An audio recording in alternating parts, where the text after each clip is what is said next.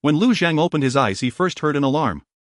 It was not the piercing siren of an earth fire truck but a low cold trembling sound that seemed to be squeezed from deep within metal bones. Red light swept across the narrow cabin, illuminating the frost-covered walls and the floating text before him. Colony Central Nexus Restart. Hello SI-3 Colony Life Support remaining 29 days 17 hours. Lord's Authority incomplete. Bound subject Lu Zhang. Before he could even curse, the lock on the cryochamber clicked open. Bone-chilling cold air rushed into his lungs. Lu Zhang coughed violently, then sat up, holding onto the edge of the chamber. Rows of silver-white cryochambers stretched into the dark end like a subterranean church filled with coffins. Most people in the coffins were still sleeping. A few chambers had already gone dark. Lu Zhang stared at those dark berths, his heart sinking. His last memory was of a rented room, a computer screen, and a strategy game at 3 in the morning. He had just sent an escort fleet into enemy territory, and the next second the screen exploded in white light and he was here. This is not a dream. When he said those words, his voice was hoarse, unlike himself. The next moment more information poured into his mind like icy water. Hello OSI-3, a desolate border planet. Thin atmosphere, constant sandstorms on the surface with low-grade iron, nickel ore and a small vein of helium-3 underground. The colony ship crashed 7 years ago. The main reactor was damaged, orbital dock lost contact, and 3120 immigrants entered emergency cryosleep. The automated system persisted until today, finally awakening the last authorizable subject, him. Current resources: mineral 4380 units, alloy 117 units, energy credits 920 units, food 18 days. Available population: awake 1, cryosleep 2947, dead 173. Facilities: underground biosphere dome 31 intact, mines 2 sealed, water recycling station 46 intact, orbital dock 12 intact. External threats unknown. Special countdown 179 days 23 hours 59 minutes. Lu Zhang's head snapped up. What is the special countdown? The Nexus did not answer. Only the red number quietly pulsed at the edge of his vision like an open eye. He forced himself not to look at it. What was truly imminent was the 29-day life support. 3,000 people frozen underground, food for only 18 days, water recycling station, half-broken mines, sealed surface, sandstorms, and orbital dock at only 12% integrity. If this were a game, it would be a standard hell start. If it were reality, 3,000 lives hung on a thread about to snap. A metallic scraping sound came from outside the cabin door. Lu Zhang stumbled out. The corridor lights flickered on, half of them blinking erratically. On the wall was the old colony group emblem, a blue-white star holding a silver wheat ear, beneath it written Hello OSI Pioneer Group. The wheat ear was covered in frost. He found the central control room according to the map in his mind. The door was jammed. He used a fire axe and struck 7 times to break it open. The central control room was full of dust. 3 bodies in colonial uniforms were fixed in their seatbelts, keeping them at their final posts 7 years ago. Lu Zhang was silent for a few seconds, then removed an ID tag from one of them. Borrowing your place. He sat in the main control seat, placing his hands on the cracked console. The Lord's core connected to his neural interface like a living thing. Broken screens lit up one by one: underground dome, mines, water supply, medical, energy, orbital. Almost all entries were red. The most glaring was life support. According to the original automatic strategy, the system would prioritize awakening engineering, medical, and administrative personnel to gradually restore the colony. But the reality was insufficient energy. The more people awakened, the faster oxygen, food, and water would be consumed. If the old procedure were followed, the colony would reach irreversible collapse in 15 days. Lu Zhang stared at the screen, suddenly realizing he could not be a normal leader. A normal leader would hold meetings, calm people, maintain order. He did not have that time. He needed to treat every person, every kilowatt as part of a high-pressure interstellar strategy game, inserting them into the most critical production chain. Central Nexus cancel automatic awakening. Warning: this operation will reduce colony comfort and social stability estimates. Comfort cannot save lives. Please confirm. Confirm. A row of awakening chambers fell silent again. Lu Zhang continued search for engineering personnel. Prioritize awakening for categories: orbital, industry, reactor maintenance, water recycling, mining, machinery. Limit to 30. Only 2 medical personnel. Administrative personnel postponed. Colonial regulations suggest administrative officer priority. Can regulations repair the dock? The Nexus was silent. Execute. Executing. 17 minutes later, the first awakened person rushed into the central control room. The person was a woman around 30, short hair, pale face, still wrapped in a cryosleep blanket. Seeing Lu Zhang in the main seat, her first reaction was not to ask what happened but to glance at the screen. Then she cursed harshly. The water recycling station is only 46% intact and you dare awaken people. Lu Zhang looked at her identity info. Lin Yanqiu, Orbital Engineering Director, Dock Structure Expert. I only awakened 30, Lu Zhang said. The water station needs saving, the mines need opening, and the orbital dock needs to be reconnected. Lin Yanqiu looked as if she heard madness. Orbital dock. Do you know that thing was smashed 7 years ago? Right now the colony's top priority is insulation, water supply, restoring agricultural pods, not touching that pile of space junk. Lu Zhang opened the orbital feed. Beyond the thin clouds a broken ring-shaped dock floated silently. It resembled a torn crown, half of its structure blackened, the other half still hanging a few faint beacon lights. Scrap metal also has categories, Lu Zhang said. Ordinary scrap can only be smelted. Dock scrap can build ships. We don't even have enough food. So we can't just think about farming. Lu Zhang pointed to the resource bar. We have or a little alloy, a broken dock. If we can restore orbital operations, we can dismantle wrecks, build solar panels, repair cargo shuttles, and then expand mining. Farm pods save lives in a month, the industrial chain saves everyone. Lin Yanqiu stared at him for a long time. Who are you? Lu Zhang.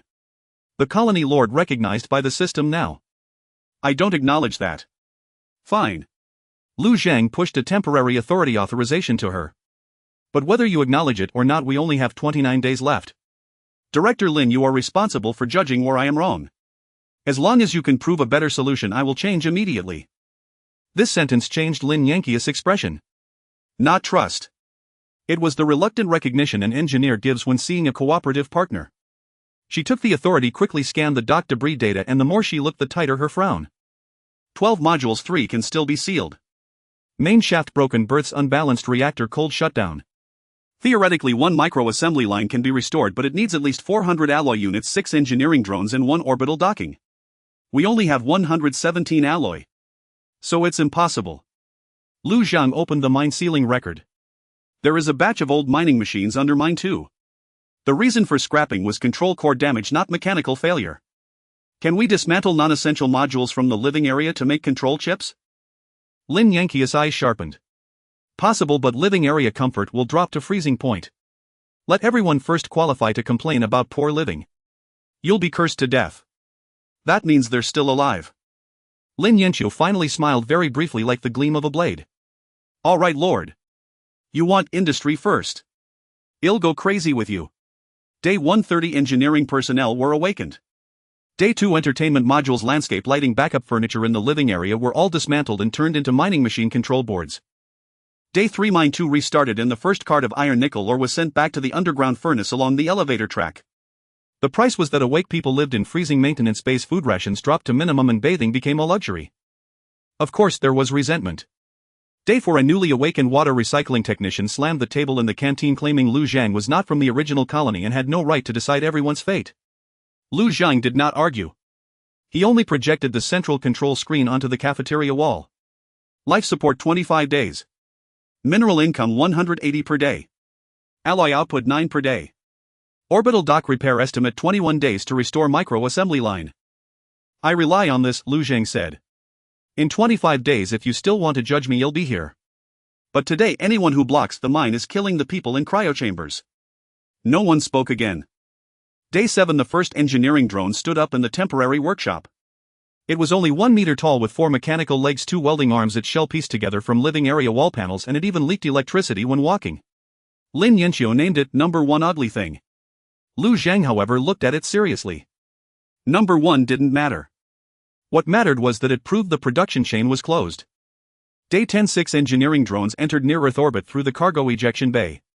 They looked like 6 clumsy iron spiders dragging cables toward the broken dock.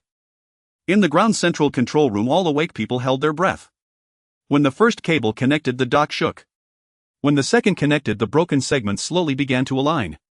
When the 6th cable connected, the orbital feed suddenly flickered and a row of cold characters emerged from the distant darkness. Detected unknown deep space pulse. Direction Heliosi outer rim route. Speculation artificial signal. Lu Zhang's heart sank. Not natural noise. Negative. Lin Yanqiu's face changed too. There have been no legal navigation records in this star sector for 7 years. Lu Zhang stared at the artificial signal, only one thought left in his mind. They had just crawled out of the grave. And outside the grave someone had already heard the noise. 1 hour after the artificial pulse appeared, Lu Zhang ordered all non-essential external signals from the colony to be shut down. This command plunged the underground dome, which had just begun to show signs of recovery, back into oppression. The public channel fell silent. Lighting in the living quarters was reduced to a minimum. Even the heating plates in the cafeteria were only operating at half power. 30 awake individuals sat under the dim yellow light like a group of refugees forced to attend a war council prematurely. Lin Yanqiu projected the scan results onto the wall. The pulse source is weak, at least 2 astronomical units away. It could be an automatic beacon or the passive reflection of a small vessel. Given our current equipment, we can't tell. Worst case scenario? Lu Zhang asked. Pirate scout or a salvage ship? Best case? A malfunctioning probe passing by. Someone whispered, shouldn't we ask for help? What if it's a regular spacecraft? Lin Yanqiu glanced at the speaker but said nothing. Lu Zhang answered for her, a colony without defenses, 3,000 frozen inhabitants, underground mineral veins, orbital debris. To a regular spacecraft, this is a rescue target. To pirates, it's a cargo manifest.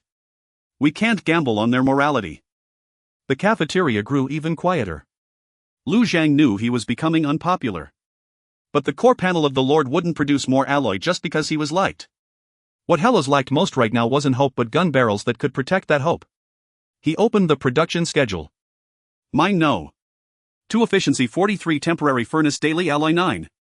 6 engineering drone 6 orbital operations dock microassembly line restoration required alloy 286 energy 420 structural parts 31. At this rate it would take nearly a month. The unknown signal wouldn't wait that long. We need to accelerate, Lu Zhang said. Lin Yanqiu, as if expecting his words, immediately presented another list. Erase everything we can dismantle. Living area insulation, entertainment modules, spare medical beds, outer redundant armor of cryopods, decorative structures in the administration center. Tear it all down, we can get about 120 units of alloy equivalents. The water recycling technician turned pale. Even the cryopod armor. There are people inside. Outer redundancy, not life support, Lin Yanqiu said. But it will increase risk. If underground vibrations occur, the impact resistance of the pods will decrease. Everyone looked at Lu Zhang. This was the Lord's position. No choice was clean. Keep the armor, the dock slows down. Dismantle it, the risk for the frozen rises. Behind every resource allocation, lives were balancing on the scales. Lu Zhang was silent for a moment. Only 30%. Dismantle the entire administration center. For the living area insulation, leave the core residential section alone, tear down the periphery. Keep 1/3 of the medical beds. All entertainment modules. Someone laughed bitterly. No more movies after this. Lu Zhang looked at him. I'll build you a theater later. The man was stunned. Lu Zhang continued, provided we have a later. The dismantling began the next day. The underground dome looked as if it were being gnawed by a swarm of mechanical ants. Wall panels were removed, pipes were pulled out, old advertising screens were cut into metal sheets. The silver statue symbolizing colonial honor in the administration hall was toppled and sent to the furnace. As it melted, many people stood by watching, their eyes complex. That was their past civilization. Now civilization had become alloy ingots. Lin Yanqiu personally guarded the furnace, recording the impurity ratio of each batch. She cursed Lu Zhang for being crazy, but her hands were fiercer than anyone's. When the last holographic wall screen in the entertainment cabin was dismantled, a young engineer couldn't bear it, saying it was the only device on the colony ship that could still display Earth's ocean images. Lin Yanqiu only asked him, can an ocean image stop a cannon? The engineer lowered his head and unscrewed the bolt. On the 13th day, the orbital dock sent back its first self-check signal. Bertha 3 attitude stable. Micro-assembly line physical structure restored 61. Low-grade blueprints available. Orbital repair tug, mining barge, point defense turret. Lu Zhang stared at the blueprint list, his brow still furrowed. No warship. Current dock level insufficient. Armed repair tug. Temporary solution possible through blueprint splicing, reliability reduced by 27. Lin Yanqiu leaned in to look, her eyes immediately lighting up. Putting the repair tug's propulsion module, the mining barge's cargo bay frame, and the point defense turret's twin railgun together. That's not a ship, that's a flying workplace accident. Can it fire? Yes. Can it turn in orbit? Barely. Then it's a warship. Lin Yanqiu stared at him, then laughed. After a while, your definition of a warship is truly simple. Before we survive, simple is fine. They designated the temporary design as Grey Falcon class armed boat. 28 meters long, crew of 4, main weapon a short barrel railgun from a point defense turret, secondary weapons 2 mining blast bolts. Armor was nearly non-existent. The reactor output unstable. Continuous maneuvers over 20 minutes could burn out the thrusters. But it could fly. It could fire. It could turn Hellos from helpless prey into something that would break your teeth. The problem was the dock still needed the final main power line. On the night of the 15th day, the orbital operation went wrong. Engineering drone No. 3 was hit by a micrometeorite while welding the main shaft. Its mechanical foot snapped and the whole unit dragged sparks as it detached from the dock, falling toward the atmosphere. If it took the main power cable with it, the previous days of repair would be completely wiped out. Alarms blared in the control room. Lin Yanqiu grabbed the remote control stick, her fingers moving so fast they were just blurs. 1 and 2 turn, grab the cable. 4 re-weld. On screen, 2 drones simultaneously lunged for the severed cable. But the orbital relative velocity was too high, they missed. The main power cable began to peel away. Lu Zhang watched the loss prediction rapidly jumping on the panel, then suddenly asked, "Can we detonate the backup battery of drone No. 3 using the shockwave to push the cable back?" Lin Yanqiu paused for half a second. Possible, but No. 3 will be completely gone. It's already unsalvageable. The explosion time window is only 2 seconds. Leave it to the central computer. Orbital calculation in progress. Success rate 38. Execute. Lin Yanqiu didn't argue. She simply pressed the authorization key. Drone No. 3 exploded at the edge of the atmosphere into a blue-white fireball. The shockwave pushed the severed cable slightly off course. Drone No. 1 pounced its mechanical arm, clamping the cable head tightly. No. 4 immediately welded the arc like a flower blooming in the darkness. 3 seconds later, the dock lights lit up section by section. Main power line restored. Micro-assembly line ready to start. A long-suppressed cheer erupted in the control room. Someone was crying. Lu Zhang leaned back in his chair, only then realizing his palms were sweaty. Lin Yanqiu looked at the screen showing 1 less drone and said quietly that ugly thing had a sibling. Now 1 is dead. Lu Zhang said, "Credit it." A drone gets credit. It bought time for 3,000 people. Lin Yanqiu was silent for a moment, then input in the maintenance log: engineering drone No. 3 destroyed during Hello's orbital dock restart operation. Contribution level 1. On the 16th day, the orbital dock officially restarted the micro-assembly line. Its first product was not a warship but a small orbital solar wing. Energy income rose accordingly and the underground dome's lights finally stabilized slightly. On the 17th day, the second product was a point defense railgun. On the 18th day, the keel of the first Grey Falcon-class armed boat was laid. Also on this day, the artificial pulse in the outer channel appeared again. This time it was no longer an isolated flicker. 3 short, 1 long, 3 short. Like some kind of response. Worse still, the Lord's Core gave a new prompt. Passive detection of low-power propulsion wake. Target count at least 3. Estimated arrival at Hello's orbit 11 days. Lu Zhang looked at the Grey Falcon-class armed boat, which was still just a skeleton. 11 days.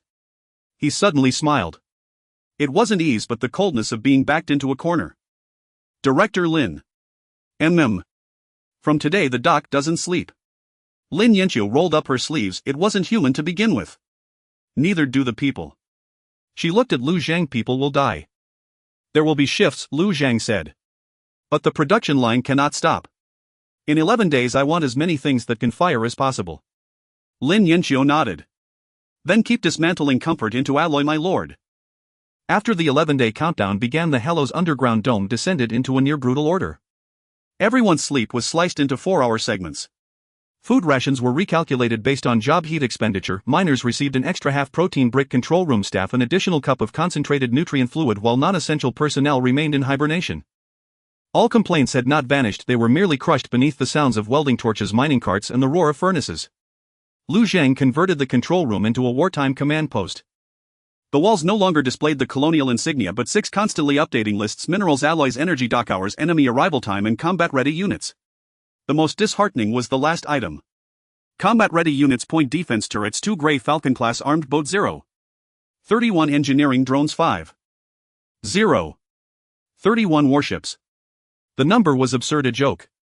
But Lu Zhang couldn't laugh. Has the unknown target decelerated? Shibai propped his feet on the edge of the auxiliary console only to have Lin Yanqiu glare them down. He was a reconnaissance pilot awakened on the 19th day. His record: excessively impressive deep space detection, course mapping, abnormal signal processing, and emergency maneuvers, all rated excellent. The only issue was that the first words out of his mouth upon waking were, "Is there coffee?" In a colony surviving on nutrient fluid, he nearly got beaten up by the miners. "No deceleration," Shibai said, pulling up the trajectory. "They're cautious. The propulsion trail is intermittent, meaning they're coasting to hide. 3 ships is a conservative estimate. I personally guess 4 or 5. Lin Yanqiu frowned. "Pirates. Very likely. Regular warships wouldn't skimp on propulsion power unless they're broke too." Shibai paused. "Of course, the universe is full of broke people, and even more broke people who fire cannons." Lu Zhang stared at the trajectory map. If he waited until the enemy entered orbit to judge, Hellos had no depth.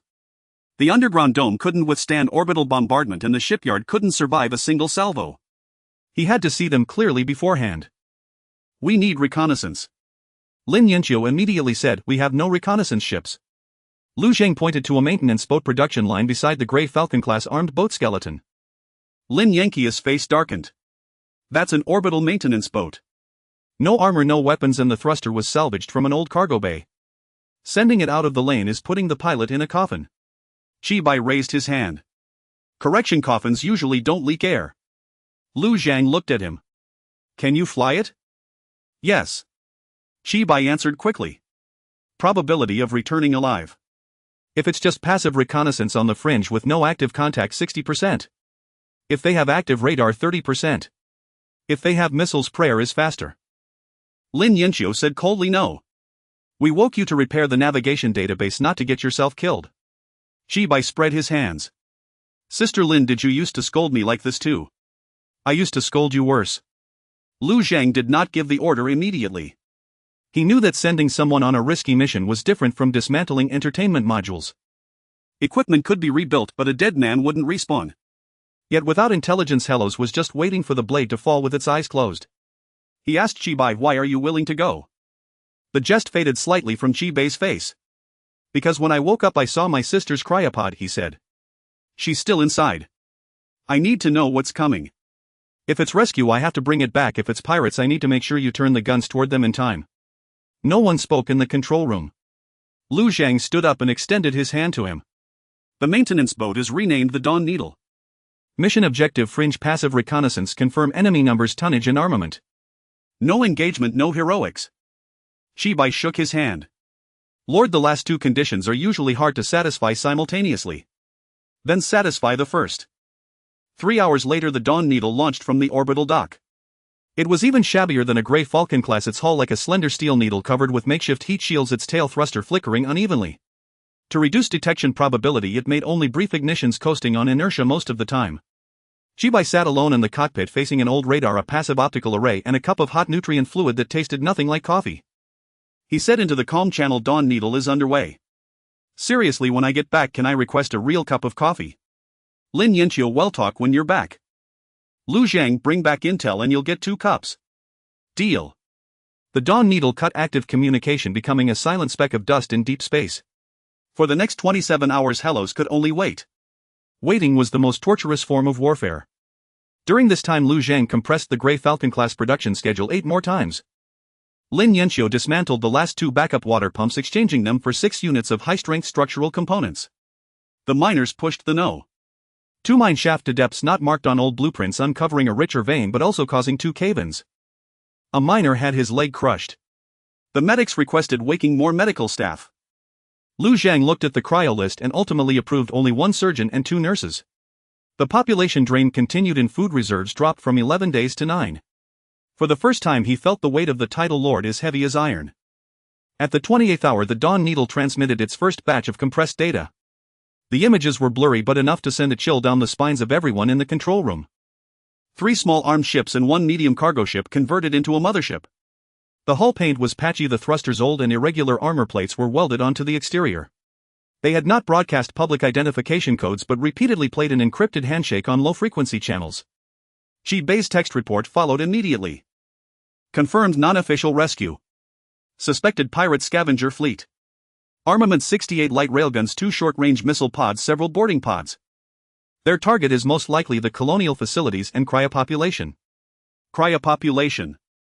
Those 2 words seemed to drop the temperature in the control room by several degrees. Lin Yanqiu gritted her teeth. They want to sell people as cargo. Lu Zhang's voice was flat. How long until they arrive? Chibai sent a second message. They've changed course. Not heading directly for the colony but to an outer asteroid. There's something there. The image switched. In the dark asteroid belt a black obelisk jutted halfway out of a rock. Its surface bore no signs of weathering as if freshly cut from the night. Around the obelisk were scattered an abnormally large number of old-era probe wreckage. The Lord Core suddenly emitted a sharp alarm. Unknown relic beacon detected. Recommendation avoid. This was the first time Lu Zhang had seen the word recommendation marked with a red high-risk tag since binding the core. He asked reason. Insufficient clearance. Elevate clearance. Insufficient clearance. Lin Yanxiu stared at the obelisk, her face unusually pale. I think I've seen this shape before. Lu Zhang turned instantly. Where? I can't remember. She pressed her temple. It's like a blueprint or a class. No, I shouldn't have seen it. Just then Chibai transmitted another voice message. His voice was low, all traces of humor gone. Lord, I'm not sure if it's my imagination, but that black obelisk. I think it just flashed at me. In the image, a faint blue line appeared at the top of the black obelisk. The next second, all navigation lights on the pirate mothership went out. They had also spotted the Dawn Needle. Warning, enemy active radar is online. Dawn Needle is exposed. Lu Zhang grabbed the armrest. Over the comm channel, Chibai let out a laugh. Bad news, they've seen me. And the good news? Lu Zhang asked. I've seen them clearly too. The Dawn Needle's tail flame flared abruptly like a lit needle fleeing madly toward Hellos. In the 7 minutes following the exposure of the Morning Needle's signal, no one in Hellos spoke a word. The central control room was left with only the rapidly refreshing tracking curves. The blue dot representing the Morning Needle made a sharp turn at the edge of the outer asteroid belt and 4 red dots lit up in sequence behind it. 2 small armed vessels broke formation to give chase. They were heavier than the Morning Needle and boasted superior firepower, but their acceleration response was half a beat slower. That half beat was Chibai's lifeline. He's using the asteroids for cover. Lin Yanxiu stared at the trajectory. Beautiful. Lu Zhang didn't praise. He was calculating the time. If the Morning Needle returned at full power, it would enter Hellas low orbit in 9 hours at the earliest. The pursuing pirates would take 10 hours. The mothership and another armed vessel would arrive in 14. The Grey Falcon-class armed craft was 69% complete with 2 Plosian defense turrets and 0 orbital minefields. They needed more time and they needed more cannons. Can the Grey Falcon be compressed? Lin Yanxiu didn't take her eyes off the screen. Yes, by removing the escape pod. Remove it. Are you sure? If something goes wrong on the maiden voyage, the crew will have no way out. Lu Zhang looked at the armed craft on the production line, its armor not yet sealed. It was already as thin as paper. The escape pod was merely its last shred of dignity. If it can't be launched before the pirates arrive, no one will have a way out. Lin Yanxiu closed her eyes. I'll go dismantle it. Lu Zhang turned to another screen. Initiate the surface minefield plan. Modify the mining blasting spikes into orbital projection mines and deploy them in the docks near surface shadow zone. An engineer hesitated. We don't have enough blasting spikes and we need surface launch sites for calibration. Underground signals are disrupted by sandstorms. The error margin will be huge. Lu Zhang pulled up a surface map. Hellas' surface was a yellow-brown desert with sandstorm belts spinning like rotating blades, perpetually scouring the outer walls of the colonial domes. The old colonial group had once built a meteorological tower 30 kilometers away, but it later went offline.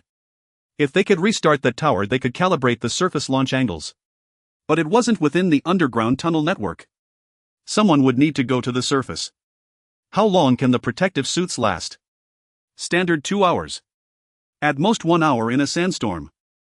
Send a drone. The surface electromagnetic dust storm will burn out the control modules. The central control room fell silent once more. Just then a rough analog signal suddenly jumped onto the external channel. It wasn't standard interstellar encrypted communication but a local colony shortwave. Only one sentence appeared on the screen: iron wolves have come from the sky. You finally woke up. Lu Zhang squinted. Locate it. Surface southwest distance 27 kilometers. The signal source is moving. Lin Yanxiu cut back from the dock channel. Local survivors.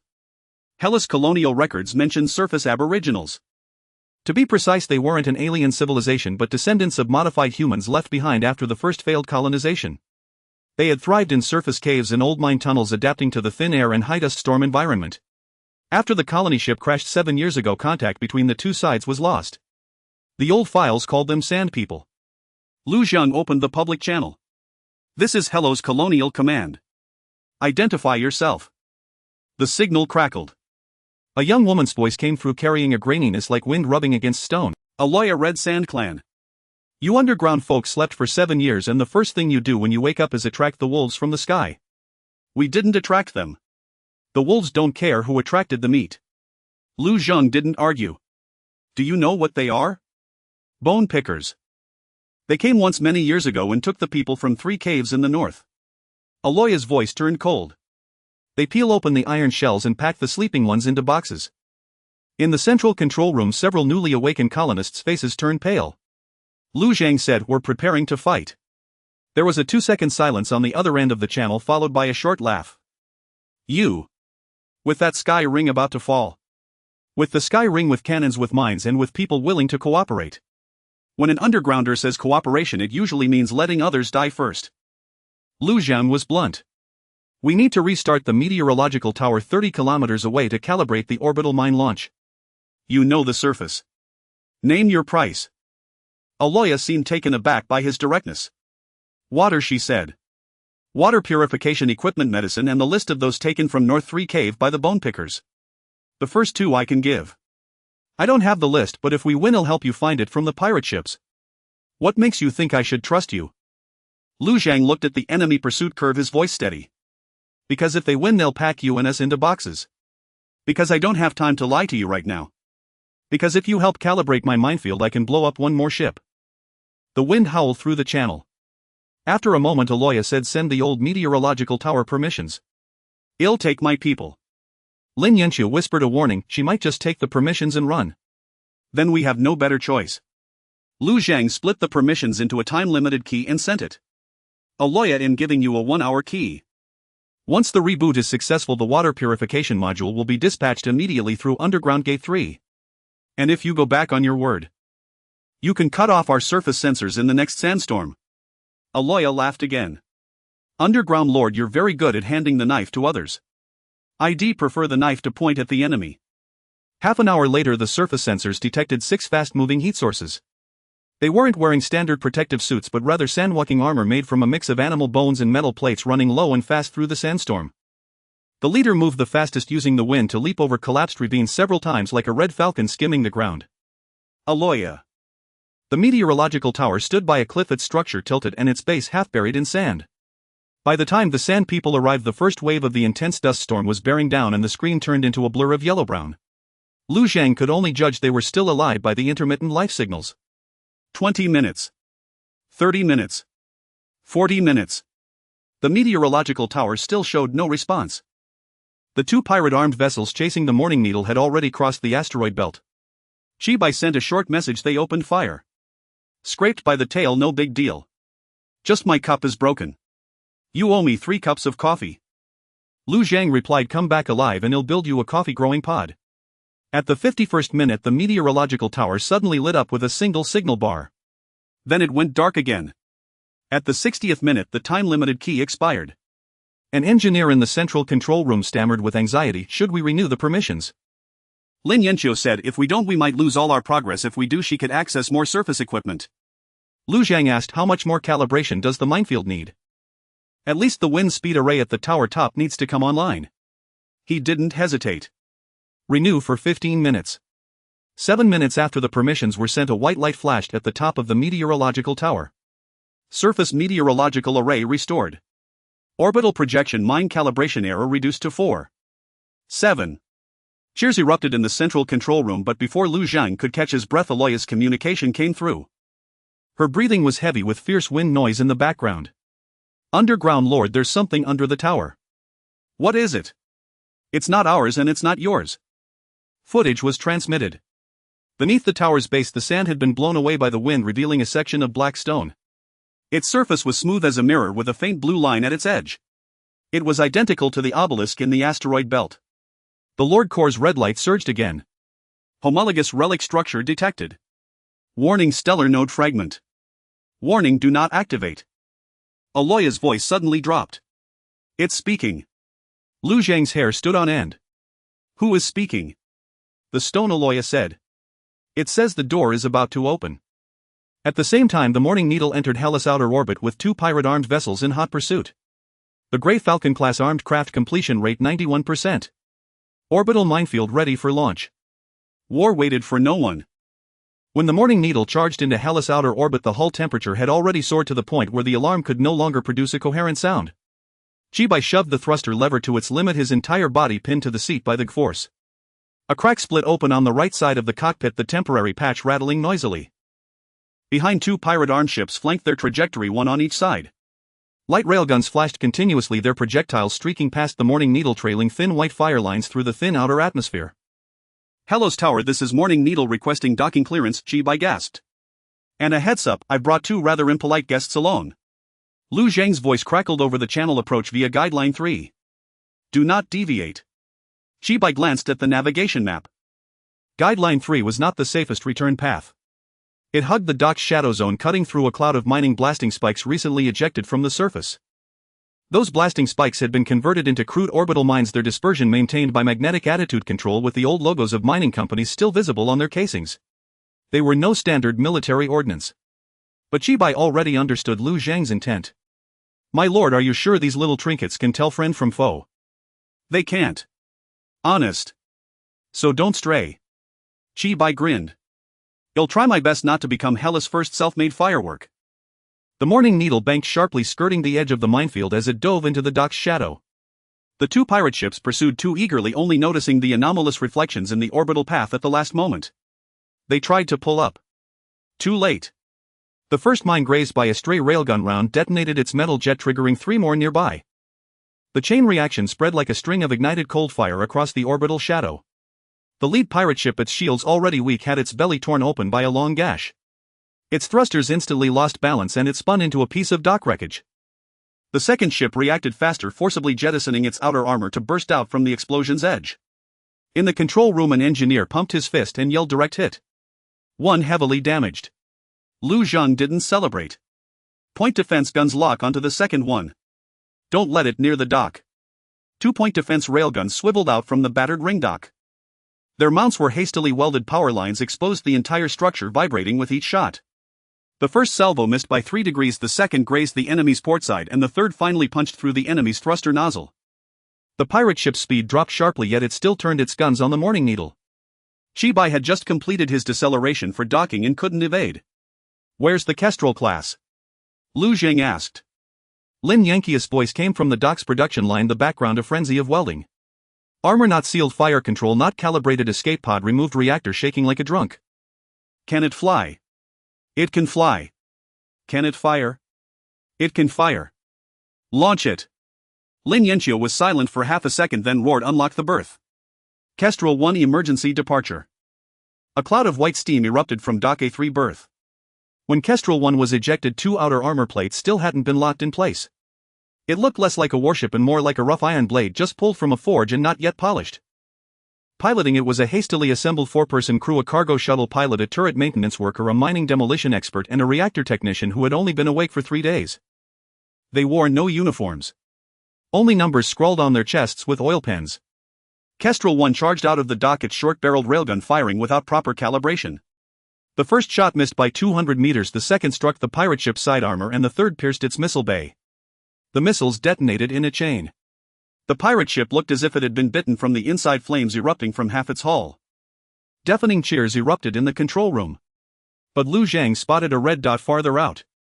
The pirate mothership and the last armed ship had arrived. They didn't approach the minefield rashly but stopped in a far orbit. The mothership opened a wideband broadcast, a raspy voice filling Hellas' communication channels. Friends in the hole, you've broken 2 of my dogs. No one answered. The voice continued, I like prey with teeth. Now hand over the cryopods, dock access, and that little scout who can run. I'll leave you 100 men to work as miners. Lin Yanqio cursed. Aloya's surface channel also connected, I remember that voice. He's the one who took the North 3 cavern. Lu Zhang calmly opened the return channel. This is the Hellos territory. You have entered my orbit, attacked my ships, and threatened my people. The pirate leader laughed heartily. Your people. Little lord, how many ships do you have? Lu Zhang glanced at his panel. Combat-ready units. Kestrel-class armed boat, 1-point defense turrets, 2 orbital mines, remaining 43 engineering drones, 5. Very few. Pathetically few. But not zero. He spoke enough to make the price too high for you. The guns of the pirate mothership slowly began to glow. The enemy didn't waste more words. The first salvo of long-range bombardment slammed into the orbital dock. The point defense guns intercepted 3, but the remaining 2 struck the dock's outer ring. A newly repaired section was blown apart and engineering drone 5 went offline instantly. Kestrel 1 tried a flanking assault but was blocked by the last pirate armed ship, the 2 tangling in a tight circle around the dock's perimeter. Hellas' first orbital battle had turned from a surprise attack into a brutal slugfest. Lu Zhang stared at the battlefield, then suddenly said, "Unlock dock wreckage C7." Lin Yanqiu was startled. That section is connected to the main axis stability cable. Unlocking it will shift the dock's attitude. How much drift? ITLL need recalibration in 14 minutes or the assembly line shuts down. That's enough. Lu Zhang pointed at the orbital map. C7 has enough mass. Once released, ITLL drift along inertia toward the mothership's firing arc. Fit it with thruster batteries. Use it as a battering ram. That's a dock structure we barely managed to stabilize. Now it's ammunition. Lin Yanqiu gritted his teeth and personally entered the unlock sequence. C7 module detached. 5. No 4 engineering drones dragging temporary thruster batteries swarmed toward the wreckage. Number 5 was already gone, only 4 remained. They completed the welding under fire, then ignited simultaneously. The massive dock wreckage began to move slowly, at first like a joke, then faster and faster under Hellas gravity and the thruster batteries push. The pirate mothership realized it too late. It fired to shatter the wreckage, but C7 was too large. Even after fragmentation, the main mass still slammed into the mothership's broadside. It wasn't an explosion. It was a dull deep space collision. The mothership's armor caved in, its attitude destabilized, and its long-range gun array skewed. Lu Zhang seized those few seconds. Kestrel 1, break off engagement. Attack the mothership's exposed flank. The pilot of Kestrel 1 roared back, "Roger." The armed boat took a glancing hit, diving with a leaking tail. The short-barreled railgun fired in continuous overload, its barrel temperature spiking into the red. The first shot hit the edge of the mothership's breach, the second tore open an internal cargo hold, and the third detonated the fuel tanks stored inside. Fire belched from the mothership's side. Aloya's cold voice came over the surface channel. The people from North 3 Cavern might be in there. Lu Zhang's heart sank. He immediately ordered ceasefire on the cargo hold area. Lock onto thrusters and weapon arrays. Lin Yanqiu looked at him but said nothing. The pirate leader's voice crackled again, no longer arrogant but seething with rage. "You hold-welling rats." The mothership began to retreat. The last pirate armed ship tried to provide cover but was caught in a pincer between the point defense guns and Kestrel 1. Its thrusters exploded, forcing it to surrender. The mothership, heavily damaged, fled toward the outer lanes, leaving a trail of burning debris. Hellas lacked the capability to pursue. All they could do was watch it escape. When the battle ended, damage to the orbital dock's outer ring had increased to 27%. 1 point defense gun was wrecked. Kestrel 1 was moderately damaged and only 4 engineering drones remained. The Morning Needle docked successfully. When Shibai was dragged out of the cockpit, his first words were still coffee. 4 cups. No one laughed. Everyone was looking at the battlefield wreckage. In the surrendered pirate ship they found 12 frozen sand people. 3 were still alive. Aloya stood at underground gate 3 watching the medical team carry them in. For the first time she bowed her head to Lu Zhang. "You didn't blow the cargo hold." Lu Zhang said, "Enemy ships can be destroyed. People are not cargo." Aloya stared at him. "Remember that, Lord of the Underground. When you have 10,000 ships, remember it too." Lu Zhang didn't answer. Because the Lord's Corps was refreshing the post-battle interface. First orbital defense victory. Spoils light armed ship 1 damaged, blueprints 3 pirate communication key 1. Unlocked low-tier ship blueprint, Kestrel-class frigate modified. Fleet capacity 012-318. Enemy mothership escape signal detected. Estimated they will return with larger-scale retaliation in 46-70 days. Lu Zhang stared at the last line, slowly clenching his fists. 1 Kestrel could hold today. It couldn't hold 70 days from now. He looked up at the shattered dock. Director Lin. Lin Yanqiu leaned wearily on the railing. "What now?" "Production line expansion." "How much?" Lu Zhang gazed at the pitch-black starfield beyond the orbit, his voice like steel that had just cooled. "Build 10 first." Build 10 ships first. Lu Zhang uttered these words while the outer ring of the orbital dock was still venting atmosphere. The shattered C-7 module after colliding with the pirate mothership had transformed into a slowly rotating field of debris like a frozen rainstorm suspended in the vacuum. The Grey Falcon I limped back to its berth with a runaway tail flame, its hull scarred with scorched bullet marks. The damaged point defense turret remained in an aiming posture, but its barrel was bent beyond use. This was not the grandeur of victory. It was the dishevelment of a victory too hard won. Lin Yanqiu stared at Lu Zhang for several seconds as if trying to confirm that the battle hadn't addled his mind. 10 ships. Her voice was soft. Do you know how much alloy we have left? The Lord's Corps projected a post-battle inventory. Minerals 6120. Alloy 74. Energy credits 1180. Food 8. 7 days for the conscious population. Dock integrity 64. Available engineering drones 4. Casualties 17. Severe injuries 3. Deaths 0. 0 deaths. This number brought relief to many in the control room but not to Lu Zhang. 0 deaths weren't due to the mercy of battle but because Hellos was too poor to afford sending more people to the front lines. If the Grey Falcon I had been sunk, all 4 crew members would have died. If a full volley had struck the point defense turret, dozens of engineers in the dock wouldn't have escaped. This victory was merely due to the enemy's underestimation. The next time wouldn't be. 10 Grey Falcon-class frigates modified, not 10 armed shuttles, Lu Zhang said. Use the captured blueprints to supplement fire control, strip the pirate ship's reactor and salvage the dock's wreckage for armor. Completed in 60 days. Lin Yanqiu threw the damage report onto the main screen. 60 days. Forget 10 ships, we don't even have a single complete production line right now. You used the C-7 module as ammunition. The main axis balance is compromised, the A3 berth needs recalibration. We lost drone 5, 1 point defense cannon is scrapped and the Grey Falcon I needs a major overhaul. If you keep pushing production, the dock will fall apart first. So we expand. With what? The captured ship. Lin Yanqiu was taken aback. Lu Zhang zoomed in on the surrendered pirate armed vessel. Its thrusters were wrecked, its hull cracked, but its internal reactor, auxiliary assembly arms and ammunition processing bay were still intact. To the pirates it was a derelict, to Hellos it was a resource depot floating in orbit. Dismantle half its structure and convert the other half into a temporary second berth. Lu Zhang said. Convert the pirate ship's ammunition processing bay into a production line for magnetic railgun shells. Use the reactor to supplement the dock's power supply. Recycle the armor plates. Lin Yanqiu's expression slowly shifted. She no longer looked at him like he was a madman but like she was seeing a kindred spirit. A kindred spirit without an engineer's license, yet daring enough to dismantle everything into production nodes. Theoretically feasible, she said. But the price is that we consume the captured ship entirely and it can never be repaired into a warship. What we lack isn't an old pirate ship, it's a dock that can continuously produce new ships. And food. The water recycling technician couldn't help but interject. Lord, we've already awakened more medical and dock personnel. There are 112 conscious people and only 8 days of food left. If you continue building ships, what about the agricultural bay? Another miner added. The rich or vain in mine too can hold out for a while but the people can't. Everyone sleeps 4 hours, eats protein bricks, and the living quarters are as cold as a freezer. We've won the battle now, so do we have to keep tearing things apart? This question seemed to open a floodgate. The exhaustion and discontent suppressed beneath the victory surged forth. Someone said the wounded needed better medical beds, another said the risk was too high after the cryopod's armor was stripped, yet another argued that the sandfolk just rescued were already being rationed water modules while the undergrounders themselves didn't have enough water. Lin Yanqiu didn't stop them. She also looked at Lu Zhang.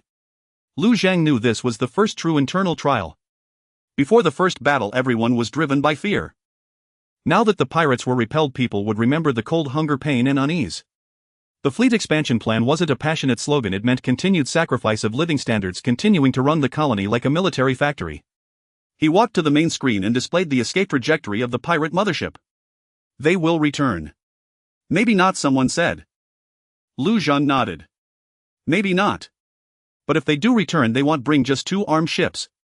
They'll bring missiles, landing pods, heavy artillery, maybe even buyers. We have no interstellar police, no reinforcements, no council arbitration. Hellos only has itself. He switched the screen. 12 sandfolk frozen in cryostasis lay in medical pods, only 3 still showed faint vital signs. Aloya stood motionless outside the pods. This is what happened the last time they came, Lu Zhang said. If we stop the next ones lying in, there will be the people from the cryopods. The control room fell silent. Lu Zhang continued, but the doubts are valid. We can't just build ships and neglect our people. From today the 10-ship plan and the survival plan will proceed simultaneously. First, fulfill our promise to the Red Sand Clan, deliver water purification modules and medicine in exchange for surface weather tower data, old mine tunnels and sandstorm route support. Second, raise the agricultural base recovery priority to level 2, stop further cuts to food rations. Third, establish a wartime representative council with one delegate from each key department reviewing resource allocation every 3 days. The miner asked, what if the council disagrees with building 10 ships? Lu Zhang looked at him. They can oppose specific plans but not the defensive objective. In 60 days Hellos must have at least 10 operational warships. Otherwise, whether I sit here as lord or not makes no difference. No one spoke again. They didn't necessarily agree, but at least they understood. That evening the first batch of water purification modules was dispatched from Underground Gate 3. They weren't new equipment but rough modules assembled from spare living quarter filters, medical sterilization cores and old water pumps. Lu Zhang personally handed them to Aloya. The surface sandstorm hadn't fully subsided. Aloya, clad in a reddish-brown sandwalker's armor, stood with over a dozen Red Sand Clan warriors behind her. Their gazes towards the undergrounders remained wary, but they no longer raised their weapons. The medicine is in there too, Lu Zhang said. The 3 survivors can stay underground for treatment or return to your caves once they're stable. Aloya opened the crate and saw 2 extra doses of anti-radiation injectors inside. You added extra. Post-battle losses, consider it a shared defense cost. Speak plainly. We'll need your help again in the future. Aloya snorted. Underground Lord, you don't even pretend to be generous. Hellos can't afford pretense right now. She handed the crate to her clansman, then suddenly lowered her voice. That black stone beneath the weather tower hummed again last night. Not a sound but here. She tapped her temple. Lu Zhang's expression hardened. What did it say? The same thing. The door is opening soon. Anything else? One image. Aloya looked towards the sky. Many ships with no lights emerging from a black door. They aren't bone pickers, they are far colder than bone pickers. The Lord's Corps didn't issue a warning.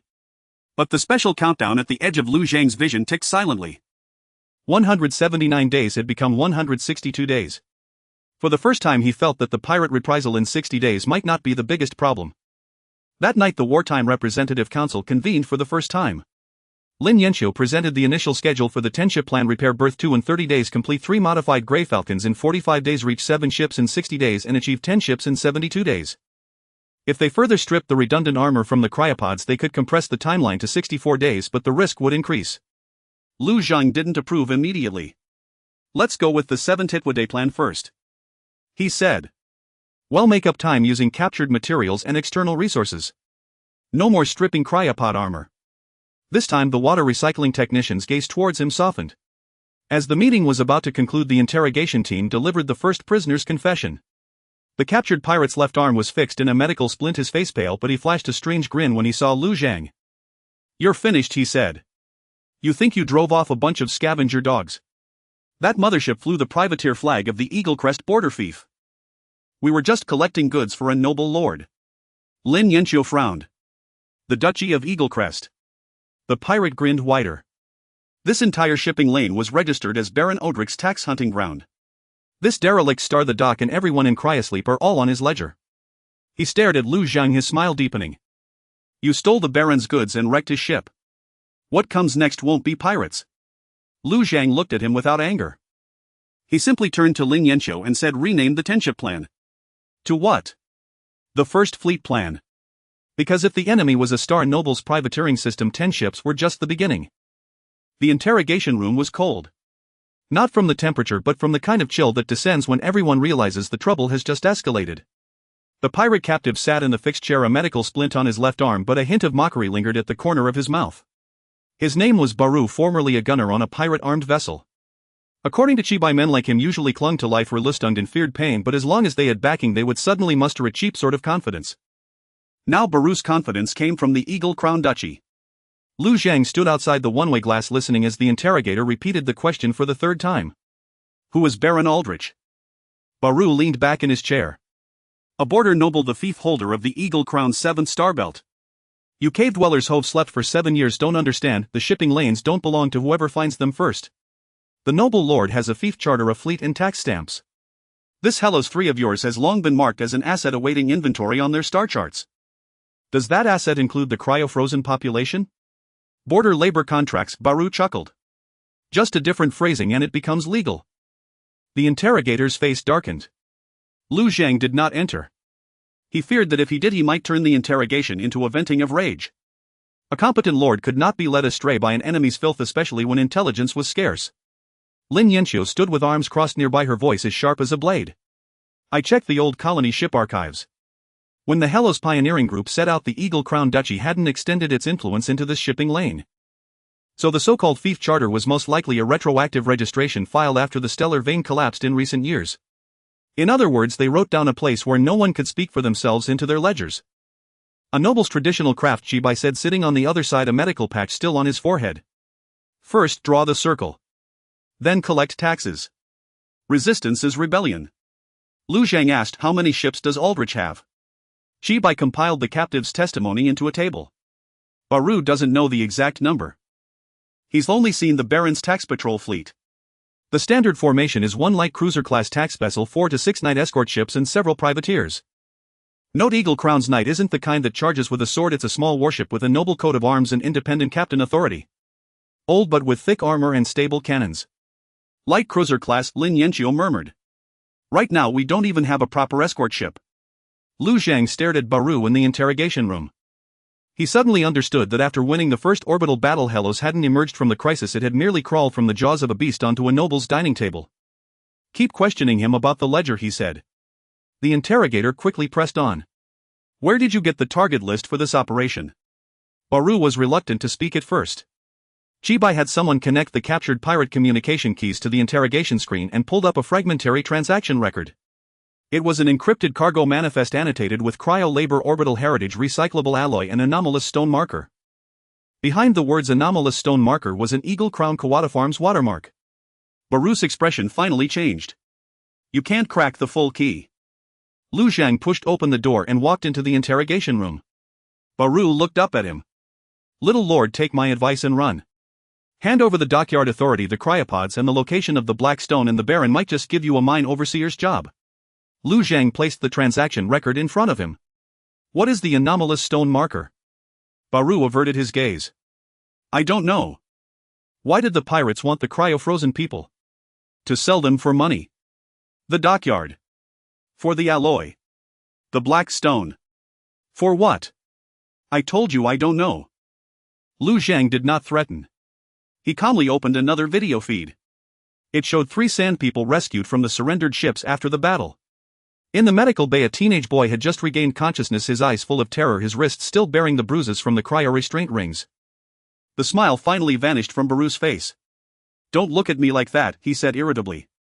I didn't capture the cargo. But you fired the cannons. Isn't that how everyone survives in the universe? You think building a fleet makes you clean? When you have enough ships, you'll be seizing mine shipping lanes and people too. Lu Zhang looked at him, recalling Aloya's words. When you have 10,000 ships, remember this. Maybe I will change, Lu Zhang said. So for now, let's set one rule. The Hellos fleet may sink enemy vessels, capture naval ports, and blockade shipping lanes, but it does not treat people as cargo. Baru sneered. Rules only hold if backed by cannons. So in building the cannons. Lu Zhang put away the video. The anomalous stone marker. Baru was silent for a long time before he finally spoke in a low voice. I only heard the captain say that the Baron was willing to pay 10 times the price for the black stone compared to the cryopods. It wasn't for himself. Someone commissioned him to find it. People from the Silver Ring. Chibai raised an eyebrow from behind the one-way glass. The Silver Ring Trade Syndicate. Baru nodded. They provide the coordinates, the Baron gives the privateering license, and we handle the hauling. The original plan was to sweep the black stone in the asteroid belt first, then come to your crummy colony. Who knew the damn stone would suddenly light up and expose our trajectory? Lu Zhang's heart stirred. The black obelisk hadn't started glowing because the pirates found it. It seemed to deliberately drag both the pirates and the Morning Needle into the same field of view. What's the name of the Silver Ring contact? I don't know. Just that it's a woman, wears a silver earring and talks like she's calculating accounts. Marta Silvering. This name had not yet appeared in Hellas reality, but it had already reached out from the future shadows set in the ledger like a preemptive hand. Lu Zheng of course couldn't know who she was, but he knew one thing: anything that could draw the attention of nobles, pirates and a trade syndicate simultaneously was far more than just a stone. After the interrogation, the Wartime Representative Council convened again. This time no one asked why they needed to build 10 ships. They only asked how to build them faster. Lin Yanqiu refined the disassembly plan for the captured ship into 12 modules. The reactor would serve as secondary power for the dockyard. The ammunition processing bay was converted into a small-scale shell production line. The intact hull was cut into armor for the escort ships, and the pirate fire control system was used to calibrate the Grey Falcon modification blueprint. To compensate for the shortage of engineering drones, they used old mine tunnel metal provided by the Sand People and surface wind tower parts to build 6 simplified models. Aloya also sat in the meeting room for the first time. She didn't sit in a chair but leaned against the wall as if ready to leave at any moment. "The Red Sand Clan can provide 3 old mine tunnels," she said. "Inside there are transport rails your colonists sealed off long ago. We don't want your positions, we want medicine, clean water and weapons training." A water recycling technician frowned. "Weapons training."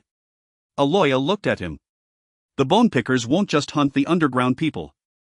Lu Zhan nodded. "Agreed. Hellos will establish a surface auxiliary force with you in command.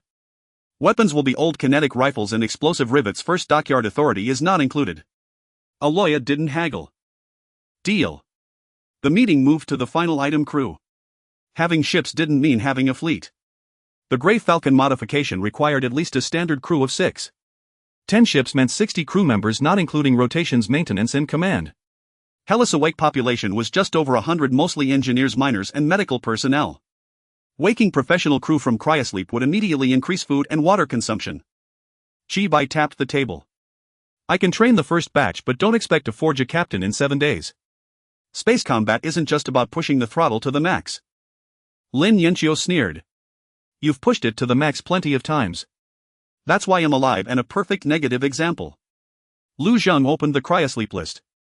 The Hellos pioneering group had no regular military, but it did have retired escort ship personnel, cargo pilots, deep space repairmen and mining blasters. The Lord Corps generated a candidate list based on neural response, professional skills and psychological stability. Suggested awakening 48 people. Food reserves would drop from 8 days to 5. No one spoke in the meeting room. Lu Zhang reduced the list to 24. First batch wake only 24. Crew training, agricultural bay repair and dockyard expansion will proceed simultaneously. For every crew member awakened there must be a corresponding increase in food production or external supply. "Where will the external supplies come from?" someone asked. Lu Zhang looked at the star chart. In the pirate transaction records a small supply coordinate was repeatedly marked, located on the leeward side of Hellas' outer shipping lane. It wasn't a main base, more like a temporary stash point for privateers. From the enemy's warehouse. Chi-Bai's eyes lit up. "A preemptive strike." "Not yet," Lu Zhang said. "First repair the ship, train the crew, conduct reconnaissance. We will no longer wait for the enemy to knock on the door, but we cannot send our only Grey Falcon on a suicide mission." At the end of the meeting the Lord Corps issued a new phase mission. Phase objective: First Fleet embryo.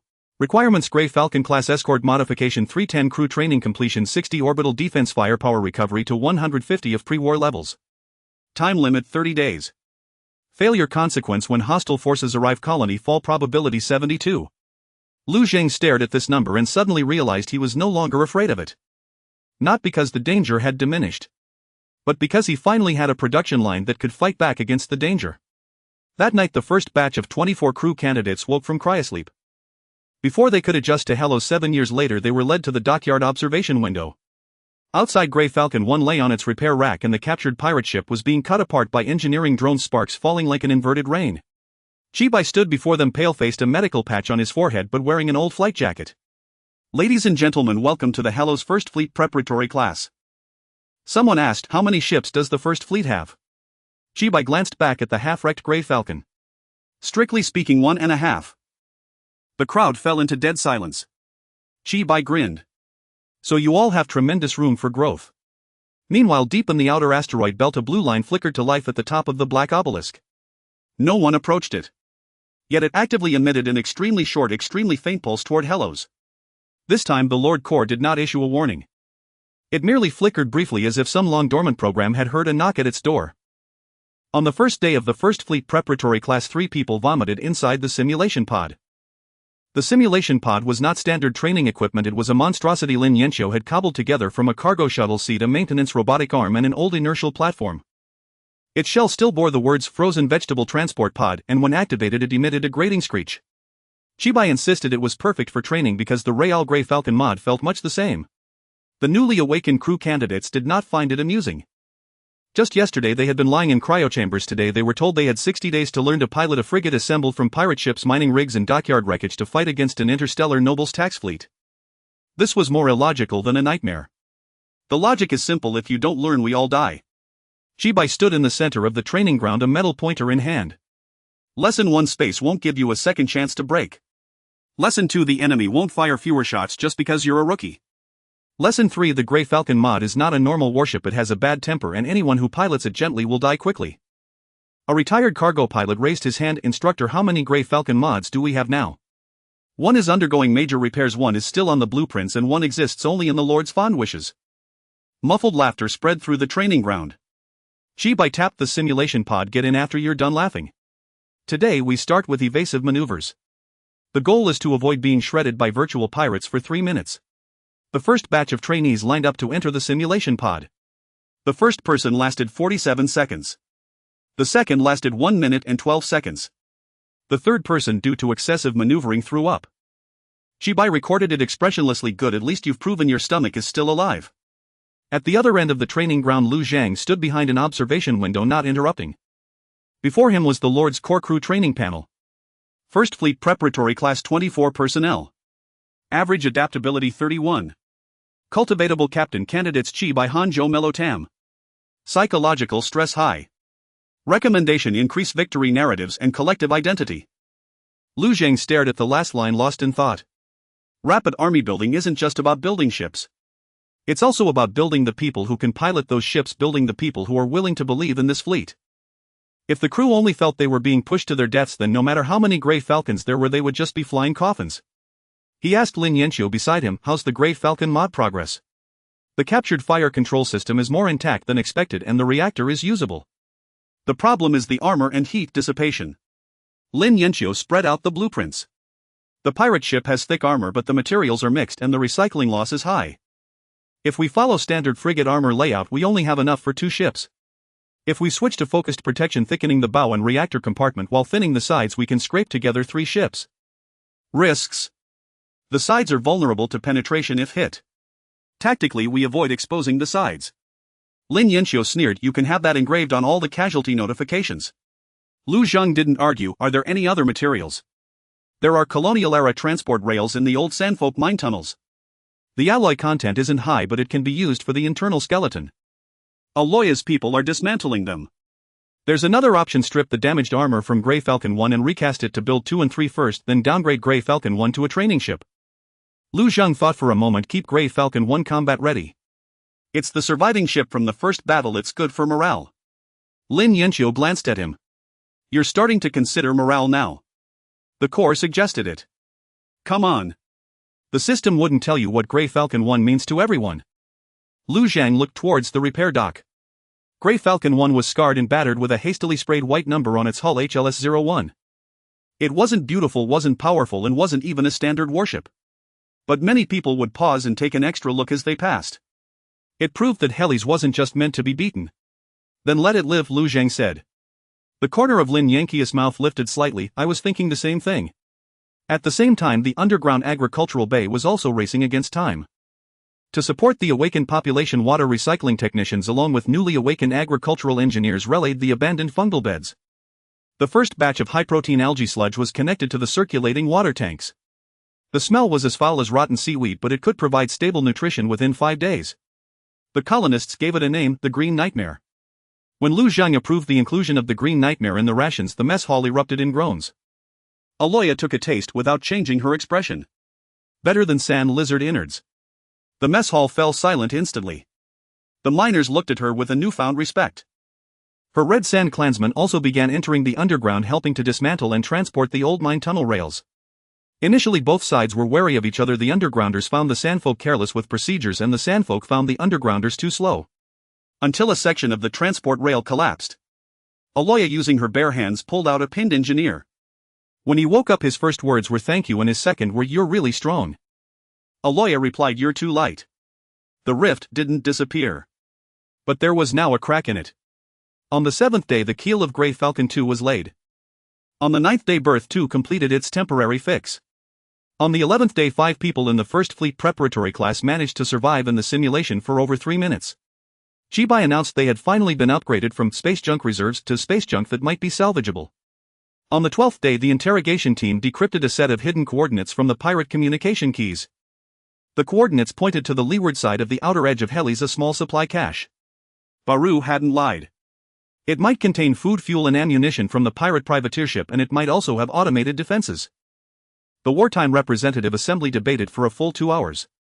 Proponents argued that Hell's food pressure was too great and they must seize the external supplies. Opponents argued that Grey Falcon 1 was barely repaired, the crew was undertrained, and an active sortie would be sending their only combat asset outside the defense perimeter. Lu Zhang made the final call: don't send Grey Falcon 1. Send the Morning Needle. Chibai protested on the spot, my lord, I just crawled out of a coffin and now you want me to pilot that needle again. I'm not asking you to fight, Lu Zhang said. Long-range reconnaissance deploy microbeacons confirm the status of the supply cache. Take a co-pilot and train the newbie at the same time. Which unlucky newbie? A short-haired woman stepped forward. Hanzhou, former escort ship navigator. Chibai looked at her. Second place in the simulation pod. Hanzhou said you're first. I don't count him the one who cheated. She replied expressionlessly, then I'm first. Chibai was silent for 2 seconds, then turned to Lu Zhang and said, I like her confidence. I recommend you buy her insurance. When the Morning Needle departed for the second time, it had 2 extra layers of heat shielding and a set of passive beacon launchers. It was still fragile but no longer a pure escape pod. Hanzhou sat in the co-pilot seat, her fingers steady unlike a newly awakened person. Chibai asked, nervous. Nervous? Doesn't look like it. I have a poker face. Chibai laughed. The Morning Needle slid into deep space, looping around in the opposite direction of the pirate's escape trajectory. 4 hours later it arrived at the leeward asteroid cluster. There it was, a hidden supply cache, 6 cargo containers, 2 automated turrets and a low-power stealth generator. The container surfaces bore both the tax seals of the Eagle Crown border fief and the privately painted skull emblem of the pirates. The relationship between the nobles and the pirates was as clear as the dual stamps on the containers. Hanzhou whispered, the automated turrets are still online. Chibai nodded, we don't get close. Deploy the beacons and leave. Just as the beacon deployment was complete, the Morning Needle's passive receiver suddenly picked up another signal. It wasn't from the supply cache. It wasn't from Heli's. It was from deeper within the asteroid belt in the direction of that black obelisk. The signal consisted of only 3 syllables, which after system translation became a line of unsettling text. Calibration complete. Hanzhou's face slightly changed. Whose calibration is complete? Chibai didn't answer. Because in the distant darkness the blue line at the top of the obelisk was slowly turning. It wasn't pointing at the pirate supply cache. It was pointing at Heli's. Calibration complete. When Chibai transmitted these 4 words back to Hylos, no one in the control room dared to respond immediately. The black obelisk did not speak in human tongue. At least not under normal circumstances.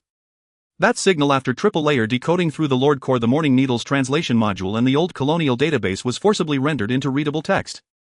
Yet the more that was the case, the more it proved this was no natural noise. It was employing some form of protocol. And Hylos' system recognized a portion of that protocol. Lu Zhang glanced at the Lord Core panel. Unknown stellar vein protocol fragment. Insufficient privileges. Recommendation: terminate contact.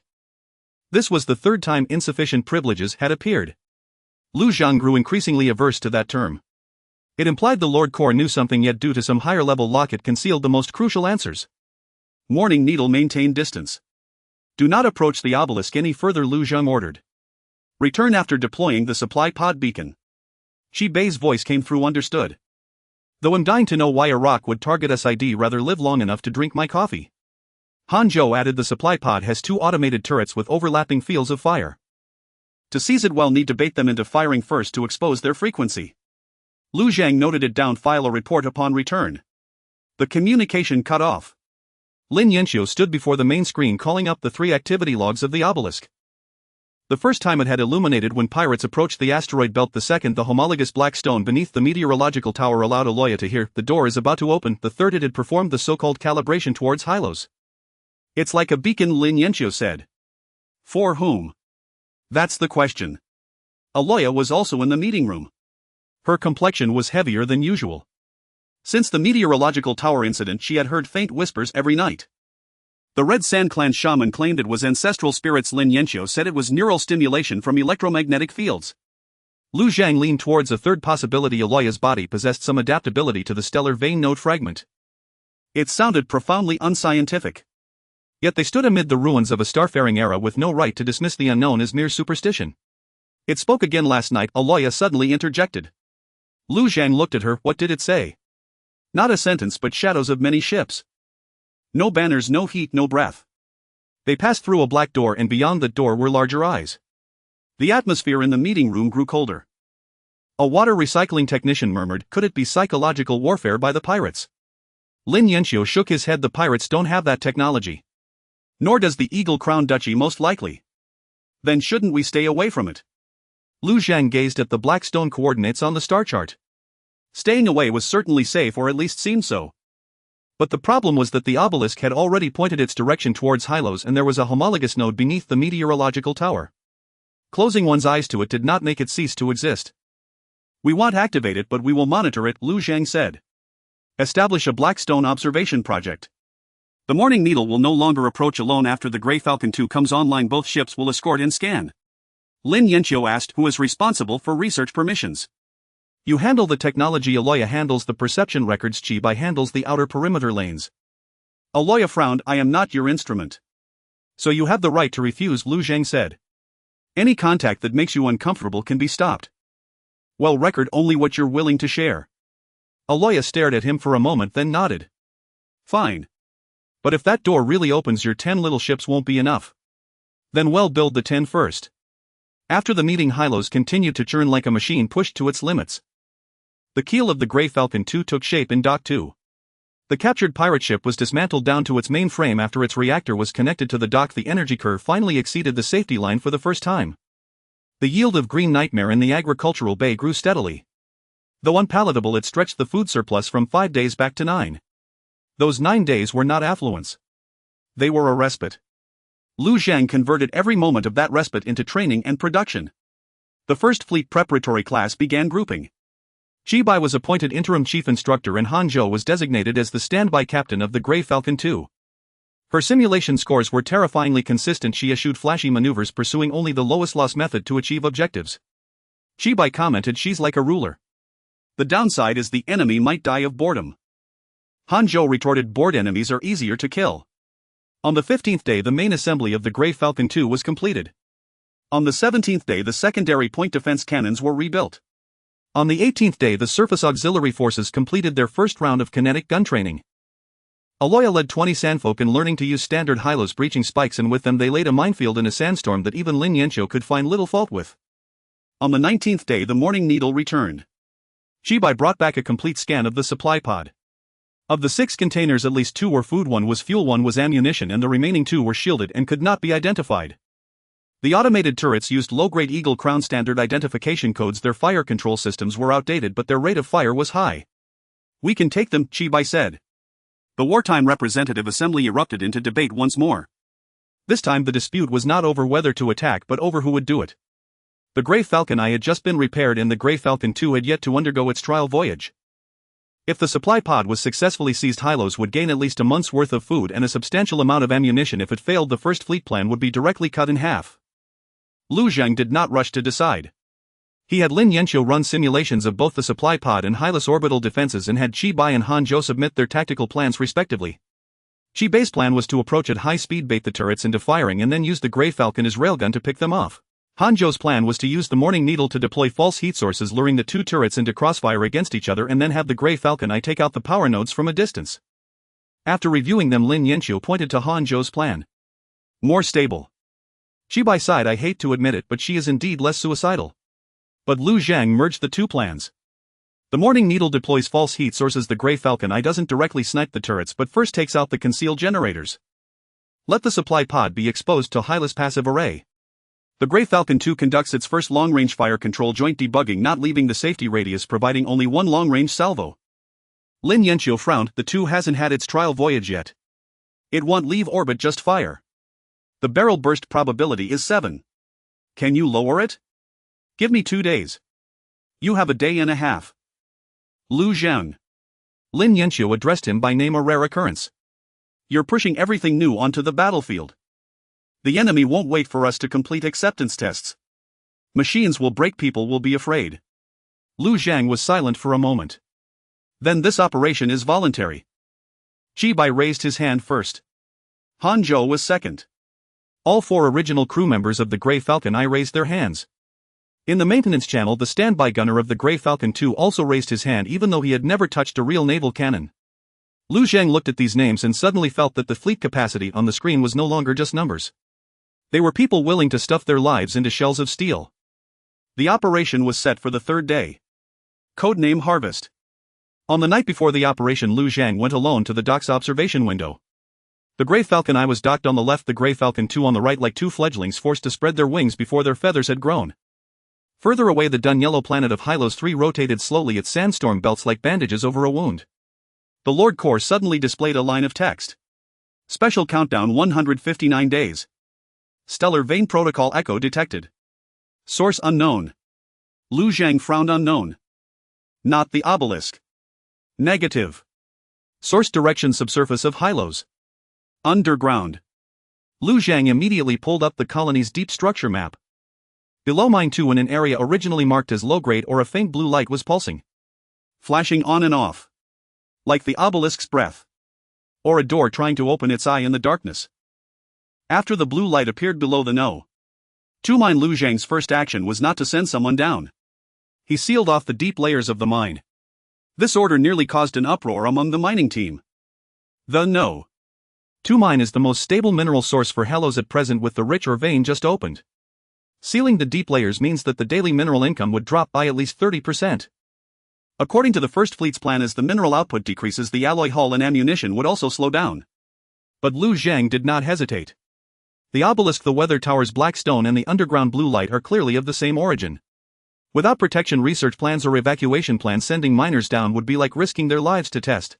He said in the wartime meeting, continue mining the shallow layers, stop the deep layers. The grain retrieval operation proceeds as usual. Wait for the supplies to return, then organize a black stone investigation team. The mining representative looked grim. What if the grain retrieval fails? Then we must ensure that the mine does not have any further incidents. No one liked this answer. But no one could refute it. Hylos no longer had the luxury to gamble on 2 fronts. The underground blue light is unknown, while the supply warehouse contains visible food and ammunition. First obtain what is necessary for survival and then deal with what causes sleepless nights. On the day of the grain retrieval operation, the dock lights were all on. The Grey Falcon No. 1 completed major repairs, and the color of the newly welded armor on the hull varied like a patched warbeast. Grey Falcon No. 2 was docked at berth No. 2 still not having undergone a complete trial run, but the railgun had already been connected for fire control calibration. The Morning Needle was equipped with 6 fake heat source beacons resembling a spiked needle. Chi Bai sat in the cockpit of the Morning Needle, reaching out to pat the control panel. Old buddy, don't fall apart today. Han Zhou sat in the co-pilot seat checking the beacon sequence. Don't you say this every time you set sail? No. The first time I said if it falls apart, please do it more gracefully. You've improved now. One must mature. On the other side, captain of Grey Falcon No. 1 was temporarily replaced by the original cargo boat pilot Zhou Qi. He survived the first battle with a small burn mark on his face. Lu Zhang asked him through the channel, are you nervous? Zhou Qi was silent for 2 seconds. Nervous. But I was also nervous last time. Last time you won. So don't lose this time. Lu Zhang nodded. Don't lose. The grain retrieval operation began. The Morning Needle departed first, navigating towards the leeward side of the asteroid belt along a low reflectivity route. Grey Falcon No. 1 followed closely behind, reducing power to maintain a safe distance for support. Grey Falcon No. 2 remained in Hylos orbit with its cannon aimed at a predetermined coordinate, the entire ship secured by a fixed arm to prevent losing control after firing. In the control room, everyone was focused on the main screen. Lu Zhang stood at the center, Lin Yanqiu sat at the dock control position, and Aloya stood by the door. She originally didn't need to participate in the space operation, but after the underground blue light appeared, she said she heard the stone is waiting, thus insisting on staying. What is it waiting for?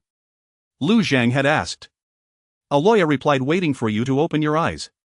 This statement made Lu Zhang also place the monitoring screen of the deep mine on the corner of the main screen. 2 hours later, the Morning Needle arrived at the outer perimeter of the supply warehouse. 6 cargo containers quietly rested in the shadow of the asteroid with 2 automatic turrets remaining in sleep mode. The cloaking generator made them appear as ordinary rocks in long-distance scans. Without the pirate key, it would have been difficult for Hellos to discover this place. Hanjo began to deploy the fake heat sources. The first beacon slid into the turret's firing arc, simulating the thermal signature of a small maintenance vessel. The turret did not react. The second beacon, still no reaction. The third beacon deliberately exposed an incomplete identification code. The turret awakened. Both automatic turrets turned simultaneously, their muzzles glowing with orange points. The first barrage shredded the fake heat source debris, exploding into a brief spark in the darkness. Hanjo calmly read the data frequency capture. Turret 1 rotation speed is 12 slower than estimated. Turret 2 power supply delay is 0.8 seconds. Chibai pushed the Morning Needle to sink slightly, deploy the fourth beacon, let them see each other. Now, Hanjo said. Gray Falcon No. 1 ignited from the edge of the shadow. It did not rush into the turret's firing range but fired the first railgun round at maximum distance. The projectile skimmed over the asteroid's surface, striking the outer shell of the cloaking generator. The generator did not explode, merely flickering twice before continuing its operation. Jochi cursed quietly, shot too shallow. The second projectile followed closely. This time the cloaking generator finally detonated. The complete signal from the supply warehouse was exposed in Hello's passive array. Lin Yenshu immediately fed the coordinates to Gray Falcon No. 2's fire control. Turret 2 has a 3-second firing window. Gray Falcon No. 2's fixed arm vibrated and the reactor output surged. That still-intrigued corvette fired for the first time while docked. The railgun projectile traveled a long distance, deviating over 100 meters by the time it arrived, yet still struck the power supply cable of Turret 2. Turret 2 powered down. The control room erupted in suppressed cheers. Lin Yenshu did not cheer, she stared at the temperature of Gray Falcon No. 2's cannon no barrel explosion. Count it as a good sign. The remaining turret crazily turned towards Gray Falcon No. 1. Jochi did not retreat. He exposed the thickest armor of the ship's bow to take a grazing hit, then the third projectile pierced Turret 1's ammunition box. The explosion blew half of the turret off and the area around the supply warehouse finally quieted down. Chibai let out a breath. Grain retrieval team begin the prize hunt. The Morning Needle approached the cargo containers, releasing 2 small towing drones. Gray Falcon No. 1 was on guard. The first cargo container opened, neatly stacked with compressed food packs inside. Someone in the control room cried out loud. The second cargo container also contained food. The third was fuel rods. The fourth was railgun projectiles. When the fifth cargo container opened, everyone was stunned. Inside were not goods. There were 27 cryogenic pods. The surface of the pod did not bear Hello's insignia and were not sand people. The people inside wore tattered miners' uniforms, their faces still showing the terror before being forcibly frozen. They came from another colonial point that had been swept by the raiding team. Chibei's voice dropped. Lord, what should we do? This question was heavy. Hellos lacked food, lacked medicine, and lacked space. 27 strangers meant new consumption, new risks, and new responsibilities. If they only took the food and left the cryogenic pods behind, it would be the most cost-effective from a purely resource perspective. Lu Zhang felt like the entire control room was looking at him. Aloya was also looking at him. She did not speak, but it felt like she was waiting for him to repeat, people are not goods. Lu Zhang closed his eyes. Bring them all back. The water circulation technician urged. Our life support pressure, I know. Lu Zhang interrupted him. Maintain cryogenic state first, do not wake them immediately. The medical team will assess their condition. Prioritize bringing back food containers, and cryogenic pods will be the second batch. Leave no one behind. Chibai said softly. Received. The sixth cargo container had the strongest shielding. While Hanjo was unlocking the outer layer, the receiver of the Morning Needle suddenly picked up a string of unfamiliar identification codes. It was not the supply warehouse's automatic system, but a short-range signal transmitted from within the cargo container. Lin Yankee's expression changed. Don't open it. Too late for a moment. The cargo container door cracked open. There were no bombs inside. Only a black crystal about the size of a fist floating in the center of an anti-shock frame. Its surface revealed familiar blue lines, completely consistent with the obelisk, the weather tower's black stone, and the blue light from the No. 2 mine. The core alarm of the Lord sounded sharply. Detected fragments of star pulse nodes. Detected external awakening code. Warning position has been exposed. At the same moment, the blue light on the deep mine monitoring screen suddenly intensified. Aloya suddenly covered her ears and knelt on the ground. The door is looking here. Lu Zhang supported her, closed the cargo container. The Morning Needle is withdrawing. Hanzhou was already moving. The towing drones forcibly closed the cargo container door but could not interrupt the signal from the crystal. In the depths of the asteroid belt, the top of the black obelisk lit up with an unprecedented blue light. Chibai pushed the thrust lever hard. We have to go. Grey Falcon no. One covered the Morning Needle as it towed the food containers away. The cryogenic pods and the sixth cargo container could not all be taken, only beacons were attached waiting for the second round of recovery. Just as the two ships were leaving the asteroid belt, Hello's passive array captured a new transition disturbance. It was not the obelisk. It was the outer channel. A small high-speed ship painted with the Eagle Crown emblem slipped out of sublight speed, appearing just at the far end of the supply warehouse. It was evidently attracted by the signal from the sixth cargo container, with the emblem on the bow depicting a golden eagle claw pressing down on a tax stamp. Chibai cursed. The noble's nose is really keen. Lu Zhang stared at the high-speed ship. It was cleaner than the pirate-armed ships, with more stable shields and longer barrels. If it were to fully report Hello's position and strength back to Baron Aldridge, the First Fleet's plan would lose its most precious time. Can we intercept it? Lu Zhang asked. Zhou Qi's voice came from Grey Falcon. No. One ship one has 41 ammunition remaining and the temperature of the thrusters is high. We can chase for a while. Hanzhou said the Morning Needle can deploy remaining fake heat sources to interfere with its transition calibration. Grey Falcon no. Tu's cannon was still cooling and could not provide long-range fire. Lin Yanqiu whispered, don't gamble. Let them bring back the food. Lu Zhang looked at the star map. The food containers were on their way back. The cryogenic pods were still in the supply warehouse. The black stone fragments in the sixth cargo container were still sending signals. The Eagle Crown high-speed ship was accelerating, expected to exit the interference zone in 17 minutes and re-enter stealth glide. If it was allowed to leave, the enemy would come faster. If they pursued Grey Falcon no. One might not return. Lu Zhang pressed the communication button. Zhou Qi, intercept the high-speed ship. Do not aim for sinking but destroy its communication mast and transition calibration array. Chibai, Hanzhou, deploy all fake heat sources and clear the way for Grey Falcon no. 1. Mission objective changed after retrieving the grain cut off the tongue. There was a moment of silence in the channel. Then Zhou Qi replied, Grey Falcon no. 1 received. Chibai chuckled, Morning Needle received. Cutting off the tongue sounds cooler than just retrieving grain. Hanzhou added fake heat source sequence rearranged to be deployed in 30 seconds. After seizing the first batch of grain, the two small ships of Hello's First Fleet did not immediately head home. They turned and charged towards the high-speed ship flying the Eagle Crown emblem. In the control room, Lu Zhang watched the blue dots representing the two friendly ships rush towards the red dot, feeling clearly for the first time that Hellos was no longer just a passive colony being beaten. From this moment on, they began to bite back. As the Eagle Crown high-speed ship turned, the entire asteroid belt seemed to be stirred by an invisible hand. It did not fire immediately, nor did it hasten to escape. The silver-gray small ship first deployed two thin wing-like antennas, and a golden identification light illuminated beneath the eagle claw emblem at the bow. Then a narrow communication pulse shot towards the depths of the outer channel. Lin Yanqiu suddenly stood up in the control room. It's sending compressed intelligence. Lu Zhang stared at the main screen. Interception rate. Too far away, the Hellos array can only capture edge scattering. The information is incomplete, but as long as it transmits coordinates and combat capability maps, the Baron will eventually piece it together. Morning Needle. Lu Zhang pressed the communication. Interrupt it. Working hard. Chibei's voice was distorted by the overload. The noble ship is slicker than a pirate ship, like a fish greased with oil. The Morning Needle was the first to deploy the first group of false heat sources. 3 small beacons ejected from the stern, briefly simulating the heat traces of 3 low-power maintenance vessels. The fire control of the Eagle Crown high-speed ship indeed deviated for a moment, and the secondary cannon at the bow fired a precise shot that shredded 2 beacons. The third beacon slipped along the surface of the asteroid, concealed by the debris from the explosion, heading towards the rear side of the high-speed ship. Hanzhou calmly reported interference has entered the transition calibration array's side lobe. Expected impact 11. Only 11. Chibai gritted his teeth. Is it a noble or a turtle?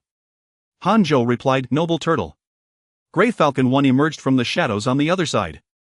Its thruster temperature had already risen, the tail flame color tinged with danger.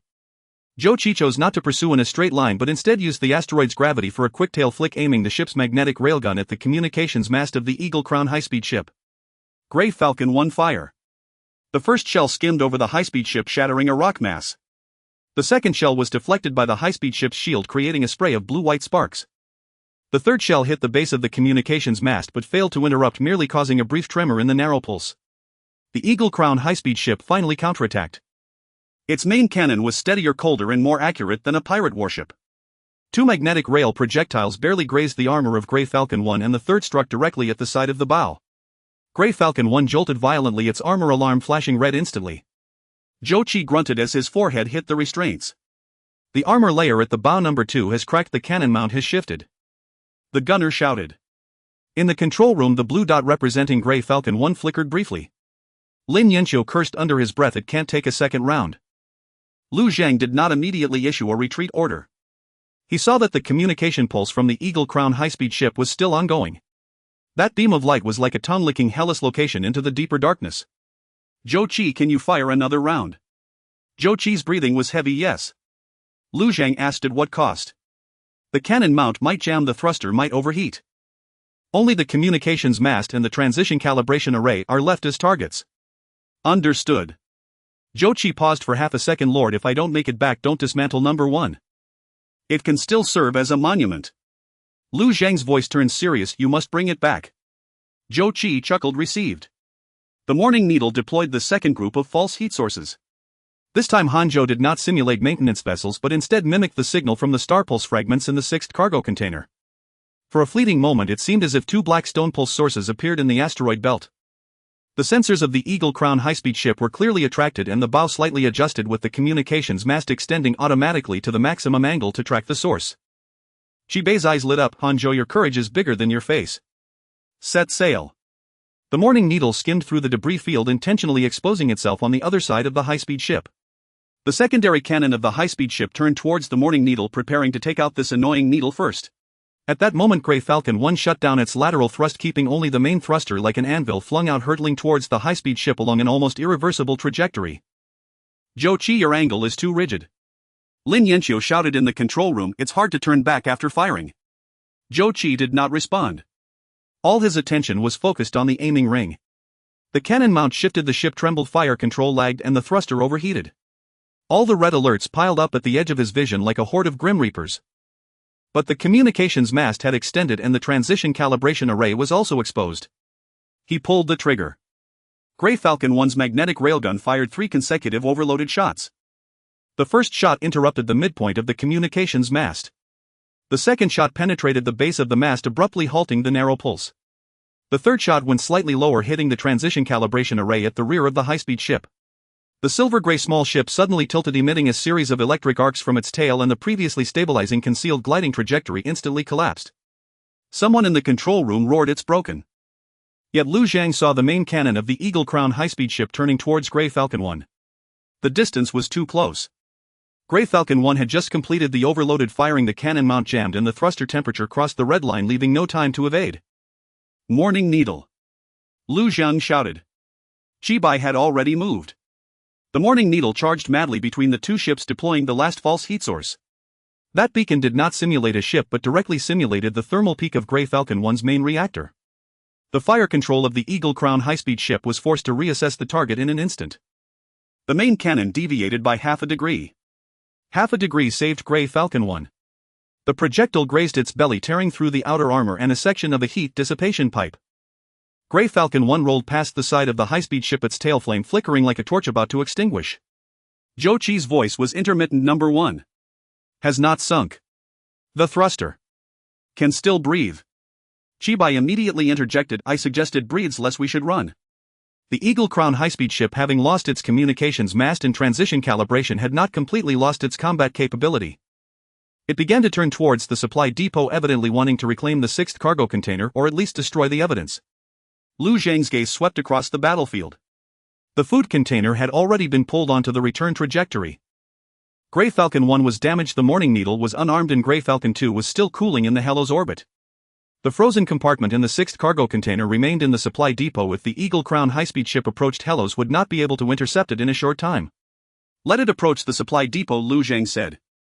Lin Yanqiu turned sharply. What? The 6th cargo container is still sending signals. If it wants to take it, it will have to come closer. Are you going to detonate it? not to detonate the black stone. Lu Zhang pointed to the damaged automated turret next to the supply depot. The ammunition box of turret 1 is only half exploded. There are still undetonated rounds inside the container. Warning needle, can you lure it next to the turret wreckage? Chibai was silent for a second. I can, but I will be very close to the noble turtle. Hanzhou. Hanzhou glanced at the trajectory 37 seconds window. If we fail, the morning needle will enter the main cannon's close-range firing zone. Chibai laughed. Then don't fail. The morning needle turned towards the supply depot. It did not run far but skimmed closely past the 6th cargo container, gently touching the outer shell of the container with a low-power tractor beam. The black crystal inside the container immediately lit up with blue lines. The Eagle Crown high-speed ship, like a hound that caught the scent of blood, indeed turned its bow to chase after. It took the bait, Hanzhou said. Don't speak too soon, Chibai warned. Watching the distance, the hook might also drag the fisherman down. The morning needle flew past the wreckage of the turret. The Eagle Crown high-speed ship closely followed, its main cannon locked onto the morning needle. Just as it entered the vicinity of the wreckage, Grey Falcon 1, dragging its damaged hull, fired its last usable shell. The shell did not hit the high-speed ship. It struck the ammunition box of the turret wreckage. The explosion detonated beneath the side of the high-speed ship. Shrapnel and unburned projectiles rained down like a metal storm, violently striking its already damaged rear. The high-speed ship's shield flickered several times before it extinguished. The rear calibration array shattered completely and half of the thruster dimmed. The silver-gray small ship spun out of control, colliding with a piece of asteroid debris, finally coming to a halt. There was no explosion. No escape. The control room fell silent, then erupted with long-suppressed cheers. Yet Lu Zhang asked first status of Grey Falcon 1. Zhou Qi's voice was faint. Cannon mount jammed, heat dissipation pipe ruptured, thruster overheated. Can slowly make it back. Morning needle. Chibai replied, the hull has a few more noble signatures, but it's not a big issue. Hanzhou suggested I talk less nonsense next time. I think this is a serious team communication problem. Hanzhou, the status of the morning needle is capable of returning to base. Lu Zhang finally breathed a sigh of relief. Tow the food container. Mark the frozen compartment and the 6th cargo container.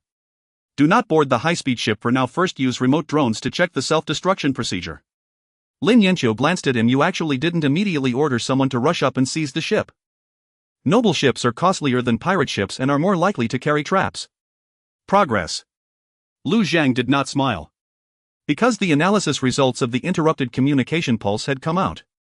Lin Yanqiu projected the incomplete data onto the screen. The Eagle Crown high-speed ship indeed failed to transmit a complete combat capability map, nor did it send out the Hellos coordinate calibration values. But the initial narrow wave had already sent out a short message. The content was only 13 characters long. Star Pulse cargo discovered, encountered armed resistance. There were no coordinates. No combat capability. But enough for Baron Odric to know one thing: there was something resisting in his ledger. Lu Zhang looked towards the outer channel, his voice low enough for only a few people nearby to hear. Then let him come before we create teeth. As the food container returned to the Hellos orbit, the underground dome resonated for the first time with a festive sound. It was neither music nor cheers, but a more primitive sound. The container's lock being released, compressed food boxes being loaded onto the conveyor belt, agricultural engineers checking the expiration labels in the cafeteria, reducing the allocation ratio of the Green Nightmare from 60% to 35%. Someone stood beside the conveyor belt, watching box after box of food flow into the warehouse, their eyes reddening. They had not seen the word surplus for far too long. The Lord's Corps refreshed the resource panel. Food reserves rationing for awake population 8. 9 days 31. 6 days. Fuel rods 42 new sets added. Railgun shells 310 new rounds added. Fleet repair materials insufficient. The last line felt like a thorn, driving the fleeting joy back into reality. The Grey Falcon No. 1 was towed back. As it docked, the hull's belly was still emitting white mist and the heat dissipation pipes looked like torn blood vessels. Zhou Qi and 3 crew members were assisted off the ship by the medical team, one of whom, the gunner, had a fractured right arm, while the reactor technician suffered mild radiation burns. Zhou Qi refused to lie on the stretcher until he saw Lu Zhang, at which point he straightened his back. Mission accomplished, he said. Lu Zhang looked at the blood on his temple and his trembling hands, refraining from offering empty praise. You have reclaimed Hellas time. Zhou Qi's gaze flickered. Those words carried more weight than any medal. Lin Yanqiu and his team inspected the Grey Falcon No. 1, and the more they examined it, the darker their expressions became. Gun mount is destroyed, the main heat dissipation pipe needs to be completely replaced, the propeller blades are eroded, and the belly armor needs to be relayed. It won't be able to go back to the battlefield for at least 10 days. 10 days to recover. If you don't let it crash into a noble ship again. I'll do my best. Every time you say I'll do my best it means I can't sleep. Lu Zhang turned to view the battlefield recovery map. Gray Falcon no. One in Morning Needle brought back food, fuel and ammunition, but the frozen chamber remained in the supply warehouse and the sixth container was still polluted by Blackstone signals while the Eagle Crest fast ship lay crippled beside asteroid debris. Now Hellos faced 3 recovery targets but only had the Morning Needle and a few towing drones available. First, recover the frozen chamber, Lu Zhang said. The water circulation technician did not immediately object this time, but his expression remained heavy. 27 people even to maintain freezing will use up energy and medical monitoring. If they are from other colonies, we do not know their pathogens or political backgrounds, nor do we know if they will bring the Baron's troubles with them. Aloya stood at the door of the conference room coldly stating, the trouble has already arrived. I am not saying not to save them, the water circulation technician wearily rubbed his temples. I am just saying we need to know if we can bear it. Lu Zhang opened the life support budget. With the food container, hellish short-term pressure shifted from food to energy, medical beds and cryogenic maintenance chambers. If we do not wake up the 27 people immediately and instead connect them to low-power cryogenic monitoring, the cost will be acceptable. But if someone among them suffers severe cryogenic damage and needs rescuing, it will occupy medical resources that are already tight. Every choice still comes with a cost. The principle remains unchanged, Lu Zhang said. People are not cargo, not a single one will be left behind. First, recover them, isolate them in cryogenic state, and the medical team will assess them in levels. Do not wake them unless necessary. If someone must be rescued, it will represent a temporary review of resource allocation by the meeting, but they cannot be left outside to die. The water circulation technician nodded. He did not smile, but he did not argue further. When the Morning Needle set out again to recover the frozen chamber, Hanzhou served as the main pilot while Chibai was forcibly confined to the medical cabin to rest. Chibai was very dissatisfied with this, saying he had only signed a few names for the noble ship and it did not affect his piloting. Lin Yanxiu had the medical staff place a sedative in front of him and he immediately chose to respect medicine. Before Hanzhou set out, Lu Zhang asked her, first independent mission, can you complete it? Hanzhou replied, yes. What if you encounter an accident? Prioritize protecting the frozen chamber, then the Morning Needle, and lastly the sixth container. Lu Zhang glanced at her. The sixth container is not your objective. But it will affect all objectives. She was not wrong. Weak pulses from star vein fragments still lingered around the supply warehouse. After the black crystalline prism was suppressed by the container's shielding layer, the signal diminished significantly but did not disappear. Every few seconds it would echo towards the obelisk, and the blue light deep within Mine 2 would flash in response. The 3 were breathing as if separated by the starry sky and rock layers. Hanzhou smoothly dragged back the first batch of 9 frozen chambers. The second batch of 9 was also successful. The third batch encountered problems. One frozen chamber's maintenance system was severely aged and its temperature began to rise during towing. If it continued to be dragged back slowly, the personnel inside could suffer irreversible brain damage. If accelerated, the towing drone might tear apart the fixing frame. Hanzhou did not immediately consult. She brought the Morning Needle close to the frozen chamber using the ship's hull to provide thermal shielding, then cut all non-essential energy to temporarily supply cooling to the chamber. As a result, the speed of the Morning Needle decreased and the return time increased by 22 minutes. In the control room, the water circulation technician turned pale upon seeing this. She also reduced the life support of the Morning Needle. Lin Yanxiu said, reduced to the edge of the safety line. Lu Zhang asked Hanzhou's status. Hanzhou's voice was steady, a bit cold. But I can manage. Chibai, lying in the medical cabin and connected to the channel, spoke seriously. For once, don't push yourself. The Morning Needle's thermal insulation layer on the starboard side has old cracks. The temperature difference may cause it to open. Understood. You know and still do this. What you taught me, space won't give a second chance to break. Chibai fell silent for 2 seconds. He'll say fewer maxims in the future. 24 minutes later, the Morning Needle returned to the dock with the last 9 frozen chambers. When Hanzhou disembarked, her lips were pale and her fingers stiff, yet she immediately confirmed the life signs of the aging frozen chamber. The medical staff shouted, stable. The person is still alive. Only then did Hanzhou lean against the chamber wall and slowly exhale.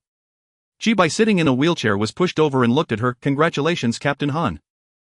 Hanzhou frowned. I am not yet a captain. From the moment you let yourself freeze to drag people back, you are. She did not respond. She simply looked at Lu Zhang. Lu Zhang nodded. After the Grey Falcon No. 2 trial voyage, you will serve as the acting captain. Several trainee cadets around instinctively straightened their backs. The First Fleet was no longer just Chibai's adventure, nor was it merely Zhou Qi holding on with the Grey Falcon No. 1. It began to have a second, third name that could be trusted. That night 27 unfamiliar frozen individuals were all connected to the isolation zone. The medical team interpreted their identity chips. Most were from the Stone Cormorant small mining station, a free mining point registered outside the Eagle Crest border. 3 months ago the mining station was attacked by a privateer ship and the survivors were frozen in boxes prepared for transport to a labor market. One of the identity chips was severely damaged, leaving only half of a name. Tower, the medical staff read occupation identification is Star Map Surveyor. Star Map Surveyor. Lu Zhang immediately realized that this person might know the surrounding routes. But they could not wake him just yet. Because at the same time the remote drones finally approached the crippled Eagle Crest fast ship. The hull had not exploded, self-destructed, nor emitted any life signals. However, the drone scanned and found that the main control panel of the bridge was still operating at low power, as if it was deliberately waiting for someone to board. Lin Yanxiu attempted remote hacking but was blocked by a layer of noble permissions. The screen displayed the Eagle Crest emblem.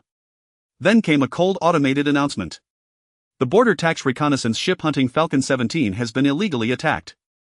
Hostile actions have been recorded. If this ship is uncontactable for more than 72 standard hours, the preset arbitration package will be automatically submitted to the Lord of Audric. The light-hearted feeling that had just arisen in the conference room due to food and rescue vanished in an instant. Lu Zhang stared at the countdown. 72 hours. The 7-tick World War countdown hung on the main screen of the control room like a nail suspended above everyone's heads. Falcon 17 lost contact arbitration package submission countdown 715812. It emitted no alarm, yet it was more piercing than any siren. Lin Yanxiu attempted 5 different decryption methods in succession, all repelled by the Eagle Crown permission locks. The Falcon 17's systems were not advanced, but they were exceedingly closed off like an aristocratic safe box secured by a dozen old locks. Forcible breaching might trigger self-destruction, while remote neglect would result in the encounter log being submitted to Baron Audrich in 72 hours. The coordinates aren't the biggest problem, Lin Yanxiu said. We've already taken out its primary communication and jump calibration. The arbitration package can only be sent slowly via backup narrowband, so the content won't be too complete. But it will prove one thing: there is organized armed resistance here, and it involves Star Vane cargo. Shibai sat nearby his shoulder, wrapped in a fixing strap. When nobles hear the word Star Vane cargo, they'll crawl over even with broken legs. So we need to deal with it within 72 hours, Lu Zhang said.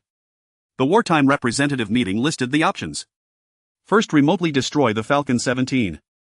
The advantage was simplicity, but the explosion might trigger the final transmission of the arbitration package and also result in the loss of complete noble ship technology. Second, send a team aboard to physically dismantle the main control. The advantage was the chance to capture data and equipment, but the downside was that the noble ship likely contained automated defenses, self-destruct traps, and permission poison locks. Third, tow the Falcon 17 back to the Heroes dock for isolated disassembly. The advantage was better operating conditions, but the risk was that if the system determined it was captured during towing, it might activate the arbitration package early. Fourth, use the Star Vane fragment from the 6th cargo container to interfere with it. This proposal was immediately rejected by Lin Yanxiu. We don't even know why that Blackstone emits signals. We're not using it as a master key. Lu Zhang nodded. Seal the Star Vane fragment. Send a boarding team to the Falcon 17. The meeting room fell silent for a moment. Aloya looked up. I'll go. Lin Yanxiu frowned.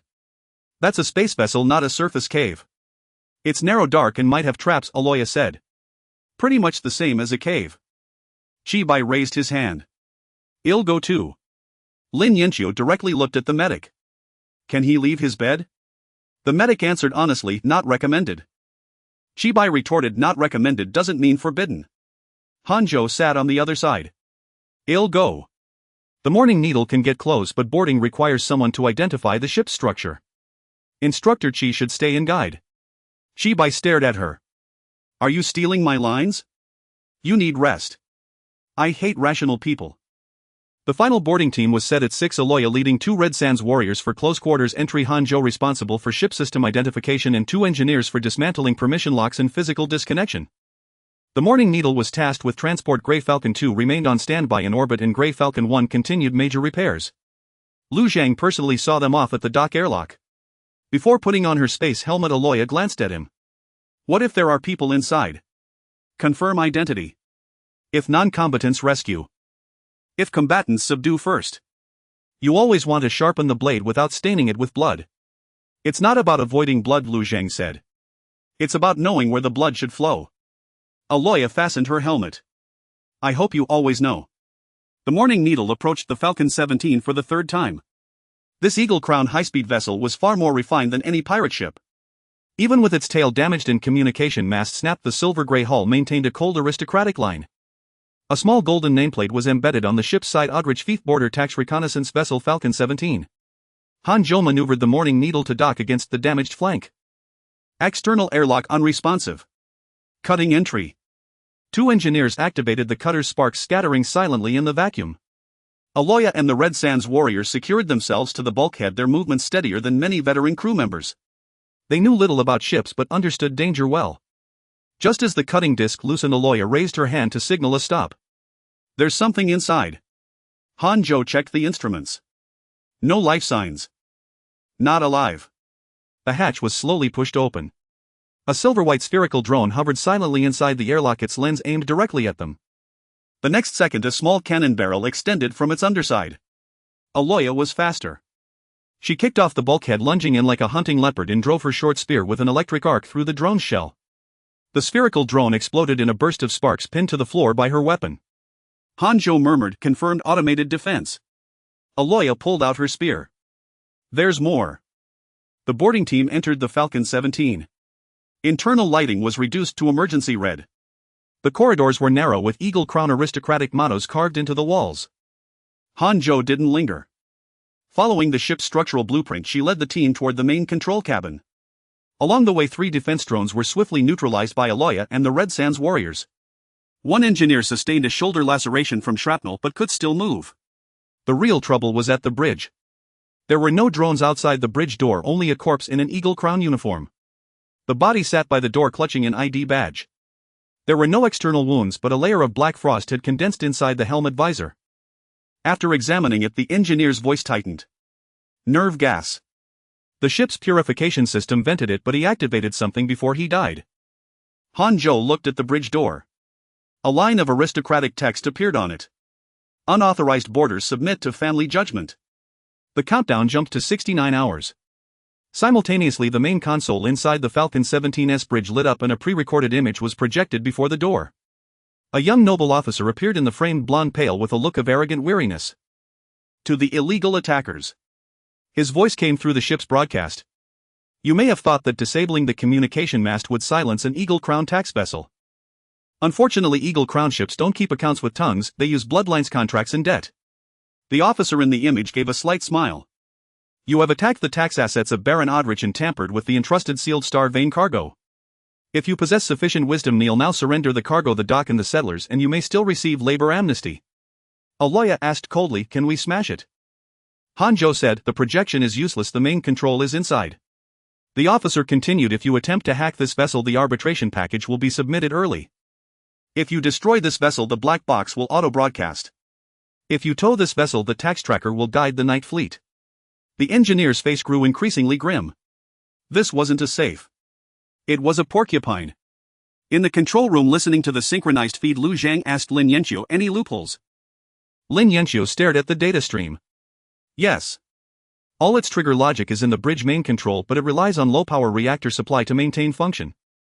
If we physically cut the 3 power lines from the reactor to the main control without triggering the main control's dismantling judgment, the arbitration package will be stuck in a pending state.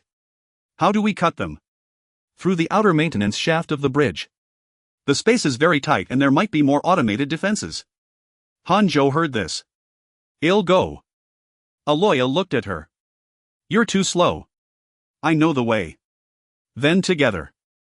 The maintenance shaft was narrower than expected. Han-jo led Aloya, followed, both crawling practically against the pipelines. Red emergency lights leaked through the gaps, slicing their shadows into segments.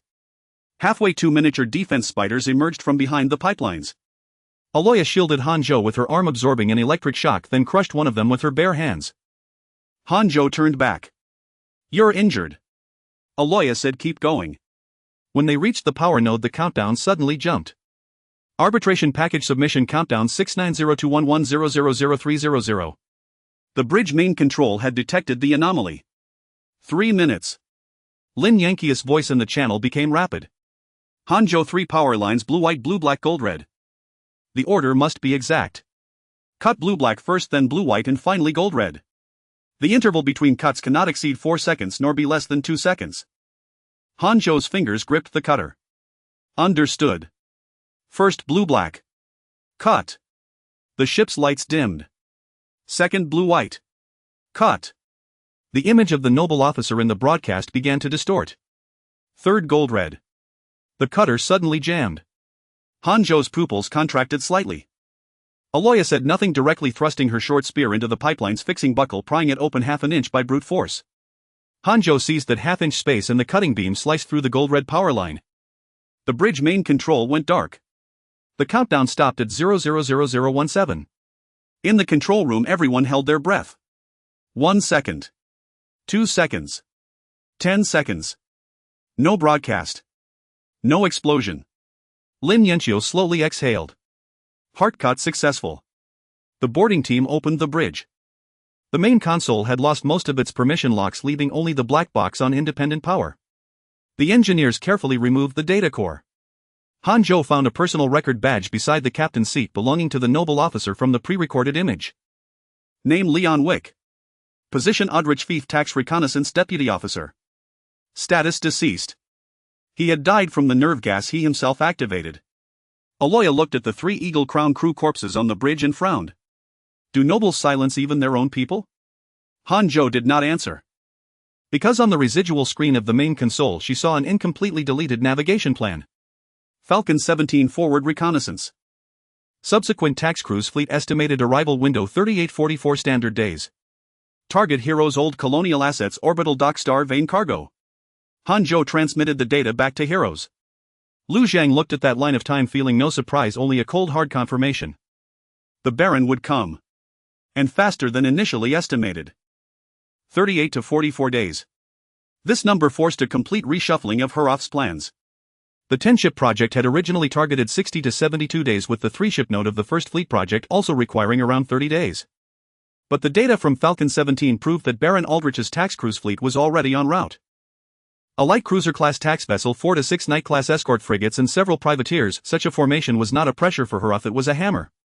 And now Huroth had only one heavily damaged Grey Falcon 011 untested Grey Falcon 02 and the Morning Needle. The wartime representative assembly nearly spiraled out of control for the first time. Some advocated evacuation, taking as many as possible into the old surface mine tunnels submerged, sending a distress signal to the Silver Ring Merchant Guild even at the cost of dock permissions. Others demanded the immediate awakening of more personnel, disregarding life support pressure and pushing everyone who could hold a wrench onto the production line. Lu Zhang did not immediately suppress the debate. He let everyone voice their fears completely. Only when the voices in the meeting room gradually subsided did he project Falcon 17's flight plan, Huroth's production schedule and the underground mine's blue light onto the same screen. Retreating into the mine tunnels. A tax vessel can bombard the surface from orbit at its leisure. Begging the Silver Ring for help.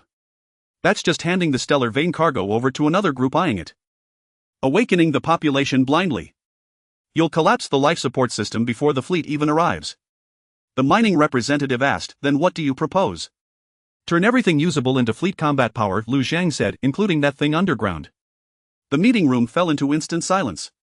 Lin Yanqiu frowned. You sealed the mine before because of the unknown risk. The risk is still there, but the timeline has changed. Lu Zhang looked at her. We want activate the stellar vein node, we want touch the black stone core. Well, only investigate why it shares an origin with the dock and the obelisk. If it can provide an interface for old colonial facilities, even if it only boosts dock efficiency by 10%, it's worth checking. Aloy spoke slowly, it's waiting for you to go down. I know. And you'll still go. The door not being open doesn't mean we can't peek through the crack. An investigation team was quickly assembled. Lu Zhang initially planned to descend himself but was vetoed by both Lin Yanqiu and Aloy. One argued that the Lord dying in the mine would cause the colony to collapse, the other said the Black Stone was watching him and getting too close might play right into its hands. The final descent team consisted of Lin Yanqiu for technical identification, Aloy for stellar vein perception and terrain safety, 2 miners, 2 engineers and a newly built simplified drone. Lu Zhang remained in the central control room to direct the entire operation. When the D-player sealed door of mine 2 opened, blue light leaked from the gap, flowing over everyone's boot tops like water. The light had no temperature yet, it caused a slight noise on all sensors. Lin Yanqiu checked her protective suit, communication delay 0. 3 seconds, EEG monitoring normal. Aloy closed her eyes. It's down there. Bigger than the one at the weather tower and older. A miner swallowed. What do you mean older? It was sleeping before your colony ship was even born. No one asked further. The investigation team descended along the old transport rails. The deeper they went, the less the mine resembled a mine. Initially, they could still see the supports and drills left by the colonial group, but at the deeper levels the rock walls began to show unnatural flat-cut surfaces. Those surfaces weren't formed by recent excavation, they looked like some ancient structure wrapped in rocket shell accidentally scraped open by mining machines. Lin Yanqiu swept her flashlight over a section of black wall. The surface was smooth as a mirror with faint blue patterns slowly flowing along its edges. Same source material, she murmured. Lu Zhang asked from the central control room, same as the obelisk. Similar material but different structure. The obelisk is like a beacon, this feels like. Lin Yanqiu paused. An interface. An interface for what? She didn't answer immediately. Because a door appeared at the end of the mine tunnel ahead. It wasn't a door in the human sense, no handle, no hinges, not even a visible seam. It was simply an entire black plane embedded in the rocket's surface covered with dense fine blue lines. At the center of the blue lines was a sunken circular slot. The size of the slot perfectly matched the emblem projected by the Lord's core. Lin Yanqiu's breath hitched for a moment. I've seen this before. Lu Zhang immediately asked where. She raised a hand to her temple, her voice tight. A blueprint. No, not a blueprint. A classroom. A lab. Someone said the zero dock wasn't a dock, it was a key. The professor said that. Lu Zhang's heart sank. The foreshadowing of Lin Yanqiu's mentor finally emerged from her hazy memory. Who was your professor? Shen Shiheng. Lin Yanqiu closed her eyes as if tearing something from a memory glued shut. A professor of old-era engineering history, also an external consultant for the Heroth Pioneer Group. Before he disappeared, he showed me a structural diagram of a black door. He said if I ever saw such an interface on the frontier not to open it. Aloy suddenly said it heard you. The blue lines on the door pulsed once. In the central control room, the Lord's core automatically flashed a warning. Zero dock underlayer interface detected. Incomplete permissions. Connection not recommended. Lu Zhang stared at the words zero dock. The ruined dock in orbit, this black door underground, the Lord's core, Lin Yanqiu's mentor, the stellar vein fragments, all the clues clicked together for the first time. Core explains zero dock. Insufficient permissions. What's its relationship with the orbital dock? Insufficient permissions. Can connecting to it improve dock efficiency? This time the core was silent for 3 seconds. Theoretically feasible. Hearing those 4 words underground, Lin Yanqiu's face grew paler. Lu Zhang, no. I didn't say I deconnect. You're already thinking about it. Lu Zhang was indeed thinking. 38 to 44 days. Attacks cruise fleet. Heroth with fewer than 3 ships. An old-era interface that might boost dock efficiency. Any lord, anyone cornered into a desperate situation would want to put their hand on it. But Lin Yanqiu's mentor's words, don't open it, also pressed heavily on his ears. Aloy's voice was even lower. What's behind the door isn't a ship. What is it? A path. A very dark path. Lu Zhang closed his eyes. Collect external data. No core connection, no interface activation. Director Lin, can you do it? Lin Yanqiu breathed a sigh of relief. Yes. External scanning, material sampling, signal monitoring without touching the slot. The investigation team began their work. The sampling process went more smoothly than expected. The black door didn't attack, didn't lure, and didn't open further. It just glowed quietly as if waiting patiently. Lin Yanqiu used an isolation probe to collect a small amount of surface debris and recorded 3 segments of periodic signals. Just as the team was preparing to withdraw, the simplified drone suddenly moved uncontrollably towards the circular slot. A miner shouted, "Drone out of control." Lin Yanqiu immediately cut the power, but was a second too late. The probe on the drone's front end touched the edge of the slot. The blue lines on the black door blazed brightly. All screens in the central control room flickered simultaneously. The ruined outer ring of the orbital dock lit up with a ring of dark blue light that had never been activated before. Zero dock underlayer handshake initiated. Integrity 1. Warning, external observers may perceive. Lu Zhang shot to his feet, cut it off. Lin Yanqiu lunged forward, hacking the drone's mechanical leg off with an axe before kicking it away from the slot's edge. The blue light dimmed rapidly, the handshake progress freezing at 1. But it was already too late. In orbit, the outer ring of the dock, dormant for 7 years, emitted a low. All the engineers working on repairs saw that the dark patterns previously considered decorative or dead circuits briefly illuminated into a massive blue star chart. At the center of the star chart was Heroth. At its edge was a larger black void. Lin Yanqiu knelt before the black door, still catching her breath. In her communication channel, a hoarse, fragmented voice suddenly sounded. Yanqiu. If you hear this residual message, don't trust the complete Lord's core. The voice cut off abruptly. Standing in the central control room, Lu Zhang felt for the first time that the Lord's core's silence was no longer like a tool. It felt more like an accomplice unwilling to explain. Do not trust the complete Lord core. This phrase replayed 7 times in the control room. On the 8th time, Lin Yanqiu turned off the audio. No one stopped her. The residual message from Shen Jihong lasted only a few seconds, filled with heavy noise originating from the cached fragments released when the underground black door was accidentally triggered. It did not explain the zero dock, the star veins, or why the complete Lord core could not be trusted. Yet because it was so brief, it felt like a splinter lodged in flesh, unable to be extracted, impossible to ignore. Lu Zhang stood before the main console. The Lord core panel at the edge of his vision remained quiet as usual. Current colony stability 61. Dock efficiency temporarily increased by 4. Zero dock handshake 1. Recommendation complete permission restoration. This recommendation had never appeared before. Lu Zhang stared at it for a long time before closing the prompt. Continue to seal the underground interface. All data double backed up, 1 copy for Director Lin and 1 for offline storage. Recommendations related to the Lord core will no longer be executed directly and must be reviewed by the representative meeting or the technical team. Lin Yanqiu looked at him. Aren't you worried this will slow down efficiency? Worried? Then why still proceed? Efficiency cannot be built on invisible strings. Lin Yanqiu fell silent for a moment and nodded. Yet the situation would not slow down because of their caution. The data core of the Falcon 17 was still being decrypted, and the Aldrich tax patrol was expected to arrive in 38 to 44 days. Grey Falcon 1 was undergoing major repairs. Grey Falcon 2 had not yet officially trialed, and Grey Falcon 3 was merely a half-built keel in the dock. Although the accidental triggering of the underground interface posed risks, it briefly increased the dock efficiency by 4%. 4% sounds minimal. Yet for Hellrose, 4% translates to a few more armor plates each day, dozens more shells, and a bit more leeway to pull someone back from the brink of death. Lu Zhang did not waste this leeway. On the 3rd day, Grey Falcon 2 completed its sealing test. On the 5th day, the reactor was ignited. On the 6th day, Han Zhou was officially appointed as the acting captain of Grey Falcon 2. The appointment ceremony was very simple, held next to Dock 2. There were no military bands, no flags, just a group of people in maintenance suits, miners' clothes, and sandwalking armor gathered together. Lu Zhang handed Han Zhou a captain's badge cut from a discarded shell. The badge was rough, engraved with HLS-02. After receiving it, Han Zhou's first words were, "It's a bit crooked." Lin Yanqiu said, "Handcrafted. If you dislike it, give it back." Han Zhou pinned the badge to her chest, not returning it.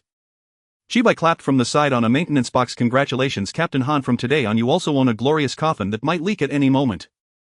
Han Zhou looked at him. "I will try to make it leak less than the morning needle." Finally, someone around laughed. The laughter was not loud, but it brought a touch of warmth to the long tense dock. The trial voyage was scheduled for the 7th day. As Grey Falcon 2 left the berth, the entire dock fell silent. It was more complete than Grey Falcon 1, with optimized armor layout, fire control integrated with part of the Falcon 17 sensor algorithms, and the rear heat dissipation fins no longer looked like hastily welded scrap iron. Yet it was still a modified corvette pieced together in a derelict shipyard with many modules untested for long periods. Han Zhou sat in the captain's seat, her voice steady. Grey Falcon 2 requests to depart. Lu Zhang stood in the control room. Departure approved. Trial voyage objectives: low speed maneuvers, attitude calibration, magnetic railgun, empty load cycle, no live fire shooting. Lin Yanqiu added, "If the reactor shakes more than 12, return immediately. Don't follow Chibai's example." Chibai protested, "Isn't my image in this training manual too negative?" Han Zhou receives not following Chibai. Grey Falcon 2 detached from the fixed arm and slowly glided into the Hellrose orbit. Everything went smoothly, almost uncomfortably so. Low speed turning normal. Attitude adjustment normal. Reactor shake 7.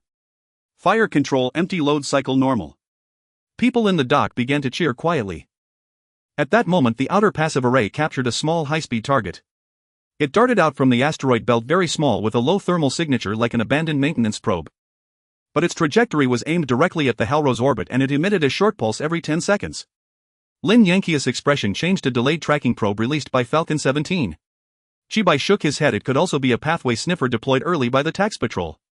Whichever it is, it's not good to let it approach. Lu Zhang looked towards the status of Grey Falcon 2.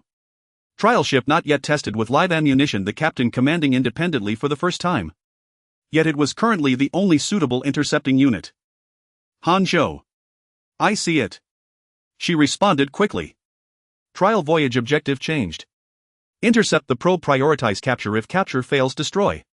Noted may carry self-destruct or locating beacons. Grey Falcon 2 received. Lin Yanxiu whispered it hasn't fired live ammunition yet. Lu Zhang said then let's fire now. Grey Falcon 2 began to accelerate. Unlike Chi Bai's reckless driving, Han Zhou's maneuver was very restrained. She did not rush to close the distance but first used lateral thrust to push the probe towards the outer side of the Hellrose orbit, avoiding it from falling towards the dock. The probe immediately changed direction upon realizing it was being intercepted, moving faster than anticipated. The target has evasion algorithms. Han Zhou said it's not an ordinary probe. Chi Bai accessed the channel next. It will pretend to escape outward then suddenly turn back into your blind spot. 3 seconds later the probe indeed turned back. Han Zhou did not pursue but instead lowered the bow of Grey Falcon 2 by half a degree in advance. The probe seemed to crash into the aiming ring on its own. Magnetic railgun, low power, live ammunition. The gunner's voice tightened. First live round confirm. Confirm. Grey Falcon 2 fired. The first shot missed. The second shot grazed the probe's outer shell, knocking off a piece of black casing. The probe immediately released strong interference and the Hellrose array screen was filled with static. It took the opportunity to accelerate towards the dock's direction. Han Zhou's voice remained steady. The target is attempting to traverse the dock's shadow. Switch to close-range interception. Grey Falcon 2 suddenly rolled sideways, its posture more stable than anyone expected. The optimized heat dissipation fins and Falcon algorithms worked effectively for the first time, completing a beautiful lateral stop at the edge of the dock's shadow. The probe was now very close. Close enough that if the third shot missed it would drive the locating signal into the core area of the dock. No one spoke in the control room. Han Zhou also did not speak. She waited for half a second. Half a second later the probe automatically lifted a little to avoid the wreckage of the dock. Fire. The third magnetic railgun round struck the center of the probe. It did not explode immediately but split in half, ejecting a small golden beacon from inside. The moment the beacon lit up, Grey Falcon 2's secondary weapon fired a mining demolition nail hit, accurately blowing it into a burst of scattered light. Target destroyed. Cheers erupted in the dock channel. Han Zhou leaned against the captain's chair, only then gently exhaling. Grey Falcon 2 requests to return. Lu Zhang looked at the newly added combat record on the tactical panel, his voice unconsciously slowing. Return approved. Captain Han, trial voyage passed. Chi Bai lazily said in the channel, not just passed, I suggest giving her a cup of coffee. Charge it to my account. Han Zhou replied, I don't drink coffee. Then you're missing half the joy in life. I just shot down a probe. Chi Bai was silent for 2 seconds. All right, you seem to have a lot of joy today. When Grey Falcon 2 returned to the dock, the way people looked at it had already changed. Hellrose finally had a second corvette capable of combat. More importantly, it proved that the first fleet plan was not just Lu Zhang's delusion, nor was it an engineering miracle forced by Lin Yanxiu, nor was it a coincidence sustained by Chi Bai and Zhou Qi's lives. It could be replicated, it could be trained, it could grow. But the joy lasted less than 10 minutes. After the probe wreckage was recovered, the engineer found a recognition chip that retained some data before being burned. The recognition chip bore no eagle crown emblem or pirate markings, only a silver circular pattern. Lin Yanxiu enlarged the pattern. Chi Bai frowned. Silver ring merchants. Lu Zhang recalled the woman mentioned by Baru. Wearing silver earrings, speaking as if calculating. At the same time, the Hellrose outer communication array received a public trade signal. The signal was unencrypted and had no hidden source. A gentle, clear, smiling female voice came through to the control room. Lord Lu Zhang of Hellrose, hello. I am Marta from the Silver Ring. I heard that you have a cargo that should not appear in the borderlands. Perhaps we can discuss a transaction. When Marta Silvering's voice echoed into the control room, their first reaction was not joy but to raise their weapons. Naturally, there were few actual guns inside the control room. Miners grabbed wrenches, engineers slammed emergency disconnect switches, and Aloya's hand had already fallen upon her short spear. Lin Yanxiu immediately severed all non-essential external ports, retaining only a single public communication line isolated by 3 layers of security. Lu Zhang stared at the silver ring emblem on the main screen, feeling no sense of relief. She had arrived too precisely. The Grey Falcon 2 had just destroyed the probe when the Silvering Syndicate's public signal came through. She seemed less like a passerby and more like someone hiding in an unseen corner, waiting until Hellrose revealed enough value before knocking with a smile. Ms. Marta. Lu Zhang began. Hellrose does not recall issuing a trade invitation to the Silvering Syndicate. Trade invitations usually don't require the host to write them first. Marta's voice was as warm as a cup of sugared hot tea. The market finds its own demand. You lack alloys, medical modules, ship parts, and intelligence on the Eagle Crown Duchy. And I as it happens can provide a little of each. Lin Yanqiu murmured, she's been monitoring us. Or she's good at guessing, Chibai said from a medical chair, his face still pale. Merchants are masters at making common sense sound like prophecy. Aloya stared at the communication icon. She reeks of Blackstone. Lu Jiang remained impassive.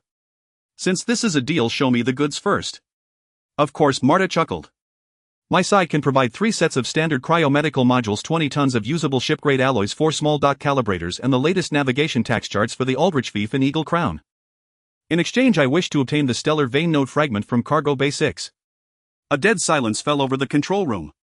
She even knew about Cargo Bay 6. Lin Yanqiu immediately wrote a line beside her refused delivery. Lu Zhang glanced at it but did not respond right away. You seem quite certain it's in my possession. It briefly emitted a wake-up code and the Silvering Syndicate's detectors happened to hear it, Marta said. Rest assured, few heard it. Fewer than Eagle Crown at least. Your probe just attempted to approach the Hellos dock. A business observation. It released a positioning beacon. An automatic anti-theft measure. Since you destroyed it, I won't press the matter. Lu Zhang almost laughed. That was a merchant for you.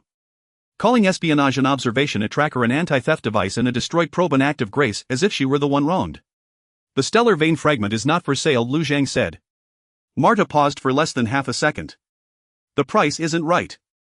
The nature isn't right. Lord Lu, nature is a word the poor use to comfort themselves. Things are only of 2 kinds, those that can be sold and those whose price hasn't been met yet. Aloya sneered. She's smoother than a bone picker and stinkier too. Marta, as if she had heard, showed no irritation. I like your companion's instincts. Please send my regards to the Red Sand tribe. I might have a partial list of survivors from the northern 3 caverns. Aloya's gaze turned icy in an instant. Lu Zhang raised a hand to stop her from speaking. Marta's words were not friendliness, they were a probe, a hook.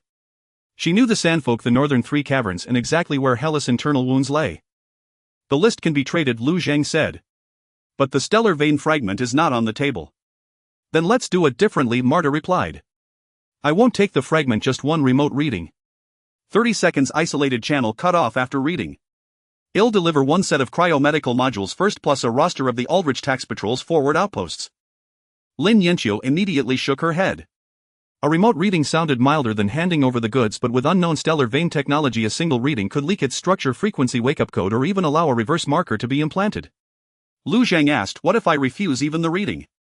Marta's voice remained gentle. Then you'll continue to lack materials, medical modules, and navigation charts, and in just over 30 days you'll face Baron Aldrich's tax patrol alone. You have 2.5 small ships, admirable courage, but courage's armor is usually too thin. You don't want Eagle Crown to get the stellar vein fragment. I don't want anyone who doesn't understand its value to ruin it. Including me. You at least know not to tamper with it. That puts you ahead of 9 out of 10 border lords. Lu Zhang caught the underlying meaning in her words. Marta was no mere merchant. Her interest in the stellar vein fragment far exceeded profit, and her observation of Hellos was too thorough. She might represent the Silvering Syndicate, or she might be using that identity to collect relics for a more secretive organization. I'll offer you another deal, Lu Zhang said.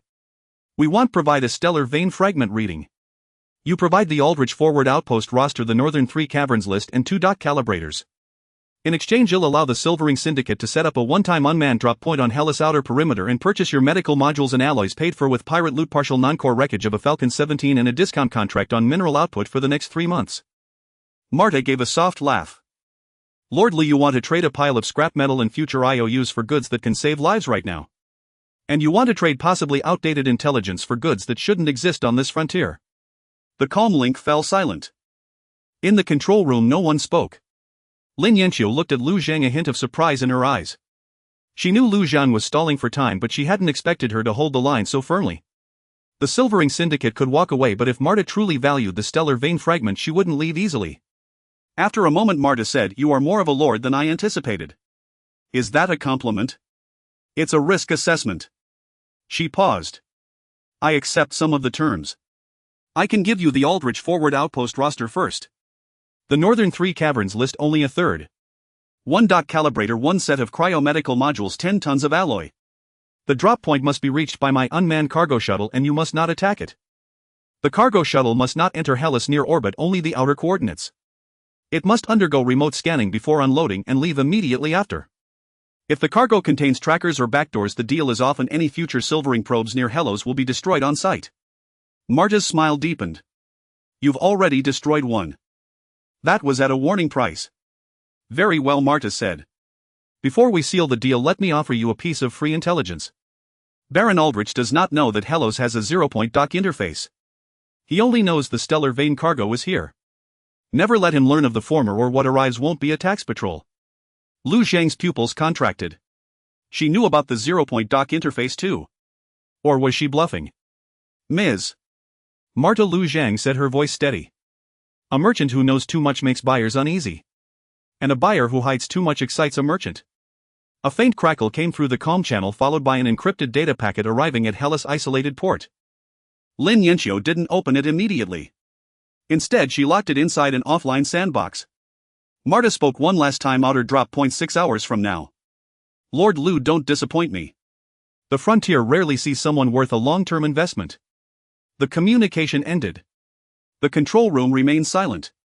Aloya was the first to speak. I don't like her. Lin Yanxiu stared at the isolated port. I don't like her either. But what she gave might be real. She sighed. That's the worst part. If enemies only fired cannons, life would be much simpler. Lu Zhang looked at the encrypted data packet, then at the star map showing the direction from which the Aldrich tax patrol might come. Open the sandbox, she said. Let's see if the blade she sold us is double-edged. When Marta's data packet unfolded in the offline sandbox, the first layer was not intelligence but an extravagantly beautiful manifest. The aesthetic of the Silver Ring Trading Company clashed utterly with Hellos. The font was elegant, the icons exquisite, and even the frontier risk surcharge read like a banquet invitation. Lin Yanxiu let out a cold laugh at the string of prices, shrinking the display scale to show only critical supplies. 1 set of cryomedical modules, 10 tons of starship-grade alloy, 1 set of dry dock calibrators, 40 units of anti-radiation injectors, 20 filter cartridges. She finished reading and looked up at Lu Zhang. The supplies are precise. So precise it's like she's rifled through our warehouse. A back door. Still checking. After the manifest came the forward deployment list for the Aldridge outpost. The intelligence Marta provided indicated the main force of the tax patrol fleet would not arrive for another 38 to 44 days. However, before that a reconnaissance squad would travel along the outer rim routes to confirm the area where the Falcon 17 went missing.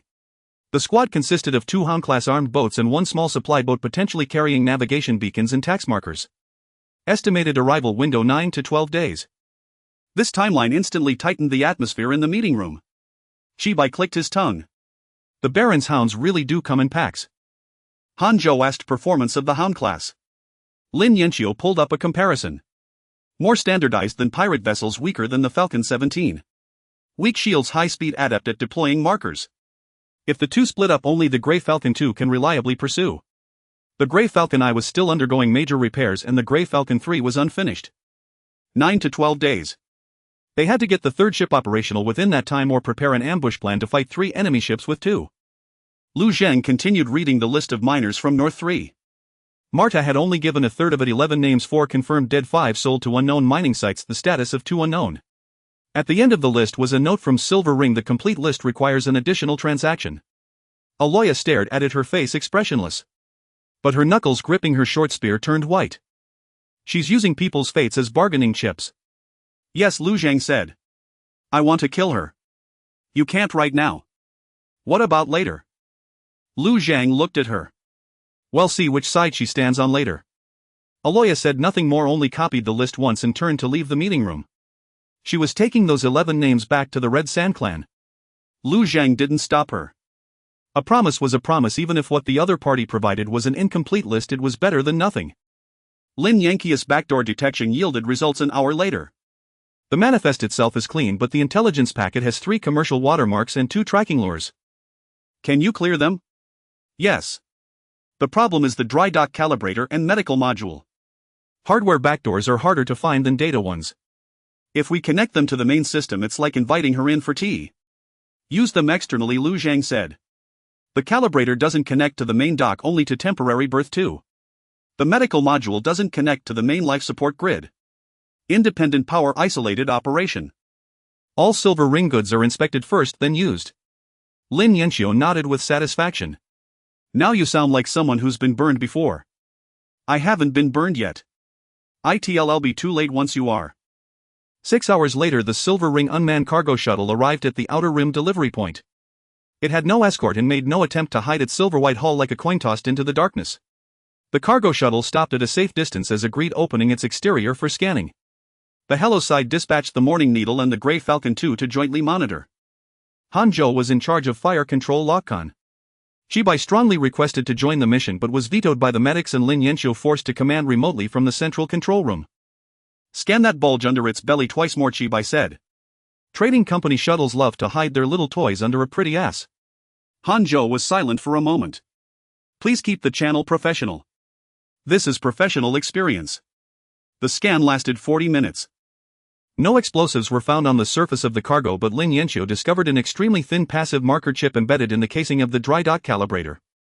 It wouldn't actively transmit a signal, only reflect a specific scanning frequency, like applying a label to the goods that only Silver Ring could see. Lin Yanxiu sneered. A double-edged sword indeed. Lu Zhang had her remove the marker chip, attach it to a scrap armor plate, and then use a drone to jettison it towards an asteroid far from Hello's. Giving her a fake warehouse? Shibai asked. Giving her a polite reminder. The cargo shuttle unloaded and departed. When the 10 tons of alloy in the calibrator set were transported to the dock, the construction progress of the Grey Falcon III seemed to be given a push. The hull, originally needing 4 more days to be sealed, entered the mainframe closure phase that very night. The cryomedical module was placed in an isolated area, finally providing stable maintenance conditions for the 3 worst off among the 27 Stone Crow miners. The deal was indeed life-saving. It was also deeply unsettling. Late that night, Marta sent another short message. The marker chip was removed very cleanly, Lord Lu. You are becoming more valuable by the day. After reading it, Lu Zhang simply had Lin Yanxiu silence the communication port. He did not reply. The next day, the wartime representative meeting adjusted the production plan. The Grey Falcon III's priority was raised to the highest. The Grey Falcon's major repairs were reduced to the minimum necessary man-hours. The Grey Falcon II entered combat patrol, and the Morning Needle was responsible for Outer Rim reconnaissance. All Silver Ring alloy was allocated to the hull of the 3rd ship and 2 new point defense turrets. This time a new voice emerged in the meeting. Han Zhang, the acting leader of the dock maintenance team, proposed, since the food pressure has eased and we have a supply of alloy, I suggest we wake another batch of crew and gunners. The Eagle Crest outpost will arrive in 9 to 12 days. We can't rely on just 2 ships. The water recycling technician frowned. Life support has only just stabilized. Han Zhang said it stabilized so we can fight. If we can't win, we all die anyway. The statement was brutally realistic. And also very dangerous. Lu Zhang looked at him, realizing that the First Fleet First faction was emerging. They weren't bad people, in fact they were likely the bravest and most willing to sacrifice. But when a colony begins to frame every problem as build ships first, win the battle first, the military-industrial system will instinctively devour all other needs. This was precisely what he had feared. We can wake people, but with a ratio, Lu Zhang said. Wake 12 new crew and 6 gunners. At the same time, wake 4 people each for agriculture, water recycling, and medical. For every combat position added, a maintenance position must be added. Hellos needs to build ships, but it cannot become only ships. Han Zhang wanted to argue further, but Lin Yanxiu spoke first. The dock needs living people, not the corpses of heroes who starved. The motion passed. After the new batch of personnel was awakened, the First Fleet Preparatory class expanded to 42 people. The Grey Falcon II began taking the new recruits for short orbital training, with Hanzhou screening the gunners with near rigorous standards. Shibai meanwhile sat in a wheelchair by the training ground, offering commentary, his venomous tongue recovering in sync with his injuries. On the 6th day, the main hull of the Grey Falcon III was sealed. On the 7th day, the condition of the star cartographer from the Stone Crow miners, whose identity chip was damaged, stabilized. The medical team recommended a short-term wake-up. His name was finally recovered. Talon Wei. Occupation: freelance star cartographer. Last place of service: Stone Crow mining station. Lu Zhang looked at the medical report, then at the arrival window for the outpost provided by Marta. If Talon knew the surrounding hidden routes, they wouldn't just have to be on the defensive. They could choose the battlefield. Prepare to wake him, Lu Zhang said. The medic asked now. Now. Because the hounds of Eaglecrest were already on their way. When Talon Wei woke, his first words were not about where he was. He opened his eyes, saw the white light of the medical pod ceiling, and squeezed out 4 words with a dry horse throat: don't take the main route. The medic froze. Lu Zhang, standing behind the isolation glass, immediately pressed the calm Y. Talon's pupils had not yet fully focused and his body trembled slightly from the aftereffects of cryostasis. He seemed still trapped in the moment the privateer ship attacked, his voice fragmentary. Tax markers. Markers on the main route. Hounds come first, paint the target, then light cruisers jump in behind the tax markers. Don't take the main route. The leeward fissure. The leeward fissure can bypass it. Lu Zhang exchanged a glance with Lin Yanxiu. The medic reminded in a low voice he just woke up. You have at most 5 minutes. Talon. Lu Zhang softened his voice. You're in Hellos now. Some survivors from the Stone Crow mining station have been rescued. We need to know what the leeward fissure is. At the word Stone Crow, Talon's eyes finally gained focus. There are still people alive. 27. Temporarily in cryo-isolation. You're the first to wake. He closed his eyes as if those words pulled him back a little from deep water. The leeward fissure. An old route behind the asteroid belt. Not a main stellar path but a low-stability passage the mining ships used to use for tax evasion. Large ships can't enter but small ones can. The Eagle Crest tax fleet doesn't know the full path but their hounds will come to paint the target. Once marked, the light cruisers can calibrate the main route and jump directly to Hellas' outer orbit. Lu Zhang asked, what if we ambush the hounds in the leeward fissure? Talon opened his eyes and looked at him. How many ships do you have? 2 combat ready, 1 about to go offline. Talon fell silent. It was not a silence of contempt but the instinctive reaction of a star chart surveyor hearing someone plan to stop a knight's charge with 3 short blades. We can't win in a heathen fight, he said. The fissure has gravel tides and magnetic dust streams. If you can force them apart and take out the supply craft, they won't be able to paint the target for long. Hound-class ships are fast but their shields are vulnerable to magnetic dust interference. Lin Yanxiu immediately noted, what's the cycle of the magnetic dust stream? Every 36 to 40 hours, influenced by the gravity of Hellos 3's outer edge. Talon gasped for breath. I need a star chart. Lu Zhang had an offline star chart projected before him. Talon's fingers trembled but he accurately pointed out 3 coordinates. Here, here and here. The first spot is good for hiding ships, the second for laying mines, and the third is a dead end. If the enemy chases in there, their turning will be a half-beat slow. By listening from his wheelchair, his eyes lit up. This man is worth a ship. Talon looked at him. Who are you? Someone who often pilots broken ships. Then you'd better not go too fast in the fissure. You'll die. Bei's smile froze. Han Zhou nodded seriously beside him. He's right. Talon's 5 minutes ended quickly. Before the medic forced him back into hibernation, he grabbed Lu Zhang's sleeve. The Stone Crow people. Don't sell them. Lu Zhang looked at him. Hellos doesn't sell people. Talon stared at him as if trying to confirm whether these words were a lie. Seconds later, the medication took effect and he fell asleep again. When Lu Zhan walked out of the isolation zone, the wartime representative meeting was already waiting for him. The leeward fissure changed the situation. They no longer had to wait for the Vanguard squad to reach Hellas orbit, they could choose the battlefield on the outer edge. The problem was that an active ambush meant the fleet leaving the defensive perimeter. If it failed, Hellas would have almost no mobile combat power for a short time. Grey Falcon 3 had to go offline. Over the next 3 days, the dockyard entered a frenzy of desperate sprint work. Silvering alloy was cut into armor plate, sensors removed from the Peregrine 17 were installed in the bow of Grey Falcon 3, and the pirate ship's remaining ammunition processing bay churned out batch after batch of magnetic railgun shells. Newly awakened crew members trained non-stop in the simulation hall. Han Zhou was in charge of tactical evasion. Bai handled anomaly scenarios, and Zhou Qi, while recovering from his injuries, used the actual combat damage cases of Grey Falcon I to teach the newcomers. Don't rely on shields, Zhou Qi said. The shields on the Grey Falcons are just for show. What really keeps you alive is not getting hit. A newcomer asked, what if you definitely will get hit? Zhou Qi pointed to the scar on his own forehead. Then let the thickest part take it. The acting captain of Grey Falcon 3 was ultimately chosen as Mello. Mello was a taciturn former deep space repairman. His simulation scores weren't the highest, but he was first in fault handling. Lin Yanxiu valued this.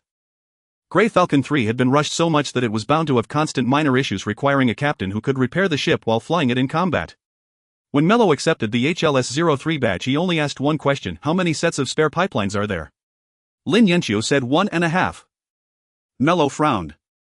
Not enough. So you'd better not let too many break. Ill try. Bai muttered beside them, is this fleet's traditional slogan, ill try? Han Zhou said, it's more honest than I promise. On the 10th day, Grey Falcon 3 went offline. There was no ceremony. The outer armor still had a few unpainted spots, one tail fin was new and the other old, and the bridge still had temporary cables the engineers hadn't finished removing. But when it slid out of temporary berth 3 and pulled up alongside Grey Falcon 2 outside the dockyard, a low cheer echoed through the underground dome's public channel. 3 ships. Hellos finally had 3 ships that could be called a fleet. Even if one was still in major repair, one had just completed its trial run and one had just gone offline. The Lord Corps refreshed the panel. First Fleet current combat power Grey Falcon I under repair, Grey Falcon 2, Grey Falcon 3 Morning Needle. Fleet capacity 922. Phase goal First Fleet embryo completion 63. Lu Zhang looked at the completion percentage without satisfaction. Because the Vanguard window provided by Marta had entered its countdown. The Hound Squad was expected to arrive at the leeward fissure in 2 days at most. The ambush plan had to be finalized immediately. During a brief waking interval, Talon completed the fissure's star chart. The leeward fissure was not a true navigable route but a narrow zone of low stability space.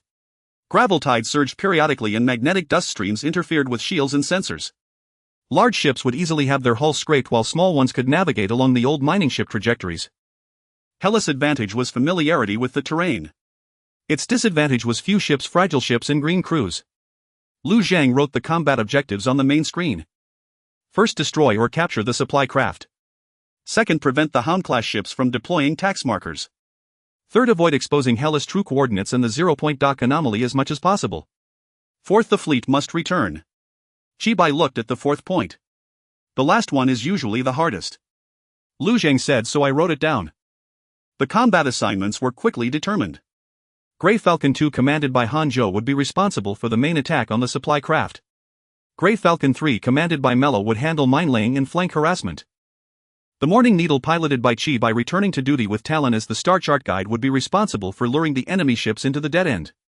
Grey Falcon I could not fight, but 2 usable secondary cannons were removed and temporarily installed at the fissure ambush point as fixed firepower. Lin Yanqia's face darkened after hearing the plan. You're dismantling Grey Falcon I like a fracture patient donating blood.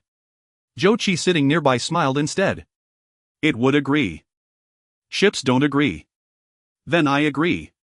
Lin Yanqia glared at him but eventually went to dismantle the secondary cannons. On the night before departure, Lu Zhang went to the dockyard. The 3 Grey Falcons stood silent under the lights. They were imperfect, even ugly. But every weld, every patch, every scorch mark was proof that Hellos had crawled out of the ruins. Aloya stood beside him. You're sending them to where the black stone cannot see.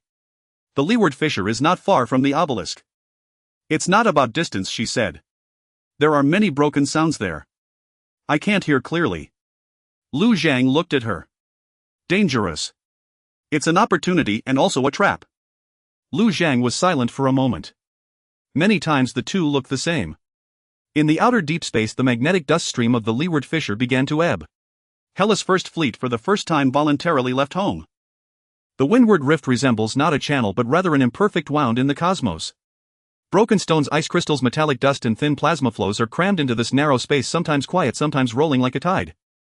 In the distance, the gravitational pull of Helios 3 curves these materials into a serpentine shape, forming a concealed passage suitable only for small vessels to navigate. Without Talon's guidance, the Helios fleet could never have entered here without shattering their hulls. The Morning Needle takes the lead. When Chibai sat back down in the pilot's seat, his complexion was still pale but his eyes sparkled as if he had just regained his soul. Talon was secured in the co-pilot seat, connected to medical monitoring lines.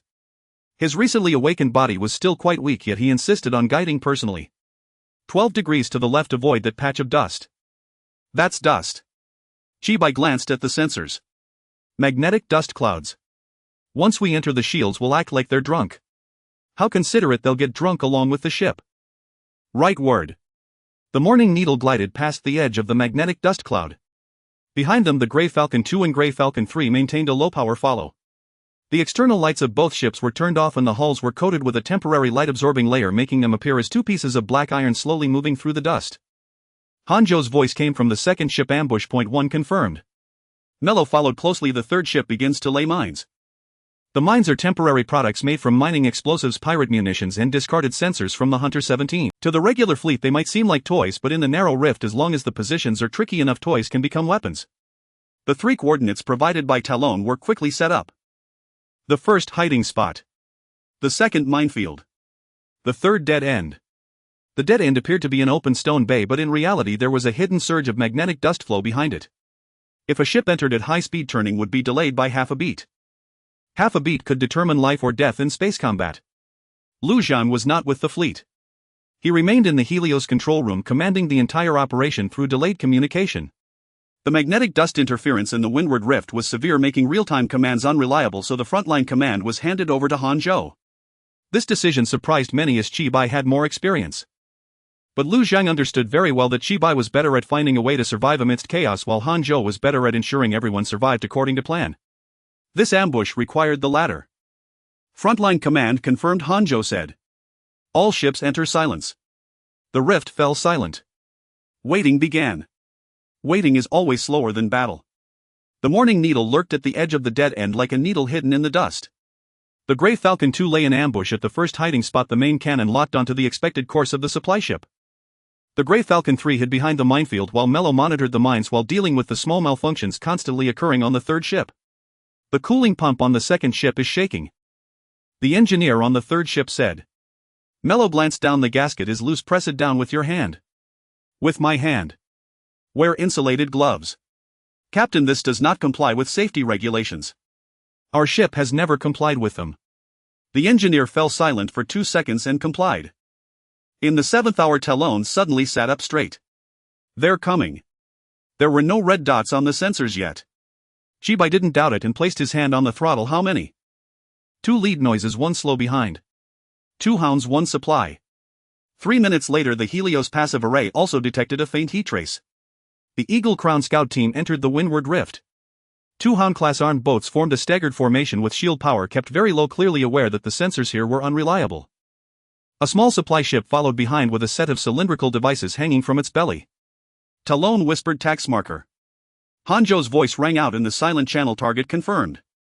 Prioritize the supply ship. The Hound squad did not immediately push deeper. They released 3 microprobes at the entrance of the rift. The probes burrowed into the dust like small insects, beginning to scan the surrounding stable routes. If the probes completed their mapping, the ambush advantage would diminish. Han Zhou did not rush to fire. She waited for the probes to reach the edge of the minefield before instructing Mello to activate the first group of interference mines. Several explosive nails detonated silently, releasing a cloud of mixed metallic dust. The probe signals distorted instantaneously, with 2 of them misjudging the front as a high-density rock mass and automatically veering towards the dead end. The Hound-class armed boats quickly adjusted their course, sending 1 ahead to confirm. Chi Bai whispered, the fish bit the line. Talon reminded, don't rush. The supply ship is still behind. Han Zhou was not hurried either. She let the Grey Falcon II remain silent, watching as the first hound slowly passed the hiding spot. At that moment, the gunner on the Grey Falcon II nearly held his breath. The enemy ship's broadside was within the firing arc. A single shot could deal a heavy blow. But the target was not the hound. The target was the supply ship. The first hound passed. The second hound was halfway through. The supply ship finally entered the firing arc. Second ship fire. The Grey Falcon II illuminated its main cannon from the shadow of the dust. The first magnetic railgun round struck the supply ship's shield, which flickered and shattered under the interference of magnetic dust. The second shot followed closely, penetrating the supply ship's side, causing the cylindrical tax marker to detach from its mount. The supply ship panicked and turned, but crashed right into the second minefield. Mello activated the mine array. Explosions formed a chain of fire around the supply ship. It did not immediately disintegrate, but its thruster went dark, the hull spun out of control, and all markers went offline. The Hound squad reacted extremely quickly. The first hound turned back to pounce on the Grey Falcon II, while the second hound moved closer to the supply ship, attempting to drag away the marker debris. Han Zhou ordered third ship hold the second target. Morning Needle lure the first target into the dead end. Finally, it's my turn. Chi Bai thrust the Morning Needle out of the dust. The Morning Needle deliberately exposed its heat trace, skimming past the front side of the first hound.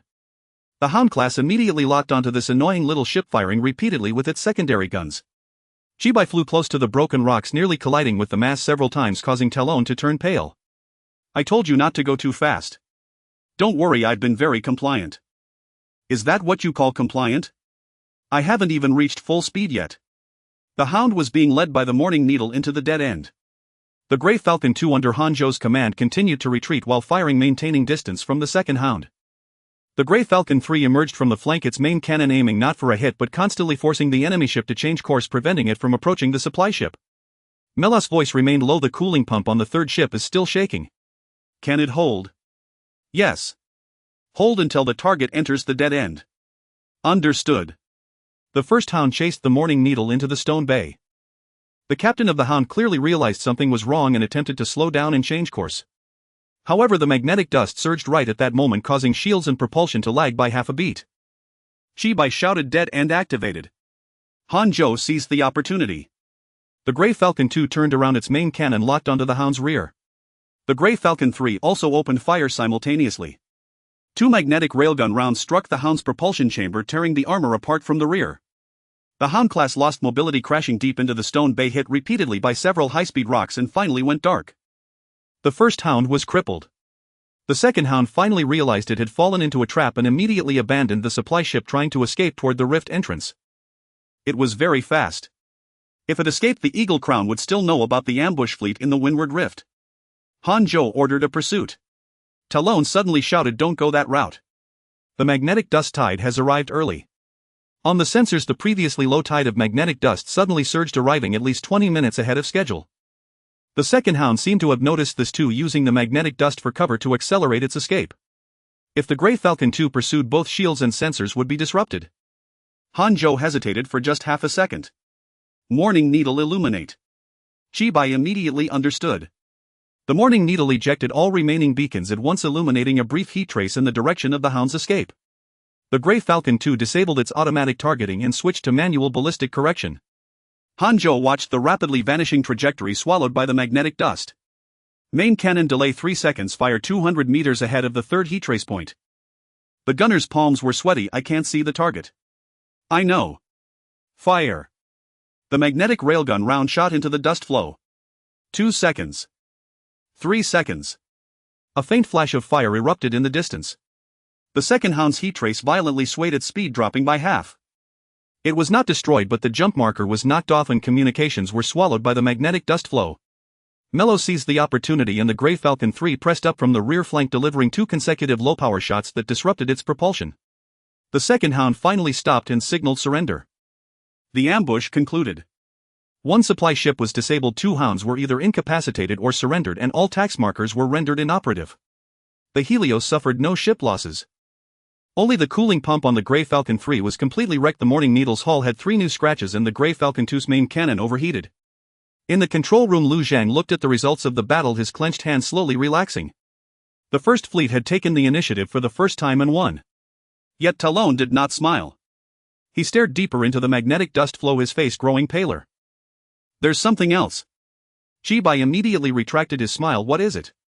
It's not the Eagle Crown. Talon's voice trembled. There's an old beacon deep in the rift, awakened by the recent magnetic dust tide. An intermittent ancient signal came through the channel. It was neither Eagle Crown language nor the trade code of the Silver Ring Merchant Group. The core of the Lord automatically translated a line of text. 0 dock auxiliary anchor point awaiting main authority. The ancient signal from the leeward fissure choked the victory cheers in their throats. 0 dock auxiliary anchor awaiting primary authority. The line appeared on every screen connected to the tactical channel, a cold blue. The crew members who had just been reporting their battle results fell into a unanimous silence.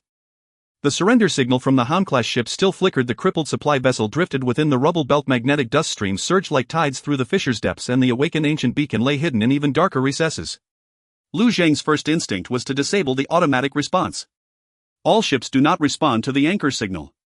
Disable the Lord Core's automatic handshake switch to manual confirmation. Suggestion: connecting to the auxiliary anchor can enhance 0 dock integrity. The prompt from the Lord Core appeared almost simultaneously. Lu Zhang dismissed it immediately. Lin Yanqiu, witnessing this, relaxed slightly. Still clear-headed. Those who aren't don't survive. Many choose to open the door precisely because they are too clear-headed. This remark seemed to extend from the remnants of Shen Ziheng's message. Lu Zhang did not respond. He knew Lin Yanqiu wasn't reproaching him but warning him each crisis would make tapping into the power of the old era seem more reasonable. Today it's an auxiliary anchor, tomorrow perhaps dock authority, and the day after the complete Lord Core. Temptation never appears in the guise of a demon.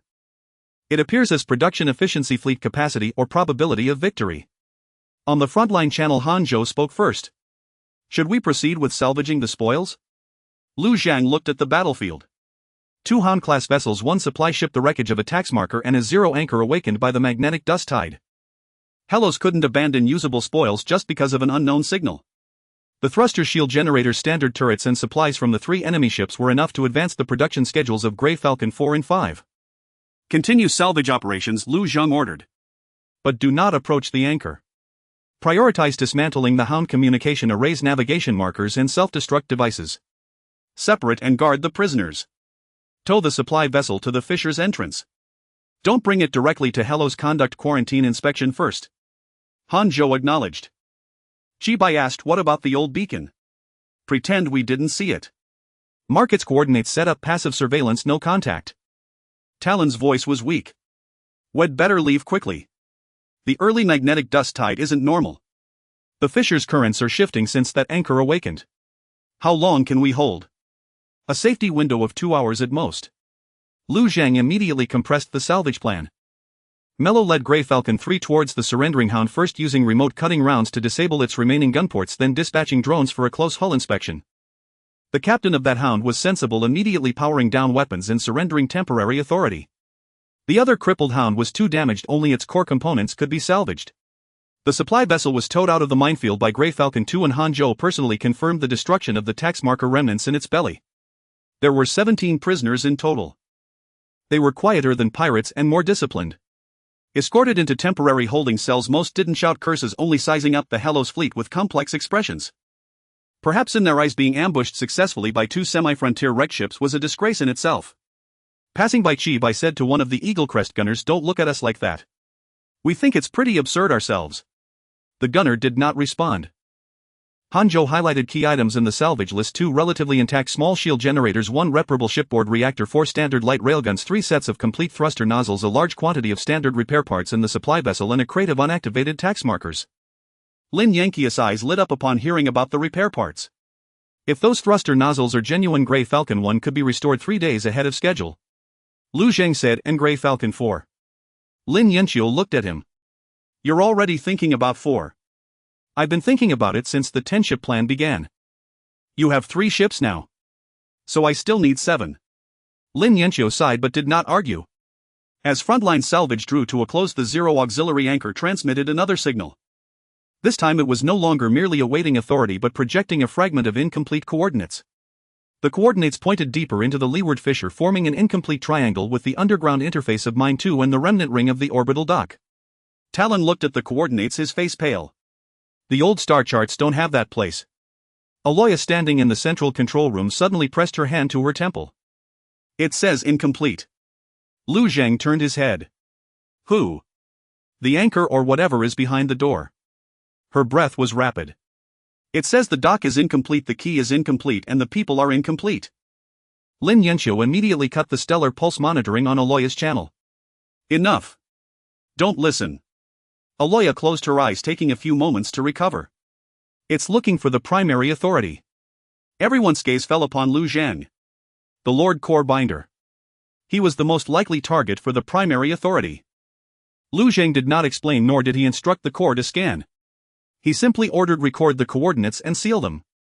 Any research concerning the zero anchor must be postponed until after the frontline salvage is complete and the dock's security has been re-verified. For now, the fleet returns home. The frontline fleet began its withdrawal. Grey Falcon 2 towed the supply vessel. Grey Falcon 3 escorted the surrendering Hound, and the Dawn Needle led the way with Talon navigating. The crippled Hound, stripped of its core, was left in the fissure with a delayed detonation charge to prevent recovery by Eaglecrest. Before the 2-hour safety window closed, the Hellos fleet successfully disengaged from the leeward fissure. The delayed explosion flared up behind them. The crippled Hound was shattered into fragments, devoured by the magnetic dust tide. The welcome for the returning fleet at the Hellos dock was even more fervent than after Grey Falcon 2's trial run. This time it wasn't the destruction of a single probe. It was the first complete victory in a fleet ambush. 2 combat-ready Grey Falcons, 1 Dawn Needle, bringing back 1 captured Hound, 1 supply vessel, a large quantity of repair parts, 17 prisoners, and a salvage list sufficient to alter the production pace. The first fleet had grown teeth. Lu Zheng did not stop the cheering. Hellos needed this cheer. The miners, engineers, medics, Red Sands warriors, and newly awakened crew members all needed to know they weren't wasting their lives in the dark for nothing. Every time they stripped alloy from living quarters, endured another meal of terrible green nightmare, or risked a sortie, they were truly turning enemy ships into their own resources. But after the cheering came a new order. The wartime representative assembly convened that very night. The allocation of spoils became the focal point.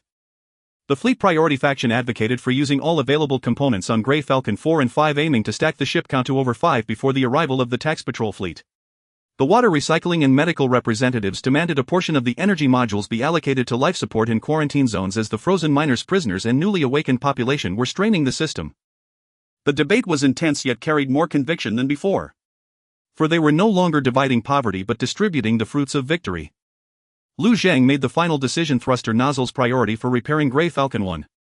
Reactor core reserved for Grey Falcon 4. One shield generator set for upgrading Grey Falcon 2, the other for disassembly and research. 1/3 of the supply vessel's energy module to life support, 2/3 to the dock. Don't rush to refit the captured hound, thoroughly investigate its permission locks first. Han Zhang asked, what about Grey Falcon 5? 4 is on the schedule but 5 is postponed. Han Zhang frowned. The tax patrol fleet arrives in just over 30 days. 4 ships won't be enough. So we need to ensure every ship can return. Lu Zhang looked at him. We will mass-produce ships, but not by stuffing people into uncalibrated iron coffins just to make up the numbers. Han Zhang was silent for a moment, then nodded. Just before the meeting adjourned, a communication from Marta Silvering arrived. This time there were no pleasantries. Congratulations, Lord Lu. 2 hounds and a supply vessel, a fine strike. Lu Zhang's gaze turned cold. You have eyes in the leeward fissure. A merchant always cares about his investments. Marta's tone was light. But I advise you to deal with the prisoners quickly. Baron Aldrich cares little for the lives of low-ranking soldiers, but he cares very much why his tax markers failed. What do you want to buy? Not buy, just a reminder. Marta said. The Baron's tax patrol fleet will arrive earlier. Not in 38 to 44 days, but in 29 to 33 days. Lin Yanqia's expression shifted.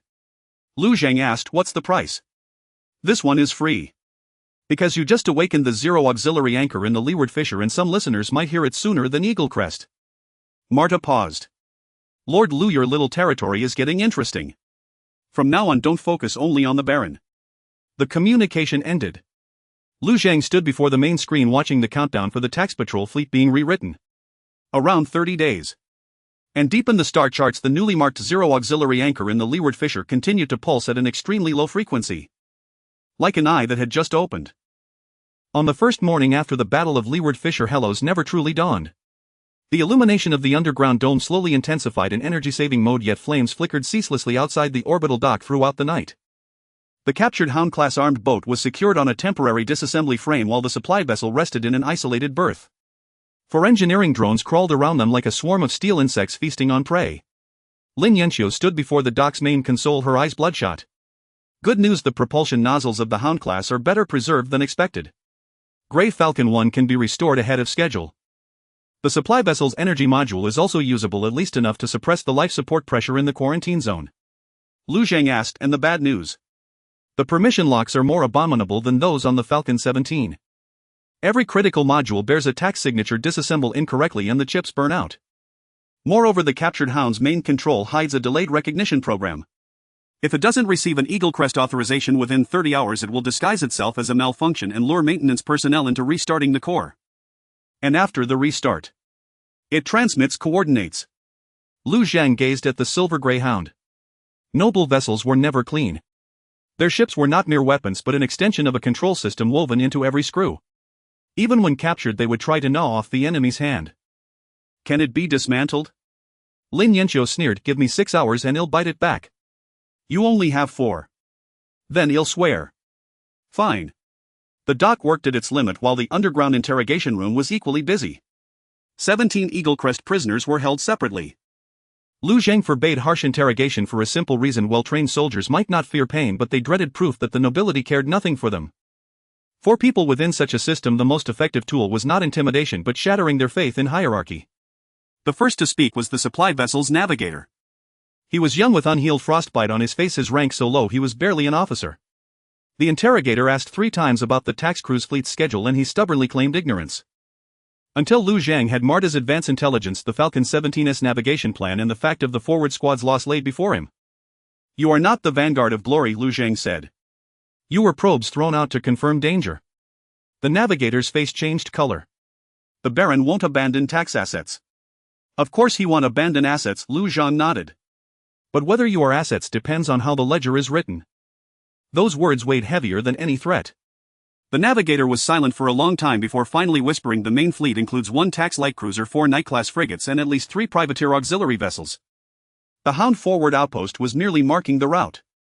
If we go silent, the main fleet will advance earlier, but they won't immediately press in at full speed. They'll first send a night-class ship to confirm the fissure. How long? At least 7 days, at most 10. Lu Zhang's heart sank. Marta had said the tax cruise fleet would arrive in 29 to 33 days, but Eaglecrest would also send a night-class ship to confirm in 7 to 10 days. This wasn't the final battle. But it was the first iron boot before the final battle. Night-class model. Old White Plume class. Heavy armor, average speed. The captain is usually a low-ranking noble. It will carry a long-range tax beacon. Once it confirms Hellas coordinates, the main fleet can bypass many detours. After the interrogation, Lu Zhang sent the intelligence to the wartime representative meeting. The atmosphere in the meeting room was heavier than before the leeward fissure battle. The forward squad could be ambushed because they were small, urgent, and needed to mark targets. A night-class ship was different. The White Plume was a proper frigate, larger than the Grey Falcon, with thicker armor and more stable fire control. Even with 3 Grey Falcons, Hellas might not be able to take it heaten. Han Zhang spoke first. We must continue expanding the fleet. Begin construction on Grey Falcon 4 and 5 simultaneously. The water recycling technician immediately objected. Life support has just been connected to the supply vessel's energy module. Prisoners, frozen miners and awakened crew all require consumption. If you start 5, which do we halt, medical or water recycling? If we stop building ships when the night class arrives in 7 days, well, all stop breathing together. You can't cram everything into the dock. Han Zhang stood up. Then tell me what will stop the White Plume. A water pump. The gunpowder in the meeting room instantly thickened. Lu Zhang did not immediately intervene. He looked at Han Zhang, then at the water recycling technician. Neither was wrong. Han Zhang wanted to survive, and so did the water recycling technician. One believed in cannons, the other in pipelines. Hellas needed both. Begin construction on Grey Falcon 4 but postpone 5, Lu Zhang said. However, don't scrap the captured Hound. Prioritize converting it into a fixed orbital gun platform. Its armor is thick, its gun mounts stable.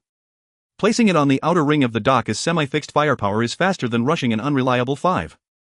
Lin Yankee's eyes lit up. Dismantle the propulsion system for Grey Falcon 1, keep the hull and gun mounts, and connect it to the dock's external power supply. The Hound won't become our warship, but it can become a turret that turns. Han Zhang frowned. What about mobility? It couldn't outrun the White Plume anyway, Lu Zhang said. What we need is to make the White Plume pay a price when it approaches the dock. The water recycling technician asked. And life support? 1/3 of the supply vessel's energy module has already been allocated to the quarantine zone. Disassemble another set of auxiliary batteries for the medical cryo module to ensure the Shia miners and prisoners don't strain the main life support. The plan was imperfect, but everyone could accept a part of it. After the meeting passed, Hellas entered a new combat readiness schedule. Grey Falcon 1's restoration was the highest priority. Construction began on Grey Falcon 4. The captured Hound was converted into an orbital gun platform codenamed Fong. The supply vessel was stripped for energy and repair parts. Interrogations continued, focusing on the White Plume captain's temperament, route habits, and the tax beacon mechanism. Late that night, Lin Yanqiu actually dismantled the delayed recognition program and the Hound's main control within 4 hours. Afterward, she tossed the burned tax chip into a transparent box and labeled it Noble Tartar. The engineers laughed for a long time. But Lu Zhang couldn't laugh. Because another suggestion popped up at the edge of his vision from the Lord Core. Access the 0-point auxiliary anchor to improve dock fire control coordination efficiency by 1117. Estimated to significantly increase interception success rate against White Plume class ships. This suggestion was very timely. So timely it felt like bait. Lu Zhang stared at it for 3 seconds, then manually dismissed it. Don't make choices for me, he murmured. The core did not respond. But in the direction of the leeward fissure, the 0-point auxiliary anchor, which was under passive monitoring, flickered faintly once. As the captured Hound was dragged to the outer ring for modification, many people gathered in the dock. They were not here for the spectacle but to witness how the enemy ship would transform into the fangs of Hellas. The silver-gray hull was cut open and the eagle crest emblem was ground away, revealing the cold hard alloy beneath. Engineering drones disassembled the propulsion system while workers connected the power cables to the outer ring of the dock, and Lin Yanqiu personally led the team to rewrite the cannon control. Originally belonging to the nobility, the Hound-class armed boat was gradually transformed into a semi-fixed railgun platform. Codenamed Fong. Han Jiang gazed at the two standard lightweight railguns with fervent eyes. If we had 10 Fong platforms, even the Bai Ling class would have to navigate carefully around us. Lin Yanqiu did not lift her head. If we had 10, I would circle around you first. Do you know how much power a single Fong requires? The supply ship still has energy modules. The supply ship is not a wishing well. Han Jiang fell silent, yet his gaze remained fixed on the platform. Lu Zhang observed the scene from a distance, noting it in his mind. The fleet priority was being fed well by victory. The ambush from the leeward rift provided them with evidence. Taking the initiative yields spoils. Spoils bring more firepower, and more firepower leads to new victories. This logic was compelling. So compelling that if left unchecked it would draw in everything from Hellos. The restoration of the Grey Falcon 1 was also proceeding in parallel. Once the Hound's propulsion nozzle was installed, it no longer resembled a beast with broken legs. Zhou Qi visited the dock daily to check on the progress, his right arm still in a sling, yet he insisted on participating in the debugging. Lin Yanqiu scolded him 3 times, and by the 4th time she was too lazy to continue and simply had someone bring him a chair. Can it catch up to the Bai Ling? Zhou Qi asked. It can catch up to being hit, Lin Yanqiu replied. Then it can go to the battlefield. Have all you captains had your brains vacuumed out? Zhou Qi chuckled. It is the first of its kind. Everyone looks at it and feels we can win. Lin Yanqiu's hand paused for a moment. She did not refute him. The significance of Grey Falcon 1 to Hellos had long surpassed that of a mere ship. It survived the first orbital battle and disrupted the Noble's high-speed ship communications during the tongue-cutting operation. It was scarred yet had been continuously repaired for the battlefield. For many who had just awakened, Grey Falcon 1 felt like Hellos itself. Broken, ugly, yet resilient. On the 3rd day, Grey Falcon 1 completed static ignition. On the 5th day, the Fong platform finished low-power steering. On the 6th day, Grey Falcon 4 laid the keel. Also on the 6th day, the life support system issued a yellow alert. The energy consumption in the isolation zone exceeded the limit. With frozen miners, Eagle Crest captives, newly awakened crew members, medical modules and temporary restraint pods, the additional load still left a third of the supply ship's energy module insufficient.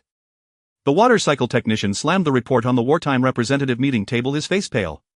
If we continue at this wake-up pace, in 10 days we will either have to lower the monitoring level for frozen miners or cut the redundancy of oxygen supply in the crew training area. The training area cannot be cut. The Bai Ling class may appear within 7 days. So we let the frozen miners bear the risk. They will not participate in the battle. As soon as this statement left his lips, the meeting room fell silent. Han Jiang realized he had spoken too harshly but did not retract. He gritted his teeth. I'm not saying they shouldn't live. I'm saying resources are limited and combat positions must be prioritized. Aloya looked at him coldly. Today you say those who do not participate in the battle can be downgraded. Tomorrow you will say the injured can also be downgraded. Han Jiang's face flushed. I am fighting for a way to survive for everyone. You are categorizing people as useful and useless. Lu Zhang raised his hand to stop the argument. He looked at Han Zheng. I know you want to win. But Hellos does not exist just to build ships. The fleet is for protecting people, not for filtering them. If we lose, no one will be able to protect. So we find a third way. Lu Zhang called up the supply ship's structural diagram. The supply ship still has a set of auxiliary temperature control arrays originally meant for transporting ammunition. Could we repurpose it into a low-power cryogenic maintenance array for the isolation zone? The water cycle technician looked at Lin Yanqiu. Lin Yanqiu frowned. We can, but it will sacrifice the value of the supply ship's ammunition depot modification. If that array is given to the dock, it can create a temperature-controlled storage for shells. Han Jiang could not help but say a shell depot is crucial for the Bai Ling battle. Lu Zhang replied, people are more important. After this statement, no one in the meeting room argued further. The plan was approved. The auxiliary temperature control array of the supply ship was disassembled for the isolation zone, maintaining the monitoring level for frozen miners without reduction and ensuring that the redundancy of oxygen supply in the crew training area remained intact. The cost was that the temperature-controlled storage plan for the shells would be delayed and some railgun shells would require manual rotation and maintenance, increasing dock working hours. As Lin Yanqiu left the meeting room, she quietly said to Lu Zhang, you just offended a portion of those who want to fight desperately. I know. They are not bad people. So it is even more important to stop them now. She glanced at Lu Zhang. You are becoming more like a lord. That does not sound like a compliment. It depends on the situation. On the 7th day, the Fong platform underwent its first live-fire test. The platform was connected to the supply dock's power and the cannon slowly turned toward a piece of dragged old armored target. Everyone stared at it, both eager and worried that this forcibly modified noble ship would suddenly go haywire. Lin Yanqiu pressed the launch button. The first shot missed by 20 meters. The second shot corrected to 5 meters. The third shot pierced the bullseye. Cheers erupted in the dock channel. Han Zhang stood at the back of the crowd, not cheering, only watching the platform with a complex expression. Lu Zhang noticed but did not approach. Suddenly an alarm rang from the control room. The outer passive array detected a long-range scanning frequency. Chi Bei's voice came through the channel. It's like the Eagle Crest but more stable than the Hound. It might be the Bai Ling class scanning the route. Lu Zhang looked at the star map. A faint red line was slowly expanding at the end of the outer navigation channel, like a knight's lance tentatively probing into the darkness where Helos was located. The estimated 7 to 10 days had been compressed into the present. The Bai Ling class had not yet arrived. But it was already beginning to look this way. After the long-range sweep commenced, all of Helios' external lights dimmed to their minimum. The orbital dock, like a colossal beast that had suddenly held its breath, retracted its welding sparks, shut down non-essential propulsion nozzles, and even redirected the movement paths of engineering drones to prioritize the shadows. The Fang cannon had just completed live fire testing, its barrels still radiating residual heat, yet Lin Yanqiu forcefully shrouded them with thermal shielding. The White Plume class had not yet arrived. Its eyes arrived first. Chi Bai magnified the sweep waveform. An old Eagle Crown standard radar, clean frequency band, stable power, like an educated aristocratic old man.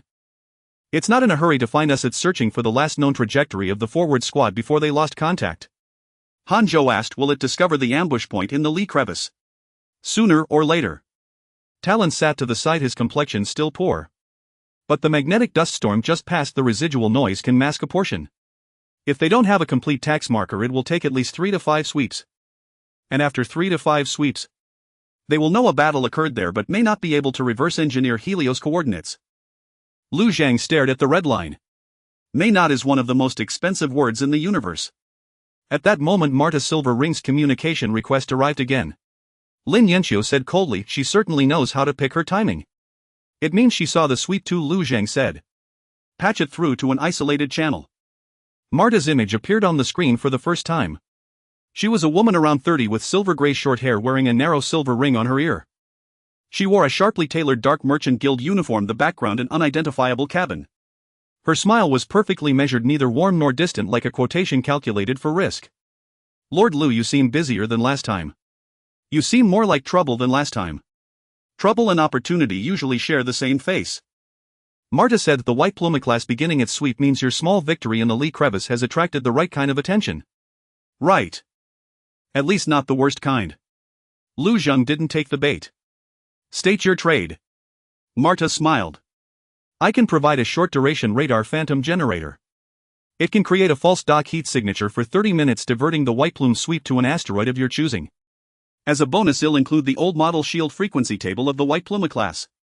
In exchange, I want 1 unactivated tax marker and 1 microgram of surface debris from the outer shell of the 6th cargo container, the star vein fragment. Lin Yanqiu wrote directly beside her, no debris either. Lu Zhang looked at Marta. You are quite persistent about the star vein fragment. And you are quite persistent about refusing. The tax marker is negotiable. The star vein debris is not. Just surface debris, it doesn't involve the core. The more you insist it's safe, the more it seems unsafe. Marta sighed softly.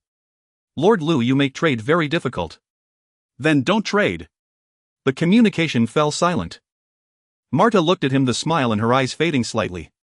For a moment she no longer seemed like a merchant but like some archivist evaluating the stability of a civilization sample. Do you know, she said slowly? In the frontier there are 2 common types of lords. One type kneels when they see danger, the other reaches out for power when they see it. The former live long, the latter die loud. You are rarer. You neither kneel nor reach out rashly. Is this a second risk assessment? It's an investment suggestion. Marta sent over a reduced cargo manifest. I can back down a step. 1 tax marker and the Hound class shield generator test data in exchange for the Phantom generator and the White Plume shield frequency table. The star vein debris is shelved for now. But you must agree, if you ever decide to process the 6th cargo container, the Silver Ring Guild has the right of first refusal. Lin Yanqiu frowned. The right of first refusal sounds like no real constraint, but shall use it as a verbal contract. Lu Zhang said, right of first refusal doesn't equal the right to a guaranteed deal. Marta's smile returned. Of course. Add 1 more condition, Lu Zhang said. The Phantom generator you provide must be delivered as disassembled components, not connected to the Helios system as a whole unit. We will assemble it ourselves. That will reduce its effectiveness. It will also reduce the risk of backdoors. You truly wound a merchant's heart. Is a merchant's heart priced per piece? Marta laughed out loud. All right, deal. After the communication ended, Lin Yanqiu immediately began scrutinizing the manifest. Chibai meanwhile stared at the White Plume shield frequency table, his eyebrows slowly rising. If this is real, the White Plume class old shields have a brief vulnerability dip in a magnetic dust environment. Every time before the main cannon charges, the port shield drops for 0.7 seconds. Hanzhou asked, enough to score a hit. Enough for someone reckless enough to try. Lu Zhang looked at Talon. Can we place the Phantom's false heat signature somewhere to lure the White Plume closer to a magnetic dust environment? Talon pulled up a star chart and pointed to an asteroid debris field. Here. An old mining ship graveyard. Not far from the Lee crevice but further out. If the White Plume thinks there's a dock heat signature there, it will send a close-range scan. It won't charge in at full speed, but it will get close enough. Can we deploy orbital mines? Lin Yanqiu said, if we dismantle the casing of an unactivated tax marker and use it as the core for an induction mine, we can make a batch of fake marker mines that can fool Eagle Crown identification. Hanzhou's eyes brightened slightly. Make the White Plume think it's approaching a tax marker residue when it's actually a minefield. Shibai nodded. The aristocracy trusts its own seal the most. Well, use that seal to blow him up. The plan gradually took shape. Lu Zhang didn't rush to give orders. Instead, he looked at the records of the wartime representative meeting. Grey Falcon 1 restored, Grey Falcon 2 upgraded, Grey Falcon 3 repaired, Grey Falcon 4 construction begun, Fong cannon integrated, Phantom generator assembled, fake marker mines modified. Every item required people, energy, alloys and time. The White Plume sweep wouldn't wait for them to prepare perfectly. Priorities, Lu Zhang said. The Phantom generator and the fake marker mines enter the highest combat readiness. Grey Falcon 4 construction continues, but dock work hours are reduced by 30% for the minefield. Grey Falcon 1 must be restored within 3 days. Han Zhang's expression shifted slightly. Reducing 4 hours will delay its launch. The White Plume Vanguard will arrive before 4. If we could have one more ship, we can't finish it in time, Lu Zheng cut him off. And even if we did, there's no crew trained for it. This isn't about stacking numbers, it's about setting a trap. Han Zhang gritted his teeth and nodded. After the meeting dispersed, Aloya stayed behind. That silver ring woman didn't lie. Lu Zhang looked at her. You could sense it. Not when she was talking trade. But when she mentioned the worst kind of attention, she was afraid for a moment. What could Marta fear? Eagle Crown. Unlikely. The Star Vein. Possible. Or those unknown listeners drawn by the zero anchor. Lu Zhang looked towards the Lee crevice. A blue dot still pulsed there at a low frequency. The long-range sweep of the White Plume class swept across the star chart again, closer than before. Marta's second card was already on the table. Now it was Helios' turn to grind it into a blade. After the components of the shadow generator were received at the outer ring delivery point, Lin Yanqiu dismantled them 3 times through the night. The first check was for explosives. The second for trackers. The third check was for what she despised most, the guild-style considerate optimizations. The results proved Marta was cleaner this time. There were no active backdoors within the parts, only a few commercial watermarks and a passive identification tag deliberately placed in a conspicuous spot. That identification tag was like a polite business card blatantly telling Hellos, I could have hidden this, but this time I chose not to. Lin Yanqiu picked up the tag with tweezers and sneered, she's showing sincerity. Lu Zhang asked, can we trust her? A merchant's sincerity is like a temporary weld, it works but don't bet your life on it. The shadow generator was disassembled into 3 independent modules to be assembled by Hellos themselves. It couldn't generate a real dock, but within 30 minutes it could create heat signatures, scattering and low-power communication noise to simulate a damaged orbital facility. For a cautious White Plume class vessel, this might not be enough to lure it into a trap, but it would be sufficient to make it approach for confirmation. Meanwhile, the modification of the fake marker mines began. The unactivated tax markers were opened. The internal identification chips were retained while the outer shells were fitted with mining blasting spikes and magnetic attitude rings. They would emit a faint Eagle Crown tax signature, leading the White Plume class to mistake them for leftover equipment from an outpost squad. Chibai named them Noble Candy. Hanzhou commented, that's a terrible name. The enemy will be happy to eat them. The enemy will explode after eating them. So we're the ones who are happy. The dock was taut as a cable stretched to its limit. The restoration of Grey Falcon 1 entered its final stage. Zhou Qi could now sit back in the captain's seat. After Grey Falcon 2 was fitted with the Han shield generator, its energy curve became unstable. Hanzhou spent 6 hours daily on adaptation training. Grey Falcon 3 had its cooling pump replaced. Mellow finally no longer needed engineers to manually hold the pipelines. The keel of Grey Falcon 4 was slowly taking shape in the dock, but due to diverted work hours its progress was far slower than Han Jiang had anticipated.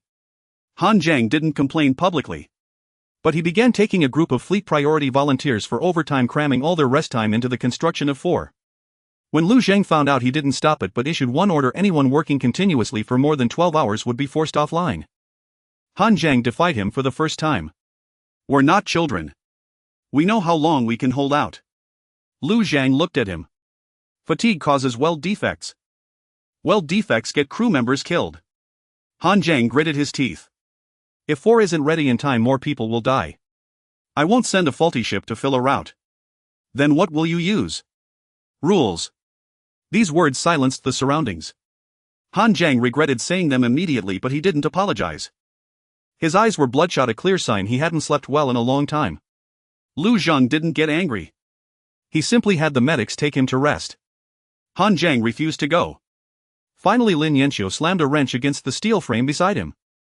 "If you go crazy in my dock again, I'll weld you onto Force keel as a warning sign." Han Jiang was finally led away. Lu Zhang watched his retreating back, a heaviness settling in his heart. The war hadn't truly begun yet. Cracks were already being ground into hellos from within by the countdown. Worse still, the passive monitoring of the 0-point auxiliary anchor point showed an anomaly. It began transmitting low-frequency repeating signals. Not directed at hellos but towards the darker side of the stellar veins further away. The signal was extremely weak, almost undetectable if hellos hadn't already marked it. After the Lord Core automatically analyzed it, it produced a fragmented meaning. Primary authority not restored. Auxiliary anchor awakening. Awaiting verification. Noise rising. What is the noise? Lu Zhang asked. Insufficient authority. Those 4 words again. Lin Yanqiu's face turned cold. Every time I hear that, I want to smash something. Aloya's reaction was more severe. After the low-frequency signal appeared, she began to have headaches. Not a constant pain but a brief moment of absence whenever the anchor repeated noise rising. The medics couldn't detect any anomaly, only recording extremely short synchronized peaks in her brainwaves. Lu Zhang ordered her to stay away from the monitoring room. Aloya refused. "If I don't listen, you'll know even less about what it's saying. You're not an instrument. I am the leader of Qisha." She looked at Lu Zhang. "If whatever is behind the door will devour hellos, it will also devour the surface. I need to know when it opens its mouth." Lu Zhang was silent for a moment, then had to compromise. "No more than 10 minutes per monitoring session. Director Lin will be present the entire time." Aloya nodded. When the monitoring began, she closed her eyes and pressed her fingers behind her ears. The low-frequency signal was converted into an audible waveform through the isolation system, sounding like a distant Black Sea breathing within a rocky cavern. For the first few minutes she had no reaction. At the 5th minute she suddenly said, "There are ships." Lin Yanqiu immediately recorded it. "Eagle Crown. No. No flags. They feel cold. They are far away, not heading here, just startled by the sound." Lu Zhang asked, "Have they discovered hellos?" Aloya frowned, cold sweat beading on her forehead. "No. They heard the anchor but haven't seen us yet." Like a sleeping person turning over. Lin Yanqiu murmured, "Unknown listeners." Aloya continued, "There's another sentence." "What?" She opened her eyes, a trace of deep blue lingering in her pupils. "The reckoning has not begun." A dead silence fell over the monitoring room. These weren't Eagle Crown's words. Nor were they terms the Silver Ring Guild would use. Lu Zhang thought of the special countdown of the Lord Core's silence, of Shin Zihang's warning not to trust a complete Lord Core. He forced his attention back to the present. The White Plume class was still the immediate threat. The unknown listeners were far away, the Taxnike ships were near. A lord's greatest taboo was letting distant fears cripple their current defenses. "Seal the monitoring data," Lu Zhang ordered. "The anchor line will not enter the combat channel." Everyone continues with the White Plume interception plan. At that moment the outer perimeter array captured a 3rd long-range sweep. This time the red line was no longer just a probe. It locked onto an area near the old mining ship graveyard. Talon looked at the star map, his expression grim. "They've taken half the bait. The White Plume class will send in a close-range confirmation." Lu Zhang asked, "How long?" 18 hours. Lu Zhang looked towards the dock. Grey Falcon 1 had just been restored. Grey Falcon 2's upgrade was not fully stable. Grey Falcon 3 had its cooling pump repaired and the fanged cannon turret was operational. Grey Falcon 4 was incomplete. The shadow generator was still in its final assembly. The fake marker mines were 60% complete. Imperfect. But war never waits for perfection. All personnel enter first-level combat readiness. Lu Zhang said turn the old mining ship graveyard into the White Plume-class graveyard. 18 hours later a non-existent dock flickered into existence at the old mining ship graveyard. The ghost generator was buried among 3 derelict mining vessel hulks, its shell coated in scrap iron ice crystals and magnetic dust.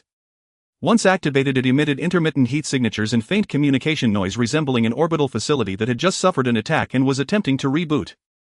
Scattered around were 27 decoy mines, all disguised as wreckage of Eagle Crest tax markers. From a distance the scene perfectly mimicked the aftermath of a lost forward outpost squad. A damaged dock. A batch of residual tax equipment. And more than enough chaotic noise. The White Plume-class night ship indeed drew closer. It emerged slowly from the shadows of the outer rim shipping lane, its hull nearly 3 times larger than a Hound-class with thick armor and an elongated bow resembling a silver-white lance. On its side was painted the golden wing of the Eagle Crest duchy, beneath which lay a minor noble crest, 3 white feathers encircling a short sword. Talon whispered, White Plume-class, no doubt. Chibai sat inside the Morning Needle, his tone uncharacteristically serious. It's older than I thought, but old things are usually tough. This time Heroes did not commit all its ships. Grey Falcon 1 and Grey Falcon 2 were hidden on either side of the mining ship graveyard tasked with the main assault. Grey Falcon 3 was on the outer perimeter responsible for cutting off the White Plume's retreat. The Morning Needle drifted at low power, ready to deploy the final set of heat decoys. The Houndtooth turret was not at the graveyard, it remained at Hera's outer ring guarding against the possibility that the White Plume was merely bait while the real enemy circled behind. Lu Zhang watched from the command center as the White Plume class slowly entered the trap. He had 2 countdowns at hand. One was the remaining time for the ghost generator, 29 minutes. The other was the unknown time before the White Plume might see through the ruse. The White Plume did not fire immediately. It first released 2 small reconnaissance spheres that orbited the outer edge of the decoy mines. After the spheres scanned and confirmed the tax signatures, they sent a verification pulse to the mothership. The White Plume then decelerated its main bow cannon, depressing slightly like a knight lowering a lance beside a corpse. Hanzhou's voice came through the silent channel, it's cautious. Zhou Qi, seated in the restored captain's chair of Grey Falcon 1, said softly, caution will still draw it near its own seal. The first reconnaissance sphere approached the decoy mines. No explosion. Neither did the second. They were allowed to complete their initial scan.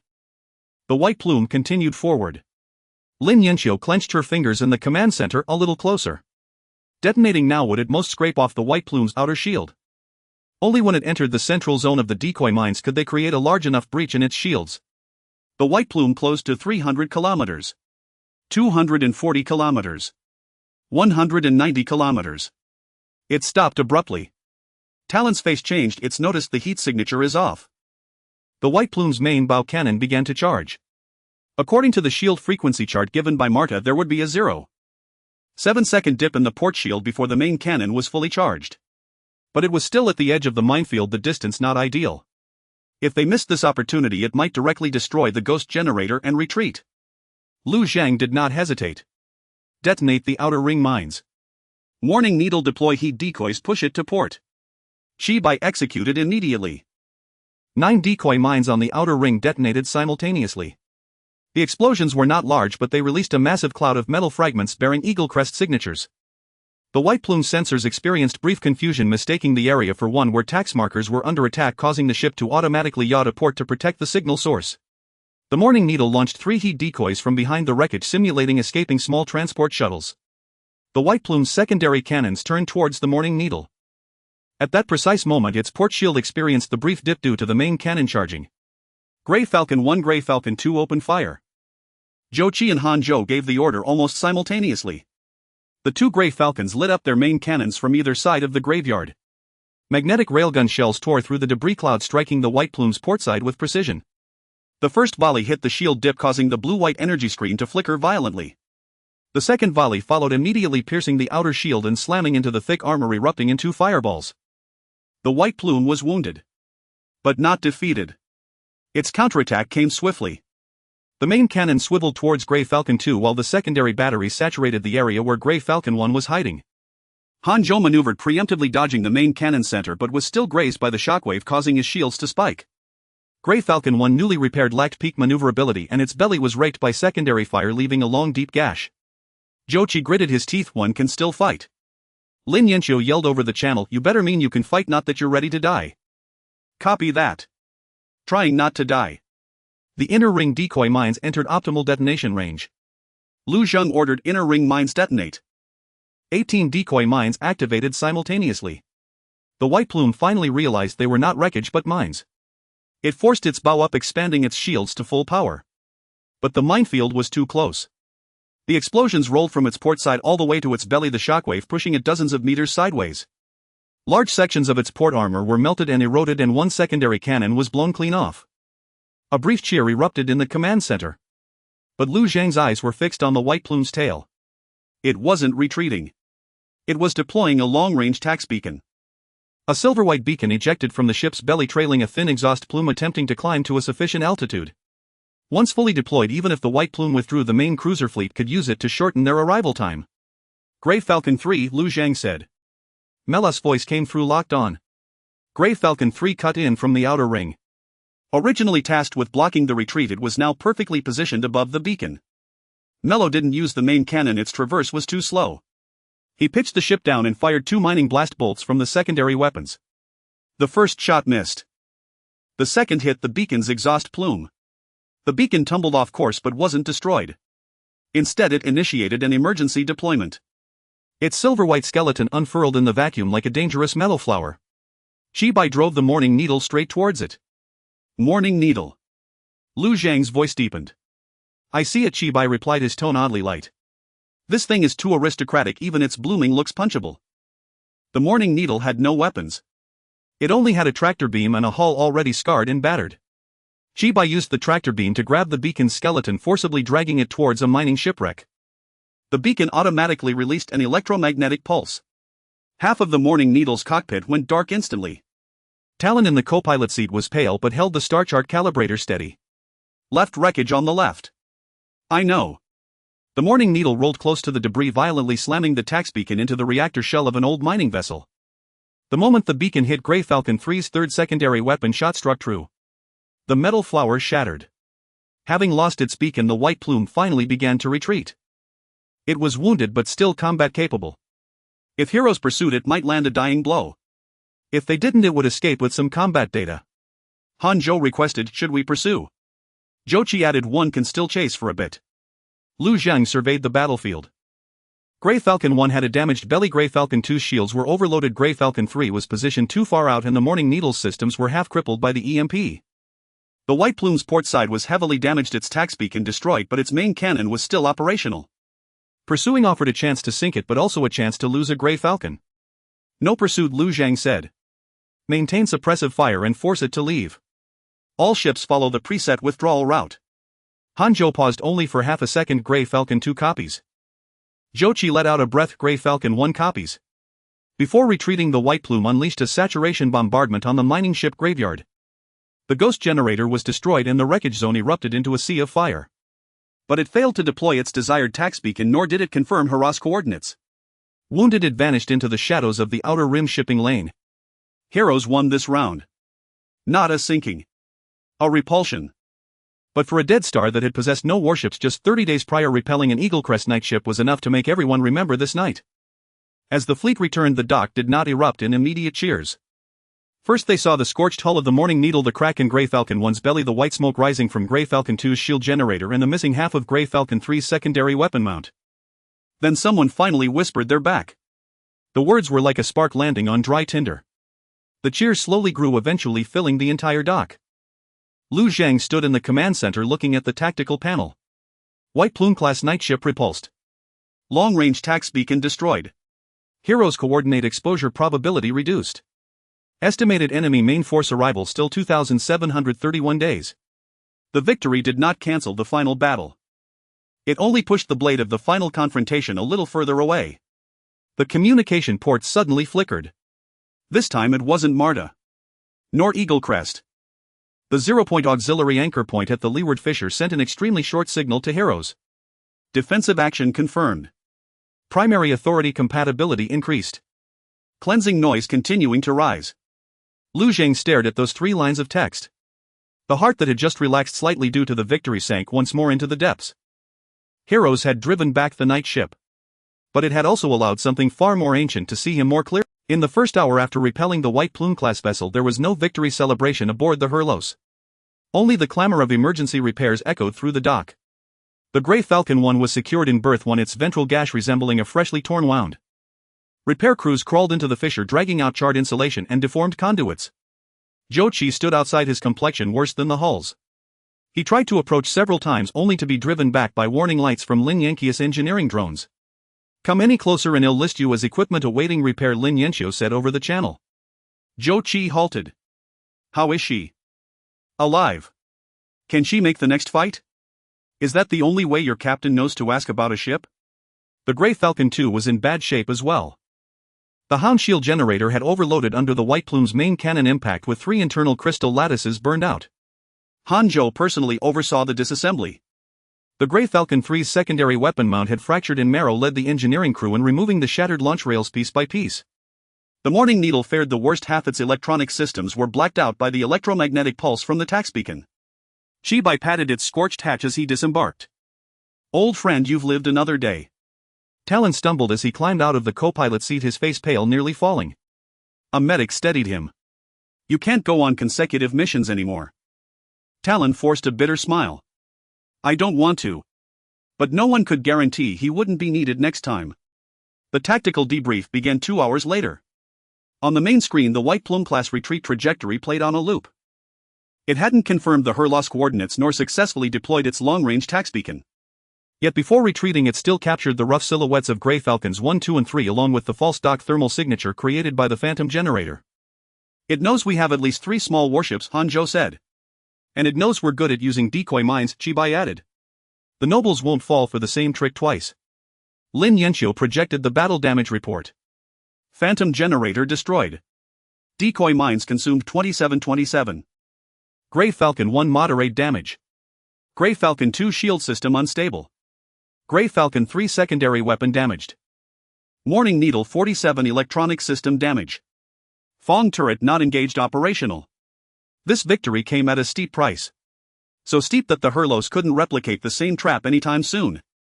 Marta's Phantom generator was gone, the tax marker mines were depleted, and the White Plume class had retreated with valuable intelligence. Next time Eaglecrest wouldn't send a single Night-class vessel into their meticulously prepared asteroid graveyard. Lu Zhang looked at another table. Enemy main force estimated arrival 2,731 days. Impact of White Plume class loss unknown. Possible enemy adjustments, early dispatch of second recon unit, change of course, long-range bombardment of suspected coordinates. "We've pushed the blade further away," Lu Zhang said. "But the blade is still there." A wartime representative meeting was convened immediately. Han Zhang was the first to demand an acceleration of the Grey Falcon force construction and to propose the simultaneous start of Grey Falcon 5. "The White Plume class saw we have 3 ships. When the main force arrives, 1 light cruiser, 4 Knights privateer support vessels.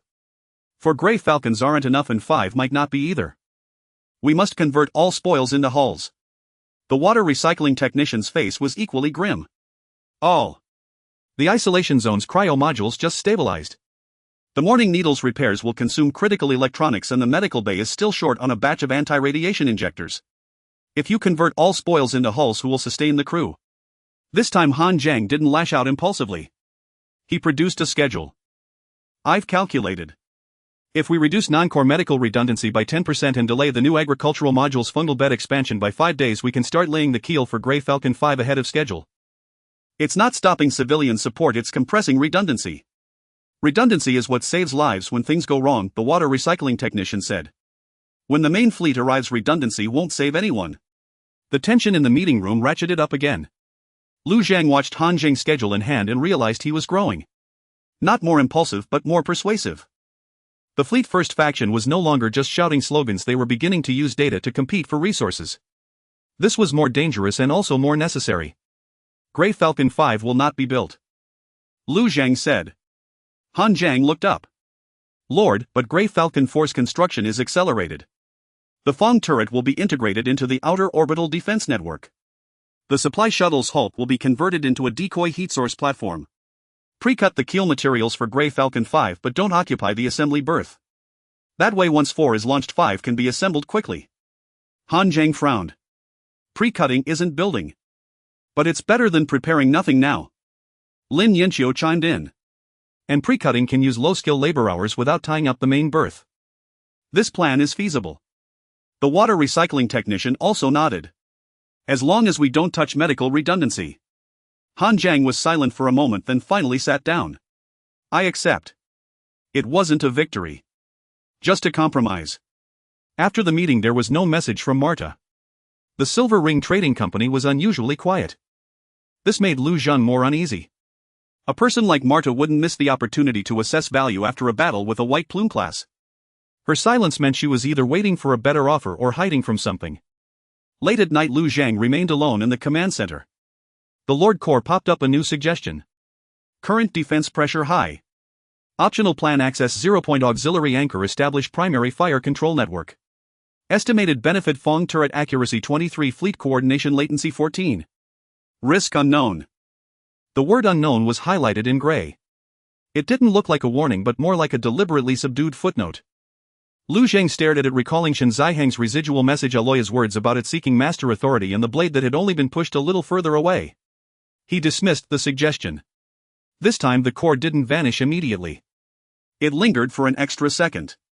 As if waiting for him to regret his choice. Lu Zhang murmured, "It's not time to sell my soul yet." On the main screen the keel progress bar for Grey Falcon 4 ticked forward by one slow increment. Slowly. But still moving forward. Lu Zhang named Hellas' new defense layout the Iron Shell Net. The name was inelegant but precise. The net featured no megastructures, no official naval ports, and no rows of battleships. It was pieced together from broken dry docks, fong-shaped gun emplacements, the Grey Falcon fleet, the remnants of supply boats, mining shipwrecks, mining mines, surface weather towers, and the ground observation posts of the Red Sand Clan. It was like a beetle so poor it had only bones left, turning all its hard shells outward. The Iron Shell Net had 3 layers. The first layer was the outer decoy belt. Based on old mining shiproutes, Talon selected 6 locations that could be disguised as wreckage supply points. The remnants of supply boats would be converted into heat source platforms, periodically releasing false signals to force Eaglecrest to disperse its reconnaissance. The second layer was orbital mines and fong-shaped gun emplacements. The Fong emplacements were connected to the outer ring of the dry dock, responsible for covering the near-orbit blind spots of Hellos. The newly built mining mines were no longer designed for destruction but to disrupt shields and thrusters, exposing enemy ships to the Fong emplacements' guns. The third layer was the Grey Falcon fleet itself.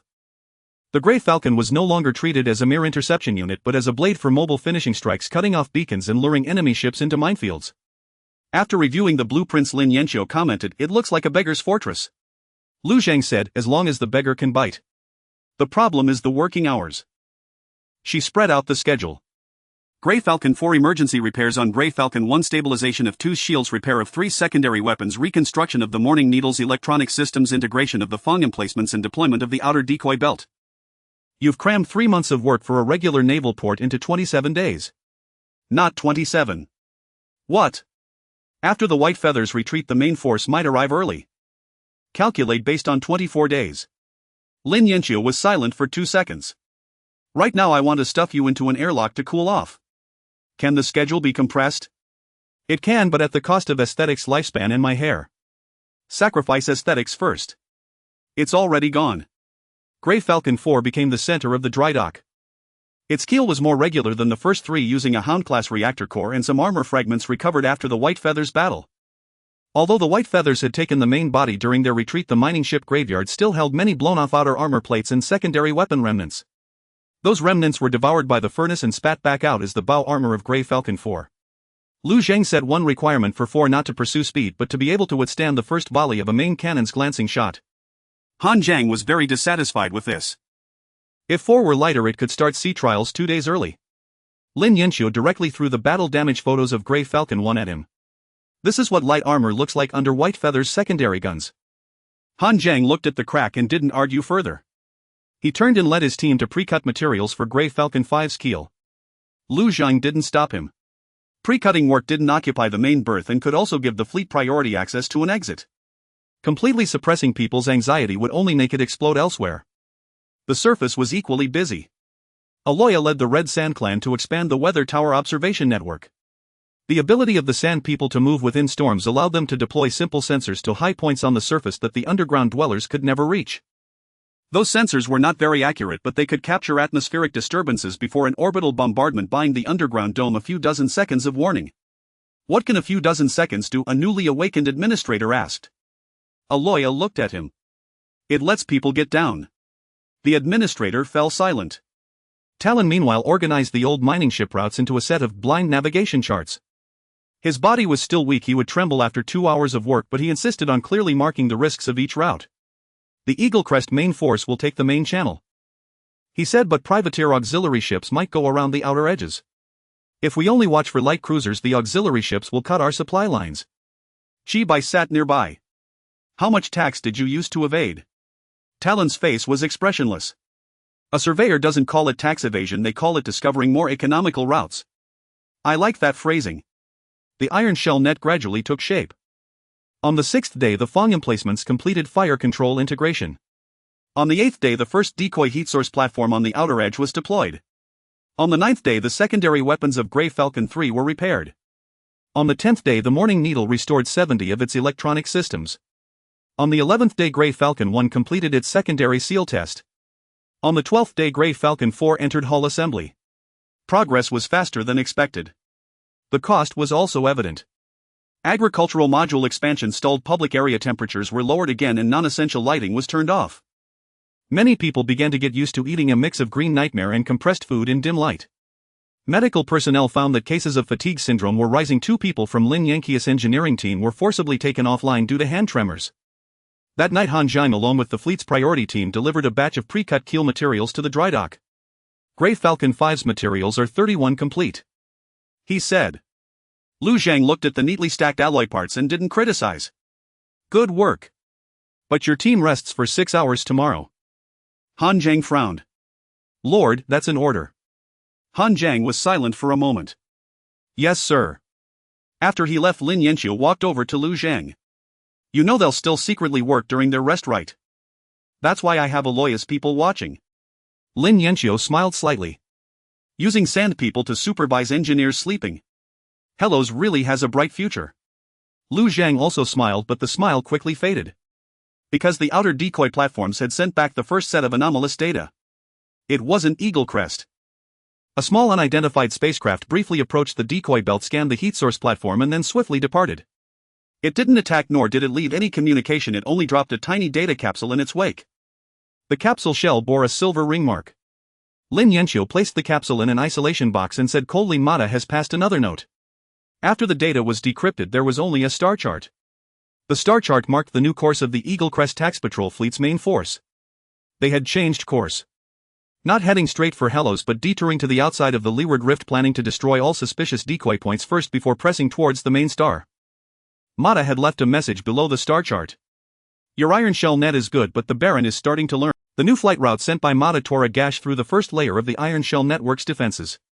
The Eagle Crown Tax Patrol no longer advanced along the shortest main route, but instead veered towards the leeward fissure's outer side, preparing to eliminate the outer bait points one by one.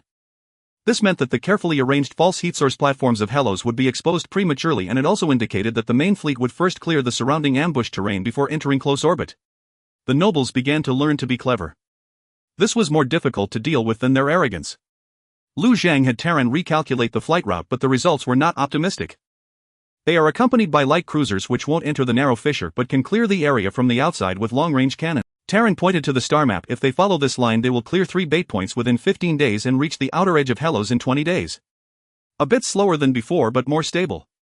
Hanzhou asked, can we ambush the clearing team?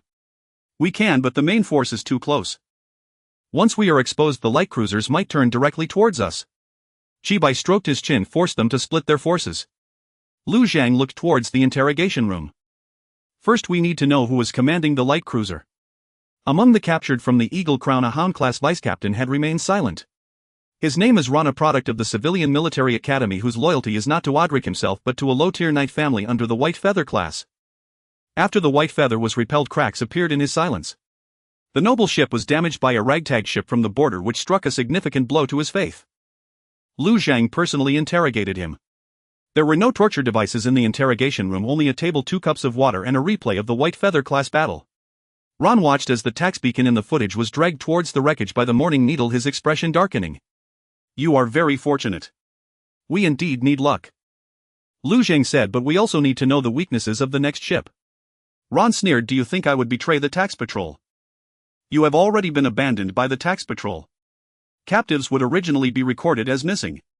Not missing. Lu Zhang placed a copy of the intercepted damage report in front of him. The White Feather class during their retreat sent a damage report to the main fleet. The report stated that the entire reconnaissance team was killed in action and the tax beacon was destroyed by heretical forces. Ron's pupils constricted. You forged this report. Possibly, Lu Zhang replied, but it might also be true. You know the Eagle Crown nobles better than I do. If the captive is still alive, it implies a command error. If everyone is dead, it suggests a valiant ambush. Which report would be more suitable for the captain of the White Feather to submit? Ron's hands slowly clenched. Lu Zhang did not hurry him.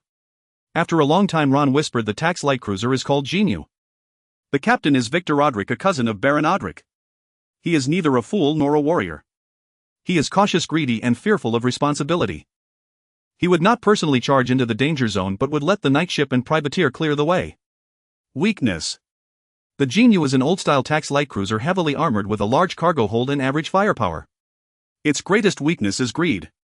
Ron looked up at Lu Zhang. As long as it believes a certain target has sufficient value, Victor would be willing to mobilize the main cannon to confirm personally. Star Vane cargo. Ron fell silent. Lu Zhang knew the answer. Star Vane cargo was effective against the White Feather and even more so against the Genu. The problem is that Hellos cannot truly use the 6th cargo container as bait. That thing has already resonated with the zero-point anchor and underground interfaces. If care is not taken, it would attract more than just the Eagle Crown. What else? Ron whispered, the main cannon of the Genu needs 94 seconds to cool down after 3 consecutive volleys.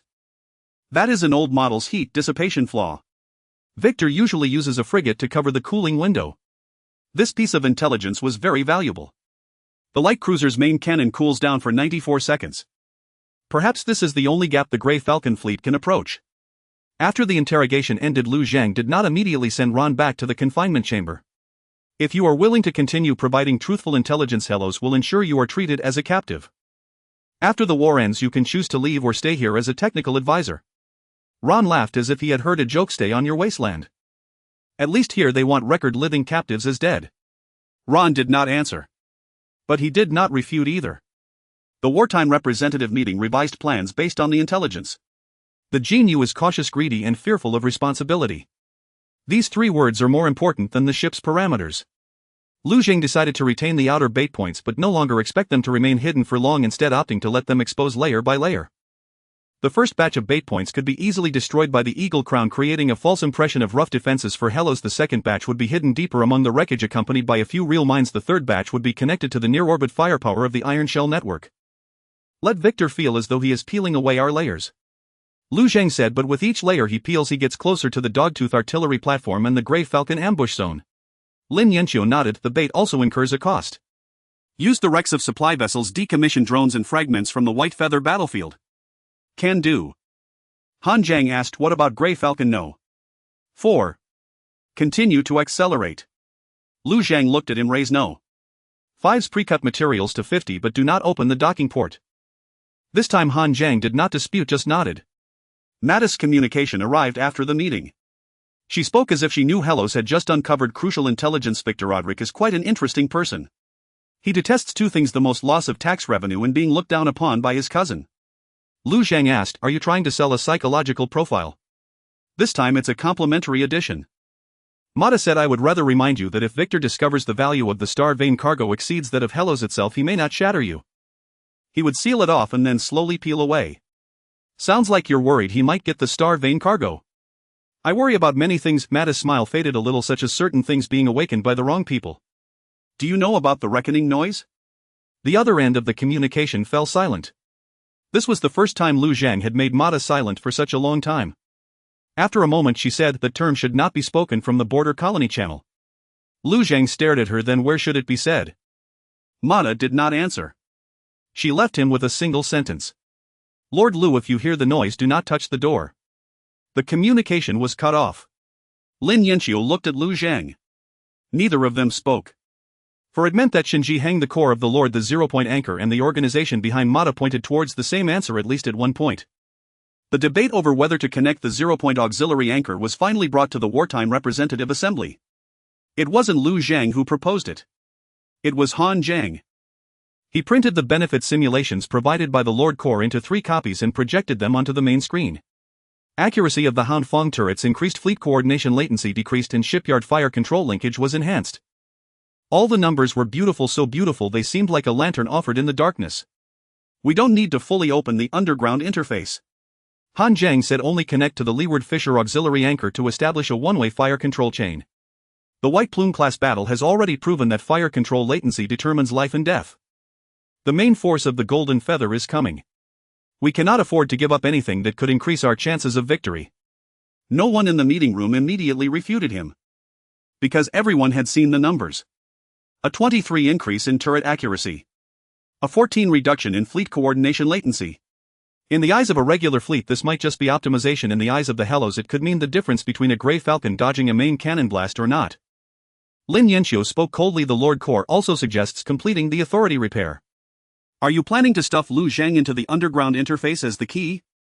Han Zhang's expression shifted. I didn't say that. What you're saying now is the first step. The first step isn't the last step. All disasters begin this way. Han Zhang stood up. Director Lin, I respect you. But you cannot let all the living forego their chances of victory because of half a sentence left by a dead man.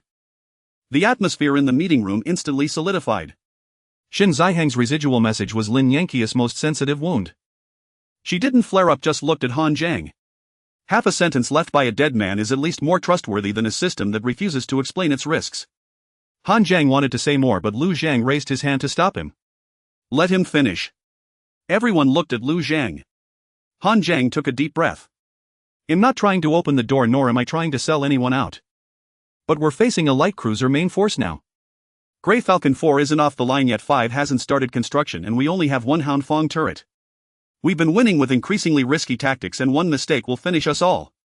Since the 0-point anchor is already awake and can provide fire control coordination, why not lock it in an isolation layer and try it once? His voice lowered as he finished. I just want more people to survive. This statement made the objections falter. The water recycling technician, the medical representative, the mining representative, none of them understood the 0-point anchor, but they understood the feeling of death approaching. The White Plume class was just a vanguard nightship, yet it had already left the Hellos battered. With a main light cruiser coming, who dared say they didn't need a higher chance of victory? Arroya, standing in the corner, suddenly spoke. It's not a tool. Han Zhang looked at her. How do you know? Because a tool doesn't wait for you to weaken. Arroya said, it speaks every time you're most afraid. The meeting room fell silent. Lu Zhang looked at the benefit simulation on the main screen, then at the Lord Corps panel. Connection suggestion still valid. A low-risk one-way link can be established. Low risk. Not no risk. And what the risk is, the Corps still refused to say. Central nexus. Lu Zhang spoke before everyone. List the complete risks of connecting to the 0-point auxiliary anchor. Insufficient authority. Han Zhang's face paled slightly. Lu Zhang continued, what authority is insufficient? Insufficient full Lord authority. How do I obtain full authority? Connect to the 0-point interface and complete the main authority verification. Lin Yanqiu sneered. See? It wants you to connect the anchor. Ask about the risk, it says authority insufficient. Ask how to know the risk, it tells you to connect to a deeper interface. This was a closed-loop inducement. Han Zhang said no more. But the struggle on his face didn't disappear. Lu Zhang turned off the benefit simulation. The 0-point auxiliary anchor will not be connected. Some in the room breathed a sigh of relief, others showed disappointment. Lu Zhang continued, but the problem Han Zhang raised stands. We need to reduce fire control latency. Director Lin, can we use the Houndmaster control the Hanfang turret and the shield coordination algorithm of Grey Falcon 2 to build a purely human system? Lin Yanqiu frowned in thought. Possible, but the effect will be much worse. Accuracy increase at most 7, latency reduction 4. No unknown risks. There's the risk of staying up all night. Approved. Han Zhang asked quietly, is 7 enough? Lu Zhang looked at him. No. So we also need training mines, decoys, the Hanfang turret, Grey Falcon 4. The Hellos hasn't survived this long by relying on a single card. After the meeting, Han Zhang didn't leave immediately. Lord, I overstepped just now. You raised a real problem. But I was almost convinced by those benefits. Lu Zhang looked at him. I was almost too. Han Jiang was stunned. When people are afraid, they want to grab anything that seems useful. Lu Zhang said, that's why we need to put decisions on the table instead of letting someone click confirm alone in the dead of night. Han Jiang was silent for a long time, then nodded and left. That night Lin Yanxiu led the engineering team to start building a makeshift fire control coordination system. Chibai named it the poor man's Link 4, which Lin Yanxiu chased him half the shipyard with a wrench. Arroya meanwhile went to the surface weather tower. She said it was too noisy underground. The whispers of the star vein felt like they were crawling along her bones. Lu Zhang approved her brief departure but required her to wear a medical monitor. In the early hours the weather tower transmitted an anomalous image. Arroya stood at the edge of a sandstorm looking up at the sky. She said, a star has turned black.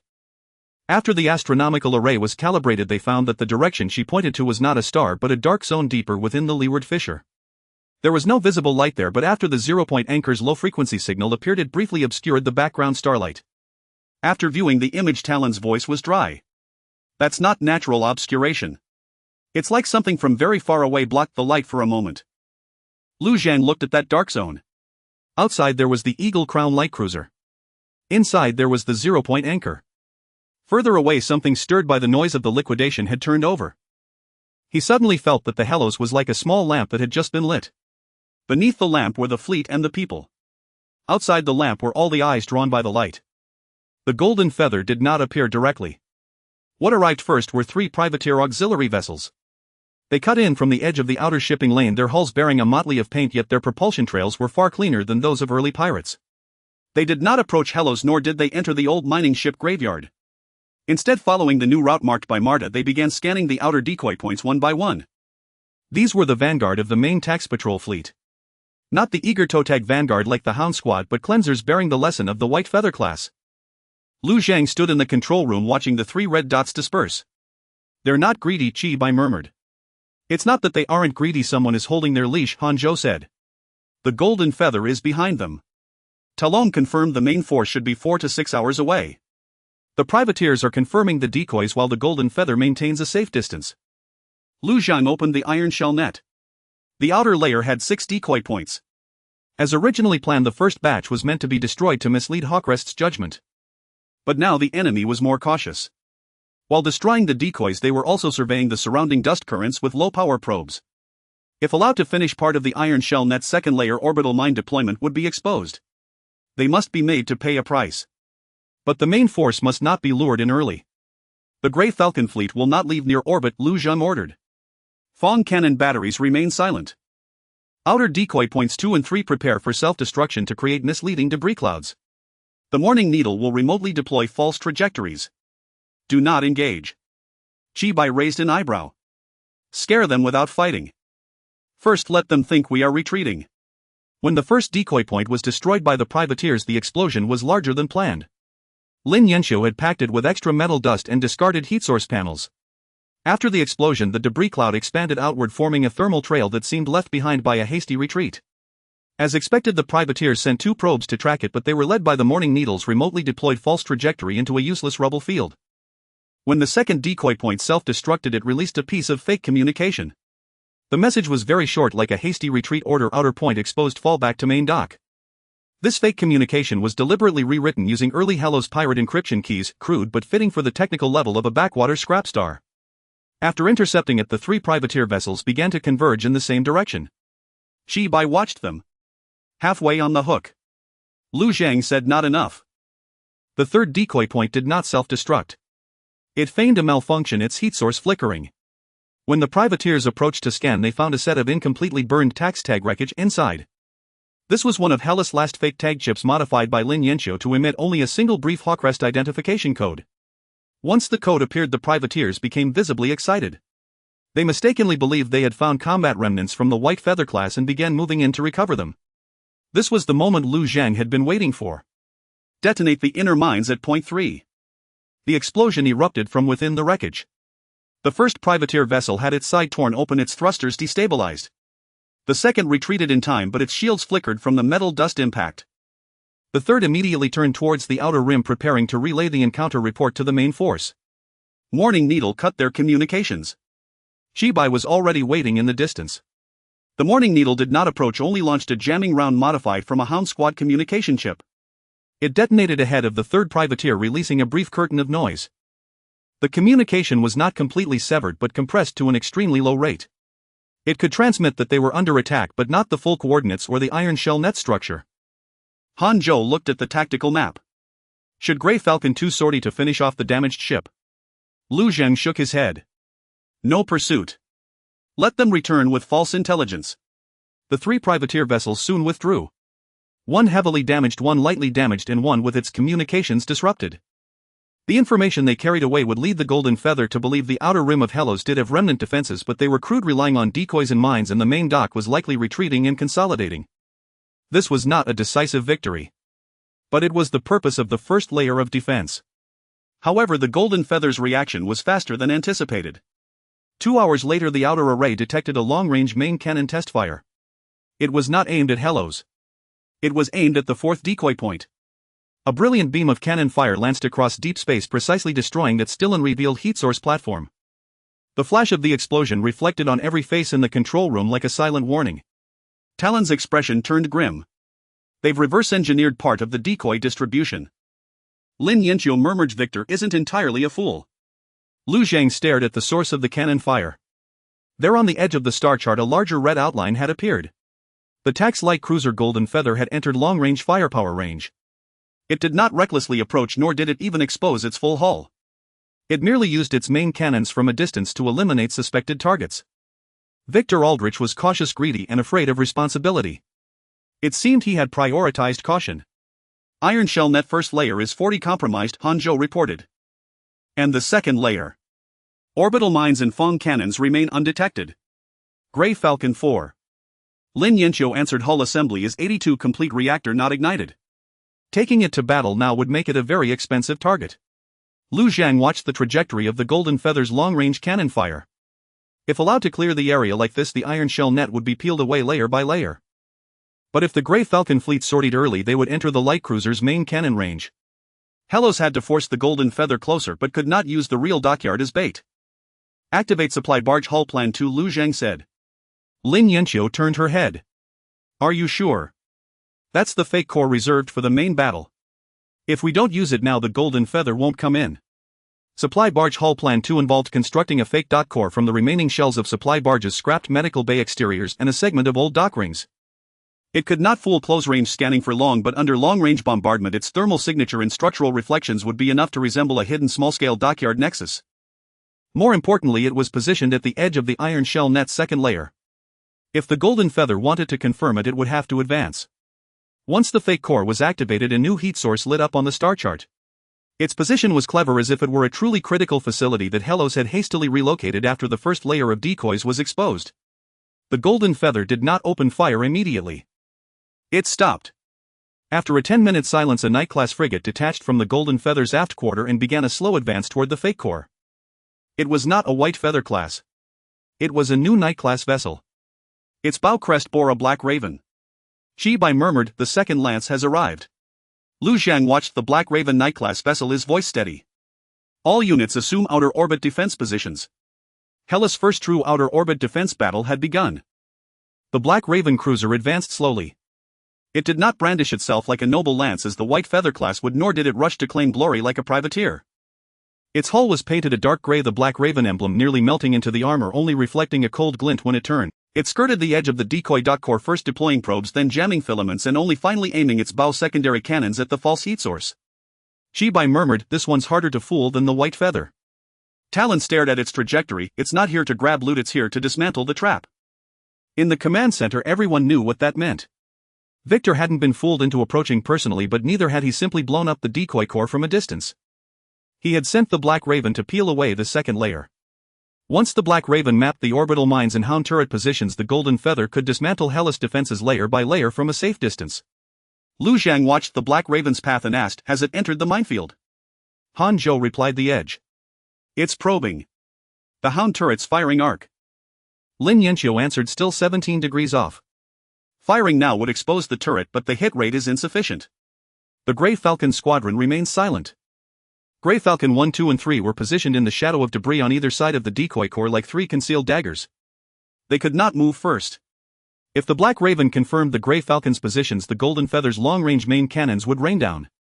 The Black Raven continued to approach. A probe neared the decoy core, scanning the heat source inside the wrecked supply shuttle. The decoy core deliberately released an unstable energy fluctuation like a reactor left running after a hasty evacuation.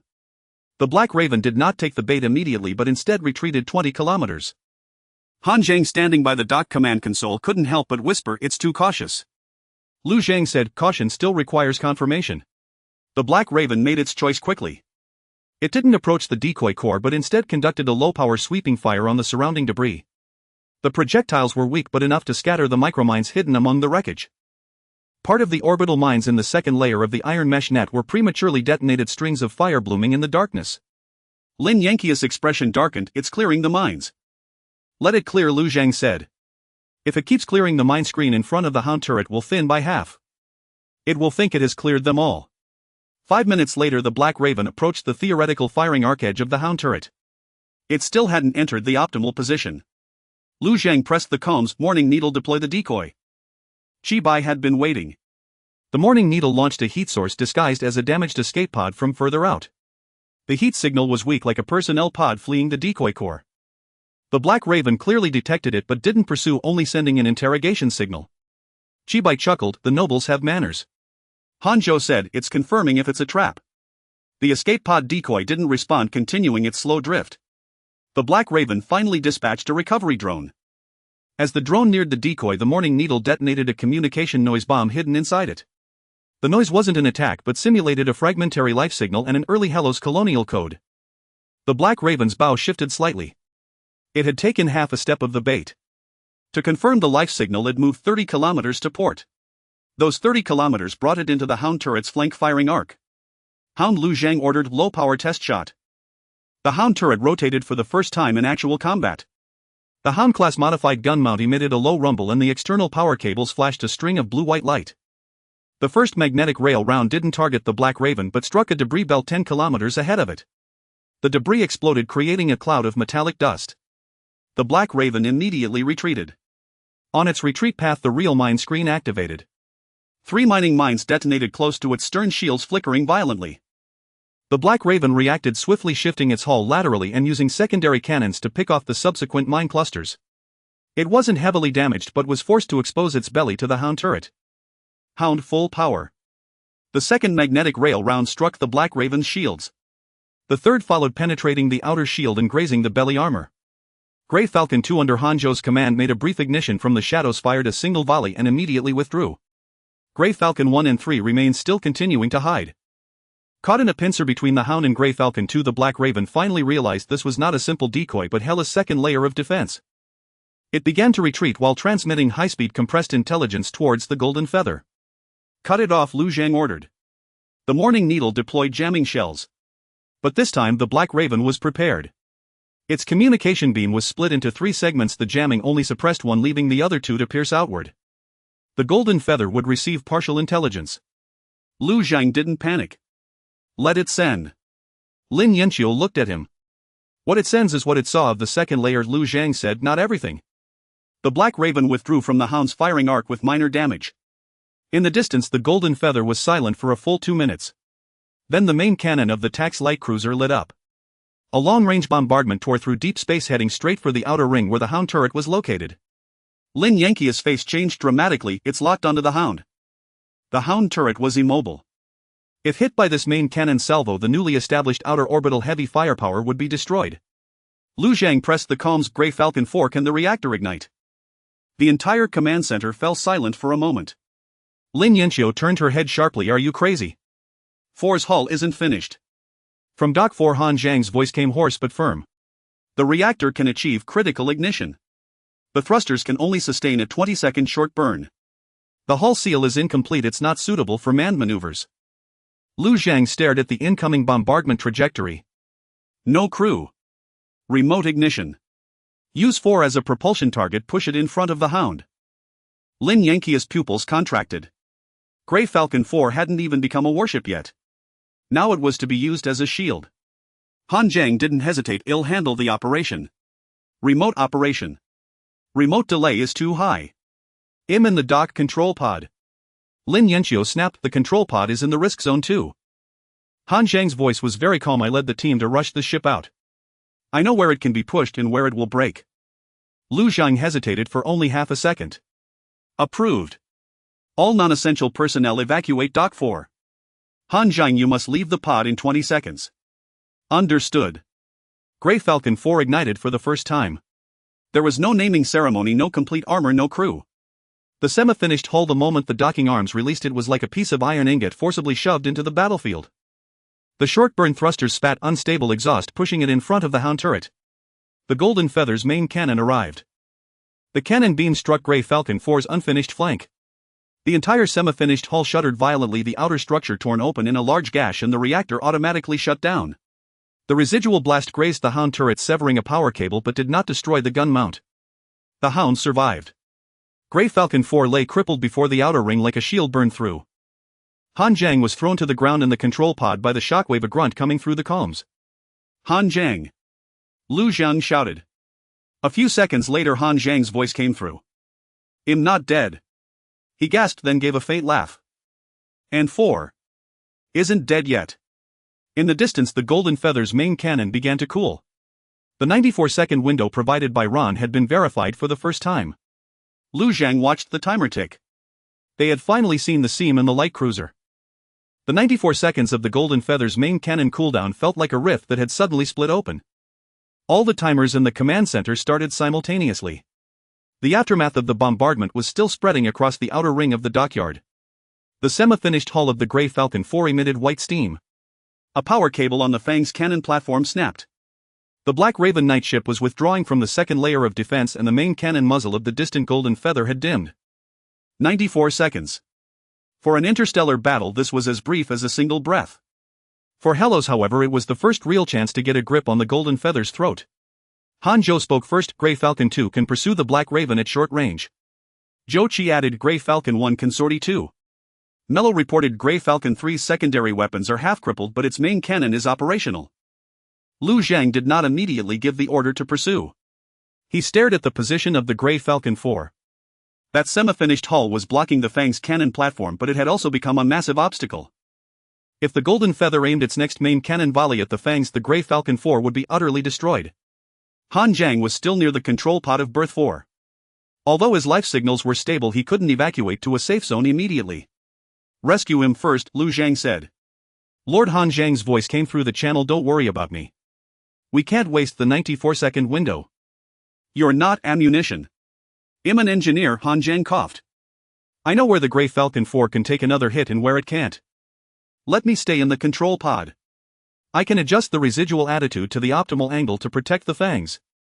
Lin Yanqiu cut in directly. Han Zhang, if you play the hero again, I'll come and drag you out myself. Director Lin, if the angle of the Grey Falcon 4 isn't adjusted, the next shot will punch through the crack. Lin Yanqiu stared at the structural diagram, her expression grim.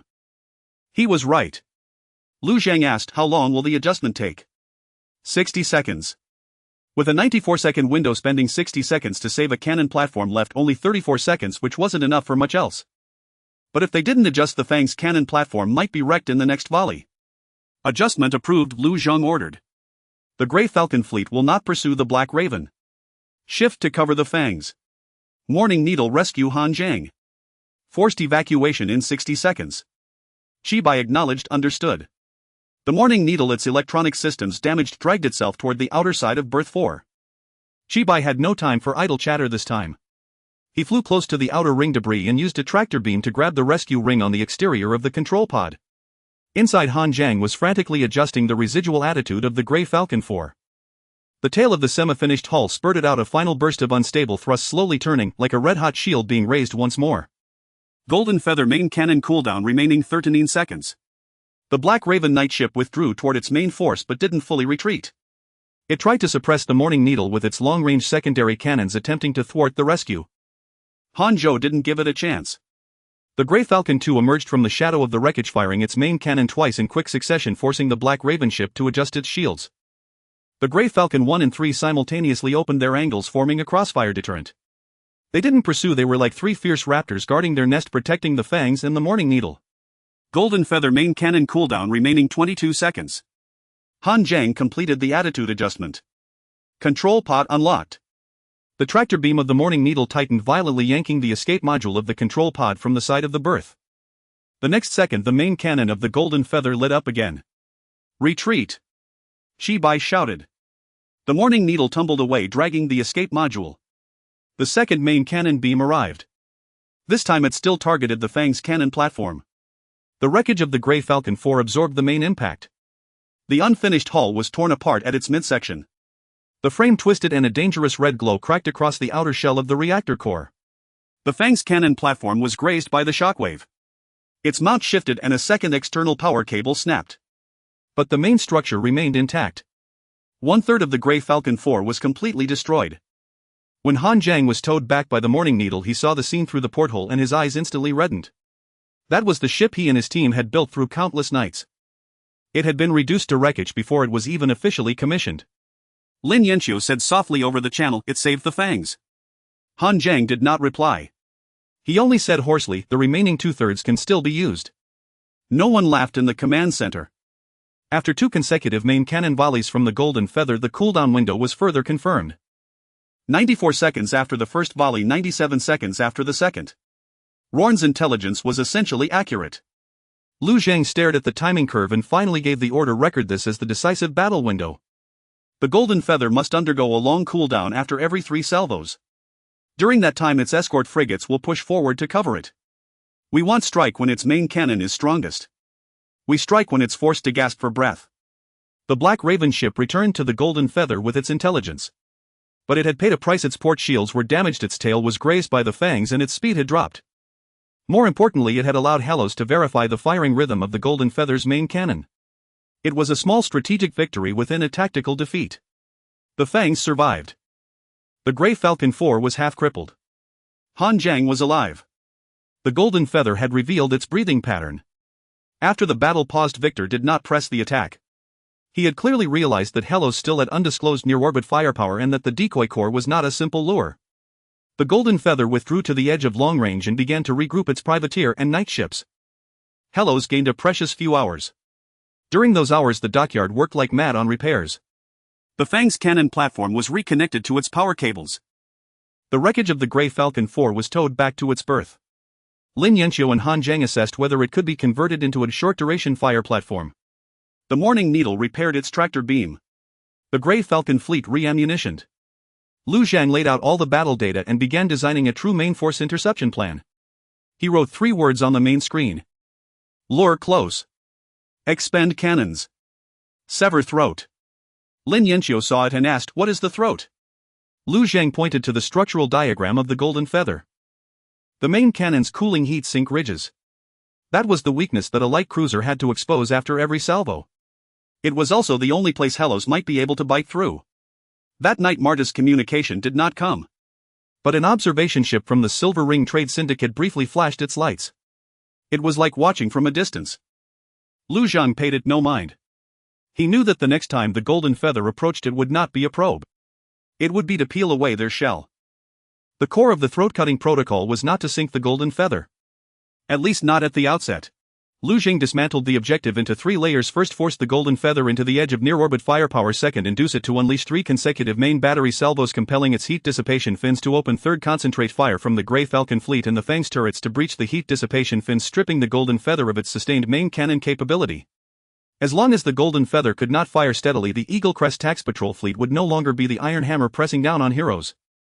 In the meeting room everyone gazed upon this plan. Shibai was the first to speak. "It sounds like making a steel behemoth bite 3 times in a row, then slipping your hand into its mouth while it gasps for air." Lu Zhang nodded. "More or less." "I knew it." Han Zhou asked, "What's the bait?" Lu Zhang pulled up the wreckage schematic of Grey Falcon 4. The meeting room fell silent. Grey Falcon 4 was no longer an intact warship. Its forward hull remained. The reactor core could ignite at low power and the main cannon mount was not completely destroyed. After an overnight assessment, Lin Yanqiu and Han Jiang reached a conclusion: it could not fly, but it could be converted into a short-term fire platform towed to the edge of the outer orbital defense line and disguised as a new vessel Heroes was urgently repairing. To Victor, a Grey Falcon 4 on the verge of deployment was a bait far more valuable than an ordinary one. If he did not strike, Heroes would gain another ship. If he did strike, he would expend a main battery salvo. Han Jiang's face was pale. Using 4 as bait. Lu Zhang looked at him. Yes. It can still be repaired. Lin Yanxiu said softly, it can be repaired but not in time for the main battle. To restore it to a warship would take at least 15 days. We don't have 15 days. Han Zhang fell silent. This was far more agonizing than sacrificing a derelict ship. Grey Falcon 4 was not yet dead, it still had a chance to be saved. Yet this was the cruelest truth of war, it was not about sacrificing only the worthless but taking what was valuable and trading it for a greater chance of survival. Lu Zhang did not rush him. After a long pause, Han Zhang looked up. If we use 4, at least let it fire one shot. Lin Yanxiu turned to him. Han Zhang's voice was hoarse. It cannot be just a target. It is Grey Falcon 4. Lu Zhang nodded. I promise. The throat-cutting protocol began to take shape. The wreckage of Grey Falcon 4 was refitted into a fire platform codenamed Iron Ingot. The Fang's turrets were concealed behind the Iron Ingot, using it as cover. Grey Falcon 1 was responsible for the initial lure, Grey Falcon 2 for shield suppression, and Grey Falcon 3 for rear guard and follow-up shots.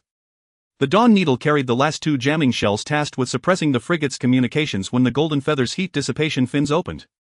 The improvised fire control coordination system was connected to the entire network for the first time. It was not elegant, the interface was crude, latency jitter was pronounced, and manual verification prompts written by Lin Yanxiu frequently popped up. Yet it did accelerate target allocation among the Fang's Grey Falcon 2 and the dockyard's point defense cannons by a small margin. A 7 improvement. Faint but real. At the same time, in the interrogation room, Ron provided the final critical piece of information. If Victor fails to destroy his target twice in a row, he will personally order a 3rd main battery salvo. Ron said, because he fears his subordinates will record his hesitation. After the 3rd salvo, the Golden Feather's heat dissipation fins will fully deploy for about 12 seconds. 12 seconds, Han Zhou repeated. Short enough and long enough, Chi Bai said. Depends on whether you're standing on the business end of the cannon. Lu Zhang asked Ron, why are you telling us this? Ron was silent for a moment. Because my name wasn't in the casualty report. What do you mean? The White Plume class listed our outpost squad as all killed in action, but they missed my name. It wasn't out of mercy, they simply never registered the supply boat's deputy captain. Ron let out a bitter, ugly laugh. In Eaglecrest's ledger, I'm not even worth a line for dying. Lu Zhang offered no comfort. Some things could not be consoled. Heroes records the names of prisoners, Lu Zhang said. Including yours. Ron looked up at him, his gaze complex. Preparations entered their final stage. The surface-dwelling Red Sand clan connected all available sensors into the atmospheric disturbance network. Water cycle technicians reduced supply pressure to non-critical zones to secure more stable energy for the Fang's turrets. The medical bay prepared to receive crew casualties. The quarantine zone for frozen miners was reinforced to prevent orbital shocks from affecting its life support systems. Everyone was doing what they could. Even though they knew a single salvo from the Golden Feather could erase many of their efforts. That night, Lu Zhang went to berth 4. The Iron Ingot platform had taken shape. The surviving bow of Grey Falcon 4 was fitted with a temporary cannon mount. The breach in its side was sealed with crude armor. The reactor could only operate at low power. It no longer resembled a ship but rather a slab of iron refusing to cool. Han Zhang stood beneath it. I request to remain in the Iron Ingot's control cabin. Denied, Lu Zhang said. Han Zhang, as if expecting the answer, said remote control has high latency. You are not ammunition. I know, Han Zhang said, gazing at the Iron Ingot. But I built it. I will know when it is about to break. Lu Zhang paused for a few seconds. You can operate from the dockyard's secondary control room 2 isolation layers away from the danger zone. No closer. Han Zhang tried to argue. Lu Zhang cut him off. This is the line. In the end, Han Zhang nodded. In the early hours, the outer perimeter array detected the Golden Feather pressing forward again. This time it did not send out privateers to sweep ahead. The Golden Feather, the Black Raven Knight, and 2 auxiliary privateer ships formed an oppressive formation, advancing slowly along the stripped bait zone. Victor was ready to peel away the last layer. Lu Zhang stood in the central control room and opened the all-channel comms. All units move into throat-cutting positions.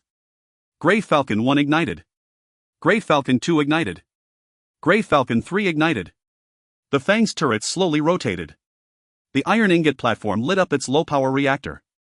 All of Hera's teeth were finally turned toward a single enemy. When the Golden Feather truly closed in, the Herlosian saw the full silhouette of Attack's light cruiser for the first time. It was not as crude as the Grey Falcon nor as chaotic as the pirate ships. It was massive, heavy, and cold.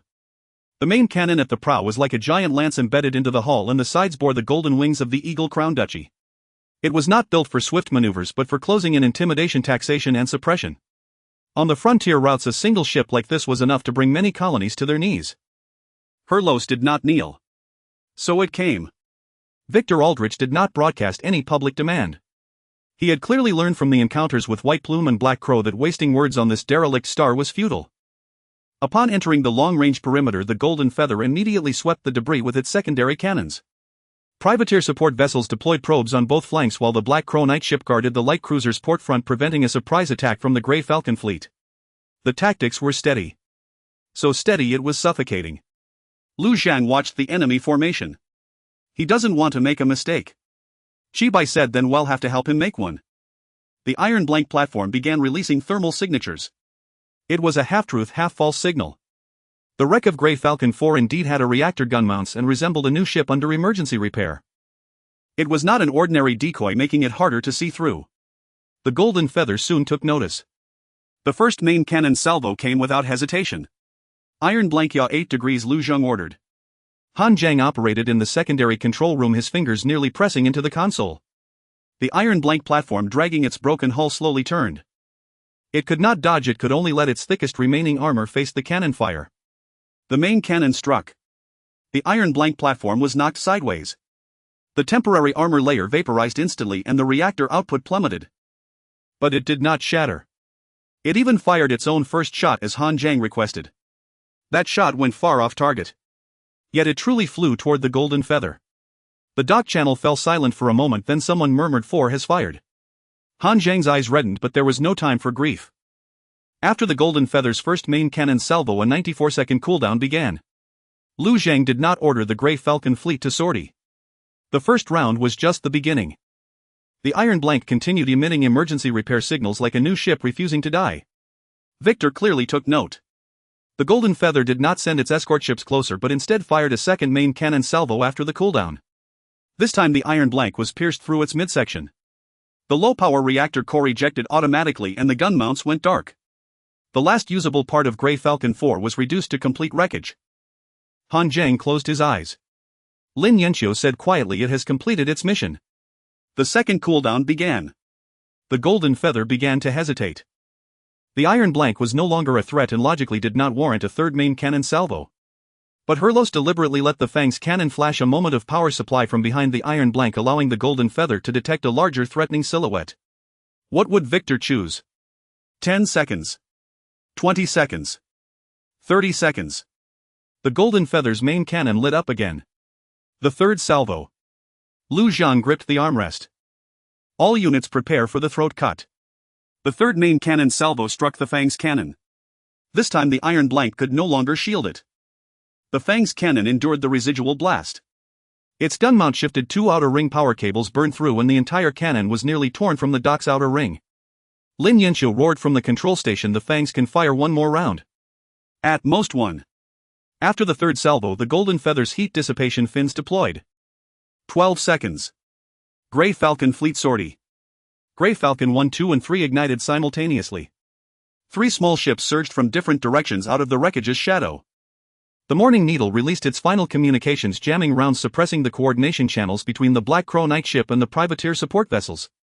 The makeshift fire control coordination system assigned the heat dissipation fins coordinates to the Fang's Grey Falcon 2 and the dock's point defense guns simultaneously. Second Grey Falcon 2 opened fire, striking the Golden Feather's outer shield layer. Second Grey Falcon 1 opened fire, its shell grazing the Black Crow's interception barrage and hitting the heat dissipation fins base. Second Grey Falcon 3's main cannon was slightly off, but it shattered a set of heat shield plates. Second the Fang's cannon opened fire at full power. This semi-fixed cannon, converted from a captured hound, delivered its heaviest blow just before it was on the verge of falling apart. The magnetic rail round, corrected by the makeshift fire control link, struck directly at the Golden Feather's deployed heat dissipation fin. A massive blue-white fireball erupted from the Golden Feather's side. Second, the dock's point defense guns fired in unison, tearing the fissure in the heat dissipation fin wider. 11th, Han Zhou ordered Grey Falcon 2 to overload and fire. The Hound shield generator in the second ship emitted a piercing alarm and the bridge lights instantly dimmed. The shell was fired, hitting deep within the fissure. 12th, the Golden Feather's heat dissipation fin forcibly retracted. But it was already too late. The Golden Feather's main cannon heat dissipation system was damaged. It did not explode. A light cruiser was not so easily killed. But an unstable red glow began to appear at its main cannon muzzles and the next salvo was forced to abort. Victor lost his composure for the first time. The Black Crow night ship immediately pushed forward attempting to cover the Golden Feather's retreat. 2 privateer support vessels also turned toward the Grey Falcon fleet, spreading a web of fire. Grey Falcon 3 had its tail grazed and Mellow calmly severed the damaged propulsion tube. Grey Falcon 1's shields were nearly depleted and Zhou Qi performed a forced roll to evade a secondary cannon volley. Grey Falcon 2 briefly lost its shields due to the overload and Han Zhou ordered the entire ship to retreat, hugging the wreckage. Lu Zhang did not get greedy. All ships withdraw to the second line. Fang cease fire. Power down to preserve the gun mount. Qi Bai asked, no pursuit. No pursuit. They had already bitten into the throat. Now they had to stay alive and wait for the blood to flow. The Golden Feather retreated 17 kilometers and re-established its escort formation. Its main cannon was still there, but it dared not fire in rapid succession for the time being. Herlos iron shell net was battered, the Fangs was half crippled, the Iron Blank was destroyed, Grey Falcon 2 was overloaded and 3 was damaged. Neither side had won decisively. But Victor's Tax light cruiser had for the first time suffered real damage from a derelict star. The communication channel was suddenly forcibly interrupted. The Golden Feather sent an open signal. A cold, restrained male voice sounded. Illegal occupiers of Herlos, hand over the Star Pulse cargo and dock authority. Otherwise the next attack will target the underground colonial dome. This was Victor's first time speaking. It was also his first time threatening civilians. Lu Zhang stared at the main screen, his gaze turning utterly frigid. He opened the response channel. Victor Aldrich. How many main cannon salvos do you have left? Silence on the other end of the communication. Lu Zhang continued, if you dare to strike the surface I will dismantle this Golden Feather of yours into the keels for Herlos' next batch of escort ships. The channel cut off. The Golden Feather did not open fire immediately. And everyone on Herlos knew that the final round was coming. Victor Aldrich ultimately chose to open fire. Not out of bravery, but because he could not return to the Eagle Crown border with a damaged light cruiser and a record of failure. After retreating the entire squadron, the GNU did not unleash a continuous barrage from its main guns. Instead it pressed the Black Crow night ship and 2 privateer auxiliary vessels forward to clear the path with protective fire while it slowly adjusted its angle from the rear. After the main gun's heat dissipation spine was damaged, it dared not overload for long, yet it could still fire a single heavy artillery round. This shot was aimed at the atmospheric entrance above the Hellos underground dome. It aimed to prove that the nobility could still punish those who would not kneel. Aloya was the first to capture the atmospheric disturbance at the surface meteorological tower. It's targeting the surface. Lu Zhang's voice echoed across all channels, execute the final plan. The final plan had no name. Originally it was merely a line of contingency written by Lu Zhang in the margins of tactical notes. If the GNU threatened the underground dome, the goal would no longer be to repel but to severely damage or sink it. The cost was not a concern. The first step was for the surface meteorological tower to release all interference balloons. The Chisha clan launched dozens of crude balloons amidst the sandstorm, dragging metal dust and heat sources soaring into the upper layers of the thin atmosphere. They could not stop the main gun but could create a brief refractive noise, allowing the Genius fire control to recalibrate for an extra second. The second step involved the K9 tooth battery disconnecting the safety limit. Lin Yinqiu personally executed this. The K9 tooth battery was already half damaged and forcibly overloading it would mean burning out its lifespan. Without hesitation she lifted the restrictions and the entire battery emitted a piercing vibration. The third step was for the Grey Falcon fleet to advance all at once. Grey Falcon 1 injured, cut in from the left wing. Grey Falcon 2's shield was unstable but still pressed ahead in front of the most dangerous side of the main gun. Grey Falcon 3, dragging its damaged tail, circled towards the privateer auxiliary vessels. The Morning Needle meanwhile crept along the wreckage with low-power stealth, carrying the last modified false beacon from the tax marker, charging toward the damaged side of the Genius heat dissipation spine. Chibai watched that false beacon and chuckled. The coffee planting pod isn't built yet. Talon, sitting in the co-pilot seat, looked pale. Every time you say something like that it feels like you're inviting death. Don't worry, I owe too much coffee to afford dying. The Genu's main gun began to charge. The surface interference balloons activated, delaying fire control calibration by 1 second. It was this second that Grey Falcon 2 fired first, aiming at the Black Crow night ship. Hanzhou did not aim at the Genu as the Black Crow blocked the assault route of Grey Falcon 1. 2 shots from the railgun forced the Black Crow's shield to shift position, allowing Grey Falcon 1 to slip through the gap. Zhou Qi's voice was hoarse. One has entered the attack line. The Genius secondary gun turned toward Grey Falcon 1. Grey Falcon 1 endured a round of grazing fire, its bellisold wounds cracking open once more. Zhou Qi did not retreat, aiming the main gun at the damaged side of the Genius heat dissipation spine and firing continuously. The first shot was deflected by the shield, the second struck the outer armor, and the third produced a shower of sparks. Not enough. The canine tooth battery fired in overload. This battery, transformed from the remains of hounds, finally fired its last shot. The shell passed through the Genius secondary gunfire net, hitting the edge of the crack in the heat dissipation spine. The canine tooth battery then lost control from the recoil, the gun mount tearing away from the outer ring, and the entire battery extinguished. Lin Yanqiu softly said, "Canine tooth scrapped." Lu Zhang had no time to respond. The Genius main gun calibration was nearing completion. It aimed at the surface. "Morning Needle," Lu Zhang said. "On the way." The Morning Needle burst forth from the shadows of the wreckage. It was too small, too damaged, and too unthreatening to the light cruiser. But the false beacon it carried simulated the emergency deployment code of the Eagle Crown long-range tax beacon. The Genius automated defense system instantaneously recognized the friendly critical tax device alarmingly close to the heat dissipation spine, causing a brief conflict in fire control logic. Chibai hurled the false beacon towards the crack in the Genu. The Black Crow Nightship finally sensed something was wrong, redirecting its secondary gun towards the Morning Needle. Talon shouted, "Right shift." Chibai adjusted. The projectile grazed the tail of the Morning Needle, shattering a segment of its outer shell. The Morning Needle rolled past the side of the Genu. The false beacon crashed into the crack in the heat dissipation spine, releasing the incorrect Eagle Crown identification code. The Genius main gun fire control paused for 0.8 seconds. 0.8 seconds was enough for Hanzhou to complete the last overload. The Grey Falcon 2's shield generator was completely burnt out. Yet its main gun fired the steadiest shot of the entire ship. The shell following the crack torn by the canine tooth battery, the dent created by Grey Falcon 1, and the remains of the false beacon inserted by the Morning Needle plunged deep into the Genius heat dissipation spine. The Genius main gun fired. At the same instant, the heat dissipation system exploded. The main gun beam deviated from the surface, grazing the outer atmosphere of Hellos and stirring up a brilliant band of clouds. The underground dome trembled violently, many were knocked down, but the main gun did not hit. The side of the Genu exploded open with a colossal crack. The heat dissipation spine along with the main gun's power channel erupted. Flames and plasma gushed out from within the hull. The Black Crow Nightship hurriedly moved closer for escort, but was blocked by Grey Falcon 3 and the dock's Closian defense guns. The two privateer auxiliary ships, sensing the danger, began to retreat. Victor still hoped to stabilize the situation. After all, the Genu was a light cruiser. Even if the main gun was destroyed, the secondary gun and armor remained. If it retreated immediately, there was still a chance to preserve the hull. But Lu Zhang would not give him that opportunity.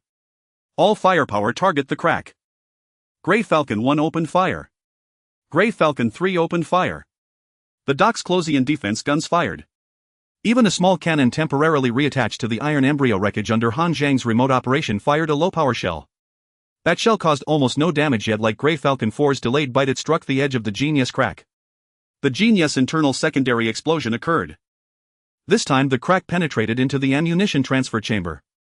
Victor finally ordered a retreat. Too late. Grey Falcon 3 launched its last two mining demolition nails, interrupting the Genius left side auxiliary propulsion. Grey Falcon 1, leaking from the hull, moved dangerously close and sent the last shell of the main gun into the crack. Grey Falcon 2 had no shield left but still maintained a bow posture to suppress the Black Crow Nightship, preventing it from approaching for rescue. The hull of the Genu began to tilt. A light cruiser was not sunk by a single shell. It was pierced through by every piece of alloy stripped from Hellos, every sleepless night, every broken ship, every person saved, and every command that refused to kneel. In the end, the main reactor of the Genu failed to escape emergency separation. A massive golden fireball burst forth at the outer edge of Hellos. The tax light cruiser Genu was sunk. In the control room there was no immediate cheer. Everyone was watching that fireball. It was too large. Large enough to resemble a new sun, briefly illuminating the yellowed clouds of Hellos, the shattered dock, the battered Grey Falcon fleet, and Aloya standing atop the surface meteorological tower. Then cheers erupted like a tsunami. Some cried, some laughed, some embraced strangers nearby. Lin Yanqiu sat at the control console, her fingers still hovering over the overload release button, her eyes red. Han Zhang looked at the iron embryo wreckage and whispered for it hit. Chibei's Morning Needle was returning home with its half-torn tail. His voice was weak. "My lord, can the coffee planting pod be scheduled now?" Lu Zhang looked at the tactical panel. Tax light cruiser Genu sunk. Black Crow Nightship retreating. Privateer auxiliary ships retreating. Hellos coordinates highly likely exposed. Eagle Crown Duchy's subsequent reactions inevitable. Victory is real. Exposure is also real. From this moment on, Hellos was no longer a worthless star that could be casually harvested from the ledger. It had sunk an Eagle Crown tax light cruiser. It would face retaliation, it would be feared, and it would be seen by more forces. The communication port suddenly lit up. Marta Silverring's voice came through this time without a hint of laughter. Lord Lu, congratulations. From now on you are no longer a survivor of the border. You are now a galactic political event. She paused. Additionally, the border listening station of the Red Tide community also witnessed the explosion of the Genu. Lu Zhang gazed at the newly lit distant red dot on the star map, remaining silent. A vaster sea of stars opened its eyes. The cheers following the explosion of the Golden Feather lasted only 13 minutes. 13 minutes later, the first complete battle damage report was laid before Lu Zhang. The crack in the belly of Grey Falcon 1 had widened and the main gun's barrel life had dropped below the safety threshold. Grey Falcon 2's shield generator was burnt out, its bow armor eroded, and the reactor overload records were alarming. Grey Falcon 3's rear thruster conduit was fractured and its secondary weapon mount was deformed. The Morning Needle had nearly half its electronic systems gutted by the electromagnetic pulse. It had only made it back thanks to Chi Bei's manual corrections all the way. The Fong cannon turret was scrapped. The Iron Blank platform, the wreckage of Grey Falcon 4, was left with only recyclable keel pieces and a few melted armor plates. The dock's outer ring was overloaded, 3 power cables were burnt and 2-point defense cannons needed their mounts recast. The medical bay received 14 wounded, 7 of them serious. The surface weather tower had exposed 2 Red Sand Clan observation posts while releasing interference balloons, and Aloya was leading a relocation. Victory felt like a red-hot alloy. Held in hand, it could light the darkness, yet it could also burn and draw blood. After Lu Zhang finished reading the damage report, he did not speak immediately. Outside the control room, the cheers still rang out in waves. Those sounds were not false. Hellos had indeed won, had indeed sunk. The Golden Feather had transformed from a helpless scrap planet into a monster capable of biting through a light cruiser. But as a lord, he could not listen only to the cheers. He had to hear the cracks beneath them. Lin Yinxiu tossed the second report onto the table. The dock can't sustain continuous high-intensity operations. At least 5 days, we can't fight another battle of this level. And if the enemy comes within 5 days, then we'll fight with wrenches, she said, her voice hoarse. Lu Zhang, right now we're at our most vulnerable right after a victory. Lu Zhang nodded. Victory would attract enemies, and it would also attract vultures. More troubling was that Hellas coordinates had a high probability of being exposed. The explosion of the Golden Feather was too massive to have been seen only by Marta and the Crimson Tide Collective. The remnants of Eaglecrest's Black Raven night ships would carry away battle records, and privateer auxiliary vessels would embellish the defeat as they relate it back to the border. The Silver Ring Trade Consortium would reassess Hellas' value. The Crimson Tide Collective's border listening posts would ask, how could a scrap planet sink a tax-collecting light cruiser? Whatever the answer, it would draw even more attention. The Wartime Representative Assembly convened 2 hours later. This time no one fought to commission Grey Falcon 5. Everyone first looked at the list of wounded. Zhou Qi had injured his arm a second time but insisted on staying with Grey Falcon 1. Han Zhou suffered temporary deafness from overload shock, and the medics ordered her to rest for at least 12 hours. Mello had inhaled leaking coolant gas, burning her throat. She could only communicate via writing pad. Chibai had the lightest injuries, so light that after reviewing the report the medic said, if you'd come back 10 minutes later we could have sent the Morning Needle and you straight to the scrapyard. Chibai's response, at least remember to leave the coffee tab behind when you scrap it. No one laughed for long. Han Zhang sat at the far end of the conference table, still smudged with ash. He no longer brought up Grey Falcon 5. Instead he pushed forward the recyclable list from the Iron Blank wreckage. Grey Falcon 4 can still recover 41 of its keel material. The reactor core casing is damaged, but the inner core can be salvaged. It can't come back to life, but it can become the bones of 5 and 6. Lin Yinxiu glanced at him but did not correct the word come back to life. Lu Zhang said, prioritize repairs on the existing fleet. Postpone Grey Falcon 5's schedule by 24 hours. Han Zhang nodded, I agree. That remark drew many eyes toward him in the room. Han Zhang said quietly, fleet priority doesn't mean sending a broken ship to die. He had changed. He no longer just urged the construction of more ships, he had begun to understand that behind every vessel were people. The meeting moved to the second item, the wreckage of the Golden Feather. After the light cruiser exploded, a large amount of debris scattered across Hellas' outer rim. Among it were Alloy's cannon fragments, the main control black box, Eaglecrest tax markings, and possibly unexploded ordnance. They were a vast resource depot but also a massive source of location signals. If not recovered or cleared quickly, subsequent trackers could follow the debris to find Hellas' combat position. We have to grab the wreckage, Lin Yinxiu said. But we have very few ships available to deploy right now. Chibai raised a hand. The Morning Needle can still tow small pieces. The medic beside him said coldly, you could also be towed to a sickbed. Lu Zhang made the arrangements. The Morning Needle would not sortie, it would be repaired first. Grey Falcon 3 would conduct low-intensity wreckage marking while engineering drones and 2 repaired orbital maintenance tugs would handle close-range towing. Aloya's surface observation network would assist in monitoring the RIM's flight paths. All debris would be handled in 3 categories: recoverable, needing destruction, and hazardous isolation. The third item was politics. Marta's communication was patched into a secure channel. She had no image, only her voice. Lord Lu, the explosion record of the Golden Feather has already appeared on at least 4 monitoring networks. Eaglecrest's border, the Silver Ring Trade Consortium, the Crimson Tide Collective, and one channel whose name I wouldn't advise you to know right now. Lu Zhang asked how long until Eaglecrest reacts. Baron Ordrich will first suppress the news to avoid being held accountable by his superiors. Then he will mobilize every privateer he can trying to retrieve the evidence or eliminate you before the official report goes through. And the Crimson Tide. They'll observe. Marta paused. The Crimson Tide Collective dislikes Eaglecrest, and it also dislikes an unknown military-industrial territory that suddenly appears. They will first assess whether you are a weapon, a threat, or a producible asset that can be annexed. Lu Zhang understood. Sinking the Golden Feather had not made Hellos safe. It had merely escalated the problem from how to survive the tax ship to how to establish borders before the surrounding powers intervene. What do you suggest? Marta said softly. Holding Hellos is no longer enough. You must control the navigation nodes.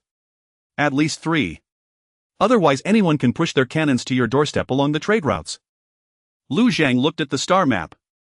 Around Hellos were 3 critical navigation routes: the Leeward Fissure, the Outer Rim Old Mining Route, and the entrance to Hellas main route. In the past he had only thought about holding the scrap planet. Now he understood that the prerequisite for holding it was to prevent enemies from easily reaching it. Stellar Beacon Anchor Towers. Talon suddenly spoke. Everyone looked at him. His face was still pale, but he pointed to the star map. In the era of old mining ships, small anchor towers were used to fix the boundaries of navigation routes. They aren't full military ports, but they can provide early warning, navigation interference, and basic sovereignty markers. If Hellos establishes stellar beacon anchor towers at 3 nodes, enemies won't be able to treat the routes as their own backyard without being noticed. Lin Yanqiu frowned. We can barely repair our ships as it is. Talon said the anchor towers don't have to be built from scratch. The Golden Feather's wreckage supply ship hulls, abandoned mining stations, all can be converted. Lu Zhang looked at the 3 nodes. From defending a city to controlling the routes. This was a new beginning. He spoke slowly. Project approved. The Stellar Beacon Anchor Tower Plan. The room fell silent. Everyone knew that these words meant Hellos was no longer merely defensive. It was reaching out into the Star Sea. The first official appearance of the Red Tide Collective was not a fleet but a listening echo. 3 days after the explosion of the Golden Feather, the Hellos outer array captured a narrow detection pulse. It came from the other side of the Eagle Crown Channel with low intensity and an awkward angle, as if someone were peering through several layers of stardust curtains. The pulse bore no public identification code but left behind a crimson triangular verification trace at its tail. Upon seeing it, Talon's expression changed immediately. Red Tide Collective Border Listening Format. Shibai leaned back in his chair, saying, the name doesn't sound like a tourist group. They are a mining military political entity. Talon continued. Extremist mobilization, extreme efficiency. The border fleet is perpetually short on supplies but never lacks personnel. They prefer to register all available resources as collective assets. Lin Yanqiu sneered. Sounds like they just changed the ledger from Eagle Crown. They are more capable in battle than Eagle Crown, Talon whispered, and they endure even more. Lu Zhang looked at the pulse. The Red Tide made no call, did not approach, simply observed. Yet sometimes watching is more perilous than firing. Firing indicates a decision has been made regarding friend or foe. Observing signifies that the opponent is calculating whether you are worth engaging. Mattis' communication arrived on the same day. This time she proactively activated the video. Silver gray short hair, silver hoop earrings. Her smile was more subdued than usual. Lord Lu, congratulations on gaining another spectator. Red Tide Collective. Yes. They have a border listening station east of Hellos, ostensibly monitoring smuggling but in reality keeping an eye on all explosions that could alter the equilibrium of the star sector. Lu Zhang asked, will they come? Not now. Mata said the Red Tide does not undertake unprofitable expeditions. They will first send unmanned surveyors to confirm whether your sinking of the Golden Feather was due to luck, relic weapons, or stable military capabilities. What if it's stable military capabilities? They would be very interested. Incorporation. Or cooperation. In the dictionary of the Red Tide, these 2 terms often share the same process. No one in the control room laughed. Lu Zhang asked, "What do you want to sell this time?" Mata smiled slightly, a brief on the Red Tide border ship types, a copy of the internal blockade order from Baron Odric of Eagle Crown, and a suggestion regarding the Star Mark Anchor Tower. Lin Yanxio whispered, "She even knows about the Star Mark Anchor Tower." Lu Zhang was not surprised. If Mata didn't know, that would be abnormal. Quotation. 3 kilograms of main gun fragments from the Golden Feather, 10 minutes of black box reading rights and priority for commercial docking at the first Star Mark Anchor Tower. The black box is not acceptable, Lu Zhang said. Mata sighed, "You are rejecting more quickly now. The black box involves Hellos tactics and evidence from Eagle Crown and is not open to the public." I can give 1 kilogram for the main gun fragments. The Star Mark Anchor Tower has no commercial docking priority, only temporary trade permits, and is subject to Hellos inspection.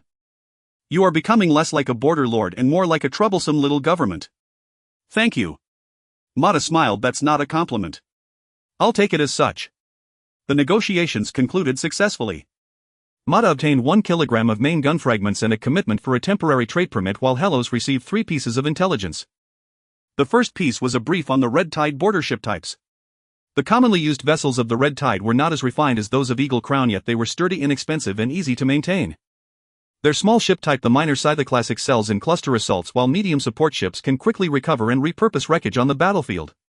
The most dangerous aspect is their mobilization system. Once they determine that a certain star sector possesses strategic value, they will use wave after wave of ships to drag their opponents into a war of attrition.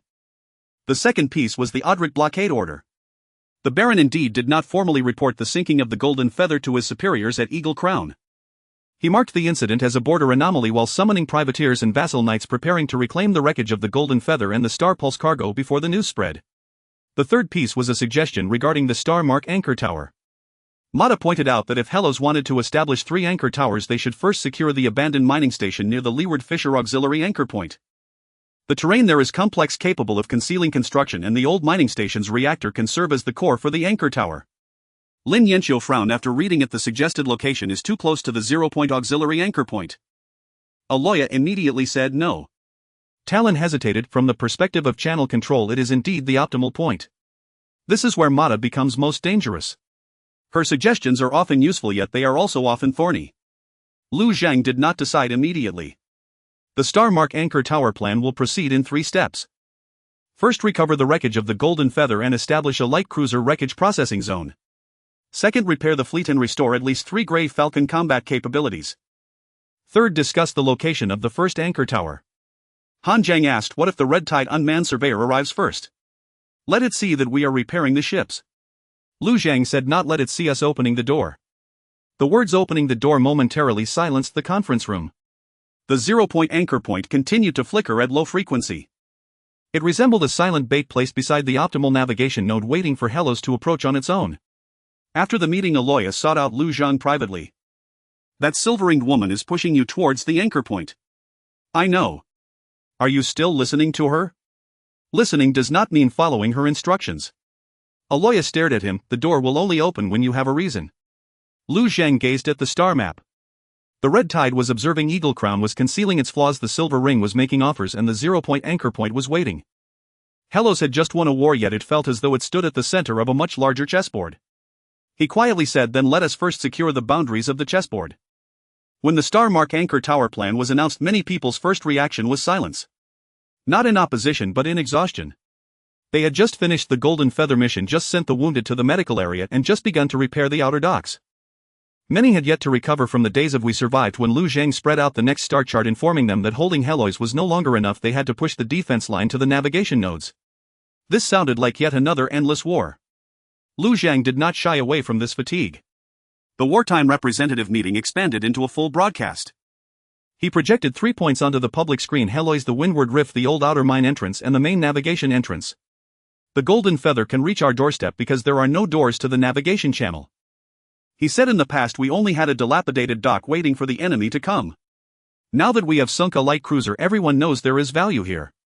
The Eagle Crown will come again. The Crimson Tide will observe. The Silver Ring will calculate, and more forces we do not know about will draw near." There was no static on the public channel. Everyone was listening.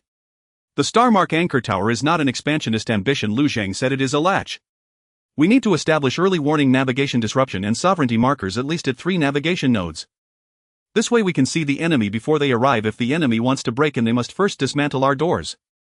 Someone asked on the channel, do we still have the strength to build doors? Lu Zhang replied, we lack sufficient strength, so we will build with wreckage.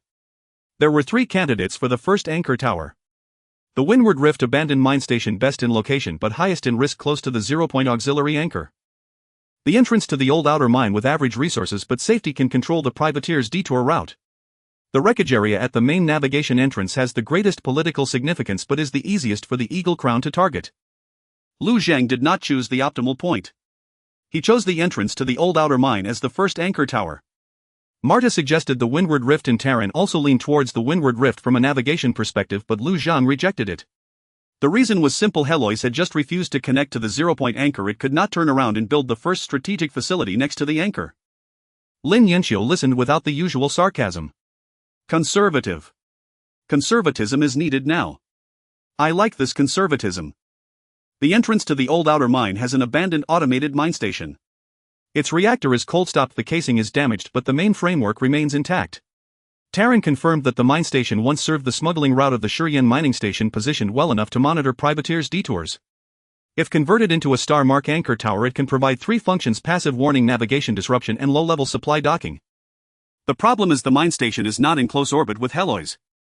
A ship needs to be dispatched for construction. Current available combat strength is not ideal.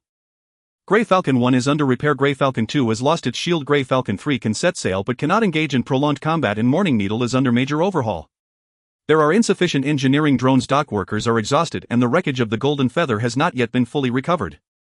Han Zhang proposed repair the ships first, then build the tower. Terran opposed. By the time the ships are fully repaired, the Eagle Crown's privateers may have already occupied the mine entrance. The water circulation technician was concerned sending an external construction team will increase life support and supply pressures. The debate continued for a long time. In the end, Lu Zhang settled on a compromise plan. Grey Falcon 3 would provide escort, 2 maintenance vessels would set sail, and Morning Needle would only send an unmanned reconnaissance module without crew. The construction team would not exceed 12 people, all volunteers, and the Chisha clan would provide surface observation backups. The mine station would initially not build a complete anchor tower, only installing a temporary Star Mark core and passive listening arrays. The goal is not to build a naval port all at once, but to first plant the flag. Where does the Star Mark core come from? The answer is the wreckage of the Golden Feather. Although the tax navigation array of the Golden Feather is damaged, the core structure is intact. Lin Yanxiu believes it can be transformed into Helois' own Star Mark core from the Eagle Crown's tax positioning module. The irony is strong. What was once used to stamp tax seals for border colonies is now to become the first nail proclaiming Helois boundaries. I like it, Chibai said, using the noble seal to stamp our doorplate. Lin Yanxiu replied, you finally said something useful. Chibai, astonished, asked, can I request this to be included in the doc sayings? No. The day after the Star Mark anchor tower plan was announced, the first list of volunteer construction workers was released. Han Zhang was on it. Lu Zhang frowned upon seeing it. You should be responsible for the recovery of Grey Falcon 4's wreckage. Han Zhang said the recovery of 4 has been handed over to the deputy team. I want to go to the mine station. Why? I want to see where the door will be built. Han Zhang paused. In the past I only thought about building more ships. Now I want to know what kind of boundaries those ships are meant to guard. Lu Zhang looked at him for a long time and nodded in approval. Before setting sail, Aloya handed Han Zhang a bone talisman from the Chisha clan. Don't touch the glowing stones in the old mine path. Han Zhang was taken aback. Is this a blessing? It's a warning. When Grey Falcon 3 departed Helois with 2 maintenance vessels, many stood by the observation window. This was not a desperate escape nor a passive defense. This was the first time Helois actively built facilities beyond its doorstep. Lu Zhang watched the blue dots slowly moving on the star chart, knowing in his heart that from this moment on they were no longer just defenders. They began to draw lines. The wreckage of the Golden Feather is more perilous than anyone had anticipated. The light cruiser explosion did not reduce it to uniform debris. Numerous fragments of the ship's body still retain their original structure, resembling a collection of steel corpses floating in the depths of space. Fractured power lines occasionally emit blue-white arcs of electricity while unexploded munitions quietly rotate among the debris. The tax control black box lies buried deep within a twisted section of the bridge wreckage, surrounded by the faint signals of the Eagle Crown's access locks. These items are both resources and traps. Lin Yanxiu personally established the recovery protocol. First, do not touch unexploded munitions. Second, do not connect to any intact Eagle Crown main control. Third, all debris must be isolated first, then dismantled. Fourth, if anyone discovers silver, black or blue anomalously glowing objects, retreat immediately. No casual taking for research is allowed. The last rule is clearly written for everyone, especially for the recent string of bad luck that has befallen Hellos. The recovery team is split into 3 groups. Grey Falcon 3 escorts the Star Marker construction team to the outer old mine tunnel and cannot participate. Grey Falcon 1 and 2 are under repair. Thus the Golden Feather wreckage area is primarily covered by maintenance vessels, engineering drones and remote defense cannons. Jibai actively applied to pilot the Morning Needle, but after being denied he started mumbling nearby, "I only have a broken tail, my head is still fine." The medic replied, "Your head has never been fine." Ultimately the Morning Needle only deployed unmanned reconnaissance modules. The first batch of recovery targets consists of the remnants of the Golden Feather's main cannon.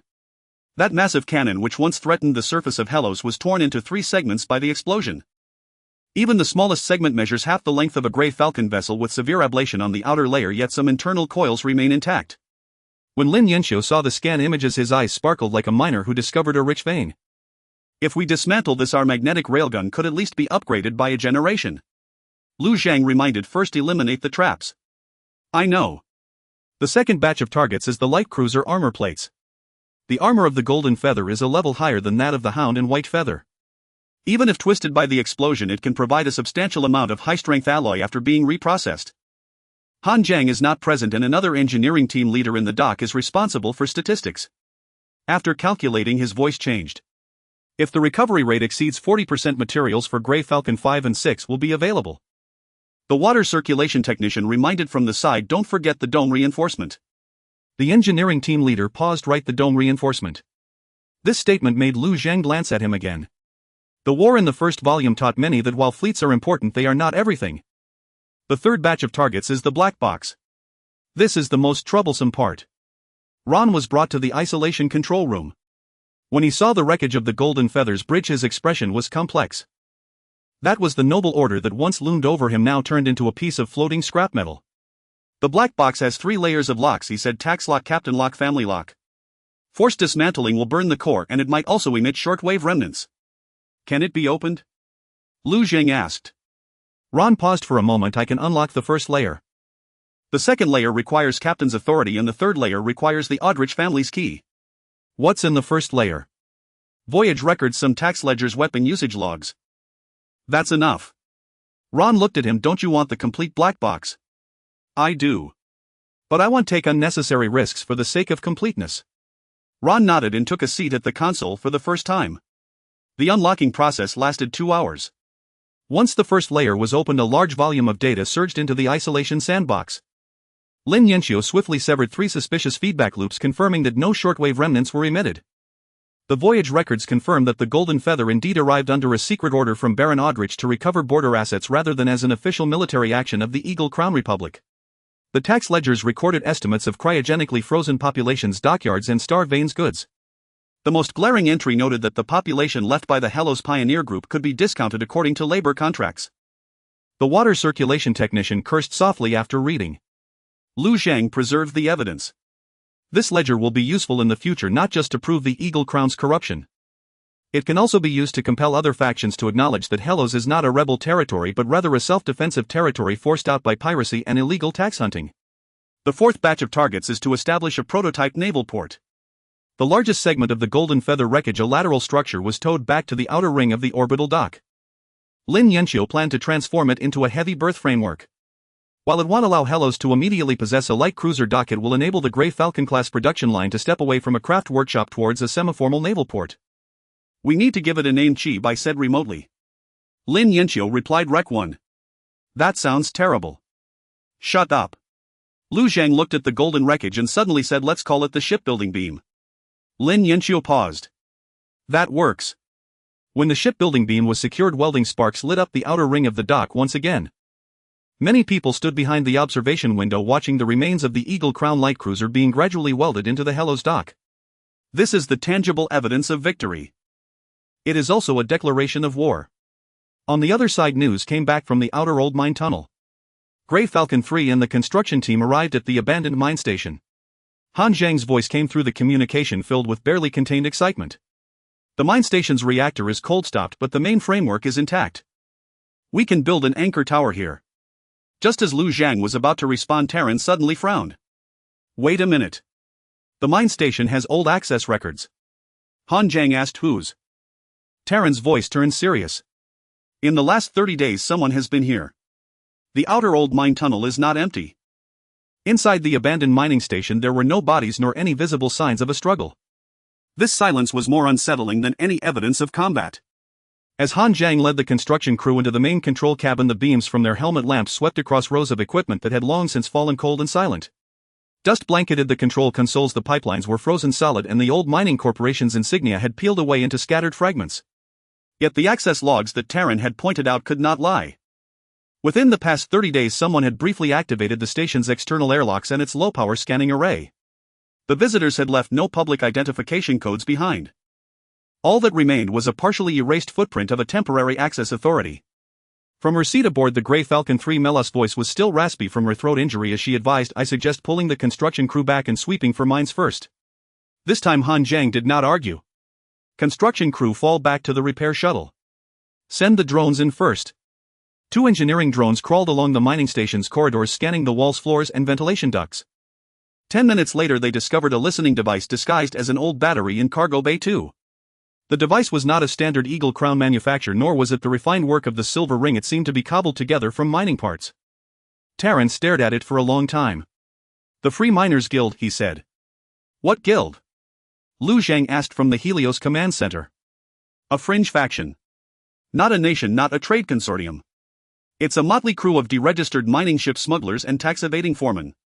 They survive by living off the old mining tunnels, guiding the strong and robbing the weak." Terran paused, then added, "They could be survivors who scattered after the attack on the Stone Crow mining station, or they could be the ones who sold the Stone Crow coordinates." Lu Zhang studied the station's structural diagram. He hadn't expected their first adversary to be neither the Eagle Crown nor the Red Tide, but a small faction from the crevices of the frontier. It made a certain kind of sense. When Helios began to control the shipping lanes, the first to be encountered were not the Empire's main forces but those who thrived on the chaos of the routes.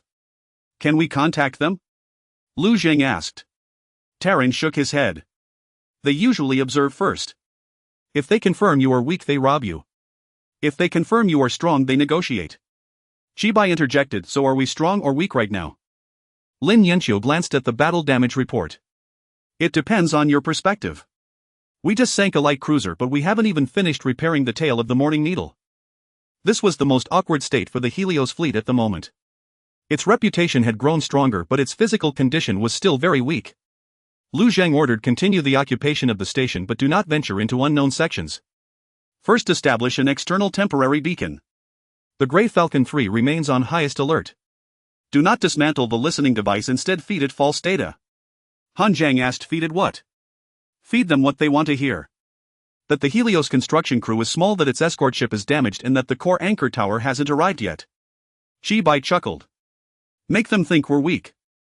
Let them come to confirm it," Lu Zhang said. "But we will choose the location for that confirmation." Outside the mining station, the first Helios beacon was secured onto the base of an old antenna. It was small, only half the height of a person. Its shell came from the tax navigation array of the Golden Feather, and its internal core was assembled from a ham communication chip and Helios' own encryption module. It was not yet an official anchor tower, capable only of emitting a low-power identification pulse. But when it lit up, everyone fell silent for a second. Helios territory, temporary beacon. Outer rim, old mining tunnel entrance. Unauthorized vessels, please maintain distance. This was the first time Helios had issued a sovereignty marker beyond its home planet. Standing on the station's hull, Han Jiang watched the faint blue light and suddenly understood what Lu Zhang meant by a door. The fleet wasn't meant to charge outward endlessly, it was meant to ensure that this little blue light wouldn't be casually snuffed out by others. He murmured, "Beacon activated." In the Helios Command Center, many people heard those words and began to applaud. The applause was less fervent than when the Golden Feather was sunk, but it was more resolute. Because this was a different kind of victory. It wasn't about destroying an enemy ship. It was about pushing the boundary one step outward. 17 minutes after the beacon was activated, the listening device picked up a signal. A low-power transmission came from deep within the old mining tunnels, the voice rough and carrying a distinct frontier accent. "People of Helios, don't pretend you haven't seen us. That mining station wasn't yours before." Lu Zhang signaled for Han Jiang not to respond and had the command center take over the communication. "It wasn't yours before either," Lu Zhang said. There was a 2-second silence on the other end, followed by a chuckle. "So you're the Waste Planet Lord who sank the Golden Feather. Who are you?" Coming of the Black Shovel Gang. We don't want to start a war with someone who can sink a light cruiser, but the old mining tunnels are our livelihood. If you're planting your flag here, you owe us an explanation. The Black Shovel Gang. The name was crude, but it represented the attitude of the surrounding minor factions. Lu Zhang looked at Terran. Terran nodded, confirming the man's existence. The explanation is simple, Lu Zhang stated. Helios needs a warning line. You can continue to use the tunnels, but you must register your routes. You are forbidden from carrying slaves, human cargo, Eagle Crown tax beacons, or any goods related to the star vein. Violations will result in interception by the Helios fleet. Cummon scoffed. You think sticking a lamppost in the ground makes it a national border? No, Lu Zhang replied. But there are cannons behind the lamppost. The other end of the communication fell silent. Cummon was clearly trying to gauge how much of that statement was true. Helios had just sunk the Golden Feather, so the threat was real, but its fleet was damaged, so its weakness was also real. Frontier factions were masters at sniffing out the cracks between truth and bluff. After a moment, Cummon said he'll send a ship in 3 days to talk. Don't open fire. First, shut down your weapons, broadcast a public identification code, and hold position 300 kilometers outside the beacon. You have a lot of rules. There will be more later. The communication was cut off. Outside the station, Han Zhang let out a long breath. The first beacon had barely lit up and someone was already coming to haggle. This was the beginning of a sector's fragmentation. Helios was no longer just fighting battles against fleets. It was now fighting battles against shipping lanes, trade smugglers, mining gangs, trade consortiums, neighboring states, and old debts. That night, the temporary beacon at the entrance to the Outer Rim's old mining tunnels continued to blink.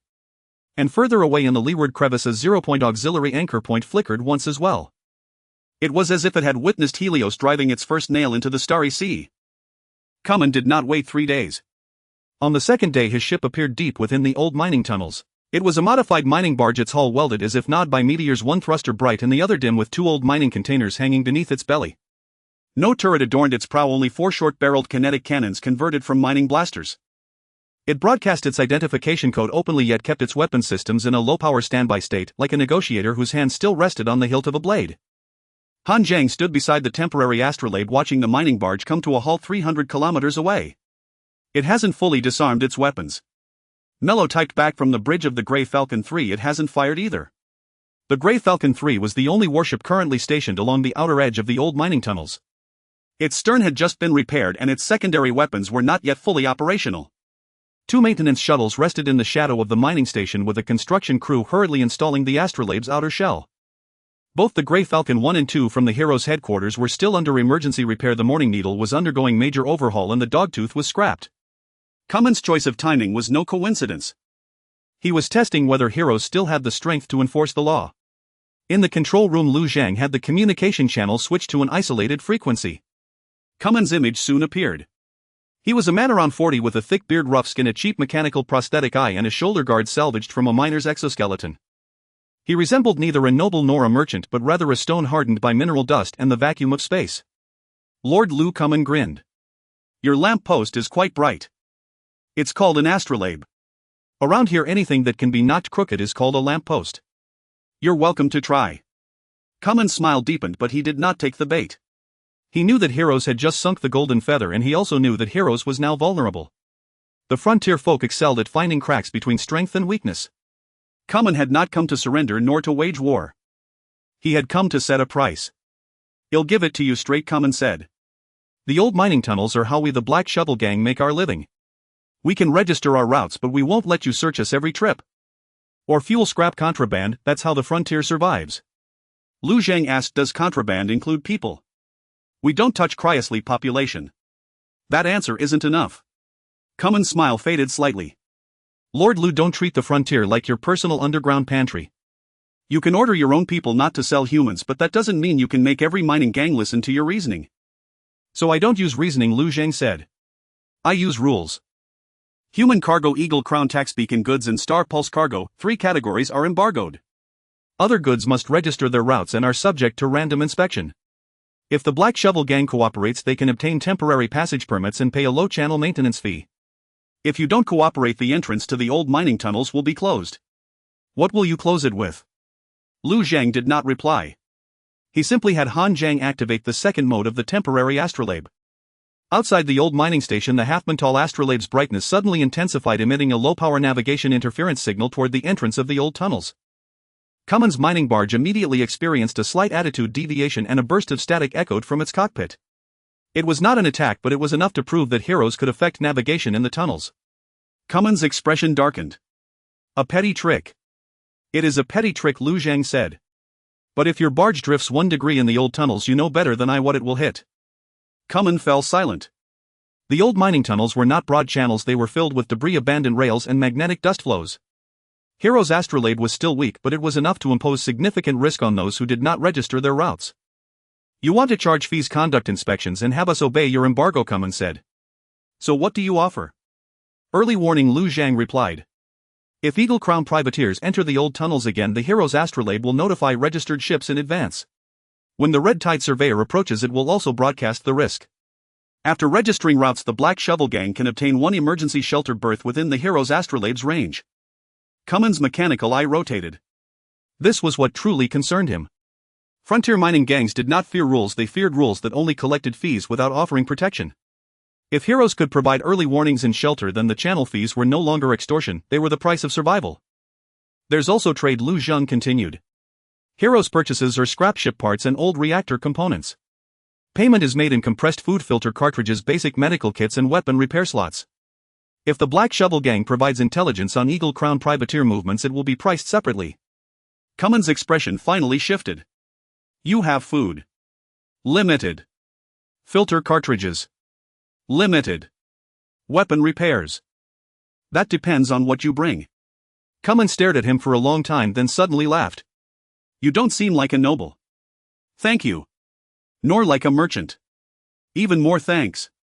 You seem like a madman who just robbed a noble's warehouse and decided to open a tax bureau. Lu Zhang nodded. Accurate assessment. The negotiation lasted 2 hours. The Black Shovel Gang agreed to a 30-day trial registration with the first 3 routes at low fees, and heroes would not arbitrarily detain or scrap. Heroes retained the right to inspect embargoed goods and demanded that the Black Shovel Gang hand over a map of the old tunnel's danger points. Cummins refused to hand over the complete map, offering only half, with the other half contingent on whether heroes could hold the astrolabe. This was very frontier. And very reasonable. Before leaving, Cummins suddenly said Lord Lu a word of advice. Not everyone inside the Black Shovel Gang wants to negotiate. Some think you've just finished fighting a light cruiser and are at your weakest. Your men. My men, someone else's money. Whose money? Cummins grinned. This piece of information is free. The next one will cost you. The communication cut off. The mining barge turned and departed from the entrance of the old tunnels. Han Zhang breathed a sigh of relief. Is it settled? Lu Zhang watched the barge's receding trajectory. We've only finished setting the price. The real test usually comes after the negotiation. 6 hours after Cummins' departure, the first gunshot echoed through the old mining tunnels. It was not aimed at heroes. It came from a vessel belonging to the Black Shovel Gang itself. A temporary beacon detected 2 small mining ships exchanging fire deep within the old tunnels. They broadcasted no complete identification codes, yet their propulsion trails matched Cummins' or barges, clearly indicating an internal conflict within the Black Shovel Gang. One vessel attempted to approach the hero's beacon while the other pursued from behind it, short-barreled shells constantly scraping against the tunnel debris, stirring up a perilous cloud of metallic dust. Han Zhang immediately requested instructions. Shall we intervene? Lu Zhang studied the star chart, refraining from an immediate answer. This could very well be the faction Cummins referred to as unwilling to negotiate, or it could be a trap deliberately set by a third party. If heroes did nothing, the newly established beacon rules would become a laughingstock on their very first day.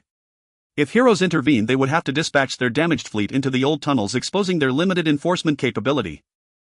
This was precisely the loophole the other side was exploiting. Issue a broadcast first, Lu Zhang ordered. The temporary beacon transmitted a public warning.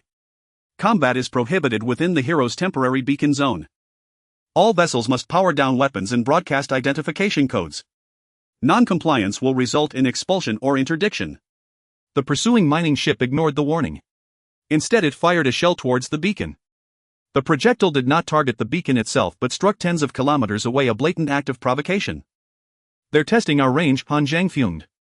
The Grey Falcon 3 was still near the mining station and Mello requested permission to sortie. However, the Grey Falcon 3 had just endured continuous combat and its secondary weapons were unstable. Hero's main base was too far from the old tunnels to react swiftly, and the Grey Falcon 1 and Grey Falcon 2 had not yet fully recovered. The Dawn Needle could sortie, but Chibai was still under the medic's watch. Lu Zhang made a decision. Grey Falcon 3, do not pursue deep. Secure the airspace near the beacon. Have repair tugs deploy interdiction mines to seal the tunnel entrance. If they cross the line, target their thrusters. Han Zhang acknowledged. The Grey Falcon 3 did not charge into the tunnel but positioned itself behind the beacon. 2 repair tugs deployed temporary interdiction mines, cutting the outer route to the beacon into 3 segments. The pursuing mining ship continued its advance, seemingly gambling that heroes would not open fire. Mello issued a final warning via text channel. Power down weapons. The other side responded with a string of expletives and then accelerated. The Grey Falcon 3 opened fire. A single low-power magnetic railgun round precisely struck the outer nozzle of the pursuing mining ship's propulsion system. It did not penetrate the hull but disrupted the thrust vector, sending the ship into an uncontrolled spin. The interdiction mines deployed by the repair tugs then detonated, blanketing its sensors with metallic dust. The other pursued vessel seized the opportunity to rush to the outer edge of the beacon zone and voluntarily powered down its weapons. The first beacon enforcement action lasted less than 3 minutes. Yet every listening device in the old tunnels had heard it. Heroes would indeed open fire. And heroes would not directly kill. Han Zhang ordered the repair tugs to tow the disabled mining ship 300 kilometers outside the beacon zone, disarming and detaining it. On board were 7 individuals, 5 Black Shovel gang miners and 2 unidentified mercenary gunners. The rescued mining ship belonged to Cummins' faction. Its captain, pale-faced, kept insisting he had come to register his flight path. Cummins' communication channel connected shortly after. His face was even more somber than before. Lord Lu, among those you've captured are my traitors. And 2 who aren't yours. Cummins was silent for a second. Show me. The identity chips of the 2 mercenary gunners were partially decrypted. They bore no eagle crest emblem, no silver ring insignia, but they did contain a deliberately erased transaction tailcode. Lin Yanqiu magnified the tailcode and recognized it as the red salt settlement format commonly used in the border black markets. Talon's expression shifted. The Crimson Tide border black market also uses red salt. This did not mean the Crimson Tide government was involved. But it suggested that someone might be funneling money through Crimson Tide border channels to the opposition within the Black Shovel gang. After hearing this, Cummins uttered a string of profanity. I knew it. Someone in the Black Shovel gang wants to sell the old tunnel maps. To whom? Lu Zhang asked. To the highest bidder. Eagle Crest remnants, Crimson Tide black marketeers, Silver Ring peripheral traders, any of them could be the buyer. Cummins gritted his teeth. Give me a day. I'll clean house. Agreed. But the captured ship and crew will be held. If there's any further combat within the Heroes' Beacon Zone, I will continue to enforce the rules. Cummins stared at him. You really want to govern the old tunnels? I've already planted my flag. Planting a flag gets people killed. I know. Cummins looked at him, his anger suddenly subsiding. Fine. Then I'll give you a tip. An illegal cargo ship might attempt to transit the old tunnels tomorrow. The ship's owner isn't under my control and the cargo is likely illicit. It will test your new rules. Can't you stop it? I told you the Black Shovel gang isn't monolithic. The communication terminated. Lu Zhang gazed at the star chart of the old tunnels. The first negotiation had yielded the first internal conflict. The first enforcement action would soon invite a second test. This was the price of a border. It wasn't a reality simply because it was drawn on a map. It had to be enforced time and again before it became a rule in the eyes of others. Prepare for enforcement, Lu Zhang ordered. Hero's fleet was still bearing its wounds. But since the beacon had been lit, it could not be allowed to go dark on its first day. The illicit freighter appeared on the second day right on schedule. It made no effort to hide itself. It was an old refrigerated transport vessel, its hull painted with peeling blue lacquer, its identification code openly displayed, but its port of registry was a small mining station abandoned 3 years prior. It approached the temporary beacon slowly along the old mining route, its speed unhurried, its posture stable like a common merchant ship following the rules. The problem was it refused to submit its cargo manifest. The beacon broadcast a demand for registration 3 times in succession. The other side replied with only one sentence: cargo is private. We do not accept inspection from illegal border forces. In the beacon's control cabin, Han Zhang let out a cold laugh. It's calling us illegal. Mella's text reply was succinct: it's provoking us. The forces Helos could currently deploy for law enforcement were limited. Grey Falcon 3 was stationed at the mining station at 70% readiness. Grey Falcon 2 had its shields temporarily repaired and had just arrived from Hello's headquarters with shield stability at only 41%. The Dawn Needle was still unfit for manned operation, but Chibai insisted on applying to participate with a remotely controlled unmanned reconnaissance module. Lu Zhang approved the remote participation but refused to let him depart in person. Chibai commented on this: "The Lord is becoming less and less romantic." Lin Yanqiu replied, "A living person is more romantic." The law enforcement team was composed as follows: Grey Falcon 2 took primary control for interception, Grey Falcon 3 blocked the escape route, a repair boat deployed non-lethal interdiction mines, and the unmanned reconnaissance module moved in for close scanning. Hanzhou assumed on-site command. She opened the public channel. "This is the Hello's temporary beacon law enforcement channel. Transport vessel Blue Gull, please shut down your weapons, submit your cargo manifest, and accept an external scan." The other side remained silent. 20 seconds later, the Blue Gull suddenly accelerated. It did not charge towards the Hello's beacon but instead headed for a narrow side passage beside the old mining route. That side passage led to a magnetic dust ditch. Terran had noted it: high-speed vessels entering it would be difficult to track. Hanzhou did not pursue. Grey Falcon 3 sealed the side passage. Repair boat mine screen 2. Mello was already waiting on the flank. Grey Falcon 3 ignited, briefly moving laterally to block the entrance to the side passage. The interdiction mines dragged by the repair boat detonated before the magnetic dust ditch, releasing a cloud of metallic dust. The Blue Gull was forced to decelerate and turn. In that instant of turning, its belly opened to reveal a row of hidden launch ports. 6 small missiles shot out simultaneously. Their target was not Grey Falcon 2. It was the temporary beacon. Han Zhang's voice suddenly rose in pitch. "Missile incoming." Grey Falcon 2 immediately opened fire to intercept. Hanzhou did not seek to destroy the transport vessel but prioritized protecting the beacon. 2 missiles were picked off by railguns, 2 were decoyed by interference chaff released from the repair boat, and 1 slammed into the mining station's hull, blasting out a cloud of debris. The final missile pierced the intercept network. It raced straight for the beacon's core. Han Zhang did not wait for orders. He activated the mining station's old mechanical arm, forcibly shoving a piece of scrap armor plating in front of the beacon. The missile struck the armor plate. The explosive shockwave tore the mechanical arm apart. The beacon's outer shell was fractured by the impact, but it did not go dark. Han Zhang was thrown to the floor in the control cabin, cursing, using scrap iron to block cannon fire again. In the central control room, Lu Zhang watched the beacon still shining, his voice turning cold. "Hanzhou, lift the non-lethal restrictions. Take out its propulsion and weapons." "Acknowledged." Grey Falcon 2 accelerated. The Blue Gull still tried to flee, but Grey Falcon 3 blocked the side passage and Grey Falcon 2 closed in from the front. The 2 Grey Falcons, one ahead and one behind, trapped the transport vessel in the center of the old mining route. The Blue Gull's hidden gun ports continued to fire, but Grey Falcon 2's shield endured a full volley.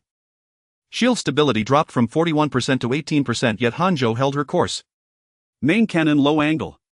A railgun round struck the Blue Gull's tail propulsion unit. A second shot severed its lateral thrusters. A third destroyed its missile launch ports. The transport vessel lost power, drifting in the old mining route. Hanzhou ordered a boarding party for inspection. The boarding party consisted of engineers from Grey Falcon 3 and 2 witnesses sent by the Black Shovel Gang. Kuman was clever, he had proactively requested to send witnesses. This would both prove whether Hellos was arbitrarily seizing cargo and bring the enforcement results back to the internal circles of the mining gangs. When the cargo hold opened, everyone fell silent. Inside was not ore. It was cryogenic pods. 23 of them. The pods bore no legal registration, only temporary labor serial numbers. Some of the pods came from different mining stations too, even used old model cryogenic pods from the Stone Crow mining station. Hanzhou's voice was as cold as ice. Confirmed human cargo. The expressions of Kuman's witnesses also changed. They could accept smuggled or tax-evading fuel and even black market weapons. But human cargo was the first red line Lu Zhang had drawn during the negotiations. It was also the last unspoken fear lurking in the hearts of many miners on the frontier. The captain of the Blue Gull tried to argue, claiming these people were under voluntary labor contracts. Hanzhou projected a pod's restraint record before him. Forced cryofreeze. Illegal transport. Forged contracts. Escort them back to the beacon, Hanzhou ordered. Impound the cargo vessel. Transfer all human cargo to Hellas isolated cryomonitoring. The captain screamed, "Do you know who I work for?" Hanzhou looked at him. "Now is your chance to tell us." After the transport vessel's main control system was cracked, Lin Yanqiu found a hidden payment record inside. The payer was routed through 3 layers of transfers, ultimately pointing to a border black market account. The account identifier was not Eaglecrest. Nor was it the Black Shovel Gang. It was a vermilion mining sickle. Terran's face turned pale. A crimson-tide outer procurement marker. Silence fell in the central control room. The Crimson Tide Collective had not yet sent a fleet. But its shadow had already reached into the old mining route. Outside the temporary beacon, Hellas' first official law enforcement action had concluded. The result was clear: the beacon's rules were not empty words. The cost was equally clear: they had rescued another 23 people and they had also provoked an even greater name. As soon as the red tide peripheral procurement marker appeared, Marta's silver ring initiated communication. She offered no congratulations to Heroes on completing his first starbound law enforcement mission, nor did she comment on the 23 cryogenic pods. She asked only one question: Lord Lu, do you intend to make this public? Lu Zhang gazed at her through the isolation screen. Do you want me to make it public or not? A merchant prefers predictability in the situation, Marta said. But you've been making things rather interesting lately. Answer me. Marta let out a soft sigh. If you make it public, the red tide authorities will deny any connection to the peripheral procurement marker and then dispatch more eyes to observe you. If you keep it quiet, you can temporarily suppress the matter within the old mine tunnels, but the black market will assume you've swallowed both the cargo and the evidence. So either way you'll be seen. From the moment you sank, the golden feather concealment ceased to be a viable option. After Lu Zheng terminated the communication, the wartime representative assembly deliberated for a full hour. The final decision not to disclose to the wide domain but to issue a law enforcement notice within the Hero's starbound range. The notice stated only that the Blue Gull had been detained for transporting illegal human cargo. All frozen individuals were under temporary protection by Heroes and the freighter's main control evidence was sealed. The red tide insignia was not made public, recorded only internally. This demonstrated the rules while denying the red tide authorities an immediate excuse to intervene. Yet evidently the red tide had no intention of waiting long. 9 hours after the law enforcement notice was issued, the outer perimeter array detected an unmanned survey probe. It made no attempt to conceal its identity. A vermilion shell, a triangular mining sickle emblem, low-power propulsion, slowly gliding along the outer edge of the old mine tunnel. It did not enter the 300-kilometer range of the starbound marker, only repeatedly scanning the temporary marker, the mining station, the Grey Falcon 3 and the detained Blue Gull from beyond the boundary. Terran stared at it, muttering softly. A red tide border survey probe. It's gauging our law enforcement perimeter. Han Zhang asked, shoot it down. Ron was also in the meeting room. He had transitioned from a captive to a temporary technical advisor, though still under movement restriction. Watching the probe, he said, hold on. The red tide excels at using unmanned devices to test reactions. If you fire, it records you attacking a target beyond the boundary. If you don't, it continues scanning. Then what do we do? Lu Zheng turned to Lin Yanxiu. Can we deceive it? Lin Yanxiu pondered for a moment. We can let it scan what we want it to scan. Thus Heroes made a decision to feign weakness and also feign compliance. The temporary starbound marker maintained low power, offering no active expulsion. The Grey Falcon 3 remained on visible patrol but deliberately exposed partial battle damage. The mining station construction area shielded key modules, allowing the probe to see only a crude shell and temporary power supply. The detained Blue Gull was towed to the inner side of the starbound marker, surrounded by non-lethal interdiction mines, projecting that Heroes possessed law enforcement capability but lacked aggressive transgression intent. Simultaneously, an unmanned module from the Morning Needle circumvented from the other side, quietly trailing the probe's wake to record its data transmission direction. Shibai remotely piloted the unmanned module, muttering under his breath, don't look back, you're a proud little red, I just look ahead. Hanzhou, watching from the side, could not bear it. Does talking to a machine do any good? Sometimes more than talking to people. The unmanned module successfully captured the probe's return pulse. The return direction was not the red tide's main territory but a closer border relay point. This meant the red tide had a temporary listening buoy nearby, closer to Heroes than anticipated. Lu Zhang stared at the coordinates, his brow slightly furrowed. Can we pinpoint the relay point? Terran said, we need a second pulse. Then let it scan once more. Heroes deliberately increased the starbound marker's power briefly, as if repairing a crack from the previous missile attack. The red tide survey probe indeed caught the change and conducted a second deep scan. The Morning Needle's unmanned module recorded the complete return transmission. The relay point's location was determined. It was hidden behind a patch of fragmented ice clouds outside the old mine tunnel, very small, nearly devoid of thermal signature. If not for the red tide probe's active return transmission, Heroes would have struggled to find it. Han Zhang whispered, take out the relay point. Lu Zhang shook his head, no. Mark it. Why? It's the red tide's eye on us. Now that we know where the eye is, we can decide what it sees. The red tide survey probe lingered at the boundary for 3 hours before finally turning away. It was not attacked. Nor did it obtain the complete truth. It saw a frontier territory that had just sunk a light cruiser but was severely battle-damaged with clear rules and restrained law enforcement. This was precisely the version of heroes that Lu Zhang wanted the Red Tide to see first. That evening Aloya sent a message from the surface. The anchor point at the leeward fissure has sounded again. What does it say? Lu Zhang asked. It didn't speak. Aloya paused.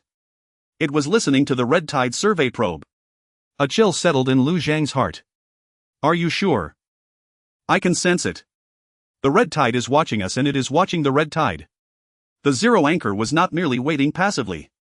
It had begun to incorporate the new gaze into its own perception. Lu Zhang turned his gaze to the star chart. The outer old mine tunnel, the Red Tide relay point and the leeward fissure anchor point formed a faint emerging triangle. Within the sea of stars the eyes had grown ever more numerous. On the day the temporary beacon was upgraded to the first anchor tower, no battle occurred in the outer old mine tunnel. This in turn made many people feel unaccustomed. Han Zhang led the construction team toiling on the mine station's hull for a full 12 hours, integrating the Golden Feathers tax navigation array, the Hound communication chip, the Hurlos encryption module and the old mine station's reactor. Lin Yanqiu monitored every power line remotely, cursing the old mine station's design 7 times, the Hawk Crest part standard 3 times, and once for Han Zhang's trembling hand. Han Zhang had learned not to argue. The Grey Falcon 3 hovered above the mine station like a wounded watchdog. The Grey Falcon 2 patrolled the periphery, its shield still unstable but enough to deter ordinary mining ships. The detained Blue Gull was moored inside the beacon, its 23 cryopods transferred to a temporary freezing module. The Black Shovel Gang sent 2 mining ships to observe, but they neither approached nor opened fire. Kuman came personally. His barge stopped at the permitted boundary, broadcasting its identification code with weapons powered down. This was a gesture. For a frontier mining gang, approaching another's beacon with weapons off was nearly equivalent to staking half one's life. Lu Zhang connected to the communication channel. Kuman looked at the upgrading beacon and clicked his tongue. A lamppost turning into a tower. A gate, Lu Zhang said. You really love giving things grand names. Names affect how others treat them. On the frontier, gun barrels have more influence. So there are cannons behind the gate. Kuman laughed. This time there was no mockery. Before the upgrade was complete, the Black Shovel Gang handed over the first batch of registered routes. It wasn't the complete map of the old mine tunnel, but it was more than last time. In exchange, Hurlos gave them a batch of filter cartridges, basic medical kits, and 3 temporary passage permits. Kuman did not mention the detained trader, only requesting to sit in on the interrogation results. Lu Zhang agreed to partial attendance. This was how rules gradually became reality, not through a single victory but through every transaction, detention, broadcast, concession, and exchange of fire. Before the anchor tower ignited, Talon performed the final calibration. Passive early warning range 1200 kilometers from the old mine tunnel entrance. Navigation disturbance range 300 kilometers. Emergency berths 2 small ship slots. Low-level sovereignty identifier continuous broadcast. Lin Yanqiu added the reactor can only run at low power. Don't expect it to be a military port. If someone forces their way through, it can't stop them. Lu Zhang said it doesn't need to stop everyone. It just needs to let everyone know that someone is watching here. The ignition command was given to Han Zhang. Standing in the mine station's control bay, his hand on the activation key, he suddenly thought of the Grey Falcon 4. That ship, which never truly became a warship, had its remnants partly sent into the anchor tower's structure and partly precut as the skeleton for the Grey Falcon 5. It had not died in vain on the outer orbit. Han Zhang pressed the activation key. The old mine station's reactor hummed low. The newly welded Hurlos insignia on the hull lit up. A low-power broadcast swept through the old mine tunnel. Hurlos Frontier Outer Sector 1 beacon anchor tower activated. Registered routes open. Embargo list in effect. Emergency berths open. The broadcast was brief. Yet it brought a long silence to the outer old mine tunnel. 2 Black Shovel Gang mining ships responded with temporary identification codes. Subsequently, a small cargo ship not belonging to the Black Shovel Gang also submitted a route registration. It had clearly been observing nearby for a long time. Kuman saw it and snorted, a fence-sitter. Lu Zhang said grass is also part of the map. After the anchor tower started, Hurlos received 3 types of responses. The first was registration. The Black Shovel Gang and a few small mining ships were willing to trial the new rules. The second was silence. At least 5 monitoring sources deep in the old mine tunnel had not yet responded. The third was a challenge. An encrypted communication came from afar with no image, only a processed voice. Hurlos territory. You can't control all the routes. You'd better cough up the Blue Gull's cargo. Lu Zhang asked, who do you represent? The other party laughed. Those who will pass through this road in the future. The communication cut off. Cummins' expression darkened. That's not my people. I know, Lu Zhang said. Because at the same time the red tide relay point also flickered. That challenge might not have come from the red tide official, but someone certainly wanted to use the red tide shadow to pressure her los. In the first hour after the anchor tower started there was no battle within the beacon's range. In the second hour registered routes increased to 7. In the third hour Herlos received an anonymous cargo manifest offering to trade waste reactor parts for medical kits. In the fourth hour the leeward crevasse 0-point auxiliary beacon sent a low-frequency signal. Boundary confirmed. Noise path increased. Liquidation threshold not reached. Lu Zhang looked at those 3 lines, his mood not eased by the not reached. The lighting of the anchor tower meant Herlos' order had expanded outward by 1 step. Yet from the star veins perspective this also seemed to be a kind of noise path. After Lin Yanqiu finished reading she said, it has counted our boundary as well. So from now on every time we expand it we'll see. Then do we still expand? Lu Zhang gazed at the blue dot of the outer sector 1 anchor tower. There was the construction team Hanjiang, the Grey Falcon, 3 newly registered mining ships, rescued cryopopulation, and the first rules Herlos had ever written into the Starsea. Expand, he said. But every step must know where it treads. The outer sector 1 anchor tower continued its broadcast. Herlos' first gate was formally erected in the Starsea. The anonymous challenger did not keep helis waiting long. 6 hours after the outer rim anchor tower 1 activated, 3 ships emerged from the depths of the old mine tunnels. An old mineguard boat and 2 modified cargo vessels.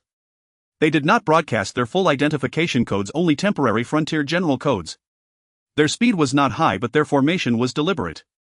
The mineguard boat took the lead with the cargo ships flanking it on either side precisely at the edge of the anchor tower's navigation disturbance field. They did not cross the line yet their radars swept repeatedly over the anchor tower, the Grey Falcon 3, the Black Shovel Gang's mining ships, and the detained Blue Gull. Like 3 stray dogs crouching outside a door. Cummins' communication connected instantly. Not my people. Lu Zhang stared at the star chart. I know. But they're using the old mine tunnel underworld frequency, Cummins said, his expression dark.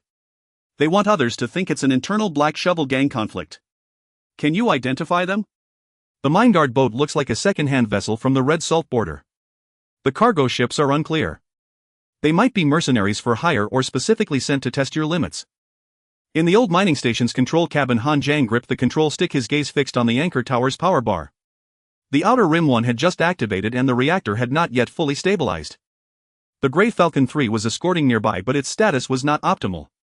The Grey Falcon 2 was en route but its shield was unstable. Heli's main base was still lagging behind.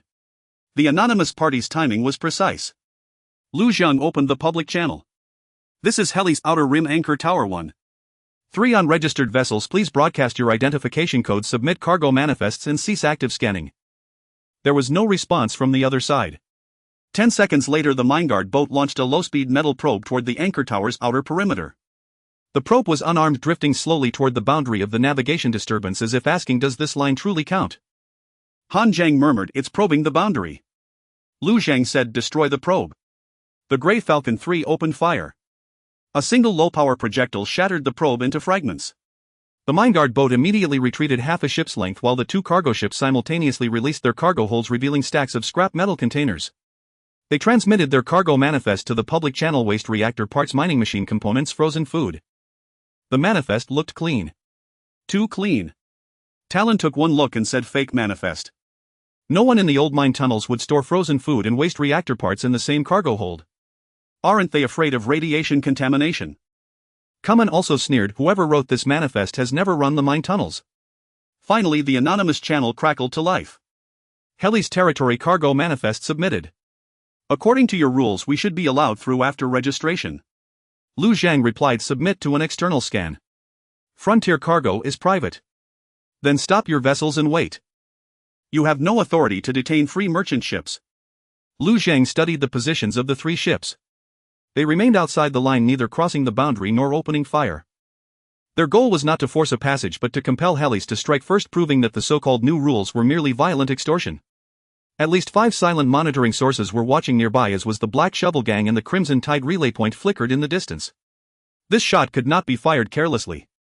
Yet it could not be left unfired either. Kum and Lu Zhang switched to a private channel. Are any of your registered Black Shovel Gang mining ships nearby? Kum squinted his mechanical eye. There are 2. Have them request passage through the anchor tower, submit their cargo manifest and accept a scan. Using my ships to establish your rules.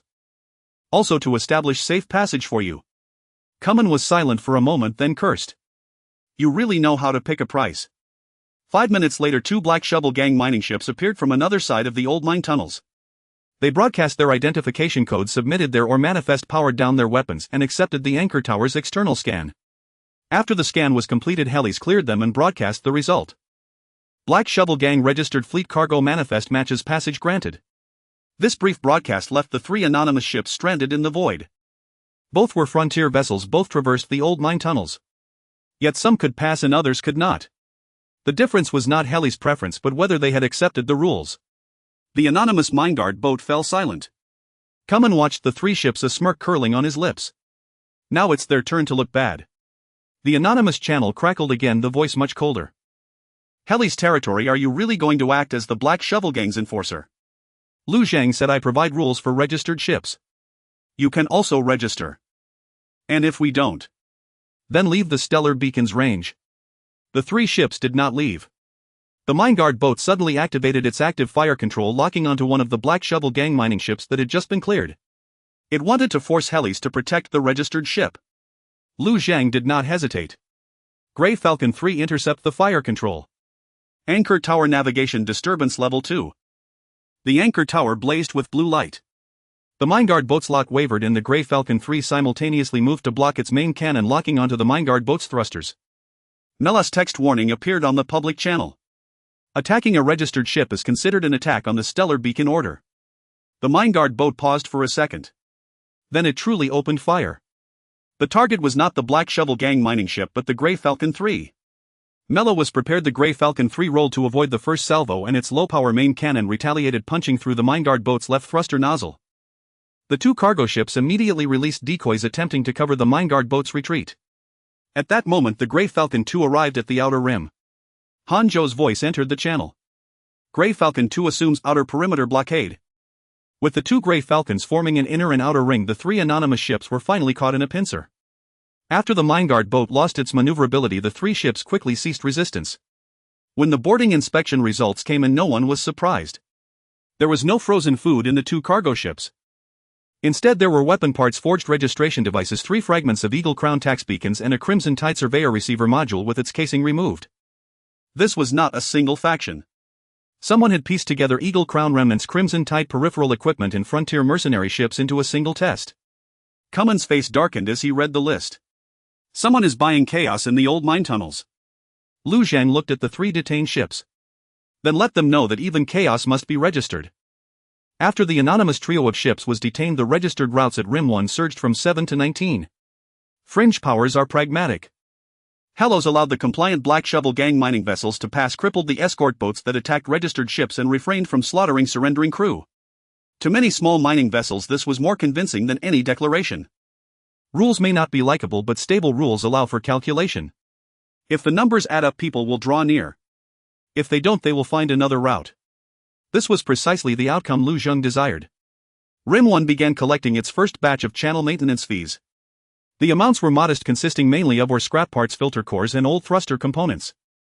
The items were miscellaneous, yet it allowed Helos to take its first half step away from a loot economy and begin generating channel revenue. Lin Yanqiu looked at the pile of ragged bills, his expression complex. Congratulations, Lord. You finally evolved from looting wrecks to taxing trash. Can it build ships? Yes. Then it's a good tax. The construction of the Grey Falcon 5 officially began amidst this trash tax. It was different from its predecessors. The Grey Falcon 1 was an upgraded version of a life-or-death jury-rigged armed boat. The 2 and 3 were wartime products hastily assembled from pirate ships' Hound-class remnants and dockyard waste. The 5 for the first time utilized forged ship beams, recycled armor from the Golden Feather-class light cruiser, standardized keel precut parts and a relatively complete production schedule. It was still crude. But it no longer resembled a workplace accident. Han Jiang was once again placed in charge of the 5's construction. After experiencing the sacrifice of Iron Embryo, he had become much more composed. Before starting work each day, he would first check the crew shift roster rather than focusing solely on alloys and man-hours. If someone had worked overtime consecutively, he would pull them offline faster than the medics. Lin Yanqiu remarked on this, finally acting like an engineering boss, not a cannonball ready for martyrdom. Han Zhang did not refute it. He simply looked at the 5's keel, welding remnants of the Grey Falcon 4 into it piece by piece. This time let it be completed intact, he said. The positioning of the Grey Falcon 5 also changed. Lu Zhang no longer demanded it be the fastest but rather suitable for mass production. Lin Yanqiu designated the blueprint as Grey Falcon 5 baseline version. The bow armor was slightly thicker, the shield interface standardized, the thruster nozzles easily replaceable, and the main gun circuit reserved upgrade slots. It was not the strongest single vessel, but it was the template for a future frigate swarm. What a swarm strategy truly needed wasn't a miracle ship.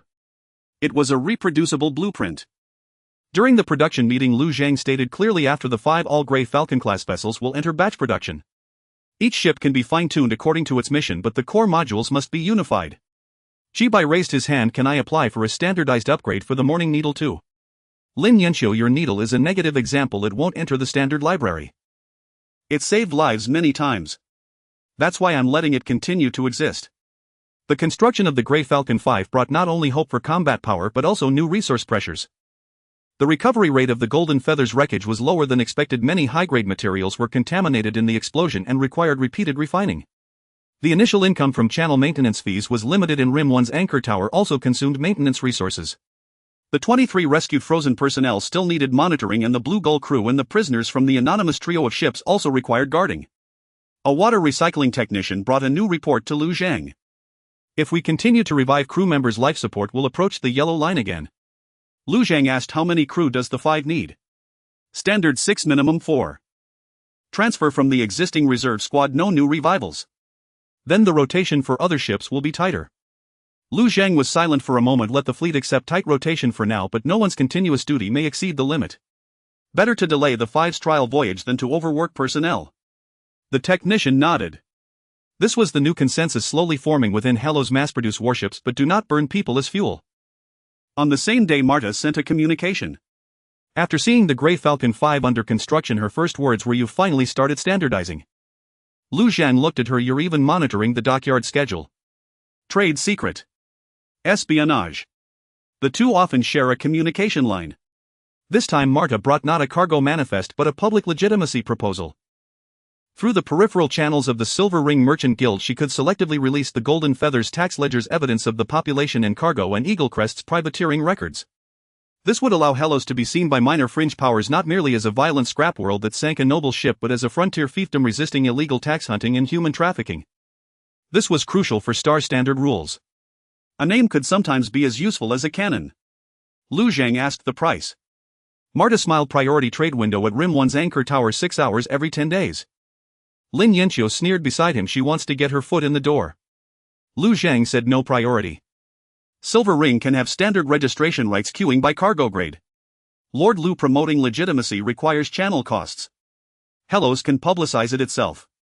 You could, but no one will vouch for you. Then let the facts speak first. Marta looked at him, her smile fading. You always refuse to sell your most valuable positions. Because selling them is easy but buying them back is hard. The negotiation didn't break down on the spot, but no deal was reached either. Marta left a final remark. The window for legitimacy won't wait for you forever. Once Eaglecrest defines you as a heretical armed force of the Starvane, first your explanation will cost much more. The communication cut off. Lu Zhang looked out the window at the Grey Falcon 5 taking shape. Name trade anchor towers fleet. Sector secession wasn't just about shipbuilding. But in the end all names needed the fleet to hold them up. Continue with the 5, he said. In the dock beneath the forged ship beams, welding sparks ignited on the keel of the new Grey Falcon. When the Crimson Tide relay point was first reverse targeted by Hellos, it showed no reaction. That small relay buoy hidden behind a veil of icy debris remained cold, low in heat and reflection, like an unremarkable speck of space dust. Had it not been for the returning pulse from a Crimson surveyor that betrayed its direction, Hellos would never have detected it. Now it was marked on the star chart like a closed red eye. Lu Zhang did not destroy it. He intended to use it. Lin Yanqiu and Chibai converted the Qingjin unmanned module into a shadow needle. It did not approach the relay point. Instead it mimicked background noise from a distance, capturing the faint rhythm of the buoy's reception and transmission. Talon provided a model of the icy debris flow while Han Zhou planned the evacuation route. Chibai was thrilled. Finally, it's our turn to spy on the spies. Hanzhou said, please don't make Reconnaissance sound so sleazy. Call it reverse intelligence sampling. Much better. After the Shadow Needle was launched, Helos fell into silent observation. The Crimson Tide relay point awakened every 6 hours to receive low-power data from the old mine tunnel's outer rim 1 and the leeward crevasse, compressing it into an even narrower pulse to transmit into the distance. Lin Yanqiu could not decipher the content but could gauge the Crimson Tide's focus through the length and frequency of transmissions. Golden Feather Wreckage 3 times. Outer Rim 1 Anchor Tower 7 times. Blue Cap Detention Zone 5 times. Leeward Crevasse Direction 11 times. Lu Zheng frowned at the statistics. Their greatest interest lies in the anchor point. Lin Yanqiu nodded. Or rather in the anomaly at the leeward crevasse. Aloya sat in the monitoring room, her expression grim. When the Crimson Tide's eyes draw near, the anchor point grows quieter. Quieter. Like a beast crouching low. This was not good news. The 0-point auxiliary anchor seemed not merely observed by the Crimson Tide, it knew it was being observed and instinctively suppressed its signal. This suggested its level of passivity might be far less than Helos had hoped.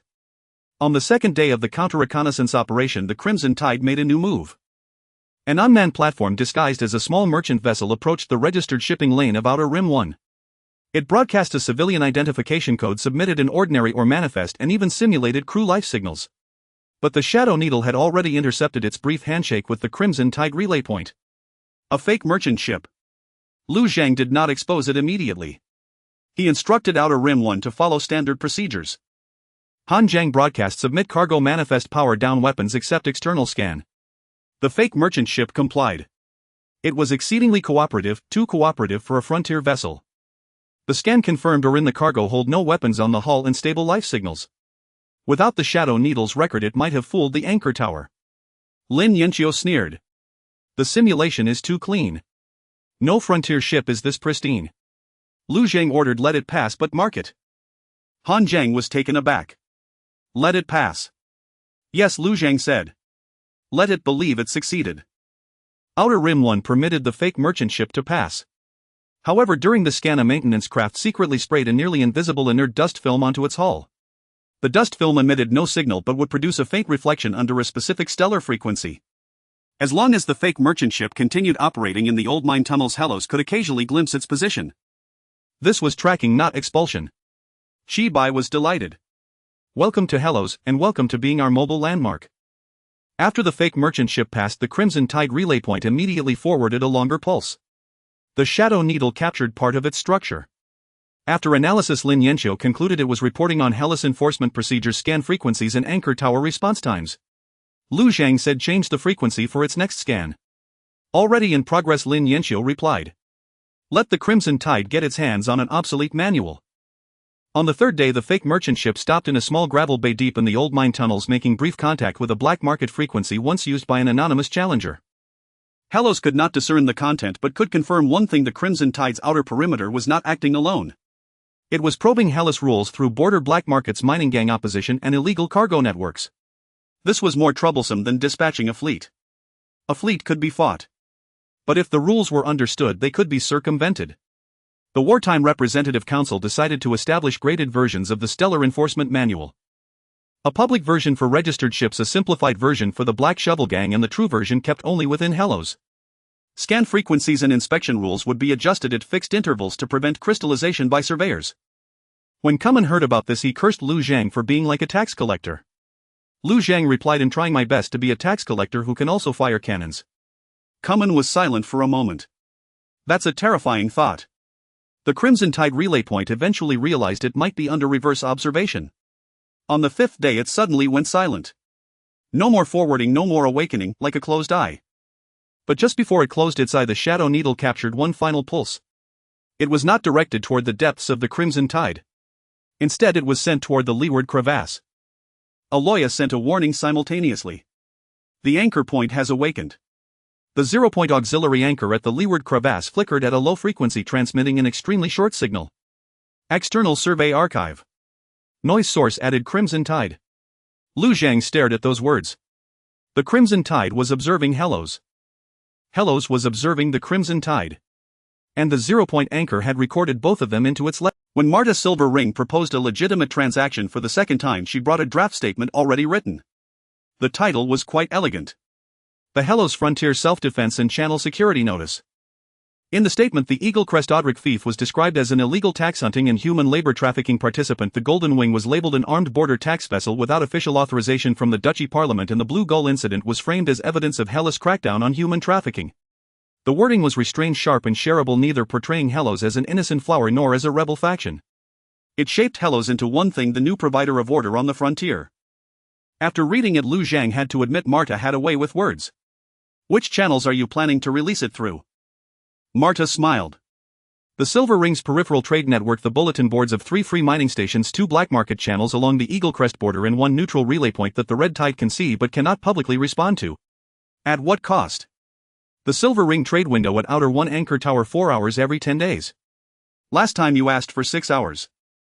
I've already compromised. And I've already said I won't accept priority slots." Marta sighed. "Lord Lu, what you need isn't just the facts. If no one spreads the truth for you, Eaglecrest will rewrite it as a heretical attack first. By the time they tie the word Star-Vane cargo to your name, trying to explain will be like applying makeup amid cannon fire." Lin Yanqiu murmured, "She's right, but she wants a ticket in." Lu Zhan knew that well. The Silver Ring trade window sounded like just 4 hours, but in reality it meant the Silver Ring Merchant Guild could legally approach Outer 1, regularly observing the Anchor Tower's operations, registering vessel traffic and the trade structure of Hellos. What Marta wanted wasn't just cargo space, it was an intelligence position. "Standard registration priority review, but no guaranteed priority berths," Lu Zhang said. "That's not a trade window. Call it a Silver Ring observation permit. 2 hours every 10 days, only allowed to stop 500 kilometers outside the Anchor Tower, cargo transferred via maintenance shuttles, no direct docking. The first permit takes effect only after the statement is released."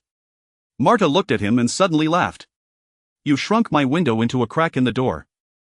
A crack can still let in light. And it can pinch fingers. So don't stick them in recklessly." The negotiations stalled for a long time. In the end, Marta accepted the 2-hour observation permit but demanded that Hellos provide a partially redacted copy of the Golden Wing's tax ledgers and a summary of evidence regarding the human cargo from the Blue Gull. Lu Zheng agreed but deleted all information related to the Star-Vane and Hellas tactical details. Before the statements released, the Wartime Representative Council held a vote. Some worried that going public would further provoke Eaglecrest, others believed that staying silent would let Eaglecrest control the narrative. Kamen listened in via a remote channel and grunted, "If you spread the story about hitting the human cargo ship, plenty of folks in the old tunnels will cheer quietly, but no one will admit it." A water recycling technician asked, "Will this be useful?" Kamen said, "Frontier folk are tight-lipped, but ships will tell the truth. Registered routes will increase." That remark swayed many. Hellos needed route registrations. It needed trade. It needed to convince smaller powers that following Hellas rules meant not just fearing the cannons but gaining safety as well. The statement was finally passed. The Silver Ring channels began relaying it 6 hours later. The effect was swift. Registration applications at Outer 1 jumped from 19 to 31, including 2 small mining vessels that had previously remained silent.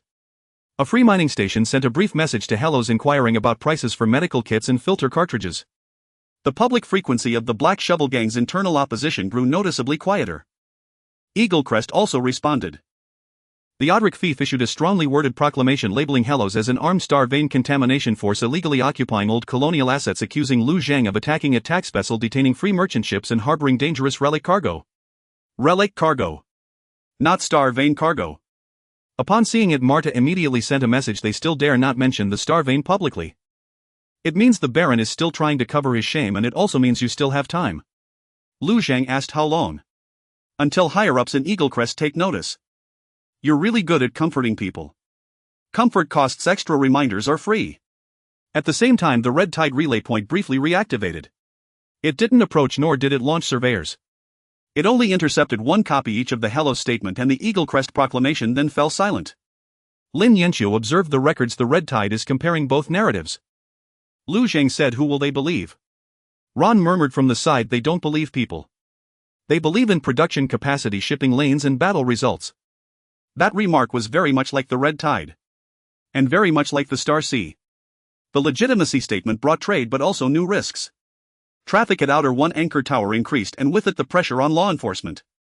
The Grey Falcon 5 was still offline and the Anchor Tower's defenses remained weak. Marta had gotten her crack in the door. Eaglecrest had begun labeling Hellos as a contamination force, and the Red Tide continued to observe. Lu Zhang looked at the ever-growing list of registered routes and suddenly realized the true difficulty of the second volume wasn't winning a single battle. It was ensuring that after every battle a rule remained. That night Outer 1 anchor tower received an anonymous registration application. The cargo column read medical cryopod 7 units. The remarks column contained only one sentence. We heard Hellos doesn't sell people. Lu Zhang stared at that line for a long time saying nothing. The rules had begun to take root. It also meant more people would bring both hope and trouble to his doorstep. The first joint probe of Outer Rim 1 occurred on the second day after the legitimacy declaration was issued. It arrived masquerading as an accident. A registered small mining ship reported engine failure and requested emergency docking. Almost simultaneously a black shovel gang mining vessel applied to pass through the anchor tower, its cargo declared as low-grade ore. Outside the anchor tower, a cryomedical ship that had just submitted an anonymous registration approached slowly, claiming to have 7 cryochambers on board requiring stable power supply. All 3 requests were legitimate. Yet all were too coincidental. Standing in the anchor tower's control room, Han Zhang immediately reported the traffic anomaly. Lu Zhang stared at the star chart. The 3 ships approached from 3 different directions, precisely filling Outer Rim 1's 2 berths and 1 transit route. If the anchor tower followed standard procedures, a brief scheduling congestion would occur. During the congestion, scanning frequency would drop, forcing the Grey Falcon 3 to prioritize protection targets. This was no accident. It was a test of the upper limit of Hellas rules. Follow Level 2 congestion protocol, Lu Zhang ordered. The malfunctioning mining ship docks on the outer side awaiting repair vessel confirmation. The Black Shovel Gang ship is delayed. The cryomedical ship gets priority power, but no docking. The repair vessel will transfer temporary energy. Cummins comb link immediately activated. Why is my ship delayed? Congestion protocol. You prioritize an anonymous vessel. Cryochambers require life support priority. Cummins stared at him for a few seconds, then suddenly laughed. Fine. Let's see how you handle this. The first probe was suppressed. The second followed immediately. The malfunctioning mining ship refused the repair vessel's approach, claiming its engine might leak radiation. The Black Shovel Gang ship began complaining about the excessive wait time. The cryomedical ship continuously sent life support degradation warnings demanding direct docking. All 3 ships were applying pressure. Han Zhang gritted his teeth. They want us to break protocol. Lu Zhang said we won't. The Grey Falcon 3 moved forward, its main cannon locked onto no specific ship, only the space between the 3 vessels. The anchor tower broadcast a new directive: all ships maintain current positions. Any unauthorized movement will be considered forfeiting priority. The repair vessel deployed 3 sets of external power supply drones. 1 set flew toward the cryomedical ship, the other 2 halted midcourse, ready to redirect at any moment. The cryomedical ship finally revealed its flaw. Its life support degradation curve was too uniform. After remote analysis, Lin Yanqiu sneered, a simulated curve. Real cryochambers don't behave so obediently. Lu Zhang did not expose it immediately. He ordered the power supply drones to continue approaching, but without contact, only scanning the hull. The scan results showed that there were indeed 7 cryochambers inside the ship. But there was also a hidden missile nest. Its target was the anchor tower's reactor. Confirmed. Armed. Han Zhang's voice deepened. At that same second, the malfunctioning mining ship suddenly ignited its engines, charging toward the anchor tower's flank. The Black Shovel Gang ship also activated its weapons, but its cannons were aimed not at Hellos but at the malfunctioning vessel. Cummins shouted on the open channel, "That's not my man. Shoot it." The situation exploded instantly. The cryomedical ship opened its missile nest. The Grey Falcon 3 opened fire, taking down the first wave of missiles. The anchor tower's navigation disruption was raised to level 3. The malfunctioning mining ship veered off course, scraping past the mining station's hull. The Black Shovel Gang ship also fired a single shot, hitting the malfunctioning vessel's side, forcing it to decelerate. The Grey Falcon 2 arrived from the outer perimeter. Han Zhou took over the battlefield. Grey Falcon 2 suppressed the medical ship. 3 blocked the malfunctioning ship. Anchor tower, protect the reactor. The cryomedical ship did not surrender. It released its 7 cryochambers, scattering them like shields, while its missile nest fired a second salvo. The enemy gambled that Hellos would not dare fire near the cryochambers. Lu Zhang's eyes turned cold. Drones tow the chambers. Grey Falcon 2 target the missile nest, not the chambers. Han Zhou executed with extreme precision. The Grey Falcon 2 closed to a dangerous distance, using low-power point shots to dismantle the missile launchers. 2 repair drones surged forward to grab the cryochambers, pulling them out of the line of fire. The cryomedical ship attempted to turn and flee, but was forced back to its original position by the anchor tower's navigation disruption and the crossfire from the Grey Falcon 3. The malfunctioning mining ship then revealed its 3rd layer.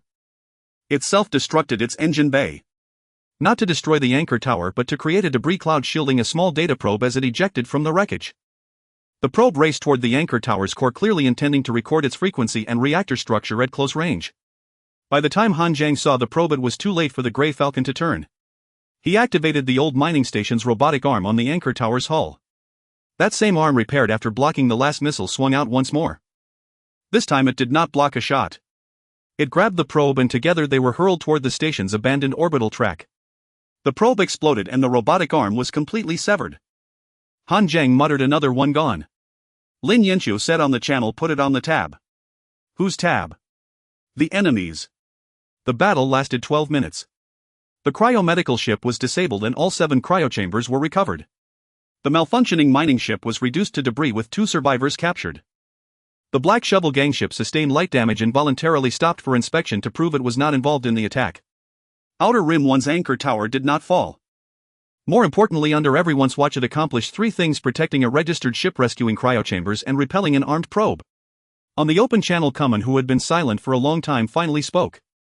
The Black Shovel gang acknowledges Outer Rim 1's interim regulations. It was the first time Kuman had used the word acknowledge. Then a second small mining ship sent in its registration confirmation. A third. A fourth. Anonymous monitoring sources shut down one by one or switched to public registration. For the first time, Hella sector rules had truly penetrated the old mining lanes. During post-battle inventory, Lin Yanqiu found multiple traces in the cryomedical ship's main control border, black market payments, an outskirt receiving module from Red Tide, an old Eagle Crown tax identification ship, and a transfer record that had been scrubbed using silver ring formatting. A joint probe, she said. Lu Zhan nodded. It was not an alliance of 4 factions but different powers, each placing a chip in this probe to see how Hellos would handle it. Hellos handled it. The cost: 1 anchor tower robotic arm destroyed, the Grey Falcon 2's shields damaged again, 2 repair drones lost, and monitoring pressure for the cryochambers increased by 7 personnel. The gain was that Outer Rim 1's rules held firm. That night the anchor tower's upgrade log refreshed. Registered routes 43. Factions acknowledging interim regulations: Black Shovel Gang, Greytail Mining Team 3, independent cargo ships. Embargo enforcement 2. Emergency rescues 1. As Lu Zhang looked at these numbers, he finally understood the greatest difference between defending a wasteland star and ruling a sector. Defending a wasteland star meant fighting enemies. Ruling a sector meant fighting for order. And order was far harder to sink and far harder to build than an enemy warship. The Outer Rim 1 anchor tower pulsed steadily in the old mining lanes. Hella's first boundary had been the first bill after the battle at Outer Anchor 1 wasn't a list of spoils, it was a repair list. The anchor tower's mechanical arms were completely wrecked. The navigation disturbance array had overloaded twice, requiring 3 sets of deflection coils to be replaced. 2 repair drones were lost. Half the temporary power interface was burned out. The Grey Falcon 2's shield was damaged again. The main cannon calibration of Grey Falcon 3 was off, and although the anchor tower's reactor hadn't been hit, it experienced temperature fluctuations due to 3 consecutive level 3 disturbances. More troublesome were the people in the cryopods. 23 from the Bluegill and 7 from the fake medical ship meant Hellos had gained 30 new frozen individuals requiring protection in a short time. The medical cryomodules were running at full capacity and the energy curve of the quarantine zone was once again approaching the yellow warning line. When the water recycling technician handed the report to Lu Zhang, his expression was as if he had just swallowed a mouthful of sand. "We saved people," he said. "But the system is being bent by the very people we saved." Lu Zhang looked at the report. "What do you need?" "Energy cryomonitoring pods, medical supplies, and personnel. We can't wake up more people on a large scale." "I know." The water recycling technician gave a wry smile. "So I'm just saying. This was the reality of Hellos. It could declare on open channels that it didn't sell people, it could rescue cryopods from slave ships, but it also had to bear every kilowatt of electricity, every dose of medicine, and every monitoring alarm that came after saving them. Rules weren't just slogans. Rules consumed resources." Just then Kuman sent a formal request for a meeting. This time he didn't come in that battered mining barge but brought 2 registered mining ships and a repair vessel. They stopped 300 kilometers from Outer Anchor 1, weapons offline, cargo holds open. Their posture was far more proper than before, yet it felt more like a formal negotiation. Kuman got straight to the point. "The Black Shovel Gang recognizes the provisional regulations of Outer Anchor 1. We can cooperate on the old mining routes and registered shipping lanes. But we have 3 conditions." Lu Zhang said, "Speak." "First, if a registered Black Shovel Gang ship is attacked, the Hellos anchor tower must provide early warning and limited support." "Reasonable." Second, the Black Shovel Gang provides patrol assistance and wants a cut of the shipping lane maintenance fees. We're not watching the road for you for free. What percentage? 30% of the registration fees. Lin Yanqiu sneered beside him. He's bold to ask for that. Lu Zhang didn't immediately refute it. The third, if traders from the Black Shovel Gang flee into Hellas Beacon range, you cannot privately recruit them. Cummins' mechanical eye flickered. They're my problem, not your talent pool. Lu Zhang looked at Cummin. These three terms were very interesting. The first was about protection, the second about profit sharing, and the third about sovereignty. Cummin was willing to acknowledge Hellas rules, but he didn't want the Black Shovel Gang to become a vassal of Hellas. He wanted to preserve his own territory within the new order. This was what a true ally looked like. Not kneeling but bargaining. First, Hellas provides early warning and limited support, but only for registered ships. If a registered ship carries contraband, support is cancelled. Cummin nodded. Agreed. Second, the share isn't 30% of registration fees but cooperative defense points. The Black Shovel Gang provides effective early warning assists and rescues intercepts violating ships. These can be converted to offset shipping fees in exchange for repairs, medical treatment, filter cores, and limited ammunition maintenance. No cash profit sharing. Cummin frowned. You're afraid he'll use the money to fund an opposition? I'm afraid you'll use it to buy more trouble. Cummin grinned. You really are like a tax collector. Third, if a Black Shovel Gang trader enters Hellas range and is involved in human cargo, stellar vein goods, Eagle Crown tax beacons, or attacks on registered ships, Hellas has the right to detain and investigate them. Non-contraband internal conflict personnel can be handed over to the Black Shovel Gang, but it must be recorded. Recorded for whom? For the future, Lu Zhang said. Hellas rules aren't for settling private scores. Cummin was silent for a long time. You want to turn the old mining routes from a black road into an official road. At least into a road with lights. Lights attract bugs. Cannons shoot bugs. Cummin laughed heartily. The negotiations lasted 3 hours, eventually forming the Outer Anchor 1 provisional shipping lane agreement. The Black Shovel Gang gained cooperative defense status, but they weren't part of the Hellas military. Hellas obtained partial danger point maps of the old mining routes, access to the Black Shovel Gang's early warning network, and the cooperative defense point system. Both sides kept room to turn hostile, but both also got what they most needed in the present. After the agreement was signed, the number of registered shipping lanes at Outer Anchor 1 exceeded 50. The maintenance pressure on the anchor tower continued to rise. But income also began to stabilize. In the first batch of cooperative defense supplies, the Black Shovel Gang sent 2 old cryomonitoring pods and a set of mining station temperature control modules. The equipment was very old with patches on the casings, yet it was exactly what was needed to relieve the pressure on Hellas' quarantine zone. When the water recycling technician saw it, he finally managed a faint smile. These mining bandits aren't just troublemakers. Lu Zhang said, they're starting to have something to lose. People who had something to lose were the ones who would bet on the rules. That night beside Outer Anchor 1, a Black Shovel Gang mining ship and a Hellas repair vessel worked together to repair the remnants of the mechanical arm base. Han Zhang watched the rough miners cursing as they worked and suddenly said, doesn't this remind you of when we first woke up? Mello replied on her text board, dirtier. Han Zhang smiled. The border was still fragile. But for the first time it had a code fender. The keel of Grey Falcon 5 was joined 2 days behind schedule. Not because of a shortage of alloys, but because of a shortage of people. The shipbuilding beam had elevated the dockyard's production capacity, the wreckage of Golden Feather provided a wealth of high-strength materials, and the Black Shovel Gang's channel agreement had begun delivering scrap and ore. By the resource panel, Heroes was no longer the pauper who had to cannibalize recreation modules just to build a single Grey Falcon. Yet resources were not warships. Warships demanded engineers, welders, quality inspectors, reactor technicians, fire control calibrators, crew training time, and medical rotations. These were the new bottlenecks.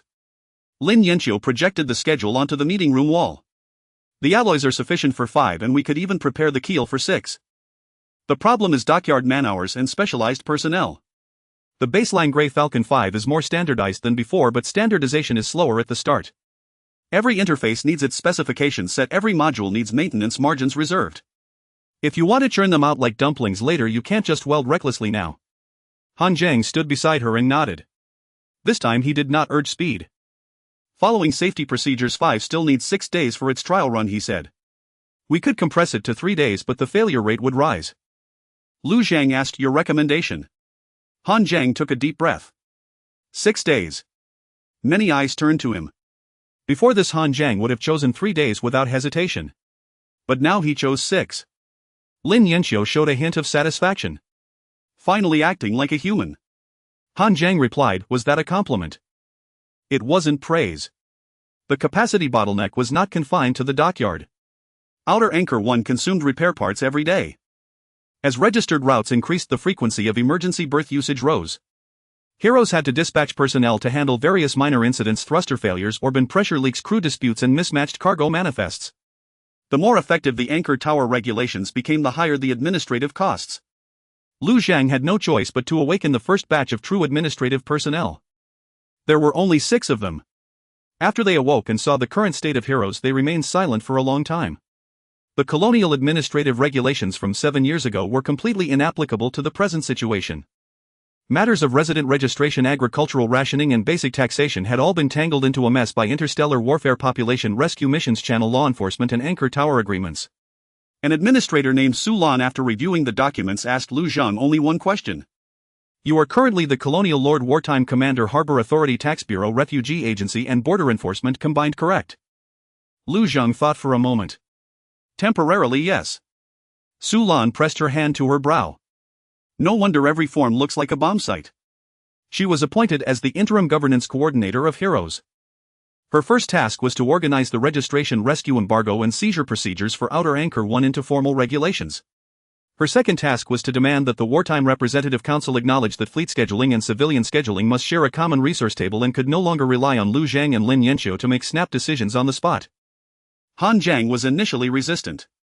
Su Lan simply asked him, would you rather have Grey Falcon 5 delayed because a batch of cryopods temporarily took the power, or would you prefer to know in advance that the power would be taken? Han Zhang fell silent immediately. Administration is not a thrill. But without administration, a system built for rapid force expansion will trip over itself. The day before Grey Falcon 5's trial run, Talon brought the assessment for a second channel node. The 3 candidate points remained. The abandoned mining station at Leeward Rift offered the strongest control but the highest risk. The wreckage zone at the main channel entrance held political significance but would easily attract Eaglecrest's attention. Deep within the old outer mining tunnels was a small gravel harbor named Greytail Cove, capable of connecting to the Black Shovel Gang and independent miner networks with moderate risk. Talon recommended Greytail Cove. It's not the optimal choice, but it's the best fit for now, he said.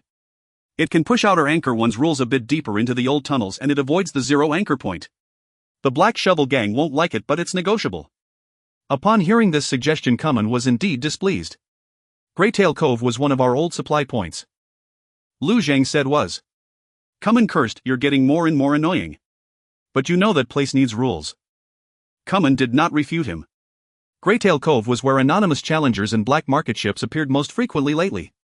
The Black Shovel Gang couldn't control it, and if heroes didn't reach out, that place would eventually become a backdoor to Outer Anchor 1. Lu Zhang made his decision. The candidate point for the second anchor tower was Greytail Cove. They would not touch the Leeward Rift anchor point. They would not rush to challenge the main channel entrance. Instead, they would extend the first gate they had already lit deeper into the old tunnels. This was not the most aggressive expansion. But it was the most stable consolidation. That night, Grey Falcon 5 completed its main reactor low-power ignition. A blue-white radiance illuminated the space beneath the shipbuilding beam. The first standardized Grey Falcon of Heroes had finally found its heartbeat. After the Greytail Bay plan was approved, Aloya felt a wave of relief. She had originally expected Lu Zhang to choose the leeward crevasse. That was the optimal node and also the place she feared the most. It was near the zero-point auxiliary anchor, near those ship shadows that were flagless and cold, near the darkness where the stellar veins whispers were thickest. Every time Herlos cast his gaze there, a dull ache would throb at her temples. But her relief lasted only half a day. Because Marta arrived. The Silver Ring Syndicate's communication connected on schedule. After hearing the Greytail Bay plan, Marta's first words were, "You chose the second best solution." Lu Zhang said, "I chose the bearable solution." The abandoned mining station in the leeward crevasse could cover more shipping lanes and monitor the red tide relay point. It's also close to the zero-point anchor. Risk and reward usually live together. Aloya stood in the corner of the meeting room, her voice cold. Some risks don't just live there, they lie in wait there ready to devour. Marta looked at her, her expression unusually serious. Madame Red Sands, your intuition is valuable. But the star sector won't stop approaching the door just because you don't want to get near it. You know what's behind the door. Marta fell silent. This time she did not deny it. Lu Zhang stared at her. Speak. Marta said softly. I know a little more than you, but far less than you imagine. Within the Silver Ring we call regions like that old route nodes. Most of the time they are just ruins, beacons, sources of noise. Rarely they become doors. Where do the doors lead? If I knew the complete answer I wouldn't be sitting here negotiating small anchor tower trade rights with you. Lin Yanqiu sneered. At least you know you can't touch them. No, you can't meddle with them, Marta corrected. But some civilizations rose by touching them and others vanished because of it. The difference lies in who understands the rules first. Lu Zhang said. So you want me to go to the leeward crevasse to understand the rules? I want you to keep it from falling into the hands of the Red Tide, the Eagle Crest, or the black market lunatics. That statement hit the core of the issue. Not touching the leeward crevasse didn't mean others wouldn't. Greytail Bay was safer, but the anchor point in the leeward crevasse remained. The Red Tide was already observing it, and the 0-point anchor had recorded the Red Tide. If Herlos avoided it for too long, they might one day find someone else holding the door handle. Aloya looked at Lu Zhang. You promised. No opening the door. I haven't changed, Lu Zhang said. Those who get close to the door always find a reason to say they're just taking a look. The meeting room fell silent. Lin Yanqiu also spoke up. Greytail Bay is the right choice. At least for now. We don't have research capabilities, no isolation ships, no sufficient fleet, and no credible 0-point authority. Going to the leeward crevasse would be using curiosity as propellant. Lu Zhan nodded. The second anchor tower will still be at Greytail Bay. Marta did not press further. She merely left a data packet. This is the public navigational tracks from the last 10 days around the leeward crevasse. You don't have to go, but it's best you know who is getting close. When the data packet was opened, Talon's face changed. Besides the Red Tide surveyor and the relay points marked by Herlos, 2 unknown navigational tracks had briefly approached the outer edge of the leeward crevasse. They hadn't entered the anchor point's range, but it was as if they had circled a campfire. The propulsion rhythm of one track was similar to that of the anonymous challengers or protection boat. This meant the black market forces were also sniffing around the leeward crevasse. Greytail Bay must be secured as soon as possible, Talon said. Otherwise the depths of the old mine tunnels will become a springboard for others to approach the leeward crevasse. Greytail Bay shifted from a prudent choice to a necessary one. Aloya did not oppose Greytail Bay. She only said to Lu Zhang, if you ever decide to go to the door, take me with you. Why? Because if you try to open the door, I'll drag you back first. Lu Zhang looked at her and nodded. All right. That day the Greytail Bay Reconnaissance mission was established. The Grey Falcon 5 hadn't completed its sea trials and couldn't be deployed. The Grey Falcon 2's shields were unstable, the Grey Falcon 3 was stationed at Outer Edge 1, and the Grey Falcon 1 was still under repair. Ultimately Lu Zhang decided to send the Chen Needle's unmanned module and a small boat from the Black Shovel gang familiar with the old mine tunnels for the initial reconnaissance. The boat Cummins dispatched was called the Black Tooth. The captain was a young woman named Sage Thorn, Cummins' niece and one of the few captains in the Black Shovel gang who supported the shipping lane agreement. When she connected to the comms, her first words were, if your Herlos rules cost me my ship, will come back and curse you out. Lu Zhang replied, and if your intel costs us our ship, we'll be keeping a tab. Sage Thorn chuckled. Fair enough. The Greytail Bay reconnaissance team departed. Meanwhile, in the direction of the leeward crevasse, the 0-point auxiliary anchor flickered once more. This time it didn't send Herlos any text. It only emitted a very low, very long wave. When Aloya heard it, her face turned pale. It knows we are avoiding it. Lu Zhang asked, is it angry? Aloya shook her head. It's waiting. The official inquiry from the Crimson Tide Commonwealth arrived 3 hours after the Greytail Bay reconnaissance team had departed. It was neither a threat nor a trade request. Instead, it was a border security letter meticulously formatted and frigid in tone. Inquiry from the 9th Border Listening Post of the Crimson Tide Commonwealth to the Hellos Provisional Territory. First, is the Blue Gull transport vessel detained by your party involved in a registered labor procurement of the Commonwealth? Second, does your Outer Rim Anchor Tower 1 possess the capability to interfere with public shipping lanes? Third, recent non-standard stellar vein noise has been detected in the Hellos star sector. Does your party possess any related relics or anomalous equipment? Please respond within 24 standard cycles. In the meeting room, everyone's eyes were fixed on the third point. Stellar vein noise. Crimson Tide had formally laid this term on the table. Marta sent a brief message immediately. Do not admit to possessing stellar vein relics. Do not deny the anomalous noise. Lin Yanqiu read it and frowned. She speaks as if teaching us how to evade judgment. Lu Zhang asked, is she correct? Very likely. Crimson Tide's inquiry was more difficult to handle than Eagle Crest's. Eaglecrest relied on noble ledgers and gunboats. Its logic was simple: you are my asset and resistance is rebellion. Crimson Tide was different. They would package their issues as border security, public shipping lanes, labor procurement, and anomalous noise. Each point seemed like a legitimate question, yet each concealed a reason to intervene in Hellas affairs. Su Lan was summoned to the meeting. After reviewing the inquiry, the Provisional Territory Coordination Officer swiftly offered her advice. First point: the Blue Gull was involved in illegal forced cryopopulation transport. Do not acknowledge any labor procurement. Demand that Crimson Tide provide a legitimate contract and voluntary personnel records. Second point: Outer Rim Anchor Tower 1 possesses navigation management capabilities within its registered scope. It does not interfere with public shipping lanes and only operates within the registered safety zone. Third point: acknowledge that Hellos has detected unknown anomalous noise but do not admit to possessing any relics. Express willingness to exchange non-sensitive security data. Lu Zhang looked at Lin Yanxiu. Technically, Lin Yanxiu said, we can give them a process noise record stripping away the zero anchor underground interface and cargo bay 6, leaving only the background anomaly. Let them know we are also monitoring but not the core. Aloya said coldly. Will Crimson Tide believe it? Ron interjected. They don't need to believe it entirely. They only need to determine if Hellos poses an immediate threat. Talon added, and whether it's worth dispatching a fleet. The reply was drafted quickly.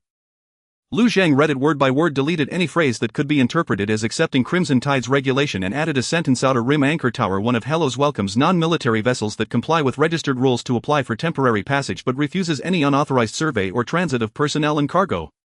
This statement was firm. And it had to be.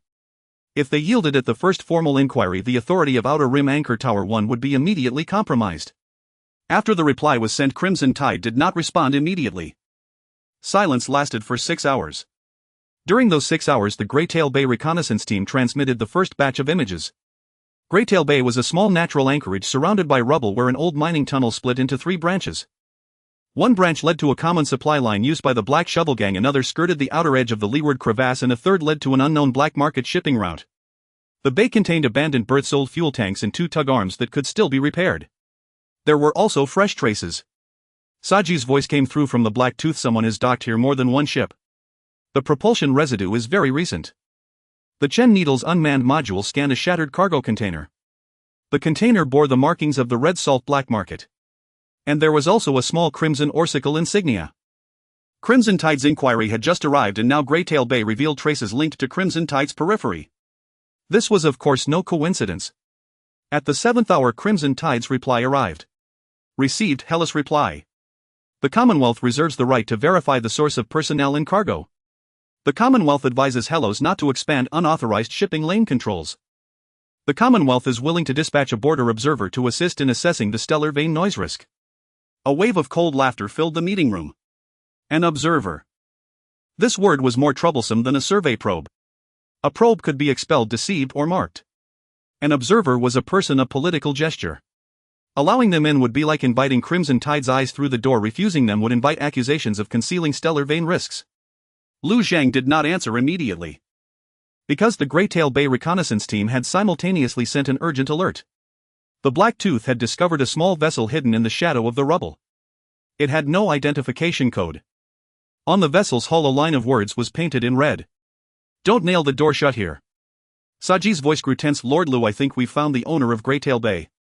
The next second, the small vessel self-destructed. The explosion did not damage the Black Tooth, but it released a massive cloud of interference dust shrouding the entire Greytail Bay. Reconnaissance was interrupted. Hellas' first step in planning to establish a second anchor tower had collided with a warning from an unknown force. After being engulfed by the interfering dust, the Black Tooth was out of contact for 4 minutes. 4 minutes is not long, yet it was enough to bring the air in the Hellos control room to a freezing point. Saji's ship did not belong to Hellos, it was a collaborative vessel sent by Kuman. If she were to die in Greytail Bay, the opposing faction within the Black Shovel Gang would immediately claim that Hellos' anchor tower expansion would only drag the old mining tunnels into greater troubles. The defense protocol just established for Outer Edge 1 would be torn apart by the first gust of wind. Lu Zhang stared at the signal screen. Grey Falcon 2 is ready to set sail.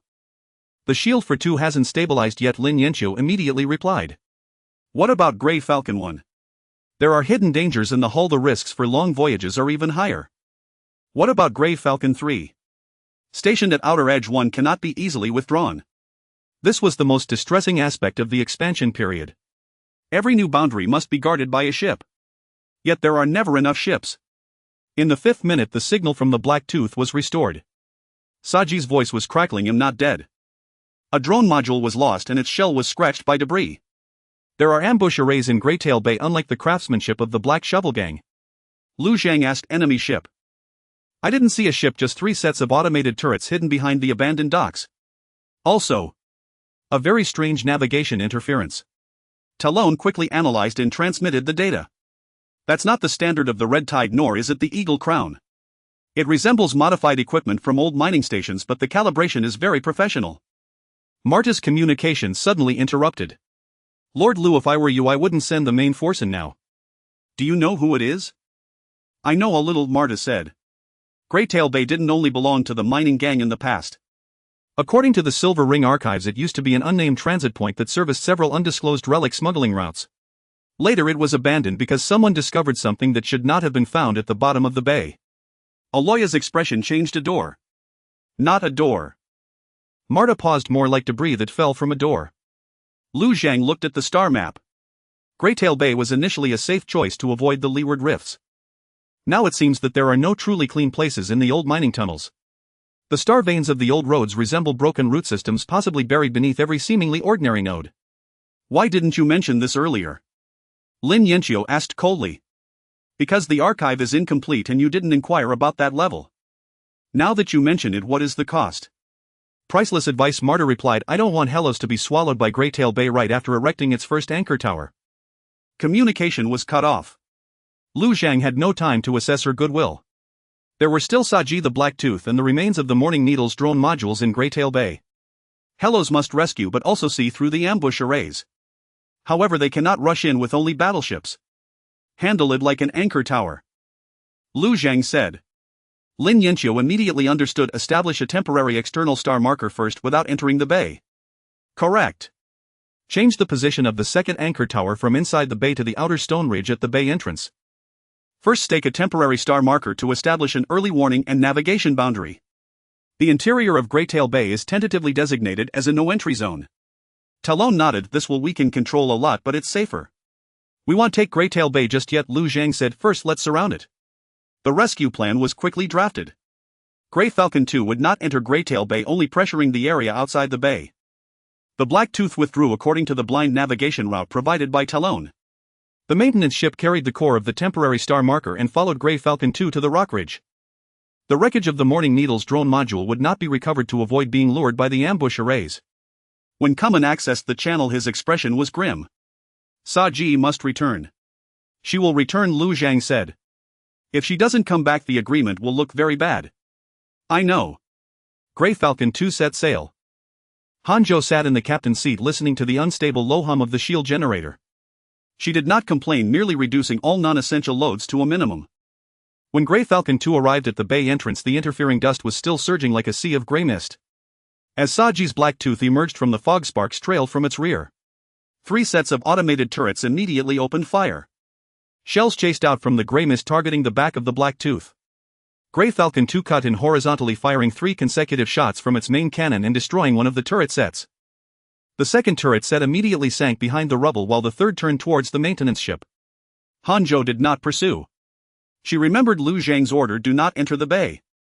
Maintenance ship, deploy the star marker core. The temporary star marker core was shot into the rock ridge, its magnetic claws unfolding to firmly latch onto the rock mass. The moment it lit up, a weak navigation boundary formed outside Greytail Bay. The third round of turret fire was disrupted, deviating by dozens of meters. The Black Tooth successfully broke free from the grey mist. Saji's voice came through. I owe you one. Record it in the defense points, Hanzhou replied. Saji paused, then laughed. You Hellos people really know how to keep accounts. Rescue was successful. But Greytail Bay was not secured. Hellos only staked a temporary star marker outside the bay, designating the interior as a no-entry zone. The plan for the second anchor tower was forcibly downgraded to the Greytail outer marker. It was not a victory, but it avoided recklessness. After the battle, the temporary star marker transmitted data from inside the bay. As the interfering dust gradually dissipated, a segment of black metal structure revealed itself in the depths. It was neither an obelisk nor a complete interface. It resembled fragments of some ancient circular device half buried beneath the wreckage at the bottom of Greytail Bay. Its surface bore faint blue lines, most of which had already dimmed. After seeing the image, Aloya whispered, "Debris that fell from a door." Lu Zhang looked at the fragment. He finally understood that what lay ahead would not merely be seizing the navigation routes, constructing anchor towers, and collecting from the mining gangs. Every navigation route may hide the bones of the old era beneath it. They had to continue driving the boundaries into the Starsea without being dragged down by those bones. The Greytail outer marker continued to flash. The second door had not been constructed. Yet Helos had already planted the first stake in front of the door. When Saji returned to Outer Edge 1, the tail of Blacktooth was still emitting smoke. Kamen personally waited beside the anchor tower. He didn't curse immediately, instead circling the damaged rear cabin of Blacktooth, his mechanical eye scanning the cracked propulsion tubes, scorched armor, and scratch marks on Saji's helmet. Only after inspecting did he connect to the Helios channel. "Lord Lu, you said Greytail Bay was a medium risk."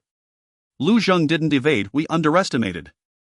"You underestimated, and my people nearly died." Helios Grey Falcon 2 also entered the line of fire. "That's your fleet." Kamen's voice hardened. "Blacktooth is my ship." This silence fell over the joint defense channel of Outer Edge 1. The collaboration had just begun and cracks were already appearing.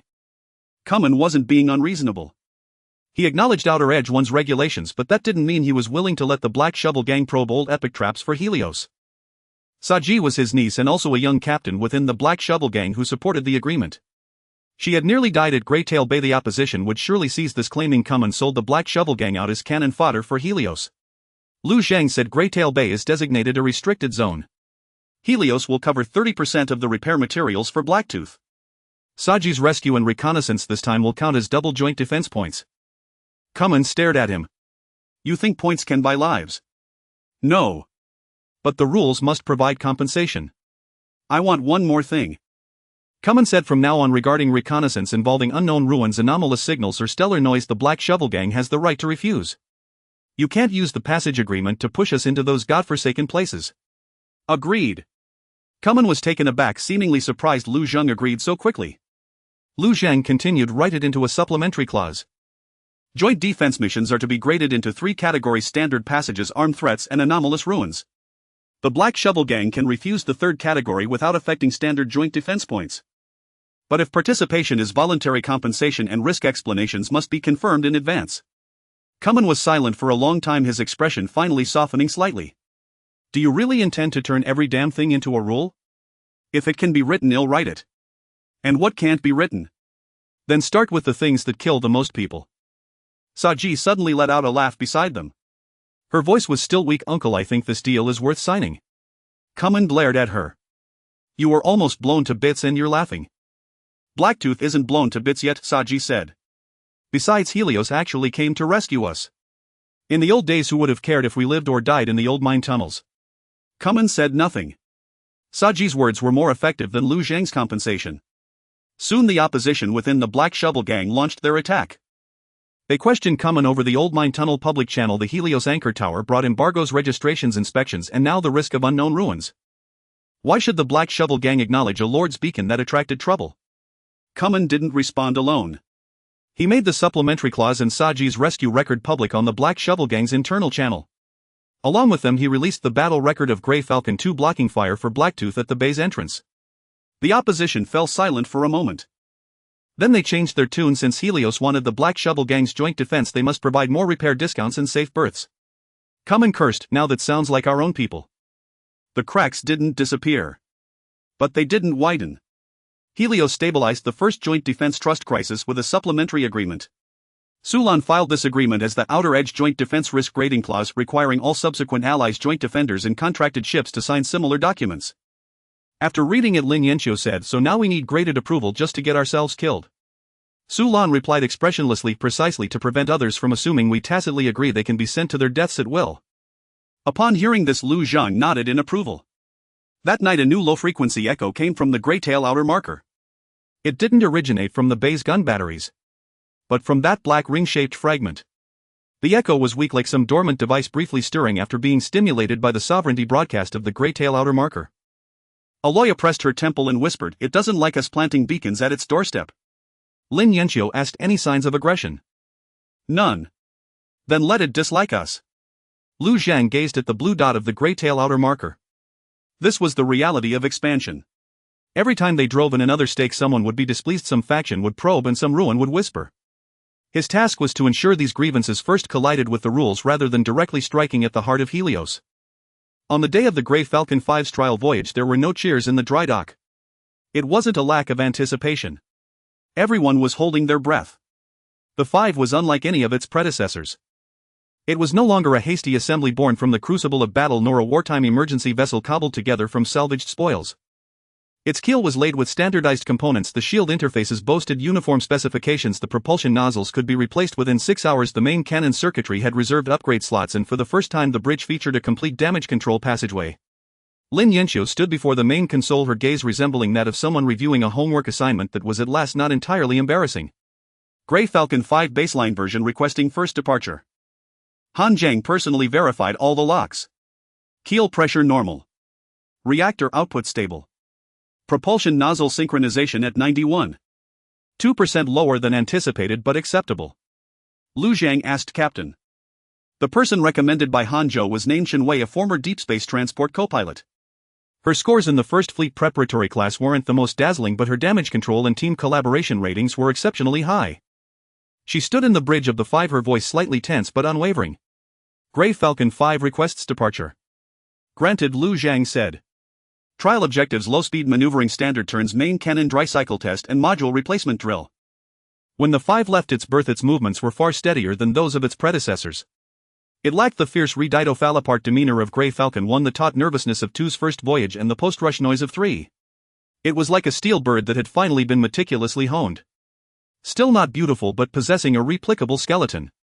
Chibai, watching the feed remotely, sighed. Our child finally doesn't look like a coffin anymore.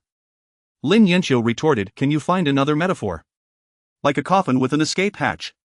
Shut up. The first half of the trial voyage went smoothly. Low-speed turns were normal. Attitude adjustments were normal. The fire control dry cycle test was normal. The module replacement drill took 23 minutes, cutting the time by nearly half compared to the old Grey Falcons. Han Zhang looked at the data, his eyes growing brighter. If we maintain this standard, the construction cycle for 6 and 7 can be shortened by 18. Lin Yanxiu added, that's assuming the casting beams don't run out and you don't temporarily divert the standard parts to repair the anchor towers. I'll fight to get them back. You wouldn't dare. Just as the trial voyage was about to conclude, an alarm blared from outer marker 1. An anomalous echo was detected by the gray tail outer marker. It wasn't an attack. It was interference. The black ring-shaped debris inside Grey Tail Bay suddenly emitted a low-frequency pulse, causing the navigation boundary at the Grey Tail outer marker to fluctuate. 2 nearby registered mining vessels experienced brief course deviations, with one nearly colliding with a gravel ridge.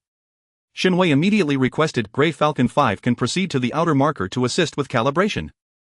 Lin Yanxiu frowned. The 5 is still on its trial run. I don't recommend leaving the dock area. Han Zhang also hesitated.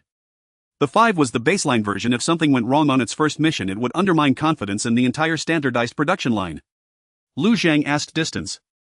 Terran calculated we want enter Grey Tail Bay, only go to the outer side of the Grey Tail marker. The risk is manageable. We need a stable ship to help the anchor tower recalibrate. The 5 is actually more suitable than the 2 or 3 for this. This was the true meaning of a trial voyage. It wasn't about circling in a safe zone, it was about proving it could execute a mission. Lu Zhang ordered 5 proceed to the outer side of the Grey Tail marker. Do not enter the restricted zone. Mission anchor tower calibration. Do not contact the anomalous debris. Shenwei replied, understood. Grey Falcon 5 undertook its first practical mission. When it arrived at the Grey Tail outer marker, the navigation boundary was still shaking. 2 registered mining vessels from the Black Shovel Gang were parked at a distance, not daring to approach. Sa Jis Blacktooth was also nearby. She whistled upon seeing the 5. New ship. Looks a bit better than your old scrap metal. Shenwei didn't engage with the joke and proceeded to deploy the calibration beacon as per protocol. The standardized fire control and navigation interfaces of the Grey Falcon 5 were put to use for the first time. Without needing temporary manual wiring, it established a direct short link with the Grey Tail outer marker, providing a stable reference coordinate. 10 minutes later, the boundary fluctuation decreased. After 20 minutes, navigation was restored. Lin Yanxiu looked at the data and finally allowed a faint smile to appear. Interface standardization verification passed. Han Zhang murmured, the 5 is qualified. When the Grey Falcon 5 returned to the dock, applause erupted. This applause lacked the fervor that followed the sinking of the Golden Feather, but it was more solid. Because everyone saw that Hellos could no longer rely solely on miracles to survive. It had begun to forge a repeatable source of power. The final line of the trial voyage report read Grey Falcon 5 baseline version approved for small batch production. Lu Zhang signed the report. Prepare the schedule for 6. The mass production line was finally truly accelerating. The Red Tide Commonwealth did not accept Hellos' silence following their first rejection of an observer. They sent a second inquiry. The wording remained cold, the format still precise, but the content went further. The Commonwealth proposes dispatching a border security observer aboard an unarmed shuttle to station at Hellos Outer Anchor 1 to assist in evaluating the sources of population and cargo as well as the risk of stellar vein noise. Observation period 10 standard days. Observer safety is the responsibility of Hellos. In the meeting room, Common laughed out loud after hearing this. They want to stick an eye in your door and make you responsible for it not getting poked out. Sulan, however, did not laugh. If we refuse outright, Red Tide will say we're hiding the sources of our population and cargo and the anomalous noise. If we accept, they'll get close-up records of our anchor tower procedures, route registrations, cryopod rescues and the anomalies from the Grey Tail external marker. Compromise, Lu Zhang said. Lin Yanqiu looked at him. Remote observation. Yes. Hellos proposed an alternative: disallow the Red Tide observer from stationing at Outer Anchor 1 but establish a remote observation post. The Red Tide observer's unarmed shuttle would park at a designated observation point 1,000 kilometers from Outer Anchor 1 without docking, entering the anchor tower interior or accessing the main system. Hellos would provide 3 categories of desensitized data: population and cargo, law enforcement records, channel registration statistics and non-sensitive anomalous noise background. The observer could submit questions which Hellos would answer after a delay. Simultaneously, the area around the observation point would be designated a safety zone jointly by Hellos and the Black Shovel Gang. Upon hearing this, Common immediately frowned. Including the Black Shovel Gang. You are the Code Fence Party, Lu Zhang said. Red Tide will remember us.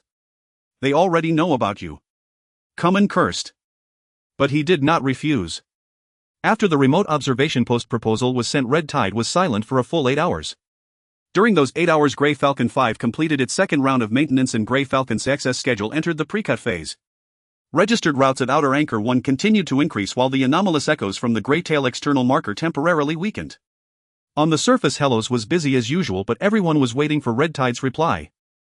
At the 9th hour, Red Tide agreed. But with an additional condition: the observer could bring 1 set of independent surveying equipment. Lin Yanqiu immediately objected. No way, we're letting them operate equipment.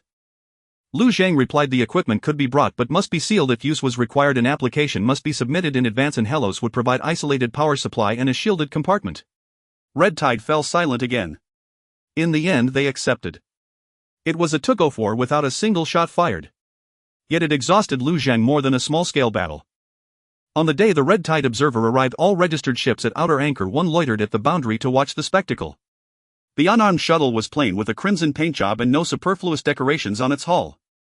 It stopped 1,000 kilometers away, shut down its thrusters as required and broadcast its public identification code. The observer's name was Jaeger. When his image came through, he wore the Red Tide border uniform, had a short haircut and a cold hard expression. He offered no pleasantries, only read out his identity and mission according to protocol. The Commonwealth is concerned with the sources of population and cargo, the stability of public channels and the risk of anomalous noise. We hope Hellos will cooperate. Lu Zhang said Hellos is concerned with border factions using observation as a pretext to survey our anchor tower. We hope the Commonwealth will exercise restraint. Jaeger looked at him. Direct. Saves time. The Commonwealth respects efficiency. Hellos respects boundaries. With that, the first conversation ended. The observation post began operations. The first batch of data Hellos provided was records of illegal population and cargo shipments involving the Blue Gull and the pseudo-medical ship. The Red Tide observer showed no emotional fluctuation, only asking was there evidence proving the procurement labels belonged to the official Commonwealth system. Sulan replied on behalf of Hellos there was no official evidence for now, therefore Hellos had not publicly accused the Commonwealth but reserved the right to investigate peripheral channels. This was a steady answer. Jaeger recorded it.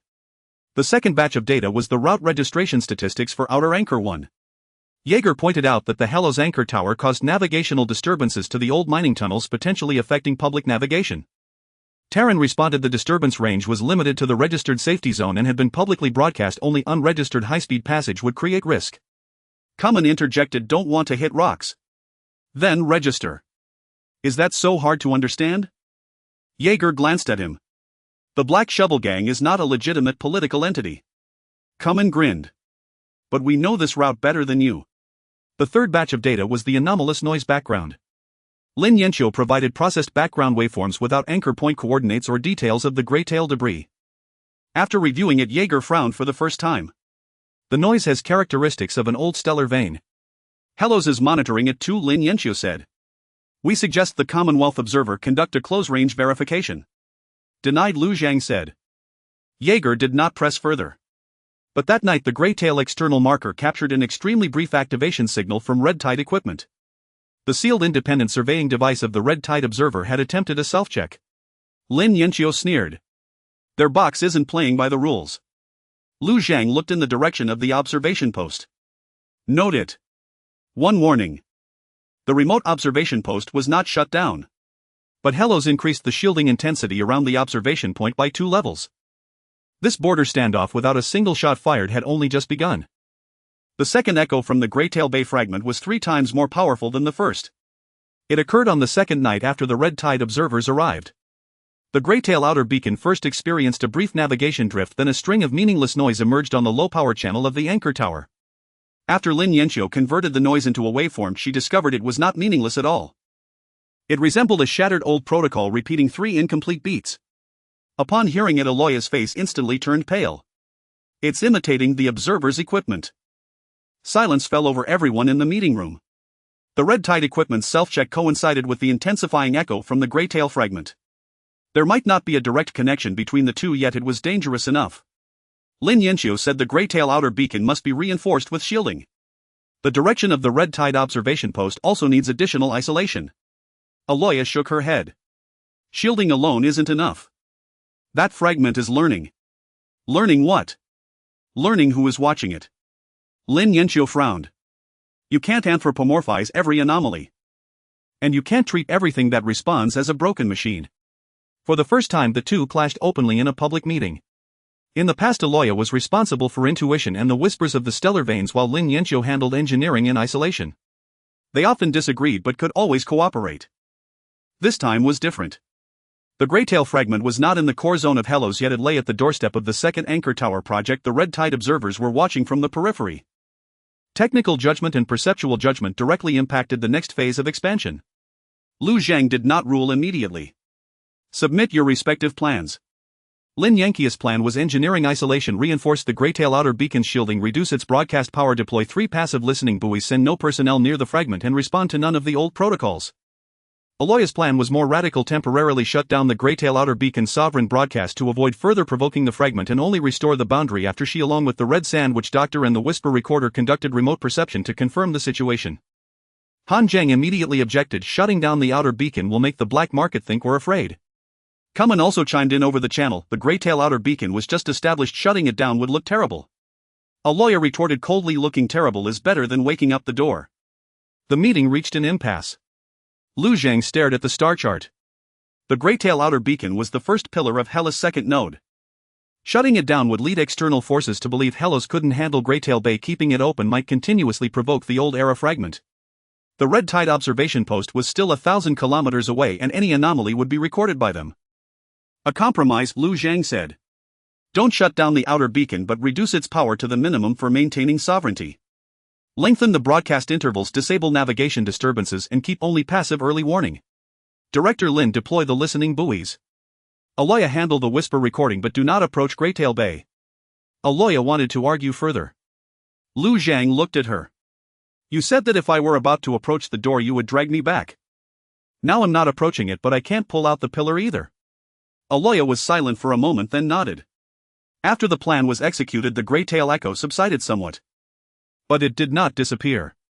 The listening buoys captured a detail whenever surveying equipment in the direction of the Red Tide observation post performed a low-power self-check. The Greytail fragment exhibited an extremely brief synchronized fluctuation. Even when the equipment was sealed, even through the shielding, there was still some faint connection. After reviewing the data, Lin Yanqiu's expression finally changed. It is indeed responding to external surveying. Aloya did not mock her. Now you hear it. I see it. Their conflict did not completely vanish, but they returned to a collaborative track. Lin Yanxiu was responsible for severing the technical triggers while Aloya documented the perceptual anomalies. Sulan then designated Greytail Bay as an anomaly node control zone, barring any code fence vessels, registered ships or observers from entry. Red Tide observer Jaeger lodged a query about this. Is Helos reducing the power of the Greytail outer beacon due to an escalation of anomalous noise? Lu Zhang replied, it is due to equipment maintenance and channel safety adjustments. The Commonwealth recommends sending surveying equipment to confirm. Denied. Jaeger stared at him. Persistent denial will lower the Commonwealth's assessment of Hellas transparency. Lu Zhang said unauthorized surveying will lower Hellas' assessment of the Commonwealth's restraint. This remark was recorded in the observation log. That evening Marta sent a brief message. You've managed to offend both the Red Tide and an old era fragment. Very efficient. Lu Zhang replied, thanks for the compliment. Marta took a long time to reply. This time it really wasn't a compliment. Deep within Greytail Bay the black ring-shaped fragment dimmed once more. Like something that had just learned to open its eyes, it closed them again. But everyone knew that it had already remembered where the light came from. On the 6th day after the Greytail outer beacon reduced its power, Holos completed the phased deployment of the second node. It could not yet be called a complete anchor tower. It lacked emergency berths, a stable reactor, and sufficiently strong navigation interference. It was merely a temporary Starmark core anchored on the gravel ridge at the mouth of Greytail Bay, accompanied by 3 monitoring buoys, 2 sets of interception mines, and a low-power sovereignty broadcast. Yet it allowed Holos to see Greytail Bay. It also let the things within Greytail Bay know that Holos had not retreated. For the first time, a stable data link was established between Outer Rim 1 and the Greytail outer beacon. After registered ships pass through Outer Rim 1, if they apply to enter the deep sections of the old mine tunnels, they would receive a risk warning from the Greytail outer beacon. Black Shovel Gang escort ships were responsible for patrolling between the 2 points, with Holos providing maintenance and medical credits. It was a very short borderline. Yet it was a borderline. Lu Zhang gazed at the 2 blue dots on the star chart, finally feeling that the objective of the second volume had taken tangible form. Now he was guarding the path between 2 points. Grey Falcon 5 joined the patrol rotation that very day. Shinwei led the new crew through their first official Outer Rim cruise. 5 performed steadily. Its standardized interface allowed data linkage with Outer Rim 1 and Greytail Beacon to be far swifter than the old Grey Falcon. Han Jiang looked at the report as if watching an assembly line finally run smoothly. The 6th cycle can be compressed by another 12%, he said. Lin Yanxiu retorted, don't sound like a system advertisement just yet. I'm merely stating a fact. Facts need sleep too. Heroes didn't have much time to savor this progress. 9 hours after the second node was completed, a Black Shovel Gang patrol vessel discovered a small fleet between Outer Rim 1 and Greytail Beacon. 2 cargo ships and 1 escort corvette flying temporary black market identification codes. They were unregistered, yet they crept along the boundary line between the 2 beacons as if deliberately testing the limits. Common sent a communication, not my people. Lu Zhang asked, who does it look like? Like friends of those anonymous types from last time. Common paused. Or maybe Eaglecrest remnants paid for them. Almost simultaneously, Greytail Beacon detected a brief flicker from the Red Tide relay point. Lin Yanxiu stared at the data. The Red Tide is watching too. Marta then sent a short message. The black market is taking bets. Can heroes hold both gates at once? Lu Zhang closed the message. The first trial between the 2 gates had arrived. He did not send Grey Falcon 5 out alone. Grey Falcon 5, maintain your patrol line. Grey Falcon 3, advance from Outer Rim 1. Black Shovel Gang support ships seal the rear. Issue a broadcast warning. Shinwei's voice came through from 5, orders received. Nella's text channel lit up simultaneously. 3 is launching. Common dispatched Saji's black tooth, its tail barely repaired. Saji's tone was still aggressive. If this is another trap, I'm cursing them out first. Lu Zhang said, curse them then follow procedure. You're so dull. After the warning broadcast, the small fleet didn't stop. Instead, the escort corvette played a recording. In the recording, a voice distorted by a modulator declared Heroes has no right to blockade public mining tunnels. All free vessels refuse registration, refuse the tax collectors. This was not mere smuggling. This was a political provocation. If Heroes backed down, the newly established boundary between the 2 points would be trampled. If Heroes struck too hard, they would be branded as violent new tax collectors blocking public passageways. Sulan murmured from the control center, they're fighting for the narrative. Lu Zhan nodded. Then let's fight by the narrative. Heroes publicly broadcast the Outer Rim 1 regulations, the Black Shovel Gang's channel agreements, a summary of evidence regarding Blue Gull's human cargo, and emergency evasion records. Then came the brief broadcast warning the unregistered fleet could choose to withdraw, register, or submit to an interception and inspection. The other side chose to open fire. The escort corvette launched 2 missiles at Grey Falcon 5. For Shinwai's first real battle, she performed far more steadily than many had anticipated. Grey Falcon 5 neither took the hit nor rashly counterattacked.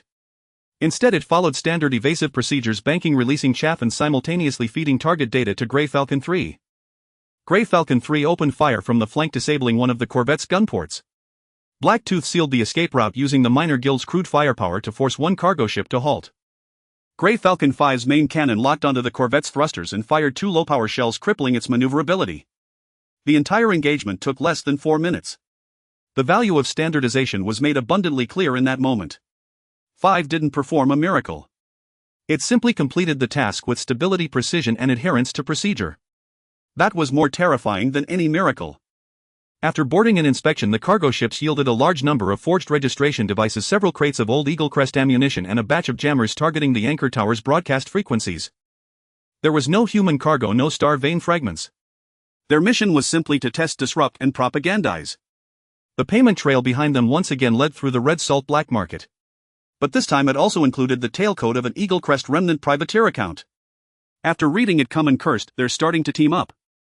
Lu Zhang said it's not a partnership. They all just want to see us fail. After the battle, Outer Rim 1 and Greytail Beacon simultaneously broadcast the enforcement results. Unregistered armed fleet attacked the registered hero's boundary. Escort corvette disabled, cargo ships seized. Registered shipping lanes unaffected. Emergency shelter berths remain open. After the broadcast, several small mining vessels that had been watching from a distance submitted their registrations one by one. The line between the 2 gates had not been broken. The red tide relay point remained silent. Marta only sent a single line. The Grey Falcon Mark V is worth the investment. Lu Zhang gazed at the 2 blue dots on the star chart. Outer Rim 1. Greytail Beacon. Between these 2 points, heroes had for the first time established a zone of control, not through a single battle but through the combined strength of Regulation's fleet power, coordinated defense, and broadcast communications. This zone of control was tiny. So tiny it was nearly invisible on the galactic map. But it existed. And existence was the beginning of expansion. On the 7th day after the establishment of the 2 control zones, the number of registered routes at Outer Rim 1 exceeded 60. This figure exhilarated many. It also darkened Su Lan's expression. She placed a stack of organized forms on the wartime representative conference table, and her first words were, "If we keep relying on impromptu commands, Outer Rim 1 will drown in paperwork first." The conference room fell into silence. Warships, scrap vessels, medical rescue ships, Black Shovel Gang codefense ships, independent cargo ships, Silver Ring observation permits, Red Tide remote observation seats, impounded ships, frozen population transports, and embargo list reviews, everything was flooding into the border that Halua had just established. Outer Rim 1 was no longer just a star marker, it was evolving into a hybrid of a port, border, checkpoint, rescue point, tax gateway, and intelligence node. Yet those responsible for it remained Han Zhang along with a handful of engineers, 2 new administrative staff, and a group of Black Shovel Gang codefense miners. This team could fight. But it could not govern long-term. Su Lan expanded the main screen. "I propose issuing the Halua Anchor Tower Interim Decree. For core articles, a route registration system, an embargo list system, a codefense points system, and an emergency rescue priority system.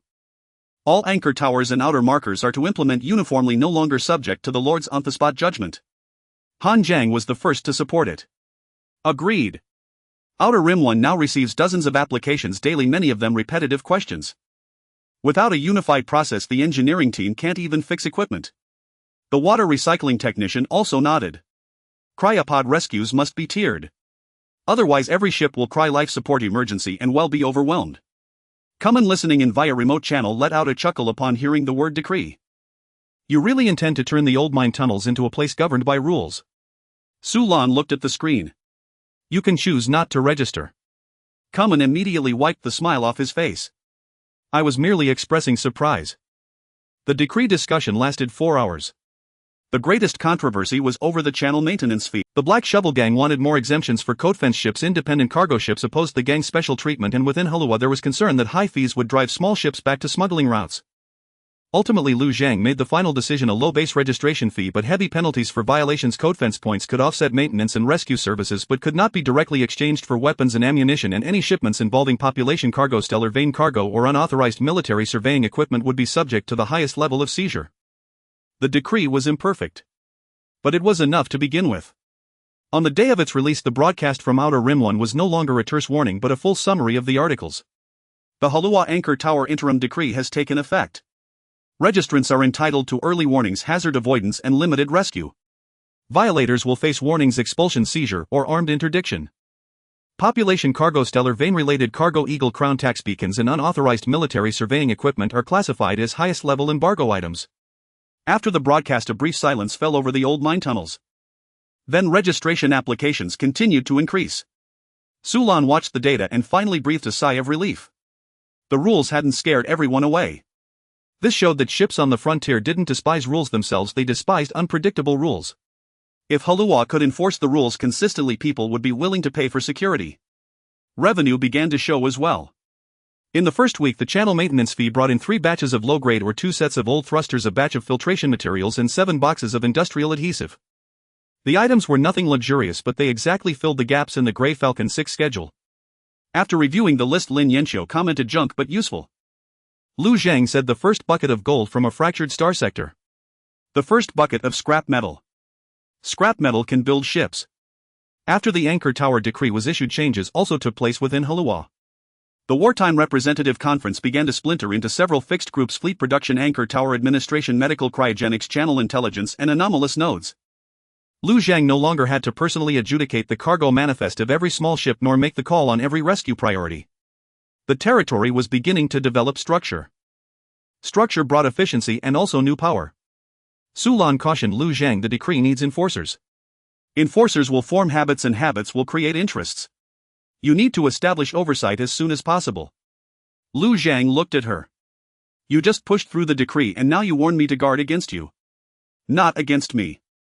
Sulan said. Against anyone who thinks they represent the rules. Lu Zhang took note of that remark.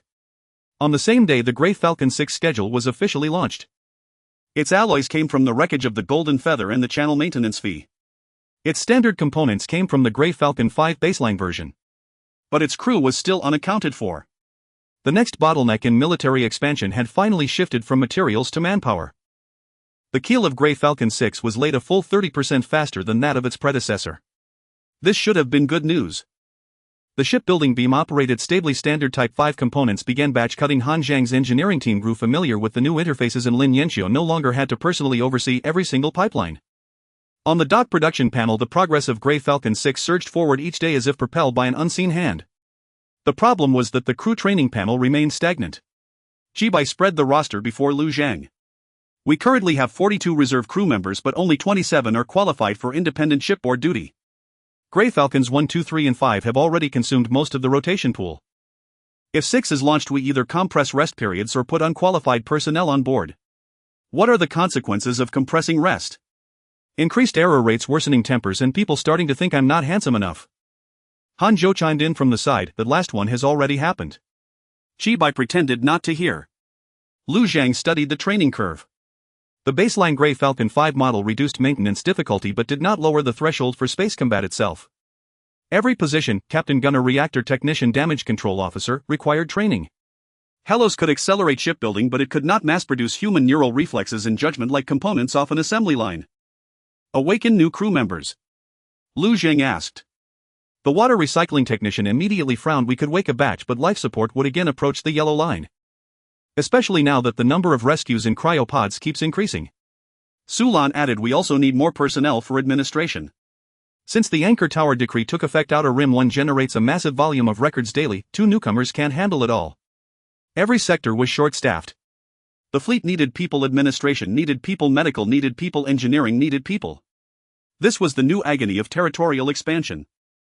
Lu Zhang ultimately approved the awakening of 30 individuals, but the allocation would no longer be directly recommended by the Lord's Corps. Instead, it would be jointly reviewed by Sulan Shi, by Lin Yanxiu, and the Water Recycling Technician. 12 for the fleet, 8 for engineering, 6 for administration, 4 for medical. Han Zhang thought the fleet allocation was too small. Sulan thought the administration allocation was too small. The Water Recycling Technician thought everyone was too many. Lin Yanxiu said that probably means the distribution is fair enough. After the new batch awoke, Helos felt more like a true territory than ever before, and also noisier. Some woke up to find they had missed a war that sank a light cruiser, their first reaction being that the propaganda was exaggerated. Others heard that Hellos had started collecting channel maintenance fees and asked if there was an official fiscal account.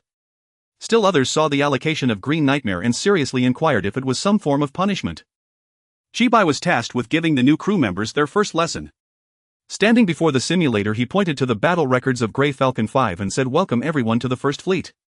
The good news is our ships no longer look quite so much like flying coffins. The bad news is the enemy's guns won't fire half a shell less just because you're riding in a new model coffin." The new crew fell into collective silence. Hanjo remarked coldly from the side, "I deleted that line from the second edition of the training manual." "Why?" "To reduce the dropout rate." Once training began, the candidate pool for Grey Falcon CXS crew quickly emerged. A young reactor technician named Xiao Ting stood out. He was neither a pilot nor a gunner, yet in a simulated reactor overload he manually stabilized the output 3 consecutive times. After reviewing the data, Lin Yanqiu designated him as core crew for 6. Xiao Ting himself was extremely nervous. "I used to be just a maintenance operator for auxiliary systems on a colony ship."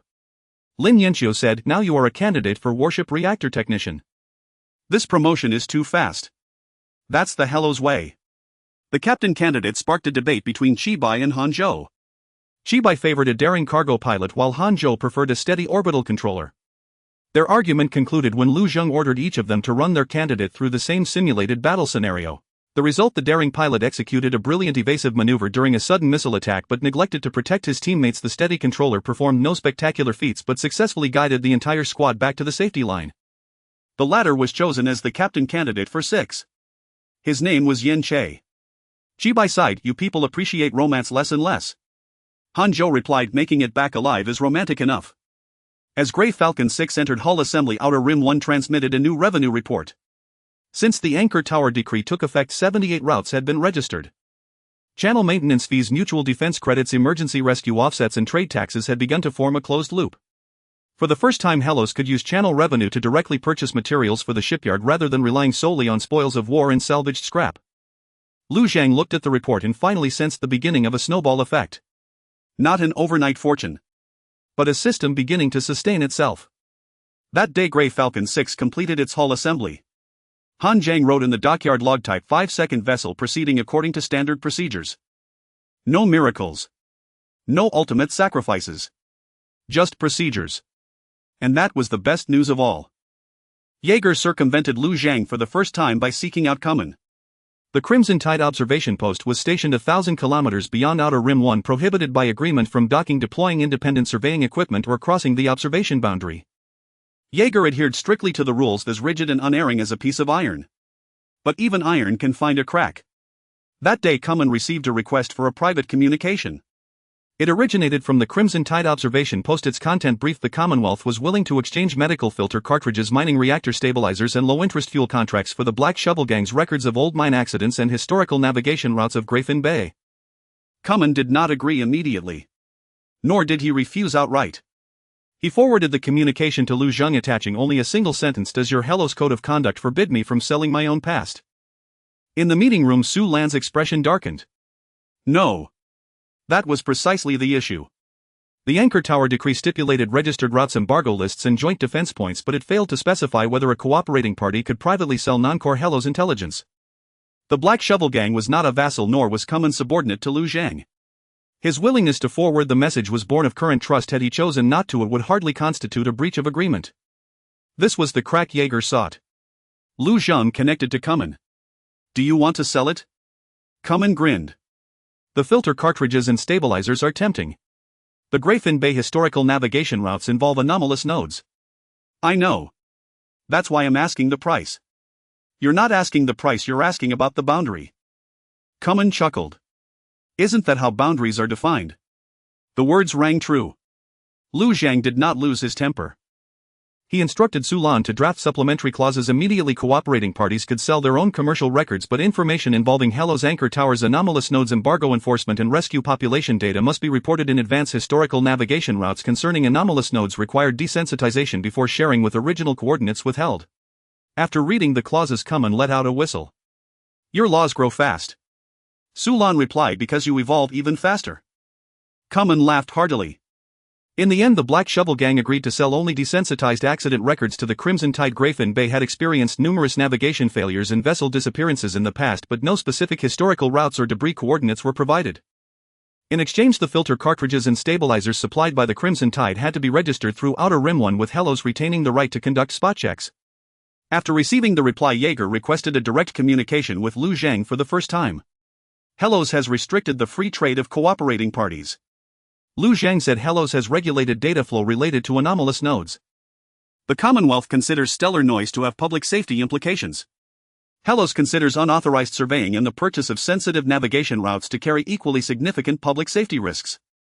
Jaeger looked at him, his expression unchanged. Lord Lu, you are establishing a border regime. Yes. Such a regime requires recognition. It also requires enforcement. The Commonwealth will observe. Hellos is accustomed to being observed. After the communication ended, Su Lan immediately incorporated the new clauses into the appendix of the Anchor Tower Decree, designating it as the Sensitive Navigation Routes and Anomalous Node Data Clause. Lin Yanxiu sighed after reading it. Our legal code is already thicker than the Morning Needle's maintenance manual. Chibai protested remotely. The Morning Needle's maintenance manual is poetry. It's a suicide note, Hanzhou said. This bloodless confrontation yielded no visible results, yet it made Lu Zhang realize that the Crimson Tide was more formidable than Eaglecrest. It would not dispatch a fleet every time, instead it would purchase records by hearts and exploit the cracks in the border. That evening, Kuman sent over a batch of samples from the Crimson Tide transaction. The filter cartridges were genuine. The stabilizers were genuine as well. But concealed within one of the stabilizer vials was a miniature passive identification tag. Lin Yanxiu extracted it with a cold laugh. The Crimson Tide sends gifts with eyes attached. Kuman's face darkened. I didn't know.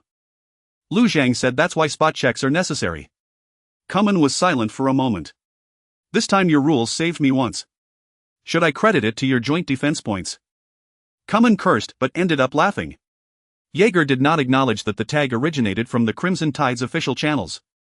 Nor did Hellos issue a public accusation. Both sides merely raised the shielding intensity around the observation post by another level. And so the border game continued to advance, hidden within a single filter cartridge. The wreckage recovery line of the Golden Feather is currently the richest vein for Hellos. Light cruiser armor, main gun coils, bridge structures, cooling spine remnants, and core fragments of tax data each can be transformed into materials for upgrading the Grey Falcon No. 6 No. 7 or for Anchor Tower artillery and shipyard. Every day Hellos dispatches repair vessels and engineering drones back and forth to the wreckage area, gradually dragging back the steel that once belonged to the Eagle Crown.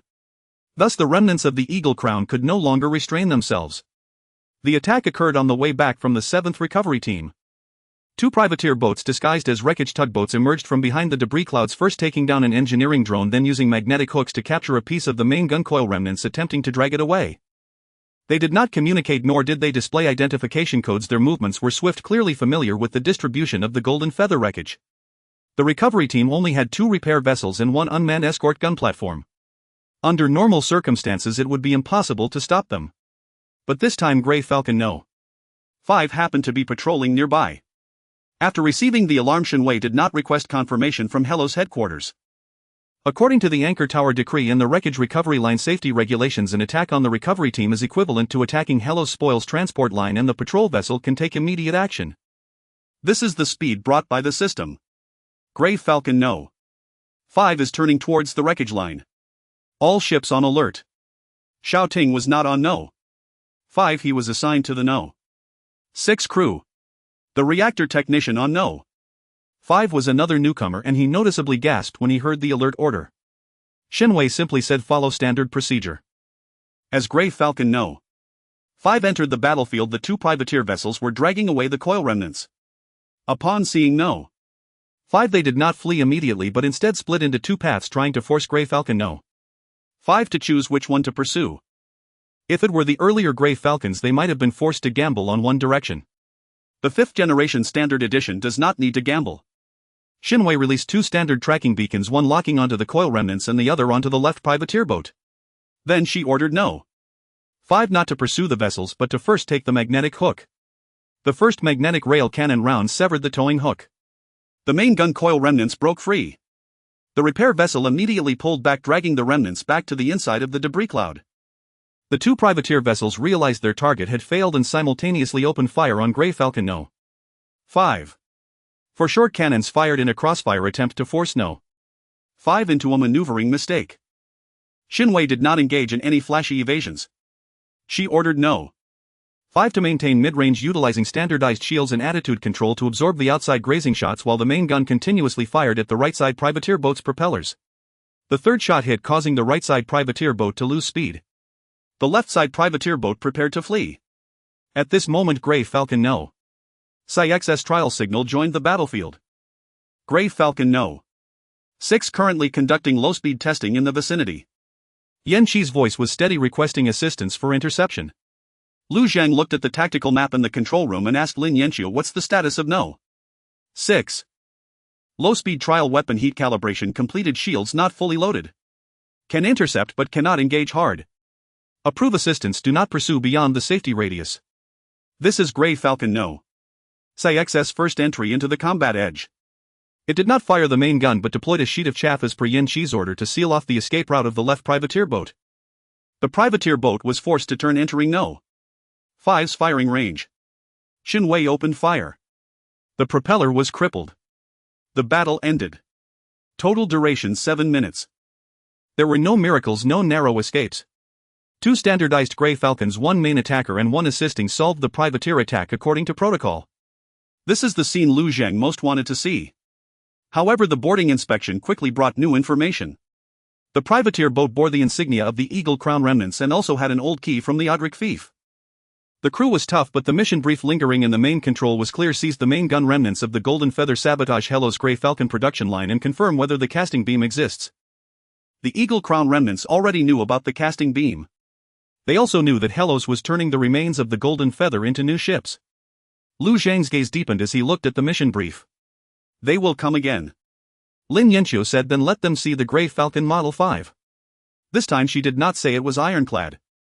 Because No. 5 and No. 6 have already proven that Hello's fleet is beginning to enter another phase. Not every battle relies on desperation. Instead, it relies on more ships, a more unified system, and faster reactions to crush the enemy's small schemes according to protocol. The enforcement results of the wreckage line attack were publicly broadcast. The Eagle Crown remnants privateer boats attacked Hello's recovery line. Both boats incapacitated, main gun remnants secured. Grey Falcon Model 5 patrol squad completed interception. After receiving this broadcast, Outer Edge 1 registered the ship channel in silence for a moment, and then a vessel sent a message. Grey Falcon Model 5 escort service, is there a fee? Chibai laughed for a long time after seeing this. My lord, we can start an escort company now. Lu Zhang looked at the blue dots of Grey Falcon No. 5 and No. 6 and for the first time did not refute this joke. Perhaps one day Hello's fleet will not only guard the gates but also make others pay for its flag. It was Chibai who first called out the name of the Grey Falcon Type 5 squadron. At that moment, Grey Falcon 5 was towing 2 crippled privateer ships back to port, with Grey Falcon 6 flanking it from the rear. Its shields were not yet fully calibrated, yet it had already completed its first assist in an interception. Welcome back, Type 5 Squadron, Chibai announced over the public channel. The name spread quickly. The Type 5 Squadron. It was not the first fleet, nor a hero ship, nor a miracle vessel. It was merely 2 ships from a standardized batch. Yet the significance it carried was far greater than the name itself. Post-battle analysis revealed that the data link synchronization time between Falcon 5 and 6 was 31 faster than the old Grey Falcons. The target allocation error rate dropped by nearly half, and the unified maintenance interfaces reduced post-battle inspection time by 40. Although Falcon 6 was only in low-speed trial status, it still managed to provide tactical assistance within the safety radius. Han Zhang's eyes gleamed as he stared at the data. Falcon 7 can proceed directly to the Type 5 process. Lin Yanqiu reminded him, let's finish the trials for Falcon 6 first. I know. Every time you say I know, it sounds like you're about to cut corners.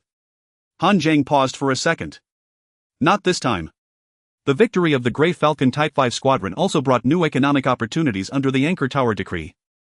Su Lan proposed the limited escort license. Registered vessels could apply for escort by the Heroes fleet, but they had to submit to a deep cargo inspection and pay a high escort fee.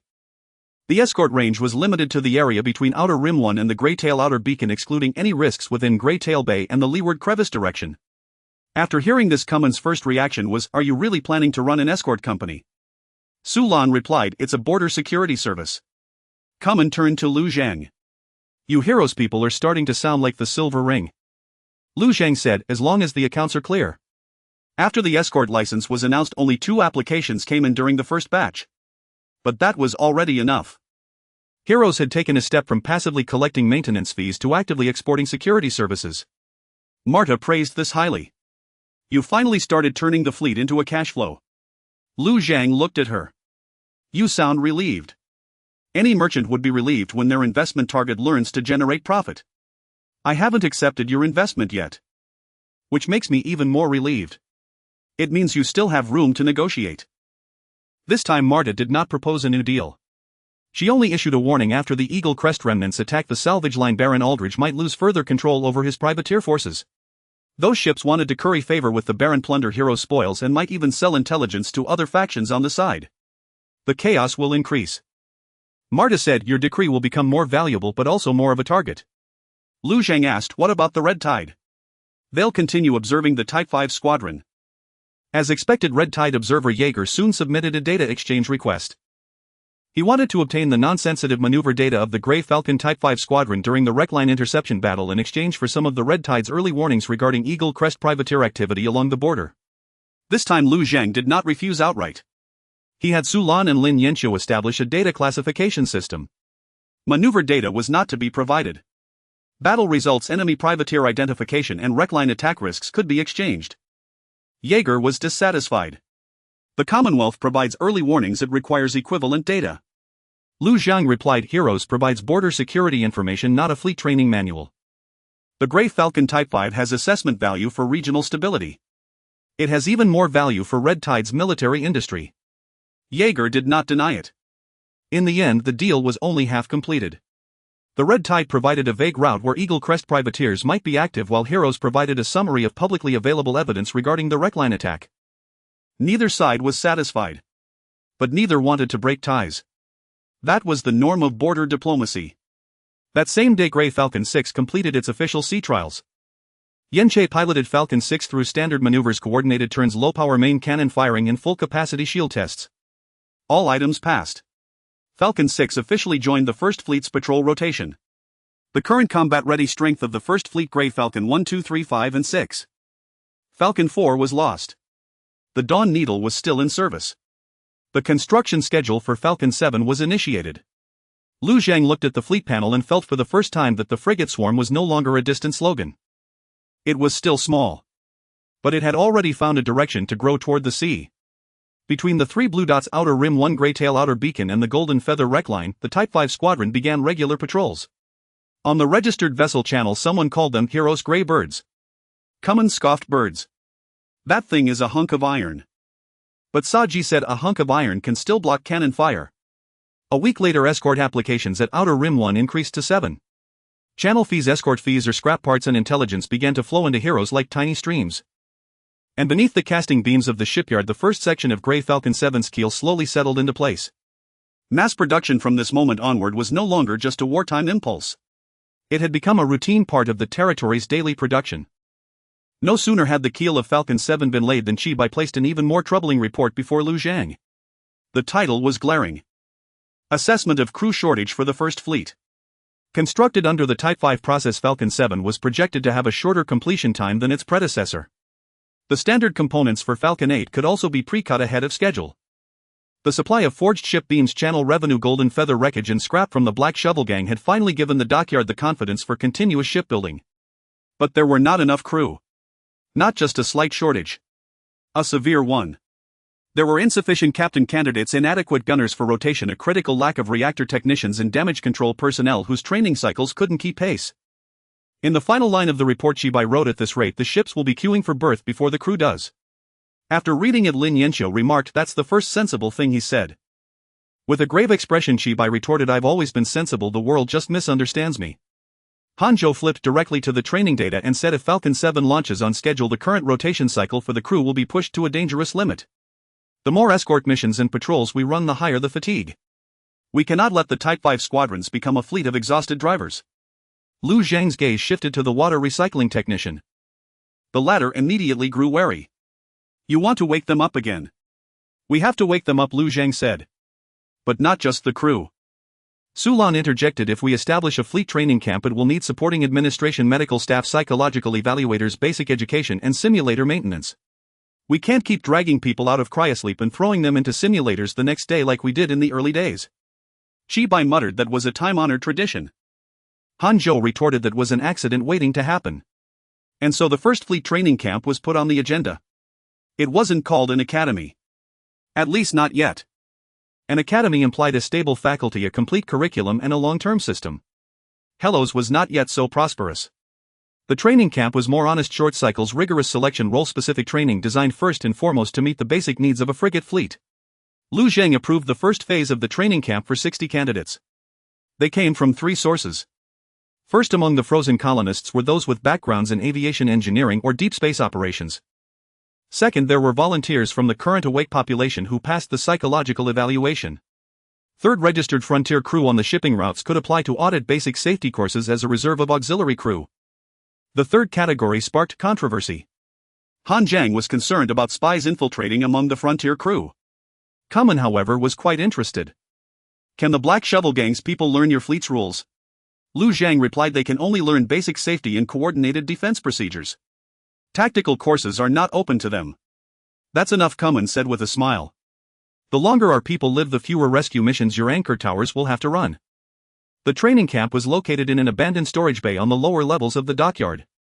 It had once held colonial equipment but had been stripped down to a bare shell.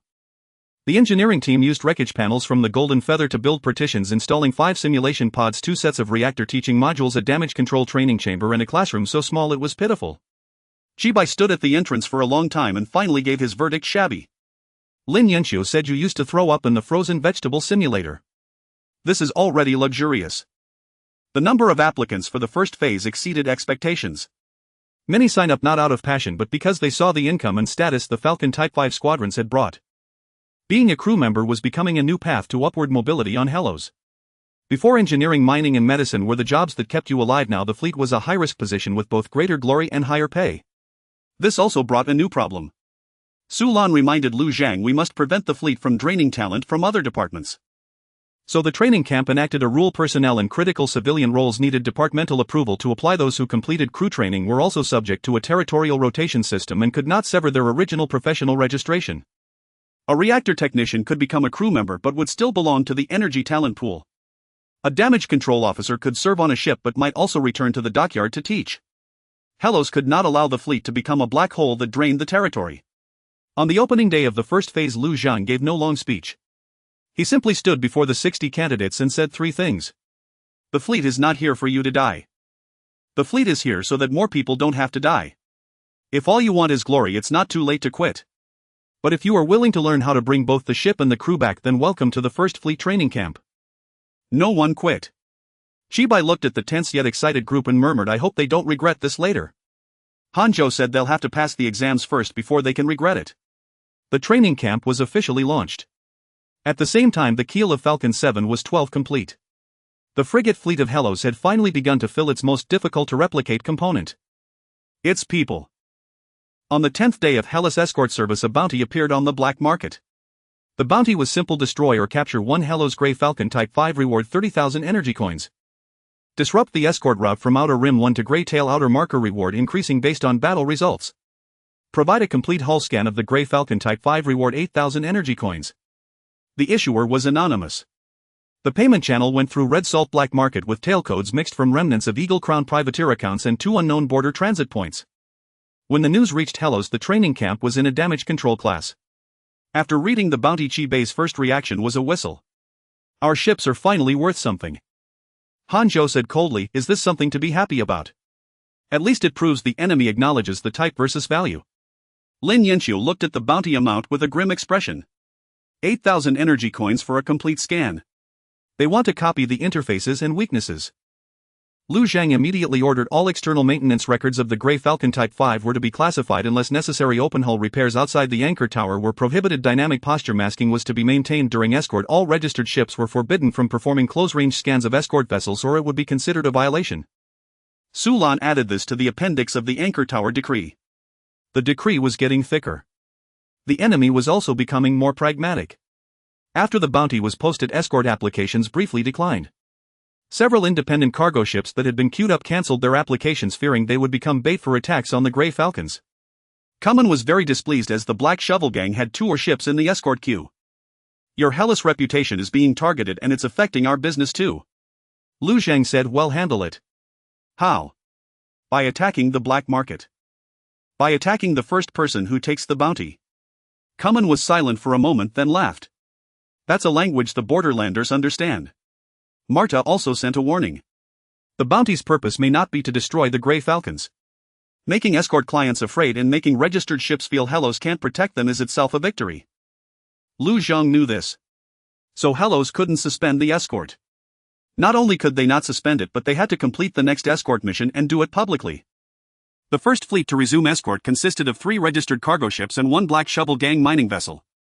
Their cargoes were filter cores, low-grade or waste reactor parts, and medical supplies.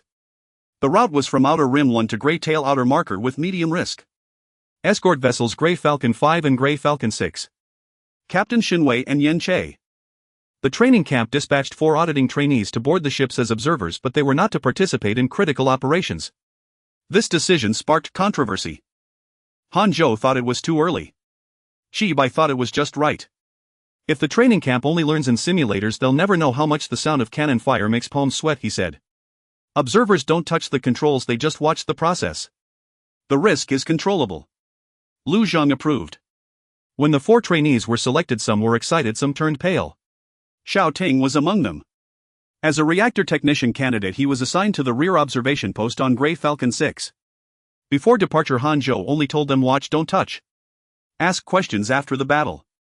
Fear is normal. Acting out is not. After the escort fleet departed, Outer Rim 1 made a public broadcast. Hellos Escort Mission 011 initiated. Route Outer Rim 1 to Grey Tail Outer Marker. Escort vessels Grey Falcon Type 5 Squadron. This broadcast was for the clients. It was also for the bounty hunters. The first half of the journey was very quiet. Too quiet. The monitoring buoys near Grey Tail Outer Marker showed no anomalies. The red tide relay point was silent and the Black Shovel Gang support ships found no suspicious trails. But when the escort fleet entered the midpoint of the 2-point control line, the Morning Needle's unmanned module captured an extremely brief scan reflection. It wasn't a weapon lock. It was a hull scan. Target Grey Falcon 5. Xinwei immediately executed standard anti-scan maneuvers. Grey Falcon 5 rolled sideways and released masking chaff. Grey Falcon 6 simultaneously advanced to shield the cargo fleet. Yen Qi's voice was steady. Scan source detected, bearing unknown. Xiao Ting sat in the observation seat, his palms slick with sweat. For the first time he understood that the alarm in a simulator and the alarm in the real void were entirely different sounds. Xinwei broadcast on all channels: unauthorized scanning of an escort vessel violates the Anchor Tower Decree. Scan source, identify yourself immediately. There was no response. The next second, the cargo hold of the ship at the rear of the fleet carrying medical supplies cracked open. A microscanner ejected from within. The client ship was hiding the bounty equipment.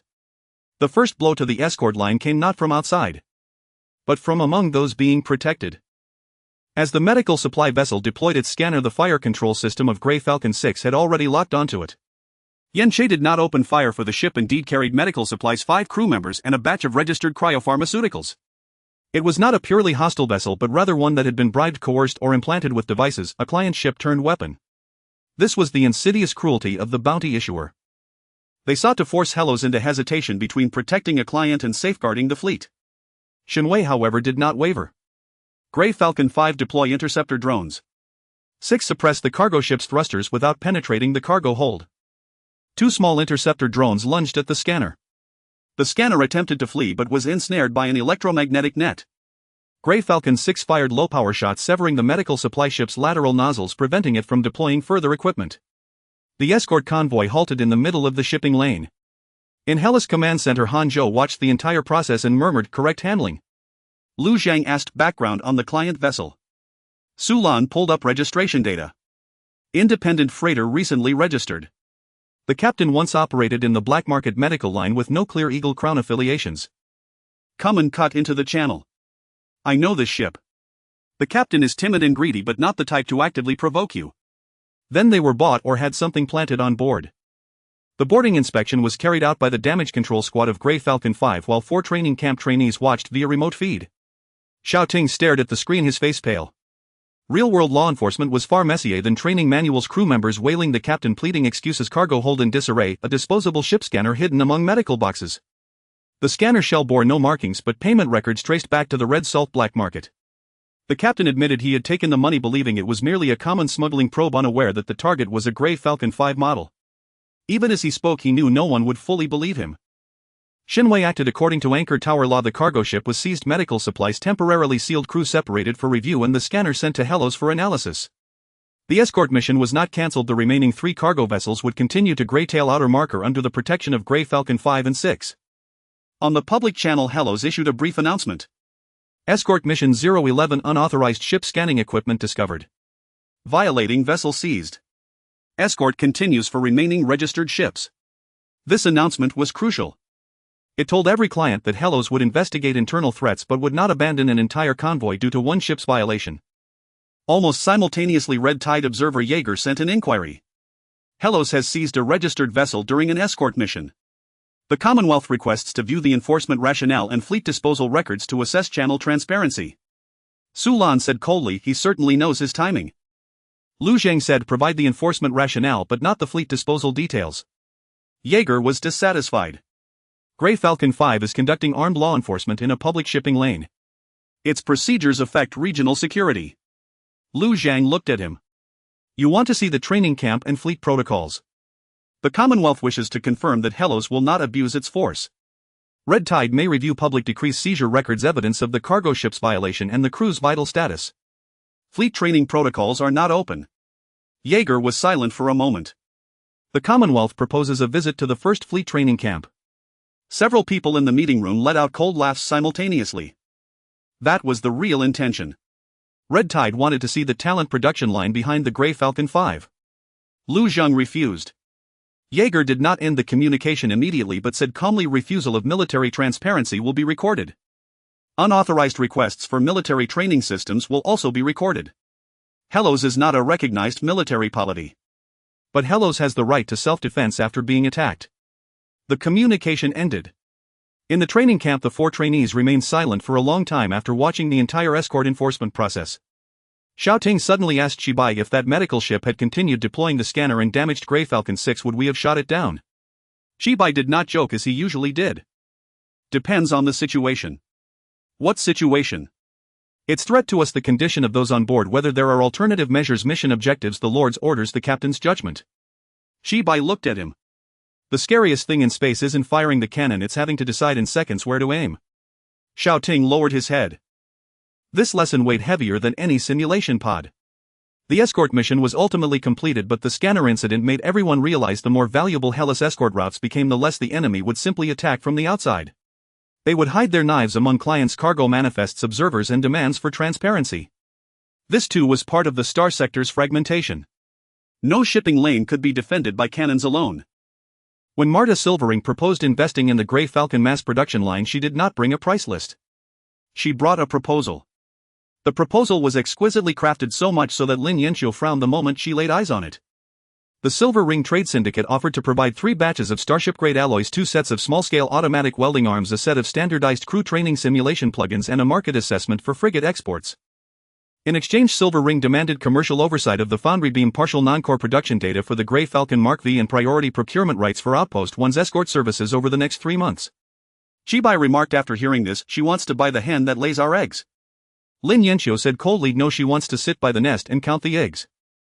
Lu Zhang gazed at Marta's hologram. You're becoming more direct. Marta smiled. Because you're becoming more valuable. The Grey Falcon Mark V has proven itself not a one-time miracle but a replicable product. Silver Ring is willing to invest before it becomes expensive. Commercial oversight is impossible. You haven't heard the returns yet.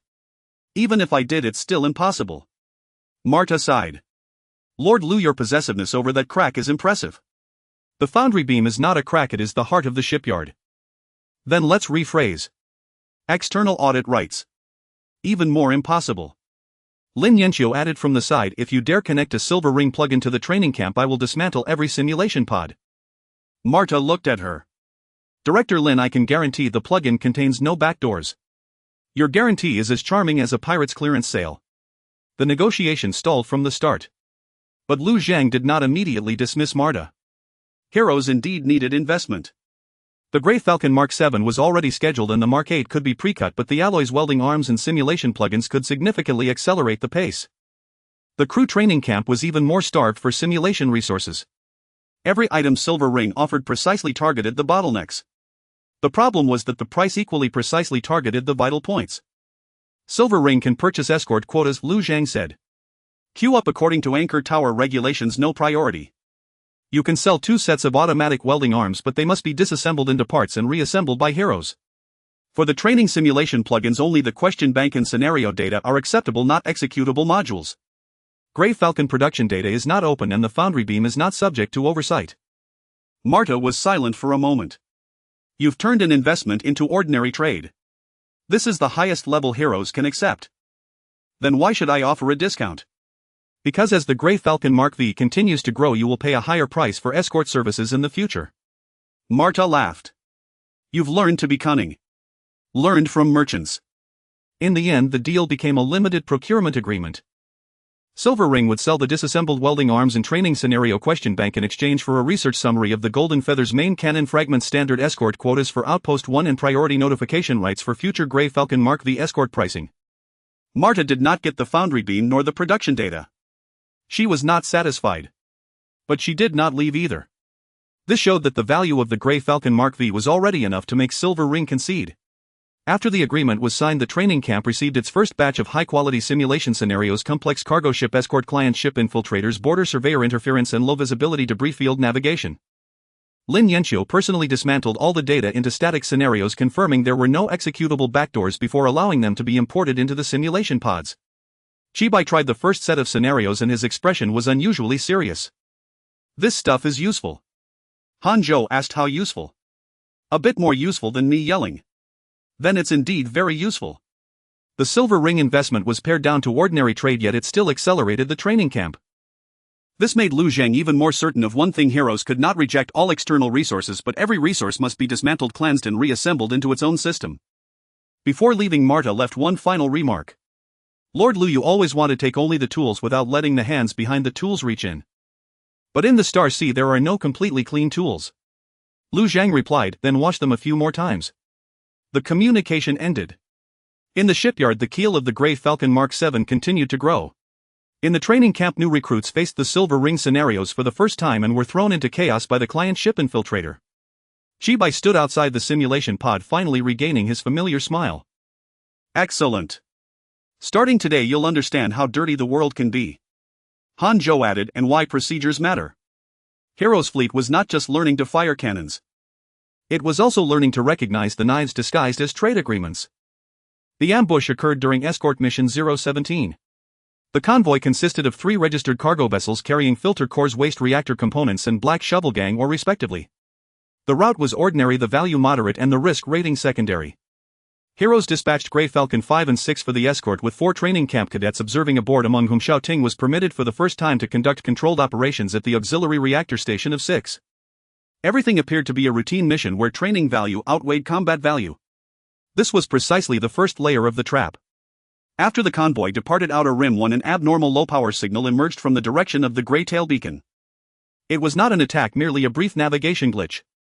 Following the new protocol, Grey Falcon 6 connected to the beacon's reference coordinates for calibration. Xiao Ting completed the manual assistance at the auxiliary station, his movements steady. Yen Che nodded, not bad. Xiao Ting was about to breathe a sigh of relief when the second layer of the trap was triggered. Among the 3 cargo ships, the one carrying waste reactor parts suddenly reported an abnormal temperature rise in its cargo hold, requesting a slowdown for inspection. Shinwei refused its request to break formation according to protocol and dispatched a drone for external scanning. The scan did indicate a heat source rising in the hold. However, after seeing the curve on the central control display, Lin Yanqiu immediately said false heat source. Silver Ring training scenario type 3.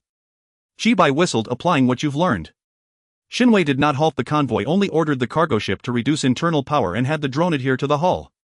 As the drone approached, a scanner ejected from the cargo ship's stern, attempting to record the close response protocol of Grey Falcon 5. Grey Falcon 5 released an electromagnetic net capturing the scanner. The third layer of the trap then emerged. 2 small armed assault boats charged from behind the debris belt, bearing the residual privateering identification of Eagle Crown. They ignored the cargo ships and headed straight for Grey Falcon 5, clearly aiming to seize the scan data while 5 was dealing with the internal sabotage device. Shinwei ordered 5 press left. 6 protect the convoy. Yen Che executed 6 protecting the convoy. The Type 5 team faced a true compound ambush for the first time. The client ships mole, the false heat source, the scanner and the external assault boats all appearing simultaneously. The training camp cadets' faces paled. Chibai did not crack jokes on the remote channel, only said follow the protocol. Grey Falcon 5 executed standard evasive maneuvers, locking its main cannon onto the left assault boat's thruster. Grey Falcon 6 remained at the flank rear of the cargo ship formation, not pursuing the enemy, only protecting the formation. At the auxiliary station, Xiaoting watched the reactor output fluctuate, his fingers trembling slightly, yet he still suppressed the auxiliary power peak according to the training protocol. The first assault boat had its propulsion crippled by 5. The second attempted to circle towards the cargo ships but was forced back by SAX's low-power cannon fire. Yen Che did not pursue, continuing to protect the convoy. The enemy evidently hadn't anticipated 6 to be so steady. Their baiting tactic failed and they began to retreat. At this moment, the 4th layer of the trap was activated.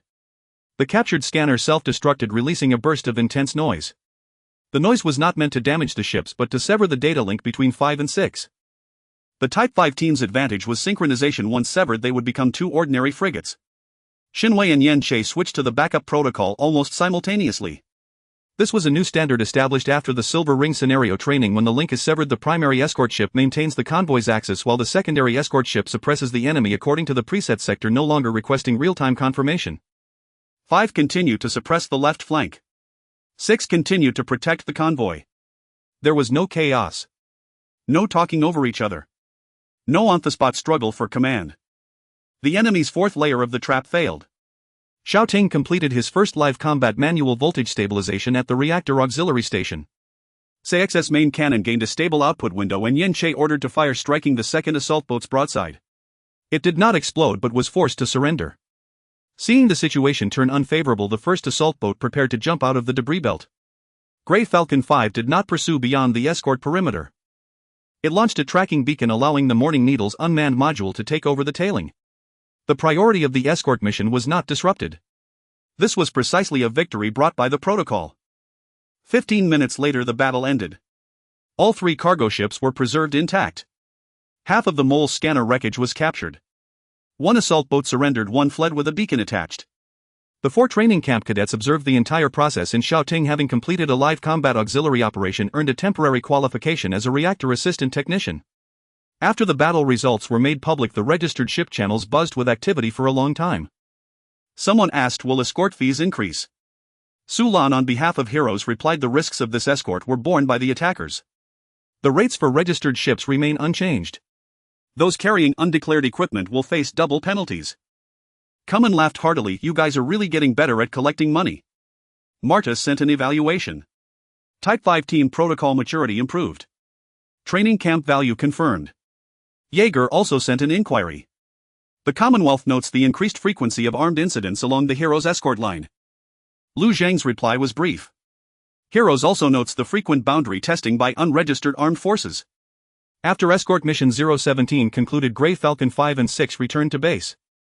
There was no tidal wave of cheers in the dockyard, only the training camp cadets swarming around Xiaoting with endless questions.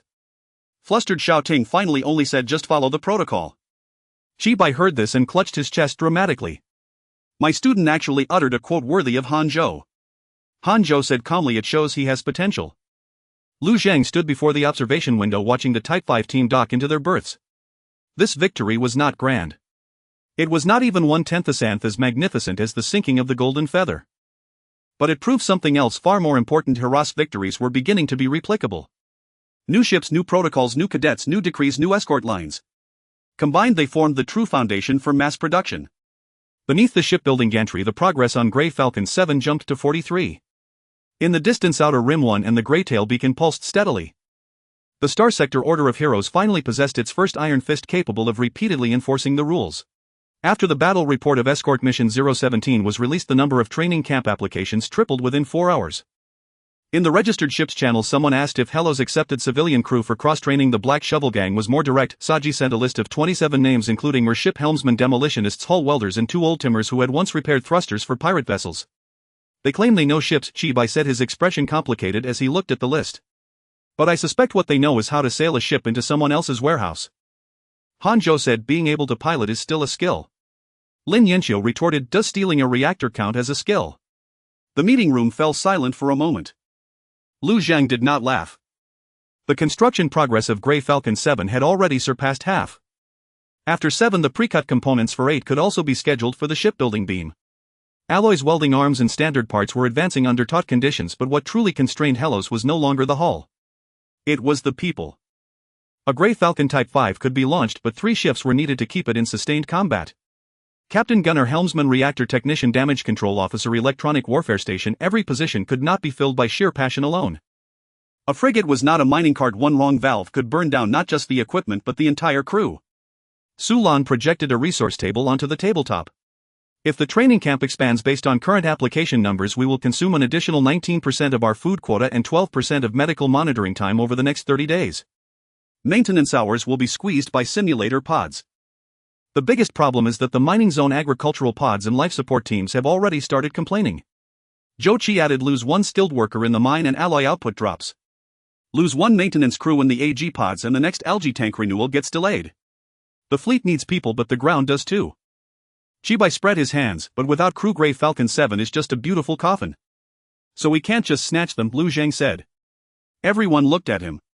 Lu Zhang divided the list into 3 categories. First category, eligible personnel within Hellos.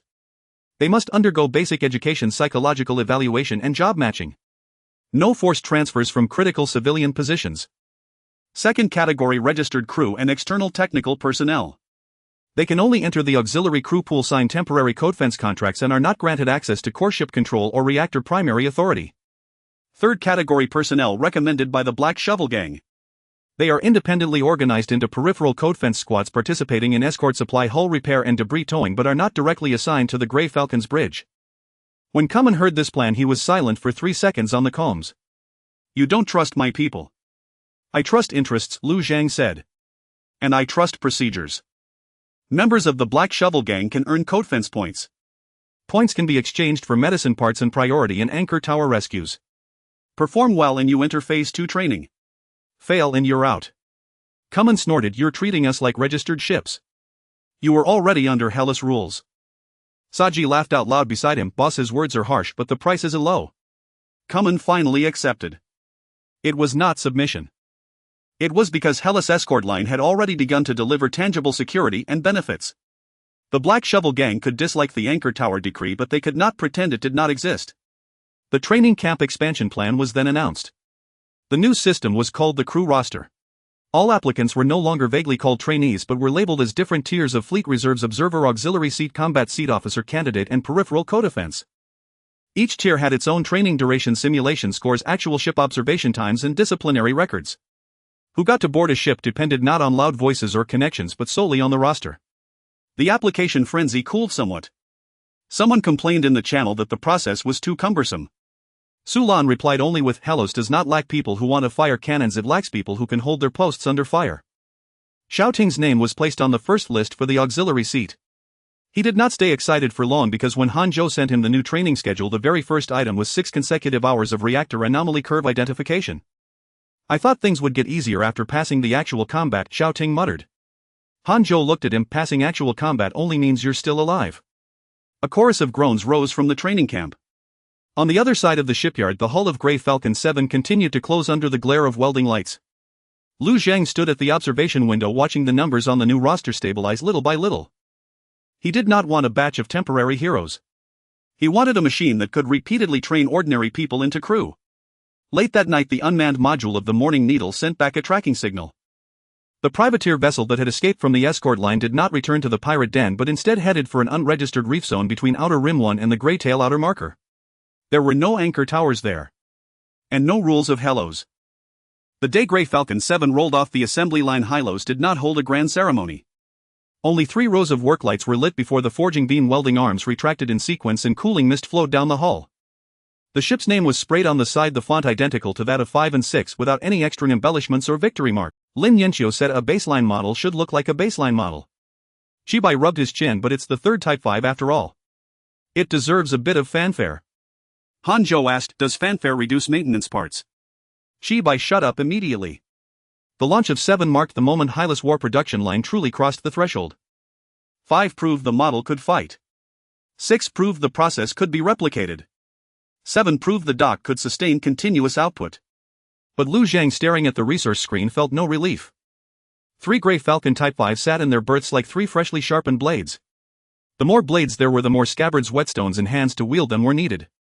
The official captain for 7 remained undecided. Xinwei could lead 5. Yen Che had already stabilized 6, and the old Grey Falcon fleet couldn't be drained entirely.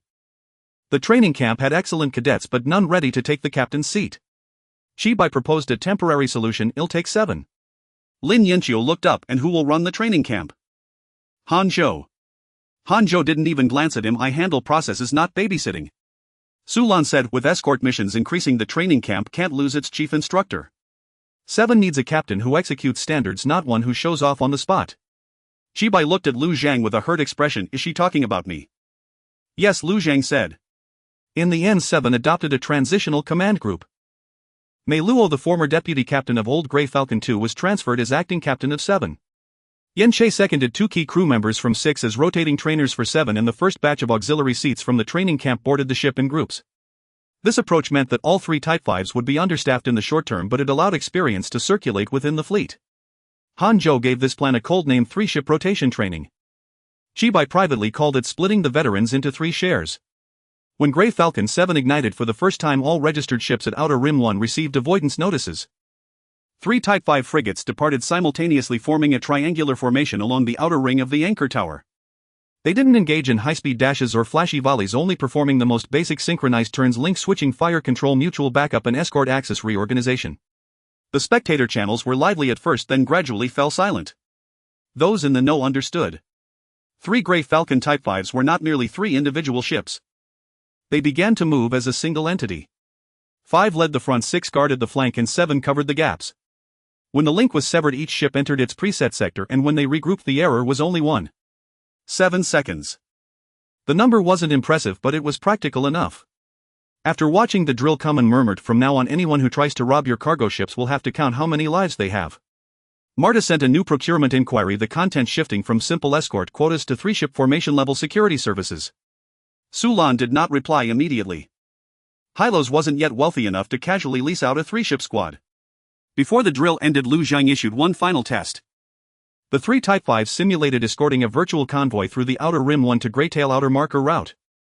Midway, the Morning Needle inserted a false target signal simulating an enemy decoy. Mei Luo, acting captain of 7, followed procedure, refusing to pursue and maintaining her position. Shibai whistled in the control room. "Old Mei Luo is as steady as a slag block." Hanzhou said, "Slag doesn't commit heroism." Lu Zhang nodded. He didn't need every captain to become a legend. He needed them not to break formation in the face of a decoy, not to chatter over the noise, and to know whether to protect the axis or the gunports after taking damage. The 3-ship squad passed the test. Grey Falcon 7 was officially commissioned. At the same time, a pre-cutting request for 8 appeared on the forging beam's back end. Lin Yanqiu did not approve it immediately. Instead, she dragged the request in front of Lu Zhang. 8 can be started, but the cost is clear. Ally stocks will hit the red line, the training camp will be even more short-staffed, and the maintenance schedule for the old Grey Falcons will have to be postponed. Lu Zhang looked at it for a long time. Then he adjusted the pre-cutting of 8 to a slow schedule. "Keep the line going, but don't overdraw." This phrase was soon written into the dock scheduling sheet. Hylos could churn out warships, but it couldn't churn itself into an empty shell. That night, the Morning Needle finally transmitted clear images of the reef zone it was tracking. A modified supply ship was docked there, its hull stripped of all markings, but the remnants of a golden eagle crest on its bow gleamed like dried blood in the faint light. Beside the supply ship, at least 6 small armed boats were rearming. Grey Falcon 7 had just been commissioned. The first 3-ship Type 5 squad's gun barrels hadn't even cooled, and a new target had already appeared beyond the border. The converted supply vessel recorded in the old Eaglecrest archives as the White Mast had once belonged to the Eaglecrest border tax fleet, tasked with refueling and rearming patrol boats. After the sinking of the Golden Feather, the White Mast vanished from the official registry. Now it lurked within the reef zone between Outer Rim 1 and the Greytail Outer Beacon, serving as a lair for the remnants of Eaglecrest's privateers. In the second batch of images relayed by the Dawn Needle, a man appeared. He wore a tattered Eaglecrest uniform, one shoulder patch torn away, leaving only the broken golden crown insignia. His left face bore burn scars, and his right hand was a mechanical prosthetic. He stood on the white mast's external deck watching 6 armed boats reload ammunition like a master observing a pack of hounds ready to be unleashed. Sulan quickly identified him. Raymond Castor, former major of the Eagle Crest Tax Fleet, field officer of the Golden Feather Escort Detachment. Presumed dead after the Golden Feather sank. Chibai stared at the image. Looks like he didn't stay dead. Kuman transmitted another piece of intelligence.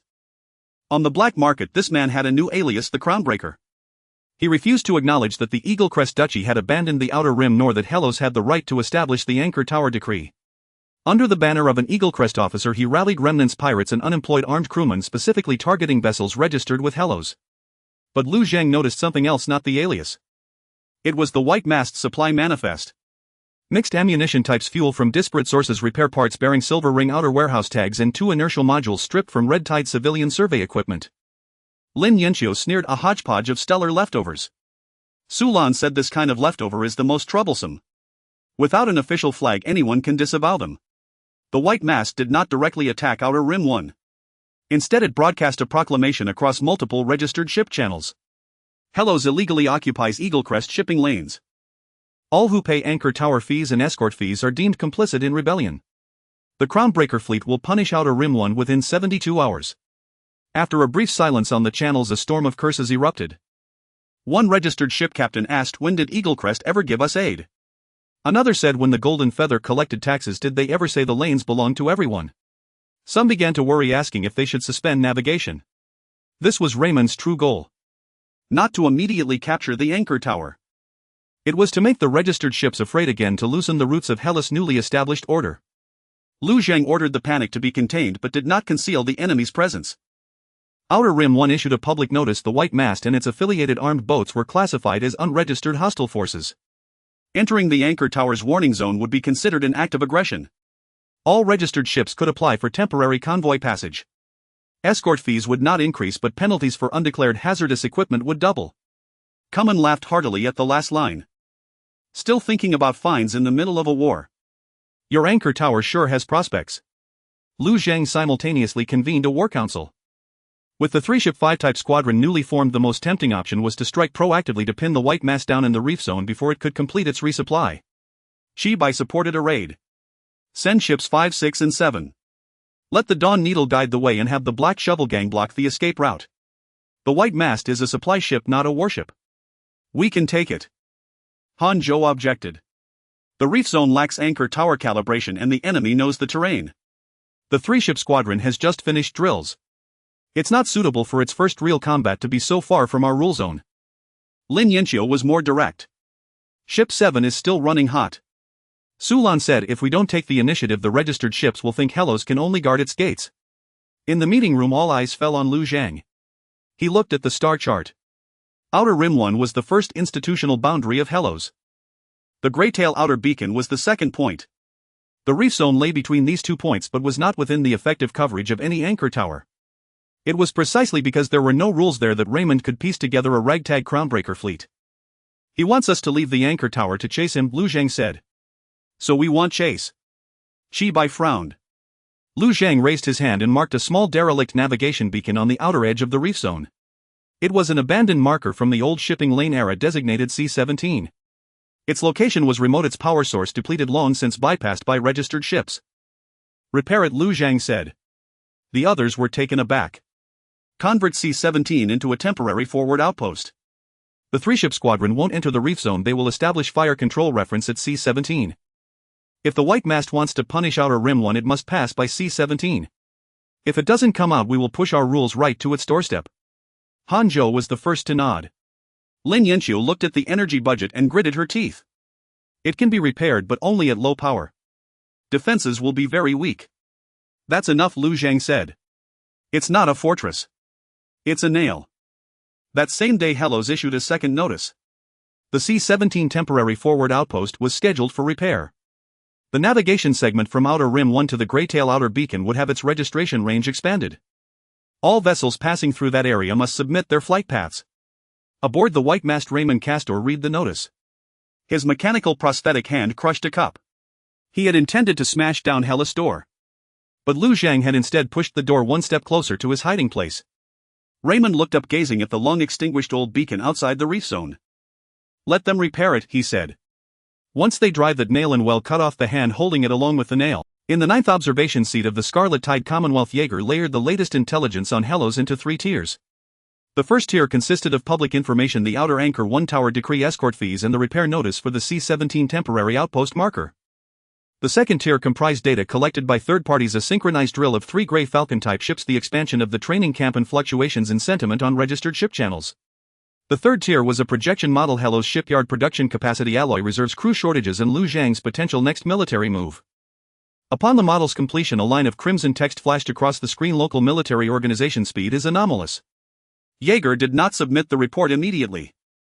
He scrolled the timeline backward. Hellos, a derelict star, was originally a dying colony. Its life support systems were damaged, mines were idle, the shipyard was crippled, and its population was frozen in cryochambers. According to the Commonwealth's border model, it should have faced 3 fates: being devoured by pirates, annexed by Eaglecrest, or sold to the Silver Ring Trade Syndicate. Yet now it possessed an anchor tower, decrees escort services, standardized frigates, a training camp, and the intent to advance toward the third node. This was not mere military growth. It was a replication of order.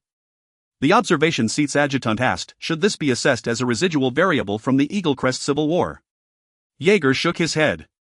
Eaglecrest remnants only plunder taxes. Hellos is building institutions. Should it be judged as a proxy fostered by Silver Ring? Silver Ring is neither this generous nor this clean. Is there direct intervention from old-era technology? Jaeger paused in silence. There were indeed anomalies near Hellos. The 0-point anchor in the backwind rift, the ring-shaped debris in Greytail Bay, and several inexplicable low-frequency noises were all recorded in the Commonwealth's archives. But judging by current actions, Lu Zhang had not connected to those things. His expansion was slow, heavy, and noisy, replete with alloy consumption and personnel bottlenecks, resembling a true industrial machine rather than an old-era miracle. It was precisely for this reason that it warranted greater vigilance. Miracles spiral out of control. Industry replicates. Jaeger opened a template for a higher-level report. The report title: Auto-generated recommendation for red observation of the Hellos border entity. The adjutant looked up. Red. They don't even have destroyers yet. Red does not refer to current combat power, Jaeger said. It refers to the growth curve. He wrote his assessment in the report. Hellos is transforming from a single-point defensive colony into a multi-node exporter of border order. Its frigate fleet remains small, but its degree of standardization, ability to enforce decrees, and dependency of civilian shipping are all higher than those of comparable powers. If the C-17 outpost marker is successfully repaired, Hellos will form a third control point, laying the groundwork for a regional secession. The adjutant looked at the final line and murmured, recommend intervention. Jaeger did not answer immediately. The Commonwealth should not yet dispatch a fleet. Premature intervention would push Hellos into the enemy camp of Eaglecrest and also allow Silver Ring to meddle. More importantly, the old-era anomalies near Hellos had not yet been fully understood. The Scarlet Tide needed to observe, not ignite a battlefield. Recommend escalating contact, Jaeger finally said. Demand that Hellos make public the technical parameters of the C-17 outpost marker and permit a Commonwealth civilian survey vessel to observe the repair process. The adjutant frowned. They will refuse. Refusal is also data. After sending the report, Jaeger opened a private communication window and sent a message to Marta. Does Silver Ring possess the source of simulation data for the Hellos training camp? Marta replied swiftly. Is this an inquiry or an interrogation? Observation. Observation requires payment too. Jaeger closed the window. He knew Marta would sell, but not everything. Silver Ring liked to open doors on every border, yet never handed the keys to anyone else. At the same time, Hellos received a new inquiry from the Commonwealth. After reading it, Su Lan's expression soured. They want to observe the C-17 repair. Lin Yanqiu laughed coldly. Observe what? Observe where we install the low-power transmitters or how we configure the fire control references. Chibai said, why not let them observe the cafeteria? That's pretty red too. Lu Zhang looked at the inquiry and did not refuse immediately. A direct refusal would give the Scarlet Tide a pretext. Full disclosure was even more impossible. Hellos had to learn to advance under the watchful eyes of its powerful neighbors rather than slamming the door shut with harsh words every time.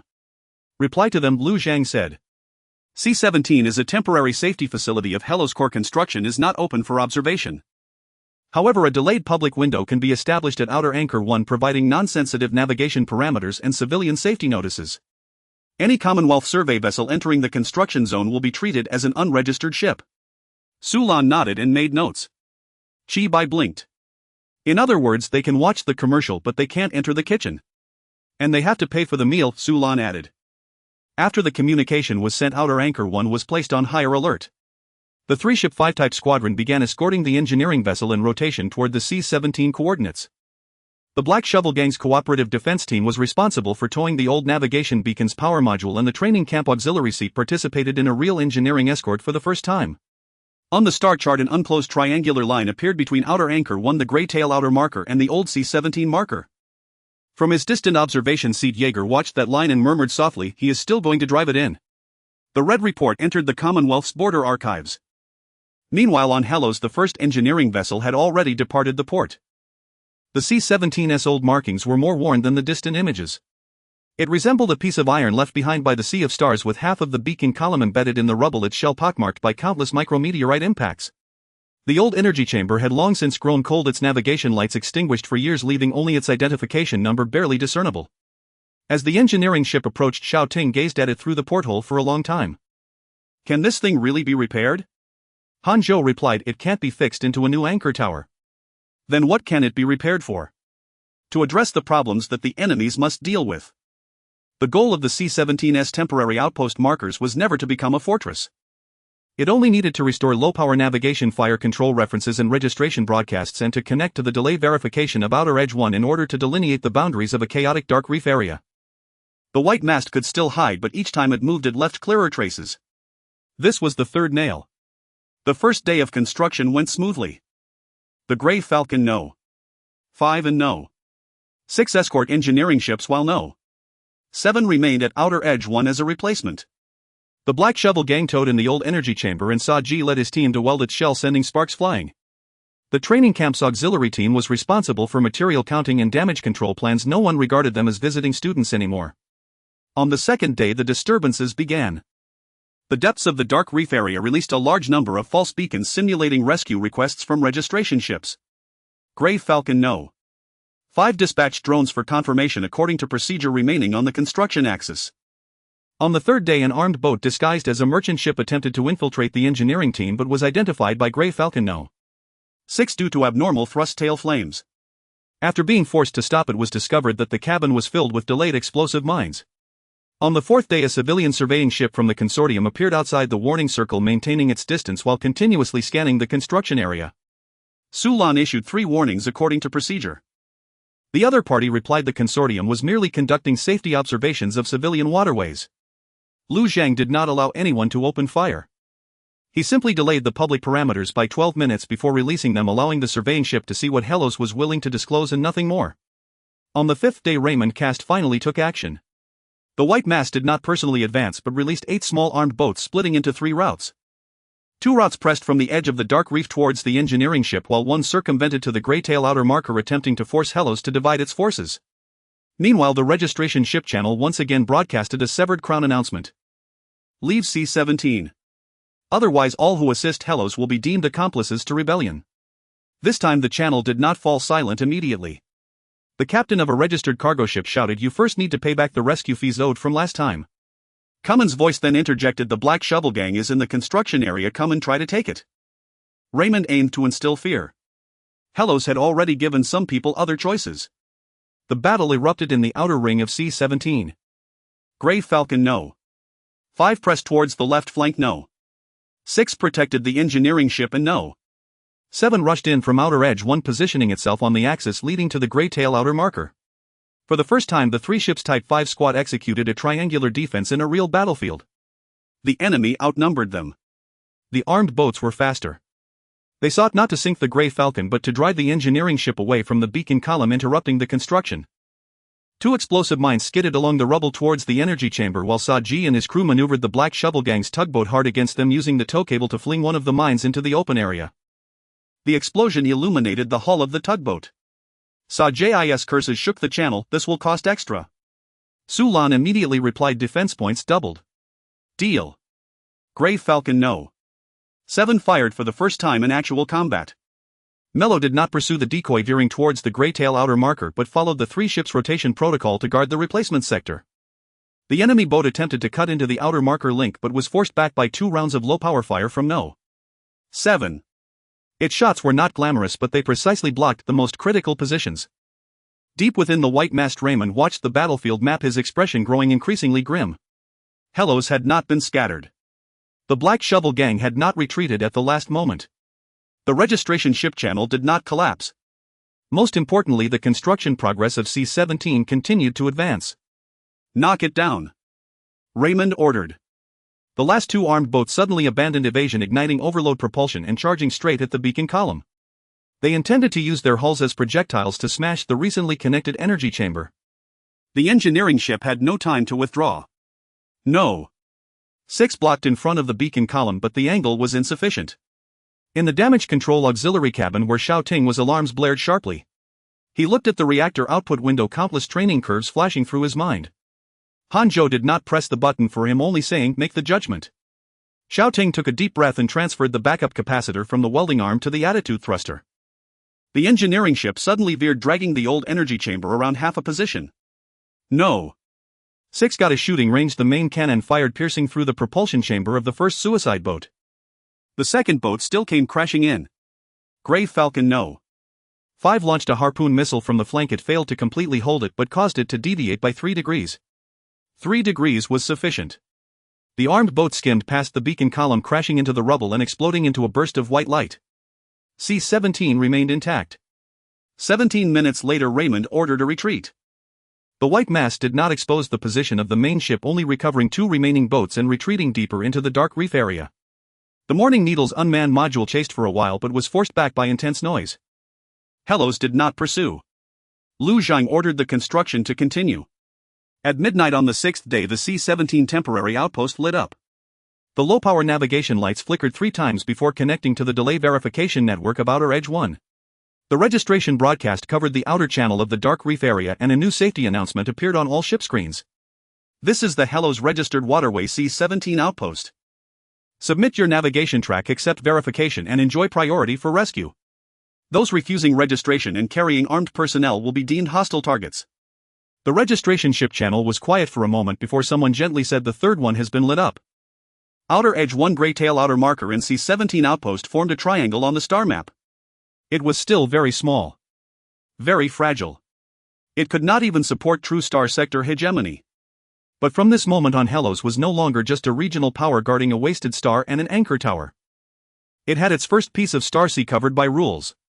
Lu Zhang stood in the control room watching the triangular line stabilize into shape. Lin Yanqiu reminded No. 8's precut is still in slow scheduling. The damaged parts would slow it down.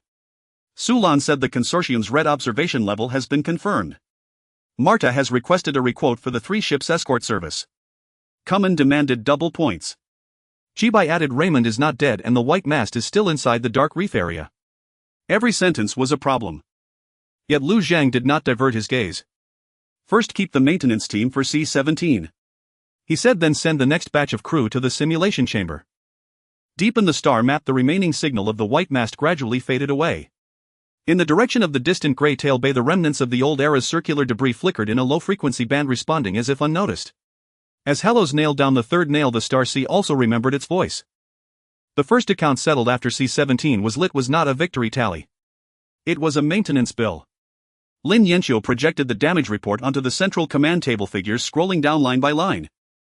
The stock of Grey Falcon 5's tractor beams was depleted. The main cannon of 6 required a replacement of its overheating components. The attitude thrusters of 7 had exceeded their ablation limits. The engineering vessel's hull bore 17 gashes from debris. Although the old energy compartment was saved, 2 cooling pipelines had to be relayed. The most glaring issue was Grey Falcon 8. Its low-speed pre-cutting could barely be maintained, but now battle-damaged parts occupied the fabrication tables, forcing 8's schedule back by 6 days. Chibai stared at the screen inside. "The third nail is hammered in, but the hammer is cracked." Lin Yanqiu said, "If you use another metaphor, I will downgrade your simulation pod maintenance priority to the lowest." Chibai immediately sat up straight. Lu Zhang did not interrupt them. After a victory, Hellos was most prone to a certain mistake, mistaking a lit beacon for territory already claimed. But C-17 was merely a low-power outpost marker with thin defenses, difficult maintenance, and energy dependent on supplies from Outer Rim 1. It was like a nail, but even nails can come loose. "A maintenance crew must be stationed here," Lu Zhang said. Zhou Qi frowned. "For long-term stationing, we need life support pods, rotation ships, reserve food, and medical kits." C-17 isn't an anchor tower housing people here is a loss. Even if it's a loss we stay, Lu Zhang said looking at the star chart. Rules left unguarded will soon turn into scrap metal. Su Lan pushed forward a second table. It was the Cooperative Defense Points Redemption table. Saji had led the Black Shovel Gang's tugboats to evade mines during the battle, entitling them to double points under pre-war rules. Su Lan had promised double points on the battlefield, and now Kuman had already sent people to pressure them 3 times. Points aren't just numbers, Su Lan said. Double points mean double medicine parts and anchor tower rescue priority. Redeeming them would strain our stock, not redeeming them would destroy our cooperative defense credibility. Kuman's communication was soon connected. His first words were, Lu Zhang, don't tell me that Hellas rules only apply when collecting money. Lu Zhang replied, points redeemed. Kuman was visibly stunned. That easily? Battlefield promises cannot be discounted. Saji laughed on the side, I told you he would give them. Lord Lu is better at accounting than you. Kuman snorted, don't be too happy. Once we get the points we still need to exchange them for goods. Su Lan took over. The double points can be redeemed in 3 batches. The first batch for medical supplies and hull repair parts will be delivered immediately. The second batch for small reactor components will be delivered within 7 days. The third batch for rescue priority will be written into the appendix of the Anchor Tower Decree. Kuman squinted, you've broken my account down into a process too. That way you can hold on to it longer, Su Lan said. In the end the Black Shovel Gang accepted the phased redemption. It wasn't because they had become docile, but because Hellas had turned a promise into something that could be verified, exchanged and accumulated. For those who grew up in the mine tunnels that carried more weight than fine words. The registered ship channels were also changing. After C-17 was lit, the number of route applications from Outer Rim 1 to the Greytail Outer Marker increased by 47%. Many ships weren't truly in a hurry to pass, they wanted to confirm whether Hellas could uphold the new rules.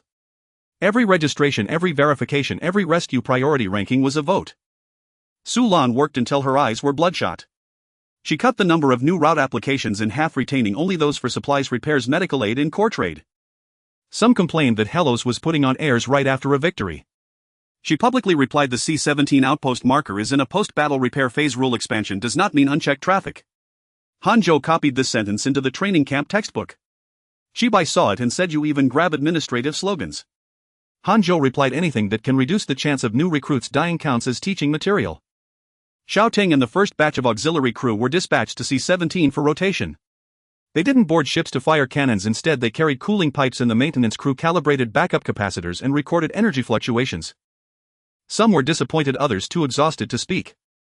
Hanzhou only told them a crew member doesn't have to sit on the bridge to be a crew member. What you're guarding now are the fleet's feet. At night the temporary living quarters on C-17 lit up for the first time. Saji led her crew to park the Black Shovel Gang's tugboat on the perimeter, its hull still bearing the scorch marks from the mines. She watched the Hellas maintenance team load the first batch of double-point supplies onto the ship and suddenly said to Xiaoting, kid, your rules here are a damn pain. Xiaoting thought for a moment and said, but they can be redeemed. Saji laughed. Yeah, as long as they can be redeemed there's still room to talk. At the same time, deep in the reef zone, the white mast shut down all its external lights. Raymond Cass looked at the list of damaged ships, the burn on his face like an old scar in the faint glow of the screen. He issued no proclamations and launched no immediate counterattack. He opened a long-sealed Hawk Lord military narrowband channel. The signal cut through the reef's debris and noise, heading toward the borders of more distant star sectors. Golden Feather sunk, confirmed. Outer Rim control lost, confirmed. Hellas establishes a third node. Request expedition authorization. After the message was sent, the white mast sank back into the darkness. The lights on C-17 were still shining. But further away the shadow of an old crown was beginning to turn. The narrowband signal sent by Raymond did not reach the capital of Eagle Crown first, but an abandoned supply depot drifting in the border deep space. Named Crow's Rest, the depot once served as a fuel relay station for Eagle Crown's Outer Rim fleet. After the sinking of the Golden Plume, Eagle Crown retracted its entire Outer Rim tax line and official documents labeled Crow's Rest as a low-value sealed asset. Yet documents could neither seal away people nor those officers unwilling to be dismissed. In the command room of Crow's Rest, Victor Aldrich read Raymond's report and remained silent for a long time. He was older than Raymond, with temples fully white, still wearing the old Eagle Crown Brigadier General insignia on his chest. The badge had not been cut off, but it had been worn to a dull luster. The adjutant asked, General, should we forward this to the homeland? Victor sneered. What will the homeland reply? The adjutant fell silent. They both knew the answer. The homeland would demand a border self-assessment order the remnants not to provoke high-cost conflicts and remind them that tax revenue could not support an expedition. Eagle Crown's nobles could observe a moment of silence for the Golden Plume at banquets, but they would not dispatch a main fleet for a barren outer rim route. When heroes sank the Golden Plume, the homeland called it a border accident. Victor said slowly. Now they build the third node and the homeland will still call it a local skirmish. By the time they take the entire route, the homeland will only realize a chunk is missing from the tax bill. Raymond's image was projected on the wall. The face of the broken crown was tired and gloomy, yet still carried the hardness of an old officer. I need fuel, ammunition, 2 heavily armed boats, and an expedition mandate. Without a mandate, black market ships won't keep following. Victor looked at the star map. Hera's 3-point control zone was tiny, almost a speck of dust on Eagle Crown's territorial map. But a speck of dust lodged in the throat could still choke a man. Give him the mandate, Victor said. The adjutant was startled. General, the homeland hasn't authorized this. Then use the border temporary security order. That amounts to a private expedition. Victor looked up. No, it's restoring tax order. The order was soon drafted. Crow's Rest would not dispatch formal cruisers nor publicly fly the Eagle Crown expedition flag. It would allocate 2 old gunboats, 4 batches of fuel rods, a set of relay jammers, and release word to the outer rim black market. The Broken Crown fleet had obtained Eagle Crown's border security order, and participants would receive tax exemptions and route priority after the battle. This was no great army. But it was enough to transform the White Mast from a den of remnants into a privateering expedition with a mandate. When word reached the reef zone, Raymond stood in the cramped bridge of the White Mast, his mechanical prosthetic resting on the tactical table. He showed no joy. The mandate meant he could no longer hide as a wolf in the dark. He had to deliver results to shatter Hera's third node and prove that the old crown could still collect taxes. Recall all outfield boats, Raymond ordered. The White Mast shifts to mobile supply mode. Next time we don't hit C-17. The adjutant asked. Strike outer rim 1. No. Raymond stared at the star map. Hit their maintenance line. Hera's strength was rules. Its weakness was also rules. C-17 needed rotation, gray tail external markers needed calibration, and outer rim 1 had to deliver parts, food and medicine to every node. Sever the maintenance line and the 3-point control zone would become 3 isolated wells. Raymond began redeploying. Meanwhile, the Morning Needle detected anomalous noise at the edge of the reef zone. Chibai listened to the signal 3 times, his brow furrowing deeper. It's not from the White Mast's own equipment. Lin Yenchio asked. Silver ring. Older, heavier military signature. Sulan marked the intelligence as orange risk. Lu Zhang stared at the noise segment, not rushing to a conclusion. Raymond had retreated too quietly for a defeated remnant. He was waiting for something, or had already received it. Change the maintenance line to random windows, Lu Zhang said. C-17 supply is no longer fixed at 36-hour intervals. Gray Falcon Type 5 escorts rotate. Black shovel tugboats only know their own window, not the full schedule. Sulan nodded. The registered ships will complain. Let them complain. Hanzhou added. Increase maintenance line ambush simulations and training. Chibai glanced at him. Have you been wanting to torment them all along? The enemy thought of it for me, Hanzhou said. The maintenance line grew tense. Every supply ship departing from Outer Rim 1 was no longer just a transport. They carried cooling pipes, food, medicine, and ammunition, as well as the answer to whether heroes could hold the 3-point control zone. On the third day, the first delayed supply ship had barely left Outer Rim 1 when Marta's communication request arrived.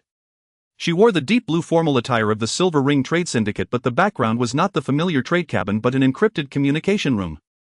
Lord Lu, you'd better hear this. She played an extremely short black market recording. A hoarse voice carrying an Eagle Crown border accent. Crow's Rest has opened its stores.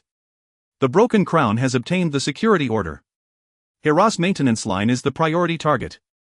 Chibai swore under his breath. Marta smiled. Free reminder ends here. Next, Silver Ring wants to discuss a much bigger deal. Lu Zhang looked at her. What are you selling? Marta did not answer immediately.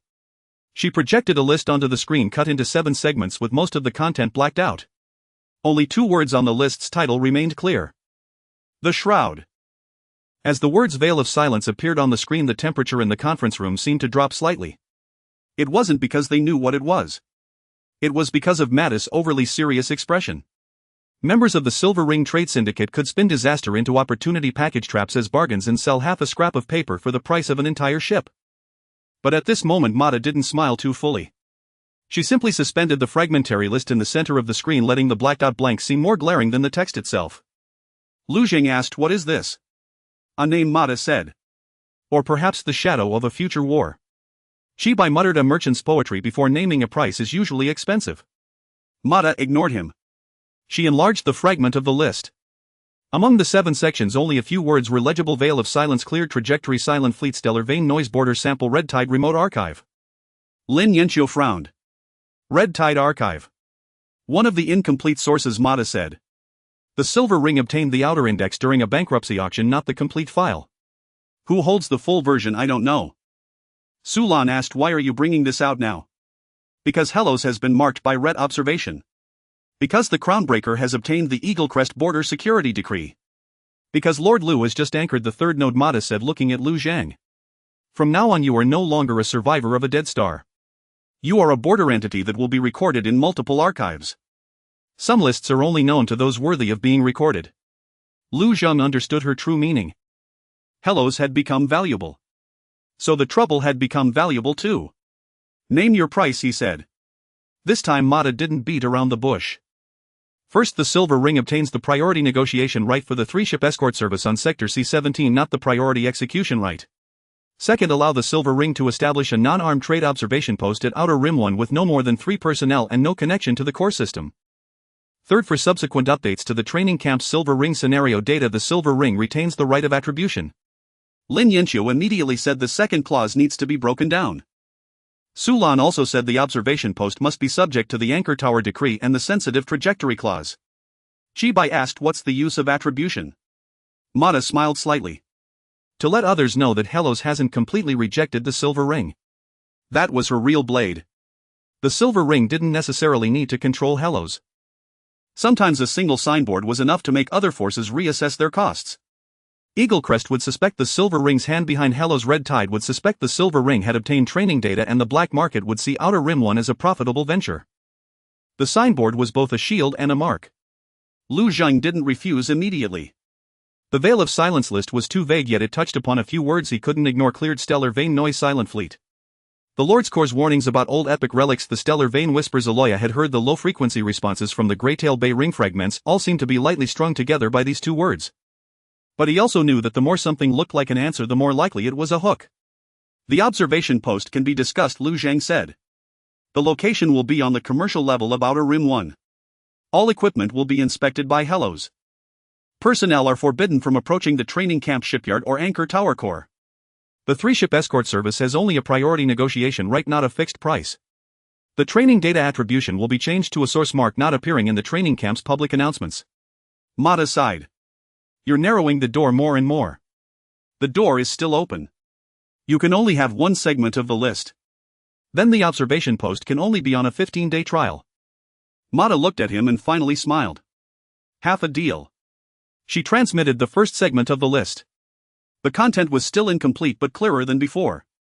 It recorded a border contact loss incident from long ago. 7 unidentified vessels passed through the Red Tide remote survey zone, leaving no energy heat signature, no conventional jump wake. 3 small colonial stations they passed fell silent one after another. The Red Tide Archive classified the incident as Veil of Silence Sample 1 and appended a judgment: the target appears to be attracted by high stellar vein noise. No one spoke in the conference room. The anomaly near Greytail Bay, the low-frequency flicker of the leeward crevasse 0 anchor point, and the noise paths recorded as increasing after Hellas expansion suddenly seemed much closer. Lu Zhang dismissed the list. This matter is classified as top secret for now. Sulan nodded. Lin Yanqiu asked, should we halt operations at Greytail Bay? Lu Zhang looked at the star map. If they stopped, Helos would be slowly dismantled by Eaglecrest, Red Tide, the Silver Ring, and the black market. If they continued, the stellar vein noise might attract something from farther away. He didn't offer an easy answer. Greytail Bay continues with low power isolation. No connection, no activation. The C-17 repair line proceeds as usual. Unit 8 continues with low speed pre-cutting. Chibai muttered, so we know there might be monsters in the sky, but we still have to cook the meal and build the ships. Correct, Lu Zhang said. An empty warehouse won't save us when the monsters come. Before her communication cut off, Mata left a final remark. Lord Lu, the Veil of Silence list isn't meant to frighten you. It's only a reminder that some enemies in the Star Sea don't send advance notice. The screen went dark. On the commercial level of Outer Rim 1, an empty compartment began to be allocated for the Silver Ring observation post. And deep in the shipyard, the first batch of pre-cut panels for Grey Falcon Unit 8 slowly settled onto the processing table. As the pre-cut panels of the Grey Falcon 8 descended, Lin Yanxiu pushed another design sketch before Lu Zhang. The sketch was not of the Grey Falcon V. The hull was longer, the main beam thicker, the reactor bay shifted aft, and 2 sets of heavy hardpoints were reserved on the side. It was still not a true destroyer, yet its tonnage already exceeded that of an ordinary frigate. Chibai's eyes lit up at first glance. Finally building a big ship. Lin Yanxiu said coldly, this is a feasibility study, not a suicide note. Han Zhou studied the parameters. Heavy frigate. Tentatively named the Grey Falcon Heavy Refit, Lin Yanxiu said.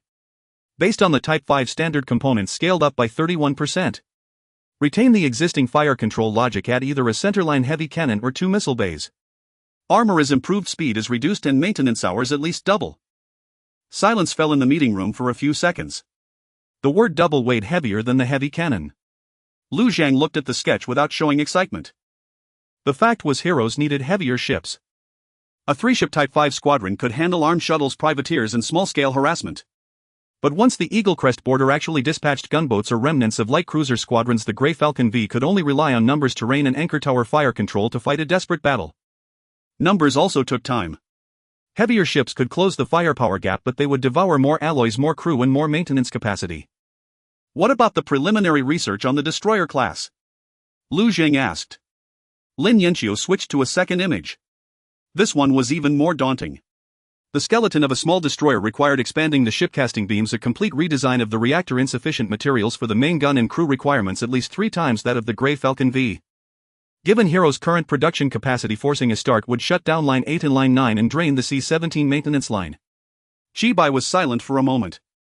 This isn't shipbuilding, it's dismantling the house. Zhou Qi added, and we'd start with the kitchen. Lu Zhan nodded. The destroyer class is approved for preliminary research only, not for construction.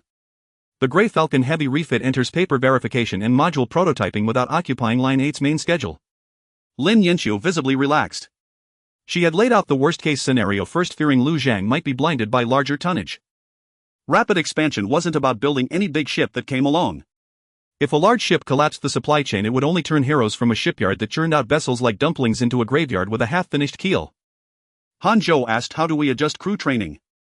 Add preparatory courses for heavy ship positions, Lu Zhang said. No promise of assignment, only training in gunnery coordination, long-duration damage control, and reactor redundancy management. Chibai sighed.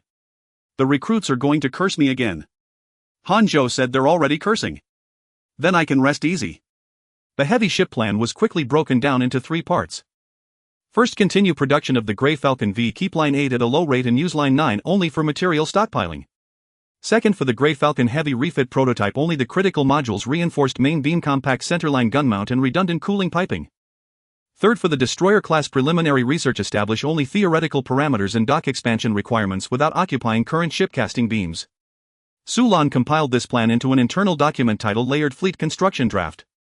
She said the name needs to sound steady. Outsiders already think we're expanding too fast. Chibai muttered, actually we are expanding pretty fast. Lin Yanxiu looked at him. That's why every step must be accounted for. That evening, Lu Zhang visited the training camp. A new batch of trainees was going through a simulated maintenance line ambush. On the screen, false beacons, mines, intense noise, and casualty compartments appeared simultaneously, overwhelming many trainees until their faces turned pale. Xiao Ting, as a support crew member who had been through actual combat, was assigned to observe and record. He didn't show off, only reminded new trainees when they tried to bypass authority, check your clearance first. Han Zhou heard this and nodded, a rare gesture. Lu Zhang stood behind the glass watching these people. The future heavy ships would need more than thicker armor and bigger guns. They would need people who wouldn't break during longer battles.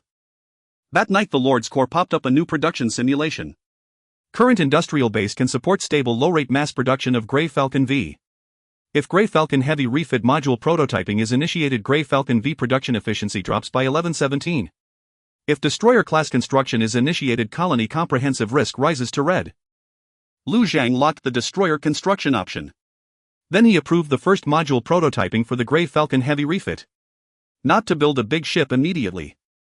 It was to ensure that from today onward, Heroes would have a path leading to big ships. At the same time, the Red Tide Commonwealth's official contact ship, the Hengqi, crossed the outer navigation beacon and sent an entry request to Outer Sector 1. The request text was polite. But the access level attached was higher than any of Jaeger's previous inquiries.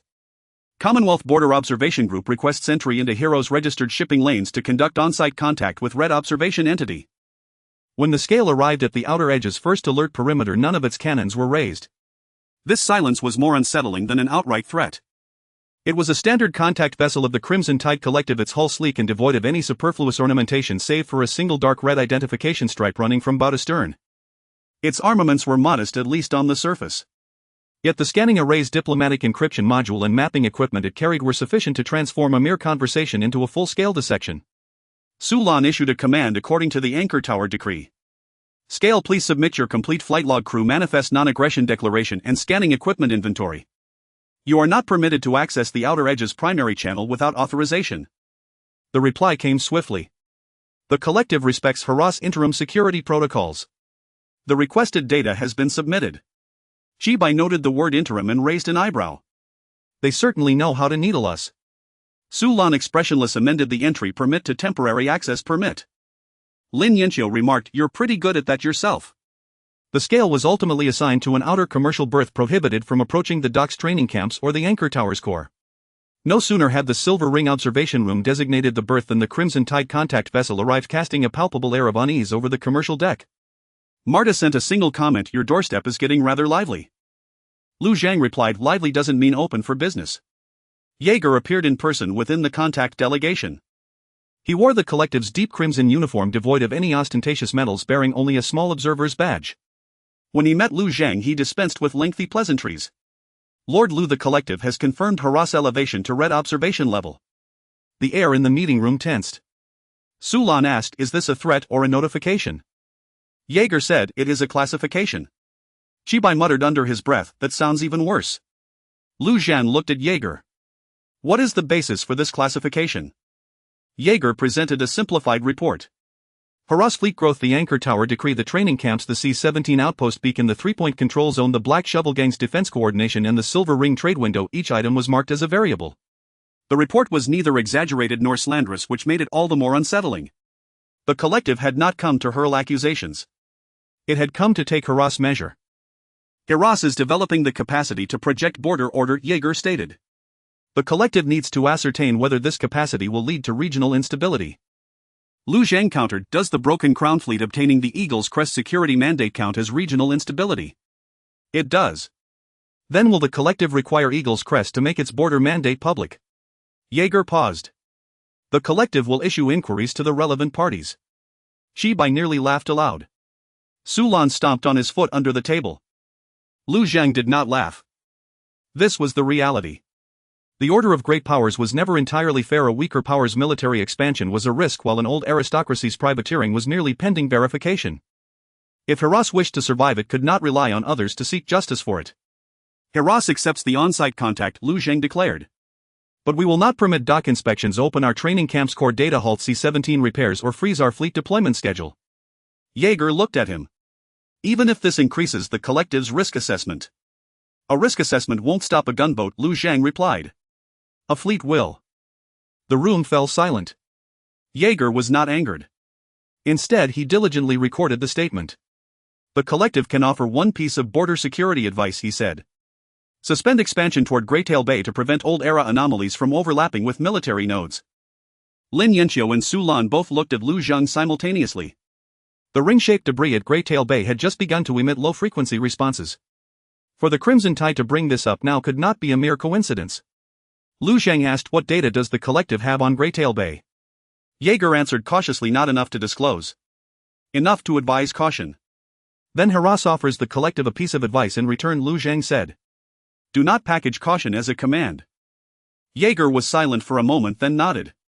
"Noted." The contact meeting lasted for 2 hours. The Collective demanded more public parameters. Herass provided only civilian safety data. The Collective inquired about the training camp's expansion. Sulan offered only a classification of non-sensitive positions. The Collective focused on the C-17's fire control references. Lin Yanqiu immediately marked the relevant pages as inaccessible. The negotiation did not break down. Nor did it truly ease. While the scale was docked, the pre-scheduled processing of the Grey Falcon 8 did not pause. The processing tables continued to run, the welding arms continued to descend, the training camp continued its simulated maintenance line ambushes, and the C-17 repair crews continued their rotations. The Crimson Tide saw this. The Silver Ring saw it too. The registered ships, the Black Shovel Gang and the White Mast in the reef zone all witnessed it. Herass did not halt its operations because of the red observation level. At night, Jaeger stood by the observation window of the scale gazing at the welding lights deep within the outer dock. His adjutant asked, should we recommend upgrading them to a restricted entity? Jaeger did not answer immediately. The welding light flickered like a stubborn heartbeat. Not yet, he said. Continue observation. And add a judgment. What judgment? Jaeger watched the welding light. Herass knows it is being watched, yet it continues to build its ships. On the other side of the outer perimeter, Lu Zhang was also watching the same welding light. On the Lord's Core simulation screen, the progress of the Grey Falcon 8 was slowly climbing. The option to construct a destroyer-class vessel remained locked. The prototype of the Grey Falcon's heavy refit module had entered its first round of material verification. Lu Zhen closed the screen and issued an order to Lin Yanxiu. Keep the Falcon 8 on schedule. Continue the heavy refit module. Add a decoy ship to the C-17 repair line. Lin Yanxiu asked right in front of the Crimson Tide. That's exactly when we do it. The Starsea would not grow gentle just because Herass was afraid. So Herass had to build its next ship under the gaze of all. Outer Rim Commercial Layer 1 felt for the first time like a true frontier port. The Silver Ring Observation Room occupied Bay 3 on the east side, its entrance marked by a modest silver plaque. The Red Tide Contact Group was assigned to a temporary conference bay on the west. 2 adjutants from the Heinchi made their rounds punctually each day, carrying the characteristic calm and courtesy of the Commonwealth. Registered vessel captains queued at the mid-level trading corridor to submit their voyage logs, while members of the Black Shovel Gang stacked crates of repair parts in a corner like unruly beasts of the mine tunnels, unwilling to be tamed by regulations. Everyone was watching Hellos. More precisely, they were watching to see if Hellos would change under their gaze. Su Lan's answer was a new document. The Provisional Management Rules for External Observation Rooms. The document was brief but firm. First, external observation entities shall not connect to anchor towers, docks, training camps, fleet command, or the C-17 fire control reference channel. Second, all observation equipment must be registered, inspected, and sealed. Usage is limited to public data windows on the commercial layer. Third, observation personnel are prohibited from privately purchasing sensitive voyage data, crew rosters, engineering schedules, or joint defense point records. Fourth, violators will be treated as possessing unregistered equipment, with severe cases subject to deportation. Fifth, Hellos applies the same rules to all observation rooms regardless of affiliation with the Silver Ring Red Tide registered vessels or any other faction. After reading, Chibai remarked the fifth clause is the sharpest. Su Lan rubbed her temples. That's the point. Marta soon sent a protest. Lord Lu, the Silver Ring observation room is of a commercial nature and should not be subject to the same restrictions as the Commonwealth's Field Contact Group. Jaeger also raised an objection. The Commonwealth is an official border observation mission, not a commercial entity. Su Lan placed both objections on the same conference screen. Lu Zhang glanced at them and said a unified response. Su Lan nodded and issued a public statement. Hellos welcomes legitimate trade and field contacts but will not grant any organization an extra legal passage on Outer Rim 1. The commercial layer grew quiet that day. Kamen laughed heartily when he heard the news. Now the Silver Ring and Red Tide have to queue up just like us. Saji reminded him we used to hate queuing too. That's why we're enjoying this fair discomfort now. Fairness was a luxury on Outer Rim 1. Hellos couldn't offer fairness in the galactic sense, but it could provide a verifiable order. Who submits first, who submits later, which data is public, which is not, what equipment is allowed and what will be confiscated. The finer the rules, the narrower the cracks. With narrower cracks, the hands that reach through will get hurt. The first hand to be caught belonged to the Silver Ring. An assistant from the Silver Ring observation room attempted to purchase a C-17 maintenance window from a registered vessel captain under the guise of a trade inquiry. Before the transaction could be completed, Su Lan had his terminal sealed. Marta herself came to the commercial layer still wearing a smile. This is merely a misunderstanding. Su Lan said a misunderstanding still needs to be logged. The Silver Ring is willing to pay a fine. In addition to the fine, the observation room's trial period is shortened by 3 days. Marta's smile faded slightly. That same day, a civilian survey instrument from the Red Tide Contact Group operated at excessive power near a public data window and was automatically disconnected by the anchor tower system. Jaeger did not argue, only submitting a report of equipment malfunction. Su Lan noted the faulty equipment must not be reactivated before departure.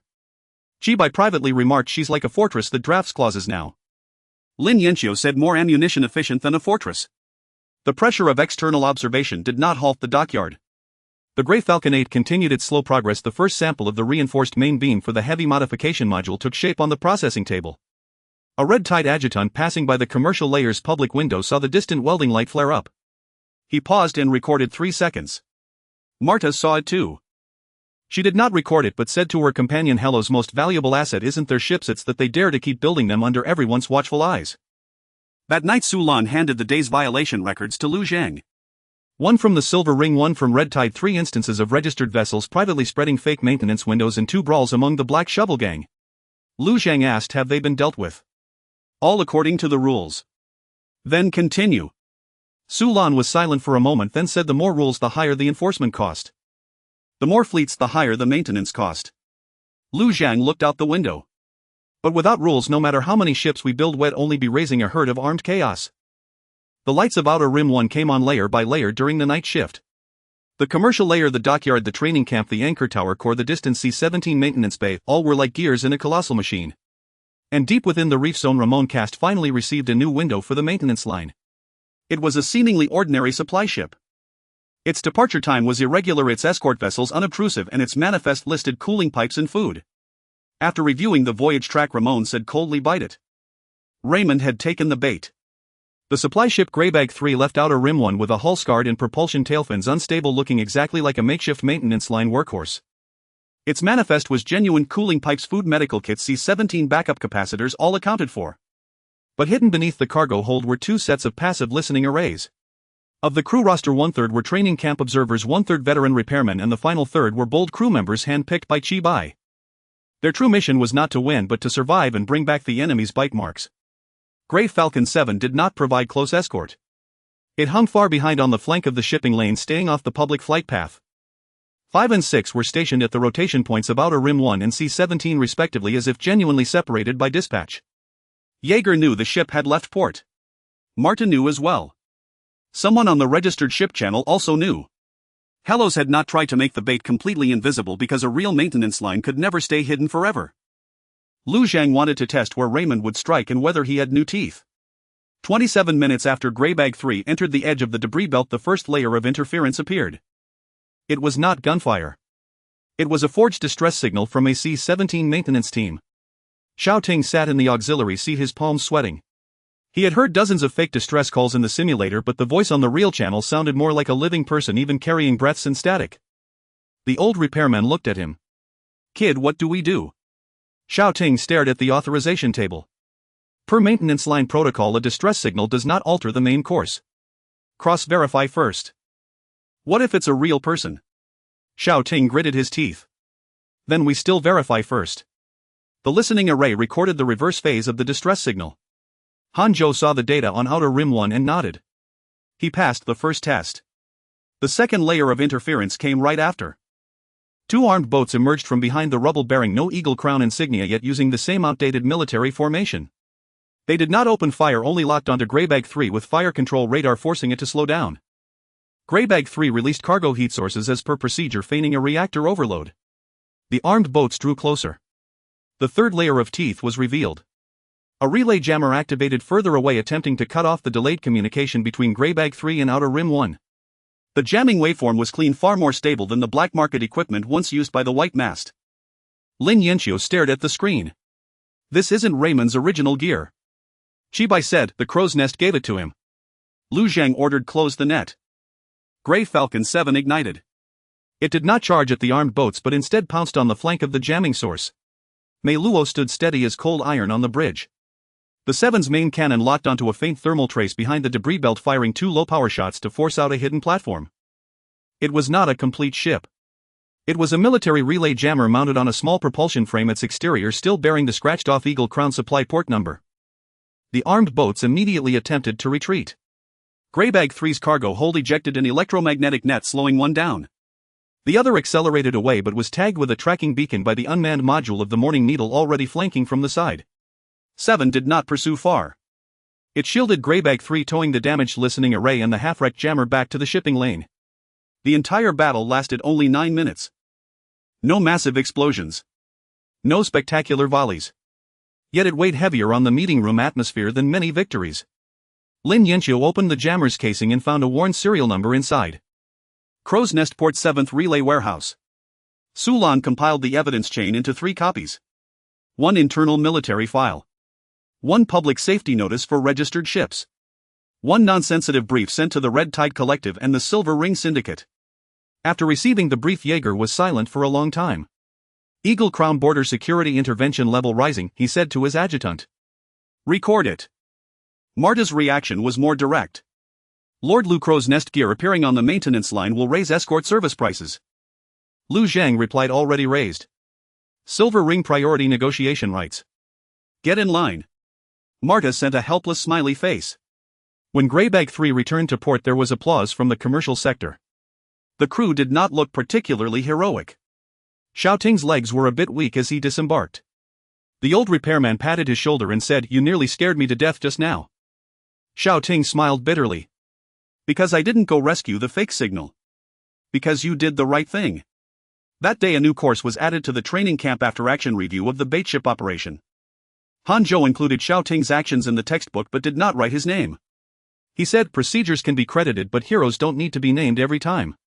Deep in the reef zone, Raymond received the news of failure without anger. He simply stared at the recovered tracking signal, realizing Hellos had begun to fish for him using the maintenance line. They want to force us to expose our supply lines, said the adjutant. Raymond tapped the tactical table with his mechanical prosthetic. Then let them see a little. He opened a new star chart. 2 old-style gunboats transferred from Crow's Nest port had already crossed the far dark marker and were approaching the outer shipping lane.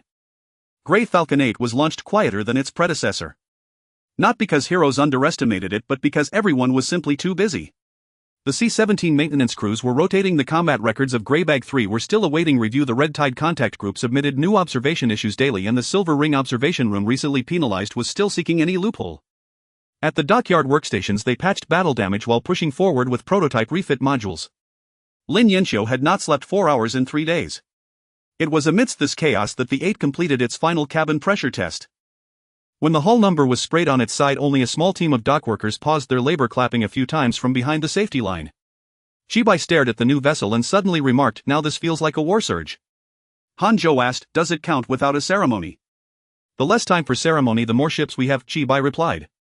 Grey Falcon 8 was still a baseline Type 5 model. It lacked refit modules, a central axis heavy cannon and additional armor.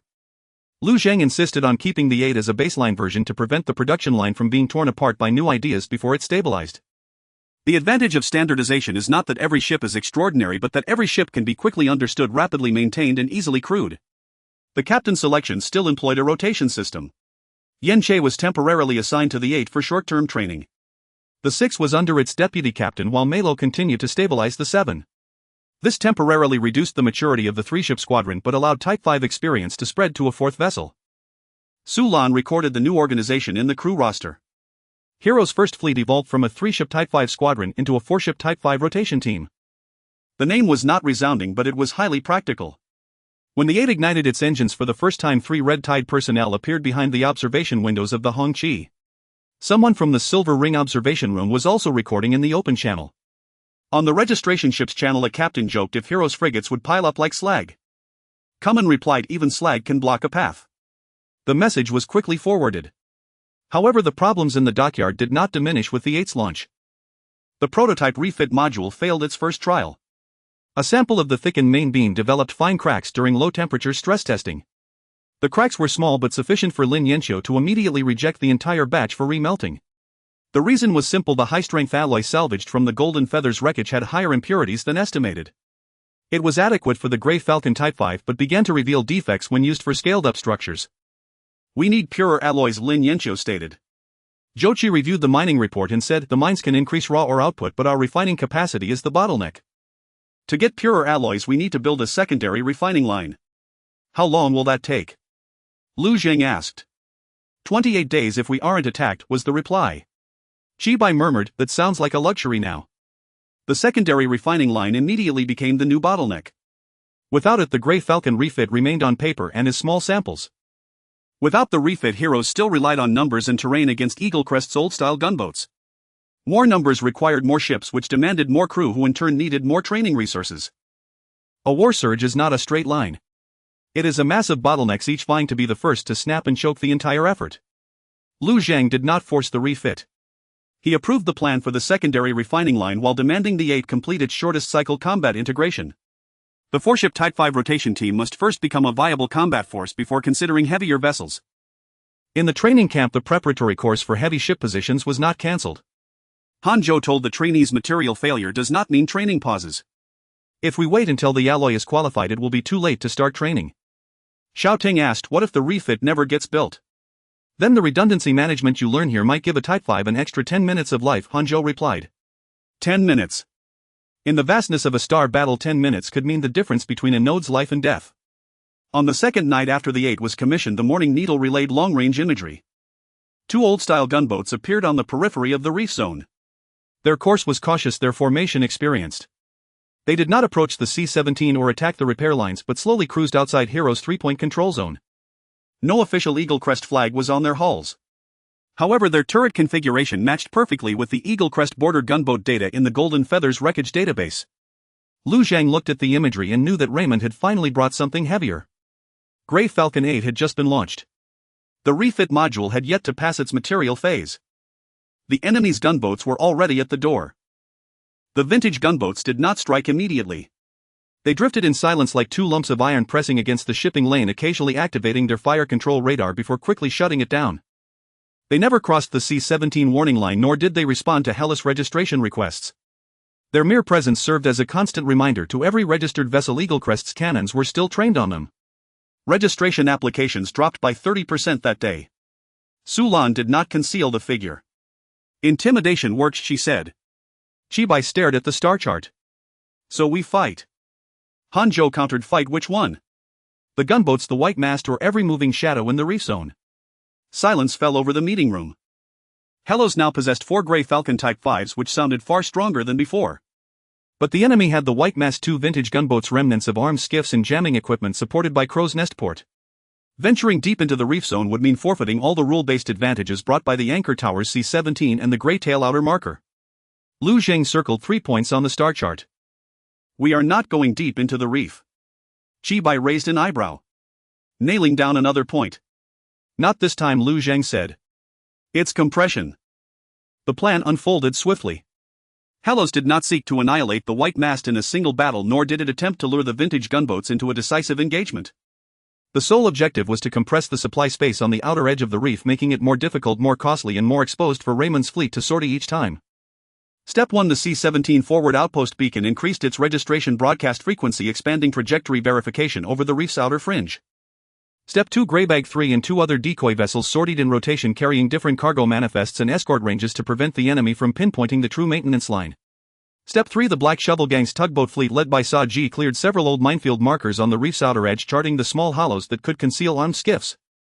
Step 4. Morning Needle's unmanned modules deployed low-power listening buoys, not for real-time surveillance but merely to record every trace of high-energy propulsion. Step 5. The 4-ship Type 5 training rotation was split into 2 dual-ship groups, patrolling alternately between the outer fringe marker 1 C-17 and the Grey Tail outer marker, never straying too far from the triangular control zone. Hanzhou gave the plan a cold name: Outer Reef Compression Operation. Chibai privately renamed it Narrowing the Rat Hole's Entrance. On the first day of execution, the vintage gunboats did not move. On the second day, an armed skiff attempted to dismantle a listening buoy but was driven back by the dual-ship group of Grey Falcons 8 and 7. 8 fired its first shots in actual combat. The accuracy was unremarkable, but it completed the fire suppression procedure. Yen Che said on 8's bridge, "Don't chase. Hold the line." The new crew members suppressed their excitement and held the line. On the third day, Sa Ji discovered fuel barrels and ammunition crates hidden in a reef hollow. The Black Shovel Gang's first instinct was to loot and smuggle the supplies. Sa Ji knocked 2 of his men's heads with a wrench. Now they are evidence. And points. After receiving the inventory, Su Lan credited the Black Shovel Gang with cooperation points. Kuman stared at the points table for a long time.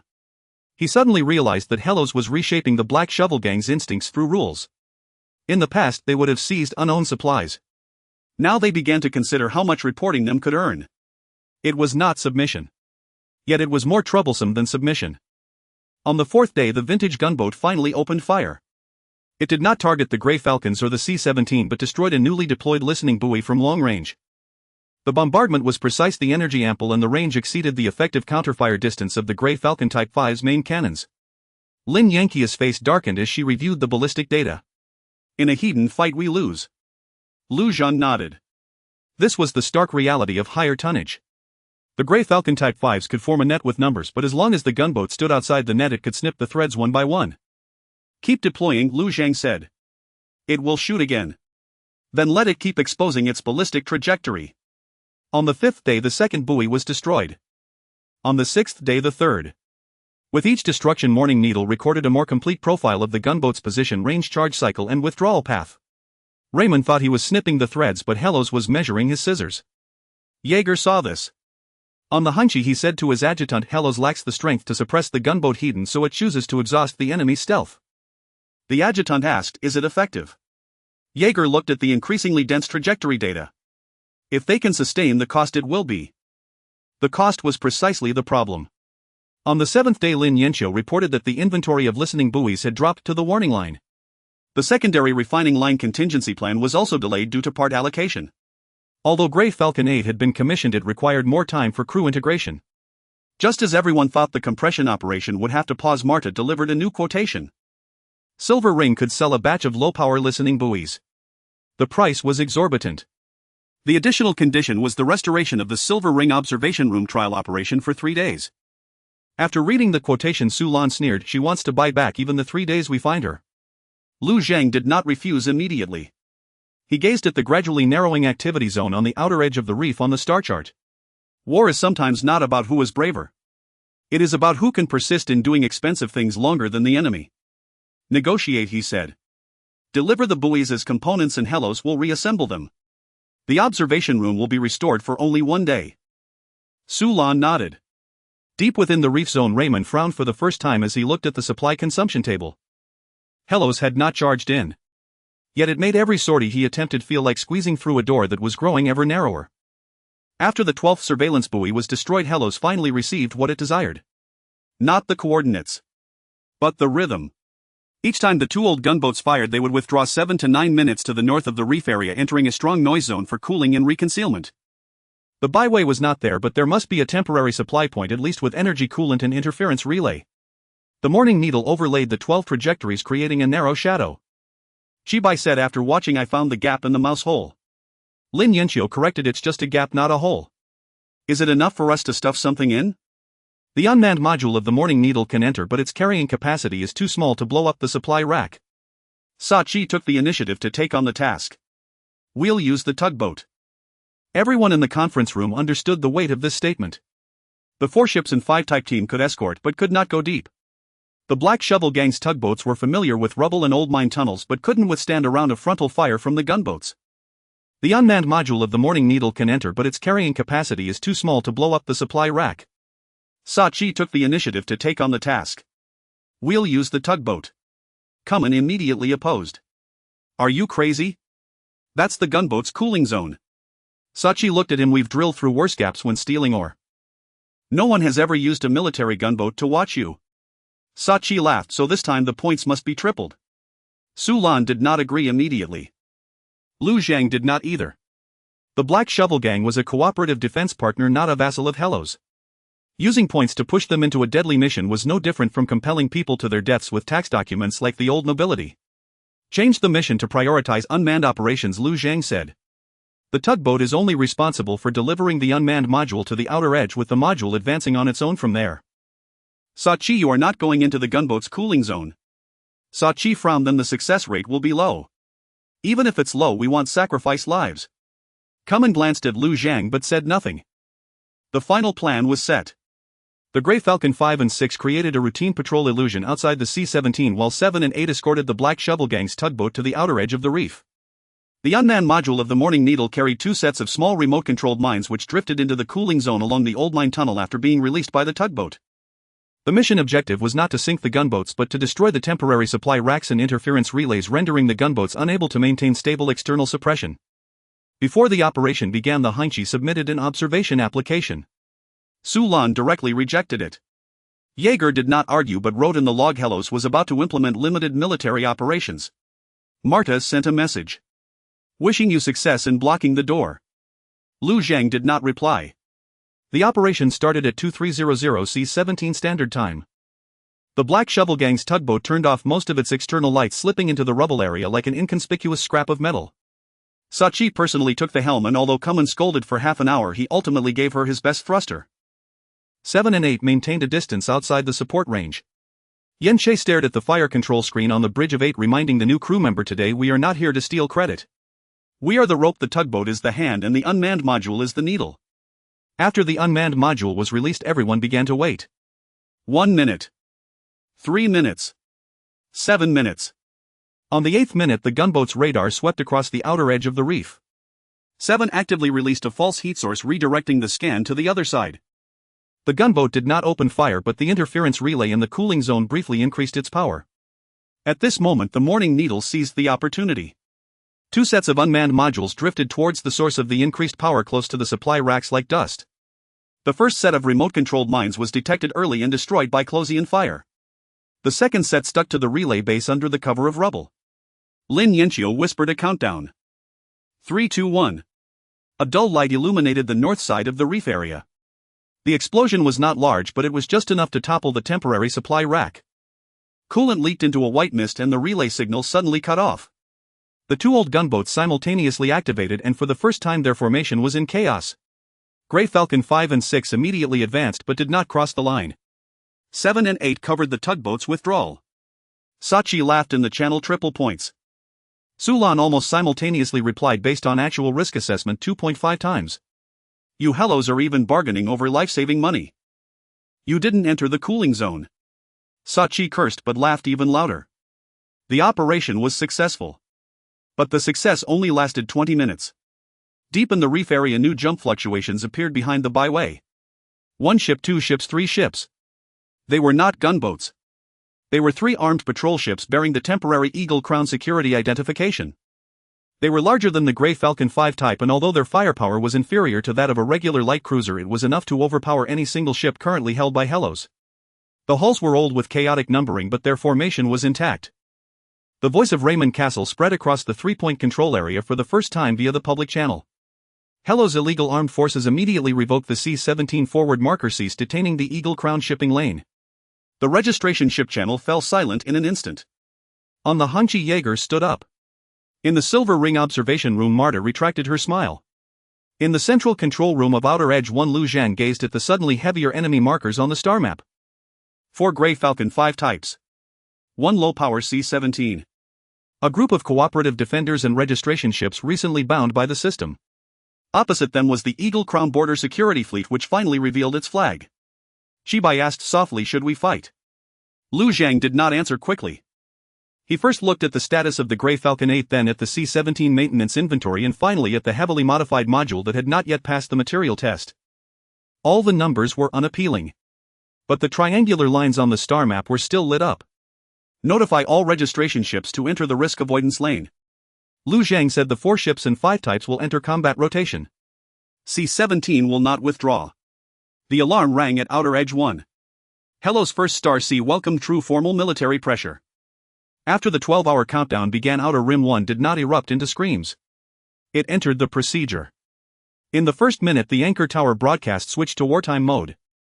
All registered ships received warnings on evasive routes, docking priorities, and the prohibition of unauthorized jumps. Sulan divided the civilian channels into 3 layers: medical supply and general trade.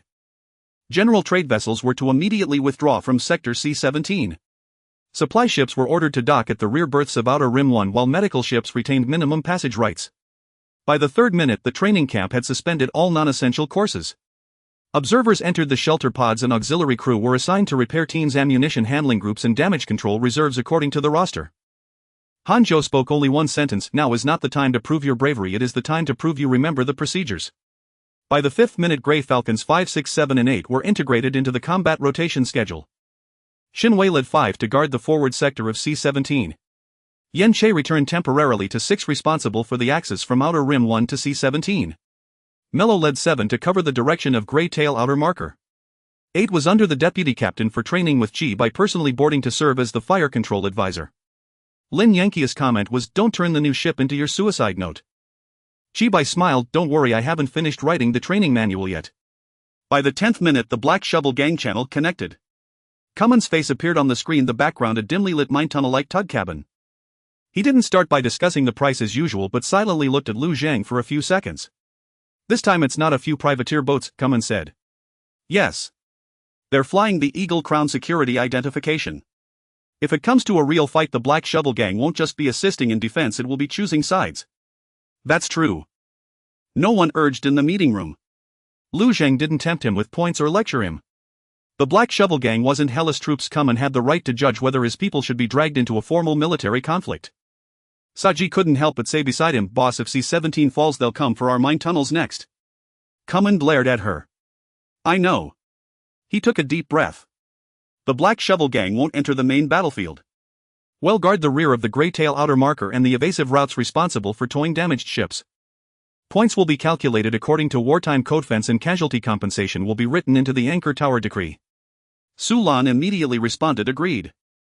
I'll send the compensation terms to you for confirmation within 10 minutes. Cummins grinned. You Hellos people really can put anything into a contract. Lu Zhang said, write it down so it won't be forgotten. By the 20th minute, the Silver Ring Observatory submitted an evacuation request. Marta didn't evacuate the personnel. She evacuated a batch of high-value equipment from the observatory while leaving 2 representatives behind to continue the trial run. She sent a message to Lu Zhang. Silver Ring would not participate in the battle but was willing to sell 2 sets of emergency damage control foam and a batch of old-style chaff at a high price. After Su Lan saw the price, her expression turned cold. That's a wartime price. Lu Zhang said, negotiate. Down to how much? Down to the point where she's still willing to sell. By the 40th minute, the balance sent a formal note. The Commonwealth suggested Hellos avoid escalating the conflict, temporarily shut down C-17's fire control reference and accept third-party supervised negotiations. Su Lan's mouth twitched when she read third-party supervision. Lu Zhang's reply was very short. C-17 is a registered Hellos navigational safety facility for the route. The Eagle Crown security fleet entered with arms and issued a clearance threat. Hellos reserves the right of self-defense. Jaeger didn't continue to persuade. He only requested that Hellos open up non-sensitive combat zone evacuation information to prevent civilian ships from straying into the engagement area. This time Lu Zhang agreed. The gaze of a powerful neighbor could be unpleasant, but if it allowed more civilian ships to escape the gun barrels, there was no need to reject everything for the sake of posturing. By the 60th minute, the C-17 repair team began reinforcing the hull. They didn't have enough armor, so they could only weld discarded cargo bay panels, old energy cell casings and mining blastproof plates dragged over by the Black Shovel Gang onto the outer side of the outpost marker. Xiao Ting followed the old repairman carrying panels. His gloves were worn through, but he didn't stop. The old repairman asked, scared. Xiao Ting glanced at the increasingly bright enemy markers on the star chart in the distance. Yes. Then why keep carrying? It's on the procedure sheet. The old repairman laughed and cursed. Han Zhou would like that answer. By the 7th hour, the registered ships had mostly evacuated. 3 ships refused to leave, citing reasons of propulsion failure, unreachable cargo owners, and disbelief that Eagle Crown would actually attack. Su Lan didn't argue. She directly dispatched a tug to tow away the ship with propulsion failure, froze the anchor tower credit of the ship with the unreachable owner, and issued a mandatory evasion order to the 3rd ship. Rules made people complain during peacetime. But before a war, they saved lives. By the 10th hour, the 4 ships of 5 types completed their final rotation drill. 5, 6, 7 and 8 formed a broken line defense along the 3-point control zone. Their firepower was inferior to frigates and their armor couldn't withstand prolonged bombardment. Lin Yanqiu marked the pressure tolerance time of each ship in red, which made everyone's heart sink. But Lu Zhang was staring at another set of data. The trajectory records obtained from 12 buoys. The cooling cycle of the gunboats. The formation spacing of the frigate fleet. The position of the white mast, which was slow to advance. The enemy was heavier. But being heavy also meant turning slower. In the last 10 minutes of the countdown, Lu Zhang issued a wartime bulletin on all channels. Hellos will not actively attack civilian ships that have withdrawn from the combat zone. Will not intercept unarmed retreating vessels. Will not revoke C-17. All entering the clearance line with arms will be considered hostile targets. From the direction of the reef zone, the Eagle Crown border security fleet began to accelerate. The low-power navigation light of C-17 was still on. Like a small spark nailed into the darkness. Before the battle commenced, it was the documents that opened fire. Su Lan compiled the Crow Harbor Relay Jammer serial number, the privateering declaration of the White Mast, the maintenance line ambush records, and the battle summary of the Broken Crown Fleet's attack on construction team C-17 into a single public evidence packet. The evidence packet avoided incendiary terms like invasion and did not paint all factions of Eagle Crown with the same brush. Its title consisted of only 6 words. Whose security decree? With 2 hours remaining on the countdown, the evidence packet was dispatched to 3 categories of recipients. The first category, registered ships and the Outer Rim trade channels. The second category, the Red Tide Collective Ship Scale and the Silver Ring Observatory. The third category, all neutral merchant vessels that had ever submitted a flight path to Outer Rim 1. The content was simple. The so-called Eagle Crown Border Security Fleet had repeatedly attacked registered shipping lanes, maintenance lines, construction teams and civilian supply ships before the clearing operation and had used undisclosed military jamming equipment. Kurlos refused to recognize their security mandate and listed them as a hostile force. After reading it, Marta sent a single message. Sulan increasingly resembles someone who can grind a blade into paper. Lu Zhang replied, paper can still cut. The Silver Ring then submitted a quote. They were willing to forward the evidence packet to several common black market insurance channels under the guise of neutral trade safety. The price was restoring the Silver Ring Observatory's trial operation for 2 days and securing 1 closed-door negotiation opportunity in future 3-ship escort service talks. Sulan sneered, she charges even for forwarding. Lu Zhang said, let her forward it. Restore the trial operation for 1 day. The closed-door negotiation will only discuss price, not scheduling priority. Marta accepted quickly. A merchant knows what is worth spreading. The dirtier Eagle Crown security mandate became, the more the Silver Ring could raise their escort insurance prices. This also allowed Kurlos to convince more neutral ships that C-17 was not the problem itself but the boundary of the problem. The Red Tide faction was more cautious. Jaeger did not endorse Kurlos. He only confirmed receipt of the evidence packet and sent an inquiry to the Eagle Crown Border Security Fleet. Did they acknowledge the relay jammer originated from Crow Harbor? Did they acknowledge the clearing target included a registered civilian maintenance line? Raymond did not reply. Neither did Victor Oldrich. The silence itself became a new record. Chibai, looking at the no response marker forwarded by the collective, said, Red Tide's blade isn't sharp but it's quite cold. Sulan said, they aren't helping us, they're archiving for themselves. Archiving is fine too, Lu Zhang said. Old Crown's fear ledgers the most. The Eagle Crown Border Security Fleet had clearly seen the evidence packet as well. Raymond issued a second public address, his tone harder than before. Kurlos fabricates evidence and incites border trade ships to resist lawful security operations. Final notice: dismantle C-17, surrender the seized armed craft and relay equipment, or the clearing operation will proceed as scheduled. Lu Zhang did not have Sulan write another lengthy statement. He only replied on a public channel. C-17 will not be dismantled. 4 words echoed across the Outer Rim shipping lanes. After a moment of silence on the registered ship channel, someone sent acknowledged evading. Another said medical ship offline standing by. A third said the cargo owner curses you, but the cargo owner has already fled. A few suppressed chuckles escaped the tense channel. It wasn't a surge of morale. It was simply that fear hadn't crushed everyone yet.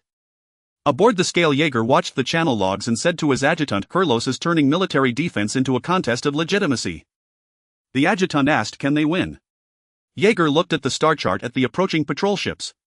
If the fleet can't hold, legitimacy will become a eulogy. At the Outer Rim 1 dockyard, Lin Yanxiu was making the final allocation of damage control foam. The foam bought from the Silver Ring after inspection had no back doors, but the quality was inconsistent. The best went to base 5 and 8. Base 6 used Kurlos stock, base 7 used a mixed formula. Every allocation was a compromise. Hanzhou then divided the training camp auxiliary seats into 2 groups. The first group went to the Outer Rim 1 damage control reserve. The second group went to C-17's backup repair bay. Xiao Ting was assigned to the second group. He didn't ask why he wasn't assigned to a ship. Hanzhou looked at him and said, you know where you should be now. Xiao Ting nodded. C-17's lights cannot go out. Just before the countdown reached 0, Marta sent one last private message. Lord Lu, if you dismantle C-17, the Silver Ring can help you retain Outer Rim 1's trading license. Lu Zhang looked at the message and replied slowly. If we retreat today, Outer Rim 1 will only be a trading license in someone else's ledger tomorrow. Marta did not persuade him further. She closed the private communication in the Silver Ring Observatory and gazed out at the 3-point control zone. In the distance, the Eagle Crown Border Security Fleet crossed the clearing line. The first salvo of probing fire illuminated the debris field before C-17. The first salvo did not target the C-17. It struck the debris belt 3 kilometers ahead of the C-17. 3 armed frigates maintained a longitudinal staggered formation. 2 obsolete gunboats flanked the sides and the white mast remained hidden further back. The artillery fire like a ruler drew a bright line along the perimeter of the hero's outpost marker. This was a probe. And a declaration. Lin Yanxiu stared at the energy readings, his expression dark. The single-shot power of a frigate's main cannon is approximately 1.8 times that of a Grey Falcon V. Greater range, more stable charging. In a direct exchange we wouldn't last 3 rounds. Chi Bei's voice came through Channel 8 acknowledged. So we want engage directly. Shinwei moved Unit 5 first. Grey Falcon 5 drifted laterally at low speed along the C-17's forward sector, deliberately exposing a brief fire control window. The enemy's port gunboat locked on instantly. Unit 5 did not fire, only released chaff grazing the second probing salvo before retreating behind the debris cover. The chaff was shredded into a spray of light. Unit 5's hull sustained minor damage. Shinwei's voice was steady, Unit 5 holding normal. Immediately Unit 6 took its place. Yen Che did not send Unit 6 to the front line. Instead, using the C-17's fire control as an axis, he launched 2 low-power suppressive shots, forcing an armed frigate to adjust its course slightly. That minor adjustment was minute, but it was recorded by the Morning Needle. Unit 7 moved to cover from the Grey Tail marker direction while Unit 8 remained on standby behind. This was combat rotation. Not a chaotic rush. Not a desperate gamble of a full salvo. It was using 4 lighter ships to cyclically misdirect the enemy's eyes to the wrong positions. Raymond quickly discerned the intent. They're testing us. The adjutant asked, should we advance? Raymond looked towards the C-17's light. Advance a bit. Force them to truly open fire. The 3 armed frigates began to press forward. They did not enter the C-17's closest fire control zone, stopping only at the effective range limit of the Grey Falcon V, using their longer-range artillery to gradually compress the Hero's operational space.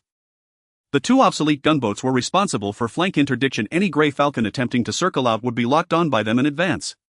The disparity in firepower was fully revealed for the first time. Units 5, 6 and 7 could all dodge, could all return fire, yet they struggled to inflict effective damage. The main cannons of the Grey Falcon V striking the frigate's shields could only tear brief ripples. An enemy salvo grazed Unit 7's side, triggering an alarm in one of its attitude thruster groups. Marrow still managed to stabilize the formation. Unit 7 can still rotate. Lin Yanqiu cursed softly in the control room. The Grey Falcon heavy refit wasn't completed. The secondary refining line wasn't built. Heroes was using ships not heavy enough to block an enemy that had already grown heavier. Unit 8 was pushed to the front line for the first time. Chi Bei didn't take command. He sat in the fire control advisor's seat, watching the young vice captain's hands tremble slightly over the console. Follow the procedure, Chi Bei said. The vice captain inhaled. Unit 8 assuming rotation from Unit 7. As Unit 8 entered the line of fire, the enemy's starboard gunboat immediately turned. It clearly judged Unit 8 to be the newest and greenest, attempting to use a high-energy salvo to force it out of position. The cannon fire flared. Unit 8 released chaff, its attitude thrusters firing briefly, but it didn't fully evade. The shockwave washed over the hull and alarms blared instantly. Starboard outer plating damaged. Coolant line pressure dropping. The young vice captain's face turned pale. Chi Bei placed a hand on his shoulder. Don't retreat in the wrong direction. Unit 8 did not scramble backward randomly. Instead, following the combat rotation protocol, it slid diagonally into the cover sector reserved by Unit 6.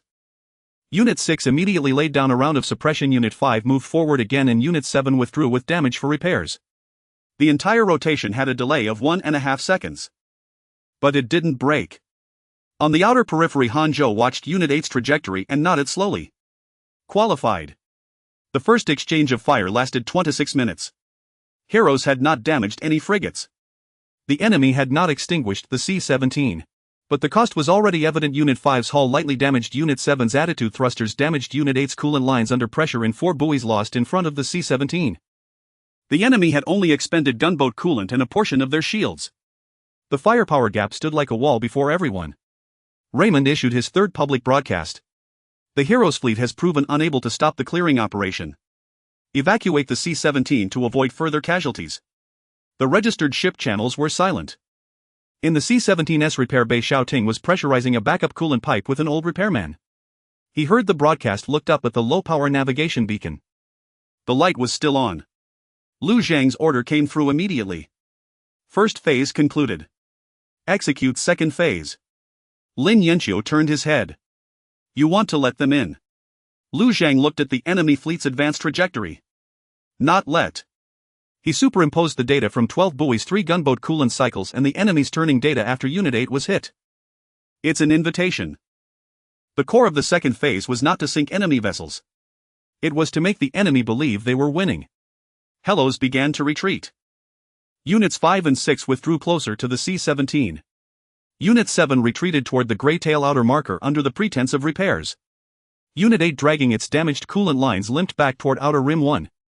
The 4-ship 5-type rotation formation grew loose. Ahead of the C-17, only a few low-power buoys and 2 repair tugs remained. Raymond stared at the star chart, his mechanical prosthetic tapping against the tactical console. The adjutant said, "They can't hold on." Raymond did not nod immediately. Helos was too adept at using feigned weakness to conceal its procedures. Greybag 3 was the bait, the surveillance buoys were the measuring tools, and the unmanned modules were the needles. This retreat could also be a door. But the battlefield was not governed solely by suspicion. He had 3 armed frigates, 2 gunboats, and the authority of the Border Security Mandate. His mission was to clear obstacles, not to stand outside the clearance line and wait for Helos to slowly repair Unit 8 and the C-17. Advance to clearance position 2. Raymond ordered gunboats flank the sides. Frigate squadron prepare for targeted destruction of the C-17's hull. The enemy ships advanced. Step by step they entered the line Helos had constructed with 12 buoys in 7 days of compressed work. This line was not on any map. It was composed of the gunboats firing range, the frigates turning radius, the C-17's delayed fire control, the Grey Tail outer marker's low power calibration, and the timing differential of Outer Rim 1's anchor tower. No single element was fatal, but together they could create a brief window. Lu Zhang named it the fold line. Before the enemy entered the fold line, none of Hellas' ships could act hastily. Unit 5 could not open fire. Unit 6 could not reposition. Unit 7 had to feign a worsening thruster problem. Unit 8 had to drag its wounds like a newly launched vessel stunned in its first skirmish. Chibai spoke softly on Unit 8, "Kids, this is your first time acting. Don't overdo it." The vice captain gave a wry smile. "We really are leaking coolant." "Then act even more convincingly." In the C-17's maintenance bay, Xiaoting and an old repairman connected a set of backup capacitors to the attitude ring of the outpost marker. The outpost marker would not move much, but if it could deflect the fire control reference by a critical angle at the crucial moment, it would make the enemy believe Hellas' firing arc was narrower. Hanzhou warned over the channel, "No early cuts." Xiaoting stared at the countdown. "Understood." The first enemy frigate entered the outer edge of the fold line. The second frigate followed. The third hung slightly back, maintaining support distance. 2 gunboats flanked the sides, ready to intercept in case the Grey Falcons counterattacked. Raymond did not commit all his forces. He remained cautious. Lu Zhang looked at the star chart without disappointment. A cautious man would not stick his head into a noose. But he would reach in with his hand. "Change target to the port gunboat," Lu Zhang said. Lin Yanqi's eyes flickered. Everyone had assumed Helos would target the frigates. Frigates were larger, more conspicuous, and fit the expectation of a counterattack. But their shields were thick, their turns stable, and 4 Grey Falcon Type 5s would struggle to penetrate them quickly. The port gunboat was different. It had long range and posed a great threat, but after destroying numerous buoys it had developed a fixed cooling habit. It was the hand that had reached in. The countdown reached 0. The C-17's fire control reference suddenly shifted. The Grey Tail outer marker's low power calibration lit up in sync. The delayed broadcast from Outer Rim 1's anchor tower filled the timing gap at that moment. Unit 8 moved first. The damaged ship did not retreat. Instead, it used backup coolant to forcibly suppress the pipeline alarms, angling itself to cut off the port gunboat's escape route. The young vice captain's voice was taut, but his actions were precise. "Unit 8 has completed repositioning." Chibai whispered, "Open the door." Units 5 and 6 surged forward simultaneously. Unit 7 cancelled its thruster alarm and cut across from the direction of the Grey Tail outer marker. The 3 more seasoned Type 5 ships did not target the frigates, they all locked their fire control onto the port gunboat. The gunboat immediately retreated. Following the habit recorded over the past 12 engagements, it turned toward the northern cooling zone. But the cooling zone supply rack had already been destroyed and the relay was severed. Its escape route was narrower than it thought. Unit 8 was blocking the way. The enemy frigates began turning to provide support, but were misled by the C-17's delayed fire control reference and Unit 6's chaff, causing their first round of support fire to land on the debris belt. Unit 5's main cannon struck the gunboat's shield and Unit 7 followed up, hitting its propulsion flank. When Unit 8 opened fire, its hull was still blaring alarms. The coolant pipeline was at the red line. The vice captain did not hesitate. Unit 8 main cannon low power continuous fire. 3 volleys were not particularly elegant, but all landed near the gunboat's already faltering thrusters. The gunboat lost its turning ability. It did not explode but was forced to halt within the fold line. Shinwei seized the window. Unit 5 fired a harpoon. Unit 6 deployed an electromagnetic net and Unit 7 severed its channel to the frigates. Unit 8 used its last reserves of coolant to suppress the gunboat's point defense. The port gunboat was crippled. The entire process took only 44 seconds. 44 seconds later, the enemy frigates finally completed their turn. Heavy cannons illuminated the battlefield. Unit 7 was caught by the shockwave and its attitude thrusters began blaring alarms again. A section of Unit 8's coolant pipeline burst completely. Shibei's voice turned cold for the first time. Unit 8, fall back. Don't be reckless. The vice captain gritted his teeth. Unit 8 falling back. Helos did not pursue the frigates. They dragged the crippled gunboat's wreckage and swiftly retreated behind the C-17's defensive line. The first real victory had appeared. It was not the sinking of a frigate. It was the severing of one of the Eaglecrest Border Security Fleet's long-range scissors. Raymond stared at the unresponsive port gunboat, his face ashen. He finally understood. From the very first round, Helos had not been defending a line. They were weaving a net. After the left-wing gunboat was incapacitated, the battlefield did not immediately fall silent. The firepower of the Eagle Crown patrol ship poured down like a torrential rain. The first patrol ship locked onto Grey Falcon No. 8, clearly intending to reduce this newly positioned vessel to fragments. The cooling pipe of No. 8 burst speed decreased, the shield fluctuated unstably, and even the attitude correction was sluggish. For the first time, Shibai did not smile on the bridge. Don't retreat, straight back. The first officer was sweating profusely. The right side is also locked. Then retreat in the least comfortable direction. No. 8 slid diagonally into the edge of a rubble field. The rubble would scrape the hull and interfere with the enemy's fire control. The next moment, the patrol ship's cannon fire grazed the tail of No. 8, tearing off a piece of the outer plating. The alarm nearly drowned out the bridge. But No. 8 was not sunk. No. 6 timely reinforced with foil. No. 5 held the wreckage of the incapacitated gunboat with a tow missile, and No. 7 injured blocked the path between the patrol ship and the C-17. For the first time, the 4 ships of the Type 5 completed a true combat rotation under high pressure. Each ship was damaged. Each ship remained in position. In the C-17 repair chamber, Xiaoting and the old mechanic were thrown against the wall by the shock. The backup capacitor overloaded and smoked, and the low-power navigation light flickered twice. The old mechanic cursed, the light is going out. Xiaoting rushed to the control panel and switched the auxiliary power from the living chamber to the navigation light. The living chamber instantly darkened. The navigation light lit up again. Xiaoting gasped, the light cannot go out. The old mechanic glanced at him and stopped cursing. Outside the reef area, Raymond issued a pursuit order. Recapture the gunboat, destroy the C-17 hull. 2 patrol ships advanced while the third maintained a middle rear position.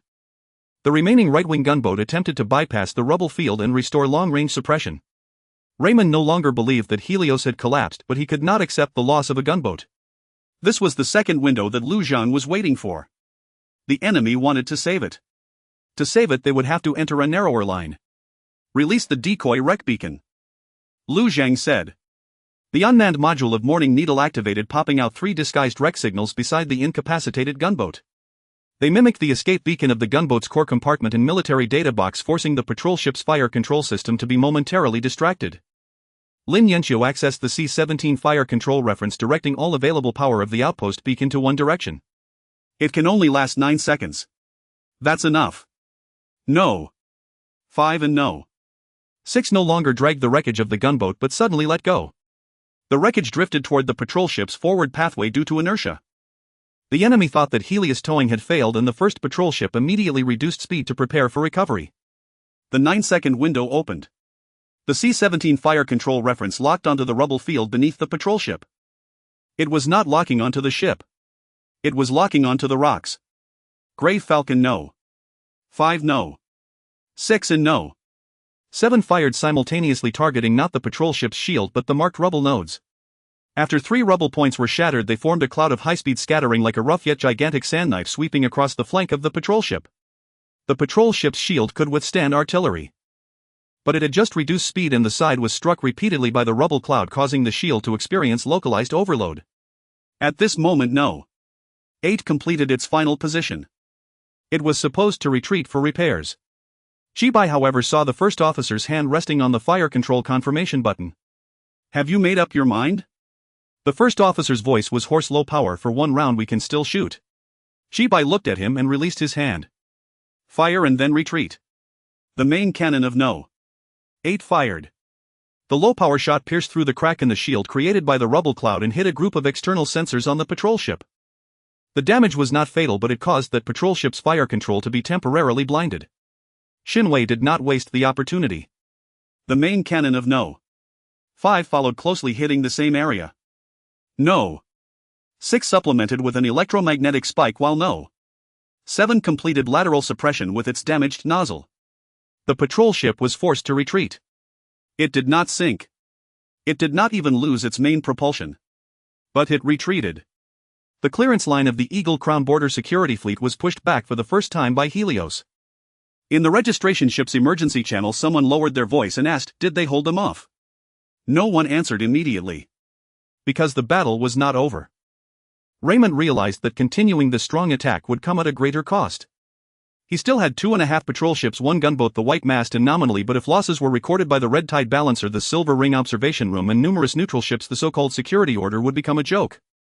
He made the most painful decision. Retreat to the outer edge of the reef.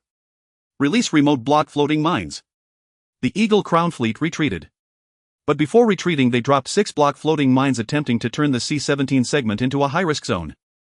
Helios did not pursue. All 4 Grey Falcon Type 5s were sounding alarms. The C-17's power had dropped to a low level and the repair team had nearly exhausted their inventory.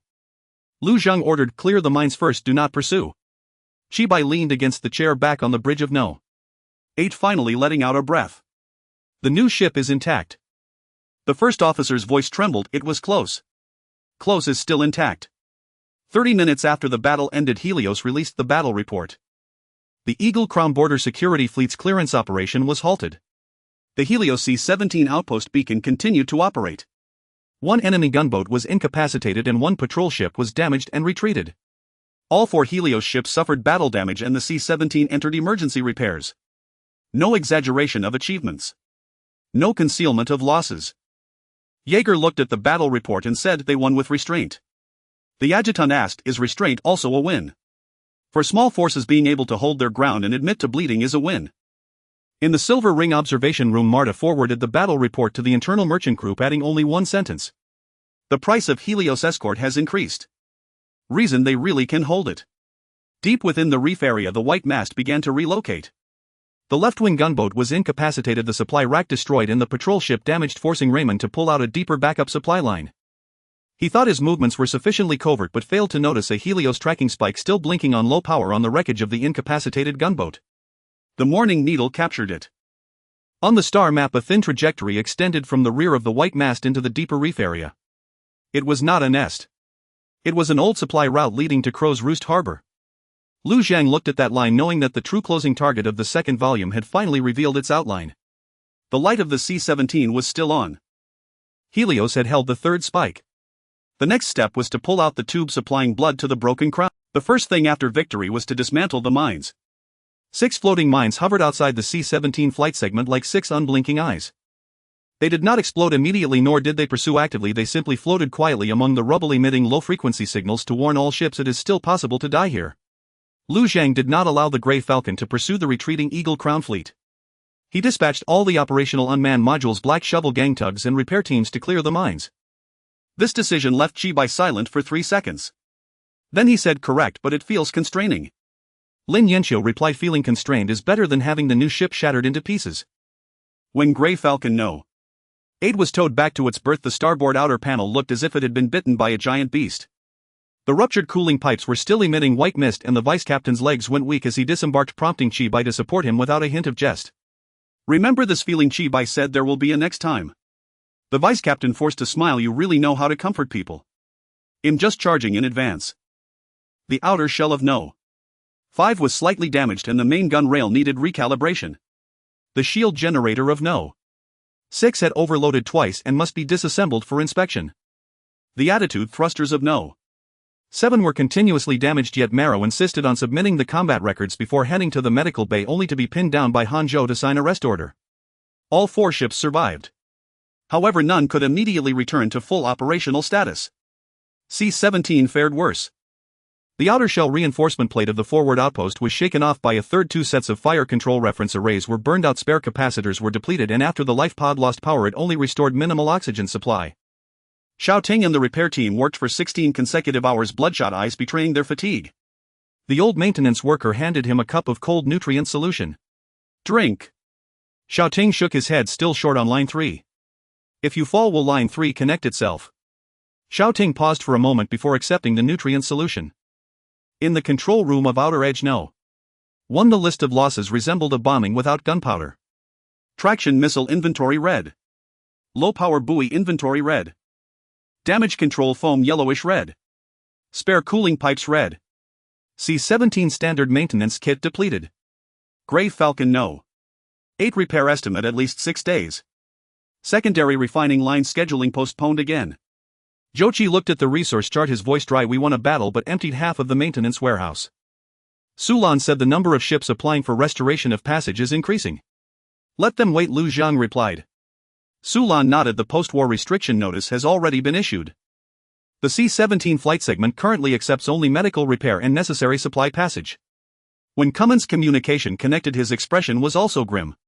The Black Shovel gang tug fleet lost an unmanned tow during the mine clearance and 2 crew members sustained minor injuries. Saji made no complaints about the points, only asking who gets the stuff taken off the floating mines. Sulan replied the dangerous cores belong to Hello's military industrial. The shell materials can be distributed according to the defense ratio. Saji grinned. You even want to account for the mine shells? Mine shells can also be used for repairs, Lin Yanqiu remarked. This statement rendered the conference room momentarily silent. Hellos had become so impoverished that even battlefield debris could not be wasted. The mine clearance lasted 9 hours. The first floating mine was detonated by an unmanned module, the explosion illuminating the rubble belt in a ghastly white. The second was dismantled after being remotely towed away from the channel by the Black Shovel gang tug. The third mine was nearly triggered. Saji personally cut the tow cable, letting an unmanned towcraft explode into wreckage. By the time the 6th floating mine was secured, the C-17 flight segment finally restored its minimum safety level. In the registered ship channel, some sent messages of gratitude. Others inquired when normal passage would resume. Sulan replied, when the channel no longer attempts to kill you. No one urged further. Late at night, Lu Zhang came alone to the C-17 temporary repair bay. The navigation lights were still lit, albeit dimmer than before. Xiao Ting had fallen asleep against the wall, still clutching a handwritten line verification sheet. The old maintenance worker made a shushing gesture. Lu Zhang did not wake him. He walked to the porthole, gazing towards the distant reef area. The old supply route data transmitted back by the tracking nails had been organized. That line led deeper towards the white mast and the shadow of Crow's Nest port. But Hellos could not pursue immediately. It must first staunch its own blood. Behind him, the old maintenance worker said softly, "My lord, the light can still hold." Lu Zhan nodded. Then let it continue to shine. 36 hours later, the casualty list shifted from red to a state open for discussion. It wasn't because the losses had diminished. It was because everyone finally had the strength to sit down and argue. At the center of the star map, an old supply route was marked as a thin dark line. It extended from deep within the reef zone, bypassing the public outer rim. Route 1 threading through a field of abandoned jump beacons and ultimately pointing toward Crow's Roost Harbor. Lu Zhan gave it a name. The Bloodline. Chibai stared at the name, unable to muster a smile. Very vivid. And very hard to sever. Hanzhou said, staying away from the 3-point control zone means leaving our familiar procedures behind. Lin Yanqiu projected the status of the 4 ships. Number 5 could restore 70% of its combat capability within 24 hours. Number 6 required an inspection of its shield generator. A force sortie would carry medium risk. Number 7's attitude thrusters needed a replacement set of core valves. Full repairs to Number 8's cooling conduits would take at least 4 more days. Talking about cutting the Bloodline now means gambling with 2.5 Grey Falcons. Lin Yanqiu said, and on the other side they still have 2.5 patrol frigates, a gunboat, the White Mast, and an unknown supply node. Chibai corrected him, we still have the old Grey Falcon. Lin Yanqiu shot him a look. You want to take a ship from our grandfather's era to chase an Eagle Crown patrol frigate? Chibai fell silent. Sulan opposed the plan with even colder administrative logic. C-17 was just secured. If the main fleet leaves, the registered ships will think Hellos is emptying the route to pursue. Red Tide and Silver Ring will also reassess the stability of our defenses. Zhou Qi pointed at the resource table. The secondary refining line has been delayed too long already. If we fight another battle, the refit module will be postponed by at least a month. Every word spoken in the meeting room echoed the same conclusion. They couldn't pursue. Yet everyone also knew that if they didn't deal with the bloodline, Ramon would recover. Crow's Roost Harbor would continue to supply him with fuel, coolant jammers, and legitimacy. Hellos had held C-17 this time, but next time they might face more patrol frigates or even remnants of a genuine light cruiser. Lu Zhang didn't make a decision immediately. He divided the bloodline into 3 segments. The first segment was inside the reef zone, familiar territory for the enemy where the white mast could provide rapid support. The second segment was the abandoned jump beacon zone with complex terrain and poor communications but farther from the 3-point control zone. The third segment was the periphery of Crow's Roost Harbor where the enemy's supply lines were strongest and which Hellos absolutely could not touch at present. "We're not hitting the third segment," Lu Zhang said. Everyone looked at him. "And we're not going deep into the first either." Chi Bei's eyes lit up. "The second segment." Lu Zhang nodded. "The truly vulnerable part of a blood vessel isn't the heart or the wound. It's the middle section of the vessel wall that no one wants to guard for too long. We need to find a point where Ramon is forced to send ships to rescue, and Crow's Roost Harbor must expose more of its supply rhythm." Hanzhou asked, "What do we use to fight?" "We don't strike first. We observe first." The Morning Needle became the core of the plan. It would carry low-power unmanned modules to reconnoiter the second segment of the old supply route following the residual trail of the tracking spikes. Grey Falcons 5 and 6 would only advance to the outer edge of C-17 to provide long-range support. 7 and 8 would remain behind for repairs.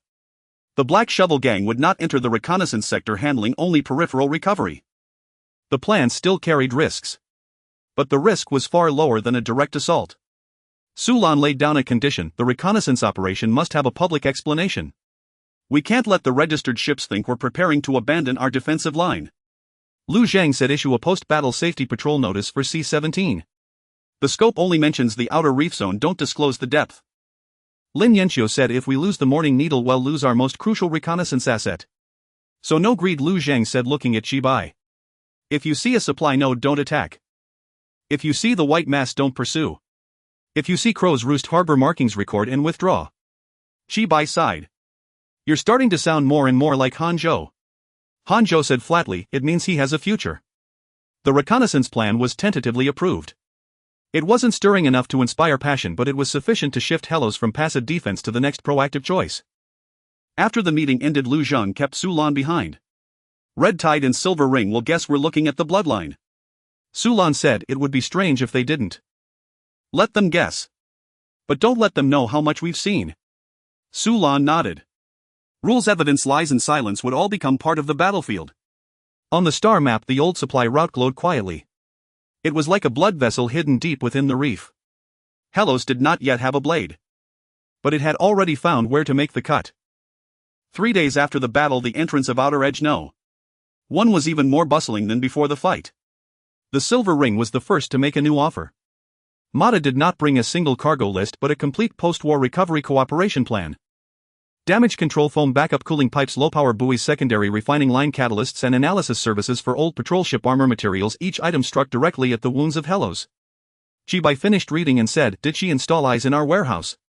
Lin Yanxiu coldly replied, "Merchants do not need eyes, the scent of blood is sufficient." Mata smiled, "I heard that." Lu Zhang looked at her and said, "Then you should also know that Hellos will not sell the C-17 fire control data." "I am not buying the fire control data this time." "Then what are you buying?" "An exclusive pricing window for post-war escort, priority purchasing rights for future production capacity of secondary refining lines, and a non-sensitive risk assessment regarding the old supply route of Crow's Rest."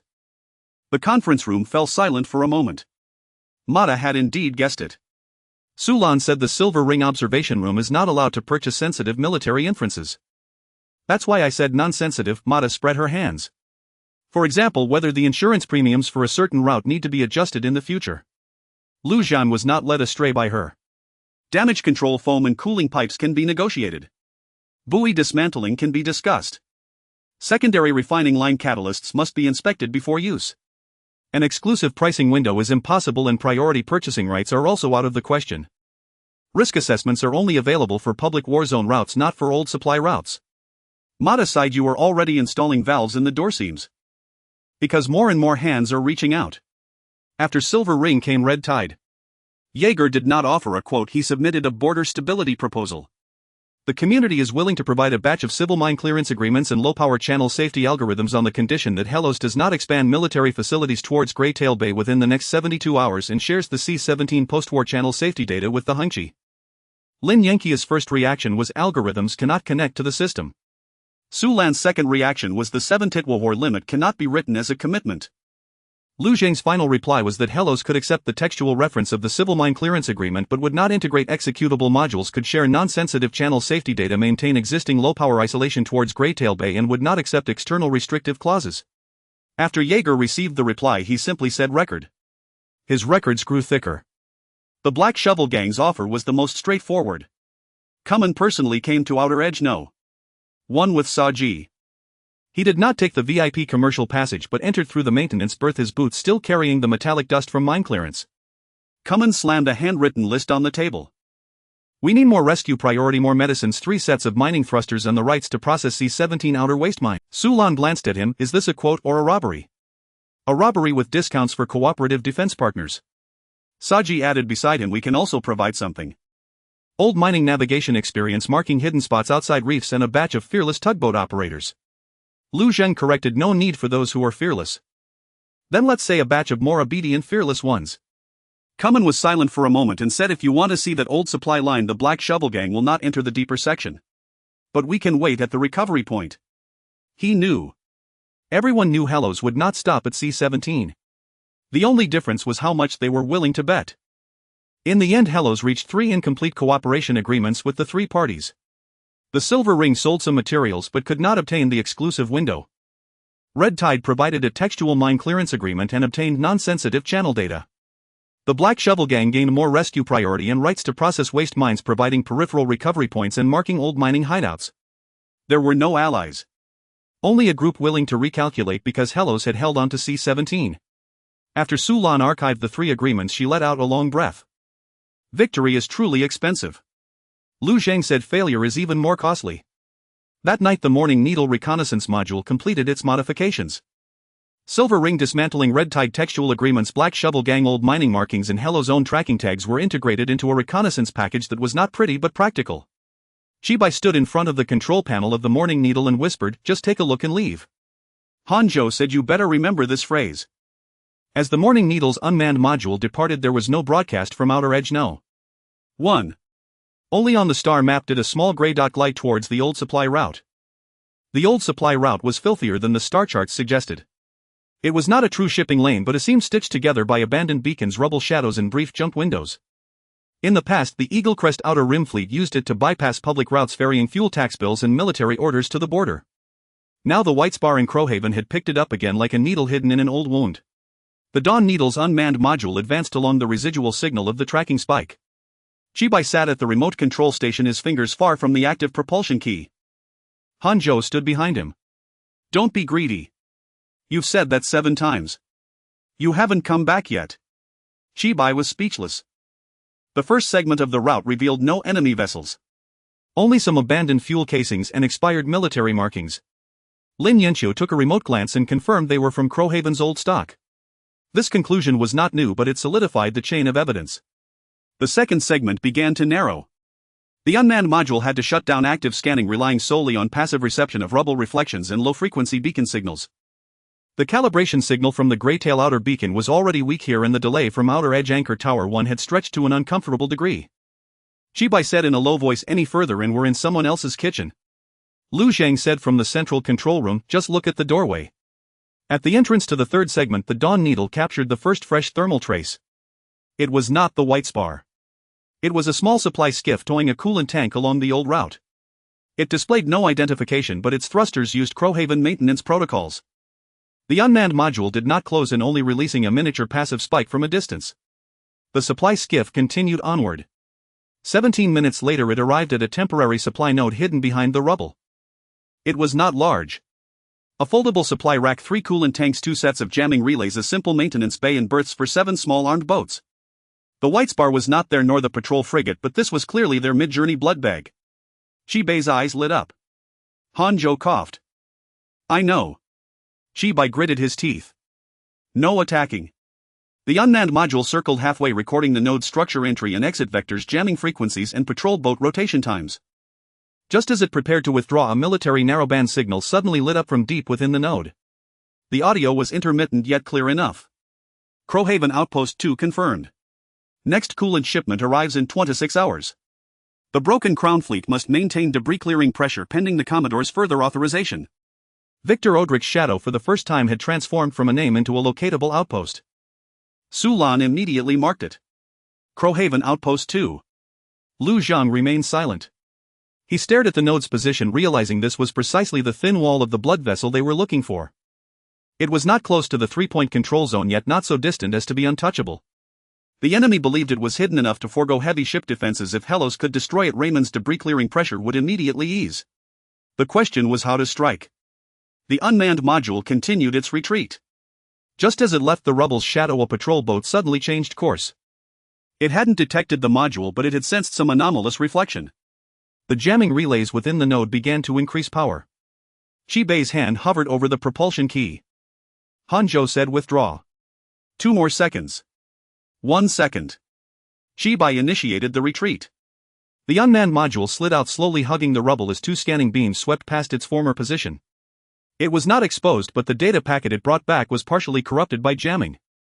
It was enough. When the Dawn Needle's module returned to the recovery point, the Blackhook's tug was already waiting. Saji personally fished the module back into the cargo hold, his first words being, "This little thing is worth more than some of your captains." Chibai said over the channel, "I heard that. I was talking about you." After Outer Edge 1 received the complete data, the conference room fell into a long silence. The supply node was small. But it was real. Crowhaven Outpost 2 was also real. Raymond's blood vessel was no longer a vague trajectory, but a target that could be calculated, struck and severed. Lu Zhang raised his hand and marked 3 ranges on the star chart. C-17 support limit. Grey Falcon Type 5 safe return route. Crowhaven Outpost 2 supply window. The 3 lines did not fully overlap. Only a very narrow intersection remained. Hanzhou looked at that intersection and said, "The window is small." Lin Yanqiu said, "So small that if something goes wrong, the Type 5 squadron might not come back." Lu Zhang stared at the star chart. "So it won't be a squadron going?" Everyone was taken aback. "Let the node network go. Let the node network do it." No one understood this at first. Chibai frowned. "The node network has no thrusters." Lu Zhang pulled up the supply windows of Outer Rim 1, Greytail Beacon C-17, the buoy debris array, the Black Shovel Gang recovery point, the Morning Needles unmanned module, and Crow's Roost Outpost 2 onto the same star chart. "The fleet won't go deep," he said. "The nodes will extend forward." Lin Yanqiu quickly understood. "Deploy fire control buoys temporarily." "Not just fire control buoys." Lu Zhang lit up 3 positions outside C-17. Use the mine casings removed during clearance to disguise them as wreckage and stuff low-power monitors, one-time calibrators and tow beacons inside. The Black Shovel Gang will deliver them to the edge of the old mine tunnels, and the Morning Needle will handle activation. Grey Falcon 5 and 6 will only reach the support limit. 7 and 8 will stay between C-17 and Outer Rim 1 as relays.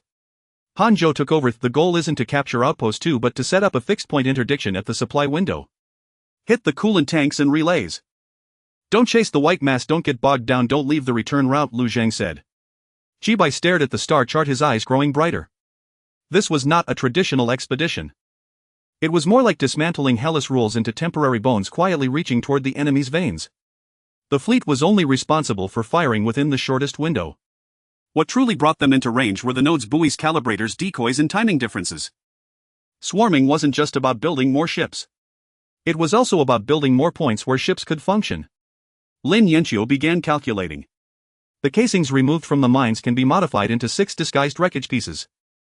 We only have enough low-power monitors in stock for 4. The one-time calibrators will require stripping parts from 2 training simulators. The tow beacons can be taken from the Greybag 3 spare parts. Hanzhou immediately said, "We can't dismantle the training simulators completely. Strip the spare parts, not the main units." Lin Yanqiu shot him a glare. "I haven't lost my mind yet." Sulan considered the administrative risk. The Black Shovel Gang's involvement in the deployment will entangle them deeper in the strike against the Eagle Crown supply line. Cummins' communication came through just then. He listened to the plan and was silent for a long time. "You won't let us into the main battle, but you want us to move the bones." Lu Zhang said, "Move them to the edge. The insertion will be handled by the unmanned modules." Saji asked points. Sulan replied secondary wartime coordination. If the damaged modules are successfully recovered, additional points will be calculated. Saji looked at Kuman. Kuman cursed, you figured it out so clearly, I'd feel like I'm losing out if I refused. The Black Shovel gang joined. Silver Ring also caught wind of it. Marta offered to sell 2 small camouflage launchers in exchange for priority access to the battle reports from Outpost 2. Lu Zhang cut the priority access, allowing Silver Ring only a 10-minute preview of the public battle reports. Marta accepted. Red Tide, however, provided no supplies. Jaeger only sent a reminder: the Commonwealth advises Hellos not to expand military operations into the deep sections of unregistered old shipping lanes. Lu Zhang replied, Hellos will strike supply nodes that have been confirmed to support hostile clearing operations. The action will not involve Grey Tail Bay or Commonwealth shipping lanes. Jaeger did not press further. But the observation array of the scale ship had noticeably shifted toward the outer edge of the reefs. Preparations lasted 20 hours. The C-17 repair crew, while fixing the navigation lights, also ground the mine casings into shapes that looked more like battlefield debris. Xiaoting was responsible for calibrating the one-time calibrators. He checked the same circuit 3 times in a row. An old repairman asked if he was nervous. Xiaoting said, if this thing is off by a second, the Grey Falcons will fire into nothing. The old repairman nodded. Then check it a 4th time. Grey Falcon 5 and 6 completed their minimal repairs and departed again. The nozzle replacement on 7 was only half done, limiting it to short relay duties. 8 still couldn't maneuver at high speed, but it could serve as a reserve fire point near Outer Rim 1. This was not a perfect fleet. It was every Fang Hellos could muster. The operations code name was given by Sulan: Sever the Pipe. Chi Bai thought it was too blunt. Han Zhou said bluntness doesn't hinder execution. Lu Zhang approved the name. Operation Sever the Pipe wasn't about winning gloriously. It was about making Raymond feel his own blood turning cold before his next shot. Before departure, Lu Zhang stood in the control room watching the temporary nodes light up one by one on the star chart. Outer Rim 1 was the heart. Grey Tail Beacon was the rib. C-17 was the nail. The buoy's debris, unmanned modules, and the Black Shovel Gang's recovery point formed a temporary net. The net was thin, but it was long enough to reach the throat of Crow's Roost Outpost 2. The countdown hit 0. The first piece of disguised wreckage was towed by a Black Shovel Gang tugboat to the edge of the old mine tunnels. As the first camouflage wreckage approached the edge of the old mine tunnel, the thrusters of the Black Shovel Gang's tugboat were nearly reduced to silence. Saji personally monitored the external mechanical arm. That piece of wreckage, modified from a floating mineshell, looked utterly unremarkable, its surface scorched edges curled and even bearing a few deliberately preserved shards of cracked warning paint. Any passing patrol boat that spotted it would simply dismiss it as scrap iron drifting in after a debris-clearing battle. Yet within that scrap iron lay the first nerve that Helos had extended outward. A low-power listening device. A one-time calibrator. A homing beacon. And a small energy core capable of emitting only 3 short pulses. Saji watched as the mechanical arm released its grip, the wreckage slowly sliding into the shadows of the old mine tunnel. The first bone has been laid down, she said. In the central control room of Outer Rim 1, Sulan recorded the time. The pipe break operation was not announced via public broadcast. Registered vessels were aware that the C-17 sector remained under post-war security patrol. The Red Tide Hengshi only observed Black Shovel tugboats moving along the outer edge of the reef, while the Silver Ring observation room could only capture a few anomalous dispatches from public channels. Marta sent a message. Your maintenance vessel's trajectory today has a certain rhythm. Lu Zhang did not reply. The second camouflaged wreck was towed by the Chenshin's unmanned module. It was deeper than the first, entering the crevices of debris on the outer side of the old supply route. Here the communication delay had already stretched noticeably. Commands from Outer Post 1 had to pass through C-17 the weak calibration of the Grey Tail outer marker and the relay of the unmanned module before they could arrive. Each delay felt like pulling a thin thread across the node network, one that might snap with the slightest extra tension. Xiaoting stood guard before the C-17 calibration console. His duty was to confirm that the disposable calibrators entered hibernation in sequence. When the third green dot lit up on the screen, he did not relax, for the fourth had yet to appear. The old maintenance worker beside him asked, stuck. The delay is 1.6 seconds higher than the simulation. Can you compensate? Xiaoting stared at the curve, his finger hovering over the manual correction input. No need. It's correcting itself. The fourth green dot illuminated. The old worker grinned. If you'd been impulsive just now, you'd have been wrong. Xiaoting wiped the sweat from his brow. That's why I didn't touch it. The deployment of the third and fourth decoy wrecks was even slower. The Black Shovel tugboats could not enter the deep main combat sector. They could only deliver the modified shells to the edge of the old minefield where the unmanned modules would push them forward section by section. Each push required a pause to simulate natural drift. The process was excruciatingly slow, so slow that Chibai wanted to curse 3 times in a row from the control seat. Hanjo stood behind him as silent as a driven nail. Don't rush. I haven't said anything yet. Your face has. As the 5th decoy wreck was being deployed, an enemy patrol boat appeared. It was a small armed craft subordinate to the white mast conducting a routine scan along the outer edge of the old supply route.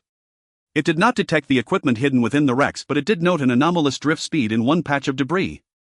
The armed boat slowed its probing radar, sweeping over the minefield edge like a cold, unblinking eye. A sudden silence fell over Outer Post 1's central control room.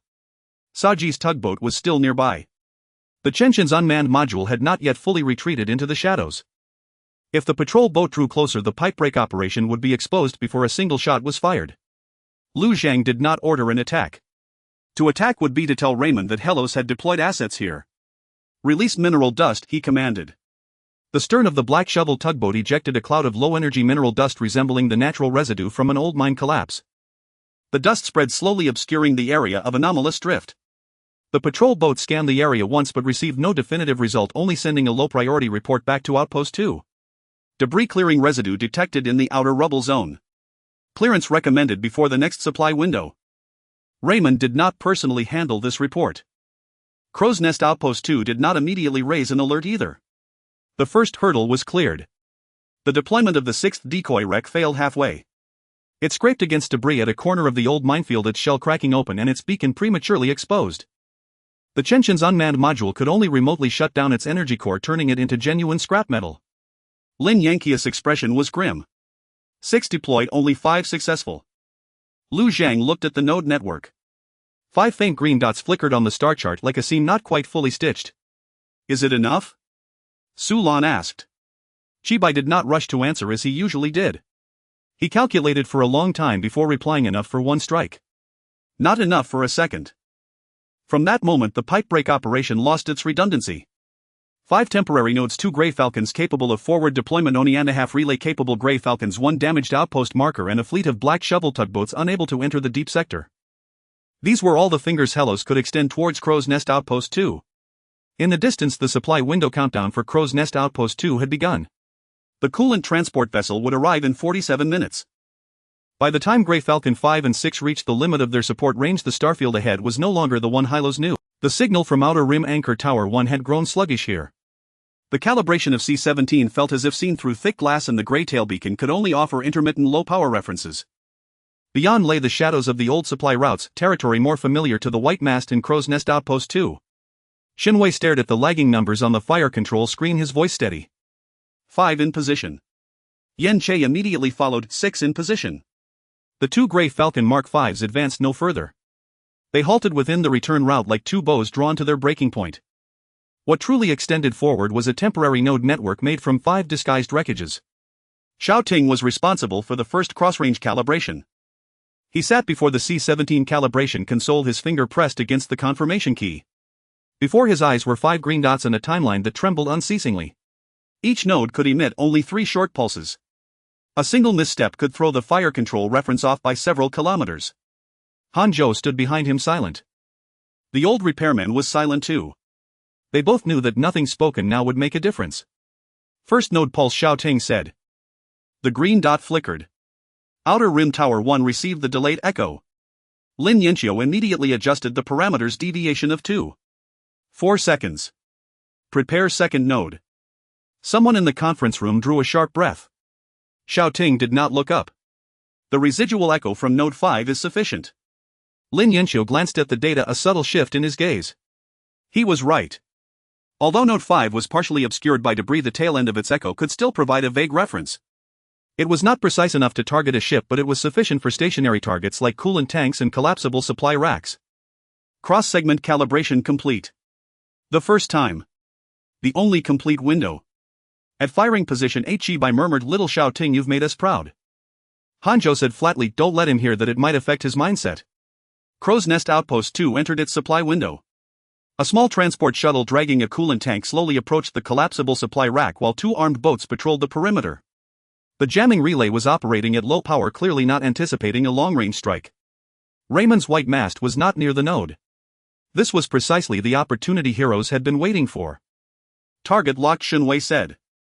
On fire control screen 5 there was no clear enemy ship image, only a rough set of coordinates stitched together by the node network. The coordinates drifted like they were on the water's surface, threatening to scatter at any moment. Yenche asked, confirm we're hitting the supply rack, not the transport. Lu Zhang replied, hit the supply rack and the relay. Let the transport escape if it can. Heroes was not there to slaughter ships. It was there to sever the supply line. The first volley would be executed by number 5. The cannon beam pierced the support limit, striking along the line temporarily calibrated by the node network into the old supply corridor. The delay made everyone feel as if the shot had plunged into deep water with no echo returning for a long time. 3 seconds later, flames erupted at Crow's Nest Outpost 2.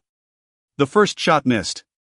It grazed the outer edge of the supply rack, shattering a set of docking arms. The transport shuttle immediately sounded the alarm and the 2 armed boats began to scramble chaotically. Deviation is correctable, Lin Yanxiu said. Second shot adjust right by 0. 6.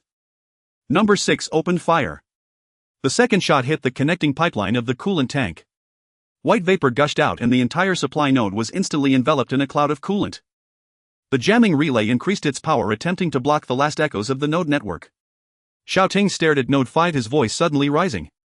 Node 5 can hold for one more shot. Lu Zhang ordered, hit the relay. Numbers 5 and 6 simultaneously fired a low-power barrage. It was not for armor penetration. It was to blanket an area. 3 beams of cannon light pierced through the coolant white mist. The first was blocked by debris, the second missed, and the third struck the base of the jamming relay. The relay signal surged sharply, then vanished like a severed string.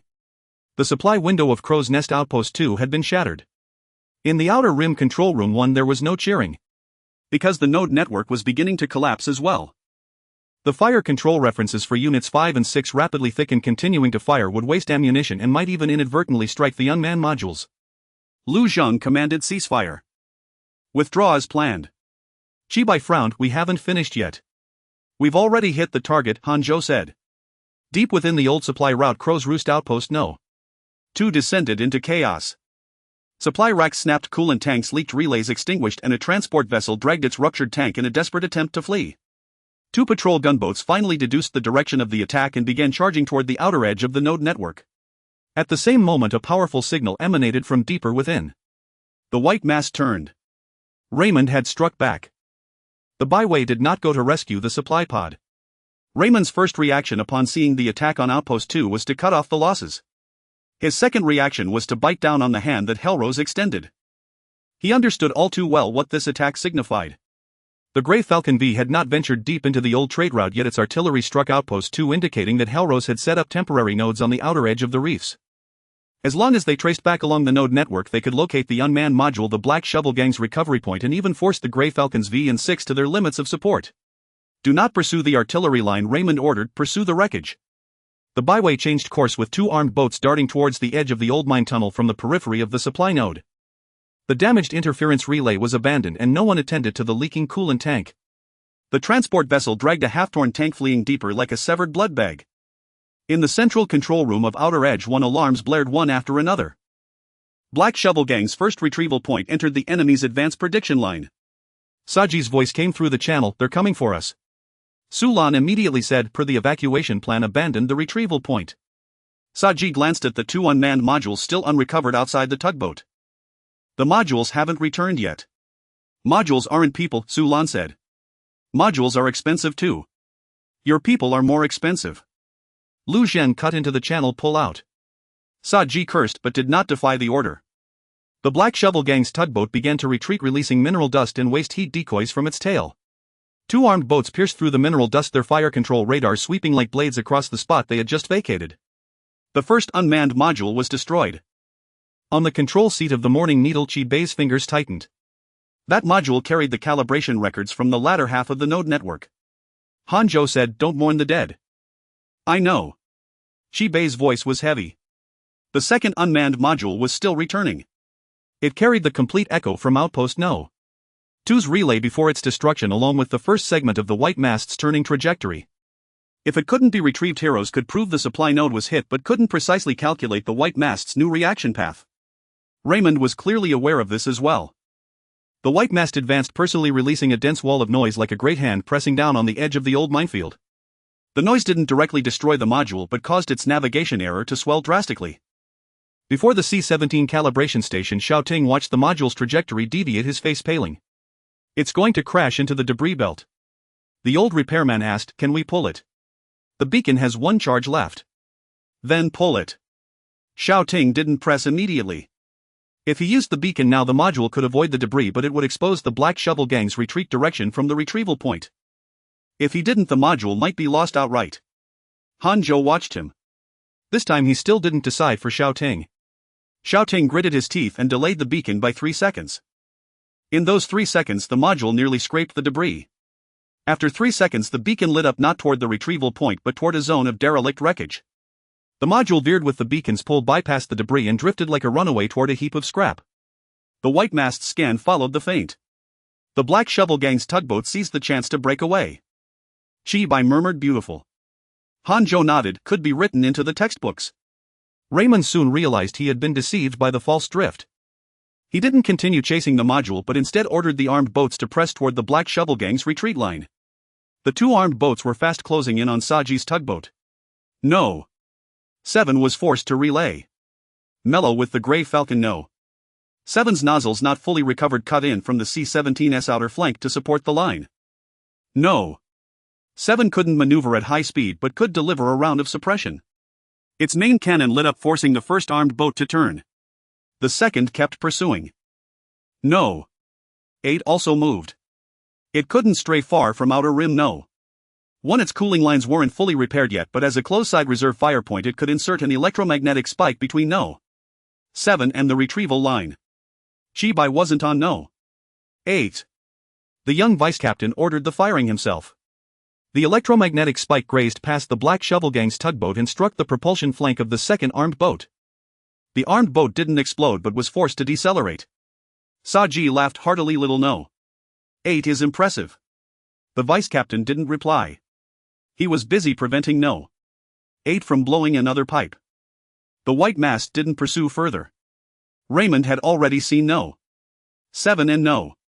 8 relay and also saw No. 5 and No. 6 begin an orderly retreat. He had bitten off one unmanned module and forced Hera's relay line into the open, but he had failed to capture the Black Shovel Gang or prevent Outpost No. 2's supply node from burning.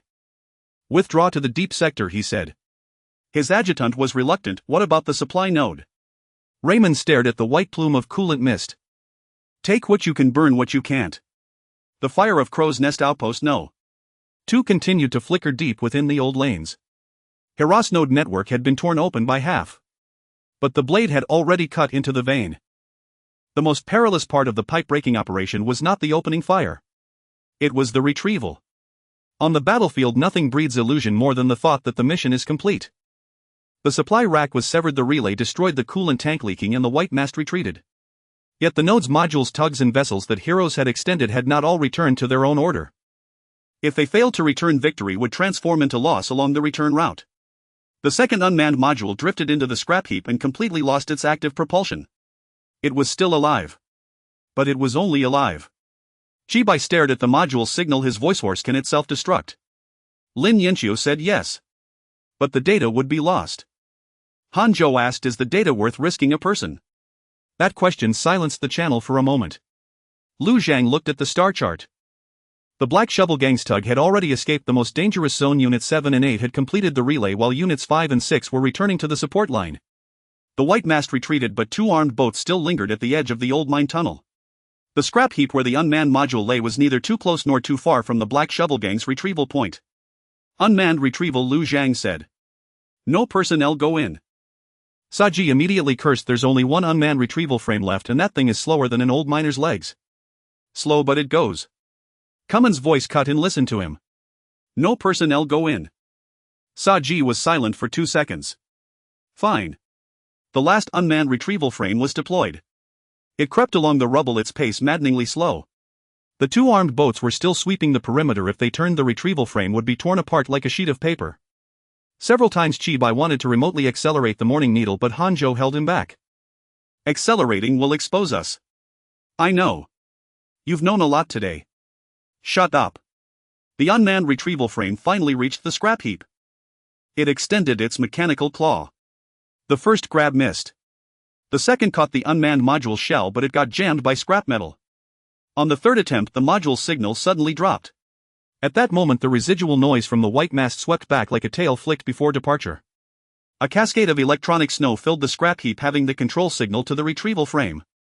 Xiaoting jerked his head up at the C-17 calibration console. I can use the residual pulse from a disposable calibrator to guide the frame. Lin Yanqiu frowned. That will burn out the calibrator. The node network is already down anyway. This time Hanzhou looked at Lu Zhang. Lu Zhang nodded. Use it. Xiaoting pressed the residual pulse. A nearly depleted decoy wreckage flickered once like the last spark in a bed of ashes. Relying on that single calibration, the unmanned retrieval frame finally yanked the module free from the scrap metal. The next second, the decoy wreckage went completely dark. The node network had lost one of its bones. The module was back. Outside the retrieval point, the two armed boats finally detected the anomaly and began to accelerate their approach. Unit 7 could no longer advance. Unit 8's cooling alarm was sounding and Units 5 and 6 were too far away. Saji watched the unmanned retrieval frame slowly dragging the module, then suddenly swung the Black Shovel Gang's tug around. Come on, roared Saji. I'm not going into the deep section, Saji said. I'll just pull it from the edge. Her tug burst through the ore dust and released a tow line. The tow line hooked onto the retrieval frame shell and violently yanked it toward the recovery line. The first armed boat opened fire. The cannon flash grazed the tug's tail, blowing off a propulsion shield. Saji's curses echoed across the entire channel. The deputy captain of Unit 8 gritted his teeth. Unit 8 can still fire one round. Lin Yanqiu's voice was cold. Your cooling line isn't fixed. Low power. Lu Zhang ordered. Permission granted. Unit 8 opened fire. The low-power bombardment forced the first armed boat to veer off. The second boat continued its advance. Unit 7 used its last set of functional nozzles for lateral suppression, firing its main cannon briefly to break the boat's fire control lock. Saji dragged the retrieval frame and the module back to the recovery line. The stern of her tug was ablaze. One thruster was lost and 2 crew members in the cabin were injured by the shock. But the people were alive and the module was alive.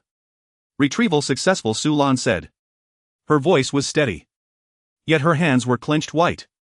The results of the pipe-breaking operations retrieval were soon tallied. 6 decoy wrecks, 1 failed to deploy, 1 went completely dark, 2 were destroyed by enemy scans and 2 had residual recoverable parts. 2 unmanned modules, 1 was destroyed, 1 was recovered with heavy damage. 1 Black Shovel Gang tug was heavily damaged with 2 crew members suffering moderate injuries and 1 minor injury. Unit 7's nozzle replacement parts were scrapped again. Unit 8's cooling line repair progress regressed. But the data integrity of the recovered module reached 72%. Enough to prove that the Crow's Roost outpost's No. 2 supply node had been severely damaged. Enough to calculate the White Mast's new retreat path. Enough for heroes to know that the broken Crown Fleet's lifeline was not completely severed, but a gaping wound had been torn in it. When Saji returned to Outer Edge 1, her first words were not about earning points. She said, next time put some decent legs on that unmanned retrieval frame. Lu Zhang replied, it will be done. This was not a consolation. It was a demand for the next round of industrial production. Crow's Nest Outpost 2 burned for 6 full hours. The coolant cloud diffused slowly through the old supply lanes. The relay fell completely silent and the collapsible supply rack snapped into 3 sections. Outpost 2 was neither occupied by Hellos nor entirely destroyed, but it had lost its most vital function, replenishing coolant and relay capability for the broken Crown Fleet within a short time frame. For a border security fleet held together by old ships, outdated gunboats, and a provisional mandate, this was already a fatal blow. Deep within the white mast, Raymond Castor stared at the supply manifest, his mechanical prosthetic gouging deep scratches into the tabletop. Coolant reserves had dropped to a critical threshold. The port wing gunboat was crippled. The starboard wing gunboat required maintenance. 1 frigate sensors were damaged and the main cannon cooling cycle of another had been extended. Crow's Nest Outpost 2 was incapacitated in the short term. Worse still, Hellos did not send its fleet deeper. He could not find an expeditionary squadron to exact a swift revenge upon. Hellos hid like a blade behind Node's wreckage, unmanned modules, and a fleet of tugs that refused to cross the line, striking before retreating into the 3-point control zone. The adjutant asked in a low voice, shall we request reinforcements from Crow's Nest Harbor? Raymond did not answer. To request reinforcements was to admit that the border security fleet could not clear an outpost marker belonging to a backwater Star Lord. If he did not request them, the supply lines would continue to bleed. On the communication screen, Victor Odrich's image appeared. The Commodore's face was colder than before. You lost Outpost 2. Raymond gritted his teeth. Hellos used a node network for long-range interdiction. They did not penetrate the old lanes. The result is that you lost the outpost. Raymond fell silent. Victor glanced at the battle damage report, his voice low. The white mast will withdraw. The border security fleet will transition to peripheral blockade and cease close-range clearance operations. Crow's Nest Harbor will reassess the scale of the expedition. Those words sounded like support. But Raymond discerned another meaning. He had been temporarily pulled from his offensive position. The Broken Crown had not been defeated yet. It was forced to release its grip on C-17's throat. Hellos will take the opportunity to expand, Raymond said. Victor replied coldly, then let them expand until the homeland can no longer pretend not to see. The communication was severed. The white mast began its withdrawal. This time it was not a tactical maneuver. It was a strategic contraction. Outer Rim 1 received this assessment 8 hours after the conclusion of the broken pipe operation. The data from the Morning Needle's recovery module was repeatedly verified. The white mast's retreat path, the incapacitation status of Crow's Nest Outpost 2, the abnormal cooling cycle of the frigate, and the new communication spikes from the far end, all information pieced together led to one conclusion: the Broken Crown fleet could not organize another clearance operation of equal intensity in the short term. Sulan wrote the conclusion into the battle report. The title was Restrained Crow's Nest Outpost 2 Supply Capability Impaired, C-17 Sector Threat Level Downgraded. Chibai saw it and said, "Your title is far too unsatisfying." Sulan replied, "Showing satisfaction to the enemy is called a warning." Lin Yanxiu added, "Besides, we are not wealthy enough to afford satisfaction." The battle damage statistics lay before everyone. The Black Shovel Gang's tug was severely damaged. The replacement part for Nozzle 7 was scrapped. The repair progress on Cooling Pipe 8 had regressed. One unmanned module was lost, another heavily damaged. Nearly all 6 camouflage racks were expended. Spare parts for the training simulator were cannibalized, reducing short-term training efficiency. C-17's maintenance stock continued to bottom out. This victory was not free. But what it purchased was precious. Time. C-17 had gained at least a period of respite. Registered ships began reapplying for passage through the 3-point control zone. The Black Shovel Gang spread the news through the mining tunnels that Hellos can bleed the Eagle's crown. The Silver Ring Trading Company raised the escort insurance level for the Outer Rim while simultaneously listing Hellos as a high-risk but contractually viable security provider. The Red Tide Balance submitted a new observation report. Hellos possessed the capability to affect distant supply lines using a low-tonnage fleet and a node network. Jaeger paused for a long time at the end of the report. Finally, he wrote his assessment: this entity should no longer be regarded as a single-point defensive colony. In the central control room of Outer Rim 1, Lu Zhang stared at the 3-point control zone. Outer Rim 1 gray tail outer marker and C-17 were still lit. Most of the green dots marking the temporary extensions of the node network had already extinguished. But what they left behind was not permanent infrastructure, it was a methodology. Hellos could temporarily weave rules, fire control, supply, coordinated defense, and unmanned modules into a network. That network was still thin. Yet for the first time it had reached beyond the 3-point control zone and severed the enemy's lifeline. Sulan walked to his side. The battle report has been sent. The risk level for registered ships can be gradually downgraded. The Black Shovel Gang demands priority repairs for their tug. The Silver Ring demands a 10-minute preview of the public battle report. The Red Tide demands a supplementary explanation of the operational scope. Lu Zhang nodded. Handle it according to the agreements. Lin Yanxiu then sent the dock report. Grey Falcon 9's material reserves were insufficient. The secondary refining line must be activated. The main beam for the Grey Falcon's heavy refit required cleaner alloys. The prerequisite research for destroyer-class vessels remained locked, but the demand curve continued to rise. None of the problems had disappeared. Hellos had merely gained the time to deal with them. Late at night, Lu Zhang arrived at C-17. Xiaoting and the maintenance crew were replacing the voltage stabilizer on the navigation light. That light was slightly brighter than before the clearance operation, yet still far from bright. The old maintenance worker saw Lu Zhang and grinned. "Lord, this light will shine for a long time yet." Lu Zhang looked out the window. Deep within the reef zone, the residual signal of the white mast was fading.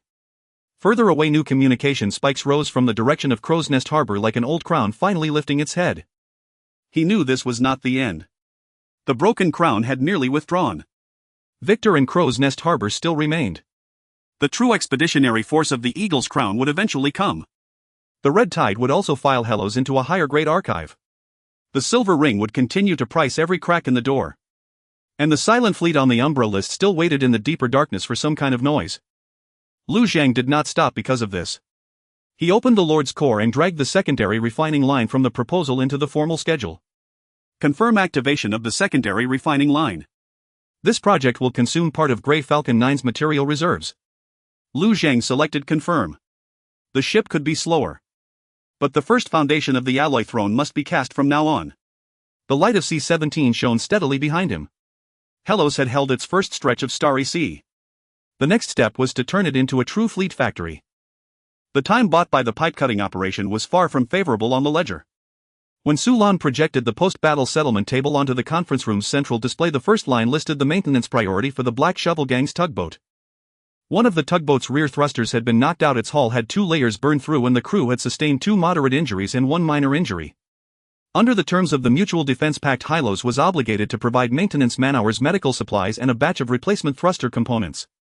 Cummins studied the compensation plan and uncharacteristically didn't haggle for long. "You've been fair this time." Su Lan replied, "Fairness comes at a high price." "That's your problem." Lin Yanqiu looked up. "Now it's my problem too. Because maintaining the Black Shovel Gang's tugboat would occupy the outer berths of the dock. And the Grey Falcon 8 lay there as well. The replacement part for No. 7 nozzle was scrapped, the disassembly inspection of the No. 6 shield generator wasn't finished, and the No. 5 main cannon rail required recalibration. All 4 Grey Falcon V models could move, but none were in truly full combat readiness. Hylos had held the first expanse of starry sea, but it was like a man who had just braced a door shut only to find the walls behind him were cracked. Zhou Qi continued flipping through the tables. After the secondary refining line started, material reserves for the Grey Falcon 9 were drained by 27%. At the current rate, the 9's schedule is delayed by at least 12 days. If we prioritize repairing the 8, it's delayed by 15 days. If we repair the Black Shovel Gang's tugboat simultaneously, it's delayed by 17 days. Shibai murmured, "The 9 hasn't even rolled off the line and it's already in debt." Hanzhou said, "That means it was born in Hylos." No one laughed too easily. Lu Zhang looked at the resource sheet and asked, "The secondary refining line can't be stopped?"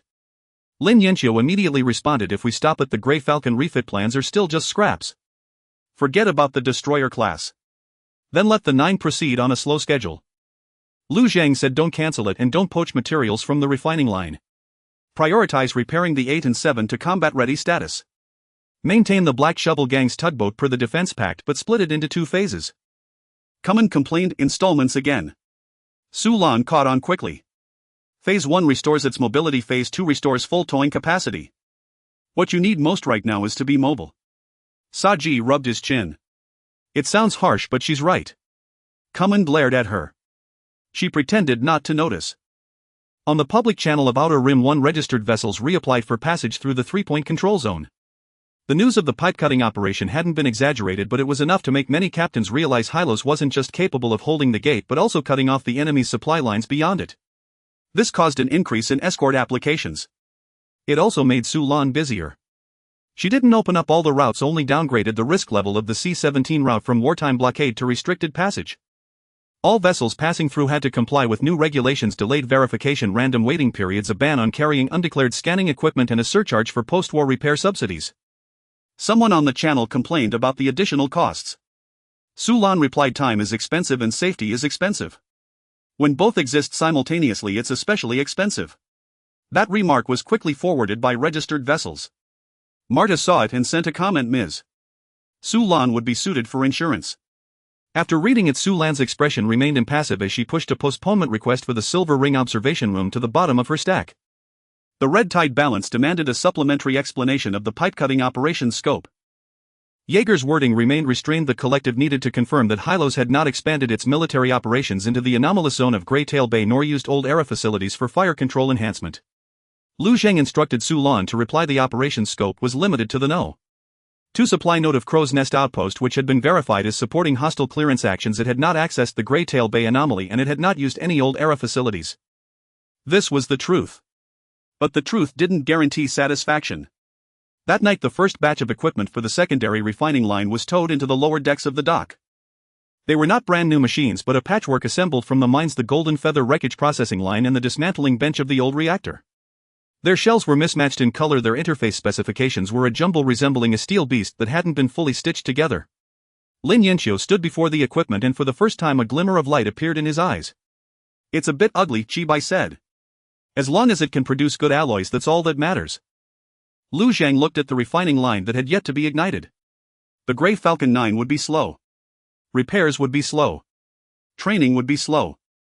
But if the secondary refining line could be brought online, Hylos would no longer be limited to smelting old wrecks into the bones of the Grey Falcon V. It would have the chance to forge thicker main beams, more stable gun mounts, and the first vertebrae of higher tonnage warships. The time bought by the pipe-cutting operation finally had a purpose. It wasn't for celebration. It was to keep building. The conference room at Crow Harbor is significantly more spacious than that of the White Mast. It is also much colder. Victor Aldrich stood at the end of the long table, 3 battle reports suspended before him. The first report came from Raymond, cautiously worded, acknowledging the temporary incapacitation of Outpost No. 2 at Crow Harbor. The second report was from the Border Security Fleet, emphasizing that Hellrose had employed unconventional node network tactics to evade direct confrontation. The third report came from the Domestic Intelligence Office of Eagle Crown, the tone the lightest yet the most piercing. The Hellrose incident at the outer edge has affected border tax credibility. Tax credibility. When the Golden Feather sank, the locals claimed it was a border incident. When C-17 was illuminated, they said it was a local friction. When the security fleet retreated, the locals finally heard it. Not because of the soldiers' casualties, but because the crown on the account book had lost a gold edge. Victor sneered. The aide at Crow Harbor whispered, "Brigadier, is there a request for an explanation from the locals? They demand results. Are we to shift the blame to Raymond?" Victor looked at him. The aide immediately fell silent. Raymond had failed, but he had not shown cowardice. The real problem does not lie with the Crownbreaker, but rather in how Eagle Crown has attempted from the very beginning to resolve an industrializing border entity with remnants of soldiers, privateering, and half-aged gunboats. Hellrose is not a pirate den. It can repair anchor towers, right, decrease train crew members, and cut supply lines with a low-tonnage fleet and a node network. If such an enemy is not crushed early on, every pressure will transform into an institution and a factory. Draft the expedition request, Victor said. The aide looked up towards the locals. Submit simultaneously to the Border Military Affairs Council, the Domestic Tax Office, and the Outer Nobles Joint Council. Scale. Victor pointed out the 3 control areas of Hellrose on the star map. At least 1 standard light cruiser, 3 patrol vessels, 6 gunboats, and a mobile supply team. Under the guise of restoring outer tax duties and dismantling illegal anchor towers. The aide hesitated. This will escalate the incident. The incident has already escalated. Victor placed the report on the Red Tide observation and the Silver Ring insurance rating on the table. The community has recorded that Hellrose is no longer a single-point defensive colony. The Silver Ring has listed Hellrose as a compliant security provider. If this drags on, the outer registered vessels will get used to paying Hellrose instead of taxing Eagle Crown. By then, Eagle Crown will not be facing an anchor tower but a new order. The expedition application was quickly drafted. The language of the document was ornate and arrogant. Hellrose was referred to as an armed colonial entity illegally occupying the tax channels of Eagle Crown. C-17 was termed an unlicensed military beacon. The anchor tower decree was labeled a pseudo-law disrupting the traditional tax order. The Black Shovel Gang's cooperative defense was framed as armed bandits from the mining tunnels colluding with rebels.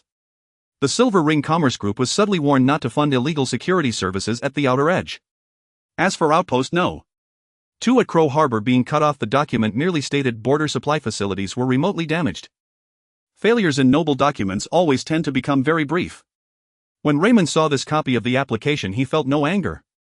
He simply stared at the words "Standard Light Cruiser" for a long time. On the bridge of the White Mast, the aide asked, "Major, will we be replaced?" Raymond's voice was low. "If the light cruiser arrives, we will no longer be the tip of the spear." "What then? Guide dogs." This was more painful than failure. But Raymond did not refuse. He knew he could no longer shatter Hellrose alone. The severing actions proved Hellrose danger. They did not need to win every direct confrontation. As long as they continuously expanded nodes, rules, and industries, they could make even larger fleets pay an increasingly high price. He sought revenge. To do so, he had to draw on a larger crown. While Crow Harbor sent the expedition request to the locals, a more covert briefing was delivered to the Eagle Crown Nobles Joint Council. Attached to the briefing was a map. The 3 control areas of Hellrose. Outer No. 1 Greytail beacon, C-17, 3 small points connected into a modest sea of stars. At the bottom of the map was a phrase. If delayed further, the tax ownership of the area will effectively change. This time the Crown heard it. On the third day after the activation of the secondary refining line, the first true industrial route debate erupted within Hell. The starting point of the debate was the Grey Falcon 9. The keel pre-cutting application for the 9 had been posted on the dock scheduling board, yet it remained unable to enter formal scheduling. The reason was simple: the secondary refining line had consumed some of the high-quality materials, the repairs on the 7 and 8 had seized the processing stations, and the refit module was still awaiting clean alloy for retrials. Shibai supported continuing with the 9. What we need most right now is quantity. If the Eagle Crown light cruiser really comes, one refit won't save us. One more Type 5 means one more backup point. Lin Yanqiu objected bluntly. Continuing to stack Type 5s will only leave us forever disadvantaged in range and single-ship endurance. You saw the obstacle-clearing battle too. The patrol ship stood outside the net and clipped lines while we had to use buoys and decoys to buy windows.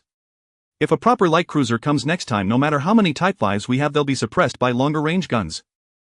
Then when will the refit be ready? After the secondary refining line stabilizes, the earliest we can get a new main beam prototype is 18 days. 18 days is enough for the Eagle Crown to draft an expedition request and stamp it 3 times. Hanzhou looked at them and said calmly, arguing won't shorten the timeline.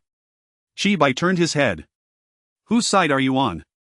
The timeline's side. Sulan presented a third kind of pressure from an administrative angle.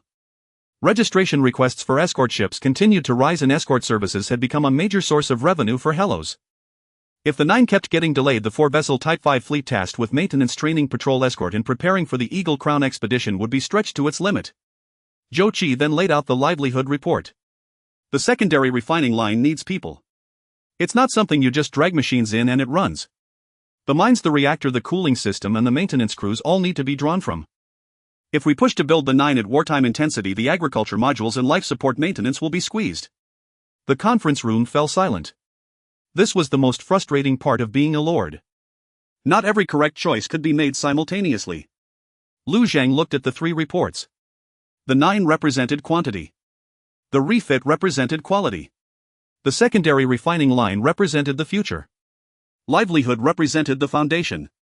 If any one of these collapsed, Hellos could fracture under the next wave of pressure. The 9 won't be cut off, Lu Zhang said. Shibai was about to speak, but Lu Zhang raised his hand. But the 9 won't take materials from the secondary refining line. Use low-speed scheduling, prioritizing standard alloys and recycled parts. The refit module gets priority on the first batch of qualified alloy from the secondary refining line for its main beam prototype. Restore 2 simulator pods for the training camp, but don't cancel the heavy ship post preparatory course. Lin Yanqiu asked, what if the first batch of alloy is unqualified? Then the refit is delayed and the 9 is sped up. Shibai asked, what if the Eagle Crown expedition comes early? Then Type 5 rotations take priority and refit trials are paused. Sulan nodded. This needs to be written into a scheduling guideline. Right, it said Lu Zhang. Hellos doesn't run on passion-based production. This phrase was later hung in the dock scheduling room. When the workers saw it, some laughed, some cursed, but no one objected. Because they all knew that Hellos was no longer the Dead Star that only needed to desperately build its first ship. It now had a fleet, anchor towers, escort lines, defense partners, external observers, and heavier enemies. It had to learn to breathe across multiple production lines. That night, the low-speed pre-cutting for the Grey Falcon 9 resumed. At the same time, the first section of the secondary refining line began its warm-up. The material request for the new main beam prototype of the refit was marked as one of the highest industrial priorities, but next to it was a small line of text: must not encroach upon life support maintenance man-hours. Lin Yanqiu saw that line and was silent for a moment. Who added that? Sulan said, I did. Shibai let out a laugh. Good, Hellos finally has someone to stop us from building ourselves to death. Lu Zhang looked at the schedule. The 9 would be slow. The refit would be hard. The refining line would consume people and resources. But this was the path from a Star Sector warlord to the throne of alloys. As the secondary refining line was just heating up, Silver Ring and Crimson Tide both reached out at the same time. Marta's proposal was called Refining Line Efficiency Enhancement Cooperation. The name was more restrained than before, but the content was anything but.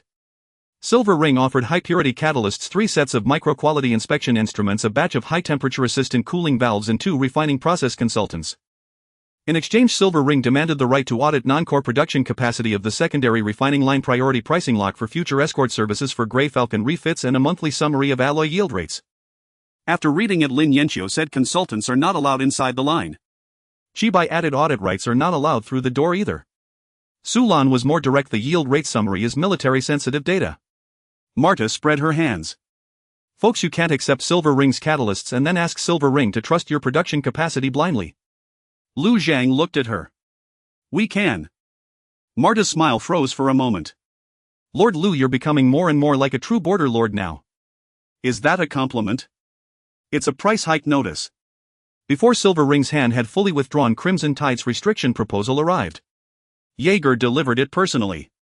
The Commonwealth believed that the Halua secondary refining line and fleet expansion posed a risk of regional military escalation and suggested that Halua submit a distinction between civilian and military production capacity for the refining line and commit to not building heavy industrial facilities in the Greytail Bay anomaly zone. At the same time, the Commonwealth demanded an extension of the on-site contact period for the Hongqi to continuously assess the impact of Halua's military expansion on border stability. After listening, Chibai muttered, one wants to see what's cooking in our pot, the other wants to dictate that our pot can't be too big. Sulan said they all want to reach in. The difference was Silver Ring reached in with goods in hand while Crimson Tide reached in with a measuring stick. Lu Zhang did not refuse both sides simultaneously. Halua needed the catalysts and inspection instruments, nor could it completely ignore Crimson Tide's observation. The real question was how wide to open the door, who could see what and who couldn't touch what. He dealt with Silver Ring first. Catalysts and inspection instruments can be purchased, cooling valves can be purchased.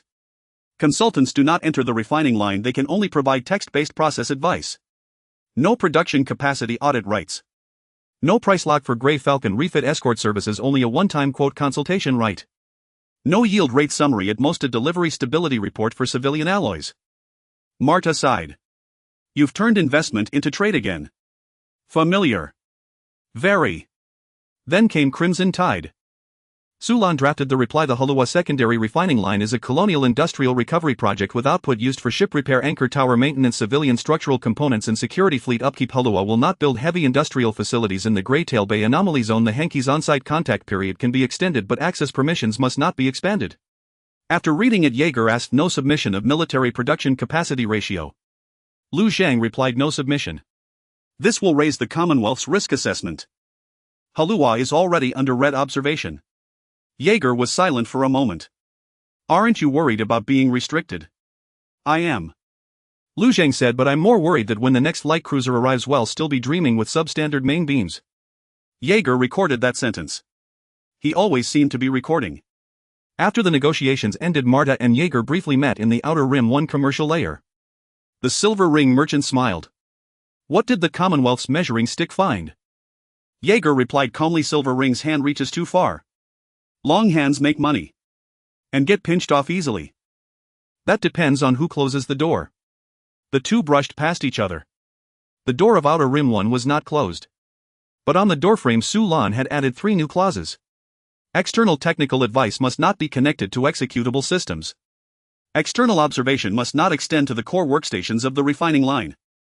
Any request for military yield rate data under the guise of investment stability assessment or insurance shall be deemed a sensitive data request. After reading it, Chibai said, Sulan's clauses are starting to look like point defense cannons. Hanzhou said, point defense cannons can miss, but clauses never get tired. She will. Sulan happened to pass by and said coldly, so you lot cause me less trouble. The secondary refining line obtained its first batch of Silver Ring catalysts. It also gained a longer stare from Crimson Tide. Halua did not win the negotiations outright. It merely once again controlled the door crack to a width it could bear. When the secondary refining line was ignited for the first time, no one applauded. All eyes were fixed on the pressure gauges. This refining line was a patchwork creation. The mine's old furnace handled the initial preheating. The high-temperature chamber of the Golden Feather wreckage processing line managed the second-stage purification. The inspection station was converted into a quality control bridge. The Silver Ring catalyst was sealed within a triple-layered Hurlo self-made container, and all external parameters were dismantled into text by Lin Yanxiu and re-entered. It did not resemble an elegant machine. It was more like a group of steel beasts forced to share a vessel bound together by temporary welds and Hurlosian stubbornness. Lin Yanxiu stood before the main console, her voice taut. First batch low load. Zhou Qi confirmed the mineral powder input. Hanzhou confirmed personnel had withdrawn from the line. Sulan confirmed external observation permissions were locked. Chibai stood beyond the safety line and murmured, this is the first time I've seen a production line more terrifying than a warship. Lu Zhang said, one day it will be more important than a warship. Ignition. The furnace blazed to life. High temperature surged from the first chamber to the second, mineral powder and crushed alloy fragments from the wreckage tumbling within the magnetic confinement. The silver ring catalyst was injected proportionally and the curve remained stable at first. The moment Lin Yankee's brow began to relax, the third-stage quality control bridge suddenly sounded an alarm. An abnormal impurity peak. Reduce temperature, Lin Yanqiu commanded immediately. The operator lowered the load and opened the cooling valve. The silver ring cooling valve responded faster than the old Hurlos valve, but its response was too uniform, widening the temperature differential in the second stage. Manual control, Lin Yanqiu said. Xiaoting was not at C-17 today. He had been temporarily assigned to the refining line auxiliary station to monitor the cooling curve. Upon hearing the order, he instinctively looked at Han Zhou. Han Zhou did not nod, only watched him. Xiaoting took a breath and engaged the manual segmentation. The temperature differential did not immediately subside. A low rumble emanated from the second stage chamber. Qi Bei's expression shifted. That sound is wrong. Lin Yanqiu stared at the curve. It's not the equipment. The vibration did not originate from the furnace itself. It came from a deeper, lower frequency band. Simultaneously, the outer edge number 1 monitoring system flashed an anomaly alert. A weak resonance had appeared from the direction of Greytail Bay, its frequency briefly overlapping with the high-temperature magnetic confinement of the secondary refining line's second stage. Everyone in the meeting room thought of that ancient-era ring fragment in Greytail Bay. Lu Zhang's voice turned cold. Is the refining line connected to the Greytail external marker?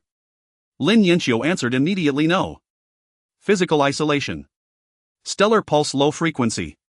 Aloya's communication connected at that moment. Her voice was soft yet crystal clear. I heard it. It's not calling to us. Our furnace's sound brushed against its shadow. Qi Bei cursed under his breath. On the first ignition of the secondary refining line, it had already produced a low-frequency overlap with the ancient-era ring fragment in Greytail Bay. This was no external boon. It was trouble. Lin Yanqiu did not shut down the furnace. She continued to lower the load, cutting off a set of auxiliary resonators in the second-stage magnetic confinement, sacrificing purification efficiency for stability. Xiaoting followed with manual adjustments to the cooling valve, gradually bringing the temperature differential down. The impurity peak remained high. But the furnace did not spiral out of control. The first batch was completed under low load. The quality control bridge produced a fist-sized alloy sample ingot. It was not beautiful. Its surface bore dark veins, its purity below the target value, still a stretch from the standard required for remanufacturing the main beam. Yet it was purer than any Starship-grade alloy Hurlos had been able to produce stably in the past. Lin Yanqiu picked up the sample ingot and examined it for a long time. Semi-qualified, she said. Qi Bei exhaled in relief. Semi-qualified is still half of qualified. Han Zhou said, the training camp won't accept that kind of answer. That's why no one loves you. Su Lan did not join their banter. She was already drafting a containment report. The low-frequency anomaly in the secondary refining line was classified as highest sensitivity. Physical isolation of the Greytail Bay direction would continue. Red Tide and Silver Ring would only receive a public statement that the first batch of low-load testing for the refining line is complete and production line debugging continues. Jaeger soon sent an inquiry. The balance recorded a low-frequency fluctuation from the Greytail direction. Is it related to the refining line test? Lu Zhang looked at the message and fell silent for a moment. The reply had to be cautious. A complete denial would erode credibility. Full admission would invite more restrictions.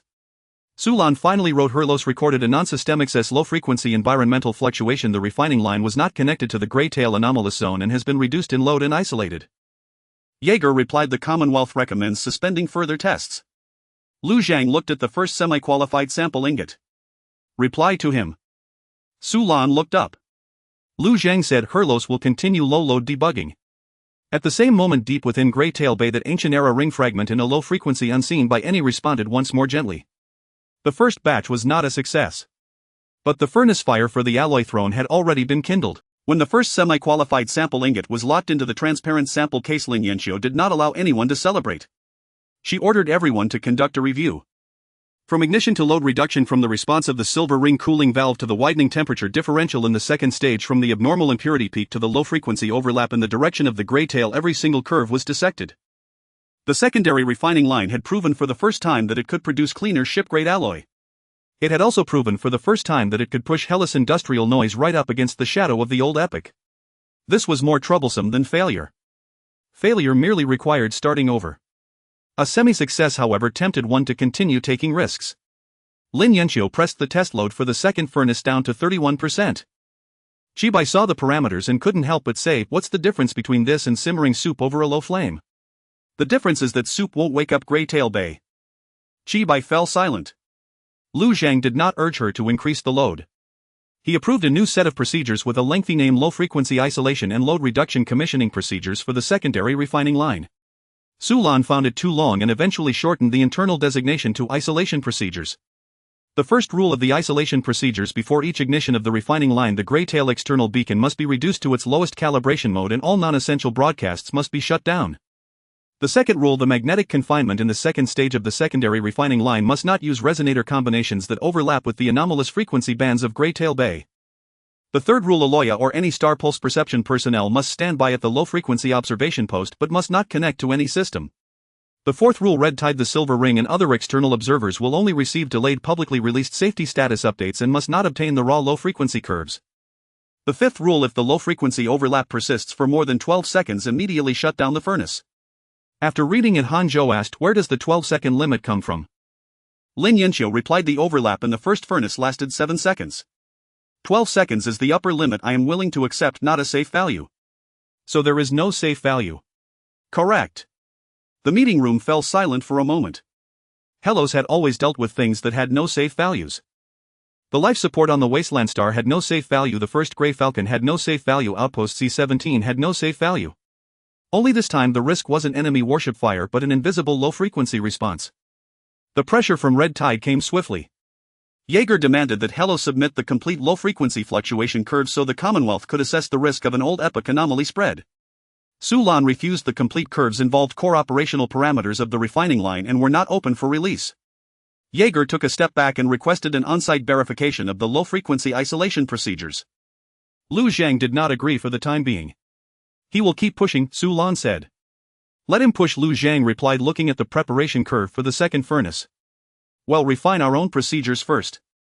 The Silver Ring's reaction was more that of a merchant. Marta sent a high-priced list: low-frequency damping pads, anti-resonance brackets for the refining line, sound dampening materials for old-style ships, and a set of commercial algorithms purportedly usable for industrial low-frequency isolation. Lin Yanqiu pointed out, immediately reject the algorithms. Chibai asked, what about the materials? They can be used after inspection and testing. Marta's message was brief. You found a new problem and the Silver Ring just happens to sell the cushion for it. Su Lan's reply was even shorter. Quote, first, then inspect. The second furnace was ignited under the isolation procedures. Outer Ring 1 reduced noise. The Greytail external beacon lowered its power and C-17 suspended non-essential broadcasts. The entire triple control zone seemed to hold its breath. Aloya sat at the low-frequency observation post, hands resting on her knees, eyes closed. As the furnace flame ignited, she whispered softly, it heard but it is far. Lin Yanqiu stared at the curves. The magnetic confinement in the second stage was reduced and the purification efficiency dropped noticeably. The impurity peak still appeared but it was lower than in the first furnace. The low-frequency overlap flashed briefly in the third minute, then disappeared on its own after 2 seconds. Xiaoting followed the procedures to complete the cooling segmentation without any rushed operations. The second furnace run was complete. The sample ingot was more stable than the first, but the purity improvement was limited, still failing to meet the main beam standard. Semi-qualified number 2, Chibai said. Lin Yanqiu shot him a glare. He quickly corrected himself, a stage gate sample. Lu Zhang looked at the 2 sample ingots. They could not yet be forged into a retrofitted main beam. But they proved that the isolation procedures were not just empty words on paper. Without accessing old epic fragments, without shutting down the furnace, and without allowing external forces to reach into its core, Helos had moved the secondary refining line one step forward. A very small step. But industry had always been like this. It repeated seemingly insignificant steps until the enemy had no time to stop it. After the third furnace, the secondary refining line finally yielded its first batch of usable alloy. It was not of main beam grade. Nor was it the high-purity material that would satisfy Lin Yanqiu. It was merely a batch of secondary alloy whose stability met the critical component standards of the Grey Falcon Mark V and approached the lower limits for heavy refit prototyping. The quantity was meager. When placed on the sample table, it was insufficient even to cast a single complete heavy refit main beam. Yet it changed the atmosphere within the dockyard. The Grey Falcon 9 scheduling team stared at it. The heavy refit module team stared at it. Maintenance Team 7 and Maintenance Team 8 also stared at it. Chibai gazed at those few ingots of alloy as if looking at a dinner portion too small to share. This stuff is more troublesome than gold now. Lin Yanqiu said gold can't patch a nozzle valve. So it's even more troublesome than gold. The dispute was soon laid before Lu Zhang. The 9 scheduling team argued that the first batch of secondary alloy should be prioritized for the critical nodes of Grey Falcon 9. Their reasoning was pragmatic. Hellos needed a 5th Mark V vessel. Even if 9 came online at a low speed, it would alleviate the pressure of escort patrol training and combat readiness. The heavy refit module team, however, contended that this batch of alloy must be used for the second main beam prototype. Without the heavy refit, Hellos would still lack the upgrade path for pressure tolerance and firepower when facing standard light cruisers. The maintenance teams were more direct.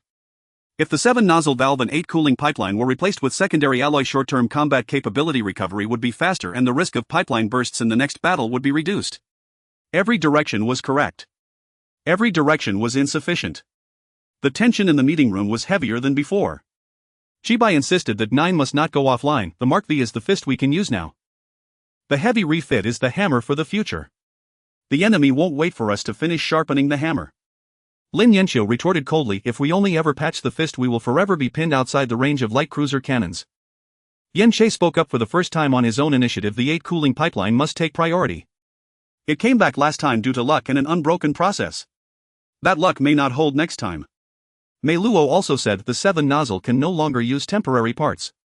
Hanzhou did not take a side but simply displayed the crew training schedule. Even if 9 goes online, we lack trained crew. Even if the heavy refit prototype succeeds, we lack even more personnel.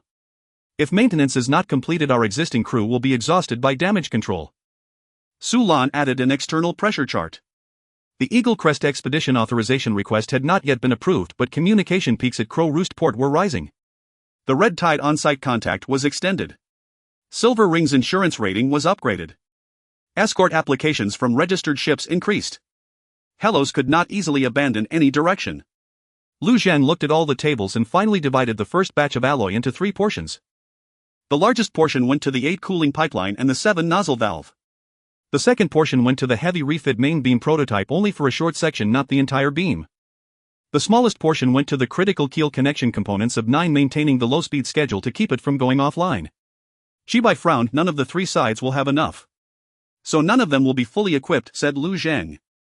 Lin Yanqiu looked at the allocation table and slowly nodded. The short section main beam prototype could not be directly used for shipbuilding, but it could verify whether the material could overcome the cracks that had caused the previous failure. 9 would not receive enough material, but it could still maintain the dockyard's rhythm. The repairs to 7 and 8 would be improved, preventing the existing combat capability from further declining. It was an ungraceful allocation. But what Hellos needed now was not grace. It was to keep breathing.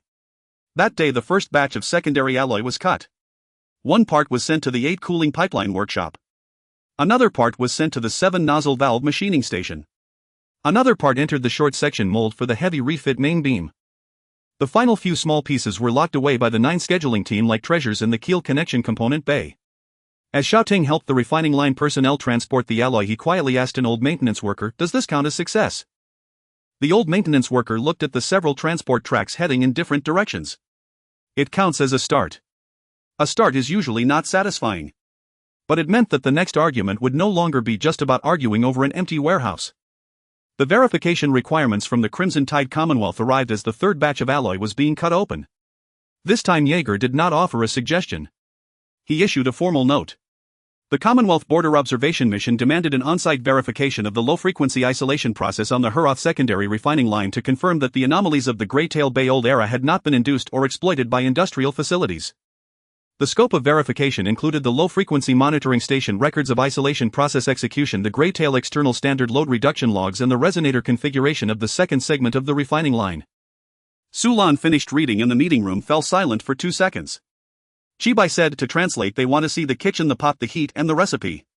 Lin Yanqiu's expression was cold. The 2nd segment resonator configuration falls under core operating parameters. Hanzhou added, "The low-frequency monitoring station is connected to Aloya's observation post." Aloya sat to the side silent.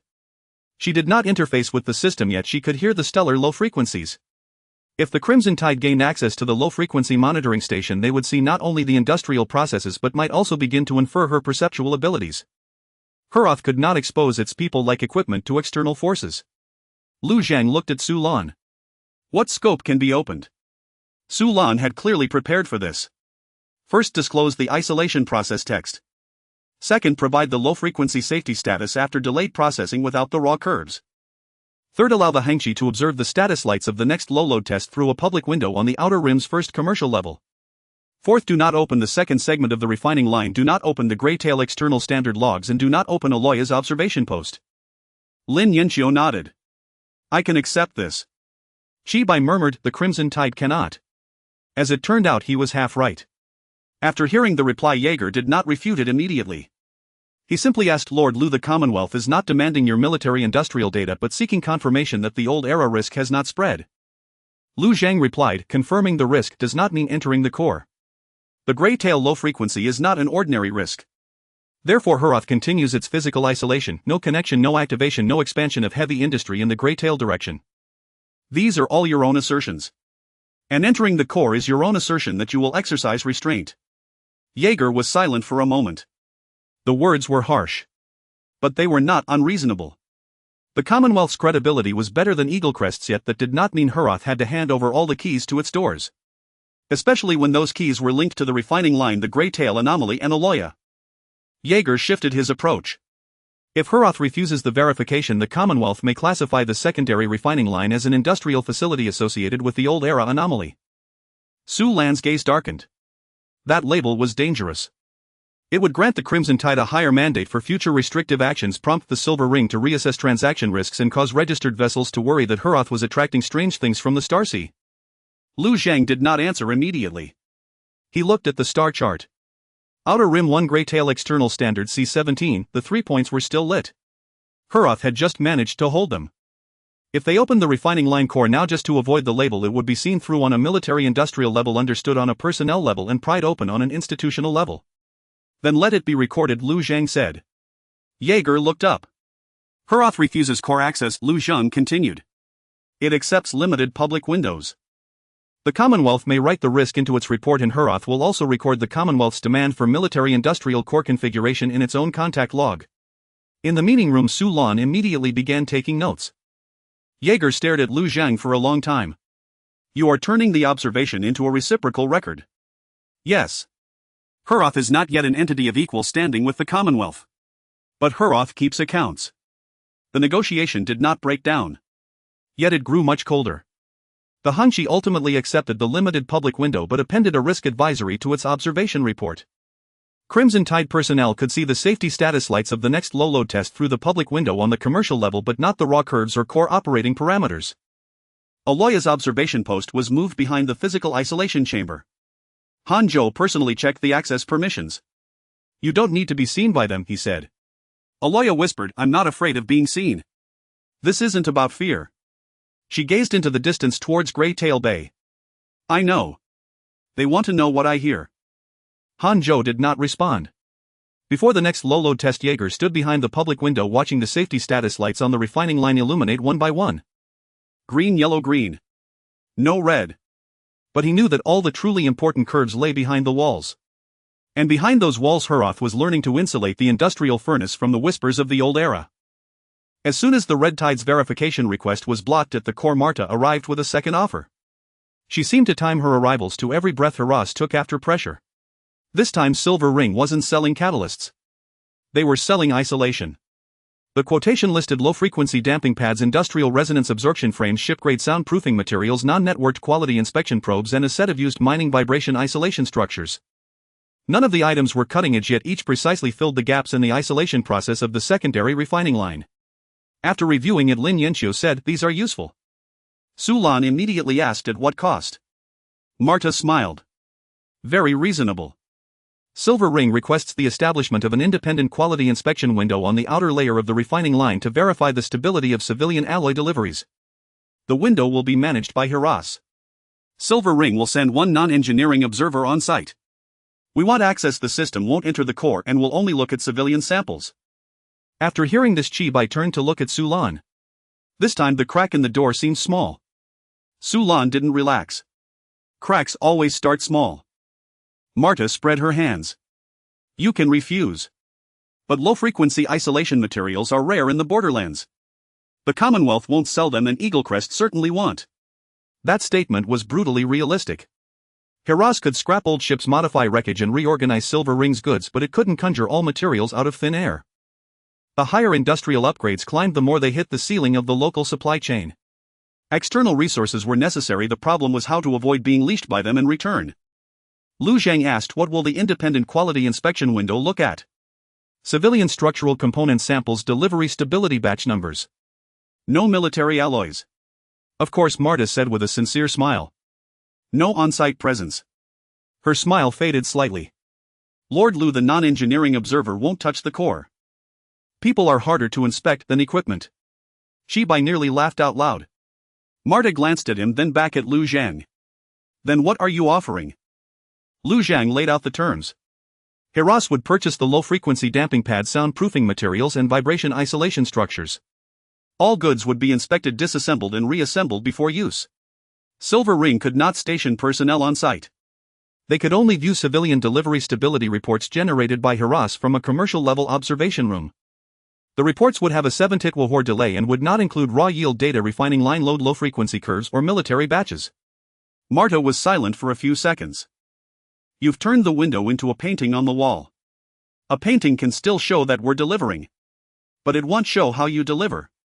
That's precisely the point. The negotiation stalled. Lin Yanqiu didn't rush. She desperately wanted that batch of isolation materials. The second and third furnace runs had proven that the isolation process reduced risk but sacrificed efficiency. Without better damping and isolation, it was difficult to safely increase the load on the secondary refining line. Semi-qualified sample ingots couldn't support the heavy modification of main beams, and Hiras couldn't crawl forward on semi-qualified parts forever. But she also knew what Silver Ring's on-site presence would lead to. First, they would look at civilian samples. Then they would request batch comparisons. Then they would demand delivery stability curves. In the end, Silver Ring would know the production rhythm of this refining line better than Hiras itself. Marta finally conceded. 72 hours is too long. 48 hours. Su Lan said 72. 60. Lu Zhang said 60, and the report format will be defined by Hiras. Marta sighed. Deal. You are truly the most difficult people I've ever met who turn investments into shopping. Shopping is clean. Shopping can also be addictive. After the communication ended, Shibai asked what did she mean by that last remark. Su Lan said a reminder that we'll become increasingly dependent on external materials. Lin Yanqiu looked at the refining line parameters. She's right. That was the real trouble. Hiras could refuse audit rights, on-site presence and core access. But as the secondary refining line heavy modifications and future destroyer-class propulsion progressed, it would need more materials, equipment and expertise. Silver Ring didn't need to control Hiras all at once. They just needed to place a perfectly sized stepping stone before every bottleneck. Lu Zhang looked at the transaction list. So we must use it but not get stuck on it. When the first batch of low-frequency damping pads arrived, Lin Yanqiu personally inspected them. No backdoors. No executable modules. Only materials so expensive that Zhou Qi's face darkened. The damping pads were cut into smaller specifications and installed dispersely on the outer side of the second magnetic confinement chamber. The soundproofing materials were not applied everywhere as Silver Ring suggested. Instead, Hiras redesigned them into removable partitions. The used mining vibration isolation structure was modified into an independent support frame not directly connected to the core load-bearing frame of the refining line. After seeing the modification report, Marta replied with just one sentence, "You won't even use the buffer pads as they are." Lin Yanqiu replied personally. Because we don't sleep on someone else's pillow. Before the fourth furnace was ignited, the refining line looked uglier than ever. But the low-frequency curve for the first time quieted down a little. When the fourth furnace was ignited, everyone was more silent than during the first. The isolation protocol had already been updated 3 times.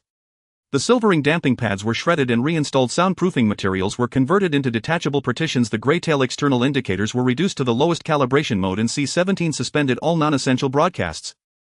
Arroya sat behind the physical isolation chamber with no interface before her, only a low-frequency indicator light. Jaeger stood behind the commercial-level public window, able to see only the safety status light. Marta sat in the Silver Ring observation room, able to see only the delayed civilian delivery status. The true curve lay within the walls of helis. Lin Yanqiu ordered fourth furnace increase the low load by 3 percentage points. Shibai whispered 3 percentage points counts as an increase. Hanzhou said you can stand inside the second segment chamber and feel it. I suddenly find 3 percentage points quite aggressive. The furnace flame ignited. The preheating of the first segment was stable. The magnetic confinement of the second segment entered a new configuration. The damping pads absorbed part of the low-frequency vibration and the cooling valves responded in segments under Xiaoting's manual supervision. The quality inspection bridge of the third segment did not immediately alarm. Lin Yanqia's hand never left the emergency load-shedding key. 1 minute. 3 minutes. 5 minutes. The low-frequency indicator light flashed once. Arroya opened her eyes. It heard. The nerves of everyone in the meeting room instantly tightened. Distance? Lu Zheng asked. Farther than the second furnace, clearer than the first, Arroya frowned. Like someone knocking on a wall through water. Lin Yanqiu immediately reduced the load on the second segment resonator but did not shut down the furnace. A small peak appeared on the low-frequency curve lasting 4 seconds before subsiding. No overlap. No resonance. But it was no longer just a passive shadow. The old era ring fragment in Greytail Bay seemed to be learning the rhythm of the heli's furnace fire.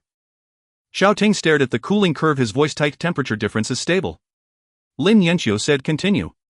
When the fourth furnace was completed, the quality inspection bridge produced a dark gray alloy ingot. Its surface still bore dark patterns, but they were much finer than those of the first 3 furnaces. The quality inspection probe swept across it 3 consecutive times, each reading drawing closer to the target line. After the final toughness test, the result appeared on the screen.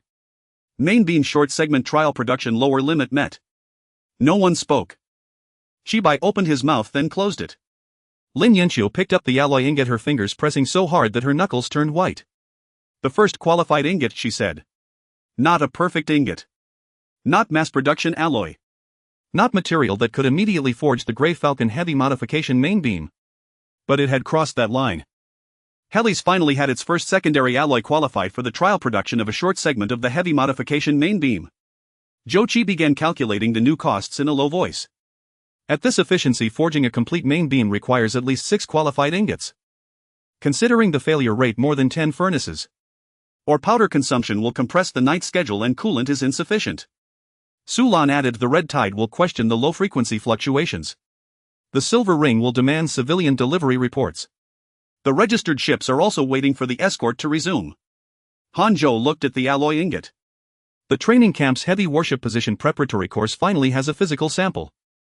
Shibai sighed. Can't you be happy for 3 seconds first? Hanzhou thought for a moment. 3 seconds are up. Everyone finally managed to smile. The laughter was brief. Because Arroya was still looking toward Greytail Bay. Lu Zheng noticed her expression. Something else. Arroya nodded slightly. It didn't approach. But it remembered. This statement made the weight of the first qualified ingot even more complex. Helis had not borrowed the power of the old era, had not connected to Greytail Bay, had not let the fragment assist in purification. Yet the industrial furnace fire itself was making the stellar vein low frequency more conspicuous. The phrase in the Phantom list, target appears to be attracted by high stellar vein noise, was like a cold nail driving itself back into Lu Zheng's heart. Su Lan had already begun writing the external announcement. The public version was brief. Phase 2 secondary refining line low load debugging achieved incremental progress. Civilian structural alloy stability improved. Production line continues isolated operation. No qualified ingot. No heavy modification. No response from Greytail. Jaeger soon sent an inquiry. The Heinchi recorded a low frequency peak in the Greytail direction during the fourth furnace. The Commonwealth again recommends suspending the test. Marta also sent a message. Congratulations. The shorter your reports, the livelier things are behind the walls. Lu Zheng did not reply to them immediately. He looked at the first qualified ingot and opened the Lord Core. The option for the Grey Falcon heavy modification main beam short segment trial production had changed from gray to a schedulable dark blue. On the same screen, another prompt also lit up. Stellar vein noise path slight increase. Lu Zheng was silent for a long time. Then he made 2 decisions. First, approve the trial production of the Grey Falcon heavy modification main beam short segment. Second, establish a stellar vein noise budget. From now on, every industrial upgrade in helis must calculate its sound in the depths of the stars, just like alloy man-hours and crew. The first qualified ingot was sent into the main beam short segment mold. From the direction of Greytail Bay, the low frequency fell silent. Silence was more unsettling than a response. Because helis knew it had already been heard. When the stellar noise budget was placed on the conference table, the first reaction was not opposition. It was silence. For everyone knew it was no ordinary ledger. Alloys, man-hours, crew, coolant, these could be replenished through other means if short. Stellar noise, however, lacked a clear unit of measurement and had no proven precedent. It was like an invisible fissure stretching between the nascent industrial forge of Hellos and the shadow of the Greytail Bay's bygone era. Lin Yanqiu was the first to speak. I need a definition. Lu Zhang pulled up the Lord Corps records. The first furnace had a low-frequency overlap of 7 seconds. The second furnace had a low-frequency flicker lasting 2 seconds. The fourth furnace displayed a clear wave peak for 4 seconds without overlap but was deemed by Aloya as remembering. The Lord Corps converted these records into a rough metric noise path increment. Su Lan frowned at the line. It's not a standard measure. No, Lu Zhang said, but from today it enters the scheduling. Shi Bai asked, to what extent? If the noise budget is exceeded, do we halt shipbuilding? Lin Yanqiu countered, and if we don't halt, what will come following that noise? Shi Bai did not retort. The shadow of the veiled list weighed heavily on everyone's mind. Silent Fleet's high stellar noise border samples, these terms had not appeared on the battlefield yet. After every low-frequency response from Greytail, they felt more like a tangible threat. Han Zhou raised a more practical question. Who approves the noise budget? That was the crux. If it fell to Lin Yanqiu, the industrial line would lean toward continued trials. If it fell to Su Lan, the administrative line would lean toward risk reduction. If it fell to the fleet, Shi Bai would convert every bit of noise into thicker armor. Lu Zhang gave the answer jointly signed by all three. Industry, administration, fleet, any party can demand a load-down review. The final decision to proceed or pause rests with me. Su Lan nodded. Should it be added to the Anchor Tower Ordnance Appendix? First, write it into the internal wartime industrial regulations. Lin Yanqiu looked at the application for the main beam short section trial. And this time, the first qualified ingot had already entered the mold. The Grey Falcon retrofit's main beam short section trial didn't require the full beam load but still needed 2 additional supplementary alloys from the secondary refining line and a high-temperature stress test. Each step could increase low-frequency noise. The fleet urgently needed it. The battle damage from ships 7 and 8 still lay in the docks. The Eagle Crown standard light cruiser could enter deployment at any moment. Without thicker main beams and stronger pressure-bearing structures, Hellos could only continue gambling on windows with node networks and Type 5 rotations. Shi Bai said, I support the trial. Su Lan said, I support a low-low trial, not continuous trials. Lin Yanqiu said, continuous trials are the most efficient. And the highest risk. If the interval between each furnace is too long, temperature calibration will reset, wasting more material. Material waste can be calculated, we still can't calculate the noise path accurately. The debate did not escalate into a quarrel. This in itself showed everyone was taking it seriously. After listening, Lu Zhang drew the first noise budget line. A 3-furnace window. At most 2 low-load tests per 24 hours. The main beam short section trial was permitted only 1 high-temperature stress test.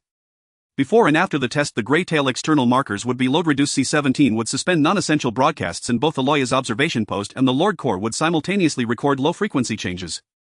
If the noise path increment exceeded twice that of the first furnace, the line would halt immediately for 48 hours. Lin Yanqiu looked at the restrictions, his expression darkening. It will be slow. But we'll survive, Su Lan said. Shi Bai sighed. You two are like the alloy in the break now. Han Zhou said calmly, an alloy without brakes becomes shrapnel. The main beam short section trial was ultimately approved. When the mold closed, there were no cheers in the dock. The first qualified ingot was cut into the short section core with 2 semi-qualified materials serving as outer test pieces. Lin Yanqiu called them a poor but honest structure. The high-temperature stress test was scheduled for 6 hours later. Before the test, Aloya arrived at the observation post. She looked towards Greytail Bay and whispered, it's very quiet today. Xiao Ting asked, isn't quiet good? Aloya shook her head. Sometimes quiet means it's listening. 6 hours later, the main beam short section was sent into the test frame. For the first time, Hellos wrote alloys, the fleet and stellar noise onto the same schedule. That schedule was crude. Yet it signified their final acknowledgement that future enemies would come not only from the mouth of a cannon. When the first seal of the Eagle Crest expedition authorization fell, Victor Aldrich showed no joy. It was merely a provisional approval from the Border Military Affairs Office. Not a full-scale expeditionary mandate from the homeland. Nor a promise from the Noble Council to truly empty their coffers. But it was enough to transform Crowhaven Port from a mothballed asset into a temporary forward base. The document permitted Victor to mobilize 1 standard light cruiser, 2 frigates, 4 gunboats and a mobile supply convoy under the still splendid pretext preliminary operation for frontier tax recovery and illegal anchor tower dismantlement. Preliminary, the adjutant repeated softly. Victor sneered, the nobles are afraid to even write the word war too plainly. But the light cruiser was real. The Eaglecrest Frontier Light Cruiser Silver Lance, a veteran of 27 years of service, its fire control system lagging behind the main fleet, its reactor no longer young. Yet it remained a standard light cruiser. Its main battery range, shield capacity, command relay and onboard repair capabilities were all levels that the Grey Falcon V could not withstand heeding. When Raymond received the deployment order, he stood for a long time. The white mast had already withdrawn, the broken Crown fleet had transformed from a hound into a guide dog. Once the Silver Lance arrived, he would lose battlefield dominance. But he also knew that only a light cruiser could truly threaten Hera's node network. The adjutant asked, Major, do we report to the light cruiser? Raymond corrected him, it's coordination. Will they listen? Raymond did not answer. The old Crown was never a monolithic entity. The revenue fleet looked down upon privateering remnants, the standard light cruiser looked down upon the border security forces, the homeland nobility looked down upon all frontier folk. Yet facing Heras, they had no choice but to stand on the same line for now. The captain of the Silver Lance was named Simon Locke, a quintessential Eaglecrest regular officer. After reading the Heras battle report, he offered only one comment: they know how to make trouble with little things. The staff officer asked, should we take them seriously? They need to be cleaned up. In Simon's eyes, Heras was not a worthy opponent but a barbaric frontier workshop. A workshop could bite an old frigate, could sever outpost supply lines with a node network, but it could not endure long under the fire control suppression of a standard light cruiser. Dismantle the nodes first, then the anchor towers, Simon said. Don't chase their small ships. Deprive their small ships of the net they can hide in. This statement was quickly compiled into the expedition plan. The target sequence was clear. First, clear the peripheral temporary nodes and buoy remnants in Zone C-17. Second, suppress the Grey Tail outer marker. Third, sever the maintenance line from Frontier 1 to C-17. Fourth, force the Heras fleet to leave the anchor tower fire control reference zone and engage in a decisive battle. If Heras refused battle, then systematically dismantle C-17. This was a more mature, more calculated tactic. More dangerous than Raymond's vengeance. Heras received the first piece of intelligence from Silver Ring. Marta did not provide the full deployment order, only selling a high-value risk alert. The price was a 24-hour preview of the next civilian alloy delivery stability report. Sulan bargained it down to 12 hours. Marta accepted. The alert content was brief. Eaglecrest standard light cruiser entering frontier expeditionary deployment. Estimated ship name Silver Lance. In the control room no one spoke. Chibai was the first to break the silence. A light cruiser, huh? Lin Yanxiu looked towards the main beam segment test frame. It sure picked a fine time to arrive. Han Zhou asked, what do we have to stop it? Lu Zhang did not mince words. Nothing for now. His words made the silence in the meeting room even heavier. The Grey Falcon V could harass lure escort fight node battles and fill gaps. They proved a low tonnage fleet could affect distant supply lines. But a standard light cruiser was not an old gunboat, not a frigate, not a modified supply ship like the White Mast. A light cruiser could dismantle the net. Heras had to weave the net thicker before it arrived or forge the first load-bearing heavily modified backbone. Sulan asked, make it public. Lu Zhang said, don't publicize the ship's name. Issue a frontier expedition risk escalation notice alerting registered ships that future escort rates may be adjusted. Shibai looked at him. You're getting good at making money too.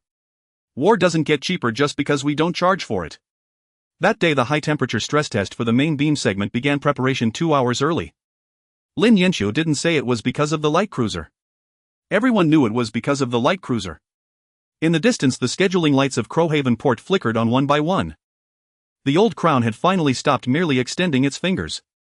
It began to raise a true spear. The keel of Grey Falcon 9 finally began to close. It was slow. So slow that dockworkers passing by couldn't help but glance at the progress bar and curse the secondary refining line. 9 hadn't managed to secure much qualified alloy and could only rely on standard alloys and recycled parts to maintain a low-speed schedule. It was like a malnourished child forced to keep growing every plate, needing confirmation that it wouldn't disrupt the refining line, the repair line, or the retrofitting trials. Chibai stood before the dock observation window gazing at 9's empty bridge framework. A ship can be built slowly, but what about the crew? Han Zhou did not answer immediately. The training camp roster was already worn from his handling. 5, 6, 7 and 8 all needed replenishment and rotational training after the battle. The C-17 maintenance team had pulled away a batch of trainees familiar with reactor support. The secondary refining line had also snatched away young men like Xiao Ting who could read curves and dared to manually segment. The heavy ship position preparatory course had just started, like a new mouth devouring time simulators and instructor energy. Even if 9 were commissioned, it might face an empty bridge. Not completely unmanned, but lacking enough personnel who could hold their posts under fire. Han Zhou handed the latest training schedule to Lu Zheng. We need to lower 9's initial combat readiness standards or delay its commissioning. Shibai frowned. Lower to what extent? First, as a training ship and reserve escort not entering high-intensity combat rotations. Light cruisers are coming and you want me to use 9 as a training ship? Han Zhou said calmly. Stuffing untrained personnel into a combat ship will only turn 9 into a grave. Shibai fell silent. No one could refute that statement. The problem of insufficient crew had appeared when the first Grey Falcon was commissioned. Back then, heroes had pushed through with veterans' emergency retraining and crisis pressure. Now the fleet had grown larger, positions were more complex, and the cost of mistakes was higher. Filling the bridge with passion alone would be treating past luck as a system. Su Lan proposed a new roster adjustment. 9 would not have a formal full captain group initially, but a rotational bridge. 5, 6, 7, and 8 would each send one corps member to 9 for rotation without long-term assignment. Training camp combat seat candidates would board 9 in batches to familiarize themselves with procedures. 9 would initially undertake short-range patrols, escort substitutes, and damage control training, not participating in remote node battles. Shibai's expression darkened after hearing this. This will weaken the existing 4 ships. Han Zhou said, without rotation all 5 ships will be weak in the future. Yen Che connected from SAXS maintenance channel, his voice tinged with fatigue. I support the rotation. 6 can send a gunnery deputy. Shinwei also said 5 can send an electronic warfare deputy. Mello was more direct. 7 can't spare a nozzle technician but can send a damage control deputy. 8's deputy captain was silent for a moment before saying it's not realistic for 8 to send a cooling pipeline technician. We're still short ourselves. No one blamed him. 8 had been battered too severely in the debris-clearing battle and the broken pipe recovery. Its cooling pipelines had yet to fully recover. Asking 8 to send more personnel was like pulling bone from a wound. Lu Zhang ultimately approved the rotational bridge plan for 9.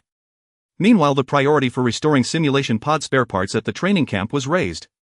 The secondary refining line could no longer temporarily pull key trainees from the camp unless jointly signed off by Han Zhou and Lin Yanxiu. Lin Yanxiu had objections. The refining line is also short-handed. Han Zhou said the training camp is not a spare parts warehouse. Without the refining line, your heavy ship prep course is just paper. Without people, a heavy ship is a coffin. They locked eyes. This time Lu Zhang did not rule immediately. He had Su Lan write this conflict into the new scheduling guidelines. Critical industrial positions and crew training positions could not be unilaterally reassigned. A dual signature was required. Heroes was becoming complex. Complexity meant that every temporary personnel loan would tug at another line. At night, Xiao Ting returned to the training camp to collect his personal belongings. He saw the bridge simulator for 9 lit up with several new trainees practicing manual procedures after a link disconnection. Someone recognized him and asked, Xiao Ting, are you going to the refining line or to a ship? Xiao Ting was taken aback. He didn't know the answer himself. He had once thought becoming a crew member meant sitting inside a Grey Falcon.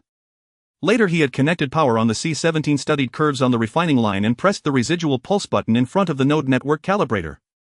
None of these were on the bridge yet, all were tied to the fleet. Han Zhou walked in from the doorway and answered for him. Heroes will need a kind of person who understands both the ship and the furnace. The new trainees didn't quite grasp it. But Xiao Ting suddenly understood a little. The alloy throne wasn't just about building bigger ships. It would also recast people anew.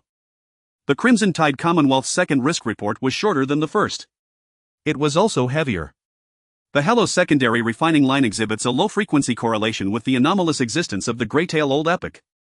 This entity has established a stellar vane noise budget, proving its acknowledgement that industrial activities may affect the anomalous environment. The Commonwealth recommends raising the Hello's red observation level to red level 2. Jaeger did not fling this report directly before Lu Zhang. He first sent a meeting request. After reading it, Su Lan said he has learned to knock first. Shibai asked, is that a good thing? It means he knows the door isn't his. The meeting took place on the Outer Ring's first commercial layer. Jaeger brought fewer people than last time, only 1 adjutant and 1 low-frequency risk advisor. The advisor did not enter the core area and even his equipment was sealed. This time Crimson Tide did not forcefully demand verification of the refining line's second segment. Instead it proposed 3 conditions. First, before each test of the secondary refining line, Hellos must submit a test window to the scale ship. Second, if the stellar vane noise budget exceeds the previous peak, Hellos must suspend testing and accept a risk consultation with the Commonwealth. Third, the Commonwealth demands the deployment of an independent low-frequency monitoring buoy outside the Greytail outer marker to be jointly read by the Commonwealth and Hellos. Lin Yanqiu frowned at the first condition. Submitting a test window means telling them our industrial rhythm. Su Lan was more wary of the second. Accepting a risk consultation seems gentle, but in practice it becomes a suspension power. Han Zhou looked at the third condition. Joint reading, who handles maintenance? Jaeger replied the Commonwealth can provide the buoy and Hellos is responsible for deployment. Data will be synchronized between both parties. Chibai murmured they want to plant an eye at Greytail's doorstep. Jaeger heard him. It's an eye, not a hand. Lu Zhang looked at him. An eye that sees for long enough can also point the way. Silence fell over the meeting table. Jaeger did not deny it. This in turn gave Lu Zhang a bit more insight into him. Crimson Tide was not Silver Ring. It would not package its hand as a gift. It would tell you this was risk management, and in its reports it would turn every refusal of yours into a variable. Hellos could not reject everything. Rejecting everything would push itself toward a more dangerous label. Nor could it accept everything. Accepting everything would allow the Commonwealth to pull the strings of the refining line's rhythm, the Greytail outer marker, and the stellar vein noise budget at will. Lu Zhang proposed a counteroffer. The test window would not be submitted in advance, only a delayed safety status would be provided after the test concluded. When the noise budget exceeded the previous peak, Hellos would internally enforce a load reduction review and send a non-sensitive notification to the Commonwealth, but it would not accept an external suspension power. The low-frequency monitoring buoy could be discussed, but it must be manufactured or reassembled by Hellos. Its position must not be near the Greytail outer marker's core calibration zone, and raw data would first enter Hellos' isolated cache before a delayed safety summary was shared with the Commonwealth. After hearing this, Jaeger asked, "This still isn't joint monitoring?" Su Lan said, "This is limited transparency. The Commonwealth may not accept it." Lu Zhang replied, "Hellos may not accept Red Level 2 either." Jaeger looked at him. "You cannot stop the Commonwealth from issuing a rating. And you cannot use a rating to shut down Hellos Furnace." These words were not spoken with raised volume, yet they brought the meeting to its true core. Crimson Tide could raise the observation level. Hellos could continue low-load debugging. Both sides could make the other pay a price, yet neither wished to overturn the table now. Because the Eagle Crown expedition was still en route, because the Greytail anomaly remained unclear, and because the Veil shadow loomed in the distance. In the end, Jaeger accepted bringing Hellos' counteroffer back to the scale ship. Before leaving, he looked at Lu Zhang. "Lord Lu, establishing a stellar vein noise budget is a responsible act. That doesn't sound like criticism. But continuing your tests is a dangerous act. That doesn't sound like praise either." Jaeger nodded. "So the Commonwealth will keep watching?" Lu Zhang said, "And Hellos will record how you watch."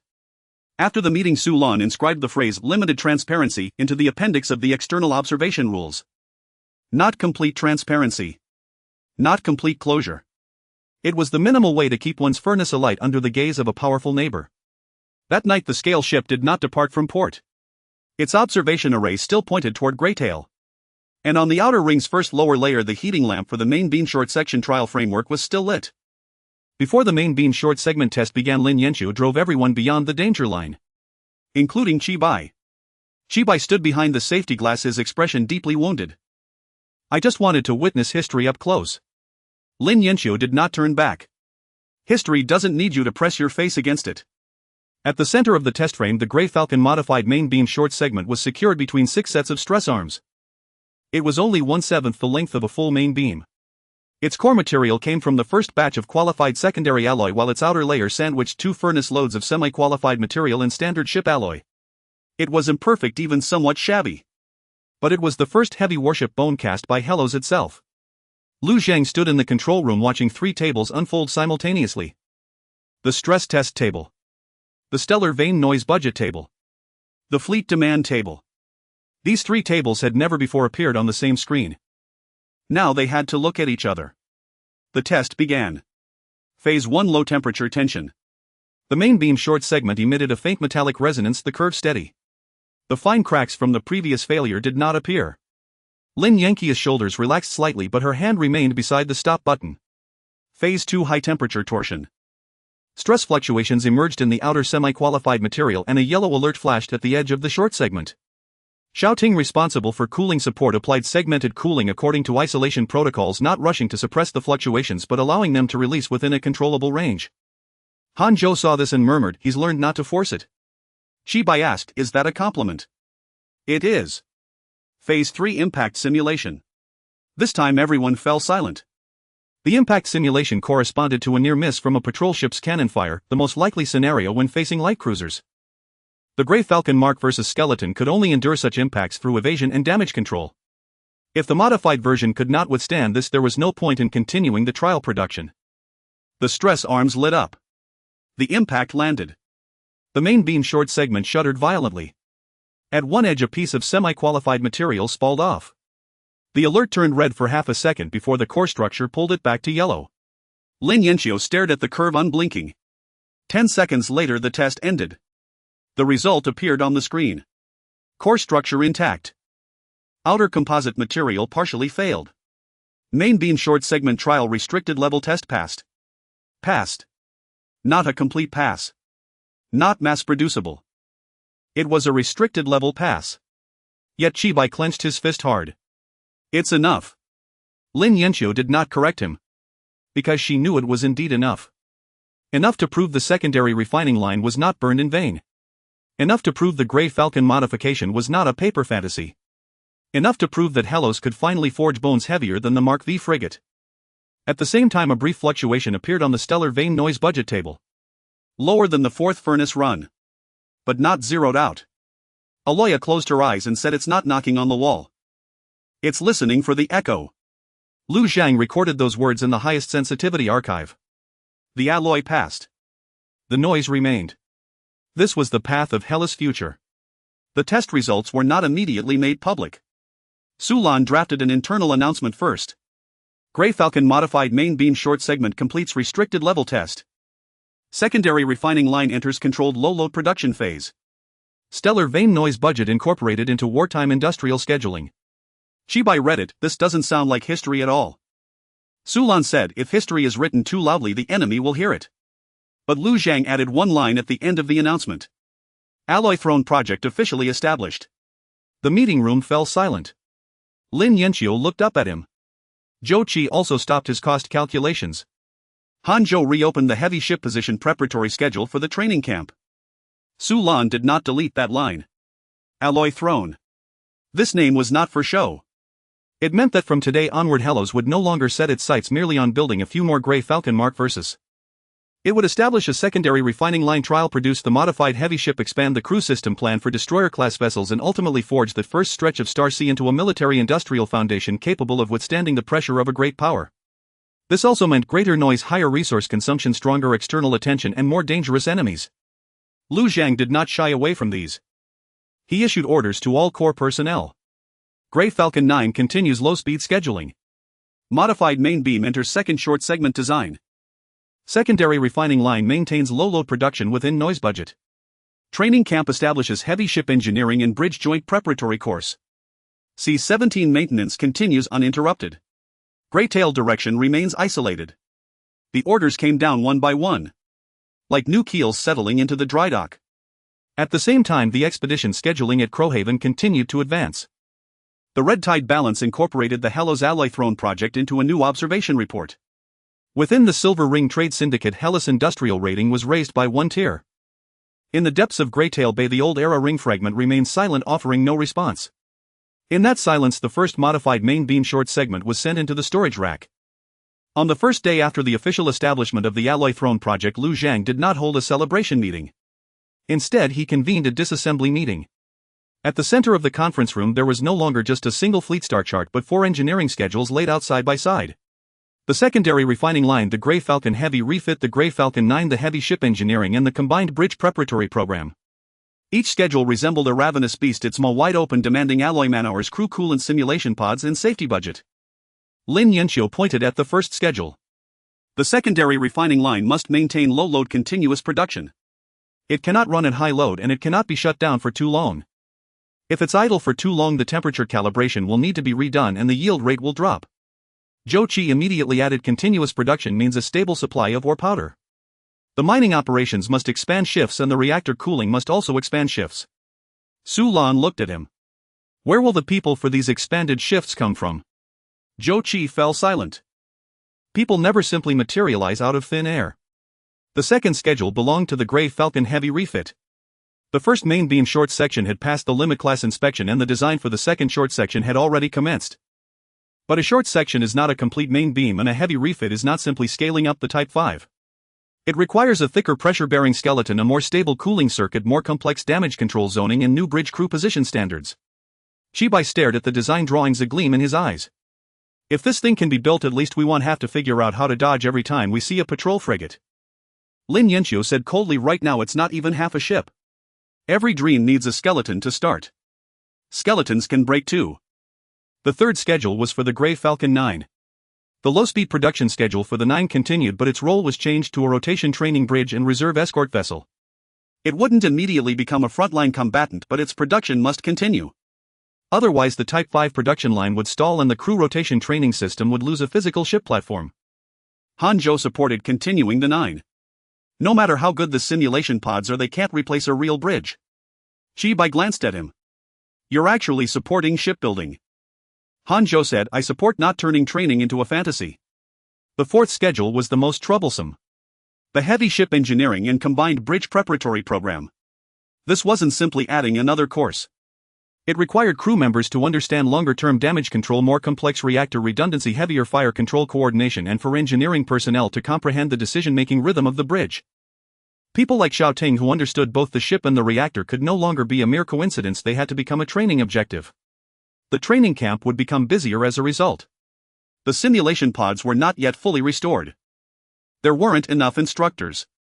Worse still, there weren't enough trainees. Su Lan pulled up a hidden fifth schedule. The stellar vein noise budget. Every ignition of the secondary refining line, every main beam test, every gray tail external calibration and load reduction had to be logged into this budget. The budget wasn't for show.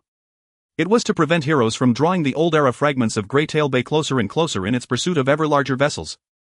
For a moment the only sound in the conference room was the soft hum of the projector.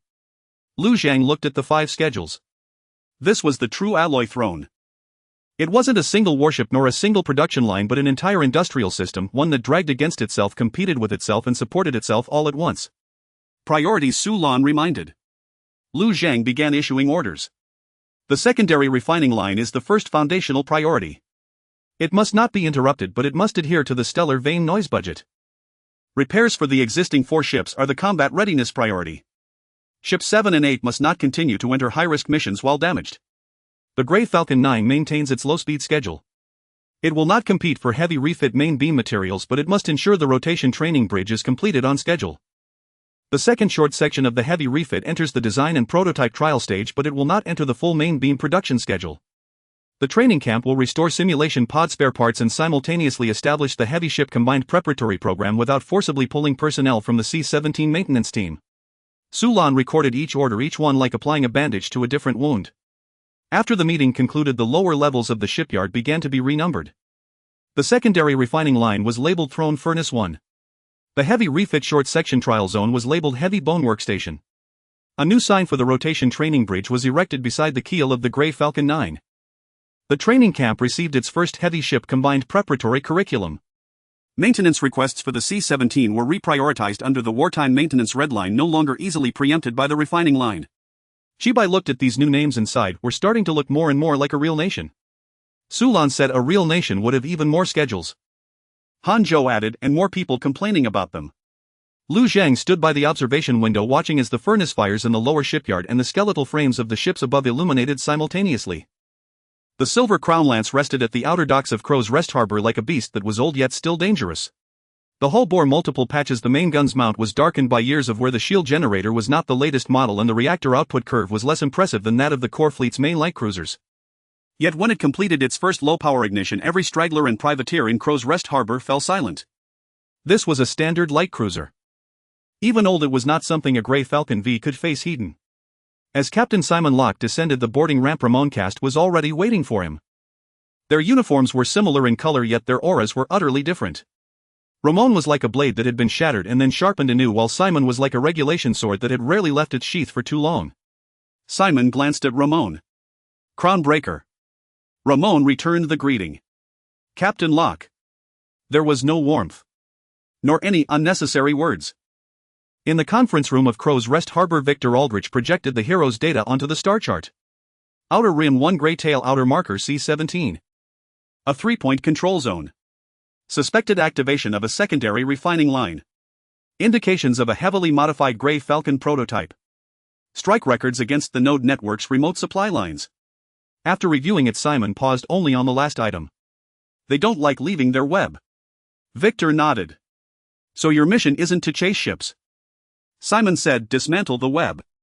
Upon hearing those two words, Ramon's mechanical prosthetic tightened involuntarily.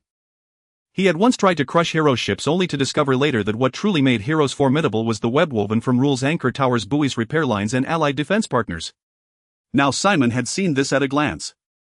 This left Ramon both uncomfortable and unable to refute. Simon opened his own operational plan. Phase 1 long-range clearance of the remaining buoy array outside C-17 without entering the Grey Falcon versus lure range. Phase 2 suppression of the Grey Tail outer marker, disabling Heroes' broken line fire control from lateral calibration. Phase 3 dispatch gunboats to sever the repair window from outer rim 1 to C-17, forcing the Grey Falcon V to abandon anchor tower references. Phase for the Silver Crown Lance would only advance after confirming the node network was weakened, denying Heroes the opportunity to use the light cruiser as bait for a counterattack. The plan was solid. So solid it seemed glaring to Ramon. Heroes won't just sit and let you dismantle it, Ramon said. Simon looked at him. I know. They'll use unmanned modules, false wreckage, black shovel tugboats, even registered ship transits as cover. So you're responsible for identifying their dirty tricks? Ramon narrowed his eyes. I'm not your scout boat. Simon replied calmly, you're the one who knows them. Victor did not interject. He needed Ramon's experience and he also needed Simon's light cruiser. Their mutual disdain for each other precisely indicated that they came from different fractures within Eagle Crown. Fractures could destabilize an expedition fleet, but they could also make it sharper at certain moments. At the meeting's conclusion, Simon made his demands. I need the White Mast to provide all records of Heroes node warfare. I need Crow's Rest Harbor supply teams to prioritize the Silver Crown Lance. I need the remaining patrol frigates of the security fleet to follow a unified fire control rhythm. Ramon said coldly, the White Mast is not a subsidiary ship of the Silver Crown Lance. Simon replied, until C-17 is dismantled, all ships belong to the Expeditionary Order. The air between them instantly turned frigid. Victor finally spoke. Enough. Heroes is forging heavier bones. If you two keep arguing over who wears the crown better, you'll find that Dead Star has learned to forge hammers. After the meeting, Ramon returned alone to the White Mast. His adjutant asked, Major, will the light cruiser succeed? Ramon stared at the 3-point control zone of Heroes on the star chart. If they're just a bunch of deadenders who survived by luck, yes. And if not? Ramon did not answer. He recalled the lights of C-17, the Greybag 3 and the camouflaged wreckage that reached out like bones during Operation Severed Pipe. Heroes had not survived this long by luck. And the steadier the Silver Crown Lance was, the more Heroes would find ways to force it to hasten. Outside Crow's Rest Harbor, the Silver Crown Lance completed its final fire control calibration before the expedition. The main cannon beam shot towards the target. A single strike pierced through. The news quickly spread to the outer rim. The Lance of the Old Crown was departing the harbor. On the 6th day after the Alloy Throne project was initiated, the dock scheduling system experienced its first complete blockage. It was not a malfunction. It was a queue with no way to proceed. Furnace no. 1 needed to continue low-load production. The second short section required remolding the Grey Falcon no. 9 needed keel connection parts. The no. 7 nozzle valve awaited precision machining in the cooling pipes of no. 8 needed re-inspection while the Black Shovel's tugboat occupied the outer maintenance station. The training camp's simulation cabin spare parts recovery also required the same batch of microcontrollers. All demands lit up red simultaneously. Lin Yanqiu looked at the scheduling screen, his expression growing increasingly grim. There aren't enough processing tables. Zhou Qi added, and there aren't enough people either. Su Lan glanced at another chart, we also lack coolant. At least our troubles are evenly balanced, Qi Bai attempted to lighten the mood. No one paid him any heed. The first genuine industrial Q crisis lay squarely before Lu Zhang. In the past, when Helos was missing something, it was usually a singular point of failure.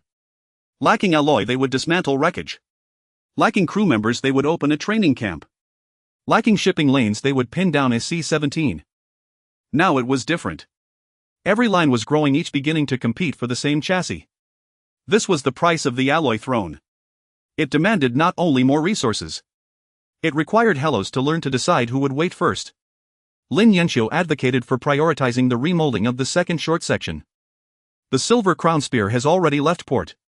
Without remolded pressure structures next time we will again have to rely on Type 5 and node gambling windows. No. 9 cannot be delayed any longer. The number of Type 5 is insufficient. Escort and rotation will collapse. Before the light cruiser arrives we at least need to have the No. 9 forming a rotation bridge. Hanzhou supported half of Chibei's view. The No. 9 bridge rotation takes precedence, but it doesn't necessarily require the complete hull to be prioritized. We can first produce the bridge section and life support training cabin. Lin Yanxiu immediately reacted. Shall we dismantle No. 9 for phased delivery? Not dismantling, Hanzhou said. Let's first ensure there is a place for people to practice. Sulan looked at Lu Zhang. This will make the official launch of No. 9 slower, but the training benefits will be gained earlier. This also reduces the immediate demand for keel connection parts, Zhou Qi said. This plan was very Hello's. It wasn't pretty. But it could split a blocked queue into 2 narrow paths that could still move. Lu Zhang approved the phased delivery of No. 9. The first phase prioritized completion of the bridge section life support training cabin and basic link system serving as a rotation platform.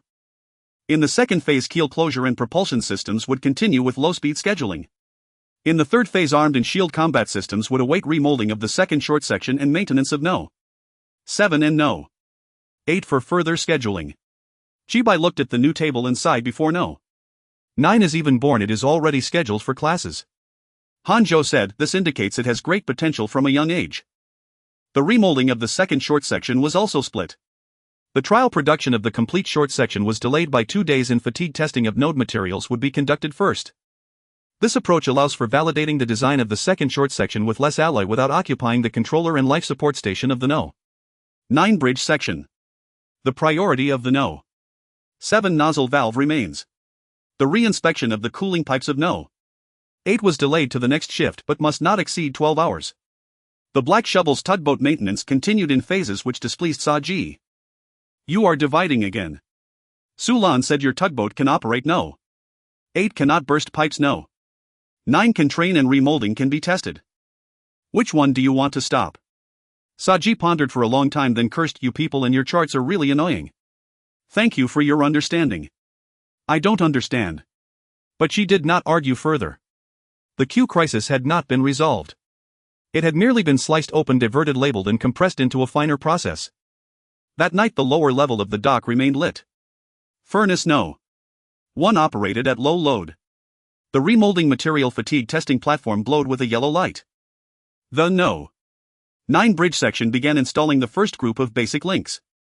The No. 7 nozzle valve entered precision machining. The cooling pipes of No. 8 were scheduled for the next shift. Each line was slow. But none of them stopped. Lu Zhang stood outside the scheduling room watching the scheduling chart finally change from all red to a mix of red and yellow.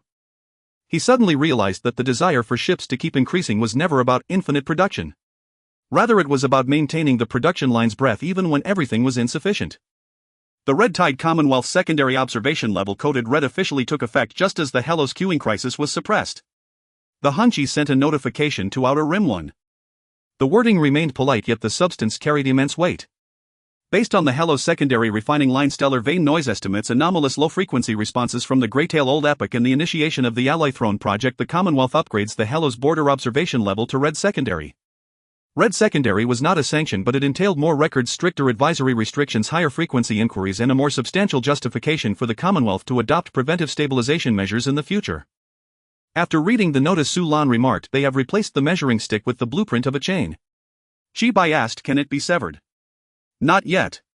Jaeger soon proposed accompanying demands. Low-frequency monitoring buoys must be deployed.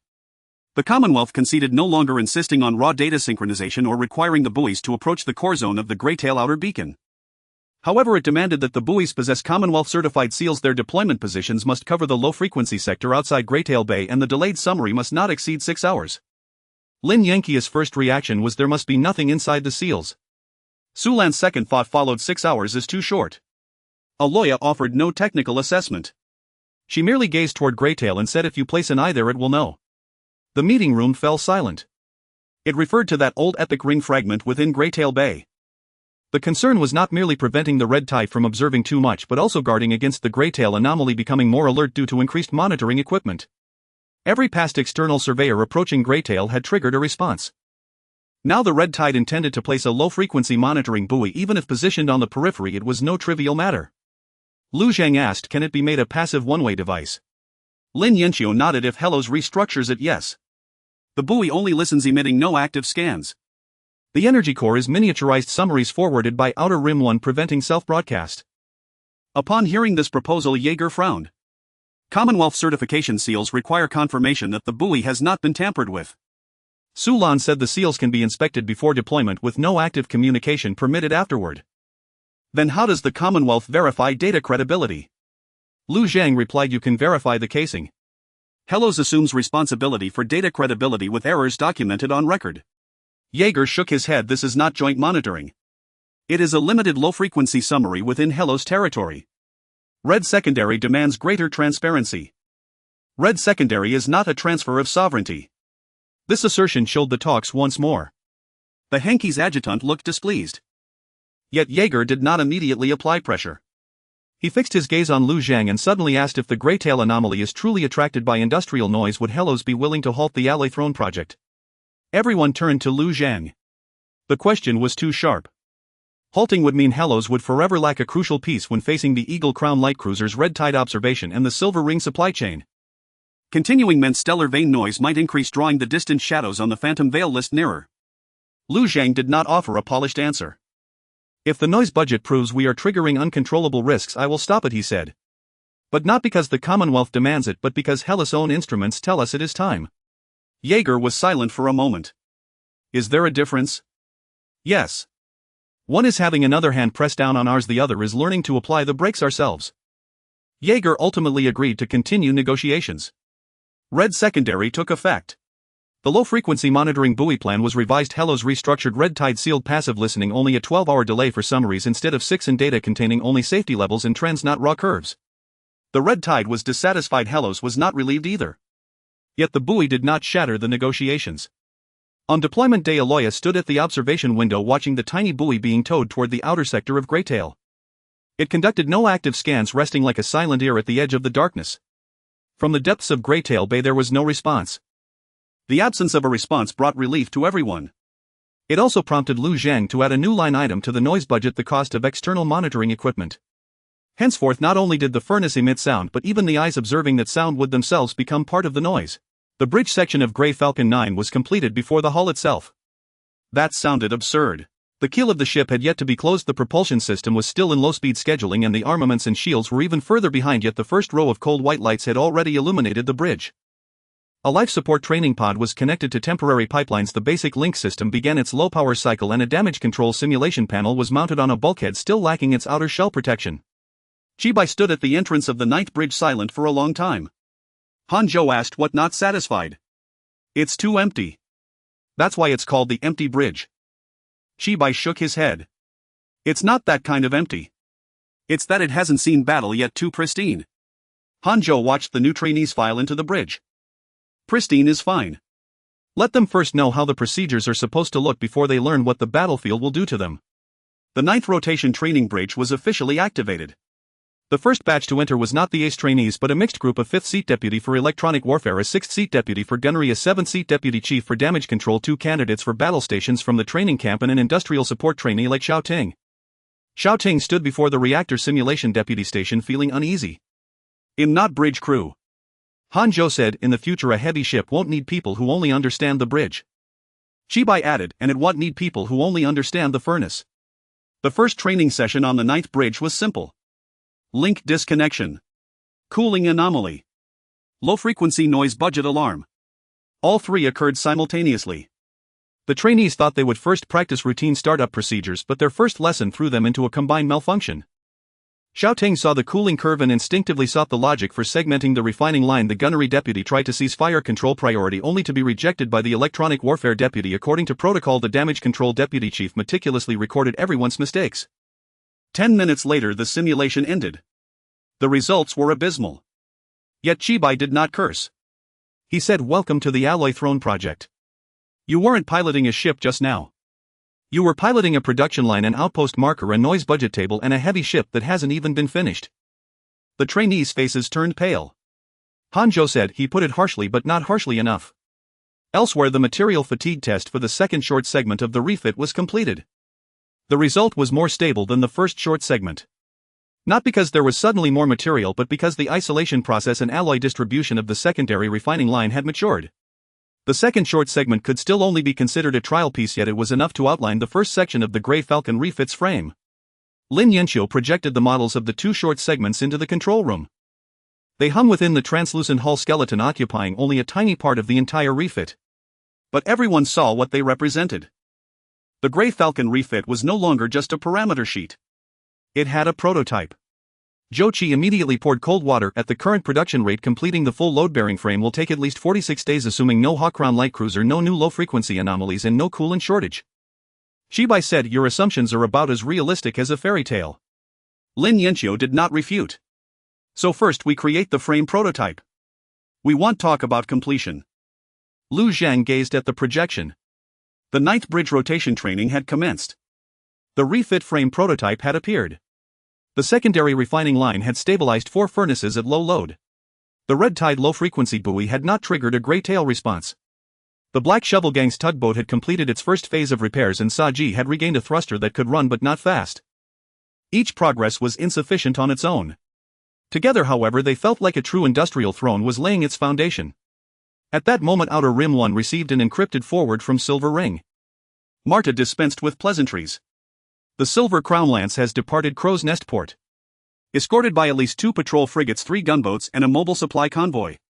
Estimated arrival at the Outer Rim pressure zone is in 16 to 20 days. The temperature in the meeting room seemed to drop a degree. 16 to 20 days. The refit could not be completed. The ninth could not be fully combat ready. The secondary refining line could not become a stellar furnace. What Hellos could do was to transform the prototype into as many usable assets as possible within this time. Lu Zhang routed the message into wartime scheduling.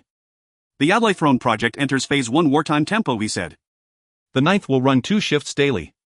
The refit frame will continue short segment trial production. The secondary refining line will operate within noise budget limits. C-17 maintenance priority will not be downgraded. All escort requests will be reassessed. Sulan asked, "Should we announce the light cruiser news?" "Don't announce the ship's name. Announce the escalation of the Outer Rim expeditionary pressure." Shibai looked toward the direction of the ninth bridge and murmured, "What can you train in 16 days? Hanzhou replied, "You can't train a legend." He paused.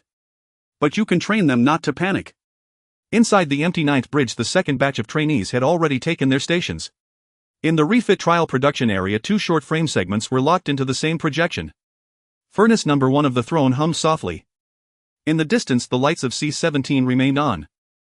Hellos did not yet have a true heavy ship. But it finally had the shadow of one. The number 16 was written at the top of the Outer Rim control room. No.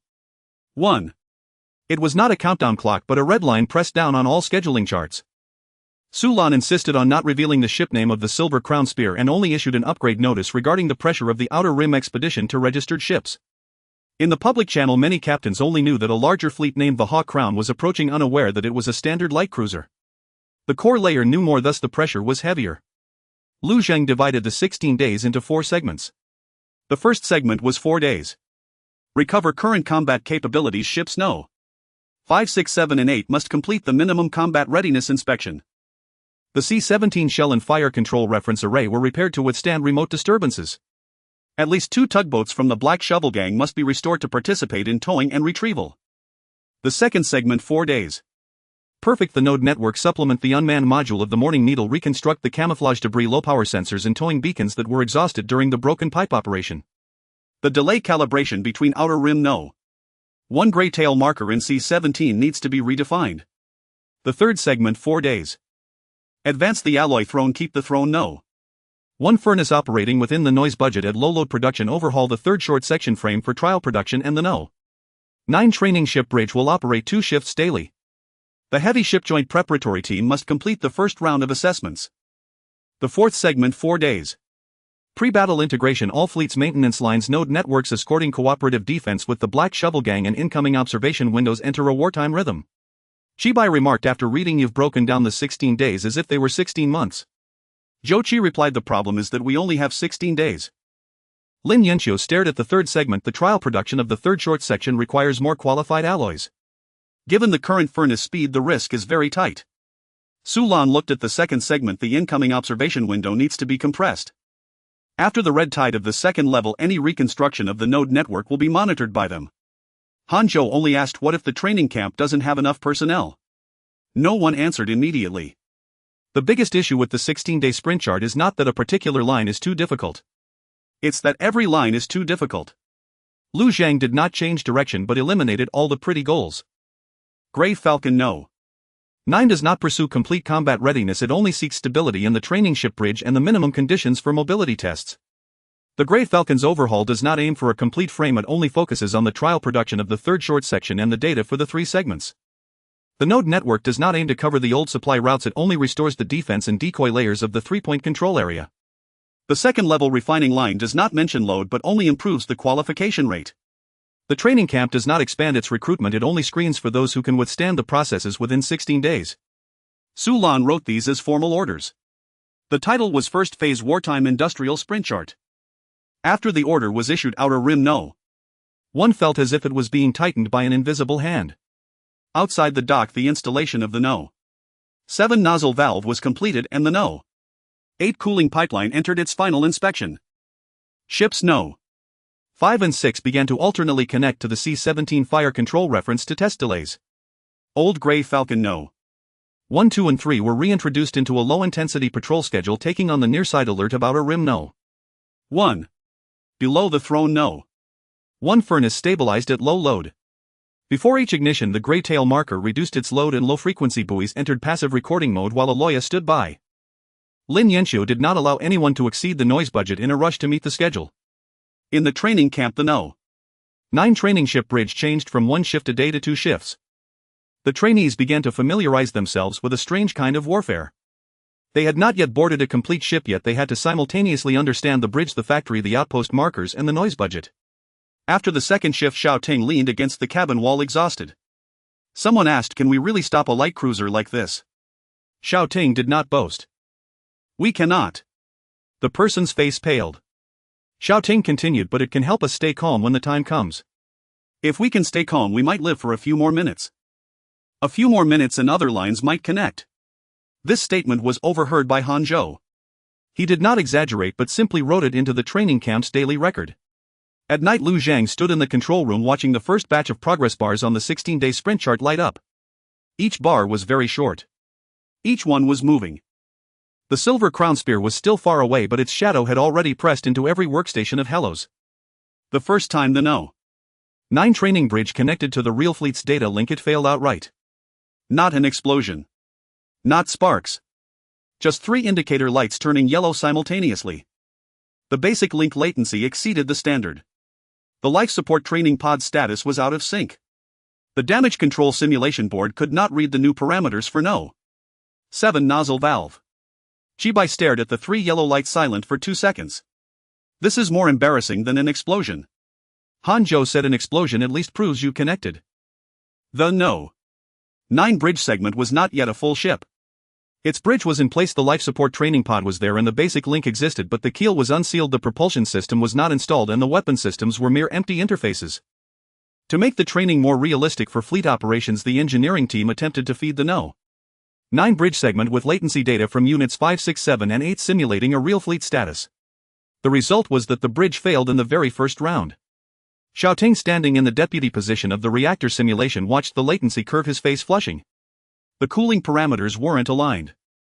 Lin Yanxiu connected remotely. It's not just the cooling. The No. 9 bridge segment uses a new link framework, the No. 7 nozzle valve uses a grade 2 alloy modification, the No. 8 cooling pipeline is still under re-inspection and the simulation board is reading the old Type 5 baseline parameters. You are training for a future bridge, but you are feeding it data from 4 ships that were patched together after battle. Chibai rubbed his brow. So we are making a new mind read old wounds. More or less. Hanzhou ordered all trainees to stop. He did not yell. This made the trainees even more nervous. Fail your records. Hanzhou said everyone write down what they thought was wrong and what was actually wrong. No reflections, no promises. The first batch of records was terrible. The deputy gunnery officer thought it was a fire control delay. The deputy electronic warfare officer thought it was data link congestion.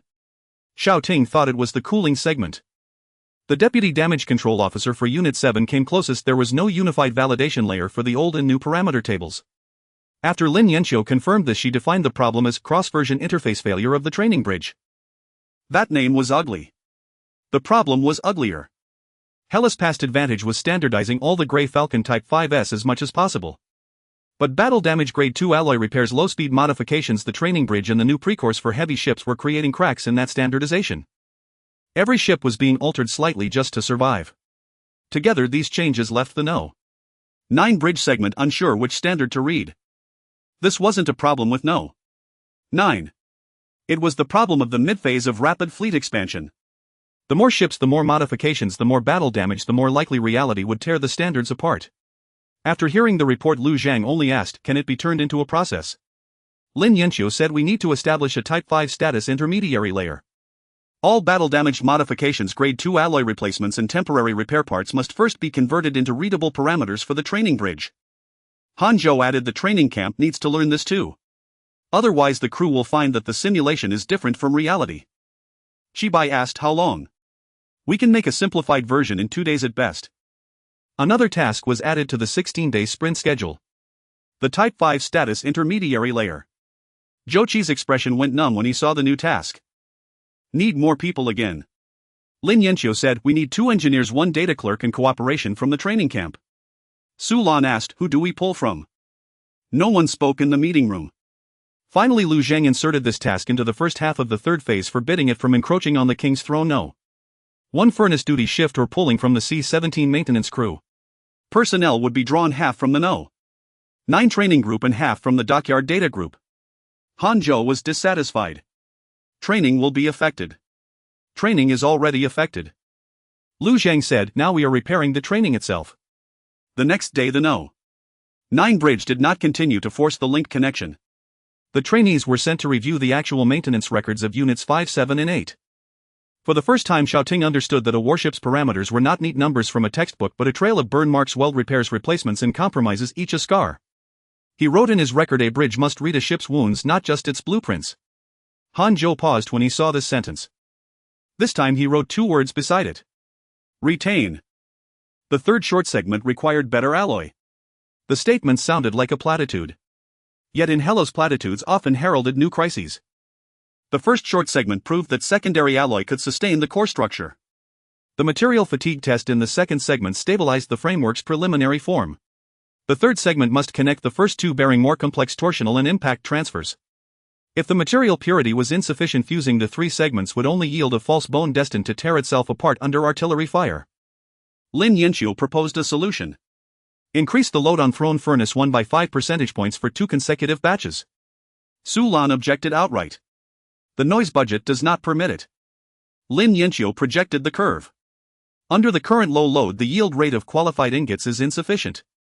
Within the 16-day window we can at most gather half the material for the third short segment. Increasing by 5 percentage points keeps the risk manageable. Manageable, judged by whom? By me. Stellar vane noise does not burden only the industrial line. The atmosphere in the meeting room instantly tensed. Shibai did not crack any jokes.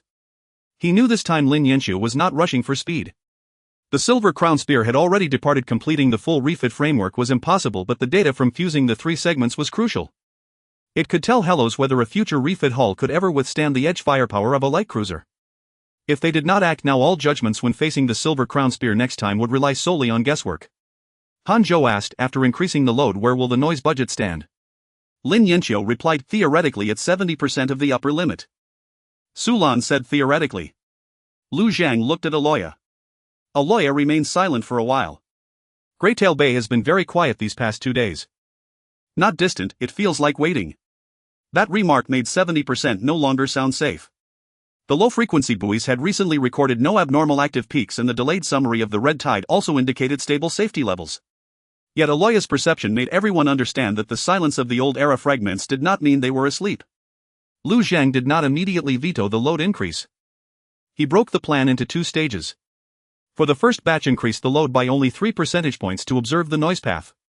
If the noise increment was lower than estimated, the second batch would be raised to 5 percentage points. If the first batch exceeded 60% of the budget ceiling, the second batch would be cancelled. Lin Yanqiu frowned. That might not yield enough material. Then it won't, Lu Zhang said. The refit of the third short segment will be delayed. Better than waking up Greytail Bay. This time Lin Yanqiu did not argue. She simply revised the plan to a staged load increase. Before the first batch's load increase began, the Hongqi sent an inquiry.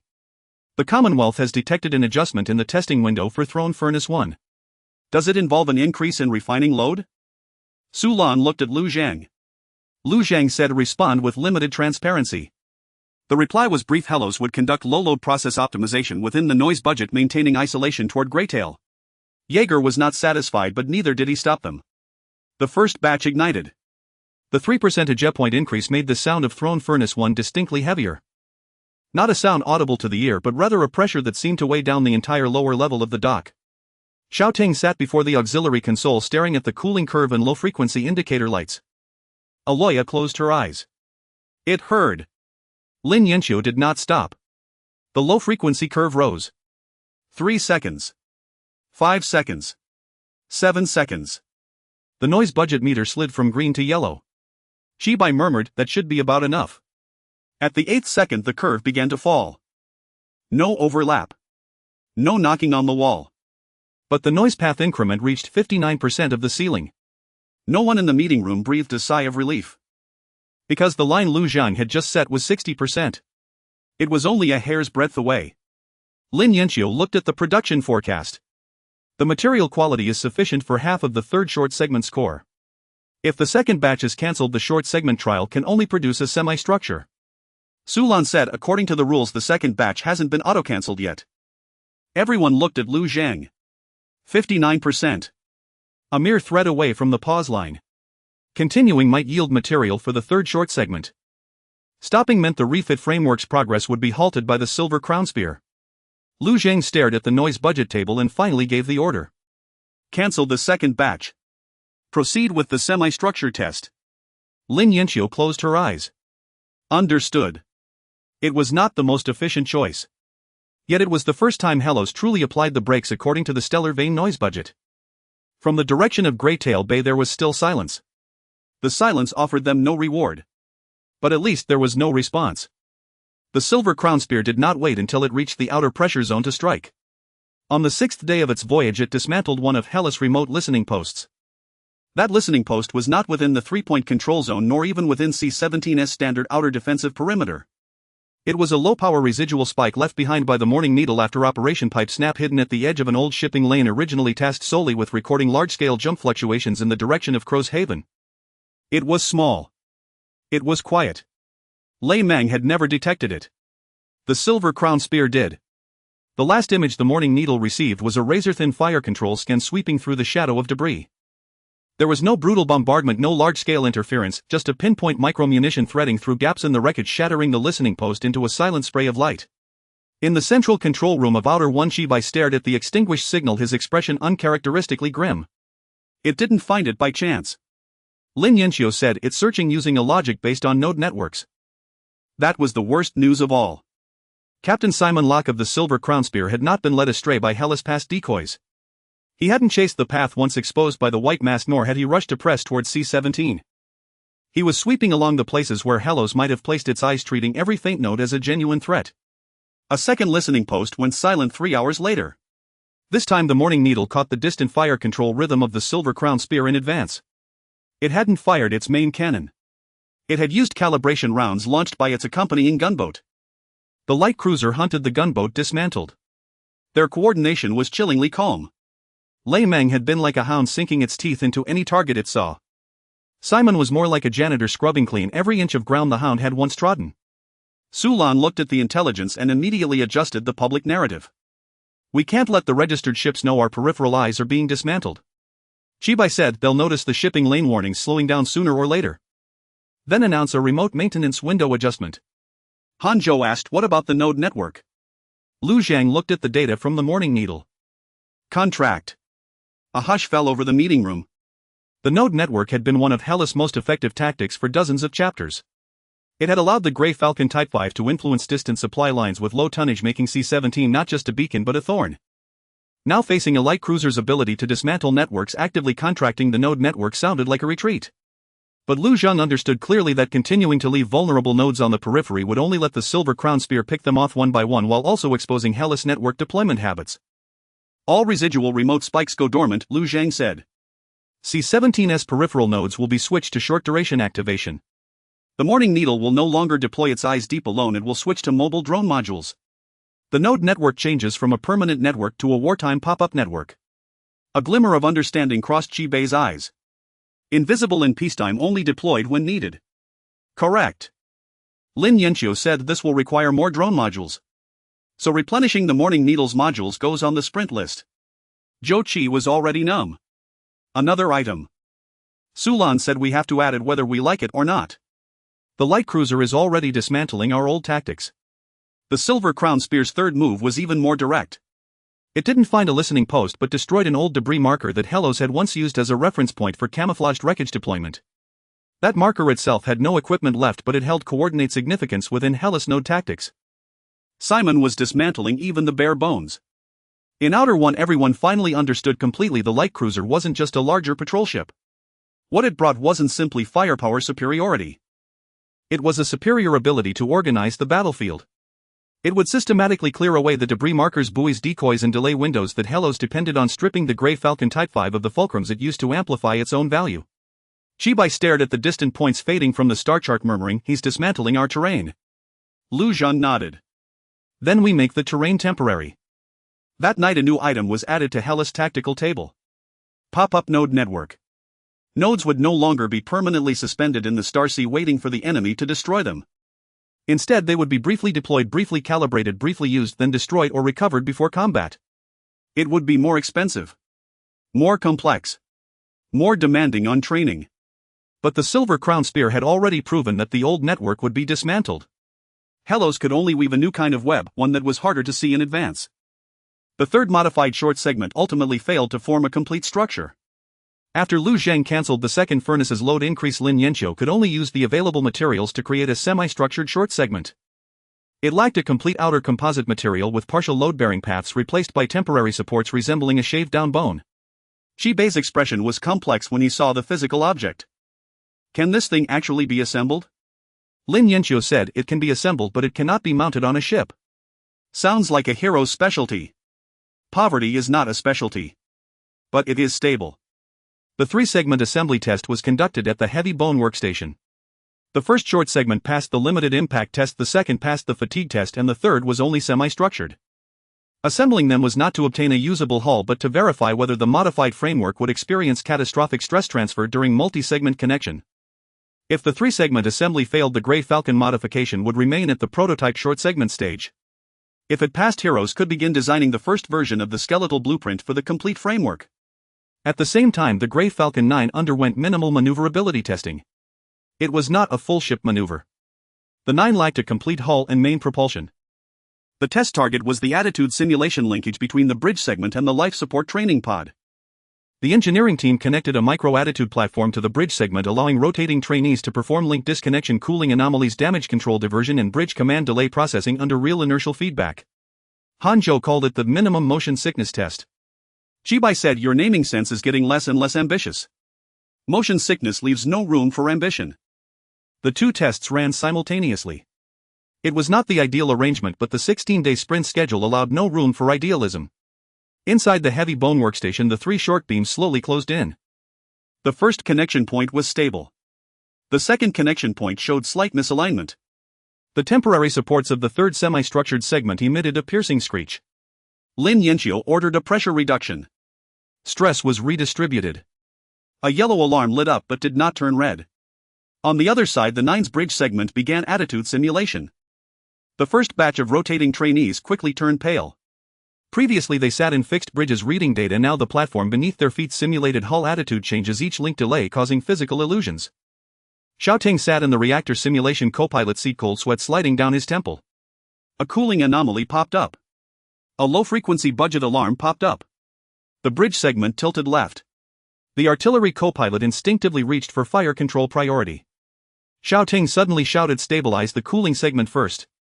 Fire control, wait for electronic warfare confirmation. The 5th electronic warfare co-pilot responded, link backup switching, fire control delayed by 3 seconds. The 7th Damage Control Deputy simultaneously diverted damage control team simulate transfer to Compartment 2. The 9's bridge segment did not fall into chaos. They were still slow. They still made 2 errors. But there was no chaos. Standing behind the observation window, Hanjo nodded for the first time before the training ended. In the heavy bone workstation, the 3 short beams entered impact simulation. The impact was not full strength, only simulating the lower limit between the edge firepower of a patrol ship and the long-range residual waves of a light cruiser. Lin Yanqiu dared not increase it further as the 3rd segment lacked sufficient material and the noise budget did not permit the Throne 1 furnace to immediately replenish stock. The stress arm lit up. The impact landed. One of the temporary supports on the 3rd segment snapped. Everyone's heart tightened. The core connection did not break. The misalignment at the 2nd connection point widened, but it was held by the core structure of the 1st segment. The 3 short beams, like a bent spine, emitted a teeth-grinding metallic screech before finally halting within the yellow warning line. The screen displayed the result. 3-segment assembly test limited pass. Not mountable on ship. Eligible for complete framework design. Lin Yanqiu closed her eyes and let out a long breath. Enough. This time she was the one who spoke those 2 words. Almost simultaneously, the 9's bridge segment test ended. Hanjo gave the results. Minimum maneuverability linkage passed. Bridge response slow, 2 errors, no command confusion. Shibai looked at the report and smiled. They can't be trained into legends. Hanjo added, but they've been trained not to fall into chaos. In the peripheral central control room, 2 sets of results were delivered to Lu Zhang simultaneously. The modified framework's 3-segment assembly passed the limited test. The Grey Falcon 9's minimum maneuverability linkage passed.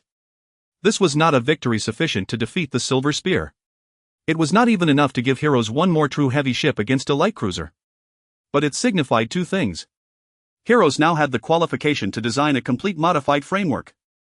Heroes now had the first batch of personnel usable for the 9's rotating training bridge. Lu Zhang entered both results into the first phase sprint schedule. The progress bar finally crossed the first critical line. At that moment, the Morning Needle transmitted new remote records. After the Silver Spear once again dismantled an outer residual marker, it altered its course. It did not head straight for C-17. Instead, it veered toward the outer side of the Grey Tail outer marker. Simon Locke had begun dismantling Hero's flank. Lu Zhang stared at the star map, his gaze darkening. Advance the 2nd phase sprint, he said. Protect the Grey Tail outer marker. The Throne 1 furnace continued its low hum. In the 9's bridge, the trainees who had just passed the test had no time to rest. In the heavy bone workstation, the 3 short beams were still dissipating heat. Heroes had just acquired the shadow of a heavy ship. The light cruiser's spearhead had already turned toward its most vulnerable flank. The Grey Tail outer beacon had never been Hero's strongest point. It operated at low power with limited fire control, references its outer shell far less robust than the outer rim anchor tower one. Its original purpose was merely to transform Heroes from a single-point defense into a 2-point control system.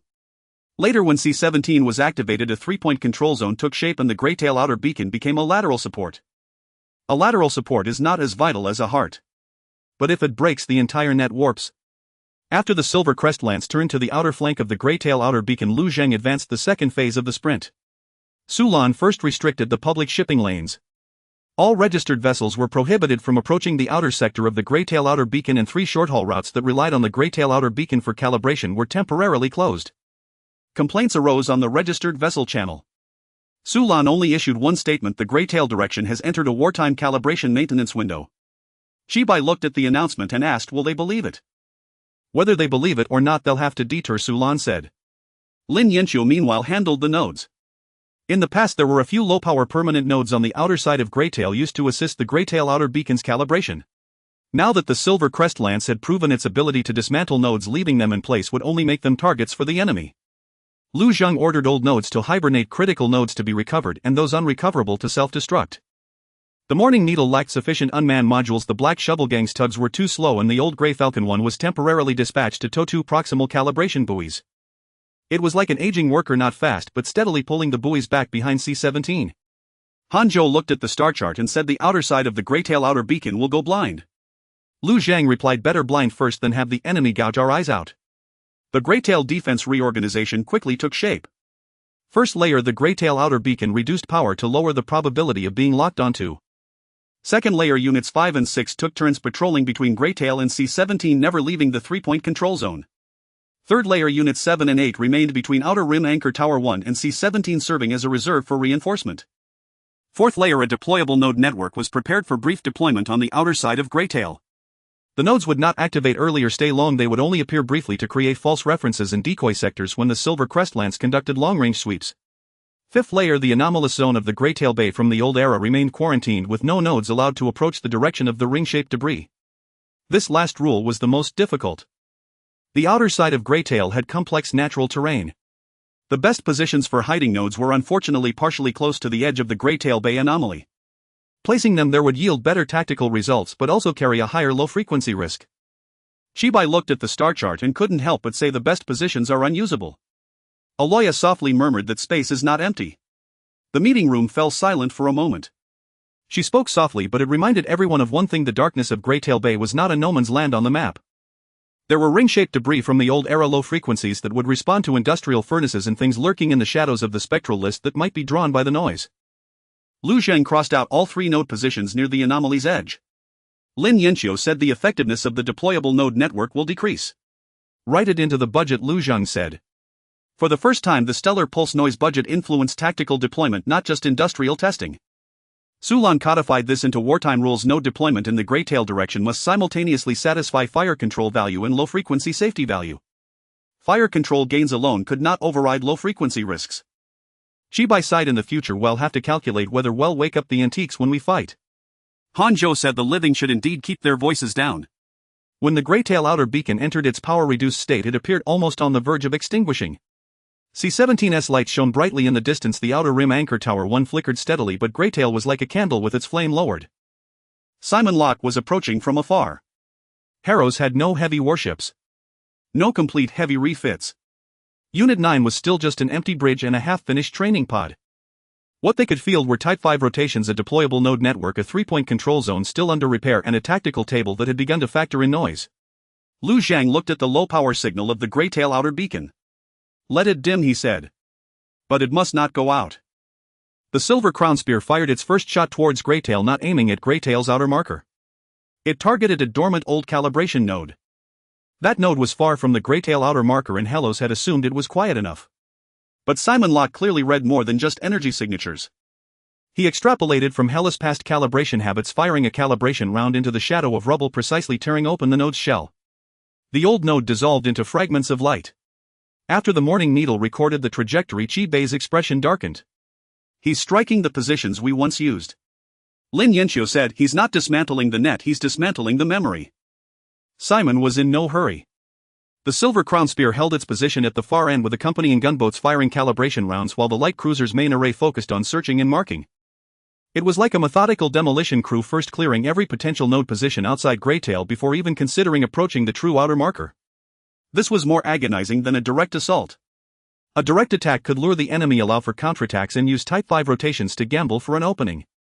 Dismantling memory, however, erased the terrain Hellos was familiar with piece by piece before the battle even began. Lu Zhang ordered a test of the pop-up node network. The first group of pop-up nodes was deployed by the Morning Needle's unmanned modules positioned in a safe sector outside Greytail, away from the anomalous edges of the old era. The node casings were disguised as fresh rubble, their internal power lasting only 30 seconds. They would not transmit any signals in advance, only upon receiving a dual trigger from C-17 and the Greytail outer marker would they emit a single short pulse.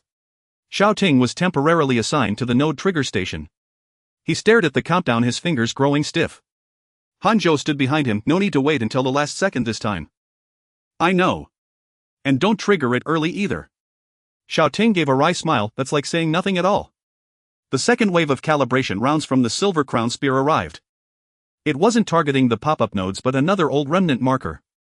Yet what Hellos needed to test was whether they could suddenly flash a false reference point while the enemy's fire control swept through, causing a miscalculation of Greytail's true calibration axis. "Trigger," Lu Zhang said. Xiao Ting pressed confirm.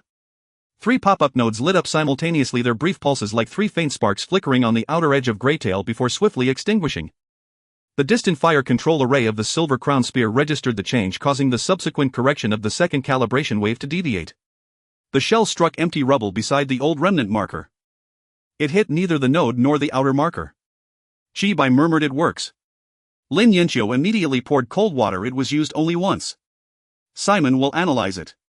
She was right. The silver crown spear did not fire a third round immediately. It halted.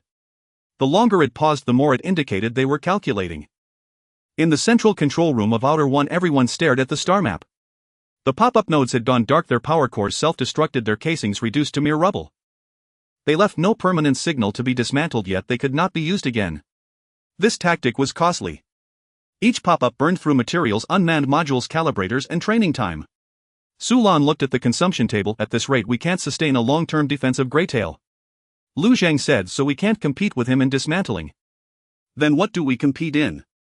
Making him dismantle the wrong thing.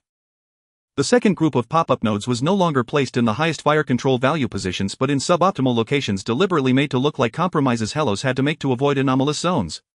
Simon noticed as expected. The fourth wave of calibration rounds targeted the suboptimal sector. The pop-up nodes did not trigger. They remained silent. The shells shattered a patch of ordinary rubble. Simon had for the first time fired upon a truly worthless area. On the bridge of the silver crown spear, a staff officer frowned. Hellos didn't trigger. Simon stared at the tactical screen. They are learning. This was not a compliment. It was a note of caution. The Greytail outer marker continued to flicker at low power. Hellos had lost 2 old nodes, consumed 3 pop-up nodes, and in return gained 1 deflected shot and lured the light cruiser into firing on empty space. The gains were minimal. But it proved the pop-up node network was not just a theoretical plan. Lu Zhang recorded the test results into the wartime log. Pop-up node network operational. High cost. Requires coordination with Type 5 rotations to amplify effectiveness. From the direction of Greytail, the next round of dismantling was already drawing near. When the Type 5 state intermediary layer came online, its name was still dreadfully unappealing. Yet every eye was fixed upon it. Its function was deceptively simple: to convert all the battle-damaged modifications, secondary-grade alloy replacements, temporary repair parts, and outdated baseline parameters from Units 5, 6, 7, and 8 into a state language that the number 9 training bridge could comprehend. So simple it hardly sounded like a major undertaking. So complex the dockyard data team endured 2 sleepless nights. After the first integration failed, Hanzhou dismissed all the trainees to study genuine maintenance logs. Xiaoting wrote down, "The bridge must read the ship's wounds." Lin Yanqiu adopted this phrase as the temporary slogan for the intermediary layer project. Shibai laughed for a long time but ultimately did not order its removal. The second integration drill commenced. The number 9 bridge segment illuminated with low power lights. Unit 5 provided electronic warfare link samples. Unit 6 provided gunnery delay samples. Unit 7 provided battle damage parameters for the thruster nozzles. Unit 8 provided the unstable curve of the cooling conduits after repair. The 4 ships did not sortie simultaneously, connecting only through Outer Anchor Tower 1 and the C-17 latency environment simulation. This time, however, the number 9 bridge did not read the chaotic parameters directly. It first processed them through the Type 5 state intermediary layer. The first indicator light illuminated. Green. The second. Green. The third turned amber. Xiaoting immediately looked at the cooling curve. Unit 8 cooling conduit conversion latency is high. The gunnery deputy did not interrupt. The electronic warfare deputy confirmed the link first. The damage control deputy from Unit 7 relayed the backup procedure. Hanzhou stood behind the observation window silent. This time he did not want to disrupt their rhythm. The number 9 bridge segment entered attitude simulation. The platform tilted slightly and the link latency shifted accordingly. The Type 5 state intermediary layer translated Unit 7's nozzle damage into lateral repositioning delay, Unit 8's cooling fluctuation into reduced continuous fire window, and Unit 6's gunnery delay into suppression rhythm requires a 3-second advance request. These terms were still far from elegant. But the trainees could understand them. For the first time, Xiaoting did not fixate solely on the cooling curve. He saw the gunnery deputy request a suppression window in advance, the electronic warfare deputy reserve a link for Unit 7's delay, and the damage control deputy write Unit 8's cooling risk into the virtual segment's load distribution. He suddenly understood the bridge was not a place where all stations fought for priority. The bridge was a place where a wounded ship was still organized into a cohesive whole. The drill entered a combined failure scenario. Link lost. Greytail low frequency budget alarm. Unit 8 cooling window shrunk. Unit 7 repositioning delayed. Last time the trainees had fallen into chaos. This time the gunnery deputy abandoned sustained fire in favor of short suppression. The electronic warfare deputy switched to a backup link without overwriting the damage control channel. Following the cooling segmentation advice, Xiaoting reduced the virtual reactor output to a sustainable range rather than pursuing short-term high power. The number 9 bridge segment did not turn red. There were only 2 amber lights throughout the entire process. When the drill concluded, no one spoke. They waited for Hanzhou's reprimand. After reviewing the record, Hanzhou said pass. The trainees were stunned. Chibai chuckled beside him. You should say a few more words. They'll think they misheard. Hanzhou pondered. Passed at the minimum standard. Only then did the trainees breathe a sigh of relief. Xiaoting sat in the deputy seat, his palms soaked with sweat, yet he could not suppress a smile. He was not the captain. Nor was he the official chief reactor technician. But for the first time he felt that his position was truly connected to a future ship. The drill results were quickly delivered to Lu Zhang. Number 9 training bridge type 5-state intermediary layer integration successful. Combined failure drill passed at minimum standard. Lu Zhang marked this progress on the sprint chart. Number 9 was still not a warship. But Number 9's bridge could finally read the wounds of the existing Heroes fleet. This mattered more than simply having an additional green light. Because the Silver Crown Lance was dismantling Heros network. Heroes had to ensure that every single one of its threads knew where the others had once been broken. Once the redesign of the complete framework commenced, the first document to emerge was not a blueprint. It was an invoice. Lin Yanxiu divided the full pressure-bearing framework into 7 segments. The first 3 segments had trial production experience, but starting from the 4th they entered the true midsection of the hull where pressure-bearing cooling damage control channels and gun mount reservations all overlapped. According to the most conservative estimate, the complete framework required at least 26 batches of qualified secondary alloy, not accounting for failure rates. Zhou Qi stared at the number, his expression as if the air had been sucked from his lungs. 26 batches. Qualified batches, Lin Yanxiu emphasized. Chibai asked, given the current pass rate, how many batches would it take? Lin Yanxiu fell silent for a moment. Over 40 batches. The conference room fell into complete stillness. 40 batches meant that mineral powder coolant, low-frequency risks, silver ring materials, work shifts and the Grey Tail external standard load reduction window would all be stretched. It meant the Grey Falcon 9 would continue to slow down, the Type 5 repairs would keep competing for workstations, and the training camp would persist with insufficient simulation pods. More critically, the Star Pulse noise budget could not sustain continuous high loads. Sulan said the complete framework cannot proceed on a conventional schedule. Lin Yanxiu nodded. So I suggest we design the 4th segment first, not casting the full section but only producing 3 sets of node prototypes. Verify the midsection connections without pursuing integral forming. Chibai murmured, another half-baked bone. It's enough to verify how the bone grows. Lu Zhang approved the node prototype plan. Yet the material problem did not vanish. Silver ring, as if sensing blood, sent a new quote that very day. High-purity catalysts, high-temperature resistant lattice molds, fragments of the light cruiser-grade civilian structural database, and a batch of old automated quality inspection arms that could improve the pass rate. The price was even higher. Silver ring demanded priority rights for future procurement of civilian derivative structural parts from the redesign and a reduction in the delivery delay of the secondary refining line's civilian batch stability report from 60 hours to 24. Sulan read it and sneered. She knows we're short of qualified batches. Lin Yanxiu did not deny it. What she's selling is indeed useful. The pressure from Red Tide arrived almost simultaneously. Jaeger sent a supplementary clause for Red Level 2 observation. The Commonwealth required Helos to submit a noise budget safety summary when the redesign of the complete framework involved the Grey Tail low-frequency window, and to suspend any load increase tests exceeding 60% of the previous peak. Chibai said, one sells acceleration, the other hits the brakes. Hanzhou added, and we're still short of a path. Lu Zhang looked at the 2 documents. Silver ring offered materials hoping to shorten the observation delay. Red Tide imposed restrictions aiming to bring the noise budget under external control. If both were rejected, the redesign framework would slow down until it was halted by the Silver Crown Lance. If both were accepted, Helos industrial rhythm and risk brakes would be partially seized by outside forces. We can buy Silver Ring's quality inspection arms, Lu Zhang said. Disassemble them into parts and reassemble. Purchase a small quantity of catalysts. Skip the database fragments. Lin Yanxiu asked, what about the molds? Buy the materials, not the complete set. Sulan noted the report delay. No reduction. We can increase the stability rating for civilian deliveries but not the time. Sulan nodded. What about Red Tide? Submit the safety summary but not the test window. The 60% of the previous peak is not an external suspension line, it's an internal review line for Helos. Make the wording clear.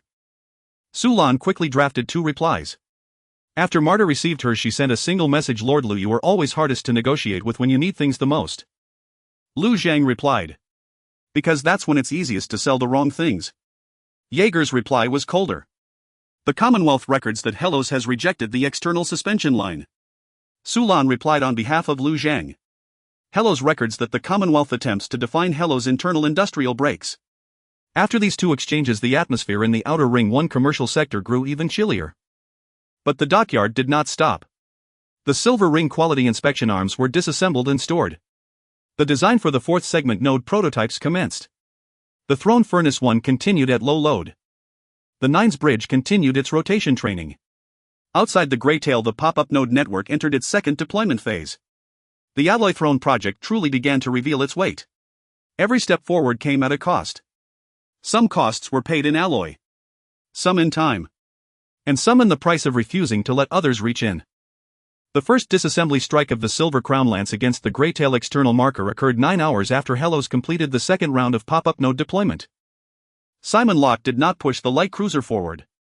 He remained at the far end, marking with the main array, calibrating with gunboats and using frigates to suppress potential Grey Falcon reinforcement lines.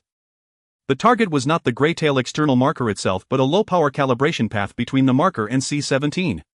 Severing it would leave the Greytail external marker an isolated beacon. It would not be destroyed.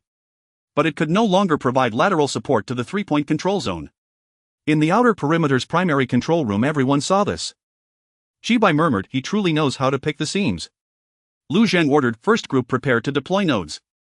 Xiaoting was already seated at the node trigger console. The No. 9 training ships bridge also entered simulation mode. This time it was not merely training. The Type 5 state intermediary would synchronize the real-time status of units 5, 6, 7 and 8 to the No. 9 bridge, allowing the training crew to participate in delay assessment. No. 9 had no artillery and could not engage, but it could serve as a tactical brain slice. Hanzhou stood at the rear of the No. 9 bridge and said only, "Don't interrupt." The trainees responded in unison. The first round of calibration rounds flew toward the Greytail's outer flank. Hellos did not trigger the nodes. The shells shattered a patch of worthless debris. Simon did not stop. The second round of calibration rounds adjusted their angle, targeting the edge of the low-power path between Greytail and C-17. If this position were continuously struck, the Greytail external marker would have to increase power to protect itself, thereby exposing its main body. Lu Zhang said trigger nodes 1 and 3. Xiaoting confirmed. 2 pop-up nodes lit up briefly, creating a false calibration axis bias toward C-17. The main array of the Silver Crown Lance captured the pulse, and the accompanying gunboat's correction rounds deviated by half a degree. Half a degree was not much. But it was enough for the shells to graze the pad's edge and crash into the debris belt. Units 5 and 6 began to move. They did not charge the enemy but rotated along the inner side of the 3-point control zone, creating the illusion for Simon that the Grey Falcons were preparing to counterattack. Unit 7 remained behind the Greytail external marker while Unit 8 stayed near C-17, its cooling system unable to sustain prolonged combat. Simon saw it. He was not lured away by the Grey Falcons. Continue dismantling the path, he ordered. The third round of calibration came from the frigates. Greater power, a harsher angle. Hellas' second group of pop-up nodes had to be placed closer to the edge of the Greytail anomaly for optimal effect. Lin Yanqiu checked the noise budget. Sulan shook her head. That position won't work. Chibai gritted his teeth. If we don't use it, we can't stop this round. Aloya suddenly said, half a grid outward. Everyone looked at her. She pointed to a suboptimal position on the star chart. The noise is lower there, but it can trick it into misjudging the depth. Lin Yanqiu calculated quickly. Fire control effectiveness drops by 20%. Lu Zhang asked, low frequency risk. Much lower. Use it. The second group of pop-up nodes lit up at the suboptimal position. It was not the best fire control point. But it was just enough to make the frigate misjudge the depth of the Greytail path. The artillery fire landed, shattering large swaths of debris, and the shockwave swept across the hull of the Greytail external marker. The marker's alarm lit up, but its power did not increase. The Greytail did not expose its main body. On the No. 9 bridge, the electronic warfare deputy saw the Greytail alarm and instinctively wanted to request Unit 7 to cover.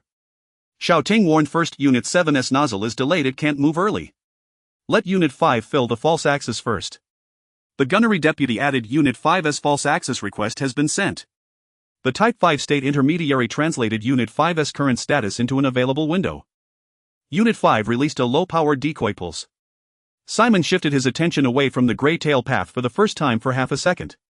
In that half-second, Unit 6 completed a lateral suppression, shooting down a calibration round that was correcting its trajectory. It was not damaging an enemy ship.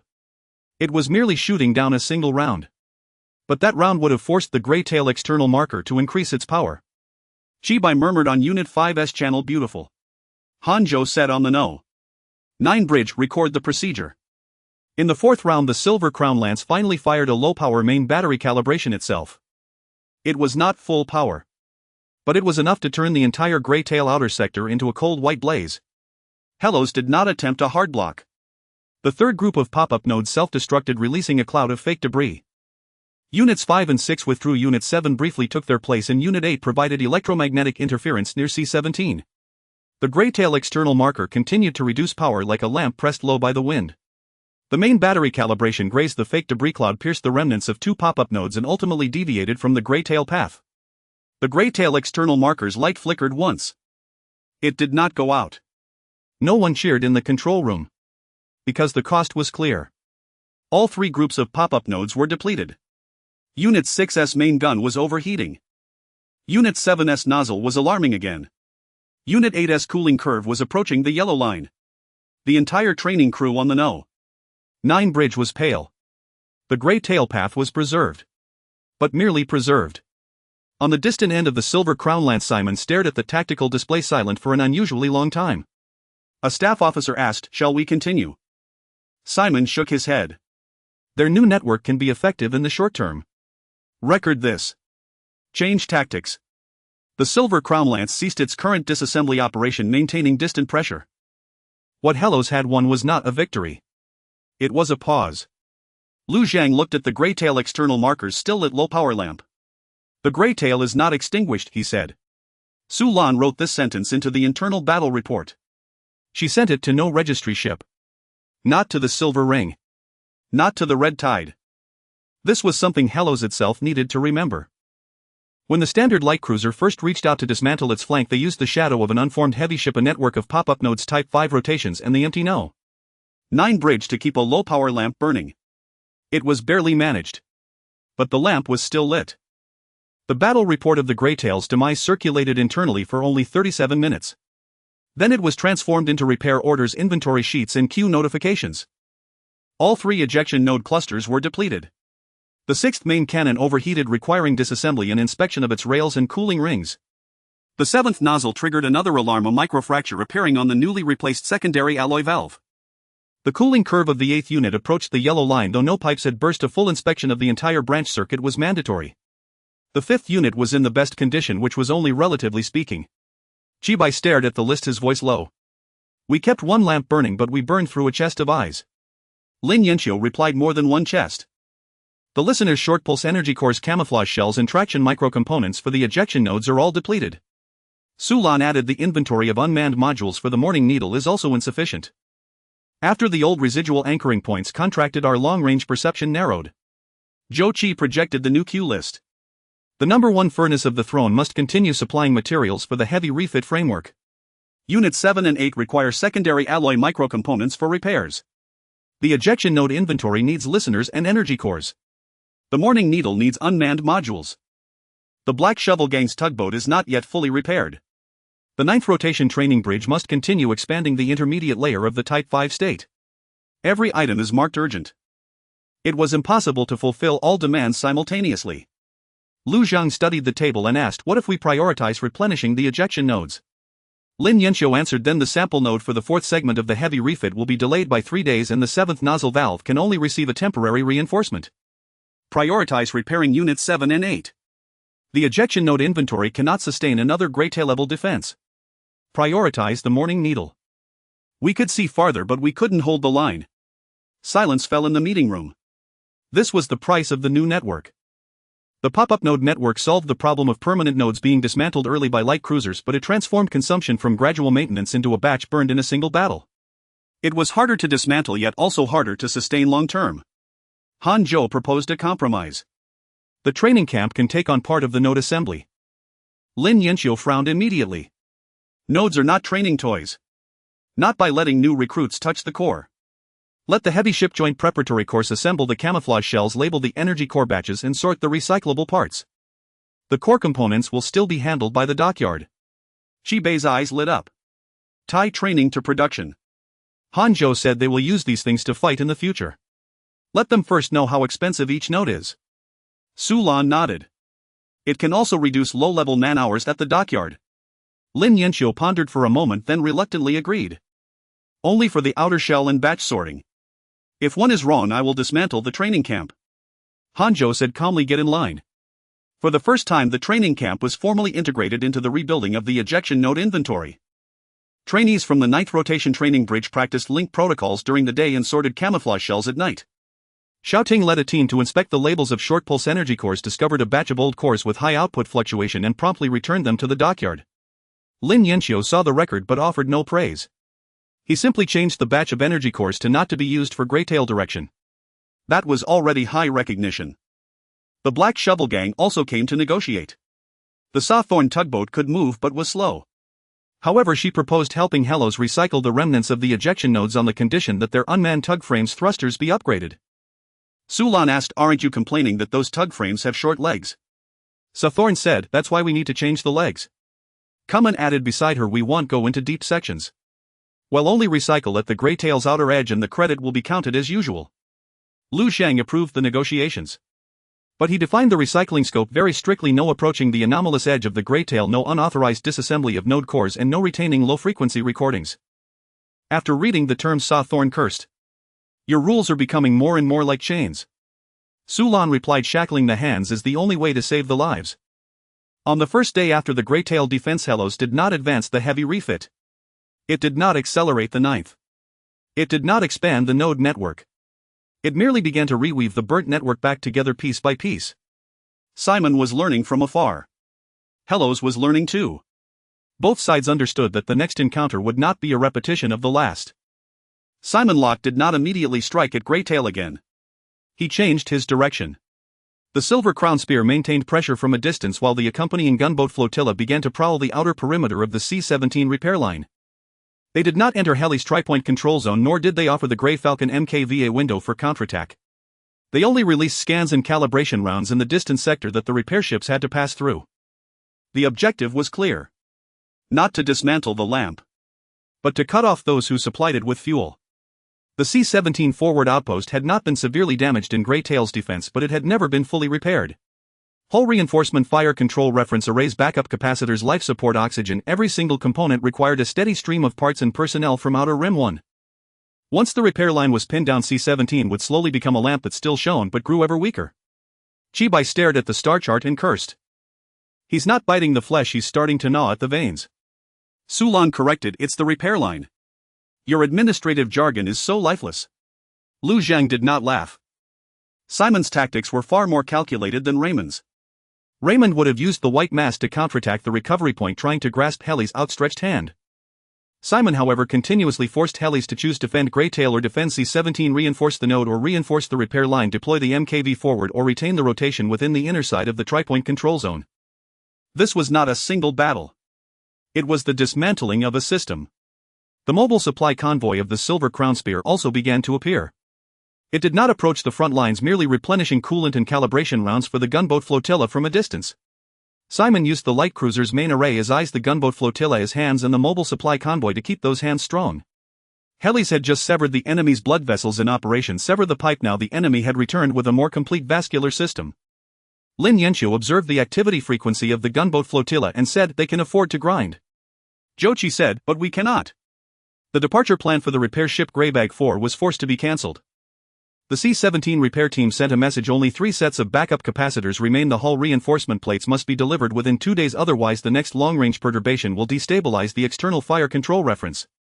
Xiaoting's complexion darkened upon seeing this message. He had served on C-17. He knew that the lamp had lasted this long not because it was sturdy but because people had continuously delivered parts, food, coolant pipes and capacitors to it. Hanjo temporarily adjusted the curriculum for the 9th Training Ship's bridge. A new drill on repair line pressure was added. The trainees had to determine when to dispatch repair ships, when to cancel, when to use decoys, and when to briefly open a window in the node network, all without the ability to directly deploy warships forward. After seeing the syllabus, Chibai remarked, "You really hold a class on whatever hurts." Hanjo replied, "There's no time left to practice on what doesn't." When the Silver Crown Spear scanned the repair line for the third time, helis did not send the Grey Falcons charging out. Lu Zhang ordered the implementation of an old scheme modification. The actual departure of Grey Bag 4 was cancelled. Instead, 2 empty decoy tugs simulated the repair window. The real repair supplies were split into 3 batches: small items delivered by high-speed unmanned pods, large items postponed in personnel rotation suspended. Sulan asked, "C-17 will be unhappy." "Let them be unhappy," Lu Zhang said. "Dead men are more unhappy." After receiving the order, the old repairman on C-17 replied with only one sentence. "Understood. The lamp can still hold." These words brought a moment of silence to the control room. Simon indeed took the bait on the decoy tugs. 2 gunboats released calibration rounds at the far end, forcing the decoy tugs to change course. Helis did not rescue them.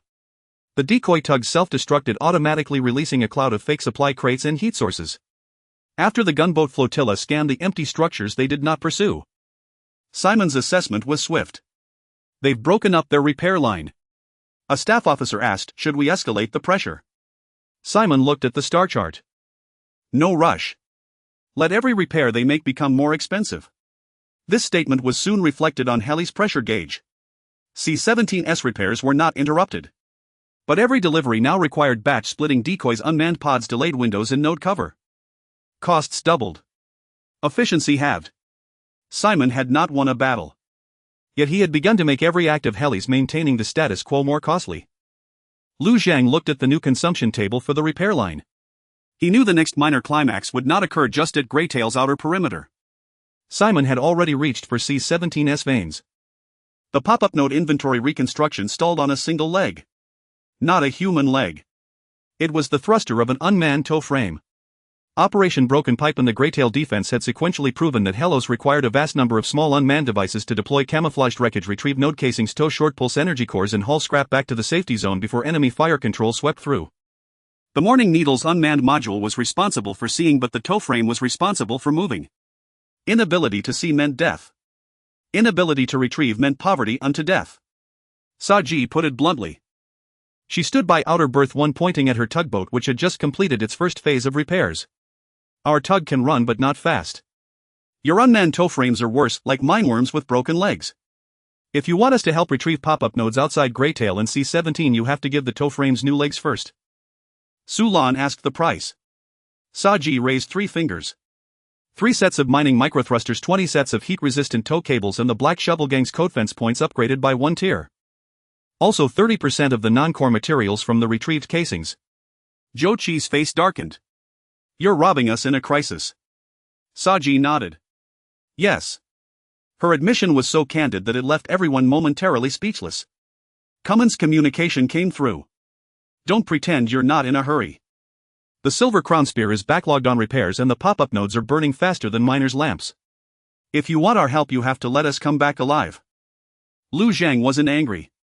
The Black Shovel Gang was no vassal. It earned points with its life in every code fence, and it recalculated its price every time Helos needed it. This relationship wasn't pretty, but it was real. The true danger wasn't its demand for a price, but if it demanded nothing while feigning loyalty. Sulan began to negotiate. 3 sets of mining microthrusters were changed to 2 complete sets and 1 set of parts. 20 sets of heat-resistant tow cables were changed to 12 in stock and 8 on schedule. The code fence points upgrade by 1 tier was limited to the Greytail and C-17 pop-up node retrieval missions, not extended to regular escort.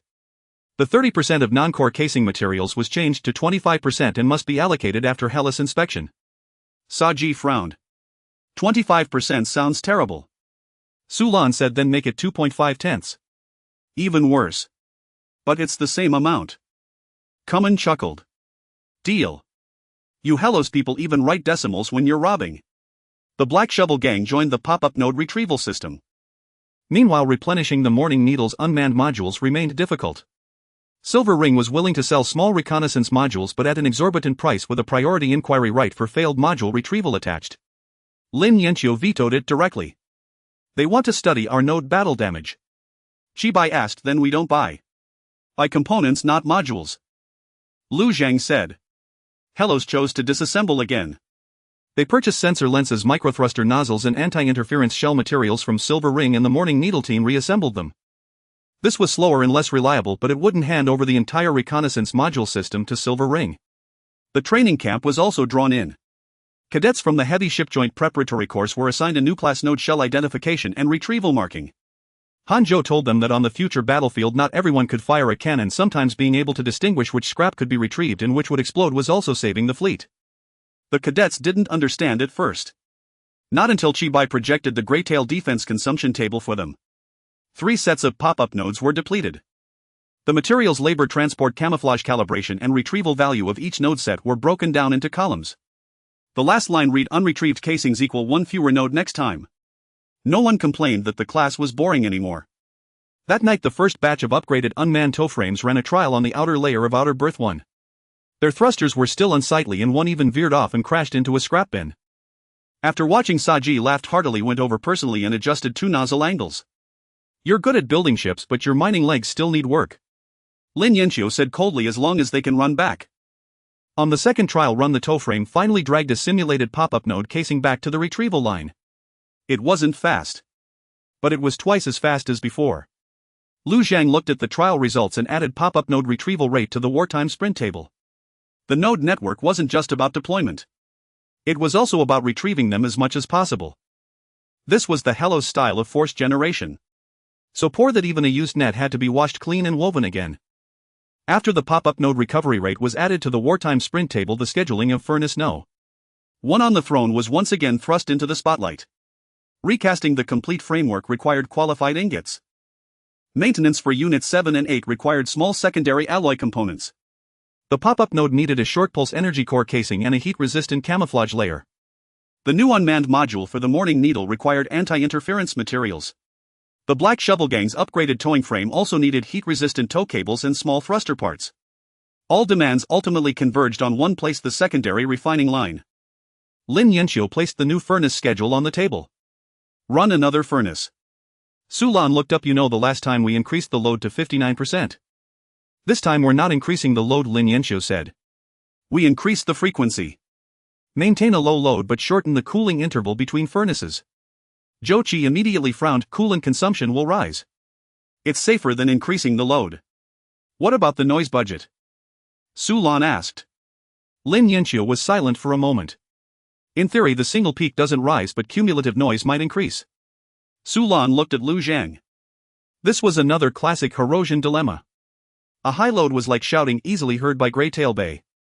A high frequency was like a constant knocking. Perhaps each knock was silent, but it could make whatever was behind the door remember more firmly. Aloya, seated at the observation post, murmured, "A continuous furnace fire is like footsteps." Chibai whispered, "Are footsteps better or worse than shouting?" "It depends on who is listening." No one liked that answer. The red tide low-frequency buoys had recorded no dangerous peaks in the past 2 days, but the existence of the red level 2 observation turned every test into a variable that could be recorded externally. Silver Ring meanwhile offered to sell higher-grade damping materials at a price 30% higher than last time and demanded that the summary of the Civil Stability Report be advanced from 12 hours to 6 hours. Sulan directly pushed back Silver Ring's condition to a 60-hour delay. Marta replied, "Materials wait for no one." Sulan replied, "Indoors don't wait for hands." Negotiations were temporarily shelved. Heroes had to increase production in its own way first. Lu Zhang approved the low-load encrypted furnace batch plan but added 3 restrictions. First, consecutive furnace runs must not exceed 2. Second, after 2 furnaces a mandatory 6-hour shutdown is required and Greytail's external markers must resume standard load reduction observation. Third, the stellar pulse noise budget will add a cumulative item, no longer looking only at single peaks. Lin Yanxiu accepted. Reluctantly, but he accepted. The first round of encrypted furnace runs began. Furnace No. 1 on the throne maintained a low load, the curve stable. Xiaoting was responsible for observing the cooling interval. For the first time he wasn't watching the single temperature difference but the decay rate of residual low frequencies between the 2 furnaces. The first furnace was completed. The sample ingot qualified. The second furnace entered preheating ahead of schedule. There was no wave peak from the Greytail direction. But Aloya frowned. "It's counting." The control room fell silent. "Counting what?" Chibai asked. "Footsteps." Halfway through the second furnace the low-frequency buoys recorded a fine tremor. Not high. Not dangerous. But it lasted for a very long time. The cumulative item of the stellar pulse noise budget began to rise, slowly moving from green towards the yellow edge. Lin Yanqiu did not stop the furnace because the limit hadn't been reached. Su Lan also did not demand a stop because the rules had just been written and couldn't be overridden by emotion on the first day. Lu Zhang watched the cumulative item, tapping his fingers on the table. Prepare for load reduction. 10 seconds before the second furnace was completed, the cumulative item touched yellow. Lin Yanqiu immediately reduced the load. The sample ingot came out. It qualified, but the edge impurities were higher than the first furnace. 2 furnaces yielded 3 usable pieces of material. The cost was that the cumulative item of the noise budget entered the yellow zone for the first time. No alarm. No low-frequency response. But Aloya didn't open her eyes until long after the test had ended. It didn't knock on the wall, she said. It took a step behind the wall. This statement was recorded as top-level sensitive. Lu Zhang did not approve a third furnace, even though the demand for materials still weighed on every sheet. Mandatory 6-hour shutdown, he said. Lin Yanqiu did not argue. Zhou Qi looked at the 3 newly produced pieces of material, his voice very low. Enough to replenish the node inventory and enough to make a set of recast node samples. But not enough for everything. Lu Zhan nodded. Then let's make sure the next fight can go on. The 3 pieces of material were divided. 2 went into the core components of the pop-up node. 1 went into the sample for the recast 4th segment node. The Greytail Bay direction fell silent again.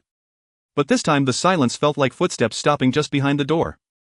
The Silver Crown Lance's second dismantling of the net targeted not Greytail but the veins of C-17. Simon Locke did not repeat the tactics used on Greytail's exterior. He had already confirmed that the pop-up node network could create false references temporarily, and he knew heroes would avoid Greytail's anomalous edge. Continuing to dismantle Greytail would trap him in the defensive rhythm the enemy had just adjusted. Thus he turned to the repair line. 3 gunboats deployed at the far end. The mobile supply team remained further behind and the frigate held down the possible support axis from Grey Falcon. The Silver Crown Lance did not fire its main cannon, only using its main array to provide precise targeting markers for the gunboat group. The first decoy ship on the repair line was detected. The second was also detected. Simon was no longer satisfied with striking tugboats. He began targeting the repair windows themselves. In the control room of Outer Rim 1C-17 sent a red request: backup capacitors must be delivered within 8 hours or the fire control reference array would degrade. Su Lan stared at the repair window schedule. All standard windows are pinned down. Chi Bai said, then we open non-standard windows. Non-standard windows meant higher risks. Between C-17 and Outer Rim 1 lay a gravel drift rarely used due to its instability. Now that the Silver Crown Lance's gunboats pinned the standard axis, heroes could only consider sending repair pods, unmanned tow frames and pop-up nodes through the gravel drift. Lin Yanqiu studied the route. Unmanned pods can make it but not personnel. Lu Zhang said personnel won't go. The C-17 repair team was dissatisfied. An old repairman directly sent a communication: without anyone there connecting the backup capacitors will be slow. Lu Zhang replied, deliver the capacitors first. Personnel will go in the next window. The next window might not exist. Then this window must not claim any lives. The old repairman paused for 2 seconds. Understood. Hero's combination of old and new nodes was deployed for C-17's repair line for the first time. The old nodes handled low-power background calibration, camouflaging themselves as residual gravel reflections. The pop-up nodes were responsible for briefly opening windows, creating false repair pod trajectories before the gunboat group's calibration locks could lock on. The Black Shovel Gang's upgraded unmanned tow frame dragged the backup capacitors, entering from the outer edge of the gravel drift. The Bridge of Training Ship 9 accessed the Type 5 state middle layer to assist in judging available windows for Units 5, 6, 7 and 8. Xiaoting sat in the deputy position of 9's reactor simulation, his fingers resting beside the cooling curve. He knew this was not a simulation. This time his judgment would determine whether the real repair pod could slip through the gunboat group's fire control gaps. The first salvo of gunboat calibration rounds fell. 1 old node was shattered. Heroes did not trigger the pop-up nodes. In the second salvo, the gunboat group locked onto the outer route the unmanned tow frame might take. Lu Zhang ordered trigger nodes 2 and 4. The pop-up nodes activated, creating 2 false repair pod trajectories. 1 gunboat immediately adjusted its course, the other did not move. Simon had evidently instructed the gunboat group to judge in layers, no longer being entirely led astray by false references. He changed his tactics, Chi Bai said. Then we change ours. Lu Zhang said, abandon the outer route, take the middle section of the drift. Lin Yanqiu frowned. The middle section of the drift will scrape off the tow frame's shell. Can the tow frame make it back? Possibly. Can the capacitors arrive? More likely. Go. The unmanned tow frame plunged into the gravel drift with the backup capacitors. Saji cursed over the recovery channel. The tow frame just got new legs. Sulan said, counted as wartime loss. You better charge a high price. The third salvo of gunboat calibration rounds chased into the middle section of the drift. On the bridge of Ship 9, the Type 5 state middle layer translated the delays from Nozzle 7, the cooling limits of Unit 8, and the overheating of Unit 6's main cannon into available windows. Xiaoting looked at the window for Unit 8 and suddenly said, Unit 8 can't jam continuously, but it can fire a short electromagnetic pulse. The deputy captain of Unit 8 received the suggestion, confirmed the cooling curve, and executed it. The short electromagnetic pulse was fired. The gunboat calibration rounds deviated by half a beat. Unit 5 supplemented with a low-power decoy. Unit 6 suppressed another calibration round, and Unit 7 only performed posture compensation without opening fire. Half of the unmanned tow frame's shell was scraped off by the gravel and one thruster was burned out, but it dragged the backup capacitors into C-17's nearside recovery line. The old repairman from C-17 received it personally. Capacitors in hand. Someone in the control room finally let out a heavy sigh. Simon did not continue the pursuit. He had already seen the effect of the old and new node combination, as well as the price heroes paid to deliver a set of backup capacitors.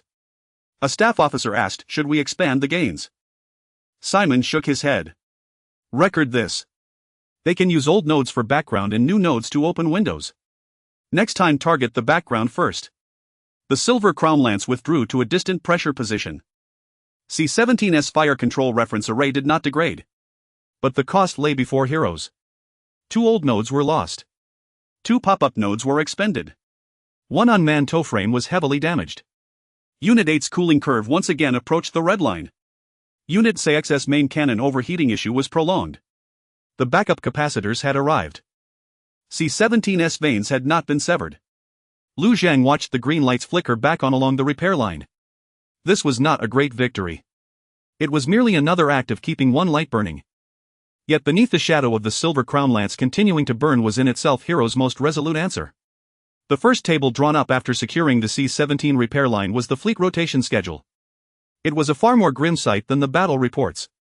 Unit 5 could still manage short-range rotations, but its main cannon rail wear was approaching the critical threshold. Unit 6's main cannon overheating issue had worsened, requiring the cooling ring to be disassembled and recalibrated. Unit 7's nozzle lag had expanded once more, increasing attitude correction errors during temporary repositioning. Unit 8's cooling curve approached the red line for the third time.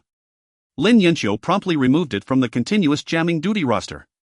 Chibai stared at the schedule, his expression more pained than if he were being punished with standing in a corner. For Type 5 vessels, but only about 2.5 can fight continuously. Hanzhou corrected. 2.5 is an optimistic estimate. You could just stay silent. I cannot. I need to draft the training schedule. Sulan placed another table on the desk. 2 old nodes were lost, 2 ejection nodes were expended, 1 unmanned support frame was critically damaged, and though backup capacitors had arrived, C-17 still required a personnel access window for integration. The Black Shovel Gang demanded compensation for the damaged support frame at wartime recovery loss rates and proposed reinforcing the shells of the next batch. Zhou Qi murmured, reinforcing the shells requires secondary alloy scrap. Lin Yanqiu immediately looked over. Reworking the 4th segment node prototype also needs scrap. Unit 7's nozzle reinforcement needs it too. Unit 9's bridge expansion also requires microcontrollers. A brief weary silence fell over the meeting room. This was the daily grind of the Alloy Throne project. Every victory after a battle did not become a castle in the air, it only translated into a longer queue of needed parts. Lu Zhang did not let the debate drift. Finalize the rotation first, he said. Unit 5 would remain the mobile core, retaining short-range mutual support between Grey Tail and C-17. Unit 6 would suspend high-frequency main cannon suppression, switching to low-power decoys and limited point fire. Unit 7 would only perform brief attitude adjustments and would no longer enter continuous transversal maneuvers. Unit 8 would withdraw from forward electromagnetic jamming and assume reserve status near outer position 1. Old Grey Falcon 1 and 2 would be reassigned to close-range patrol but were not to leave the anchor tower's protective range. Unit 9's bridge would continue to participate in situational assessment but would not engage in command contention. After hearing this, Chibai sighed. This rotation schedule is like making a group of wounded soldiers run laps. Lu Zhang said, that's why we can't let them run too far. What was truly unsettling was the remark Simon had left behind: next time strike the background first. The combination of Hellas' old and new nodes had fooled the gunship calibration rounds, once relying on the old nodes disguised as background and the ejection nodes opening a brief window. If Simon's next round cleared the background reflections first, the ejection nodes would appear too conspicuous upon activation, making them easier to lock onto. Lin Yanqiu stated the problem bluntly. We need a false background. Shibai asked, can nodes have background doubles? They can. Lin Yanqiu said, use coreless husks, low reflectivity fragments, thermal waste and weak inert pulses to create a background layer that looks useful but has no actual fire control value. Sulan frowned. The enemy will shoot at it. That's exactly what we want them to do. Hanzhou said, background decoys. The name was quickly written into the tactical table. A background decoy was not a node. It provided no calibration, transmitted no fire control data, and was not linked to C-17 or Grey Tail's external markers. Its sole purpose was to ensure that when the silver spears strike the background order was given, the enemy would see a false background worth clearing. The cost was materials, man-hours, and deployment risk. The benefit was protecting the real old nodes and ejection nodes. Sulan asked, will it approach Grey Tail's anomalous zone? Lu Zhang replied no. All background decoys will also be included in the noise budget. Lin Yanqiu looked at him. Even the fakes. The enemy will look, and Grey Tail might listen too. Aloya nodded gently. A false fire still casts a shadow. The background decoy project was officially initiated. The training camp was assigned the tasks of shell marking and thermal waste classification. The Black Shovel Gang was responsible for providing mine tunnel waste heat sources. The Morning Needle was tasked with simulating long-range observation effects. Unit 9's bridge crew began learning to distinguish between real nodes, ejection nodes, and background decoys. After the Grey Tail defense, Hellas had no rest. After the C-17 repair line, it still had no rest. The Silver Spear was adjusting its tactics at long range. Hellas was adjusting its rotation schedule amidst its scars. Both sides were becoming harder to kill. Simon Locke's next operational memo was only 3 pages long. The first page described the background. The second page described the background. The third page still described the background. After reading it, the staff officer finally understood what the captain intended to strike. The combination of Hera's old and new nodes relied on a seemingly harmless low-power background. The old nodes lurk within the background. The pop-up nodes used the background to open windows, and the Grey Falcon V exploited these brief windows to execute inductions or suppressions. During the previous C-17 repair line operation, the Silver Spear had failed to clear the background first, allowing Heros to infiltrate its backup capacitor. Simon would not give them a second chance. Clear the background first, he said. What if they change the background? The staff officer asked. Then strike where they would change it. The Silver Spear began establishing a background clearance list. Distant gravel reflections, old residual markers, heat source debris, low-power dust belts, and suspicious waste clouds were all designated as calibration targets for the gunboat swarm. Simon didn't need every shot to hit a real node. He only needed to make Heros unable to determine which backgrounds were still usable and which had been cleared, rendering their pop-up nodes unstable. After reading the memo, Raymond remained silent for a long time. He had once sought to tear apart Heros through revenge. Simon, however, was dismantling her raw certainty. It was slow. And far more terrifying. Inside Outer Rim 1, the Morning Spear team simulated the same conclusion. Shibai projected Simon's possible tactics onto the tactical screen, his expression unusually grim. He doesn't need to know which one is real. He just needs to disrupt all the backgrounds we commonly use. Lin Yanqiu said, so the background decoys can't just be fake node shells. They need to look like an environment we depend on, Hanzhou continued. The background decoy plan was expanded to 3 layers. The first layer consisted of obviously suspicious fake backgrounds designed to attract the gunboat swarm's calibration fire. The second layer was semi-genuine waste clouds containing inert pulses and heat source debris enough to trick the light cruiser's main array into believing old nodes were hidden inside.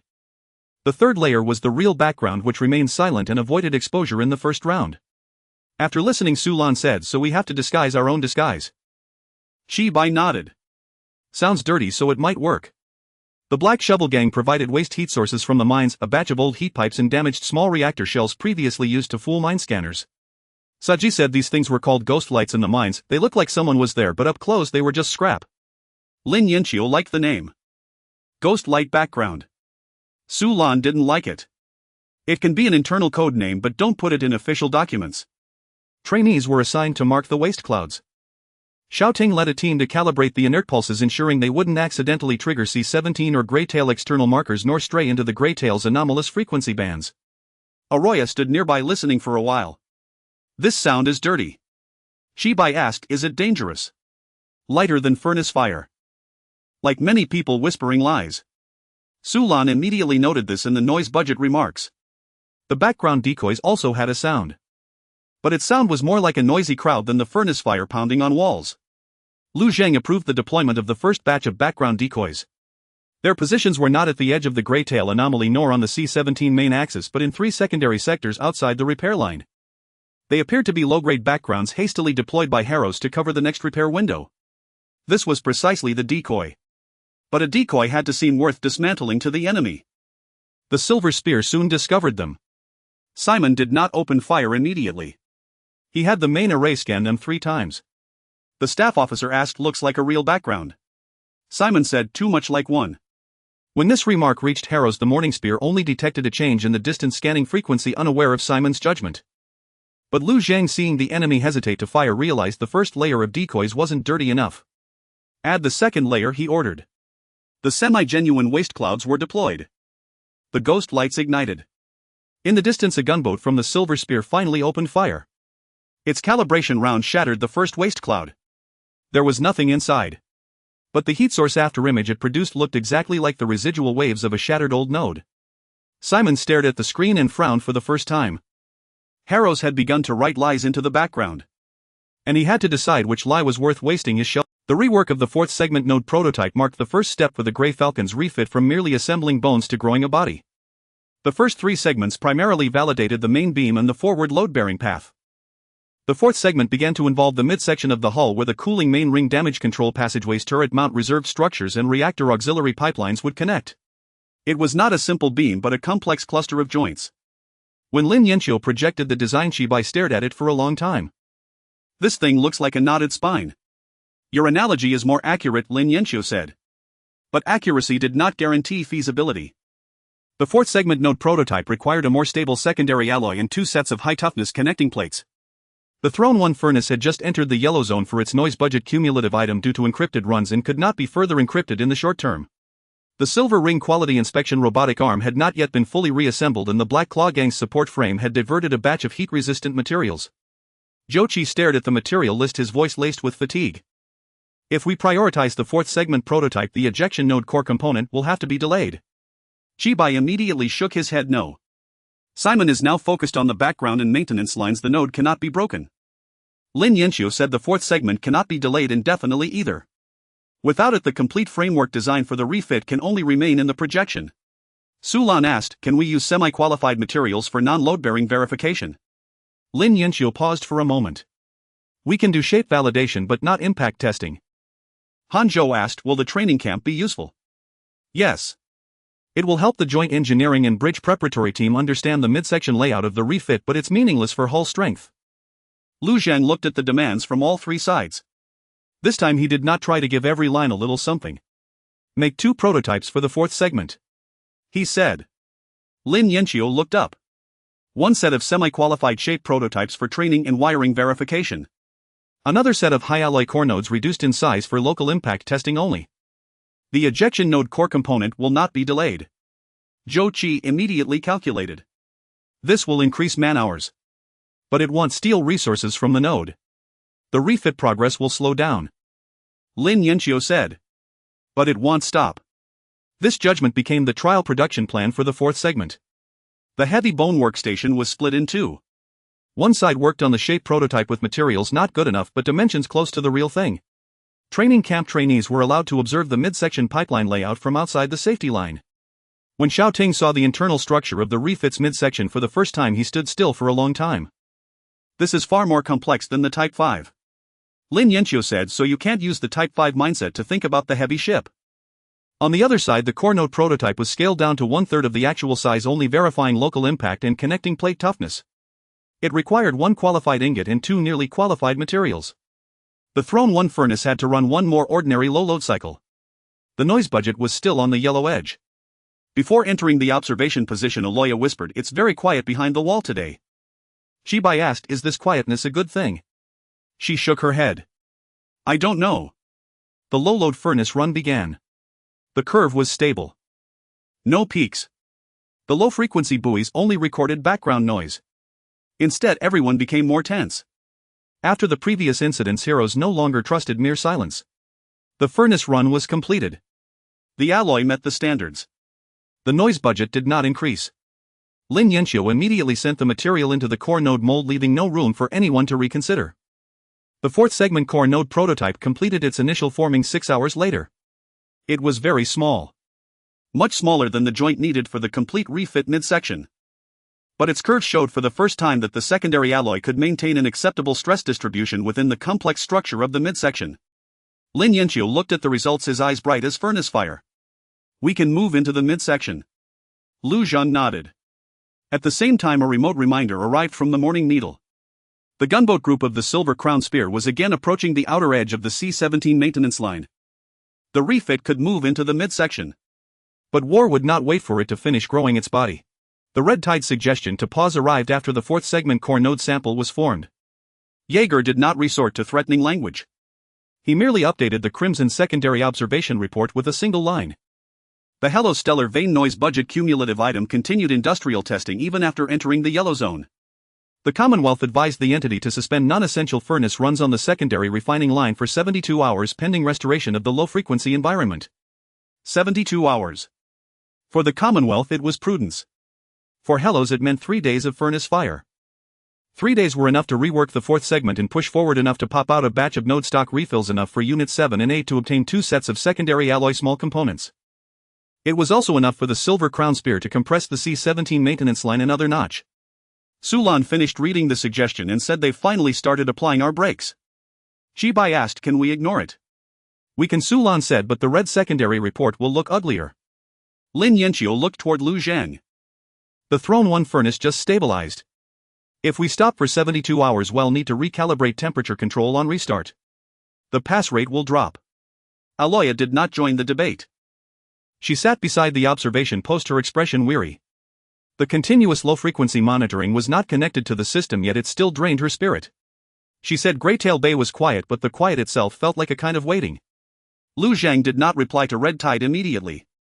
Because Marta's quote arrived almost at the same time. The Silver Ring Merchant Consortium offered higher-grade isolation materials like cruiser-grade industrial damping frames, cold furnace rapid restart aids, low-frequency absorption coatings, and a batch of old-style furnace chamber linings that could reduce temperature recalibration time. The price was exorbitant. The additional conditions were equally precise. Silver Ring demanded that the civil alloy delivery stability report's delay be changed from 60 hours to 24, and they sought priority evaluation rights for future commercial applications of the reworked non-armament structural components. Chibai looked at the 2 documents and let out a laugh. One tells us to hit the brakes, the other sells us stepping stones. Sulan said there might be ropes under those stepping stones. Lin Yanxiu admitted, but the stepping stones are real. Hellos was once again on the familiar razor's edge. Accepting Red Tide's advice would reduce low-frequency risks but slow the industrial sprint. Accepting Silver Ring's materials would minimize furnace shutdown losses but allow Silver Ring closer to the future value of the reworked structures. Rejecting both would leave Hellos to struggle on with their own broken furnaces. Lu Zhang finally issued a compromise order. Throne 1 furnace would suspend non-essential runs for 36 hours, not 72. During these 36 hours, only maintenance, cleaning, temperature calibration, and low-frequency environment observation were permitted, no new alloy production. A portion of Silver Ring's materials was purchased, furnace chamber linings and low-frequency absorption coatings. The light cruiser-grade damping frames were not bought for now, and the cold furnace rapid restart aids were not accepted. The civil report delay remained unchanged. The evaluation rights for reworked commercial applications were not granted. After receiving the reply, Marta sent a single line. You have bought too little and paused too little. Lu Zhang replied. That is why I can still walk on my own. Jaeger was also not satisfied upon receiving the notice of the 36-hour pause. The Commonwealth recommends 72 hours. Sulan replied. Hellos is executing a 36-hour internal noise reduction window and will submit a delayed safety summary. The Commonwealth records this decision. Hellos also records the Commonwealth's recommendation. The records from both sides grew thicker. Throne 1 furnace entered a noise reduction window for the first time of its own accord. After the furnace fire subsided, the lower decks of the dockyard fell unusually silent. Workers began cleaning the furnace chamber, inspecting the Silver Ring coating materials, and dismantling the old-style linings for examination. Without the furnace fire, everyone became even more restless. Zhou Qi said a furnace shutdown also consumes resources. Lin Yanqiu said not shutting down might consume lives. Chibai looked at the distant star chart. The silver crown spear won't stop just because we're reducing noise. Lu Zhang said so these 36 hours cannot be left empty. The noise reduction window was repurposed into a maintenance window. Units 7 and 8 were given priority for re-inspection. The pop-out node shells were assembled in batches. The 9th bridge conducted additional C-17 maintenance line drills. The reworked 4th segment form sample was used for training camp instruction. The furnace fire was out. Hellos did not stop. Greytail Bay remained silent. And the Silver Crown Spear's gunboat swarm had already approached the decoy zone once more. 24 hours after Furnace Throne 1 ceased fire, the Silver Crown Spear began clearing the background. This time Simon did not preemptively target the possible positions of the ejection nodes. He targeted the background decoy zone first. The gunboat fleet split into 3 groups and long-range calibration rounds fell in succession upon the ghost-like debris cloud, the low-reflectivity gravel belt, and the null pulse zone. The main array of the Silver Crown Spear continued scanning from the rear while the patrol frigate held down the axis where the Grey Falcon Mark V might provide support. Each round was restrained, each one like scraping away the base color from Hellas' tactical chart with a blade. In the outer one command center, everyone stared at the background layer. The first ghost-like debris cloud was shattered. The thermal remnant phantom burst apart like an old node being blown up. Simon did not take the bait. The second low-reflectivity gravel belt was pierced. There was no effective equipment inside. Simon still did not stop. The third wave of artillery locked onto the null pulse zone. Chibai murmured, he really intends to scrape away all the background. Lu Zhang asked, second layer ready? Lin Yanqiu replied, ready. The second layer background decoy was not mere debris.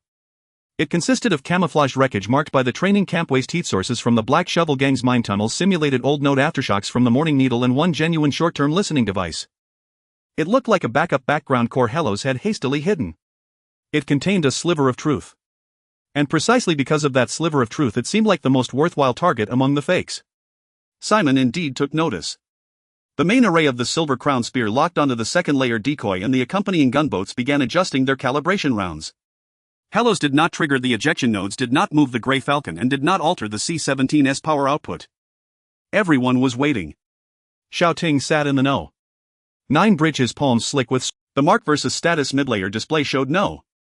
5 could temporarily supplement the fake axis no. 6 main cannon was still frequent silimited no. 7 nozzle was unsuitable for crosscutting and no. 8 could only provide 1 low-intensity interference. Hanzhou stood behind him. Watch the background, not the rounds. Xiao Ting stared at the thermal curve of the second layer decoy. It will release old node aftershocks after being shattered. Then what? Simon will judge it as the real background core. If he doesn't believe it. Xiao Ting gritted his teeth. Then we lose 1 layer of background. The gunboats opened fire. The second layer decoy was shattered. The thermal remnant phantom, the null pulse, and the final echo of the short-term listening device all exploded simultaneously, forming a signal that closely resembled the collapse of an old node. The main array of the Silver Crown Spear paused for an instant. That single instant was enough. Lu Zhang ordered third layer go silent. No. 5 supplement the fake axis. No. 5 released a low-power decoy pulse not near the second layer but on the other side closer to the C-17 maintenance line. It looked like Hellas' temporary repositioning move after the background core was destroyed. Simon saw it. He made his judgment. Target the rear side of the no. 5 pulse. That's where the real node is. The gunboat fleet turned. 3 calibration rounds flew toward the rear of the no. 5 pulse. There was nothing there. The real ejection nodes lay behind the silent third layer background, completely unlit. They evaded this round of background clearing by the Silver Crown Spear as if they didn't exist. The calibration rounds struck empty space. Not a miss.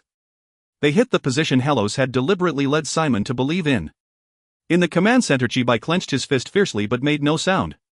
Because the battle was not over. Simon quickly realized he had been misled. Without anger or pursuit, he immediately stopped the gunboat fleet's clearing operation and ordered all scan records to be retrieved. The staff officer looked grim. They used background to deceive background. Simon stared at the star chart, his gaze turning colder. Record this. Next time ignore the fragmentation aftershocks, look at the deployment cost. The Silver Crown Spear pulled back half a pressure unit. Hellos did not pursue. This exchange did not damage any enemy ships, destroy any gunboats, or stir the registered ship channels into a frenzy. It only caused the Silver Crown Spear to waste one round of net-clearing fire, securing a 12-hour window of relative safety for the C-17 maintenance line. 12 hours. Enough for the C-17 to connect to the backup capacitors. Enough for No. 7 to complete its nozzle reinspection. Enough for No. 8's cooling lines to drop back to yellow. Enough for the fourth stage form sample to undergo one instructional disassembly. Furnace Throne 1 remained within the noise reduction window unlit. But Hellos with a patch of false background had bought time for the furnace fire to be rekindled. Lu Zhang recorded the tactical result into the sprint table. Background decoy effective. Can only deceive for one round. Enemy will adjust to cost-based judgment. Su Lan saw the last line and asked, "You're writing that too?" "Write it," Lu Zhang said. "Not treating the enemy as a fool is part of our safety protocol." In the distance, the Silver Crown Spear remained silent. Nearby, the maintenance lights of the C-17 flickered on one by one. Hellos had deceived them for one round. And only for one round. But before the alloy throne was truly forged, every round was a matter of life and death. The 12-hour safety window is not a time for rest. It is a moment of respite bought through deception. The Silver Crown Spear retreated half a pressure position, and the gunboat group outside the C-17 maintenance line temporarily halted calibration fire. On the distant star map, that regular light cruiser remained like a cold needle pressing against the throat, neither leaving nor relaxing its fire control array. Simon Locke simply withdrew his hand, beginning to recalibrate where the next strike should land. Hellrose had no right to call this a victory. Lu Zheng divided the 12 hours into 6 segments, each lasting 2 hours. The first segment involved connecting the backup capacitor for the C-17. The second segment was for recalibrating the fire control reference array. The third segment involved rechecking nozzle number 7. The fourth segment was for cooling the number 8 cooling pipeline and pressure readout. The fifth segment focused on background decoy consumption settlement and assembling the next batch of shells. The sixth segment was for checking before restarting furnace number 1. When Su Lan sent this table to all core positions, she specifically added a note: "No department is allowed to request a delay citing just holding the maintenance line." Chibai, after reading it, said, "This statement doesn't sound like an administrative order, it sounds like a curse." Su Lan replied, "As long as it is effective against procrastination." The C-17 was the first to get moving. An old maintenance worker accompanied by 2 trainees connected the newly delivered backup capacitor to the secondary circuit of the fire control reference array. The outer shell of that group of capacitors was pockmarked, scraped by the turbulent flow of gravel, with traces of dragged cables left by the unmanned trolley still visible. It may not be pretty, but it is life-saving equipment. Xiao Ting was supposed to review the background decoy tactics on the bridge of the No. 9 training ship, but was temporarily switched to the C-17 maintenance channel. The old maintenance worker asked him, "Can you see the No. 8 cooling window from No. 9? "I can see it." "Then keep an eye on the temperature difference in the secondary circuit. There's not enough manpower here." Xiao Ting didn't ask why it was him. He sat back at the auxiliary station with the status interface of No. 9's bridge on the left and the temperature difference of the C-17's secondary circuit on the right. One screen displayed the fleet's damage while another showed the lives of the outpost targets. In the past, he thought these two matters belonged to different roles, but now he realized they naturally intertwined during wartime. 17 minutes into connecting the backup capacitor, the temperature difference in the secondary circuit fluctuated. Xiao Ting immediately shouted, "Throttle number 3 cooling valve down a notch, don't open it fully." The C-17 maintenance team manually segmented according to his suggestion. The temperature difference was suppressed. The old maintenance worker chuckled in the channel, "Kid, you really sound like half a furnace technician now." "I'd rather be a complete one." "Then keep living and learning." As the second segment began, the fire control reference array lit up again. The Greytail external marker still reduced power, with anchor tower number 1 providing delayed verification, and the C-17's array could only perform low-intensity self-checks. Lin Yanqiu did not allow it to ramp up to full power because the Silver Crown Spear was still watching from afar. Any excessive illumination of the reference could potentially become the target for the next round of calibration rounds. The results of the low-intensity self-check were not good. The array's main axis deviated by 0.7 degrees. The backup capacitor's energy supply stability was qualified. 2 groups of old nodes failed to read the background. Su Lan asked what was the reason for the failure. The Morning Needle team replied, "It's not that the equipment is broken, it's that the background layer was disrupted by the Silver Crown Spear." The previously usable old residual markers were no longer stable. Chibai rubbed his brow. Simon didn't hit the true node and scratched the floor. This means the next batch of background decoys cannot simply replicate the last round. The old background is distorted. If the true node continues to hide within the original reflections, it will be like wearing an old uniform on a new battlefield, easily recognizable. Thus the tasks for the fifth segment were moved forward. The training camp Black Shovel Gang and the Morning Needle team began reclassifying background materials. The ghost lamp waste heat source could still be utilized. Halfway low reflection gravel needed to be rescreened, and 3 groups of ineffective pulse generators were missing. The most troublesome was that short-term listener used as a semi-true decoy, which had been deliberately shattered in the last round, proving very effective, but only 2 were left in stock. Lin Yanxiu showed the consumption table to Lu Zhang. Background decoys are not cheap. If Simon changes to consider deployment costs, we still need to deliberately create cost markings. Lu Zhang asked, can we fake the costs? Lin Yanxiu's eyes moved. Yes. Make the waste cloud look like it used real listeners, but in reality it only contains damaged lenses and waste energy shells. Do it. Sulan added, record it as background decoy type 2. All type 2s must not connect to fire control and must not approach the Grey Tail's abnormal edge. In the fourth segment, the recheck results for number 7 and number 8 also came in. The microcracken nozzle number 7 had not expanded, but it could no longer withstand continuous lateral cuts. It could act as a substitute and could perform short bursts, but it could no longer pull the posture hard on the Grey Tail's outer side as before. The number 8 cooling pipeline dropped back to yellow, but Lin Yanxiu added a restriction: within the next 12 hours it must not release electromagnetic interference twice in a row. The vice captain of number 8 did not argue. He only asked, can it be done once? Yes.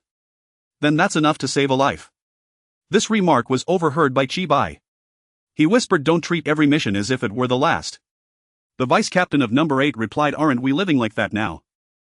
There was a brief silence in the channel. Half of the 12-hour safety window had passed when furnace number 1 began its pre-restart checks. The noise reduction window allowed the furnace temperature to drop completely, necessitating a recalibration of temperature control.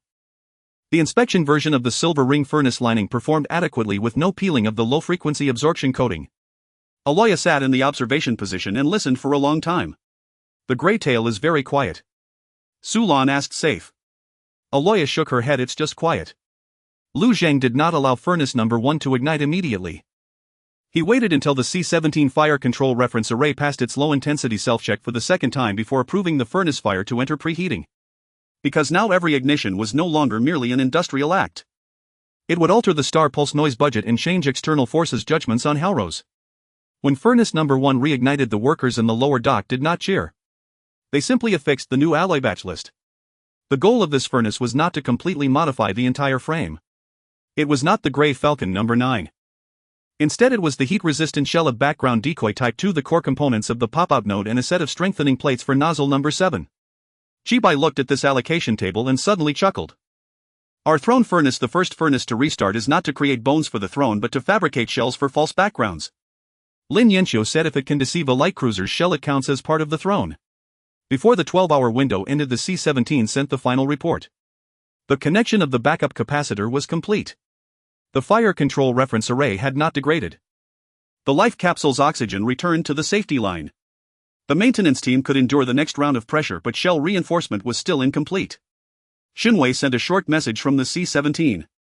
In the footage, maintenance personnel sat eating cold meals by the half-disassembled corridor with exposed cables behind them and the indicator lights of the backup capacitor flickering. No one struck a victorious pose, they simply leaned their toolbox against their legs, ready to stand up immediately when the next tremor arrived. Don't write the yellow-red boundary as safe, Xinwei said. The people here know they are still under the cannon's mouth. Sulan replied, it will be written as it is. This brief reply silenced the C-17 maintenance team for a few seconds. Helros battle reports used to favor uplifting words, but now Sulan preferred to clearly state the dangers. Clear dangers may not make one feel at ease, but they let everyone understand why they must continue to hold their posts. Lu Zhang also finished watching that footage. He did not ask Xinwei to remove the weary faces, nor did he ask the publicity team to capture the moment the backup capacitor lit up. The C-17 was not a showcase of victory but a nail that had been hammered repeatedly by enemy ships without cracking. As long as the nail remained, it was enough. Chibai forwarded this message to the fleet rotation group, adding just 4 words, don't waste it. The rotation group did not reply with an expression, only moving up the next patrol time by 7 minutes. Those 7 minutes were written into the new duty schedule. Lu Zhang looked at the report and finally changed the C-17 maintenance line from red to the yellow-red boundary on the sprint table. Not safe. Just unbroken. In the distance, the silver crown spear remained silent. Simon had given Halrose 12 hours. Helrose divided these 12 hours into 6 segments for connecting capacitors, calibrating arrays, repairing nozzles, reducing cooling, supplementing decoys, and restarting the furnace. Not a minute belonged to celebration. This is how one lived under the shadow of light cruisers. Simon Locke watched the background decoy battle record of Hilo 7 times. On the 8th he shut off the explosion footage, leaving only the resource trajectories. When the gunboat swarm shattered the ghost lantern debris cloud, Hilo showed no reaction. When they shattered the low reflectivity rubble belt, Hilo still showed no reaction. When the second layer of decoys was destroyed, Hylos released a false axis from Unit 5, leading the gunboat swarm to fire into empty space. On the surface it appeared to be a successful deception.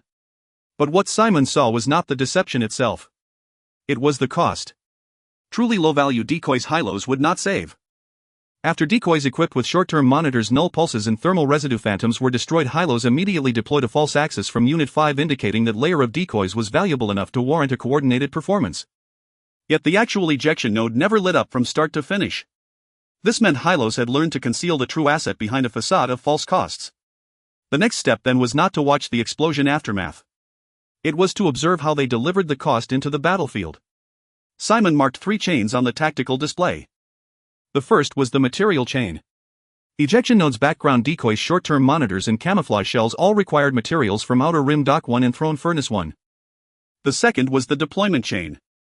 These items had to be transported by the Dawn Needle's unmanned modules, the Black Shovel Gang's tow frames, or the Old Ash Falcon to the outer edges of Greytail C-17 and the maintenance line. The third was the recovery chain. Hylos was impoverished, it would try its utmost to recover the shells. If the recovery chain was suppressed, the cost of its new network would double. The staff officer asked, "Which chain do we strike?" Simon replied, "The deployment chain." The material chain was inside Outer Rim Dock 1, temporarily out of reach. The recovery chain would only appear after the battle with an unstable window. The deployment chain, however, must emerge before combat. No matter how well Hylos concealed itself, it could not make the nodes fly into position on their own. By keeping a close watch on those seemingly insignificant tow frames, unmanned modules, and scrap ships, they could sever a few threads before the new network was fully spread. After hearing this analysis, Raymond did not speak immediately. He had pursued Greybag 3 before and had also bitten into the Black Shovel Gang's recovery points. But he chased results, Simon chased structure. The difference between the two was immense. Hylos will use decoy deployment chains, Raymond warned. So we don't strike the first one, Simon said. We strike the transition point between the second and the third. The transition point.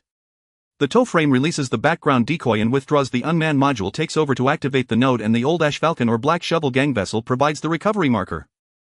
There must be a brief pause between these actions. The shorter the pause, the more disciplined the opponent; the longer the pause, the more it indicated a true link. Simon did not need to know which decoy was real. He only needed to make Hylos fear the act of deployment. The next target for the Silver Crown Lance was thus determined. It was not the C-17 itself. It was not the Greytail outer marker. It was not the Type 5 frigates. It was Hylos' high-cost node deployment chain. At the same time, Hylos was also reviewing Simon's review. The Dawn Needle team sent the remote scan variations to the central control room. When the background decoys withdrew, Simon did not continue scanning the residual pulses. Instead, he briefly shifted the main array towards the tow frame trajectories on the outer side of the maintenance line. This 1-second shift was very subtle, yet it was enough to indicate that the Silver Crown Lance's focus had changed. Shibai watched that 1 second and cursed. "He saw our hand." Sulan asked, "Can we hide it?" Lin Yanqiu replied, "It's completely impossible to hide. The deployment chain will inevitably have heat signatures and momentum changes." Hanzhou said, "Then let him see many hands." This statement silenced the meeting room for a moment. Lu Zhang looked at him. Hanzhou continued, "The training camp can simulate deployment chains. Not by sending trainees to the front line, but by using old tow frames, empty shell nodes, and waste heat sources to perform fake deployment actions. Let the real deployment chain hide within a large number of low-cost fake actions." Shibei's eyes lit up. "Muddy the cost judgment." Sulan frowned. "Fake deployments also have costs. Lower than real nodes," Hanzhou said, "and they can be trained." Lin Yanqiu quickly added, "The fake deployment chain cannot use real short-term monitors. Only waste lenses, empty energy shells, and thermal junk. The Black Shovel Gang can cooperate," Lu Zhang said. Sulan looked at him. Lu Zhang explained, "They are familiar with fake maneuvers in the mining tunnels. The Ghost Lantern waste heat sources over at Sajik were originally used to fool scanners. When Kuman received the request, his first reaction was to ask for payment. You need our help even for fake moves now." Sulan said, "Code fence points will be calculated as low-risk deployments. Low risk. The silver crown lance is watching. So it's more expensive than training. Plus the cost of waste heat source depletion. Negotiable. Sajik laughed heartily beside him. Boss Hylos has finally learned to fight with fakes. Cummins snorted they learned long ago. They're just now admitting that fakes also cost money. The fake deployment chain plan quickly took shape. First layer Black Shovel Gang tow frames carrying empty shell nodes perform deployment actions in low-value sectors. Second layer Dawn Needle's unmanned modules simulate relay activation but without sending effective pulses. Third layer Old Ash Falcon 1 and 2 assume a recovery-ready posture on the near side, leading the enemy to believe this link has value.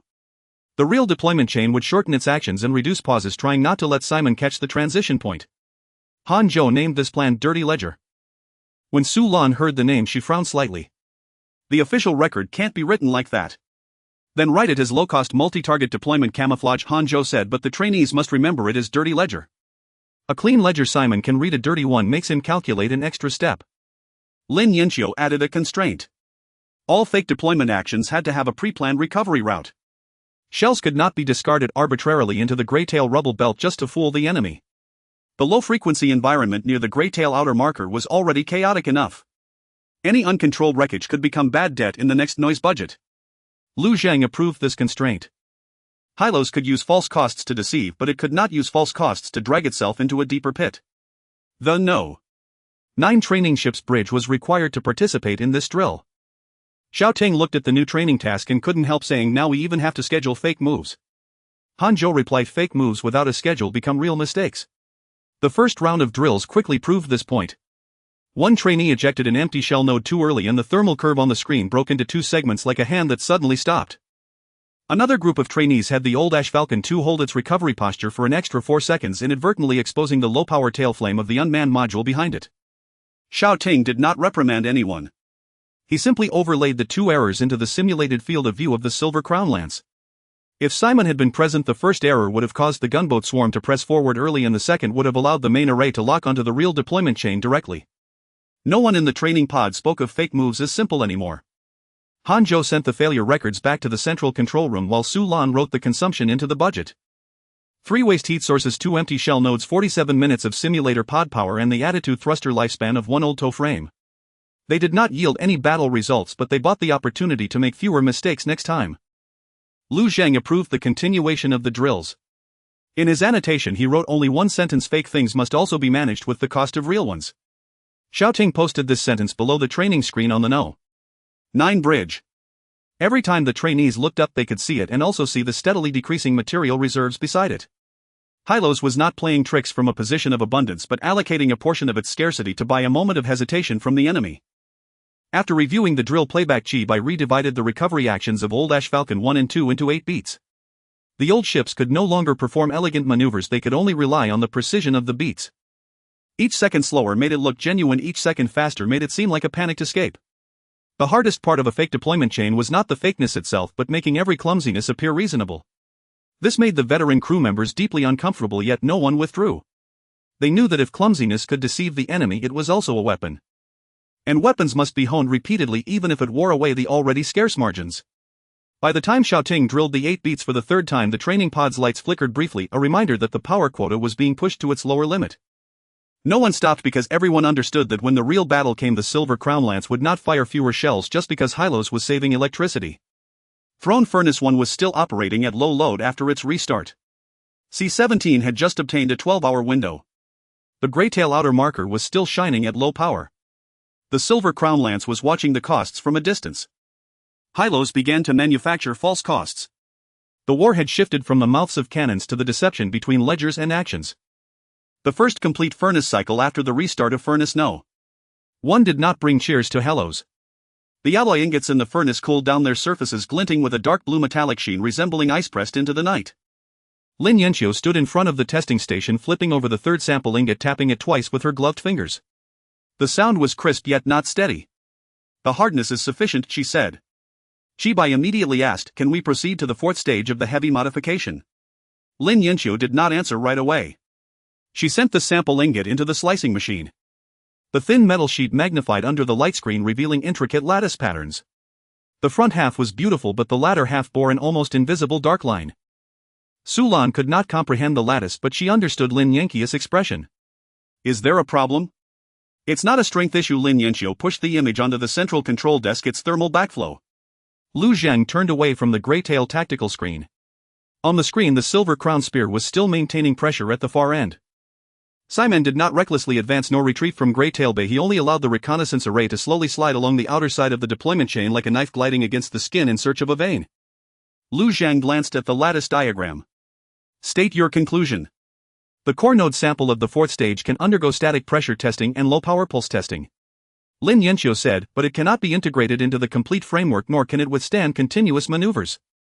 Shibai frowned. Haven't we already passed the tests for the combined 3 stages? That was a limited level pass. Lin Yanqiu opened another structural diagram. The first 3 stages bear the main beam side bones energy supply lines and part of the fire control connections. The fourth stage is different. It has to handle high-load propulsion, fire control, back pressure and ship body attitude correction simultaneously. Without a qualified cooling ring, heat will accumulate at the back of the node. Han Zhou asked, to what extent will it accumulate? After 3 minutes of low-power testing, the temperature difference at the back of the node exceeds the safety line by 20%. The conference room fell silent for a moment. This was not bad news. It was worse news. The fourth stage sample did not fail. It could light up, withstand pressure, and prove that the direction of the Grey Falcon's heavy modification was not wrong. But it could only prove the direction, not that Hellos had a true heavy modified warship. Shibai muttered, we're short on materials again.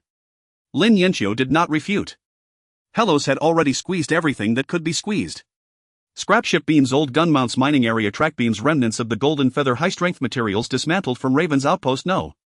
2 even the condensate shells that could be recovered near the old Grey Tail mark had all been sent into the furnace. But the cooling ring was not an ordinary shell. It required a stable lattice, high-frequency thermal shock resistance, low-noise thermal conduction layers, and must maintain a closed loop without cracking amid ship vibrations. The secondary refining line could produce nearly qualified ingots but could not create a sufficiently large complete cooling ring. Lu Zhang asked, alternative solutions. Lin Yanqiu had clearly prepared for this. First, a pedal-type cooling ring. Cut the complete cooling ring into 12 pedals and piece them together with locks and thermal conductive mud. The advantage is that we can do it. The disadvantage is that the seams will produce thermal lag, posing significant risks during continuous maneuvers. Second, reduce the power of the fourth stage. Let the heavy modification only act as a fixed gun platform, not a maneuvering ship body. The advantage is safety. The disadvantage is that it is no longer a heavy modified ship, just a target that can turn. Third, purchase externally. Sulan looked up silver ring. Or from the Red Tide's old warehouse or the Eagle Crown Wreck. Lin Yanqiu said, but Red Tide is currently only observing and will not sell critical military materials. The Eagle Crown Wreck must be taken down. Silver ring is most likely to quote a price. Lu Zhang looked at Shibai. Shibai immediately understood his meaning. We cannot rob silver ring. At least not now. We still need Marta's furnace lining, low-frequency coatings, and commercial intelligence. Sulan added, we also cannot let them know we lack a complete cooling ring. Once the price is locked, Marta will sell every pedal at the Stargate tax. Lin Yanqiu sent the fourth stage sample testing plan to the No. 9 training ships bridge. Inside the No. 9 bridge, Xiaoting sat at the dimly lit control seat with a new batch of trainees. The screen did not show a real starry sky, only the virtual structure of the fourth stage of heavy modification. Heat flow climbed along the back of the node, a red line slowly approaching the yellow line from the safe zone. Remember this color, Xiaoting said. It is not enemy fire, it is our own heat. A trainee asked, if the enemy presses in, can we use it once? Xiaoting did not immediately reprimand. He looked at the trainee, recalling how he had asked a similar question when he first sat at the deputy control seat of Grey Falcon No. 5. At that time he only thought that as long as the ship could move it could shoot, as long as the muzzle could light up it could win. Later he saw the main cannon No. 6 overheating the nozzle No. 7 lagging and the cooling pipe No. 8 climbing from the blue line to the yellow line, realizing that every time Hellos fired it was borrowing from the future. Yes, Xiaoting said, but once used it may never light up a second time. The trainees fell silent. In the control room, the fourth stage sample was fixed to the testing rack. New ingots from furnace No.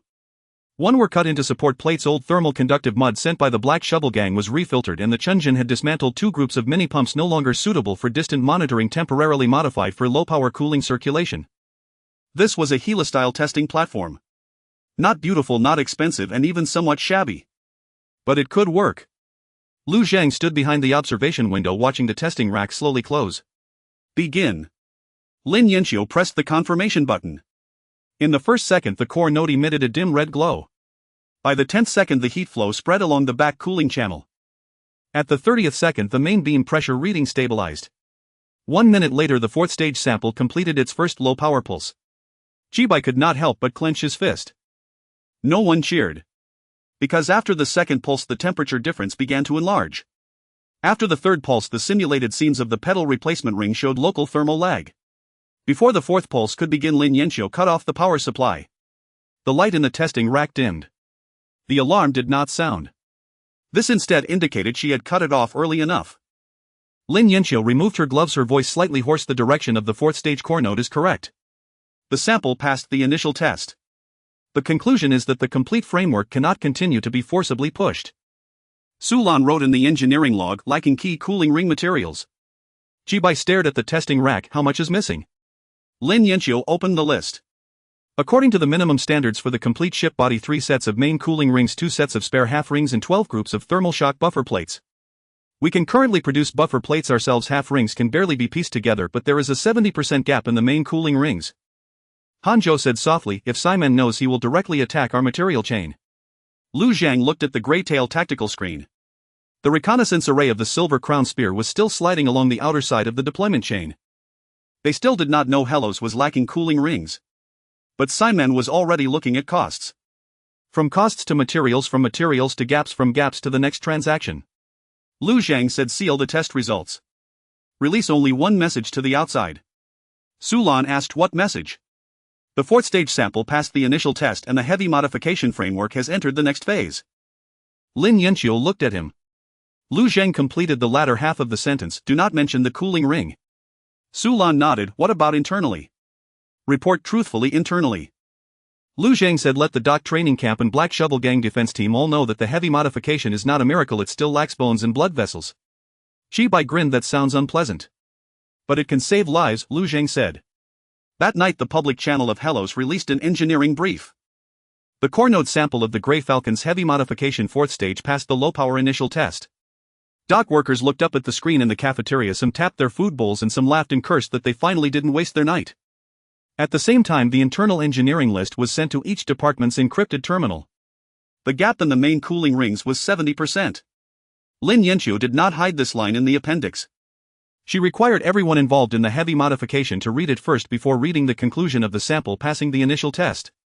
Some in the dock were disappointed while others breathed a sigh of relief. Disappointment came from the heavy ship still not being able to be launched, while relief came from the engineering team not pushing risks deep into the ship body for the sake of a pretty schedule. The pressure on the silver crown spear remained. The noise budget for Furnace No. 1 could not be exceeded. Everyone saw that line of text. Hellos was one step closer to the heavy ship. And thus they could see more clearly that a whole segment of the bridge was still missing beneath their feet. Marta's communication arrived 6 hours after the fourth prototype report was released. She offered neither congratulations nor pleasantries. Her first words were, "You're short on cold rings." Sulan sat in the side seat of the control room, her fingers pausing over the quotation list, not responding immediately. Lu Zhang stared at the communication screen. Marta wore the dark gray uniform of the Silver Ring trading conglomerate, the circular bulkhead of a mobile depot behind her. The light grazed her shoulder, carving her smile thin. She seemed to have been waiting there all along just for Heroes to broadcast an incomplete message into the public channel. The fourth prototype passing initial tests shows the main node and support plates aren't a major issue, Marta said. You've made the progress public, but you haven't released the continuous maneuver readings. Heroes isn't a place for keeping a low profile, Lord Lu. If you're not releasing data, it usually means something's missing there. Chibai murmured, her nose is sharper than a scanning array. Sulan muted the local microphone before saying she didn't guess. Silver Ring knows the cold ring market. Lu Zhang reactivated the microphone. Do you have stock? I have a batch of old military spec cold ring blanks. Marta transmitted the list. Incomplete, no nameplates, the source isn't convenient to put in the contract. But enough for you to cut 2 main cold rings and 1 spare half ring. Lin Yanqiu only glanced at the parameters and his breath caught slightly. The material wasn't top tier, but it precisely fit the upper limit of what Heroes could currently process. The Throne 1 furnace wouldn't need forced purification, just a low noise coating on the outer layer and internal groove finishing would turn the blanks into usable cold rings. This was more tempting than a finished product. A finished product was too expensive and too easily allowed Silver Ring to lock down maintenance rights. The blanks were cheaper and the processing rights stayed in Hera's hands. After Su Lan saw the price, her expression turned cold. She wants a 10-year priority purchase right for 2 mining tunnels. Shi Bai nearly laughed. Is robbery still a contract? And the commercial evaluation right for Throne 1 furnace's civilian byproducts. Su Lan continued reading. Plus the exclusive supply right for the next 3 batches of grey-tail low-frequency absorption coating. No one in the meeting room was laughing anymore. The price Marta had said wasn't a one-time cost, it was a... If Heroes agreed, the cold rings would be secured and the refit could proceed, but Silver Ring would, through the mining tunnel's furnace byproducts and coating supply, slowly extend its reach into Heras' industrial ledger. Lu Zhang said too expensive. Marta wasn't surprised at all. The Silver Crown Spear is at your doorstep, she said. The 4th segment of your refit can't perform continuous maneuvers. Your public briefing can't fool people who truly understand engineering. Lord Lu, you need time, and in wartime is usually more expensive than a mining tunnel. Lu Zhang looked at the grey-tail tactical screen. Simon's reconnaissance array was still slowly moving along the periphery of the decoy deployment chain. The Silver Crown Spear hadn't opened fire, but it made every transport line feel exposed under a scope. Su Lan wrote 3 lines on paper. Cannot give the mining tunnels for 10 years. Cannot give furnace evaluation rights. Can offer one-time alloys escort services and a share of battlefield recovery. Lu Zhan nodded. The mining tunnels are not for sale. Throne 1 furnace is not open for evaluation. He said the cold ring blanks can be exchanged for 3 things. First, escorting 2 Silver Ring cargo convoys through Outer Rim 1 for the next 3 months. Second, an 8% priority auction right for Crow Perch battlefield salvage. Third, a 20% increase in low-frequency coating procurement, but not exclusive. Marta's smile faded slightly. You're trading possible battlefield salvage for military spec blanks that can be delivered now. And you're using the enemy ship at our doorstep to buy a decade of Heras spine, Lu Zhang said. Silence fell on both ends of the communication for a few seconds. Marta didn't refuse, only saying, I need to recalculate. After the call ended, another price list immediately came in from the Greytail external channel. Kamen was much more direct than Marta. The Black Shovel Gang's tow frames had run 2 cycles in the decoy deployment chain and the wear was higher than estimated. 30% of the Ghost Light waste heat sources were burned out. 6 empty shell nodes were forced to be abandoned early due to the Silver Crown Spear's long-range scans, and the nozzles of 3 unmanned tow frames showed cracks. Kamen threw the bill into the channel. Fakes cost money too. Su Lan saw the bill and her temple twitched. The Black Shovel Gang demanded an expanded quota for tow frame upgrades and wanted 15% of the next batch of low-grade alloy ingots from Throne 1 furnace for updating the mining tunnel support beams. Chi Bai cursed. They saw Marta's price and raised theirs too. Saji's voice squeezed into the channel. Don't put it so harshly. We just realized we're important too. Lu Zhang wasn't angry. The Black Shovel Gang was indeed important. The decoy deployment chain wasn't just a few empty tow frames acting on a screen. It had to traverse the Greytail rubble belt maneuver along the edge of the maintenance line and generate enough realistic heat and momentum within the scanning gaps of the Silver Crown Spear. The wear on the tow frames was real, where the Ghost Light waste heat sources were real consumption, and the Black Shovel Gang pilots were truly sitting on the edge of danger. Su Lan said quietly, if we satisfy both Silver Ring and the Black Shovel Gang, the next batch of military ingots from Throne 1 furnace will be cut in half. Lin Yanqiu added, then the reinforcement plates for Nozzle 7 will be delayed and we'll be short 2 sets of core components for the ejection nodes. Han Zhou looked at the deployment chain simulation. But if we don't give the Black Shovel Gang what they want, the decoy cost can't be sustained. Simon will find the real deployment chain faster. This was the most painful part for Heroes now. Every path could lead to survival. Every path would also cut into their flesh. Lu Zhang placed 3 tables side by side on the main screen. Cold ring blanks. Decoy deployment chain. Repair parts for Nozzle 7 and 8. Don't fulfill them all, he said. Split them up. Su Lan looked up. Lu Zhang pointed to the Silver Ring quotation. Press Marta to deliver in batches. First half the main cold ring blanks in exchange for 1 escort mission and 3% auction rights. The rest depends on the Silver Crown Spear's next move. He then pointed to the Black Shovel Gang bill. Give them the tow frame upgrade quota but not the 15% alloy ingots.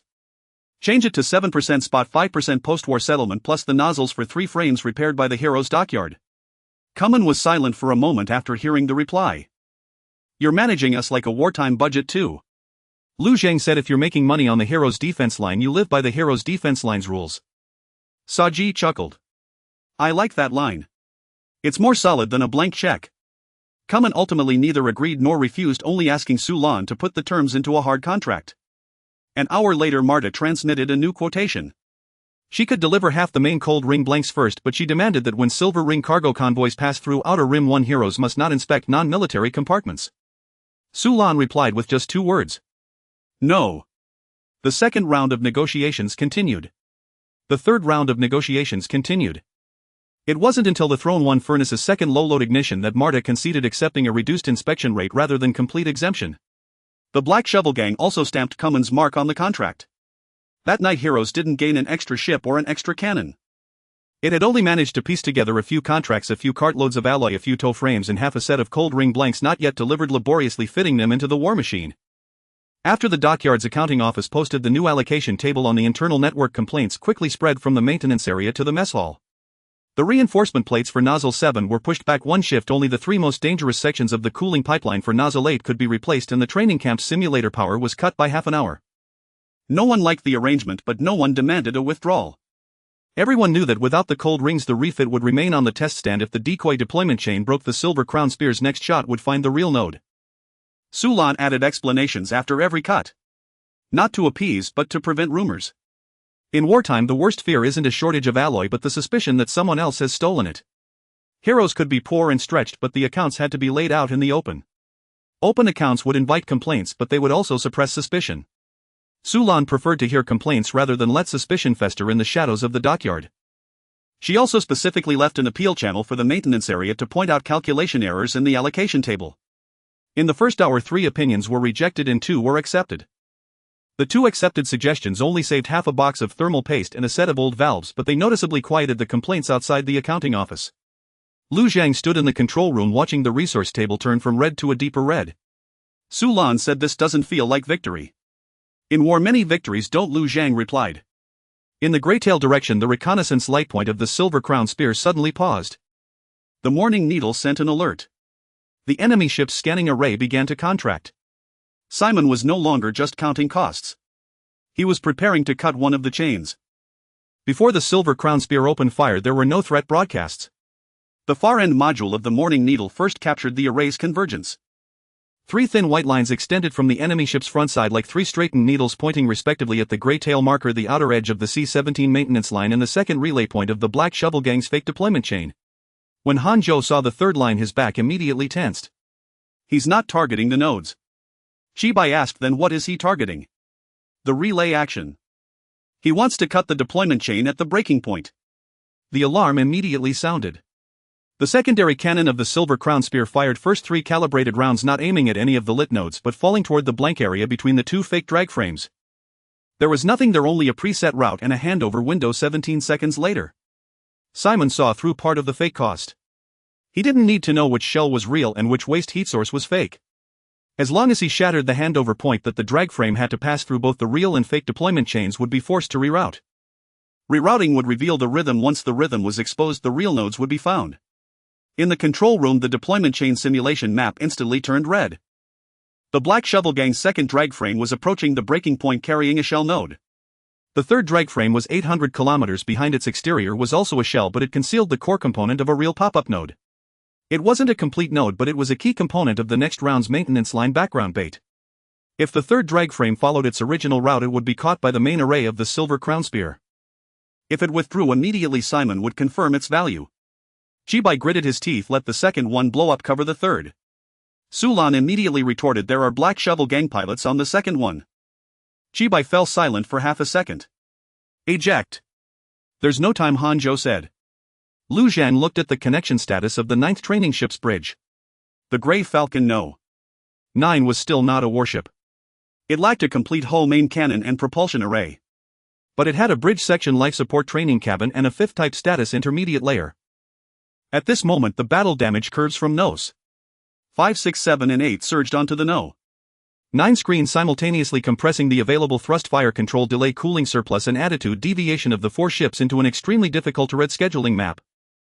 Xiao Ting sat in the main control position of No. 9, his face pale. What lay before him was no longer a training question. It was a real breaking point. Lu Zhang contacted No. 9, "Give me a plan that doesn't sacrifice the second." Xiao Ting swallowed hard. On the screen, the second drag frame had 24 seconds until it entered the enemy's calibrated bomb dispersion zone. Number 5 could press forward, but it would expose the fake axis. Number 6's main cannon was overheating and couldn't fire continuously. Number 7's nozzle was sluggish, a forced maneuver could lead to loss of control. Number 8's cooling pipeline was dangerous and couldn't interfere for long. Every route was incomplete. Suddenly Xiaoting remembered the fourth segment sample test, the thermal flow that climbed from the blue line to the yellow line. No piece of metal could bear all the pressure alone. The fleet was the same. Number 5 make a short fake axis no more than 6 seconds. He said number 6 won't fire the main cannon, just shoot a low power cover round. Number 7 won't change its trajectory, just tap the nozzle to push the second drag frame into the rubble's shadow. Number 8 will only run interference for 3 seconds, making the third drag frame pretend to withdraw. The nozzle on number 7 could jam. Shibai stared at the map. Xiaoting's voice was tense, but he didn't change his words, so just tap it. Even if it jams, let it jam at a safe angle, don't push continuously. Lu Zhang didn't hesitate for him. Execute. Once the order was given, Grey Tail Bay seemed to be stirred by an invisible hand. Grey Falcon No. 5 lit up first. It didn't charge towards the silver crown spear but released a short, almost pathetic fake axis to the left of the breaking point. 6 seconds, just enough for the silver crown spear's secondary array to turn, yet insufficient for Simon to confirm the target it was protecting. Number 6 immediately opened fire. The low-power cover round exploded in front of the blank handover point. The light of the explosion was weak, but the debris scattered widely. It felt less like an attack and more like a hasty failure of cover. Simon indeed wasn't completely fooled. The main array of the silver crown spear continued to press towards the third drag frame. Just then the nozzle of number 7 ignited. Just once. Brief, crude, with obvious delay. The jet stream brushed past the outer side of the Black Shovel Gang's second drag frame, pushing it off course by 37 kilometers. The driver in the second drag frame kill was choked by the seatbelt, his vision dimming. A string of curses erupted in communication, but he didn't lose control. The second drag frame crashed into the rubble's shadow. The third calibrated round of the silver crown spear fell, shattering the original path it would have taken. A burst of white light exploded in the blank area. It missed. Number 8 triggered interference at the same second. 3 seconds. The cooling curve leaped from the blue line to the yellow line's edge. The third drag frame did not continue forward but adopted a withdrawal posture. The heat source diminished, momentum fell back like a fake item that had been scared off. Simon's main array chased for half a second. After half a second he stopped tracking. Because the third drag frame behaved too much like a fake item. The real core component was taken away by the Morning Needle's unmanned module in that half-second, sliding from the belly of the third drag frame into the rubble's shadow, turning toward the outer side of the C-17 along a low-power cold line. In the control room everyone stared at that cold line. 10 seconds. 20 seconds. 30 seconds. The silver crown spear did not relock. Hanzhou exhaled deeply. Shibai wiped his face, who gave the scheduling on the ninth side. Xiaoting, Lu Zhang said. Shibai was taken aback. Inside the No. 9 bridge, Xiaoting's hand was still pressed on the confirmation key. No one among the trainees behind him spoke. Everyone saw the scheduling map from earlier and witnessed how the 4 5th types used their remaining small margins to piece together a route that did not sacrifice the second drag frame. Xiaoting's voice was hoarse. Record the feedback from the number 7 nozzle. The vice chair trainee immediately replied, delay expanded by 3%, not jammed. What about number 8's cooling? At the bottom edge of the yellow line, currently falling back. What about number 6's main cannon? Has not triggered overheating extension. Xiaoting closed his eyes. He then realized his back was completely wet. The silver crown spear did not continue firing.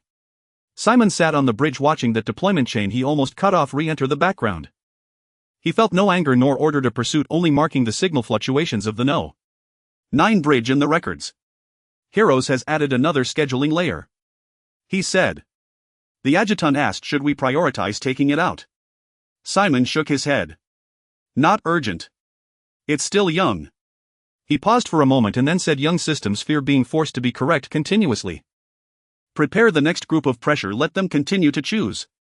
On the outer side of the C-17, the Morning Needle's unmanned module completed the handover. That core component did not allow heroes to win a battle. It only preserved the shell of the next round's background bait, keeping the maintenance line from being seen through again, and saved the life of a pilot from the Black Shovel Gang's second drag frame. Kamen remained silent in communication for a long time, finally saying, this scheduling the Black Shovel Gang accepts. Sulan immediately wrote this sentence into the defense record. This was more valuable than a simple thank you. The Black Shovel Gang acknowledging the debt meant that the subsequent fake deployment chain could continue to operate. Kuehl returning alive to the Greytail mine also meant that those pilots would believe that heroes would not casually treat them as expendable bait. War contracts have a price, trust also has a price, but the latter is rarely written in the forms. When Kuehl returned to the mine dock, the first thing he did was kick the second drag frame. The second thing was to tell the maintenance worker not to dismantle the broken armrests in the cockpit. He said that things should be kept for the next batch of people running fake deployment chains to see the route is fake but the calibrated rounds are real. This statement quickly spread throughout the Greytail mine. Even Saji fell silent for a while after hearing it, then instructed someone to coat the second drag frame with the best anti-crack paint. Kuman did not stop him. He only had the accountant record this layer of paint as an expense of the Black Shovel Gang. When the people in the mine saw this record, they truly believed that the boss took that fake route as a real battlefield. Lu Zhang looked at the tactical review transmitted back from the 9th bridge. The 5th type status intermediate layer successfully completed complex scheduling for the first time on the real battlefield. The cost was also clear. The delay of number 7's nozzle expanded. Number 8's cooling approached the yellow line. Number 6, though not overheated, lost one usable cover round. Number 5's fake axis exposed a new rhythm. Heroes did not achieve a great victory. It merely reconnected a deployment chain from beneath Simon's blade. Lu Zhang wrote down a new judgment on the tactical table. The Silver Crown Spear had confirmed the existence of the No. 9 scheduling layer. Next time the enemy would force No. 9 to make continuous judgments. Simon Locke did not immediately strike 9. The main cannon of the Silver Crown Lance still bore down on Greytail Bay while its secondary array maintained an angle that kept Helos on edge. Yet it did not redirect its firepower toward the inner side of Outer Rim 1 where the bridge of the 9th training ship was located, nor did it continue sweeping the fluctuating midlayer of the Type 5 state that had just revealed its instability. Instead it began to create choices. The first wave of pressure appeared on the left flank of the Greytail outer marker. A calibration round grazed the edge of the old debris belt, hitting no nodes but forcing 2 low-power paths simultaneously into a deflection zone. One path led to the outer side of the C-17 repair line, the other to the backup recovery point of the Black Shovel Gang's decoy deployment chain.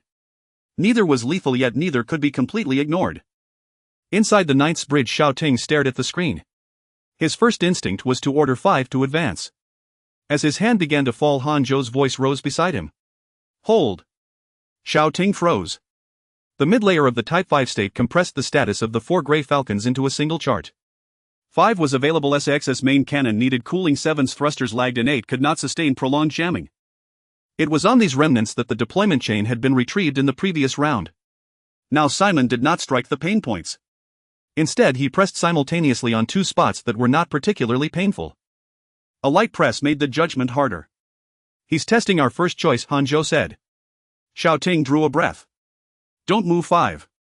Have the old Grey Falcon 2 assume a recovery posture, reduce the C-17 repair line's power by 1 notch, and light up the ghost heat source at the backup point of the decoy deployment chain." Chi Bai heard the order on the main channel and raised an eyebrow. "Conservative." Lu Zhang said, "Conservative is right."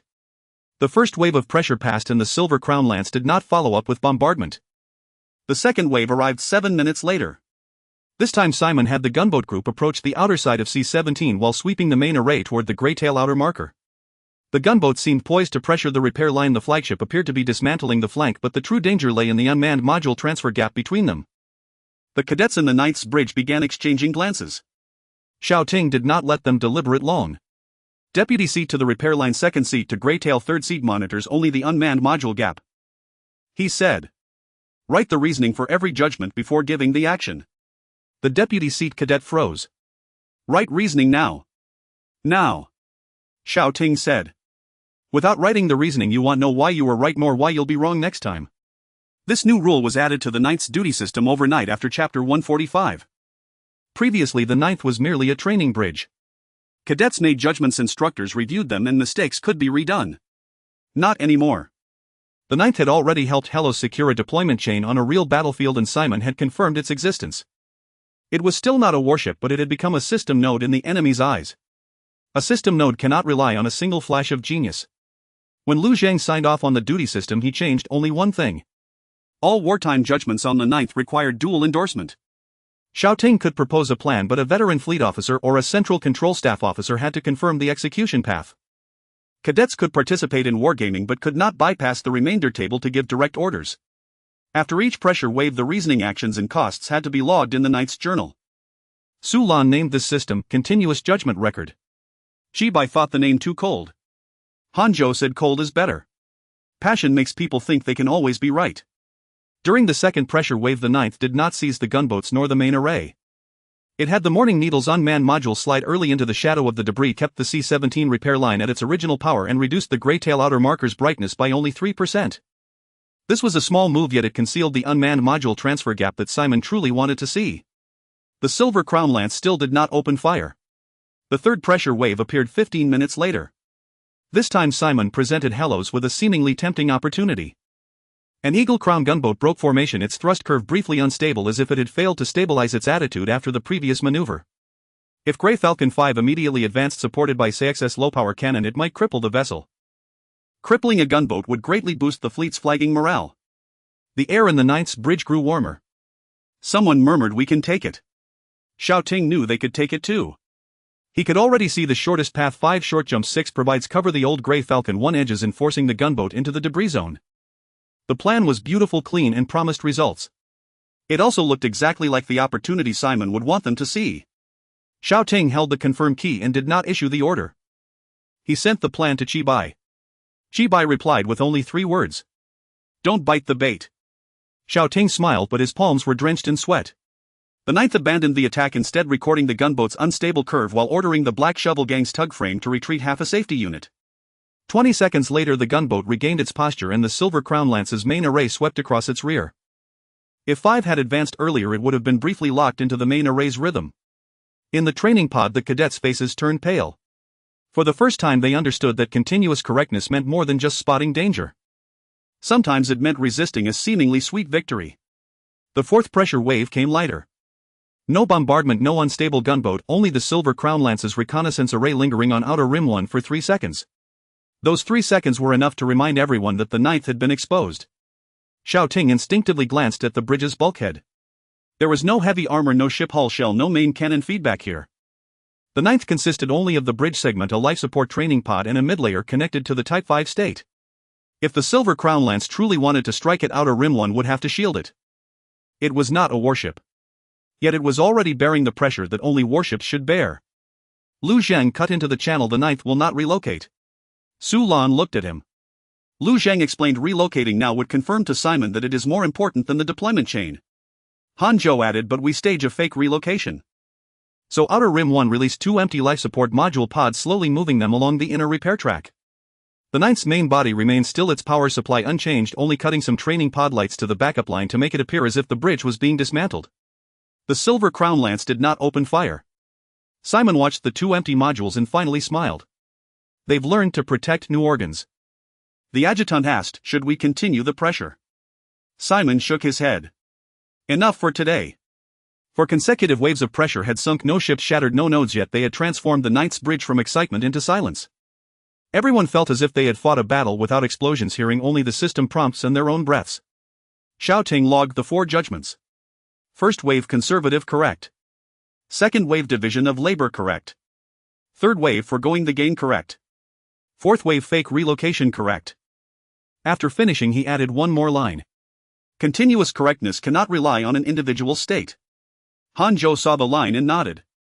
Su Lan formally upgraded the ninth's duty system.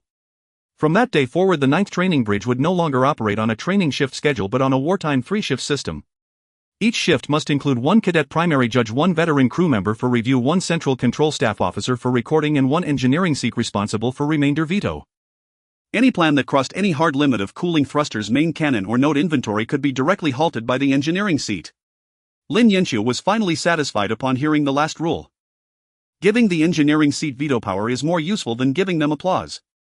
Chibai initially wanted to argue, but in the end he simply sent the next shift rotation schedule for 5 to the 9th. That schedule contained not only available time but also main cannon railway thruster nozzle errors and crew fatigue indices. Xiao Ting was silent for a long time after seeing it.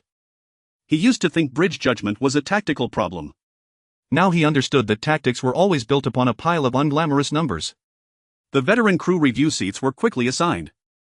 The first shift was Tao Mo, the old helmsman of Grey Falcon 2. The second shift was 5's deputy controller. The third shift was personally held by Chibai. No one regarded the ninth as a mere school any longer. It had become a command post temporarily erected on the edge of the battlefield, its walls still thin, its lights still cold, yet already bearing a share of the burden for the entire defensive line. Lu Zhang looked at the new duty roster. The silver crown lance had not pierced Hellos today.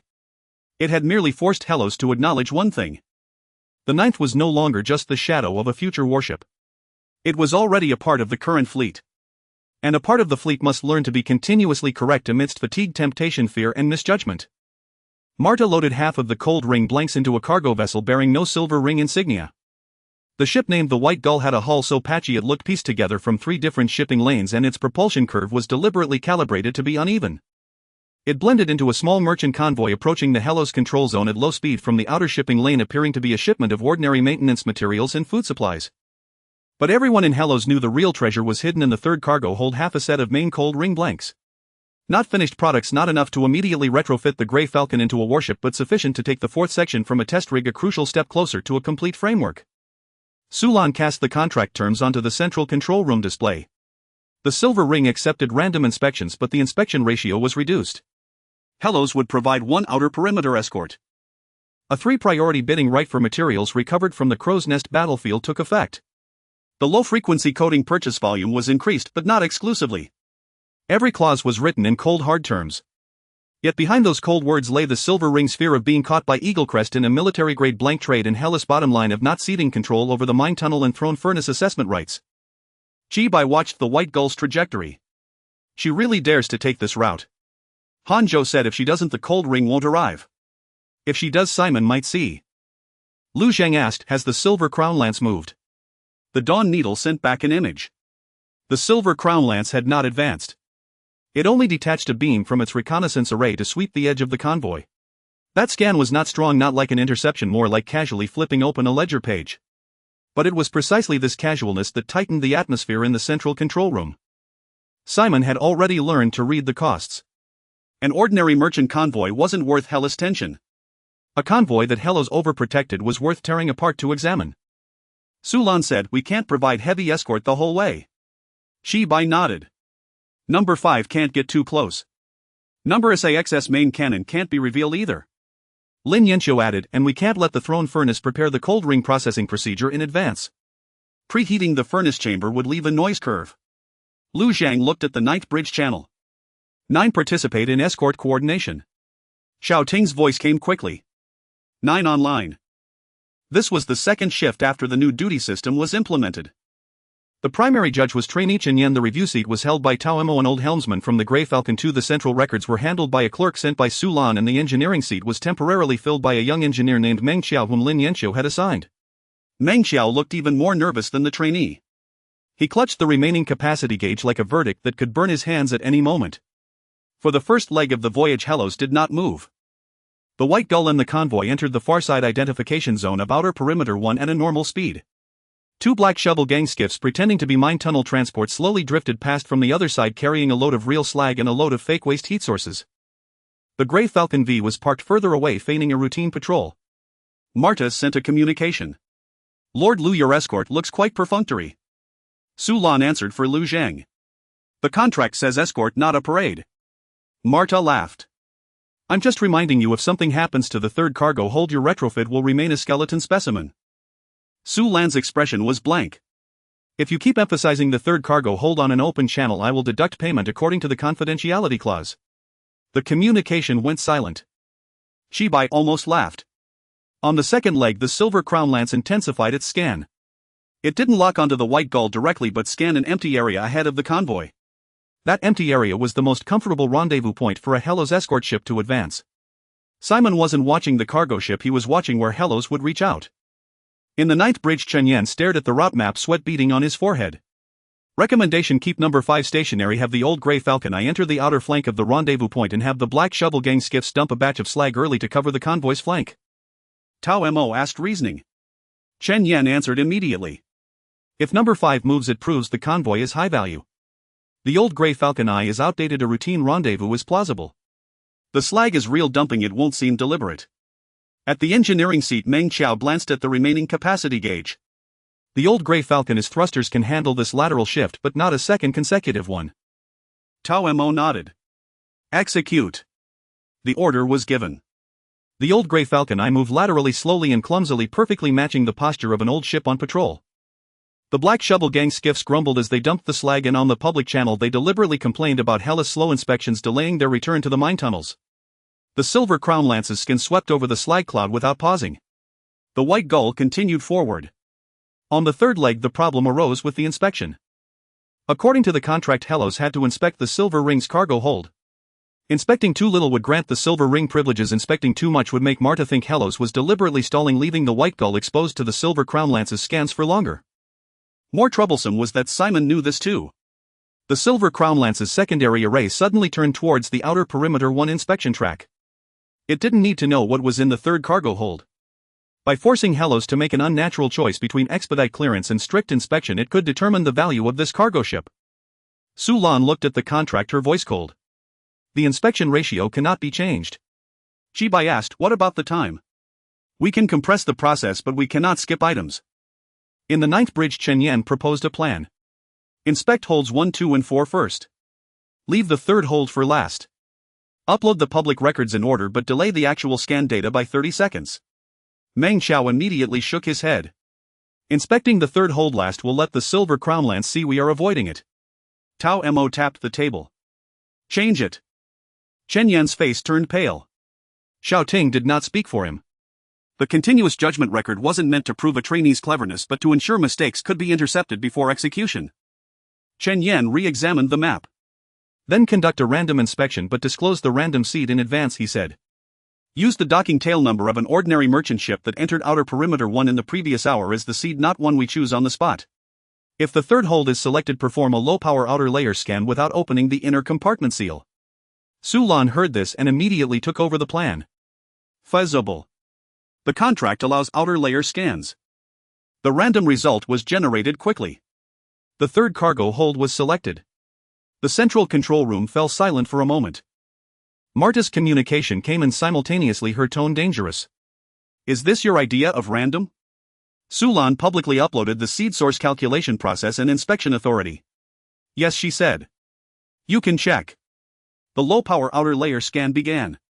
The outer wall of the White Gull's third cargo hold revealed a blurry metallic shadow. That was the cold ring blank after camouflage, resembling a batch of large pipeline spare parts. The scan did not penetrate the inner compartment seal, nor did it touch the military-grade runic inscriptions. The Silver Crown Lance's secondary array lingered for 2 seconds. In those 2 seconds, everyone thought Simon would open fire. He didn't. Because Hellas' inspection was too normal. So normal it seemed as if they truly didn't know how important it was inside. The White Gull passed the inspection track and entered the low-speed inner channel of outer perimeter 1. Marta did not laugh again. She only said, when the goods arrive the final payment cannot be delayed. Su Lan replied, payment after the cold ring is verified. When the White Gull docked, the shipyard held no reception ceremony. The third cargo hold was opened under the cover of 2 ordinary cranes. The half set of main cold ring blanks was loaded onto a magnetic suspension carrier marked waste pipelines and sent along the maintenance track to the pre-processing area of the throne furnace eye. Lin Yanxiu stood personally at the end of the track. The moment she saw the blanks, she knew Marta hadn't fooled them with fakes. Those segments of dark silver ring blanks bore old military-grade cut marks. The inner layer heat conduction patterns had been deliberately ground off in parts, yet the foundation of a stable crystal lattice was still visible. She didn't immediately have them sent into the furnace chamber. First, she had the inspection arms circle the ring blanks 3 times. The first circle checked for cracks, the second for residual runic inscriptions, and the third for low-frequency noise. None of the 3 circles showed red, only one old weld seam glowed yellow. The young engineers suppressed their cheers, but Lin Yanxiu simply wrote eligible for pre-processing on her record. They're usable, Lin Yanxiu said. Lu Zhang did not look relieved. Because at that same moment the Dawn Needle sent back new movements from the Silver Crown Lance. Simon had recorded the White Gull's entire voyage, the inspection process, the old Grey Falcon, his lateral shift, and the slag cloud dumping, but he did not mark the third cargo hold. What he marked was Hellas' inspection system. After reading it, Han Zhou said in a low voice, he didn't catch the cargo, he caught our rules. Lu Zhang watched as the half set of cold ring blanks was sent into the furnace zone. The goods had arrived.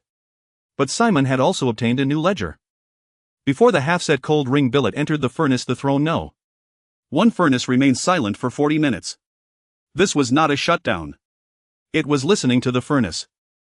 Lin Yanxiu ordered all auxiliary pumps to be reduced to minimum power with only basic circulation retained in the cooling lines. The vibration monitors on the furnace shell lit up and rose. A half-set cold ring billet was secured on the pre-treatment rack, its dark silver arcs resembling silent crescent moons under the cold light. Young engineer Meng Xiao stood before the recording station, even his breathing subdued. He had just rejected a flawed proposal at the engineering station of Bridge 9 and was now reassigned to the furnace area monitoring the low-frequency readings of this batch of billets. Lin Yanxiu offered him no comfort, only a chart. The stellar vane noise budget chart. Look at this line, Lin Yanxiu said. Meng Xiao saw a gray-yellow curve slowly rising from a low point after the noise reduction window. The restart of Throne No. One furnace, the background decoy shell, the ejection of the core node component, the reinforcement plate for nozzle 7 and the power supply for training pod 9 each left a small dent on the curve. Individually none were fatal. Together they were like a row of fine needles piercing the same layer of skin. The cold ring billet has a solid foundation from old military standards, Lin Yanxiu said. But it has old welds, worn-off inscriptions and residual thermal conductive layers of unknown origin. Processing it will be noisier than processing ordinary ingots. Meng Xiao asked, can we skip the processing? Lin Yanxiu glanced at him. Meng Xiao lowered his head. No. Without processing, the fourth segment's rework would stall at the initial prototype test. Without processing, Hellos would forever lack that bridge segment. Without processing, when Silver Lance next forced judgment no. 9 into continuous operations, Hellos would still have to rely on the remaining margin of the Type 5 reserves. When Lu Zhang arrived at the furnace area, the pre-treatment had just begun. The ring billet was sent into the low-temperature cleaning tank where impurities near the old welds gradually peeled away. The detection arm sent the lattice echoes of each billet segment to the main screen and Lin Yanxiu annotated them one by one. What could be preserved was preserved, what had to be excised was excised, and what was uncertain was isolated first. Chi by Winston Payne at the excision list. This was earned with escort missions. Lin Yanxiu did not look up. If cracks aren't cut away, they'll cost lives once installed in the hull. Chi by fell silent. The first cut was made and the noise budget rose by a small notch. Not because of the blade itself.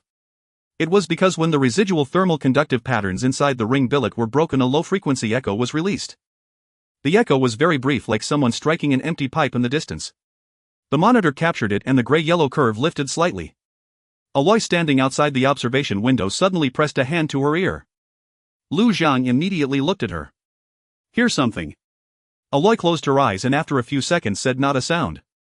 Like a door crack on the gray tail side pushed by the wind. The furnace area fell silent. The gray tail old epic ring fragment was not connected, not activated, and provided no assistance to Hellos. Yet every time the stellar vane noise budget rose, that silent old thing seemed closer. Lin Yanxiu said lower it by one notch. The furnace power was reduced. The pre-treatment speed immediately slowed. Su Lan recorded the time loss and the log cold ring pre-treatment extended by 2 hours. Shibai asked, will Silver Lance give us those 2 hours? No one answered. The second phase was outer layer recoating. The low-frequency absorption coating came from the silver ring. It was not cheap, nor was it a miracle. It could only absorb some of the vibration during processing, not silence Throne No.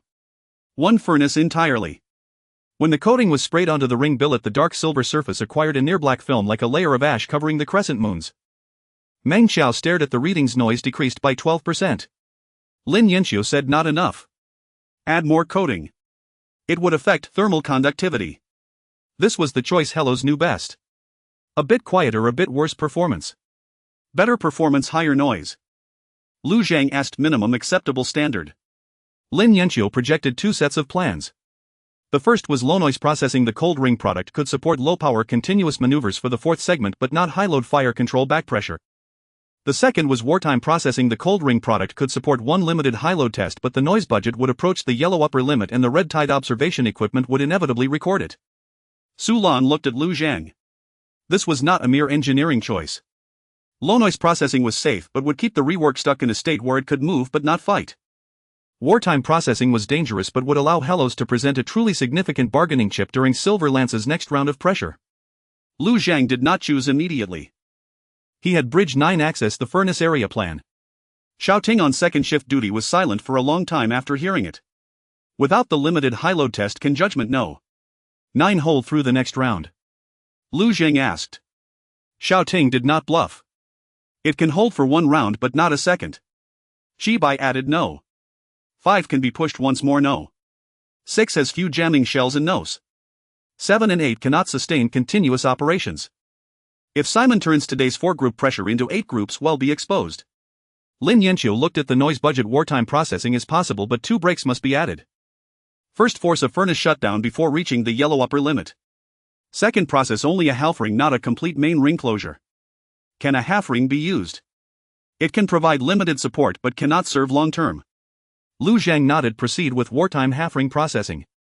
The order was entered into the furnace area. Thrown no.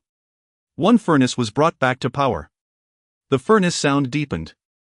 It was not a roar but a low vibration pressed into the floor. The ring billet was sent to the main processing station where cutting, recoating, inner groove finishing and lattice tempering advanced step by step. With each step the noise budget rose a little higher.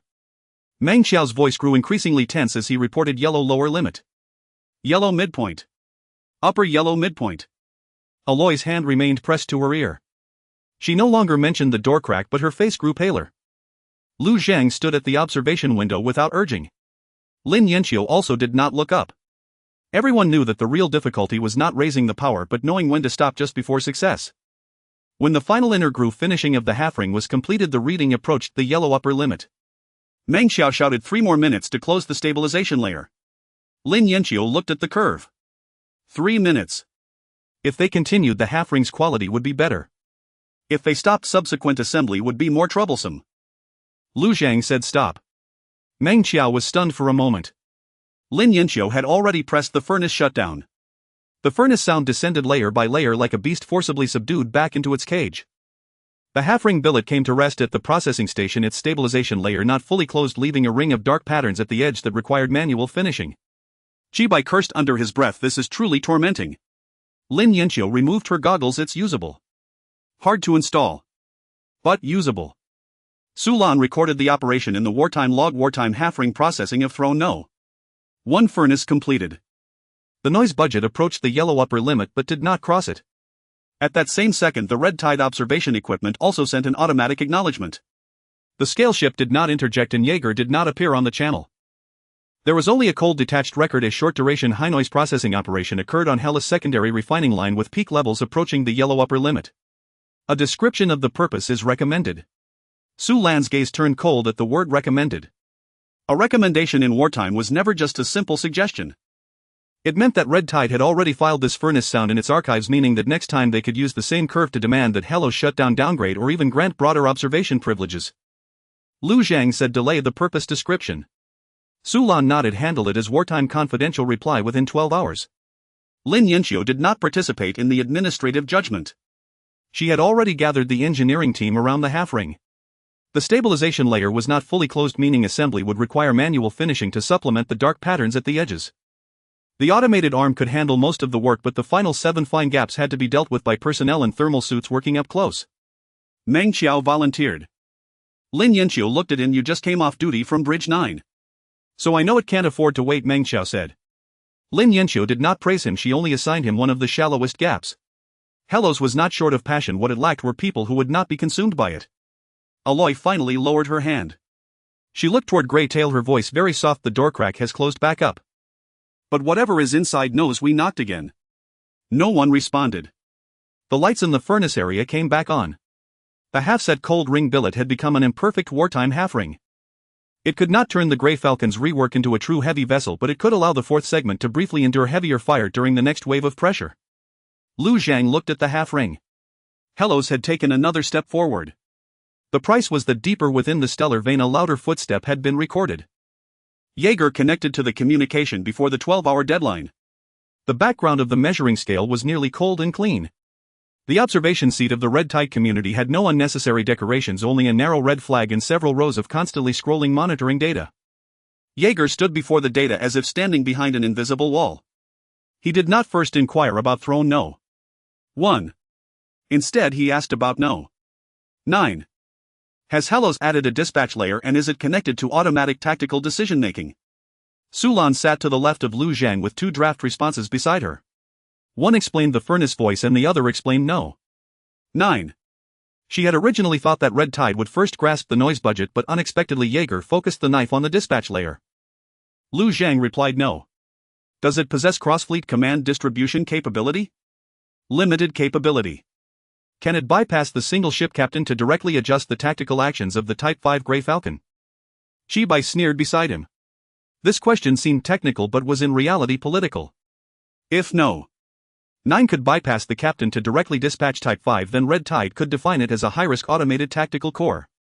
A high-risk corps under Red secondary observation required a higher level of filing and might even trigger restriction clauses. Sulan opened the microphone. No. 9 does not possess mandatory takeover authority.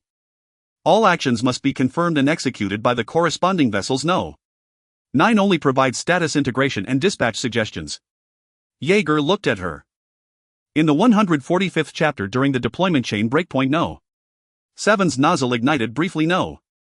8 had 3 seconds of interference. No. 5 had a short false axis. And no. Psi-XS obscuring shell occurred almost simultaneously. According to the Red Tide model, this was already close to centralized tactical distribution. Hanzhou whispered they have obtained the battle replay shape. Lu Zhang was not surprised. The Red secondary observation had already taken effect. The measuring scale could not see the internal commands of Hellos but could infer part of the structure from external actions, noise curves, ship postures, and fire control responses. Simon was examining the rules and Red Tide was also looking at the rules.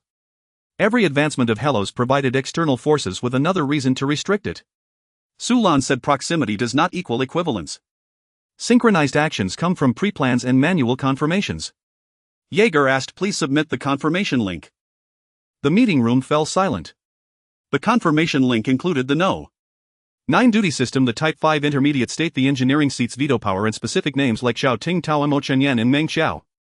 Submitting too much would mean allowing Red Tide to grasp the skeleton of No. 9 submitting too little would lead Red Tide to demand additional observations under the guise of safety. Lu Zhang said a reduced version can be submitted. Yeager neither accepted nor rejected. Hellos is approaching the danger boundary. Shibai couldn't help but speak up. We have the Silver Crown Spear at our door. So I did not ask you to stop using No. 9 Yeager said. I asked for an explanation.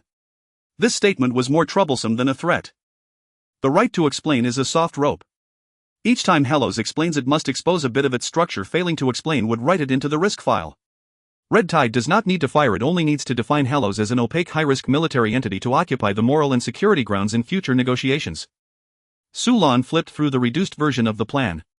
She deleted personnel names, specific response times, and the data format of the Type 5 intermediate state, retaining only 4 principles. Human judgment. Old crew review. Engineering seats veto. Single ship confirmation execution. After Yeager read it, he said insufficient. Lu Zhang asked, what else do you need? Noise budget and dispatch layer linkage explanation. Lin Yanqiu raised her head. This was what Red Tide truly wanted. How the No. 9 dispatch layer avoids excessive consumption of fleet reserves, how it avoids forcing throne No. 1 to repeatedly increase power, and how it links to the Star Pulse noise budget. Red Tide was not afraid of whether No. 9 could command several Grey Falcons, but whether Hellos would use an increasingly rapid tactical system to push industrial noise to uncontrollable levels. Lu Zhang looked at Yeager. What exactly are you afraid of? Yeager was silent for half a second. This half second was very short. Yet it was the first time he did not immediately provide a standard answer in front of Hellos. Afraid that you win too quickly, he said. Shibai frowned. Is winning quickly a crime? If the speed of victory exceeds the speed at which civilization understands its cost, then yes. Yeager said Red Tide has seen such star regions. They first labeled all restrictions as cowardice, then labeled all budgets as shackles, and finally through one victory after another pushed themselves to the door of something. Aloya stood in the corner, her fingers trembling slightly. Door. This word sounded especially harsh after the furnace voice turned yellow again. Lu Zhang asked, is that thing the shadow curtain? Yeager did not answer. The communication channel was left with only the soft sound of scrolling monitoring data. After a long time he said, submit the linkage explanation. Red Tide can continue to observe without upgrading intervention. Sulan closed her local microphone. He did not deny it. Hanzhou whispered, nor did he confirm it. That's enough, Lu Zhang said. This was not an answer. But it proved that Red Tide's red secondary observation was not merely to suppress Hellos' military expansion. There was a deeper fear behind it. Red Tide did not prevent others from building ships, but did not trust that others knew where the sound of shipbuilding would reach. Sulan began to rewrite the response. This time she did not only write technical terms. She organized the No. 9 duty system engineering seat veto power noise budget compulsory shutdown line throne No. 1 furnace yellow upper edge shutdown record, and the fact that the cold ring half ring stopped without closing into a reduced yet complete linkage explanation. When she reached the cold ring Halfring she paused for a long time. That was a very ugly record. Hellos could have closed the stability layer in 3 more minutes but stopped at the yellow upper edge.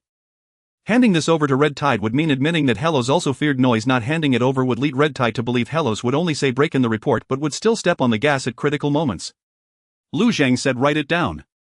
Su Lan asked even if it's not closed. Write it. Lu Zhang said let them know we did not stop because we could not but because we reached the line and then stopped. This statement made Lin Yanqiu lift her eyes. Engineering is most afraid of being misunderstood by outsiders. But sometimes it is necessary to present an imperfect product to prove that one has not crossed the line for the sake of perfection. Do not submit the skeleton. Submit principles. Do not submit weaknesses. Submit breaks. Lu Zhang added a final line. Hellos acknowledged that military expansion has a cost but refused to hand over the right to survival to external observers for discretion. Su Lan glanced at him. This sentence will make Jaeger uncomfortable. Making him uncomfortable is better than making him think we will retreat indefinitely. After the linkage explanation was sent out, the measuring scale was silent for 17 minutes. During these 17 minutes the Silver Crown Spear did not fire throw no. 1 did not increase power in no. 9's bridge did not make new judgments. Hellos felt like it was being stared at by 2 pairs of eyes, one pair from the enemy and the other from observers who had temporarily not opened fire. In the 17th minute Jaeger replied. Red secondary observation maintained. No upgrades for now. It is recommended that Hellos report in advance before the next high noise processing. Chibai cursed. Here comes the recommendation again. Yet Su Lan archived the reply. No upgrades for now means the space currently available to negotiate. Aloya walked to Lu Zhang's side, her voice very low. The door he mentioned is different from what I heard. Lu Zhang looked at her. The gray tail side looks like an old door, Aloya said. What he fears is like many doors opening at once. After she finished the sentence she frowned herself. The whispers of the star pulse have never been clear language. More often it sounds like the tide coming from afar mixed with broken metal sleeping stones and a hollow that does not wish to awaken. The feeling that the gray tail old era ring fragments gave her was like a door that had rusted for a long time when thrown no. 1 increased power, that door would tremble slightly. But the fear in Jaeger's words was different. It was not a door. It was many civilizations knocking on many doors together only to find that what lay behind the doors was not empty. Lu Zhang noted this passage in a private memo not included in the public log. Not because he did not trust Aloya but because Hellos currently did not have the capacity to explain it. Things that cannot be explained should not hastily become orders. Lu Zhang did not press further. Because the Morning Needle had sent news of the Silver Crown Spear's actions. Simon also seemed to have waited for these 17 minutes to end. His gunboat group spread out again with the main array turning towards the midline between C-17 and Grey Tail. This was not a single-point strike posture but the beginning of a series of continuous pressures. Jaeger granted Hellos the right to explain. Simon gave Hellos the next test. The duty shift of no. 9's bridge had just been arranged and the first shift's duty light turned on. Lu Zhang looked at the tactical screen and said tell no. 9 to prepare for continuous judgment. The second wave of sustained pressure from the Silver Crown Spear was quieter than the first. There was no opening bombardment. No gunboats deliberately breaking formation. There were no tempting targets in sight. Simon Locke merely pressed his main formation to the midline between C-17 and the Grey Tail outer marker, then positioned 3 groups of gunboats close to the repair line, the backup recovery point for the decoy deployment chain and the inner inspection track of outer edge 1. All 3 groups stayed just outside the range that would trigger an active counterattack from Helios, like 3 fingers hovering over 3 wounds. The first shift duty lights were on in Bridge 9. The primary judge was Chen Yen, the reviewer was Tao Mo, the engineering seat was held by Meng Qiao and the central control recorder sat in the back row. Xiao Ting did not take the main control seat, he stood to the side retaining only instructor permissions. Under the new system he could not make every judgment for the cadets. Chen Yen looked at the 3 pressure points, his voice a little dry. First judgment, keep 5 stationary, reduce power on the C-17 repair line by 5%. The Black Shovel Gang's backup recovery point releases a low heat source and the inspection track does not respond. Tao Mo asked, reasoning. The enemy applies pressure at 3 points simultaneously to force us to reveal our priorities. Moving 5 would expose our main defense direction. The inspection track has no high-value cargo ships, it does not respond. Meng Qiao checked the margin meter. Approved. The order was executed. Simon did not react. A minute later the second wave of pressure descended. The gunboat group suddenly advanced half a safety unit toward the outer edge of the C-17 repair line while the main formation swept across the low power path of the Grey Tail outer marker. A micro-calibration round grazed the edge of the backup recovery point for the decoy deployment chain. The three pressures were not heavy, but they were precisely calibrated to provoke instinctive reactions from three different departments. The repair team wanted to reinforce C-17. Gray tail outer marker wanted to dim its lights. The Black Shovel gang wanted to retract their tow frames. Three requests poured into Bridge 9 almost simultaneously. Chen Yan's fingers froze. This wasn't a single problem. It was three people crying out in pain from different places. Tao Mo didn't rush him. Neither did Meng Qiao. In Bridge 9 only the system prompts pulsed steadily. Finally Chen Yan said C-17 do not reinforce, maintain reduced power. Gray tail outer marker do not dim further, avoid intermittent low power path. Black Shovel gang retract the tow frame 30 kilometers but do not leave the backup recovery point. Tao Mo asked the cost. The risk to the C-17 hull increases. The exposure time for the Black Shovel gang's tow frame increases. The Gray tail outer marker's energy curve remains continuous. Meng Qiao said 7 and 8 remain stationary. Margins approved. The second wave of pressure was endured. The Silver Crown Spear still did not open fire with its main cannon. Jibai cursed in the central control room. He's grinding us down. Hanzhou said he's waiting for us to shout out our own priorities. The third wave of pressure hit harder. Simon had the gunboat group release two low-power calibration rounds simultaneously. One landed outside the C-17 repair line, the other on the lateral flank of the Gray tail outer marker. Neither round was lethal, but the airspace between their impact points was precisely the cold line where the hidden core component of the Morning Needle's unmanned module resided. If Bridge 9 only focused on C-17, the cold line would be swept. If they only focused on the cold line, the Gray tail outer marker would experience low-power interruptions. If they tried to protect all three, the Type 5 margin would be stretched thin. Sweat dripped from Chen Yan's brow onto the edge of the console. He looked at Xiao Ting. Xiao Ting said nothing. Tao Mo did not speak for him either. This was what Bridge 9 had to learn. Having someone stand beside you does not mean they will make the judgment for you. Chen Yan gritted his teeth. Activate the half-ring support test. In the central control room everyone looked up. Lin Yanqiu immediately connected. State its purpose. Chen Yan spoke rapidly. Modify the fourth section of the half-ring to connect to the restricted grade load-bearing frame. Release a single low-power attitude phantom to simulate a pre-start of the modified frame. Not a maneuver, no main propulsion link. Just make the Silver Crown Spear's main array hesitate for half a second. 5 stays stationary, 6 fires, 1 cover round the Morning Needle's cold line shifts behind the phantom. Meng Qiao's face paled.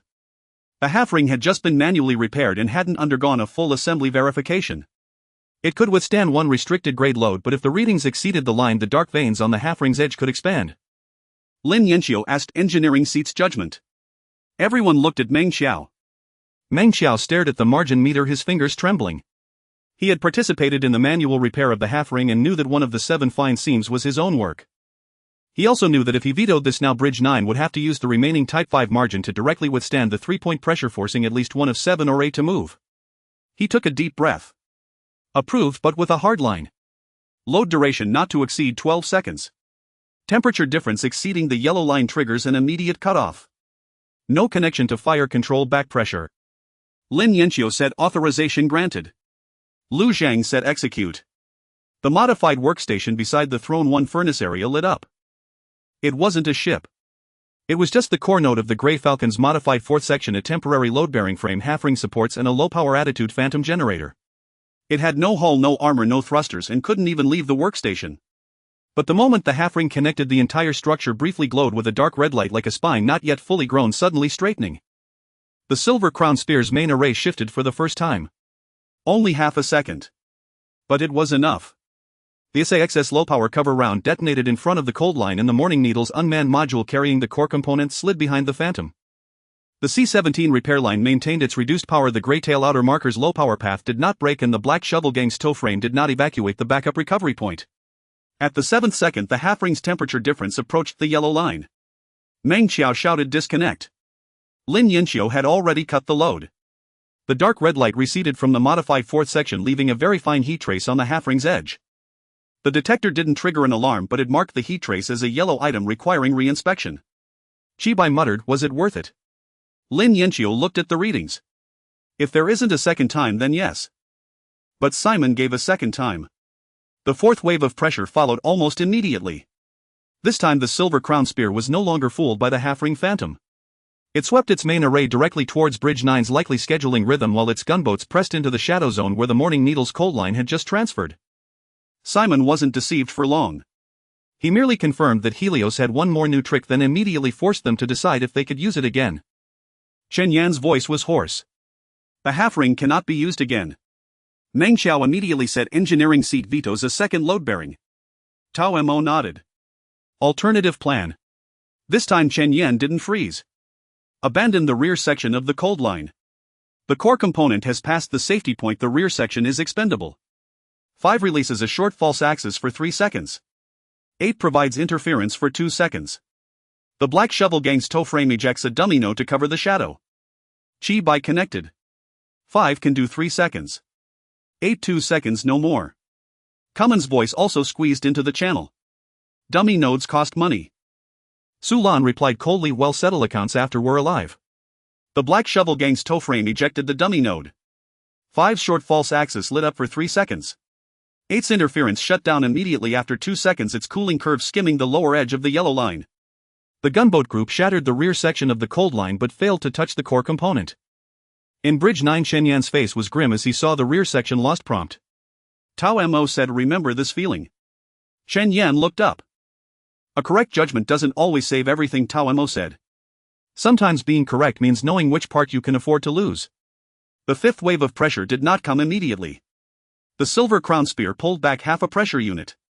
It wasn't a retreat. It was Simon gathering enough information. He knew that Bridge 9's 3-shift system could make continuous judgments. He knew Helios had the restricted grade phantom of the half-ring support. He knew the engineering seat dared to veto a second load bearing. And he knew Helios was willing to abandon the rear section of the cold line to save the core component. Simon wrote in his log, Helios' new system possesses a brake. He paused for a moment, then added another sentence, the brake consumes its people. In Bridge 9, Chen Yan's fingertips were still trembling as he took off his gloves. Meng Xiao sat in the engineering seat staring at the half-ring's heat trace on the replay, his eyes rimmed with red. It wasn't from fear but because the fine scene he had repaired with his own hands hadn't cracked. It had held for 7 seconds, and on that 7th second he had been the one to call for its stop.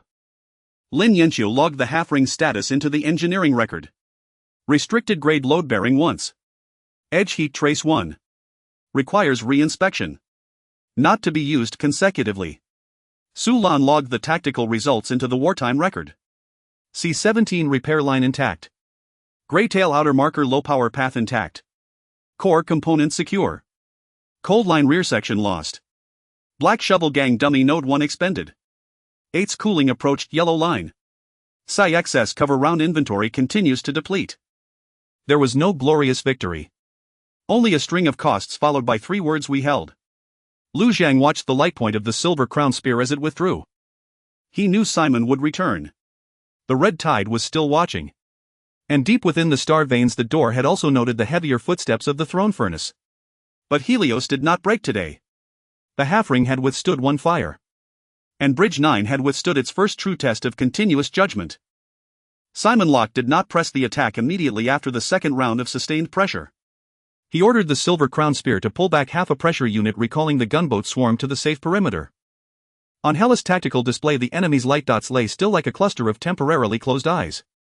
Yet Bridge 9 did not relax. For Simon left not a wound but fatigue. After the first shift ended, Chen Yan removed his gloves, his knuckles stiff and pale. He was not injured, not shaken by the bombardment, nor had he even left his seat. Yet when he stepped down from the primary command station his gait was that of a man returning from a protracted mobile engagement. Meng Xiao sat at the engineering station staring at the half-ring thermal trace, misreading the same set of numbers twice. Tao Mo patted his shoulder. Go get some sleep. Meng Xiao said instinctively, I can still watch. Tao Mo's voice dropped low. You just wrote 7 as 1. Keep looking and you'll harm people. Meng Xiao froze. He looked down at the log and realized he had indeed written a wrong digit on the residue gauge. It was not a fatal error as the system had not confirmed it, but if it had occurred during a combat judgment the engineering station might have approved an action that should not have been passed. For the first time 9 truly understood that brakes also wear down. Not metal but human judgment. Su Lan quickly recorded this in the duty log and mandated rest for the first shift. Chen Yan objected, believing he could still participate in the debriefing. Sulan gave him only one sentence: if you join the debriefing now, what you write won't be experience, it will be noise. When the second shift took over, the Silver Crown Spear began a new round of low-intensity harassment. No main cannons. No calibration shots. Only the reconnaissance array sweeping the Greytail outer marker, then the C-17's outer flank, then the outer track of Checkpoint 1. Each scan lasted no more than 4 seconds, yet each was enough to trigger 9's alert. The warning tone grated on the nerves. The primary commander of the second shift was a female cadet named Jolie. She was more cautious than Shen Yen. The first scan came, she logged it; the second she logged it; the third she still logged it. By the seventh she finally asked, is this a precursor to an attack? The deputy controller at the review station replied, it might be or it might not. Then how do we judge? First judge whether you can still judge. The words sounded like a tongue twister, yet they were the core rule of this engagement. Simon did not need every action to have a purpose. He only needed to ensure 9 could never be certain which action did. If 9 tensed up every time, its personnel would be exhausted. If it began to overlook the true threat, would hide within the next move. Han Zhou named this tactic sand abrasion. Not a clean cut, but a gradual grinding away of hellish brake pads. Lu Zhang, observing 9's fatigue curve, asked, can't the system filter out part of it? Han Zhou shook his head. We can filter out the clearly harmless ones, but we can't hand judgment over to the system. Simon is watching to see when we get lazy. Sulan said, then lighten the load on the people. She temporarily changed 9's 3-shift system into a 4-segment rotation. Each shift's primary commander still served 3 hours, but with a mandatory 5-minute break every 45 minutes, with the deputy taking over the log. The engineering station had to change personnel every 2 hours, forbidding continuous monitoring of the residue gauge beyond the limit. The review station was granted fatigue veto power. If the primary commander showed delayed reactions, repeated misreadings, or emotional agitation, the review station could force a replacement. Chibai said after hearing this, since when are we so delicate in wartime? Lin Yanxiu shot him a cold look. You know to stop when the main cannon overheats. Do you want to keep burning when a human brain overheats? Chibai fell silent. At the 3rd hour, Simon finally hit a needle in the sand abrasion. When the Silver Crown Spear's reconnaissance array swept the Greytail outer marker for the 19th time, the scan line lingered 0.8 seconds longer than the previous 18. Simultaneously, a gunboat made a minor attitude correction outside the C-17. Near the Black Shovel Gang's backup recovery point for the decoy deployment chain, a patch of waste heat signature naturally decayed. Viewed individually, all 3 events could be ignored. Combined, they were like a hand quietly reaching for the cold line reconstruction zone. Jolie had been on duty for 42 minutes straight, her gaze growing unfocused. She saw the prolonged scan on Greytail, but did not immediately correlate the gunboat's attitude adjustment with the waste heat decay. The review station suddenly said, stop. Replace with the deputy. Jolie froze. I can still, you missed 3 linked indicators, the review station said. The deputy took over and quickly overlaid the 3 signals onto a single map. 9's judgment: the enemy was probing the cold line reconstruction zone. Plan: do not move. 5. Do not move the half ring. Have the old Grey Falcon 3 execute a routine patrol traverse. Have the Black Shovel Gang deploy a cheap waste heat source. Keep the cold line reconstruction zone silent. Engineering approved. The order was executed. The Silver Crown Spear did not open fire. But Simon saw the personnel change on his bridge. He said to his adjutant, they've started protecting the decision makers. The adjutant asked, is it effective? Effective, Simon said. And costly. Protecting decision makers required more shifts, more veteran crew, more loggers, more engineering staff. Hellos did not have enough ships nor enough people. For every reliable person crammed into 9, one less skilled hand was available for the 5, the C-17, the outer edge 1, and the throne furnace. This was what Simon wanted to see. Could Hellos protect the system? And would the system in turn drain Hellos of its people? At the 4th hour, Sulan received protests from various departments. The deputy controller from 5 was pulled to serve as a reviewer on 9, increasing the rotation pressure on 5's own bridge. The engineering station's shift changes were too frequent, leaving the throne furnace half-ring re-inspection understaffed.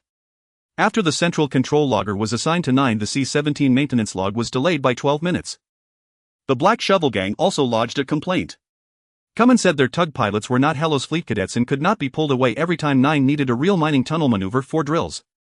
Saji was willing to help, but she converted every instance of cooperation into defense coordination points, itemized even more meticulously than Su Lan's forms. Su Lan did not refuse.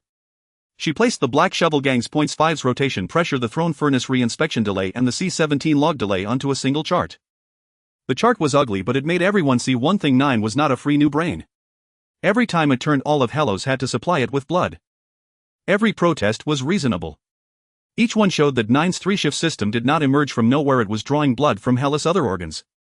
Lu Zhang did not cancel the 4-segment rotation. He added only one rule. Every time Nine called on an external veteran, they had to specify the replacement post and the risk compensation. Su Lan incorporated this into the system. Han Zhou said after reading it, "This will make the logs heavier." "But without logs people will be silently consumed," Lu Zhang said. At the 6th hour, the Silver Crown Spear stopped its sand abrasion. There was no cheering on Bridge 9. As the second shift filed out, Jolie stood at the door, her face pale. She was not ashamed of being replaced, but because during the debriefing she saw the 3 linked indicators she had missed. She knew that if the review station had been 3 seconds later, the cold line reconstruction zone would have been exposed. The review station said to her, "Being replaced is not a failure. Refusing to be replaced is." Jolie nodded. In the Outer Edge 1 central control room, Lu Zhang looked at the new consumption chart. Today no ships were lost. No nodes were abandoned. The half ring was not activated. Yet Nine's fatigue records, the personnel requisition table, the review station's substitution risks, and the engineering station's error rate all bore an additional string of numbers. More troubling was that these numbers could not be remelted like alloy.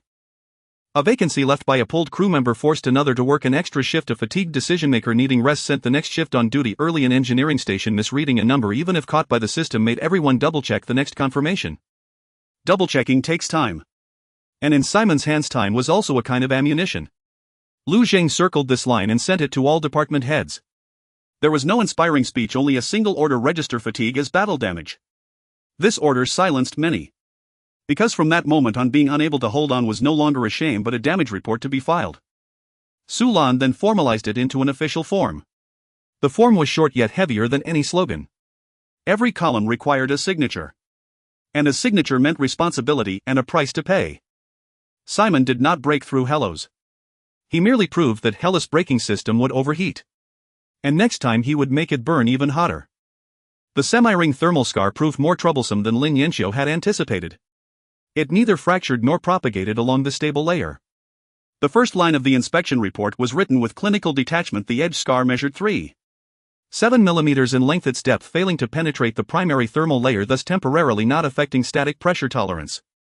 Chibai had just read the first line and was about to breathe a sigh of relief when Lin Yanxiu slid the second page before him. The second page detailed the cost of repair. The edges of the scar needed to be repolished, a layer of low-noise thermal film applied, followed by 2 cycles of low-power tempering. Each tempering cycle would cause the thrown no. 1 furnace to emit a brief noise. Individually the noise was negligible, but consecutive cycles would push the recently suppressed budget back into the yellow zone. Worse still, the semi-ring's performance would not be enhanced after the repair. It would merely be restored to a state of usable one more time. Chibai fell silent for a moment. Spending all this just to return to square one. Lin Yanxiu corrected him. Not square one. A square one with a record. It has proven it can endure 7 seconds and also proven that it must stop at the 7th second. Lu Zhang stood before the rework station gazing at the wartime semi-ring. It was fixed beside the 4th core node, its edge scar nearly invisible under the lights. Had the inspection screen not repeatedly flagged it in red, it would have appeared perfectly intact. Many dangers on the battlefield were like this. Invisible to the naked eye, yet etched into the ledger. Meng Xiao, clad in a thermal suit, stood beneath the maintenance gantry. He had applied to continue participating in the repair, was rejected by Lin Yanxiu, and applied a second time. On his 3rd attempt he did not claim he wasn't tired. Instead he submitted his fatigue registration form from the previous shift. It stated rested for 6 hours, past hand stability test, digital reading error rate reduced to 0. Lin Yanxiu finished reading, then nodded. You can work, but only as support. You are not the lead repairer. Meng Xiao did not argue. Heroes was learning a lesson. Willingness to step up does not guarantee you will be allowed to. Once the semi-ring re-inspection began, the first task was not to repair the scar but to dismantle the chain of responsibility. Su Lan demanded a clear record of every command issued for the Chapter 150 semi-ring activation. Chen Yan proposed the activation. Meng Xiao's engineering seat approved and implemented hardline connections. Lin Yanxiu authorized it and Lu Zhang executed it. At the 7th second the temperature differential approached the yellow line. Meng Xiao called a halt and Lin Yanxiu cut the pressure. Every signature had to be recorded. Chen Yan looked at his own name, his face pale. If the semi-ring had cracked, would this have been my fault? Tao Mo replied yes. Chen Yan's throat bobbed. Tao Mo continued, but it wouldn't have been yours alone. The purpose of the responsibility chain is not to find a scapegoat but to ensure everyone knows their link in the chain next time. Sulan inscribed this statement into the re-inspection appendix. Lin Yanxiu began the repair. The first pass of polishing was slow. The edge of the scar was magnified on the screen, resembling a thin black line lying on the dark silver metal surface. An automated arm extended a miniature grinding head, shaving away the heat-affected layer bit by bit. With each layer removed, the thermal echo changed. Meng Xiao was responsible for reading the echoes, and the lead repair engineer decided whether to continue. At the third layer, the echo suddenly dulled. Meng Xiao immediately called a halt. The lead engineer looked at him. Meng Xiao enlarged the echo curve. There's a residual shadow from an old weld underneath. We can't grind any further. Lin Yanxiu came over, took a look and nodded. Preserve it. Switch to film patching. Jibai muttered nearby, good thing we didn't let you go to sleep. Meng Xiao did not smile. He knew this wasn't luck, it was the qualification earned by the fatigue registration form from the previous night. If he hadn't rested, he might have mistaken that echo for ordinary noise. The second item, the film patch, was more expensive. The low noise thermal film was originally reserved for the complete main cooling ring. Now a segment had to be cut for the scar repair. Once cut, the subsequent complete closure layer would be short one piece of reserve material. Sulan stared at the material ledger, her expression grim. This will affect the assembly plan before Chapter 154. Lin Yanxiu said, without patching, the semi-ring cannot bear pressure again. Lu Zhang asked, is there a lower grade substitute? There is, Lin Yanxiu replied. But it has higher noise, a shorter lifespan, and might turn the scar into a hidden crack. Lu Zhan nodded. Use the reserved film. Sulan changed the material status from yellow to the red-yellow boundary. Another piece of the future was being used to patch the present. This piece of the future originally belonged to the complete closure layer. In Lin Yanxiu's old plan, once the second batch of cooling ring blanks arrived, heroes could attempt to expand the semi-ring into a true main cooling ring segment. Now that the reserved film was taken, the plan was forcibly postponed. A postponement is not a cancellation, but it added another line of red text to the ship retrofit schedule. The Black Shovel Gang was also affected. Saji had been waiting to use the throne furnace's residual heat to process 3 towing frame nozzles. Now the side furnace was occupied by the semi-ring tempering, delaying the nozzle work. She complained in the channel that Heroes was using the Black Shovel Gang's legs to mend its own bones. Sulan did not argue, she merely converted the towing frame nozzle delay into coordination contribution points and recorded it in the ledger. Kamen looked over the bill and replied, remember to repay. Sulan responded, we will. These 2 words were not light. What Heroes owed was not just materials but also the patience of others willing to remain on the front line. The third item, low power tempering, was scheduled for the side furnace of Throne No. 1.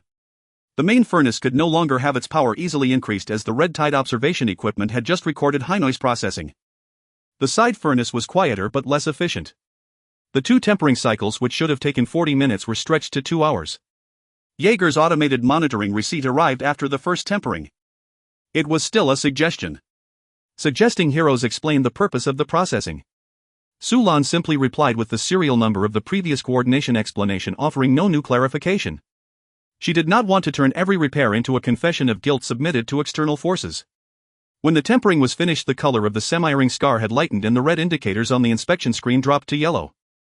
It was still not green. Lin Yanxiu did not force the report to look good.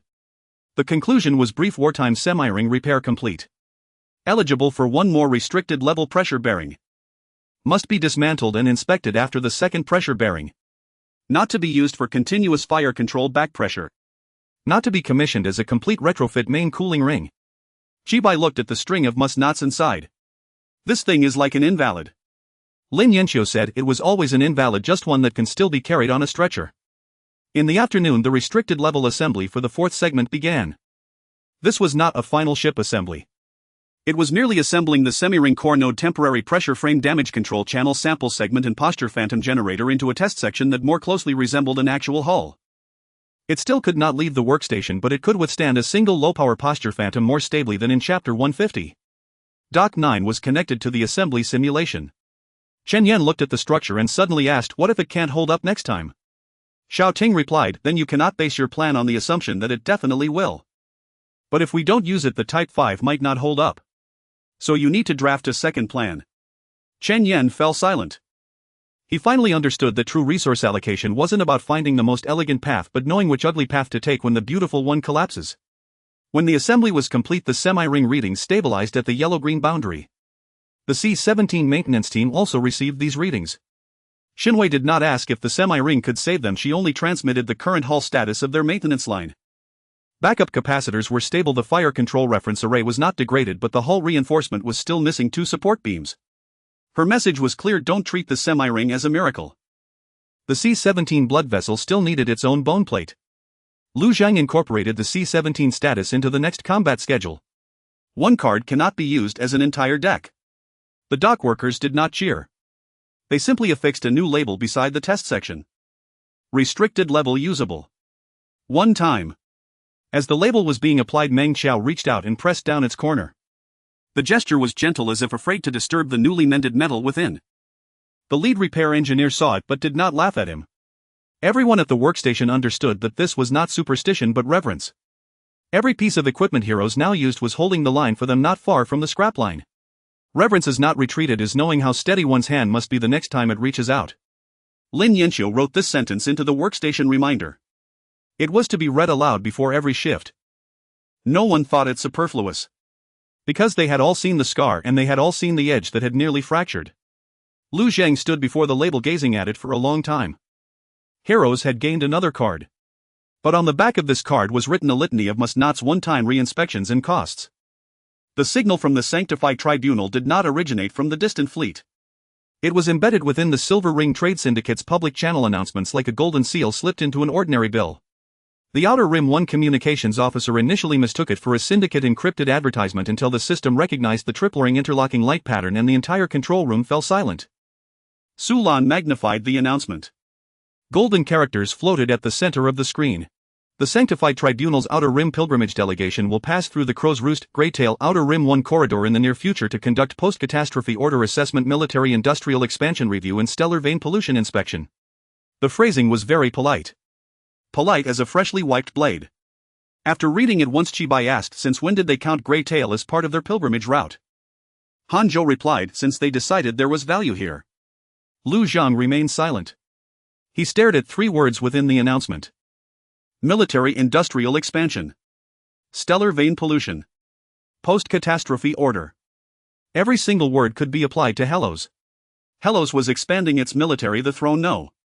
One furnace had just undergone high noise processing. The stellar vein anomalies near the Greytail old epic fragments were no longer a secret. The Sanctified Tribunal did not need to declare war. By stacking these terms together, they could rewrite Helos from a self-defense territory into a dangerous military-industrial entity. Su Lan pulled up external sentiment. The Silver Ring Trade Syndicate had already begun forwarding the announcement, their tone cautious, their focus on corridor stability. Several peripheral colonial stations used blunter words. The Sanctified One is coming to audit Helos. Marta connected to a private channel shortly after. Her first words were not a warning but a quote. I can provide the public member list of the Sanctified Pilgrimage Delegation. Su Lan asked coldly, even a public list costs money. Knowing who among that public list truly holds power of course costs money. Marta chuckled. Especially when they might be investigating your furnace, your 9, your Greytail low-frequency records. Lu Zhang asked, do they have a fleet? A pilgrimage delegation usually doesn't say they bring a fleet, Marta said. They say they bring escort ships, purification vessels, medical ships and testimony vessels. Chibai cursed under his breath, change the names and cannons aren't cannons anymore. Marta acted as if she hadn't heard. The one leading this time might be Eli When, the Deputy Inquisitor of the Outer Rim. Su Lan searched the records. Eli When, a mid-level inquisitor in the Sanctified Tribunal's Outer Rim pilgrimage system, specialized in intervening in peripheral star sectors using the reasons of pollution disorder and unauthorized military industry. In the past 17 years he had participated in 3 order trusteeships. After each trusteeship the local lords failed to retain complete military authority. Marta said, he might not attack you but he will ask why you built so many ships, why you let the furnace noise approach the yellow upper limit, why you let an unregistered dispatch layer command multiple warships. The questions Jaeger had just asked the Sanctified One would also ask. The difference was the Red Tide asked because they feared the door opening. The Sanctified One asked because they wanted the key. Su Lan bought the list. The price was the cancellation of a prepayment discount on a batch of low-frequency coatings. Hearing the price, Chi Bei's face darkened. She's price gouging during a fire. Lu Zhang said she didn't start the fire but shall sell water. The list of the Sanctified Pilgrimage Delegation arrived shortly after. Besides Eli When, there were 2 purification priests, 1 channel legal officer, a group of testimony recorders and the accompanying serial numbers of 3 escort ships. The escort ships were not regular main forces, but they were enough to project the tribunal's authority in diplomatic settings. More troublesome was the presence of a stellar vein sacred text scholar on the list. Lin Yanqiu frowned upon seeing this title. They will target Greytail. Aloya stood nearby speaking softly. They will claim they can understand the stellar veins. Can they really understand? Shibai asked. Aloya shook her head. I don't know. But they will pretend they are more qualified than others to interpret it. These words made the meeting room even quieter. The right of interpretation. The Red Tide had just reached out for it, and now the Sanctified One had arrived. Different powers used different languages, but their purpose was similar: to make Hellas furnace fires, its bridge, its stellar vein records, and its reasons for military expansion all pass through their dictionary first. Su Lan began preparing a response. The first draft was very hard. Hellas expands its military for self-defense and does not accept external military industry judgment. The second draft was even harder. The Sanctified Tribunal has no authority to enter Hellas' control zone. After reading it, Lu Zhang did not approve it immediately. Drawing the blade too early, he said. Shibai frowned. So we let them come in and investigate. Not let them, Lu Zhang said. It's about making them state clearly what they want to investigate first. Su Lan understood.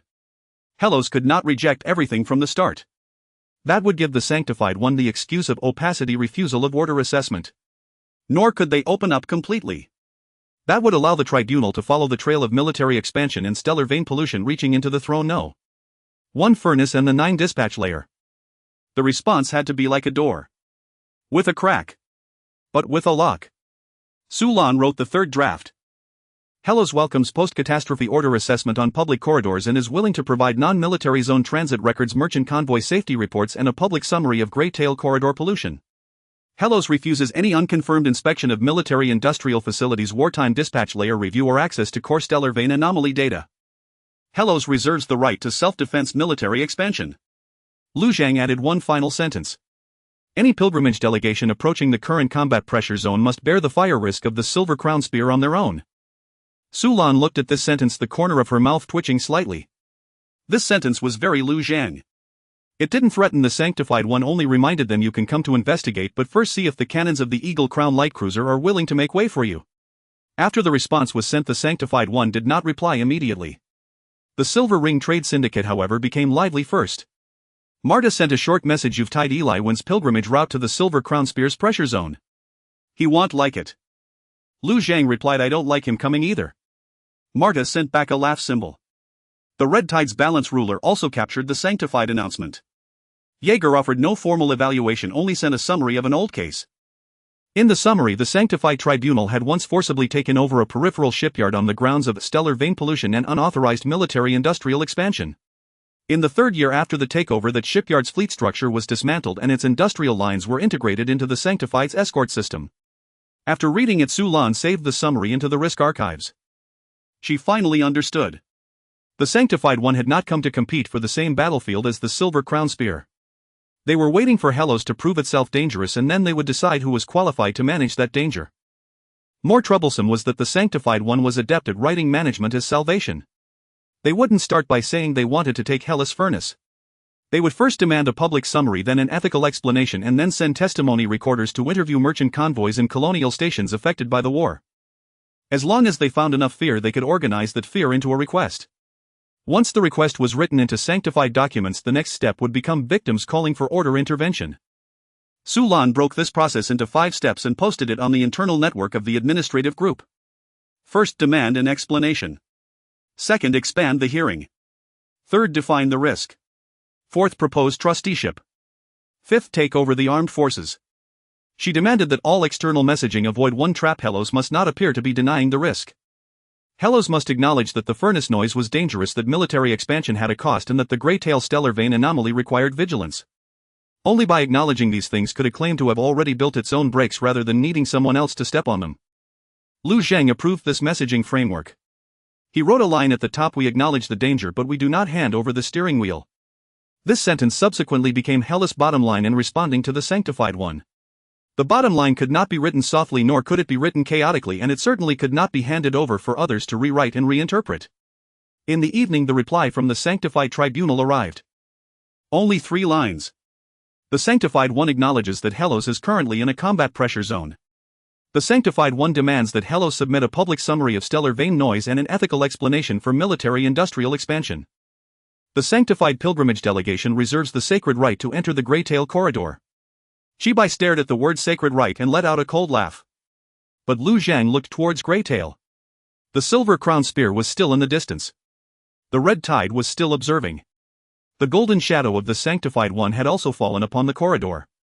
Hellos had not even finished fighting one light cruiser and already it had been seen by a higher order. This was not glory. It was another eye-opening in the sky before a new hunt began. Simon Lott chose to take action 2 hours after the Sacred Radiance announcement spread. This timing is quite tricky. The Helrose administration team was organizing a public summary of the star vane noise for Sacred Radiance. The side furnace of the throne furnace had just completed its semi-ring recheck and the fatigue registration for the 9th class was not yet fully suppressed. All systems were operational but each system bore an additional layer of external pressure. The Silver Crown Spear did not apply large-scale forward pressure. It only allowed 3 groups of gunboats to simultaneously change their posture. The first group leaned towards the outer side of the C-17 maintenance line. The second group pressed towards the area between the Greytail outer marker and the Cold Line reconstruction zone. The third group scanned across the outer edge of the heavily modified 4th segment. None of these 3 locations posed a lethal threat. All 3 required braking. If the C-17 maintenance line was reinforced it would consume the newly supplemented support beams. If not reinforced, the gunboat calibration rounds might cause the outer shell's cracks to widen. If the Cold Line reconstruction area activated a false deployment chain it would consume the newly sent waste heat sources from the Black Shovel Gang. If not activated, the subsequent transport route of the core components would be exposed. If the heavily modified 4th segment preheated the semi-ring, both the Silver Crown Spear and the Crimson Tide would simultaneously detect the new noise. If not preheated, the next round of pressure might not be enough to support the illusion. Inside the 9th bridge, Chief Judge Zhou Yu looked at the 3 prompts, her face rapidly pale. She had already rested and her fatigue display was satisfactory. But being satisfactory did not mean it was easy. The recheck seat Chibai sat behind, her arms crossed without urging. The engineering seat Meng Xiao focused on the semi-ring status and whispered the semi-ring cannot be preheated for more than 3 minutes. If it is preheated but not used it counts as 1 thermal cycling loss. Sulan interfaced from the central control. The C-17 shell support beam inventory is only enough for 2 segments. It cannot be wasted on false pressures. The waste heat sources still have 4 groups left. Don't use our resources to practice courage. Zhou Yu closed her eyes. Everyone was speaking the truth. When the truth piled up together it became pressure. This is exactly what Simon wanted. He did not need Helrose to make a foolish mistake. He only needed to make every correct action of Helrose seem unfair to another department. Zhou Yu said, first plan, the C-17 will not be reinforced, just adjusting the maintenance team's shock-absorbing posture.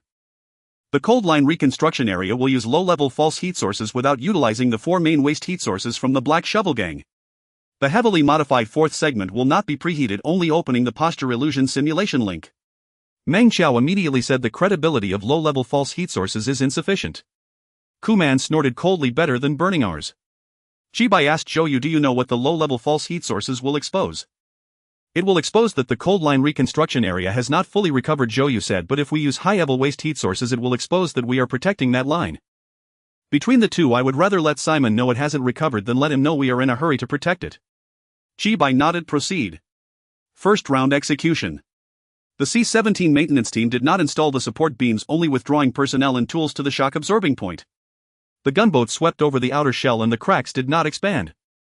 The Cold Line reconstruction area released low-level false heat sources which had poor effects. The reconnaissance array of the Silver Crown Spear only paused for half a second before moving away. The heavily modified 4th segment remained cold, only allowing the simulation link to illuminate on the night screen. Simon saw it. He did not immediately fire at the Cold Line. He targeted the C-17.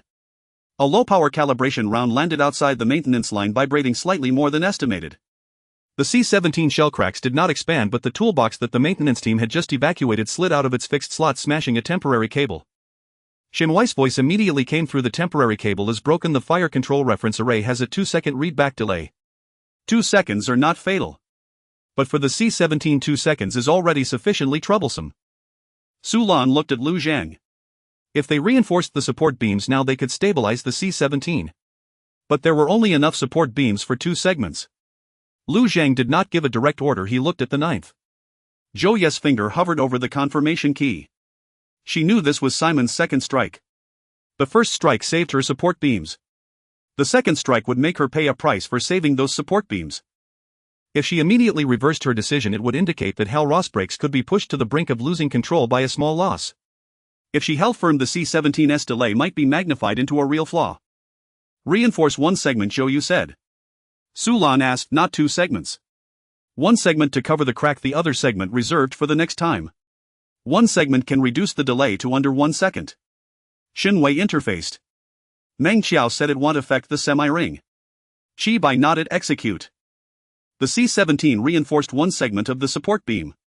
The fire control reference array's readback delay was reduced to 0.8 seconds. Simon's third strike then fell on the heavily modified segment. The main array of the Silver Crown Spear briefly swept over the outer edge of Workstation 1 while a gunboat made a feigned move towards the Grey Tail coal line. This action seemed to ask Helrose, do you want to preheat the semi-ring now? If not preheated, the cold line might be pressured. If preheated, both the Crimson Tide and Sacred Radiance would see you restarting high-risk military components under combat pressure. Lu Zhang looked at the semi-ring status. The restricted level could be used once. Thermal scars could not bear continuous pressure after repair. Preheating also counts as loss. He asked Lin Yanqiu, if we don't preheat, will we make it in time? If we truly strike the modification, we won't make it. What about striking the cold line? Using no. 5 and no. 8 can block one round, but no. 8's cooling will touch the yellow line. Chibai said no. 5 can move. Lin Yanqiu coldly replied no. 8 might not be able to. Zhou Yu suddenly spoke up, the modification will not preheat. Everyone looked at her. She continued, Simon already knows the semi-ring can support once, he now wants to know when we are willing to use it. We will not preheat, letting him continue to be unaware of the bottom line. The cold line will use no. 5 for 3 seconds as a false axis without moving no. 8. The Black Shovel Gang will throw out a group of low-level empty shells but will not throw the main waste heat source. Again, it's our empty shells Kuman cursed. Sulan said count it as low-level losses. Chibai glanced at Zhou Yu, as 3 seconds enough for no. 5. Not enough to deceive completely, Zhou Yu said, but enough to make the cold line withdraw one safety slot. This plan was not pretty. The C-17 had already consumed one segment of the support beam. The cold line could only withdraw, the modification would not preheat, and no. 5 still needed to expose 3 seconds of new rhythm. It did not gain points, it merely pressed all 3 brakes to a non-critical position. Lu Zhang said execute. The no. 5 false axis illuminated for 3 seconds. The Black Shovel Gang's empty shells were thrown out. The cold line withdrew one safety slot. The heavily modified 4th segment remained cold. The main array of the Silver Crown Spear stopped for 2 seconds in the modification direction before slowly moving away. Simon did not fire. He had already gotten the answer. Helrose would sacrifice a bit of the C-17's reserves, expose a bit of no. 5's rhythm and make the cold line withdraw, but was unwilling to easily preheat the semi-ring. This meant the semi-ring was very expensive. It also meant Helrose knew it was very expensive. Simon noted in the file the semi-ring is a high-value disposable brake. Next time pressure should force it to preheat early or compel it to endure localized losses without using it. In the central control room, Zhou Yu removed her headphones, her face paler than in the previous shift. She had not made a mistake. But she knew she had just personally spent one segment of the C-17's support beam, one Black Shovel Gang empty shell, 3 seconds of the no. 5 false axis and 1 safety slot of the cold line. The right choice still causes heartache. Shinwei sent a message from the C-17, 1 segment is enough, don't let them burn the semi-ring for us. Kuman also sent a bill with a note, consider the empty shell as what you owe us. Lin Yanqiu archived the records of the semi-ring's cold state retention. Sulan recorded the costs of the 3 breaks in the wartime ledger. She did not categorize any item as a loss, nor did she write it as a victory. Support beams, empty shells, false axis rhythms, and cold line safety slots, each item was marked as trade-off consumption. This is a new classification. It does not belong to battle losses, nor does it belong to production losses, but rather is the flesh that Helrose actively cut off to avoid greater errors. Han Zhou saw this classification and remained silent for a long time. There will be more in the future, he said. Sulan replied, so we need to name it now. A name can bring pain into the ledger as well as into the next judgment and command table for accumulation. Lu Zhang looked at the table and finally understood that what Simon truly pressured this round was not a specific node. It was Hal Ross' ability to make trade-offs. Trade-offs do not come with explosions. But every trade-off leaves a tiny scar within the territory. The Silver Crown Spear withdrew. None of the 3 breaks had failed. Yet Helrose was not unscathed in any location. After the 7th stress test, Simon Locke finally pushed the Silver Crown Spear closer. It did not cross the counterattack line of the Helios 3-point control zone, yet the oppressive weight of the main formation fell clearly onto every tactical screen. The gunboat group dispersed and the frigates formed a half-arc like a net, slowly tightening. No one spoke in the central control room. Everyone understood that this was not a drill. This was a settlement. Simon had already reviewed Helios Node's background deployment chain, 9's 3-shift system, wartime halfring, C-17's vasculature, greytail's lateral bone, and the cost of braking. A cautious enemy, having seen all this, would not close in by another half-pressure increment without reason. He intended to deliver a phased judgment upon Helios. The Silver Crown Spear's main formation locked onto the greytail outer marker and the C-17 midline. The gunboat group simultaneously lit their calibrators. 3 target sets emerged. First set the cracks in C-17's outer shell. Second set the cold line reconstruction zone. Third set the low-power heat dissipation vents on the outer side of the modified 4th section's test station. Chibai murmured he's turned over all 3 cards. Lin Yanxiu stared at the half-ring status. The half-ring can be used once, but it must be dismantled afterward. Sulan said C-17 has 1 support beam left. Kuman cursed over the channel. The Black Shovel Gang's main waste heat source only has 4 groups left. Don't expect to take them all. In the 9th bridge, the primary judge was switched to Xiao Ting. This was not because the cadets were incapable, but because this pressure had already exceeded the boundaries of training. Chen Yan and Jolie sat in the deputy seats. Tao Mo handled the review and Meng Xiao took the engineering seat. For the first time, the 9th had compressed training, review, engineering, and real bridge experience onto a single table. Lu Zhang did not object. The system was not meant to let the young show off, but to place the right people in the right positions to bear responsibility. Simon opened fire. The first calibration round landed outside the cracks in C-17's outer shell. Xunwei did not request full reinforcement. She only had the repair team push the final support beam beneath the crack, securing one half while leaving the other half mobile. This approach was not perfect, but it allowed for further adjustment during the next vibration. The 9th approved. The second calibration round landed on the cold line reconstruction zone. Xiao Ting did not deploy the Black Shovel Gang's main waste heat source. Instead, he had the old Grey Falcon 3-shift laterally releasing an ugly low-power trail, then ordered the Black Shovel Gang to jettison 2 low-grade decoy shells. The cold line was not completely hidden, but it appeared as a residual line that had lost its value. Simon's main formation did not immediately pursue. The third calibration round did not fall on the modified station. It landed between the modified station and the outer edge's first heat dissipation track. That location was not the half-ring itself, but the heat dissipation path the half-ring must pass through if it were to preheat. Simon was not forcing Helios to use the half-ring, he was first striking the breathing vent before its use. Lin Yanqia's face darkened. He wants to make it impossible for the half-ring to preheat safely. Meng Xiao immediately reported the heat dissipation vent is under pressure. If the half-ring preheats now, the temperature differential will enter the yellow zone prematurely. Xiao Ting asked, can it hold without preheating? It cannot withstand the modified Phantom. Then we won't use the modified Phantom, Xiao Ting said. Shi Bai looked up. Xiao Ting continued, keep the half-ring. 5 a 3-second false axis. 6 1 decoy round. 8 no interference. After C-17's support beam is secured, reduce the repair line's power to minimum. The cold line reconstruction zone will actively discard the outer decoy. This plan was very conservative. It was even somewhat unsightly. It amounted to admitting that the cold line's outer decoy could be sacrificed, that C-17 could only endure a round at low power, and that the modified 4th section could not take center stage now. But it also preserved the half-ring, kept the 8th from touching the yellow line, and prevented the Black Shovel Gang's main waste heat source from being burned out. Lu Zhang looked at Xiao Ting. Xiao Ting did not flinch.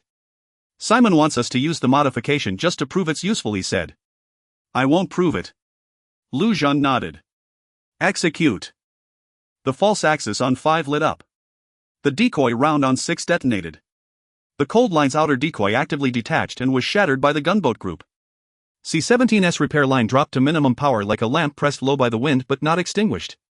The modified 4th section remained cold and the half-ring did not preheat. The Silver Crown Spear's main formation lingered on the modified station direction for a full 3 seconds. In those 3 seconds, everyone waited for it to open fire. It did not. Simon stared at the tactical screen and slowly leaned back into his chair. They didn't waste that card just to prove themselves. His adjutant asked, continue the pressure. Simon did not answer immediately. Continuing to press could grind out something more. Perhaps it could force the half-ring to preheat or break a section of C-17's repair line, or cause a shift in the 9th to make a mistake. But the Silver Crown Spear was not an infinite stack of chips for a war of attrition. Its ammunition gunboats array lifespan and the supply line to Crow Haven had their own accounts. More importantly, the Sanctum Pilgrimage's announcement had already spread. The Red Tide scale was watching, and the Silver Ring caravan was sending news of Helios holding against a standard light cruiser's pressure to the outer markets. If Simon continued to press without achieving a decisive result, then not only Helios would be scrutinized, so would the Eagle Crown. He finally ordered withdrawal by 1 pressure increment. Maintain long-range surveillance. The Silver Crown Spear slowly pulled back. It was not a rout. Its gun muzzles remained lit and the gunboat group did not disband. But the opening of that half-pressure increment loosened the air in the outer edge 1 central control room. Chibai did not cheer. He only murmured. He retreated. Lu Zhang said, it's a phased retreat, not an end. Su Lan had already begun recording. The Silver Crown Spear actively withdrew by 1 pressure increment. C-17's repair line remained intact. The Grey Tail outer marker's low-power path remained unbroken. The modified half-ring was not consumed. The Cold Line's outer decoy was lost. 5 exposed a new false axis rhythm. Psi-XS decoy round inventory decreased. This was Helios' most familiar format of victory. No pretty words, only a long list of costs withheld written at the end. Half an hour later, a new annotation appeared on the Silver Ring Caravan's market channel. The Helios control zone was listed as a regional armed polity with sustained operational capability under light cruiser pressure. The title was ugly. Marta even sent a separate explanation. The Silver Ring's ratings never considered sentiment or glory. It only looked at whether convoys could pass, contracts could be executed, and wartime ledgers would not suddenly break. Helios' current annotation was not a compliment but a market judgment. Trading here was still dangerous, but the danger had begun to have a price. Su Lan, seeing the words danger had begun to have a price, let out a sigh of relief instead. Danger without a price was the most terrifying. That meant caravans would only bypass, allies would only watch, and enemies would treat you as rubble to be crushed at will. With a price, Helios had entered the ledger of the outer order. But it meant the market began to acknowledge that Helios was no longer just a waste star lord, a mining tunnel warlord, or a temporary separatist. It could maintain industry, fleet diplomacy, and wartime regulations under the pressure of a standard light cruiser. That was the first threshold of regional power qualification. The Red Tide scale then updated its observation report. Red Level 2 observation maintained. Helios possessed a self-braking system. Risk not eliminated. The Sanctum Tribunal did not offer public congratulations, only marked the Grey Tail route in the pilgrimage path as requiring key assessment. Higher eyes had finally confirmed that this place was worth watching. At night, Lu Zhang stood before the observation window of Outer Edge 1. The dockyard did not celebrate. A third of the 9th's bridge lights were off. The first and second shifts were forced to rest. C-17's repair team continued to fix that half-support beam. The Black Shovel Gang's tow racks queued for nozzle repairs. The throne furnace's side furnace dropped to minimum power, retaining only the basic temperature control for the half-ring's re-inspection. What was called regional power qualification when it fell upon Helios internally was still a collection of weary faces and rows of red and yellow tables that had not been zeroed. In the distance, the light point of the Silver Crown Spear remained. It had not vanished. But it no longer felt like a spear pressed against the throat. It was more like a mark pinned on the star map, telling everyone here someone had blocked it. Lin Yanqiu walked up to him. The half-ring is still here. C-17 is still here. The 9th is exhausted. Let them sleep. Lu Zhang said. Lin Yanqiu looked into the distance. The Sanctum will come. The Red Tide will also keep watching. The Silver Crown Spear hasn't left yet. Lu Zhan nodded. Helios had not won peace. It had only won the qualification to be acknowledged by a larger chessboard. From today onward, it would no longer be hunted by just a single light cruiser. But from today onward, Helios was no longer merely prey. On the first day after the Silver Crown Spear withdrew to a pressure point, Helios held no celebration. Instead, Lu Zhang convened a ledger meeting. In the Outer Rim 1 command center, half of the tactical star charts were dismantled, replaced by 5 statistical screens arranged in a row. Fleet attrition, industrial scheduling, joint defense points, stellar vein noise, and diplomatic risk. None of the 5 screens showed green. Chibai stood before the fleet attrition screen, his expression grim.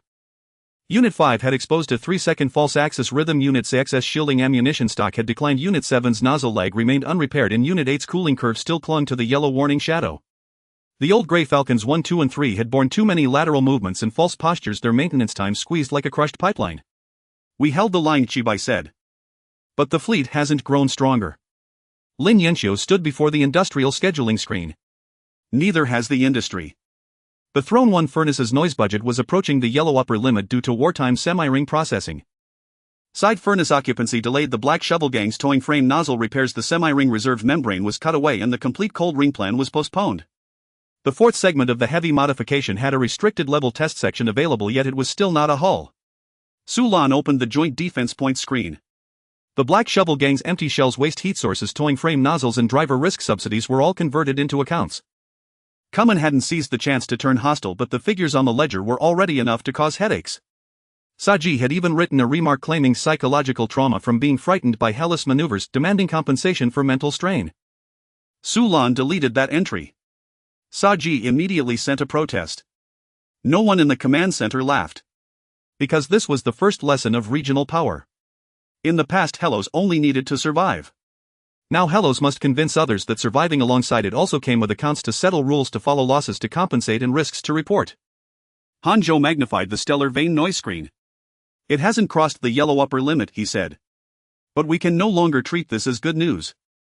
The Red Tide had already recorded it, and the Holy Radiance would also demand a public summary. From now on, every furnace roar was not just an engineering issue but a diplomatic one. Lu Zhan nodded. The Silver Crown Spear's withdrawal was not the end but the beginning of Hellos being seen by a larger order. The market had issued a new rating. The Red Tide maintained its observation. The Holy Radiance pilgrimage was coming, and higher echelons of the Eagle Crown would inevitably reassess. A discarded Star Lord could scrape by on temporary orders. A regional power could not. Lu Zhang merged the 5 screens into a single master table. From today, Hellos establishes 5 categories of wartime systems. First, the Fleet Margin System.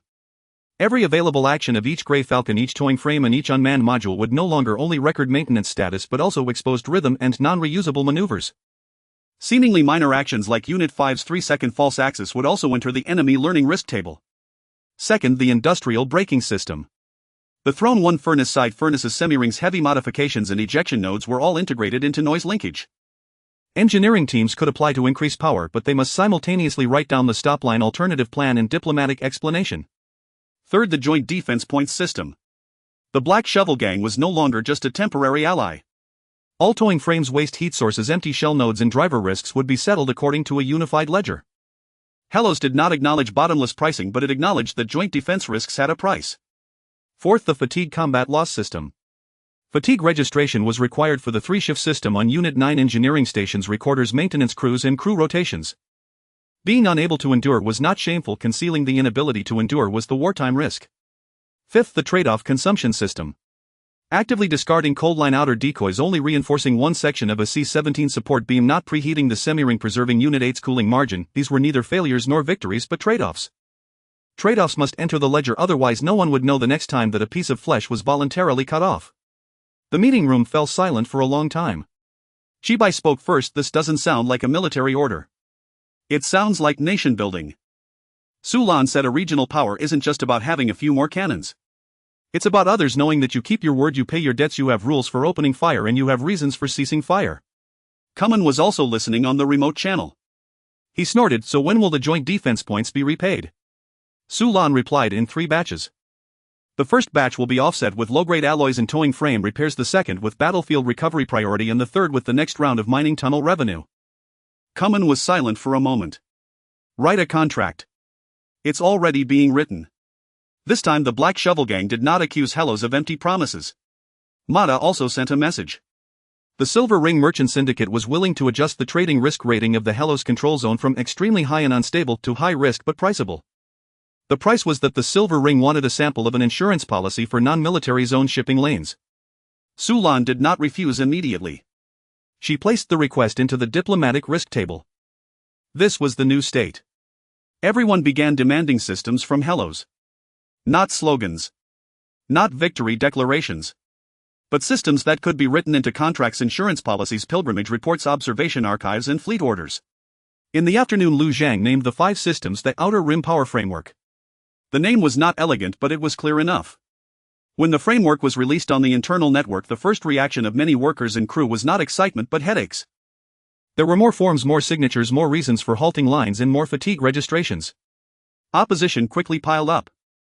Dock workers said maintenance was already overwhelming and writing trade-off consumption tables would slow down workstations. Fleet Watch officers said false axis rhythms and action exposure risks were difficult to quantify and over-documenting would make every captain afraid to move. The Black Shovel Gang believed that unified joint defense points reduced their room for on-the-spot price negotiation. Even some trainees from Unit 9 quietly complained that fatigue combat loss registration made them feel like they could be deemed unfit for duty at any moment. Lu Zhang did not suppress these voices. He had Su Lan catalog all opposition opinions with numbers.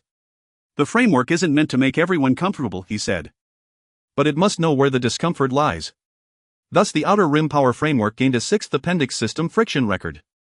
This appendix was uglier than the first 5 categories. It recorded which departments felt overburdened, which processes slowed down maintenance, and which signatures might lead to mutual buck-passing. After reading the first version, Su Lan breathed a sigh of relief instead. Problems written out could still be fixed, problems hidden beneath the surface would eventually become cracks in the next battle. In the evening, Lu Zhang kept all the supervisors for a smaller meeting. He did not talk about the Silver Crown Spear or the Holy Radiance. He asked only one question: if the Hellos control zone were to gain 3 more colonial stations, 2 trade routes, and a joint defense fleet tomorrow, could this framework still hold? The meeting room fell silent again. Chibai wanted to say the fleet was insufficient. Lin Yinxiu wanted to say the furnaces were insufficient. Su Lan wanted to say the administrative staff was insufficient. Han Zhou wanted to say the command layer was still too green. Everyone had an answer, and every answer was insufficient. Lu Zhang tapped the screen. So we start filling the gaps now. This was not an inspirational statement. It meant that the next phase of Hellos could not just build ships, it had to build rules, accounting offices, training stations, diplomatic rhetoric, and even compensation processes that allies and merchants could trust. At this point in the mass production strategy, a system line must grow alongside the production line. Otherwise, the more ships there were, the faster the chaos. This system line would also become a new front line. And this new front line would also bleed, requiring supplies, night watchmen, and thicker, colder ledgers and record sheets. No one said this was a trivial matter. But by evening, the C-17 maintenance team was the first to submit a complete trade-off consumption table. Shinwei wrote at the bottom: in the future, if a section of support beam is missing, we must know where it was lost. Unit 9's bridge was the second to submit a fatigue combat loss table. Jolie wrote in the remarks: being relieved is not a failure. The Black Shovel Gang was the third to submit a joint defense points verification table. Saji added a line at the very bottom: mental strain damages, keep it on record first. Su Lan deleted it again. This time someone in the command center finally laughed. Lu Zhang stood before the 5 screens watching as red and yellow items were reclassified, signed, and numbered one by one. Hellos had not become easier after the Silver Crown Spear's withdrawal. It had merely started transforming from a group capable of fighting hard battles into a polity capable of bearing the consequences of those battles. This was slower than building another Grey Falcon. And harder. But from this moment onward, Hellos no longer relied solely on one battle after another to prove its existence. It began through systems to nail itself into the star chart. The Holy Radiance Pilgrimage Group did not directly enter the Greytail Corridor. They first sent a hearing notice. The notice was formatted according to the Holy Radiance standards, with a golden border, a 3-ring seal, and wording as solemn as a sacrificial text. As the deputy arbiter of the Outer Rim, Eliwan required Hellos to submit a list of participants, the scope of topics, and channels for testimony before the pilgrimage group arrived at the Greytail Corridor. There were 3 topics. Whether military-industrial expansion threatens the stability of the Outer Rim Corridor. Whether there is a risk of pollution diffusion from the star pulse noise. Whether Hellos possesses self-restraint capabilities. Su Lan finished reading and placed the notice in the center of the conference table. They are not in a hurry to check the furnace, she said. They first want to see if we are qualified to explain the furnace. Chibai frowned. Isn't the hearing just a way for a group of people to condemn us? If we don't set the narrative, then yes, Su Lan replied. Lu Zhang asked, who will they find to testify? Su Lan had already prepared a list. The Silver Ring Consortium, the Black Shovel Gang, the C-17 maintenance team, representatives from colonial stations near Greytail, merchant convoys affected by the war, and possibly even outside observers that Hellos had refused to allow military-industrial inspections. Holy Radiance excels at organizing scattered dissatisfaction into a moral high ground. Han Zhou said, then let them hear the accounts as well. Su Lan nodded. Hellos cannot turn the hearing into an oath-taking ceremony. Holy Radiance will seize upon any exaggerated slogans and frame it as militarization tendencies. Hellos cannot just talk about how wrong they are. If regional powers can only cry poverty, others will think they are unqualified to wield arms. The hearing narrative must have 3 layers. The first layer is to acknowledge the risks. The no. One throne furnace has noise. The no. 9 scheduling layer has wartime concentration judgment capabilities, and there are low-frequency anomalies in the remnants of the old Greytail era. Denying these is tantamount to handing a knife to Holy Radiance. The second layer is to prove the brakes. The furnace stops when the half ring is not closed, the yellow upper edge cuts off, the pressure fatigue is recorded as wartime damage, and the engineering seat possesses veto power with consumption recorded in the accounts. All of these must become evidence. The third layer points out the reality. The silver crown spear is still at the far end and the hawk crown pressure has not been lifted. Hellas military expansion is not for purging others nor for annexing trade routes, but to avoid having the regular light cruiser dismantle the C-17 in Greytail. Su Lan wrote the 3-layer narrative into the hearing draft. After reading it, Lu Zhang said, "It's not enough." Su Lan looked up. "We still need to provide space for others to speak." Lu Zhang said, "The Black Shovel Gang can complain about slow accounts, the C-17 can say it's dangerous, and the Silver Ring can say the insurance is expensive. We cannot make all testimonies favorable to Hellos." Shibai asked, "Why not?" "Because that would seem fake," Han Zhou said. Su Lan paused, then added a 4th layer to the draft. Verifiable discontent. Hellos admits that the defense points have overdue payments, acknowledges that the C-17 is still under fire, admits that the Silver Ring convoy is at high risk, and acknowledges that the 9th adjustment of experienced personnel will affect their original positions. All dissatisfaction must fall under forms and deadlines rather than becoming emotions that Holy Radiance can interpret freely. When Kuman received the hearing invitation, his first reaction was to refuse. "Why should I speak for Holy Radiance?" Su Lan replied, "Because if you don't, they will speak for you." Kuman fell silent. Saji interjected, "Can I say that Hellos owes money?" "Yes." "Can I say they erased my mental losses?" "No." "Why not?" "Because that is not part of the official accounts." Saji sighed regretfully. Shen Wei's response was simpler. "The C-17 will send someone to attend but will not say it is safe. She requires clarification in the draft. The C-17 maintenance line is still under the pressure of the far-end light cruiser, and the fire control reference array being undiminished does not equate to personnel safety." Su Lan agreed. Mata then proposed a trade. The Silver Ring can acknowledge that Hellas contract enforcement has improved during the hearing, but Hellos must publicly disclose part of the insurance samples for non-military corridor, allowing the Silver Ring to have reasons to continue lowering the risk premium. Su Lan did not immediately agree. "You want to profit from the hearing." Mata laughed, "And you want to borrow my proof of order." Neither denied it. In the end, Hellos agreed to publicly disclose a redacted version of the insurance samples excluding military routes, node inventories, and throne furnace transport schedules. Mata accepted and promised that the Silver Ring's testimony would only discuss contract performance and corridor risks without commenting on the legality of Hellas military industry. This is also a form of battle. Not a confrontation of guns. It is a battle between every word, every form, and every redaction line. In the evening, the Holy Radiance Pilgrimage Group sent a reply. Eliwan accepted the hearing format proposed by Hellos but requested to add a Star Pulse scholar as an independent interrogator. Aloha looked at that line of text, her brows slowly furrowing. "He will ask about Greytail." Lu Zhang asked, "Can you participate?" Aloha did not answer immediately.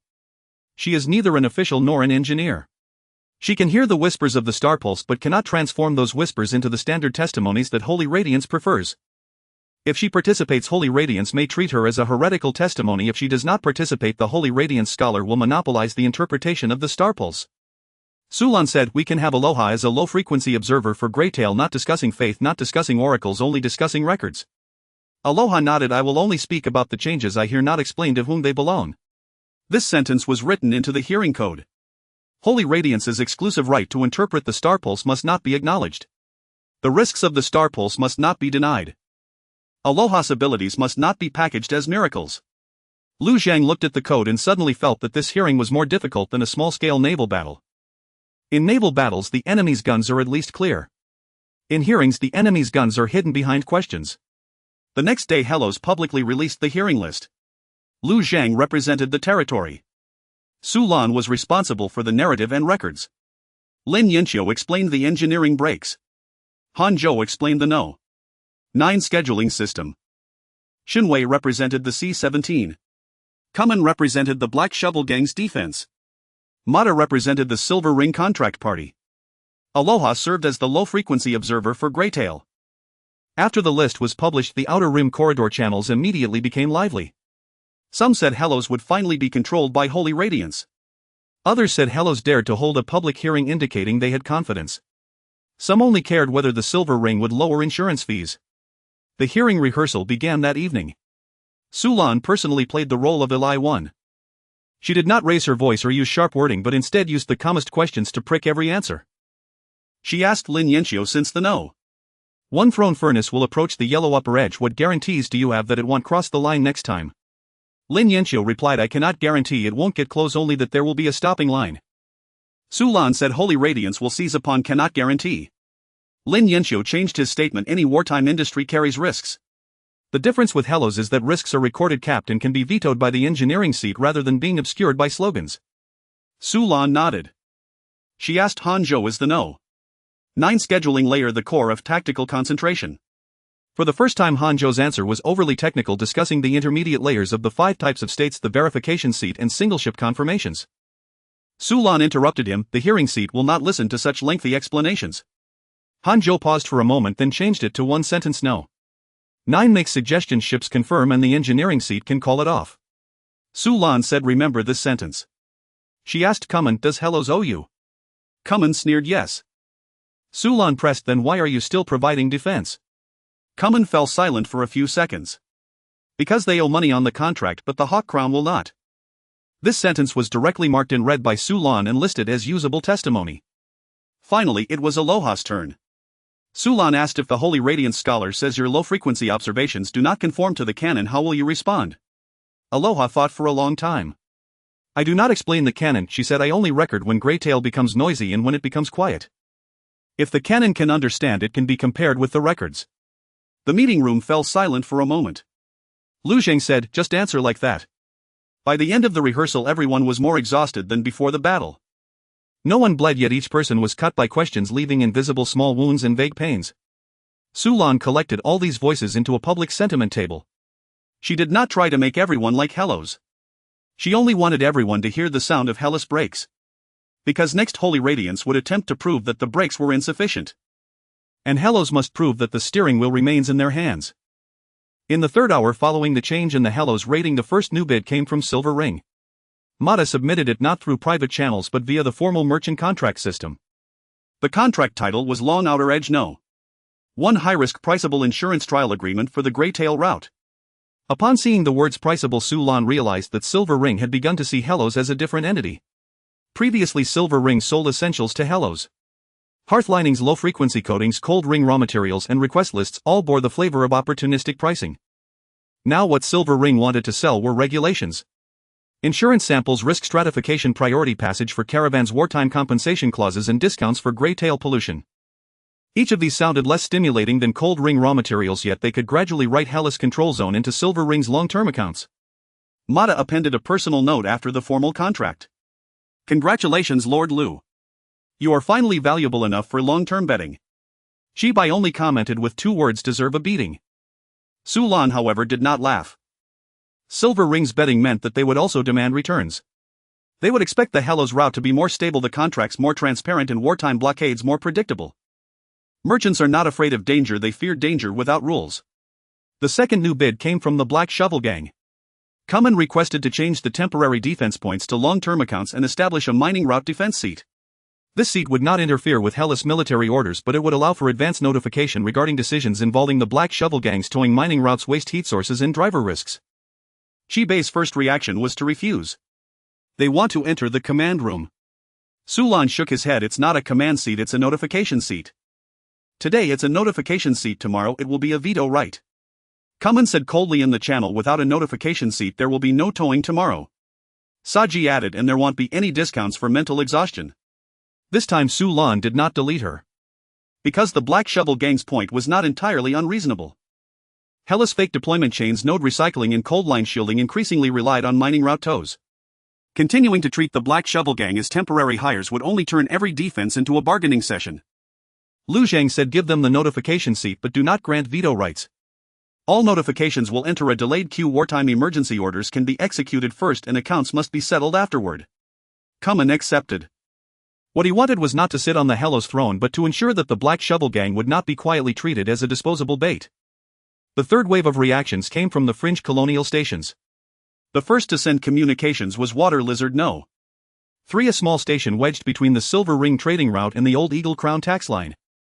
It had previously avoided openly aligning itself and only sold low-priced food and old pipelines to Hellos. Now it proposed to join the trial run for Outer Edge route insurance, but on the condition that Hellos provided at least minimal route warnings. Soon after, Grey Blue Bridge Lightbone Mine and White Sand Residential Ring also sent similar requests. They did not pledge allegiance. They did not refer to Lu Zheng as their lord. They merely asked if a caravan displayed the Hellos passage mark and encountered an Eagle Crown privateering ship or the Holy Radiance pilgrimage crew for inspection, would Hellos record respond and compensate. This was true alignment. Not kneeling but staking their own risks into your rules. Sulan placed the requests from the 4 colonial stations under the framework of Outer Edge power. Hanzhou reminded agreeing too quickly will stretch the defense line. Chibai also said we haven't even repaired the Type 5 yet. Lin Yanqiu was more direct: the throne furnace cannot be opened for an extra furnace just because of their caravan warnings. Lu Zheng did not rush to agree. He broke the request down into 3 layers. The first layer: information agreement. Hellos would provide public warnings while the colonial stations would provide records of route anomalies, Eagle Crown privateering and Holy Radiance inspections. The second layer: limited escort. Providing low-intensity escort only for caravans displaying the Hellos temporary passage mark with no commitment for cross-zone rescue. The third layer: compensation trial. Only compensating for cargo losses within the contract without compensating for political risks or proactive provocations. Sulan sent the proposal back to the 4 stations. White Sand Residential Ring complained that the compensation was too low. Lightbone Mine found the escort too weak. Water Lizard no. 3 was the first to accept. The reason was simple: they had already been extorted by Eagle Crown privateering ships 3 times, and weak escort was better than having no records at all. This statement caused a long silence within Hellos. Regional power is not about others kneeling before you to rule.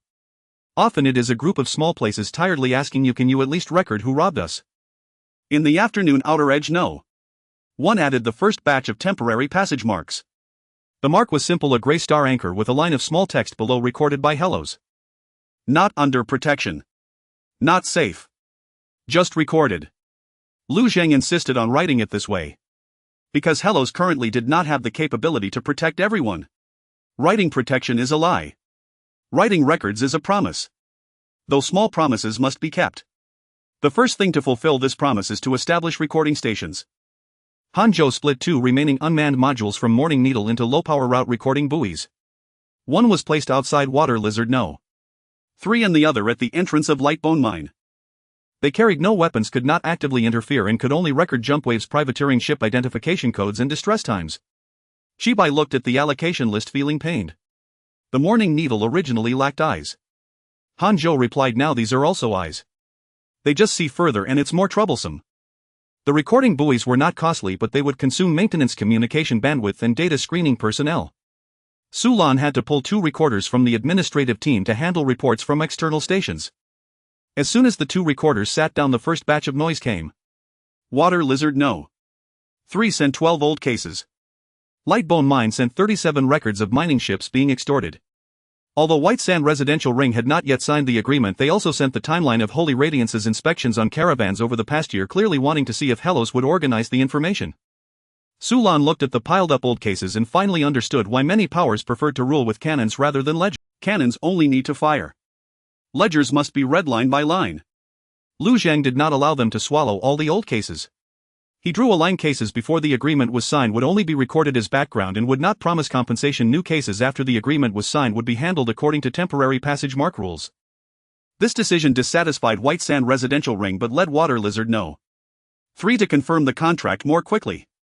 The rules were cold, but cold rules are more reliable than hot slogans.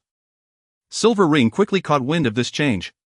Mata added a small contract selling the format template for route records.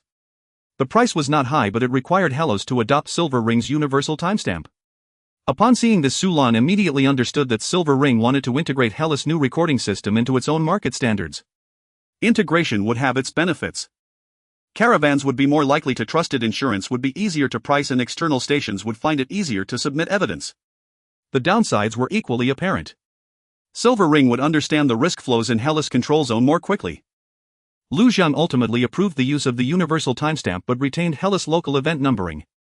Sulan wrote this decision into the rules compatible with external markets without surrendering internal indexing. This was yet another crack in the door. Open too small, no one would come in.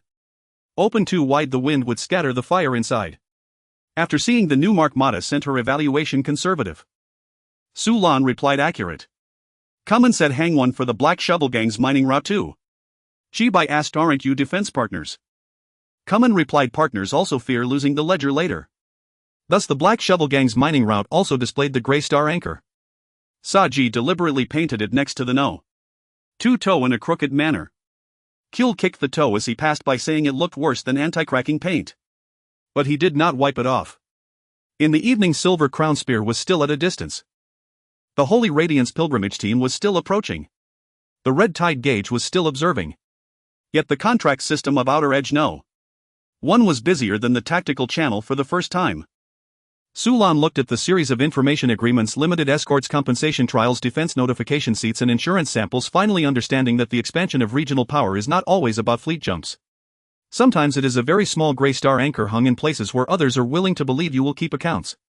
On this day Hellos did not build another ship. But it gained the first batch of external stations willing to stake their risks in Hellas rules. This was lighter than a ship. Yet it was harder to bear. Jaeger's communication arrived after the grey anchor was hung.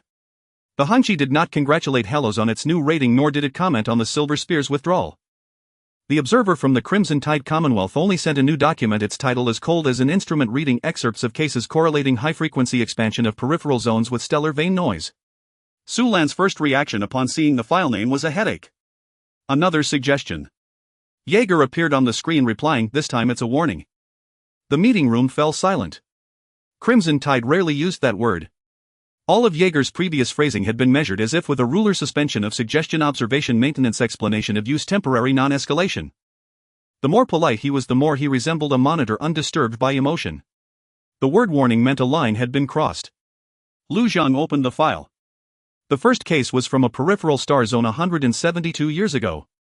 After repelling 3 privateer fleets, the local lord established a rapid military-industrial alliance, expanding 17 shipyards within 5 years, its noise budget constantly nearing the red line. In the 6th year, stellar vane anomalies appeared. In the 7th year, the entire shipping lane went silent.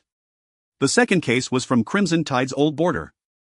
A colonial union to defend against an external enemy connected all its industrial lines to a centralized dispatch corps, quadrupling its fleet size. The final line of the record read dispatch speed exceeded manual braking capacity, high noise processing ran continuously 3 times without stopping, followed by a door-like echo. The third case was the shortest. Only 7 lines. A small civilization once called Starry Court in wartime expansion proactively dismantled all noise restrictions, deeming them old religious fears. Its final signal was a repeating broadcast. Too many doors. Can't close them. Aloya's face paled instantly upon reading those 4 words. She gripped the table edge, her knuckles tightening. Lu Zhang immediately asked, did you hear it? Aloya shook her head. Not hearing it now. It's like something I've felt before, she said. Jaeger looked at her. It was the first time in this communication he had actively observed Aloya rather than Lu Zhang or Su Lan. Can you distinguish the doors, he asked. Aloya didn't like the question. She answered slowly, the gray tail feels like an old door. When the throne furnace increases power, it vibrates. These cases you gave feel like many doors being knocked on at once. Not the same one. Jaeger was silent for a few seconds. Crimson Tide thinks so too. That statement carried more weight than the document. Hanzhou murmured, so your military expansion is to guard against these doors. Jaeger didn't directly admit it. Crimson Tide expands its military to prevent any single star zone from opening all the doors. Chibai frowned. How is that different from guarding against the shade? The difference, Jaeger said, is that the shade is not a single fleet coming from outside. At least not entirely. It's more like a response system. When noise reaches a certain condition, a door gets noticed. Only after a door is noticed do the fleets appear. The air in the meeting room felt as if a layer had been sucked out. This wasn't the complete answer. But it was enough for everyone to realize Crimson Tide's past restrictions weren't simple conservatism. Their fear wasn't Hellos building ships, but that Hellos, ignorant of what lay beyond the doors, would bang too loudly. Lu Zhang asked, why tell us now? Jaeger replied, because you're starting to build a braking system. Su Lan understood. Crimson Tide wouldn't entrust real information to a lord who only accelerates. Hellos, by proving it could break, through half-ring shutdowns, fatigue registration, engineering seat vetoes and consumption trade-offs, earned Crimson Tide's willingness to open a crack in the door. This wasn't trust. It was eligibility for limited cooperation. Jaeger continued, Red Level 2 observation maintenance. Crimson Tide requires Hellos within the next 30 days to limit high noise processing cycles of the Throne Furnace 1, restrict continuous stress tests on Dispatch Layer 9, and submit a summary of Greytail low-frequency recordings. G-By immediately objected. We've just been pressured by the Silver Spear and now the Sanctum is coming and you want to impose restrictions? Yes. Jaeger's voice was flat. Because the more you are oppressed by external enemies, the easier it is to see all restrictions as enemies. Crimson Tide has seen too many beginnings like this. Lu Zhang asked, what if we refuse? Red Level 2 can be upgraded to Red Level 1. The sentence lacked a threatening tone but carried undeniable pressure. Red Level 1 meant stronger observation authority, harsher external warnings, and could even lead Crimson Tide to diplomatically support some of the Sanctum's review demands. Hellos had just earned regional power status. It couldn't afford to push both Crimson Tide and the Sanctum into opposition simultaneously. Sulan asked, how are the restrictions defined? Jaeger was clearly prepared. High noise processing no more than 2 times in 30 days with the purpose registered in advance. Dispatch Layer 9 continuous stress tests no more than 6 consecutive simulations, and no simulating redline noise fields under the guise of training. Greytail low-frequency recordings submit a public summary, not the raw core data. The last clause eased the room slightly. Crimson Tide hadn't demanded raw data. It was a concession. Lu Zhang looked at Lin Yanxiu. Lin Yanxiu said 2 high noise processing cycles are tight. If we continue pushing the 4th segment redesign, it will use at least 1. Hanzhou said 6 simulations for Layer 9 cover basic training, not complex campaigns. Sulan said, but the public summary is controllable. Lu Zhang thought for a moment. Accept the framework, negotiate for an exception clause. Jaeger asked, what exception? If the Silver Spear or an enemy vessel of equal class re-enters attack pressure, Hellos reserves the right to 1 wartime emergency processing cycle with a full purpose report submitted afterward. Jaeger didn't agree immediately. The communication was filled only with the sound of the Hanki's data streams. After a long pause, he said, that can be discussed. That was enough. Crimson Tide hadn't given Hellos freedom. But neither had it locked Hellos in a cage. After the communication ended, a lawyer remained standing. Sulan meanwhile wrote Crimson Tide's restrictions into the peripheral power framework. This restriction immediately affected 3 lines. The schedule for Throne Furnace 1 was recut. The 4th segment redesigned the supplementary production of ejection node core components and the deep maintenance of Nozzle 7, all might require higher furnace noise. With only 2 high noise opportunities left in 30 days, no department could say, let me use it first. The training schedule for Layer 9 was also halved. Hanzhou had originally planned 8 continuous pressure simulations to review the Siemens pressure on the braking system, but now could only do 6. Xiao Ting's face darkened at the 2 deleted sets, but he didn't object. Crimson Tide's restrictions weren't training suggestions, they were an external redline. The Greytail low-frequency recording summary was the most troublesome. Aloya's perceptions couldn't be directly translated into data. The Morning Needle's records were incomplete, and the core raw segments of low-frequency changes near the old era ring fragments couldn't be handed over. Sulan decided on a double-layer summary. The public layer would only contain frequency time and risk assessment. The internal layer would retain Aloya's subjective descriptions and details from the Morning Needle. The Sanctum will also ask for this summary, Hanzhou reminded. Sulan nodded. So the public layer must be presentable to both Crimson Tide and the Sanctum without letting either side define the Greytail based on it. This was far harder than writing a battle report. A report only needs to state what was fought. The summary must clearly describe what was heard without handing over the ears that heard it. That evening, Lu Zhang convened a short meeting and decided to establish a stellar vein recording group. Aloya would be responsible for subjective low-frequency recording, the Morning Needle for instrument sampling, Hanzhou for format conversion, and Sulan for the boundaries of the public summary. Lin Yanxiu made only one demand: no stellar vein record should be used to reverse guide the throne furnace to increase power. Hearing a door knock didn't mean the furnace could be used as a door knocker. Lu Zhang approved. This rule was also written into the framework. Hellos began to possess its very first stellar vein recording system. It was rough, incomplete, full of redactions, but it wasn't the Sanctum's scripture, nor was it Crimson Tide's observation report. It belonged to Hellos itself. Lu Zhang asked, "Are you okay?" Aloya looked towards the direction of the Greytail.